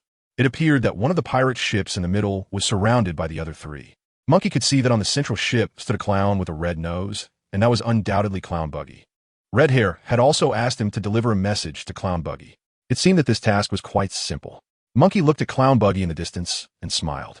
In just a short while after arriving in Carnival City, he had successfully found Clown Buggy. Compared to the previous time, he went to the Moby Dick to deliver a message to Whitebeard. This time was much smoother. However, it seemed that Clown Buggy was in some trouble. Munchie observed the scene before him with some excitement. There were many pirates on Clown Buggy's ship, but their expressions were very panicked, appearing at a loss. Meanwhile, Clown Buggy stood on the deck with a very grim expression, clearly feeling anxious inside. He held a weapon in one hand and a piece of parchment in the other, which was clearly quite old. Clown Buggy, I advise you to hand over John's treasure map quickly, shouted the people on the surrounding pirate ships. At this moment, Clown Buggy's expression darkened even further. The person standing next to Clown Buggy said, "Boss, if it gets really bad, we should just give it to him." This was Munchie, one of the leaders of the Buggy Pirates. On the other side, the swordsman officer Kabeji said, "Even if we give it to him, we won't escape death anyway. Don't be foolish." The atmosphere suddenly became very strange. The surrounding pirates felt a deep sense of despair. "Boss, they have completely surrounded us. They're Bellic with a bounty of 30 million berries, Worm with a bounty of 35 million berries, and Bloodthirsty Handball with a bounty of 40 million berries. It seems we really have no way out." The surrounding pirates felt a great panic and despair. Indeed, the disparity between the enemies and themselves was very obvious. "Damn it," Buggy growled angrily. "I didn't expect them to unite. Yarlita, let us fight our way out. You also have a share in John S. treasure map." Buggy said to a woman beside him, "If we fight, it will be hard to win against them, but if we run, it will be equally hard to escape." Yarlita said helplessly. That was indeed the case. They were in a completely disadvantaged position. As long as the enemy wanted to attack, they could destroy the entire Buggy Pirates at any time. At this moment, Bloodthirsty Handball said, Buggy, if you hand over the treasure map to us, you can take your subordinates and leave here. The atmosphere in the air was very tense. Just then, a voice came from the coast, breaking the deadlock. Hello, everyone. Although it's not quite appropriate to say this now, I have something more urgent to do, so I must interrupt you. May I deliver this letter to Clown Buggy? Then you can continue with your business? Munchie stood on the shore, smiling as he looked at the 4 pirate crews in front of him, his expression remarkably calm. Chapter 150. How could there be such powerful people in the Grand Line? The wind gently stirred the surface of the sea. Ripples rose on the ocean. Splash! The waves crashed against the coast of Carnival City. At this moment, everything around was very quiet. A strong, killing intent could be felt in the air. Dark currents surged all around. At some point, Buggy, who was standing on the deck, noticed a strange young man had appeared beside him. When did he come aboard his ship? Buggy's eyes widened in fear. If this person intended to attack him, could he have already been killed just moments ago? This was a situation Buggy had never encountered during his long time in the Grand Line. This time, he felt a deep sense of narrowly escaping death. At that moment, he was absolutely certain that he was no match for this man. If he wanted to, he could easily kill him. A chill ran down Buggy's spine, and he felt immense fear. Who on earth was this person? Could it be that he just happened to pass by? Buggy's mind raced, analyzing the situation, but he appeared somewhat dazed, staring blankly at the young man beside him, wanting to say something but not knowing where to start. Although Buggy didn't know this person's identity, one thing was certain. This person's abilities were formidable. Otherwise, it would be impossible to approach him silently without him noticing at all. This feeling made Buggy somewhat panicked. What was going on? Buggy's companions, Moji, Kabeji, and Yarlita, were also stunned. They looked at this unexpected guest, momentarily at a loss for what to do. They naturally knew that someone who could appear silently without being noticed must be a person of great power. Who could this be? Eureka's eyes widened in shock, unable to hide her panic. It wasn't just them. The surrounding pirates also felt fear. Being surrounded by 3 pirate crews was already a very difficult situation. And now a mysterious expert had appeared. It was hard not to feel afraid. Who exactly was this person? How could no one have noticed? It was as if they had suddenly appeared beside them. Everyone pondered in their hearts, and no one knew what would happen next. Indeed, among all the people present, not a single person had noticed the arrival of Munchie. This was undoubtedly adding insult to injury in their already desperate situation, making all the pirates on the ship feel a bit suffocated. No one could predict what would happen next. Could it be that this person also wanted to obtain John's treasure map? Would someone of such strength be interested in John's treasure map? Or perhaps there were other unknown secrets within the treasure map. Buggy thought quickly, beads of sweat forming on his forehead. At that moment, there was silence. On the opposite side of Buggy's crew, Bloodthirsty Handball stood on the deck, watching the man beside Buggy with an unmistakable killing intent in his eyes. He remained silent, observing the other's movements. Meanwhile, the subordinates behind Ball were impatiently shouting, "You little brat, how dare you disturb our captain's business? Are you looking for death? You've got some nerve. It seems you haven't seen how powerful our captain is. I hope you quickly tuck your tail and run. Didn't anyone tell you before? Don't casually provoke those stronger than you, or you'll end up dead in a terrible way. You probably don't know, but our captain's bounty is a whopping 40 million berries." The others standing behind Ball mocked. Munchie stood beside Buggy, a faint smile on his face. At this moment, not only were Bloodthirsty Handball's pirates shouting loudly, but the members of the other 2 pirate crews also started to join in. It was clear that Buggy's crew was in a very unfavorable position. Suddenly, a powerful aura spread from beside Buggy. Buggy was instantly overwhelmed by this aura. He glanced at the monkey beside him, then looked at the pirate in front of him, and suddenly his whole body trembled, his expression becoming somewhat complicated. He didn't expect that the person opposite him would be so bold as to provoke the monster beside him. Even if he didn't know who he was, Buggy was very sure. The young man beside him is definitely not an ordinary person, and he is much stronger than himself. However, the pirates opposite seemed to be unaware of this, even mocking him to his face. Are they looking for death? Buggy thought to himself. Because Munchie was standing right next to him, he felt the aura emanating from Munchie even more profoundly. The power of this aura is truly terrifying. Buggy forced himself not to collapse on the deck, but his legs couldn't help but tremble. Moreover, Machi, Kabaji, and Alvita behind Buggy all displayed expressions of terror, clearly feeling the same fear inside. The enormous animal behind Machi also whimpered under the influence of this aura, even collapsing to the ground in fright. Its whimpering made everyone present anxious. Even such a ferocious beast was scared. How powerful must this person be? Buggy couldn't help but wonder. Why had he never heard of this person in the Grand Line before? Buggy struggled to think of any relevant clues in his mind, but he found no information about this young man at all. If his ultimate goal is to kill me, then I might as well surrender because with my abilities, I absolutely cannot contend with such a monster. Buggy felt utterly desperate and planned to give up struggling. The powerful aura from Munchie was continuously applying pressure on him. If this monster really had its sights set on him, then today would be the day he meets his end. Although his abilities are not the strongest in the Grand Line, they're certainly not weak either. Otherwise, the opposing side wouldn't have united 3 pirate crews to capture him. But compared to the person beside him, he was still too weak. No, it's because this person's strength is too great, Buggy thought. It seems that today, he has only one way out, death. The entire crew of pirates, including himself, could not escape the fate of being crushed, because Munchie had arrived at Buggy's pirate crew. At this moment, all the pirates in Buggy's crew became very silent. Everyone even dared not say a word under Munchie's enormous aura.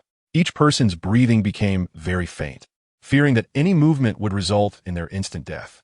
And now, among those pirates on the ship, some had already succumbed to this oppressive pressure and fainted. Chapter 151. This slash is too terrifying. What? On the deck, the bounty of 40 million berries, Ball, furrowed his brow, looking at the unusual situation of Buggy's pirate crew, not knowing what was happening. But he had a vague sense of foreboding, because he saw that Buggy and the pirates behind him all looked very fearful.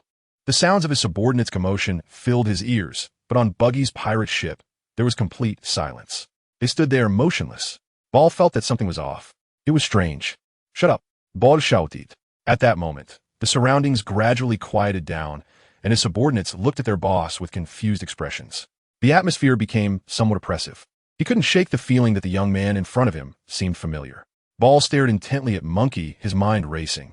Why did he feel like he had seen this young man before? When had he met him? But he couldn't figure it out. However, he was certain that he had seen this person somewhere. Boss, let me kill him. One pirate eagerly wanted to take action, holding a weapon and staring intently at Munchie across from him. And the weapon in his hand was already aimed at Munchie, who was standing next to Baki. All it needed was a command from Ball. He immediately launched an attack. Kill. In the end, Ball ordered the assassination of Munchie D. He thought it might be his own illusion, and besides, cutting through the chaos with a quick decision was the best solution. Captain, as you command. The pirate responded loudly, aiming his spear at Munchie. The surrounding pirates also became excited, shouting loudly. There was almost no hesitation. This pirate decisively pulled the trigger. Bang! A loud sound echoed. The bullet shot out from the spear, heading straight for Munchie's head. Suddenly, the scene fell into silence. Everyone's eyes were focused on the image of the bullet flying through the air. At the same time he pulled the trigger, a sinister smile appeared on the pirate's face. He looked at Munchie standing opposite him, as if he could already see him falling down, hit by his own bullet. At this moment, he himself, along with Ball and the surrounding pirates, saw Munchie slowly raise his wrist. A layer of red armor formed on his left hand. Munchie precisely controlled the armament Haki within his body, covering only the fingers of his left hand. Then, his fingers aimed at the direction from which the bullet was coming. Bang! Another loud noise echoed. The bullet ultimately struck Munchie's finger. However, the finger was wrapped in a layer of red armament Haki, blocking the bullet's trajectory. The bullet came to a halt, unable to advance even a centimeter. With just a wave of his hand, he had stopped the bullet. It was just an ordinary physical attack. It didn't feel very interesting, Munchie said with a smile. He snapped his fingers. Bang! The shockwave from the bullet's discharge reverberated. In an instant, the bullet was shattered and fell from Munchie's hand. This scene was witnessed by everyone present. The pirates under Ball were instantly stunned. The atmosphere at this moment was very eerie. Silent. Only the sound of the sea breeze could be heard. Everyone was fixated on Munchie, unable to divert their gaze from him. Moreover, their eyes were filled with fear, a chill creeping into their hearts. Among them were the captains of the 3 pirate crews. Even Blood and Ball was taken aback by this scene. They felt an overwhelming panic. Why was that? The pirate holding the long gun was instantly stunned. He really saw it. The bullet fired from the long gun was actually shattered by that person in an instant. He had never encountered such a thing in his life. It was simply terrifying.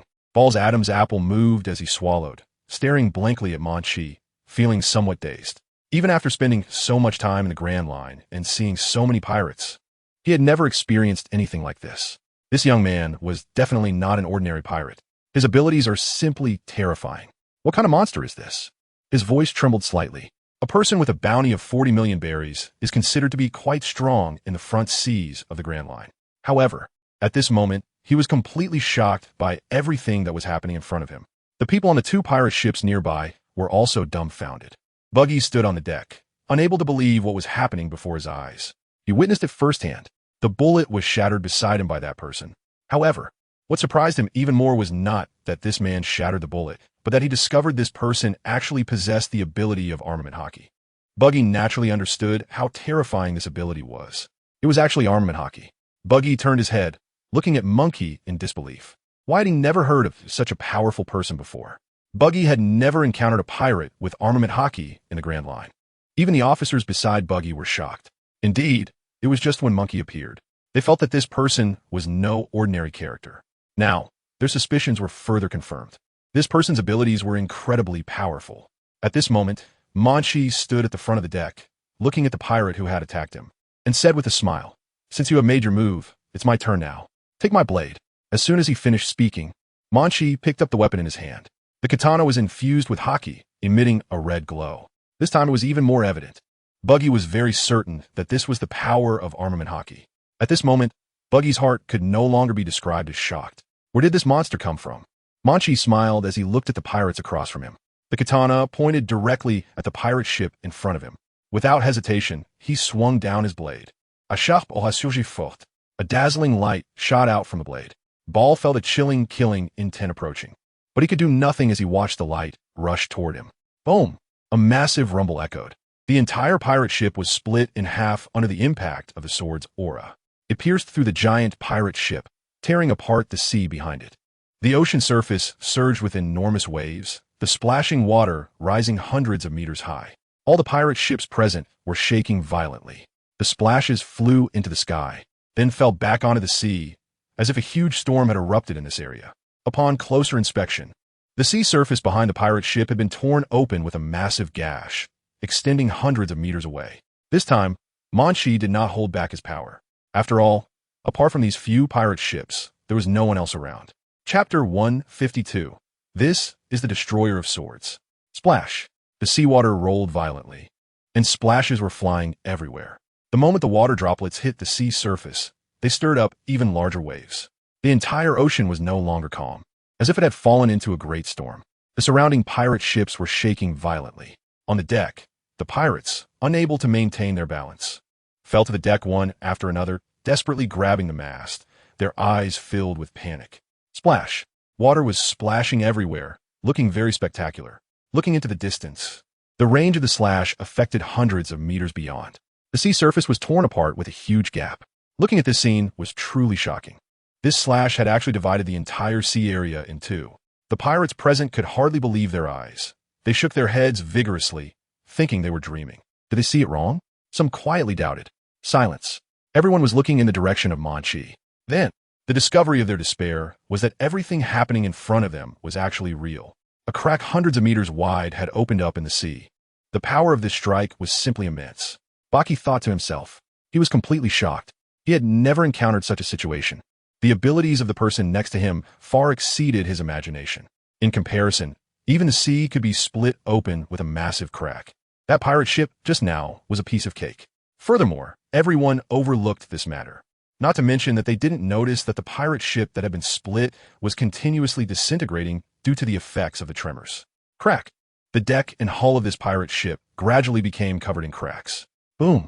Finally, under the influence of the aftershock, the entire pirate ship collapsed with a loud crash on the surface of the sea. Some wooden pieces floated on the water, while larger parts of the ship sank to the bottom. Moreover, there was not a single survivor on the entire ship. That's right. Everyone who was standing on the deck had vanished under this impact, and not even a bone could be found. This was the effect produced under the tremendous tremors. Therefore, there was no doubt that everyone on this pirate ship had died. As the pirate ship collapsed and the crew perished, the sea surface gradually became tinged with red blood. Then, due to the impact of the waves, this blood quickly disappeared without a trace. Thus, the Sea Kings did not detect the smell of blood here. The three pirate ships were located on the eastern coast of Carnival City.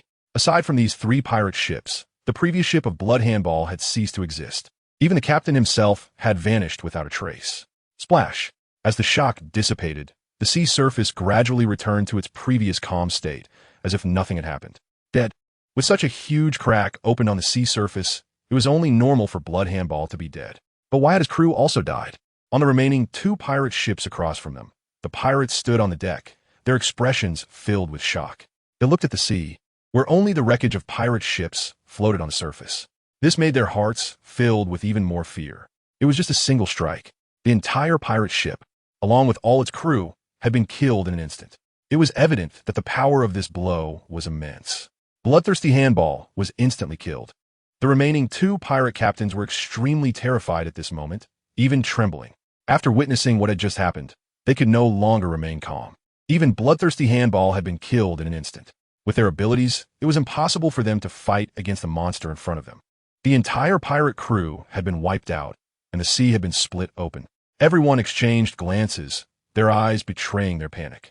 At that moment, they no longer dared to shout loudly, relying on their numbers. Meanwhile, Buggy was also feeling extremely devastated. Everything happening before him was simply unbelievable. Buggy had spent so long in the Grand Line and had seen many powerful pirates, but he had never witnessed a scene like this. He seemed to have returned to the feeling he had when he first started as an intern. Facing the powerful pirates, the sense of despair and panic rose again in his heart. Are the pirates in the Grand Line this strong now? It seems that with my abilities, I am no longer capable of sailing in the Grand Line. Maybe I should just go back to the EC. Witnessing this moment, the pirates present fell into deep self-doubt. Who would have thought that even the Grand Line is so dangerous now? What is the true identity of this young man? Buggy pondered deeply, but he still had no thoughts at all. He couldn't understand why such powerful pirates had suddenly appeared in the Grand Line. Previously, he thought he understood the Grand Line well enough. However, what had happened recently completely shattered his perception. Could it be that there had been some huge changes in the Grand Line during this short period that he was unaware of? At this moment, Buggy's feelings were very conflicted. Should he not have come to the Grand Line from the EC? Even if he still doesn't know what this monster wants from him. But Buggy is planning to give up resisting. If his target really is him, then resisting is pointless.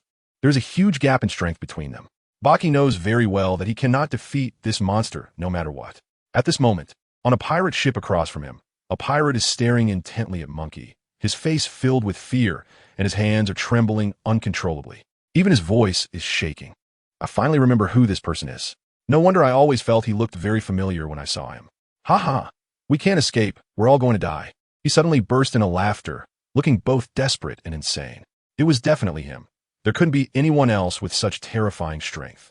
People around him anxiously asked, "Who exactly is he? Hurry and tell us." He is the demolition swordsman, known as Munchie. Just a few days ago, the Navy had just released a bounty notice, and his bounty reached a staggering 500 million berries. He is the demolition swordsman, Munchie. As soon as the words fell, the surroundings fell into a deathly silence. It was only then that everyone realized what these 6 words represented. They represented the ability to instantly kill pirates with bounties as high as 200 million berries. They represented the capability to easily kill pirates with bounties exceeding 100 million berries. At the same time, they also represented the power to instantly eliminate the Lie brothers with just one person's strength. Moreover, he had offended the forces behind the human trafficking market in TheAbility Archipelago just to capture a fisherman. It seemed that this time there was truly no way out. Chapter 153. I just came to deliver a message. The sea breeze gently brushed across the surface of the ocean. The cold wind blew against everyone's faces, causing involuntary shivers. Coupled with everything that had just happened, despair and fear filled everyone's expressions. With the sound of crashing waves, I recalled what Balak, the captain of one of the pirate crews, had said. Balak had a very fierce appearance and a robust build, making him look quite formidable. But at this moment, he showed a look of great fear, even struggling to stand, gripping the pillar next to him tightly to maintain his balance. That's right. The image of Munchie appeared in his mind. Yesterday, one of his subordinates handed him a Navy bounty notice. The portrait on this bounty notice was none other than a young man standing in front of him now. There was no mistake about it. This was the monster with a bounty of 500 million berries from the Navy. The broken sword master, Munchie. Balak's eyes turned slightly red. He finally remembered. The young man who had annihilated an entire pirate crew right before him. It was the person on the bounty poster. This time, he finally witnessed just how terrifying the abilities of the destruction swordsmen truly were. This was also why, whenever he saw Munchie, he felt a sense of déjà vu. but he never expected that it would actually be the Destruction Swordsman. This was someone whose name struck fear into the hearts of all pirates in the Grand Line. Yet, just moments ago, his subordinates and himself had actually taken the initiative to provoke him. Oh my God, he felt incredibly foolish. Balak was overwhelmed with despair at this moment. Just yesterday, he had warned his subordinates and emphasized that they should never provoke this person in the Grand Line, and if they encountered him, they should humbly take a detour. But unexpectedly today, they crossed paths with him. Even more shockingly, he and his subordinates had provoked him. Balak had never thought he would encounter the Destruction Swordsman here in Carnival City. It was truly fate, a bounty of 500 million berries. The Destruction Swordsman monkey. Balak trembled uncontrollably, fear nearly consuming him. Moreover, this fear spread instantly to every corner of the ship. All the pirates present were engulfed by this emotion. It was indeed the Destruction Swordsman. Everyone was now at a loss for tears. How could they encounter him here? A pirate with a bounty of 500 million berries. To think they would run into him just a day after the bounty was issued. At this moment, on another pirate ship, Worm's pirate crew, everyone on board stared in shock at the distance. Their gazes were all focused on Monkey. Slowly, they began to recall the wanted poster they had seen yesterday. The image on that poster gradually overlapped with the face of the person in front of them, and the way he held the katana. There could be no mistake. This represents. The person in front of them is the terrifying monster, the broken sword master, whom they had repeatedly emphasized to avoid at all costs. Almost all pirates of the Grand Line are extremely fearful of this person. Yet, they have made this huge mistake. At this moment, Worm and the pirates beside him were completely stunned. How could this be? They didn't dare to move at all, only standing there in a daze. Not to mention facing the Destruction Swordsman, even facing a pirate with a bounty of 100 million berries, they had no means to defend themselves, let alone the Destruction Swordsman before them, who could easily kill 3 pirates with bounties exceeding 100 million berries in an instant. They actually encountered the Destruction Swordsman in Carnival City. Worm's voice trembled a little. His hand could hardly hold onto the weapon anymore, and the large sword slipped from his grip, falling onto the deck. Whether it was Worm or his pirate subordinates, they had all realized too late that the young man before them was the legendary Swordmaster of Destruction. At this moment, they only feel despair. They never even considered fighting against him, because they are painfully aware that their own strength is almost insignificant when facing the Swordmaster of Destruction. As long as the opponent waves a hand, they will immediately lose their lives. The bloodthirsty assassin ball, who just disappeared under the blade of the monkey, is a living example. In the face of such an absolute disparity in power, they have no bargaining chips to ensure their survival. Even if they were given 1,000 chances, there would be no possibility of a different outcome. They are very sure of this. They never expected that one day they would really provoke the Swordmaster of Destruction. At this moment, they felt utterly powerless. On the deck, Baki, along with Yalata, Machi, and Kabaji, as well as the hundreds of pirates behind them, were also in shock. Their gazes converged on Monkey. At this moment, they also recalled the bounty poster from the Navy. No wonder they felt the other party was very familiar. 500 million berries. Buggy's voice trembled slightly. What kind of strength does a bounty of 500 million berries represent? As far as Buggy knew, such a high bounty was extremely rare even in the entire Grand Line. Even among the warlords of the sea, only 1 or 2 had bounties reaching 500 million berries. This is the legendary Destruction Swordsman, Eureka exclaimed. Yesterday, when they got the bounty poster, they were still discussing it. They agreed that if they encountered the Destruction Swordsman in the Grand Line, they would definitely retreat. Who would have thought that they would run into this monster today in Carnival City? Now, almost all the pirates in the Grand Line knew of the Destruction Swordsman's reputation. However, when truly facing the Destruction Swordsman, they were still shocked by this immense deterrent power.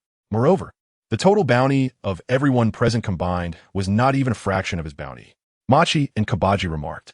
They had never encountered a pirate with such a high bounty in their entire lives. Could it be that the Sword Master of Destruction is also interested in John's treasure map? Buggy thought to himself. If a pirate of this caliber were to compete with him, he would have no chance of winning at all. Monkey sensed the panic around him, unable to help himself. He laughed and said, I'm just here to deliver a message. I didn't expect it to turn into this.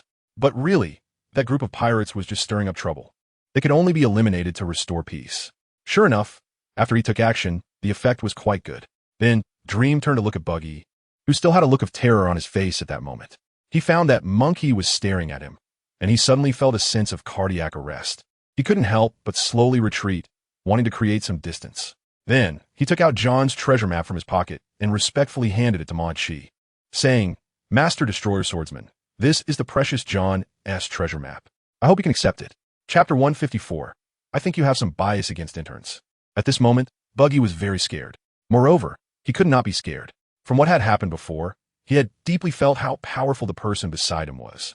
This was the legendary Destroyer Swordsman, with a bounty of 500 million berries. The Navy actually offered a bounty of 500 million berries for him. It was evident how powerful his abilities are, Bucky thinks. Even if he just swings a knife lightly, he feels he wouldn't be able to resist. After thinking it over, Bucky finally made this difficult decision. He steeled himself and took out John's treasure map from his pocket, respectfully handing it to Munchie, Mr. Destruction Swordsman. This is John's treasure map. Although this treasure map was invaluable to Buggy, he couldn't risk his life for it. Moreover, Buggy would absolutely never allow himself to die at the hands of the Destruction Swordsman over a treasure map. John's treasure map? Munchie looked at Buggy with a somewhat complicated expression. It seemed he had never mentioned such a thing before. Could it be? Munchie's mind raced with thoughts. In an instant, he looked at Buggy with a strange expression. It was hard to imagine. In the past, Buggy and Shanks were both interns on the Pirate King's ship. But now, Shanks had reached the top level in the New World and was famous there. However, Buggy was still stuck in place, only having a small reputation in the Grand Line. Moreover, even in the Grand Line, he faced threats from others. Seeing such a huge gap, Munchie couldn't help but feel a bit sentimental. Fate is indeed a strange thing. If Buggy found out that I'm a member of the Red-Haired Pirates, and just an intern, I wonder what he would think. Munchie couldn't help but smile. Indeed, he was very curious about Buggy's reaction upon finding out. Back then, they were about equal in strength. However, they had different ambitions and ultimately walked two completely different paths. As a result, their levels were now vastly different. Although both of them started as subordinates on the Pirate King's ship, Shanks was now one of the 4 emperors, while Buggy was still just an ordinary pirate. If Munchie hadn't come today to deliver a message, Buggy might very well have lost his life here. You must be Buggy the Clown, Munchie said with a smile. Swordmaster of Destruction, do you have any instructions? Buggy respectfully replied. If others called him a clown to his face, he would definitely be very angry. But this young man in front of him, he is completely unfazed. Angry? If he dares to get angry in front of the Destruction Swordmaster, he's simply tired of living. This is a pirate with a bounty of 500 million berries. What right does he have to be angry in the face of such a powerful monster? I'm not here to ask you for John's treasure map, Munchie said. He had just finished speaking, and Buck was instantly stunned. It wasn't because of the treasure map. So why was that? Buck's mind was racing. He couldn't understand why this legendary swordsman would come to Carnival City and intervene in their struggle. There was no reason for it at all. Mr. Legendary Swordsman, may I ask why you are here this time? Is there anything you need me to do? I will do it without hesitation, Buck said, feeling very anxious. Faced with such a huge power gap, Buck didn't even dare to breathe loudly. He appeared very humble. Around them, the atmosphere was very quiet. No one dared to speak casually. The other 2 pirate ships had also stopped in place, not even daring to escape. Although they wished to leave this place of trouble as soon as possible, after witnessing the terrifying scene earlier, they felt a huge shock in their hearts. But they knew very well that if they tried to escape, the earlier scene would surely replay itself. The entire pirate crew would be wiped out by his slash, and even the sea would be split open. How could they possibly escape? Therefore, before obtaining the mercy of the Destruction Swordmaster, they definitely wouldn't dare to act rashly. On the deck, the surrounding pirates looked at Munchie with shock. Even the captains of the pirate crew, Balak and Worm, stood still. At this moment, their hearts were filled with fear. Could it be that Buggy has a good relationship with the Destruction Swordmaster? Once this thought appeared, the 2 pirate crews became even more frightened. If this were true, Buggy would also be listed as someone not to be trifled with. To think that Buggy actually knows such a powerful person is truly unbelievable. This is the Destruction Swordmaster Munchie with a bounty of 500 million berries. Buggy is just an ordinary little pirate. How could he know someone so formidable? Everyone's minds were racing, and each person's heart was in turmoil. Meanwhile, on the deck, Buggy was also deep in thought. What could be the reason for this Destruction Swordmaster's return to Carnival City? Simply put, I came specifically to find you, Munchie said with a smile. Specifically looking for me? Buggy's heart sank even more in fear. Could it be that he had unknowingly offended him before? But he had no memory of it all. Buggy said nervously, Destruction Swordmaster, if I have offended you in the past due to my ignorance, I hope you can forgive me. I definitely didn't mean it. At this moment, Buggy's voice trembled slightly. It was hard to believe that this was someone who had once worked with red-haired Shanks, now reduced to such a humble state. "I was just sent here to deliver a letter," Munchie said straightforwardly. "Deliver a letter? To me?" Buggy was completely shocked. "I am an intern of the red-haired pirates, and Shanks entrusted me to deliver this letter to you." After saying this, Munchie took out a letter from his pocket and handed it to Buggy. Buggy's eyes widened in disbelief. He could hardly believe that someone so powerful was just an intern. All of this far exceeded Buggy's understanding. He felt a bit dazed, staring blankly at Munchie. The legendary swordsman Mr. Broken Blade is actually just an intern? Has the threshold for interns in the red-haired pirates become this high? To be honest, I entered the red-haired pirates just 30 days ago. At that time, I was just a rookie. I knew nothing and was completely unaware of the new world. If you had met me back then, you could have easily defeated me hundreds of times. Munchie smiled faintly and said calmly, "But in just 30 days, Munchie transformed from an ordinary person who couldn't even fight a chicken into a pirate with a bounty of 500 million berries. One can imagine how fast his progress has been." Buggy was even more shocked. How is this possible? He stared blankly at Munchie, unable to say anything at that moment. Chapter 155 Buggy. This is simply a monster. What? How is that possible? It's simply unbelievable. Only 30 days? Buggy stood there in a daze. The shock even dulled his fear, making him forget that he was facing a pirate with a bounty of 500 million berries. At this moment, his mind kept replaying what Munchie had said. Around him, a group of pirates were staring intently at Munchie and Buggy. At this moment, their hearts were filled with admiration and envy. They never expected their captain to know such an impressive person. Indeed, their captain was amazing. Their captain actually knew a pirate with a bounty of 500 million berries, which was truly incredible. Of course, their captain was the strongest. No wonder he remained calm and composed when facing 3 pirate crews earlier. It turned out he had everything under control. It seems that we can also run rampant in the Grand Line in the future. Everyone whispered among themselves, and the previously tense atmosphere had eased a bit. Nearby, Munchie, Kabaji, and Yarlita were also somewhat surprised.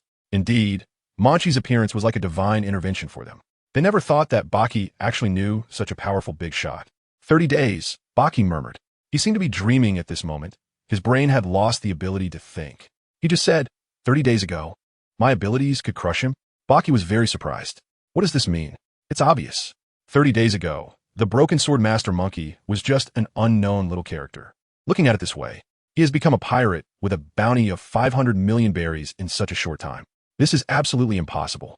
Buggy shook his head vigorously, unable to believe it all. How could this be? To grow to this level in such a short time? Now, the pirates throughout the Grand Line are almost scared to death at the sound of his name. If all of this is true, then it's an incredible monster-level rate of growth. An intern. He just joined the red-haired pirates last month. Although all of this sounds absurd, Buggy has no choice but to believe it. He stared at Monkey D. Luffy, his heart filled with an indescribable shock. He figured it out. Why someone so powerful was just an intern. It was because he had joined the red-haired pirates for a very short time. He hadn't had a chance to upgrade to a full-fledged crew member, but his abilities had already reached the level of a pirate worth 500 million berries. It was truly terrifying. All of this shattered Buggy's understanding. In his impression, no one could achieve this. To make such great progress in such a short time. Not only did Buggy not have this impression, but throughout the entire history of the New World, there had been almost no such monsters. Otherwise, he would have definitely known. But he thought carefully again and concluded that it was absolutely impossible. From this perspective, Monkey's talent was simply terrifying. Even if he had used a natural-type devil fruit, it would be impossible to achieve such a rapid growth rate. Yet all of this had truly happened. Moreover, it was clear that Monkey was still not a devil fruit user. He reached this level solely relying on his swordsmanship. Why is that? Buggy thought to the end and could only come to one conclusion. This person's talent is exceptionally strong. He should be the fastest growing pirate in this sea area. Buggy stood dumbfounded on the deck, completely shocked at this moment. Moreover, Monkey was somewhat surprised by Buggy's reaction. He didn't expect Buggy to react so strongly to this matter. Monkey turned to look at the 2 pirate ships opposite him. The people from those 2 pirate crews felt Monkey's gaze and were instantly scared into inaction, feeling a deep sense of fear. Although their abilities could be considered above average in the Grand Line, they were terrified in the face of Monkey. They were completely at a disadvantage. "What are you still doing here?" Munchie said. Upon hearing this, the crew on the 2 pirate ships felt a surge of joy. "Run!" The 2 captains immediately ordered a retreat and vanished from Munchie's sight in the blink of an eye. However, the scene they witnessed today would be permanently etched in their hearts, becoming a shadow in their minds. The power of a single person was enough to repel 3 pirate crews. As he watched the 2 pirate ships disappear from view, Munchie turned around and looked at the stunned Buggy. "Trust, I leave it to you. My mission is complete. We may meet again in the future. Goodbye." He was just fulfilling red-haired Shanks' task. Handing the letter to Buggy, he considered the task accomplished. There was no need to waste any more time. Munchie turned to leave. After helping Buggy resolve the issue with Blood Amball, Munchie felt he had done his duty. There was no need to eliminate the remaining 2 pirate crews. Although this task would have been easy for him. Wait. Buggy seemed to suddenly snap back to reality and said, "Thank you for helping me out today." Munchie waved his hand and replied, "It was just a casual thing." After saying that, he turned and left. By the time Buggy came to his senses, Munchie had already disappeared from his sight. This monster with a bounty of 500 million berries had finally left. On the deck, Moji, Kabeji, and Eureka, along with the surrounding pirates, all breathed a sigh of relief. It seemed that Munchie's presence on the ship had put them under immense pressure. At this moment, the surrounding pirates spoke up. "Boss, we knew in our hearts that this matter would definitely be resolved." Normally, Buggy would take the opportunity to show off. But the words Munchie had just said had left a significant impact on him. His feelings were quite complex at this moment. Red-haired Shanks was really lucky to have found such a powerful person as a subordinate. Buggy's heart was filled with both shock and jealousy. In fact, he understood that not every intern in the red-haired pirates could be as formidable as Munchie. Moreover, his intuition told him that someone as gifted as Munchie was definitely an exception. The other interns under the red-haired pirates must not be that strong. Buggy could imagine how desperate and unwilling the other interns felt when faced with someone so talented. They couldn't understand why such an impressive intern would come to the Grand Line. In any case, anyone who encountered him in the Grand Line would surely face dire consequences if they didn't know how to provoke him. Among all the pirates Buggy had seen, no one could compare to Munchie. Chapter 156, Bullets Over 3,000 Meters Away. After leaving the eastern coast, Munchie had successfully completed the task assigned to him by Shanks and felt a sense of relief. Until he handed the letter to Buggy, he had felt a burden in his heart. Now, he could move on to the next task, which was what Jesus wanted him to do. He needed to see what his son was capable of now. Munchie felt a bit speechless. As an intern, he had to be called around and ordered by the crew of the red-haired pirates. Should he just quit? But if he really left the red-haired pirates, once he returned to the New World, Drought Jack would definitely send someone to hunt him down. What would he do then? So, he definitely couldn't leave the red-haired pirates. It really felt like he was stuck in the intern situation, Munchie thought. However, it would still take a long time. At the fastest, he would have to deal with Drought Jack first before he could discuss this matter with Shanks. Jesus wanted him to see his son Usopp's current abilities, and that kid was now part of the Straw Hat Pirates. Shaki had told him earlier that the Straw Hat Pirates should be in Water 7 now. Even if they hadn't reached Water 7 yet, they should be very close. It would take a detour from Carnival City to Water 7, and if he went there specifically, it would delay his progress in reaching Alabasta. Indeed, it was difficult to manage. Munchie arrived inside Carnival City. Walking through the bustling town, the streets were lined with shops, creating a very lively atmosphere. There were also Navy patrols going back and forth. In addition, some crew members were transporting goods, and there were also some pirates mixed in. It was somewhat different from Sabaody Archipelago, because in Sabaody Archipelago, pirates were rampant. However, in Carnival City, pirates had to be somewhat cautious. The entire island could be considered an economic hub, and many shops had partnerships with the Navy. Therefore, the Navy had a significant responsibility for the safety of the entire island. As a result, pirates couldn't be too arrogant here. Of course, there were pirates everywhere in the Grand Line. Munchie's observation Haki detected the presence of pirates. Next, he decided to go to Alabasta first. After visiting Alabasta, he would go to Water 7. This would save a lot of time. Anyway, meeting Usopp wasn't very urgent. If something came up in between, he could cancel the trip. But right now, finding a suitable weapon was the top priority. Munchie decided, because he was still using the most ordinary katana. With his strength so powerful, such a weapon no longer satisfied him. Back when Zoro, the swordsman of the Straw Hat Pirates, wasn't very skilled yet, he already had a great sword. Compared to him, Munchie's current abilities could easily kill countless Zoros, so he deserved a better weapon. Munchie looked down at the katana in his hand and couldn't help but sigh. He looked up at the surrounding streets. He still needed to buy some supplies. This trip to Alabasta was quite far, and it would probably take several days to reach. If he purchased everything at once, he wouldn't need to stop at other islands along the way. So he decided to buy all the necessary items this time. Munchie suddenly stopped in his tracks. His eyes narrowed into a slit and a glimmer of brilliance flashed in them. He felt someone was watching him. Munchie was somewhat excited. He had been in Carnival City for less than an hour, and it had been less than half an hour since he returned from the eastern coast. It was surprising to be followed in such a short time. It seemed the other side had come prepared. Munchie activated his observation Haki. After a while, he dismissed the matter from his mind. It must be some bold bounty hunters who had their eyes on him. No. If they killed him and offered his head to the Don Quixote family, wouldn't that mean a double reward? Indeed, with a heavy reward, there will be brave men. This was 1,000,000,000 berries. If it were me, it would be hard not to be tempted. However, want to take my head wouldn't be enough just with courage. Munchie smiled. Throughout the Grand Line, countless pirates perish every day. Munchie was quite open about this. He had long been mentally prepared for the possibility of being eliminated at any time. However, for those who came to kill him, they also had to be mentally prepared for being counter-killed. Munchie moved back and forth in the streets.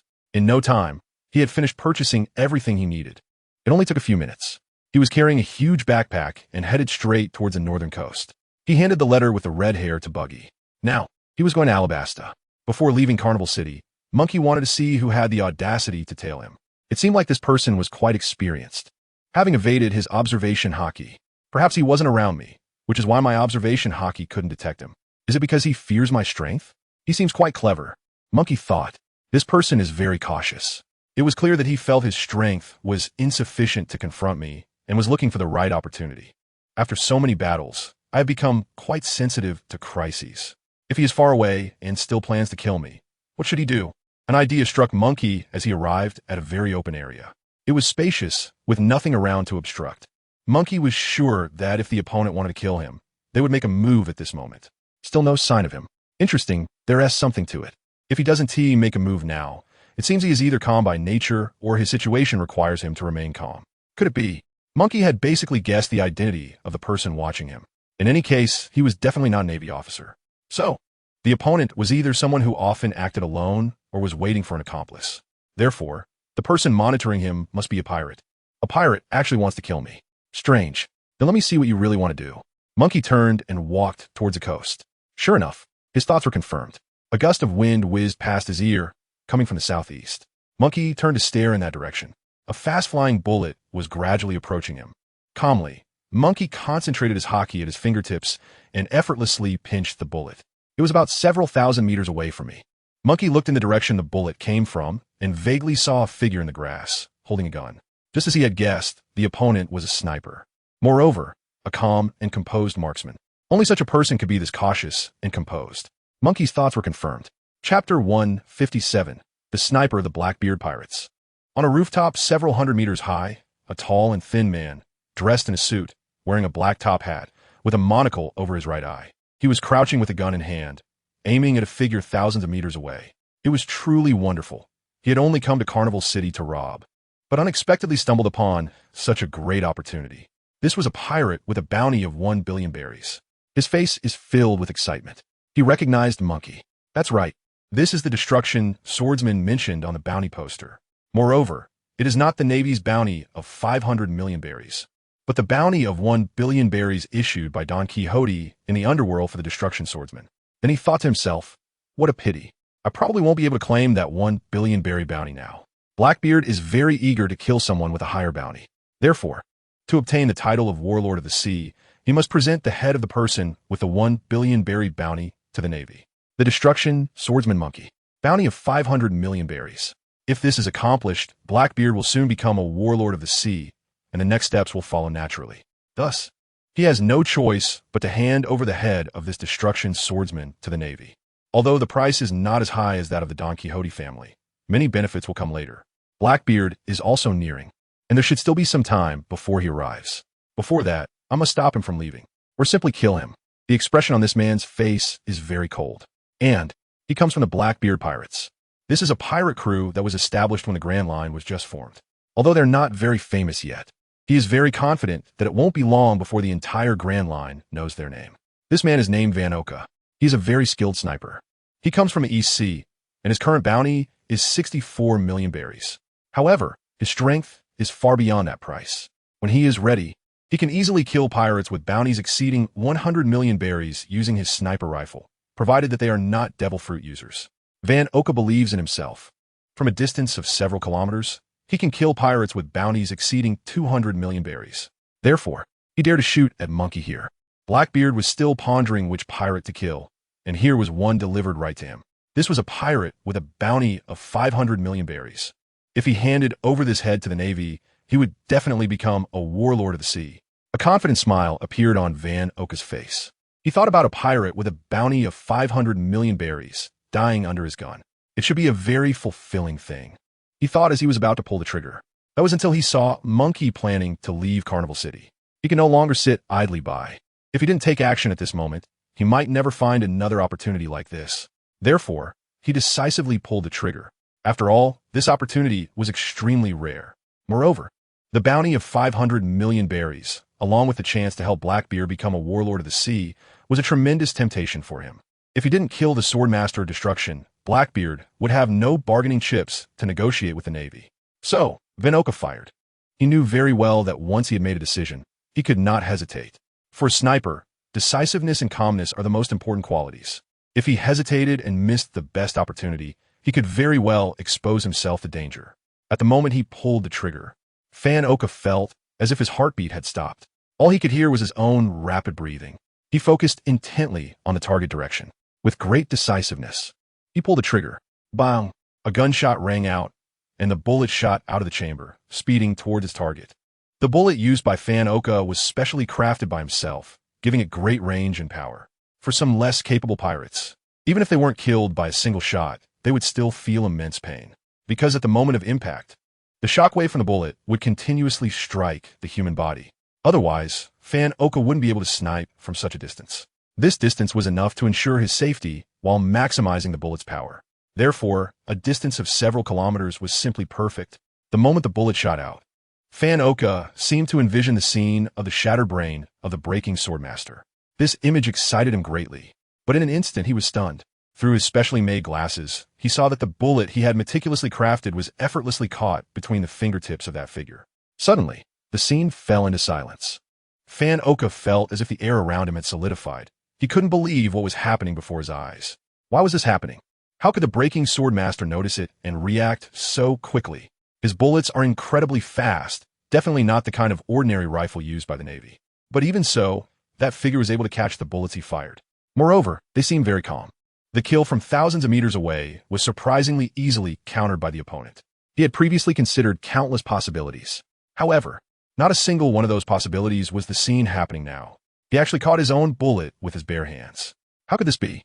Van Oka couldn't believe his eyes. At this moment, his shock outweighed his fear. As he stared blankly at that figure, the figure slowly turned around to look in his direction. Van Oka gradually made out his appearance. Very young, even somewhat childish. Munchie's gaze was extremely sharp, fixed on Van Oka's position. His eyes were piercing, as if they could penetrate the several kilometers of distance. Those eyes were like a sharp blade, directly stabbing towards Van Oka. The moment their gazes met, beads of sweat the size of soybeans appeared on Van Oka's forehead. It was too early. He actually saw him. A wave of panic swept through Van Oka's heart. He lost his composure. At this moment, his mind was a tangled mess. A huge fear enveloped him. He didn't even dare to move. In his career as a sniper, he had never encountered such a situation. Therefore, when he caught sight of the look in Munchie's eyes directed at him, a chill ran down his spine. At the same time, he couldn't understand why. Despite hiding in such a concealed corner, he was still discovered. Moreover, his bullets were meticulously crafted. How did he react so quickly? Chapter 158. Don't want to run? Then I'll grant you that. The atmosphere on the scene was extremely oppressive. It was silent. Beads of sweat began to form on his forehead. Van Oka's eyes were fixed on the figure thousands of meters away. His throat felt a bit dry. He tightly gripped the gun in his hand, and he could no longer maintain the calm and confident demeanor he once had. The bullet had actually been caught by this kid. He never expected it to be like this. He was thousands of meters away from him to kill him, yet in the end, he was still blocked. According to past experience, the observation color couldn't possibly extend that far. But the fact is indeed like this. Could it be discovered by intuition? Van Oka thought heavily, holding a gun in his hand. Ikan sensei taria. From thousands of meters away, that shadow cast a chilling gaze at him, making even Van Oka's body feel a bit stiff. The bounty from the Navy is 500 million berries. The bounty from the underworld is 1 billion berries. The legendary swordsman, Munchie, is truly terrifying. Van Oka took a deep breath, trying hard to calm his emotions. He raised the gun in his hand and aimed at Munchie again. Through the scope, his gaze met Munchie's. At that moment, he noticed that the Sword Master of Destruction was actually smiling in his direction. Is he mocking me? A pang of anxiety shot through Van Oka, and a surge of anger welled up within him. He was now both scared and furious. His first attack had failed. According to this reasoning, if he could calm down, he should stop attacking and leave this place. However, at this moment, Van Oka was too enraged to think about that. He stopped here, still aiming at Munchie. It was clearly visible. After he failed to attack Munchie for the first time, he threw his rationality to the back of his mind. His confidence and pride had been completely destroyed. You can't stop me again. Van Oka was extremely angry. A distance of several kilometers. Munchie put down the package behind him, narrowed his eyes into a slit, and wore a faint smile on his face. He looked at the figure on the high building in the distance. It seemed somewhat familiar. Had he seen this person before? Munchie thought to himself. It seemed that the distance between him and that person was indeed a bit far, and he couldn't reach him in an instant. Therefore, Munchie also realized that this marksman was very skilled, because he basically covered the characteristics and qualities of a top marksman. He was a very cautious person. Otherwise, he wouldn't shoot from such a long distance. This distance ensured the maximum effective attack range while also eliminating the worry of being suddenly attacked. As a marksman, what he excelled at was long-range attacks. If he were to be approached, it would only lead to a dead end. Moreover, he was a very calm and composed person. Indeed, he didn't act the moment he saw himself, but instead patiently waited for the best opportunity. If it weren't for his deliberate plan to leave just now, this person would definitely still be waiting. However, it is precisely because of this. He exposed his identity. Munchie accurately guessed the other party's psychology. Therefore, he was able to trace back and find the gunman. He knew that the other party would not easily let him go. With this understanding, Munchie could smoothly locate the gunman's position who was monitoring him. This was almost effortless for him, and the reality turned out to be just as Munchie expected. Moreover, Munchie also realized where the gunman was located. If he guessed correctly, the gunman was in that tall building several kilometers away. You are indeed impressive. In that case, it should be quite interesting to kill you. Munchie smiled faintly. He looked towards the position of the shooter and was surprised to find that the other side had no intention of escaping at all. According to his assumptions, as a shooter, if the first kill failed, they should immediately leave and choose to flee. Once their position is exposed, they put themselves in a very dangerous situation. If a mission fails, one should leave at all costs to ensure they can survive for the next task. For a shooter, exposing their position is a very risky thing. Originally, Munchie was ready to pursue him. He couldn't understand why the person opposite hadn't run away. If you choose to escape, I would have to spend time and energy chasing you. If luck is on your side, maybe you would get away. But you actually chose to stay here. I am indeed a bit surprised. Munchie stared intently at the figure in the distance holding a gun. Van Oka, as a top-notch marksman, surprisingly chose not to run away when the mission failed. This is truly shocking. In an instant, Munchie felt that he had overestimated the marksmanship of the shooter. Was he blinded by arrogance? Did he really think he was still safe? Just a few thousand meters away, and you think that guarantees your safety? You still want to launch another attack on me? As a marksman, you have quite the nerve. Moreover, it seems you're a very confident person. Perhaps that is the reason you chose to stay put. A glimmer of insight passed through Munchie's eyes. However, there is a hefty price to pay for your courage and confidence. It seems this marksman has no intention of escaping. Then let me become your end. Suddenly, a scene flashed through Munchie's mind, and he realized something. No wonder I always felt you looked familiar. I didn't expect it to be you. He only realized at this moment. Previously, he had seen a bounty notice about the Blackbeard pirates. The gunman now, in front of him, in his judgment, was undoubtedly Van Oka from the Blackbeard pirates. Munchie glanced at the bullet in his hand and discovered that it was specially made. This was definitely not the kind of ordinary bullet used by the Navy. It was clear that if hit, it would cause significant damage. Moreover, this type of bullet ensured a very long range. Although I don't know why you came alone to hunt me down, it doesn't matter. What matters is that since you chose to stay here, you might as well stay forever. After all, you attacked me first, so you should have anticipated that you would also receive my counterattack. So, are you mentally prepared now? Munchie smiled faintly as he looked at the figure standing still in the distance. Although it was several kilometers away, Munchie could sense the shock and fear from the other side. He slowly took out the katana he was holding. How dare he still stay here? There's no need to struggle anymore. Pay the price you should. I will make you stay on the coast of Carnival City. Forever. Chapter 159, a great distance away. Yet still hit. Munchie placed the supplies he was carrying at his feet. He took out the katana, slowly, The Haki began to gather at the tip of the blade. A red glow flickered on the edge of the sword. An extremely sharp aura emanated. Munchie looked at the place several kilometers away. His eyes narrowed into a slit. A playful smile appeared at the corner of his mouth. After a gunslinger's first attack failed, he surprisingly remained in place. This was a subordinate of the Blackbeard pirates. What reason could there be to hunt me down? A bounty? If I'm not mistaken, Blackbeard hasn't become a warlord of the sea yet, so he must be plotting some schemes regarding this matter. Perhaps after killing me, he could take the throne of the warlord of the sea. This identity must be very important to Blackbeard. Becoming a warlord of the sea would greatly enhance his position in the Grand Line. So, he sent Van Augur to hunt me down. Munchie smiled knowingly. Indeed, a bounty of 500 million berries should be something everyone covets. Even if Blackbeard and his crew are not after the bounty, but merely for their own reputation, they would still have leverage to negotiate with the Navy. However, Munchie felt quite offended by such behavior. This special bullet can kill from a great distance. In my current position, I can't do much against you. I'll have to get a little closer. A glimmer of sharpness flashed in Munchie's eyes. He slowly walked toward the position where Van Augur was. After seeing Munchie's movements, Van Augur, standing on the tall building, fixed his eyes tightly on Munchie. His heart beat rapidly along with Munchie's footsteps. He knew very well that in close combat, he was no match for Munchie. However, he could not convince himself to choose to give up. It seemed that he could only find another way. Van Augur took a deep breath and pulled out a very special bullet. He equipped it on his gun and raised it, aiming at Munchie. At this moment, there was still a distance of over 1,000 meters between Munchie and Van Augur. So quickly, the range had been narrowed. But for Munchie, this was still far from enough, as his attack range could not reach that far. Bang! A loud gunshot rang out. Van Augur decisively pulled the trigger, aiming at Munchie's head. Whoosh! The bullet flew swiftly through the air, heading straight for Munchie's head. Munchie heard a very sharp sound.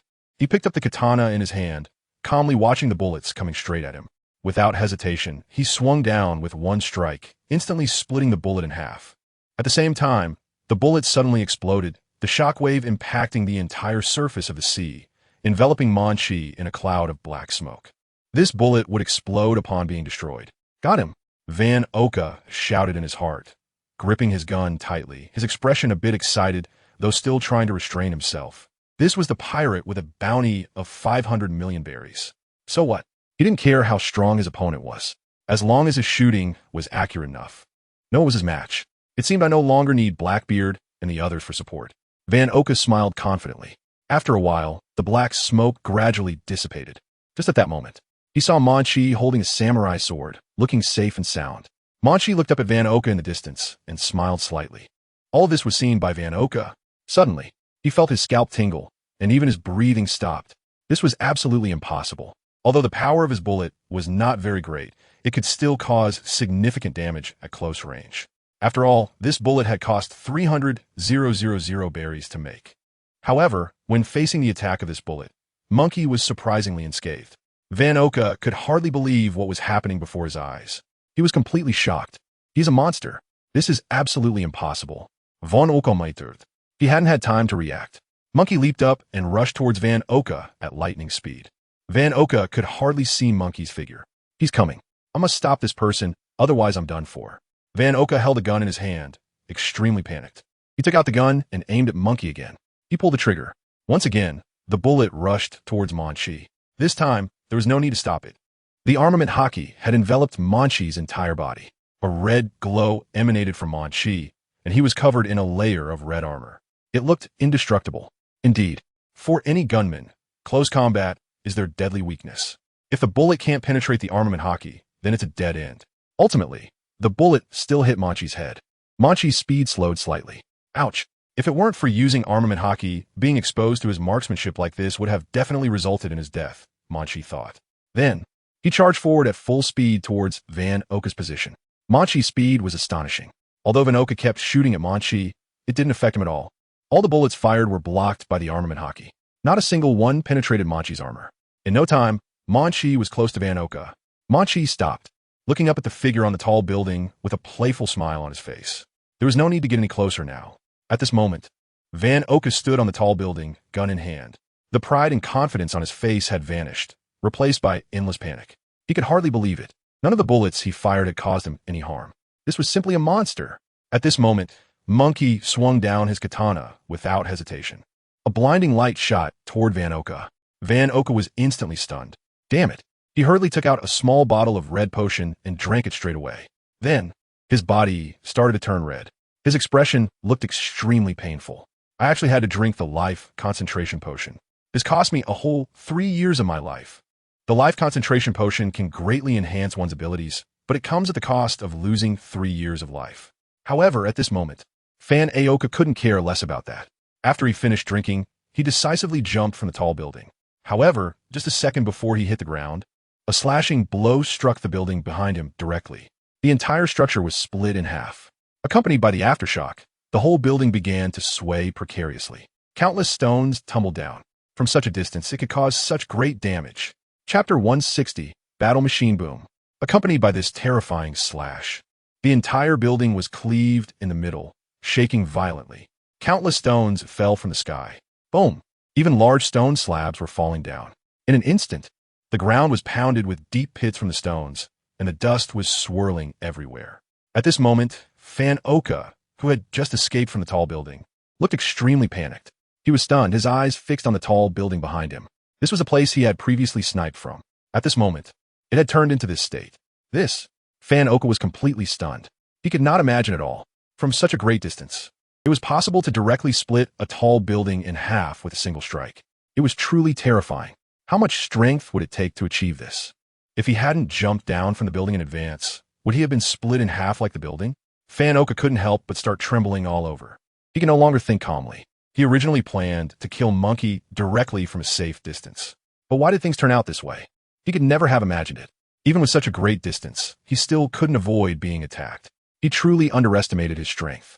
That's right. In the beginning, he never thought that even thousands of meters away, the other side could know the timing of his sniper shot and could even locate his position. If it were in the past, Fan Oka would definitely have chosen to escape after the first attack failed. However, he was completely enraged at that moment and no longer thought calmly. Therefore, Munchie was able to approach him. Originally, when the two were more than 1,000 meters apart, it was relatively safe and he could still escape at that time. He just needed to escape directly along the planned route. But reality was not as he wished. With such a long distance in between, with just one strike, he split the entire high-rise building in two. If he hadn't decisively consumed the life-concentrated potion, he might have already died under Munchie's blade. Just like this building, divided in half. Watching the shocking scene before him, Fanao's heart was filled only with fear. It was clear now that the opponent wanted to kill him, and it was as easy as pie. This was truly a terrifying monster. But now, I'm surely his target. Fan Ao's legs trembled as he sank into deep despair. His body was still emitting a red glow under the influence of the life-concentrating potion. However, this could not withstand the terror brought by Munchie. At this moment, he was so shocked that he could hardly think. If he hadn't drunk the potion, he would have been dead by now, Van Oka thought. When he landed, the huge impact from the ground made him feel like he was about to be shattered. Fortunately, the effects of the potion helped him hold on. However, his strength was continuously depleting. No, I have to leave immediately. Leave Carnival City. Otherwise, I will definitely die a terrible death. Using these tall buildings to confuse his observation Haki, Van Oka thought of this and immediately ran into the distance. This was a race against death. Every moment could not be wasted. Van Oka felt the cold gaze of Munchie behind him, firmly fixed on him. Moreover, he had already been noticed by others. After all, it was hard not to be seen when such a tall building was directly smashed open.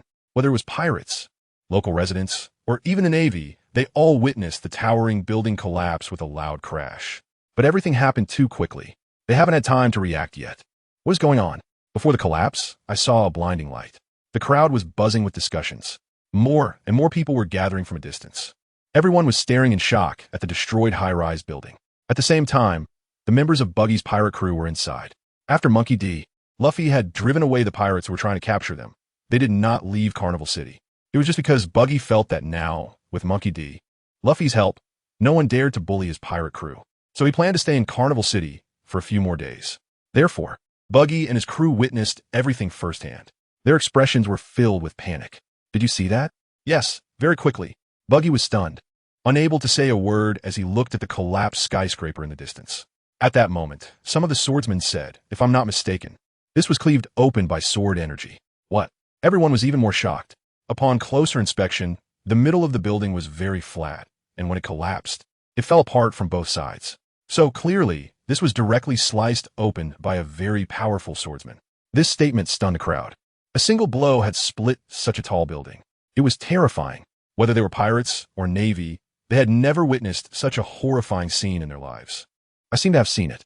The attack point appeared to be nearly 1,000 meters away from this building. At that moment, the crowd suddenly fell silent. The atmosphere became very eerie. Upon hearing this, an image of a person suddenly appeared in Buggy's mind. Not just Buggy himself, but also his subordinates, Yarlita, Munchie, Kabaji, and other pirates, all looked at Buggy in shock. Yes, they were all thinking of the same person. Aside from this person, they don't know who else could do such a terrifying thing. It must be him, the Sword Master Monkey. That's right, throughout the entire Grand Line. He should be the only one with such ability. He can split a tall building in half with a single strike. Only Monkey possesses such strength. In their minds, they recalled the scene of Monkey cutting the bloodthirsty pirate ship of Ball in half right in front of them, even splitting the sea open with a huge crack. That scene gradually overlapped with everything happening before them. Therefore, Buggy and his subordinates could be 100% certain that the terrifying swordsman they were discussing was definitely the destruction swordsman. Monkey. Once this was confirmed, Buggy, along with Alrita, Kabaji, and Machi, those who had witnessed Monkey's strength, were all staring intently at the destroyed ruins. Their eyes filled with fear and shock. It was unbelievable that from over 1,000 meters away, he could split this tall building in half with one strike. He was truly a monstrous existence. It was simply terrifying. Yes, they initially thought the last incident was shocking enough, but unexpectedly.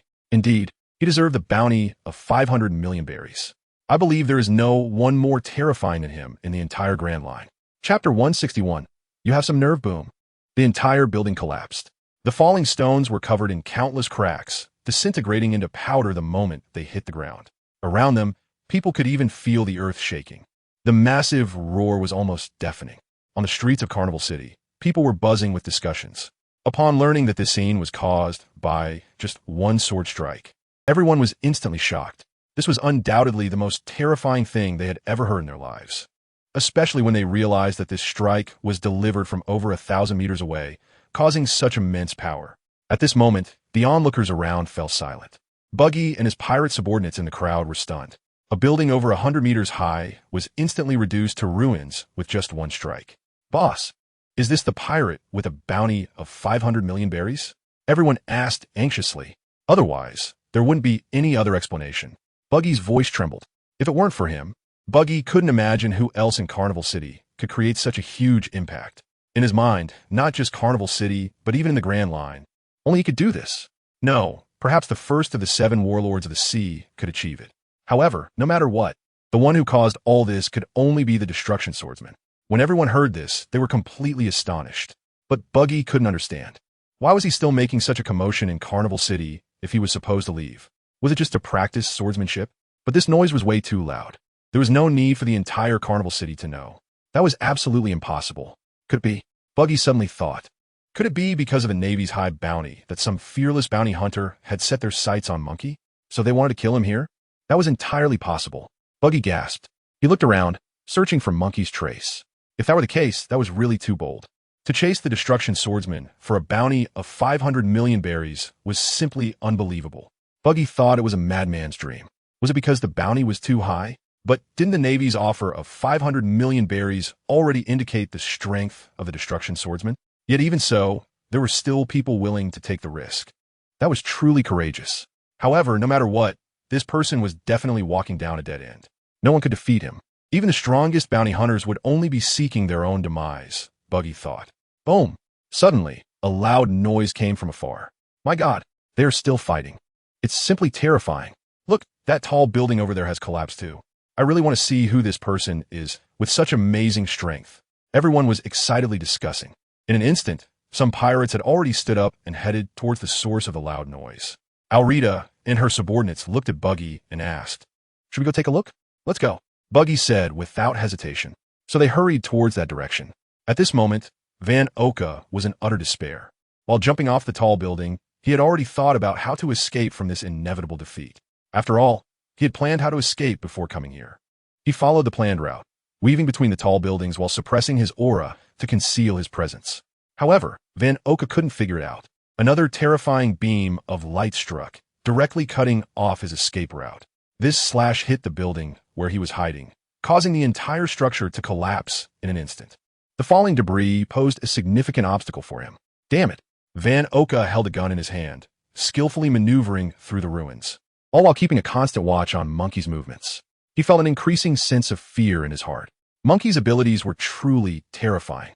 Previously, he thought that being a few thousand meters away would definitely allow him to kill him. Even if he didn't succeed, he could still escape. However, it seemed that now he was in grave danger. He had to drink the life concentrate to enhance his abilities. Otherwise, it would be difficult to evade the assassination from behind.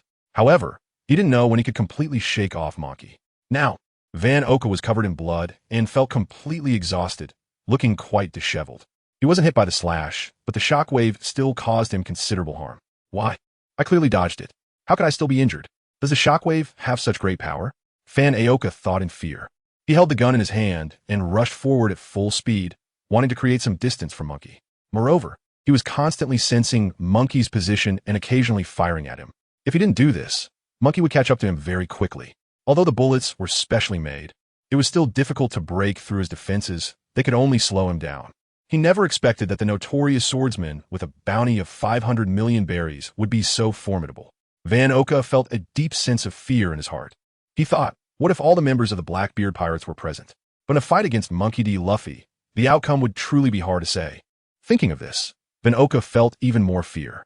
Previously, he had always regarded Blackbeard's strength as formidable, but if Blackbeard himself were to face Luffy, Van Oka could guess that he might be instantly killed by Luffy.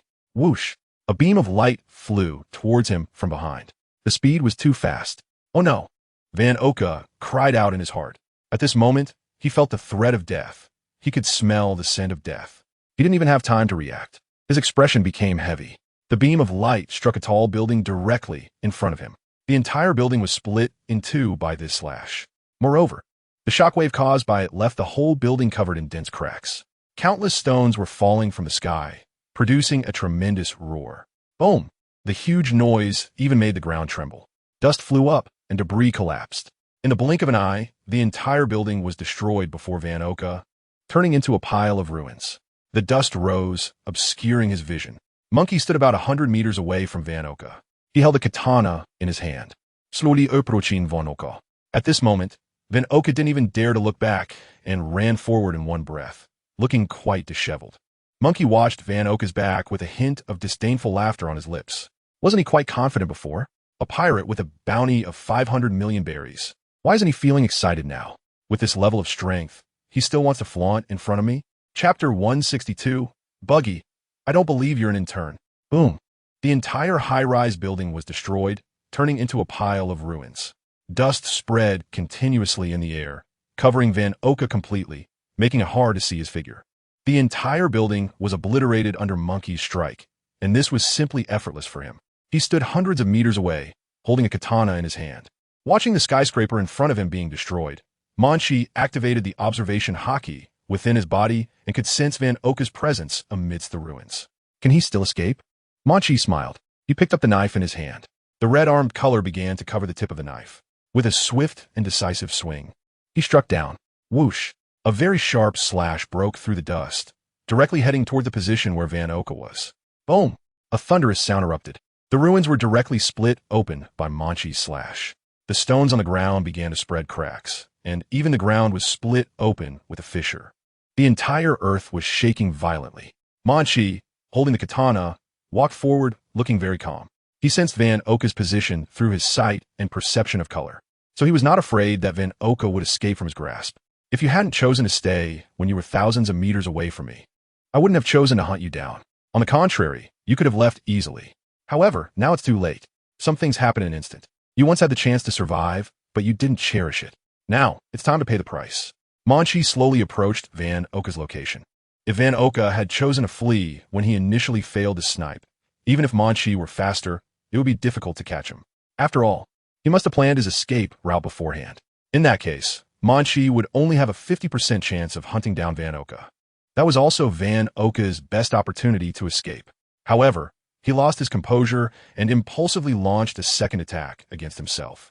So, by the time he fired the second shot, in Munchie's eyes, he was already a dead man. Just like now, for him, it was a dead end. Is being over 1,000 meters away really safe? Munchie chuckled disdainfully. Van Oka was overly confident in his own abilities. If it weren't for your confidence, perhaps I would have had to expend more effort. Munchie thought. He held the samurai sword in his hand and slowly walked forward. Bang! Another bullet fired. This bullet was aimed directly at Munchie's head. Observation Haki? Munchie said lightly. If it weren't for observation Haki, Van Oka could never have hit the mark so accurately. Only a marksman with observation Haki could become a powerful shooter. Therefore, it was evident that Van Oka also possessed a relatively proficient level of observation Haki. However, compared to his own level, there was still a slight gap. Munchie coldly stared at the bullet rushing toward him, standing still without moving. Armament Haki gathered on his forehead. Bang! The bullet indeed struck Munchie's head. However, the strength of the armament Haki was immense. Munchie only felt the impact, but suffered no harm at all. Not even a scratch. Gradually, the dust around Van Oka began to dissipate. His shadow gradually appeared in Munchie's eyes. At this moment, the distance between the two had already become very close.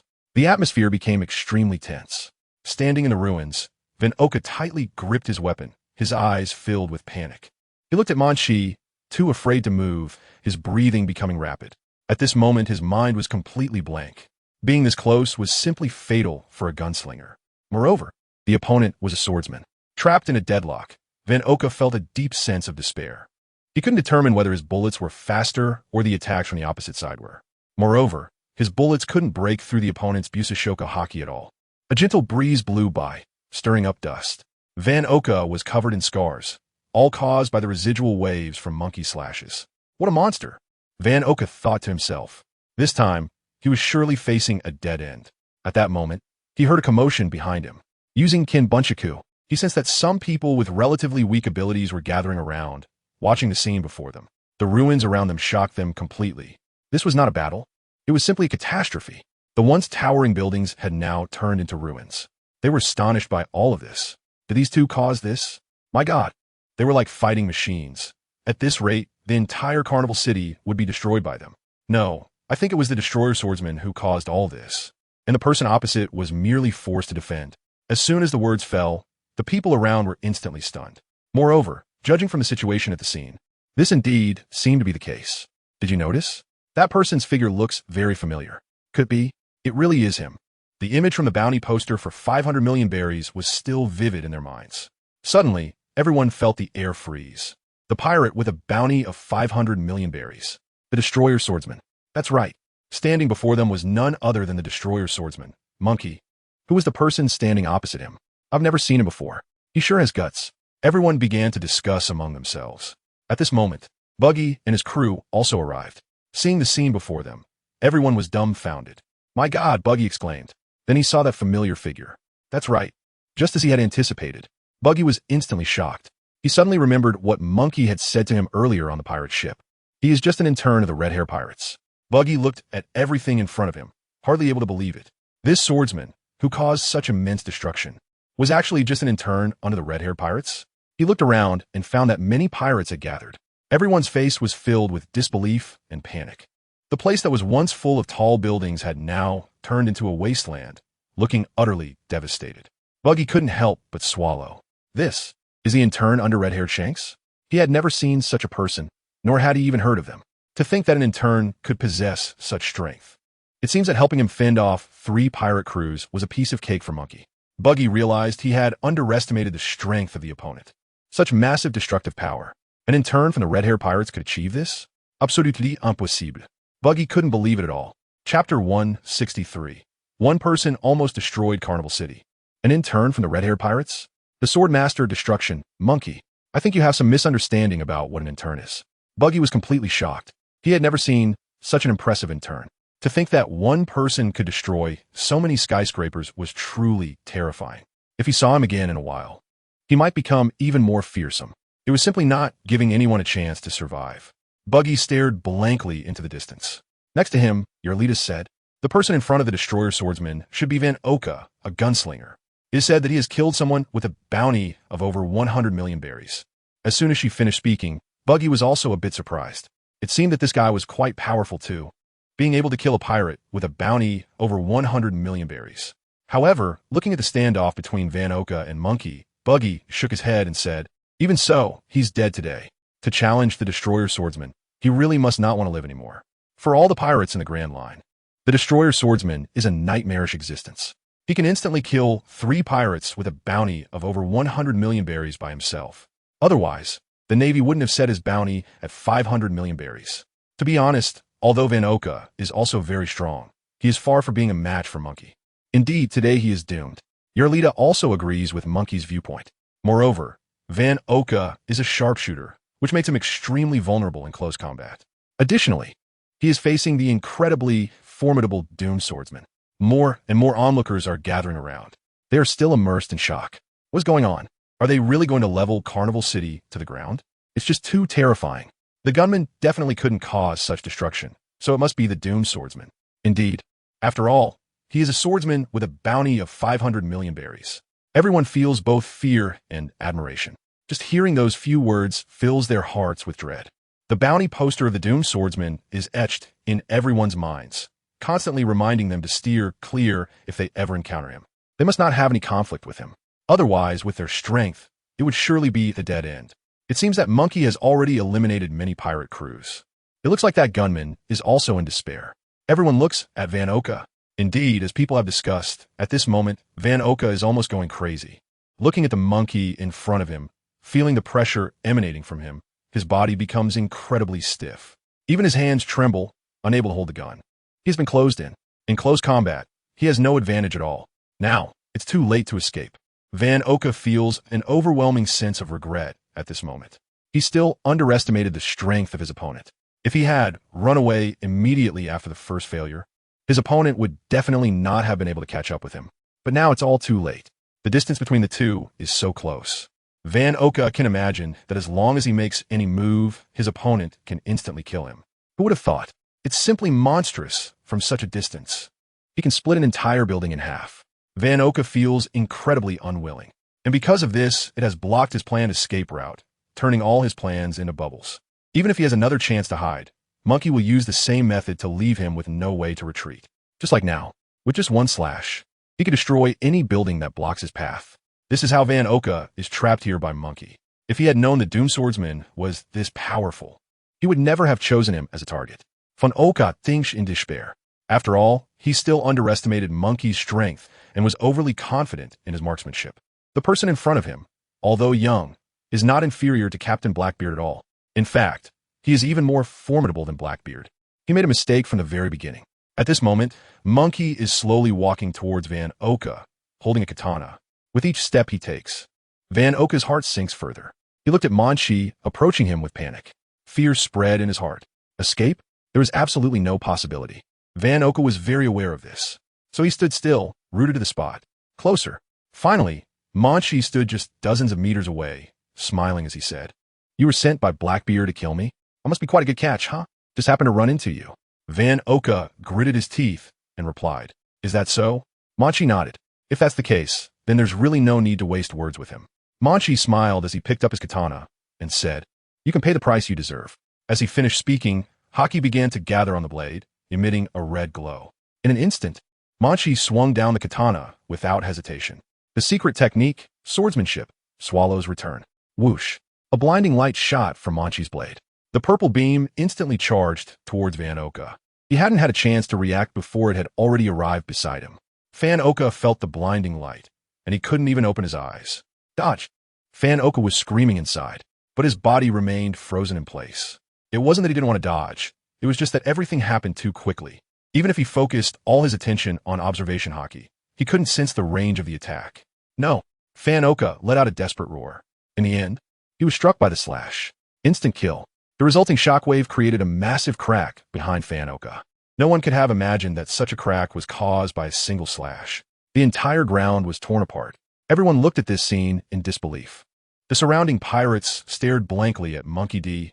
Luffy, then glanced at the crack on the ground, which extended thousands of meters away. The end of the crack was nowhere in sight. Everyone was deeply shocked at this moment, not only by the crack, but even the surrounding ruins began to be densely covered with cracks. The area fell into an eerie silence. It was terrifying that such immense damage could be caused to Carnival City with just one slash. Everyone had no doubt that as long as the Swordmaster of Destruction was willing, He could definitely destroy the entire carnival city by himself. Everyone present was stunned by the scene before them. Van Oka also died at the hands of the broken swordmaster. He originally had a chance to escape, but unfortunately, he lost that one opportunity and ultimately perished under Munchie's samurai sword. Chapter 164. Navy. Not daring to move, and Oka ultimately died, which was to be expected. Moreover, this sword energy even turned him to ashes, with not even a body left behind. Additionally, the shockwave generated by Munchie had a very small range of compression, but produced a great amount of power. It can be guessed that the residual wave from this incident directly shattered Van Oka's body into pieces. Meanwhile, behind him, the impact of the slash tore open a massive crack in the ground, stretching for several kilometers. All of this left the onlookers in shock. Indeed, he was worthy of the bounty of 500 million berries as a swordsman. With just one strike, he split the earth open. The crack extended for thousands of meters, and everyone present was deeply astonished. They all stared intently at Munchie. The ruins that had been on the ground were turned to ashes under the shockwave. Looking into the distance, the surroundings were filled with ruins and debris, with destroyed skyscrapers everywhere, a scene of devastation. This was the consequence of provoking the Annihilation Swordsman.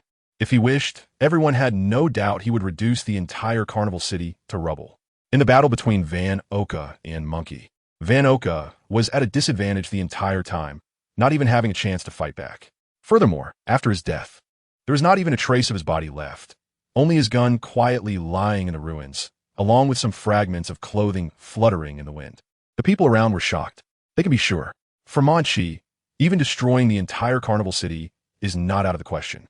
The battle has only been going on for about 10 minutes from the coast to here. Yet countless skyscrapers have already been destroyed. It's truly terrifying.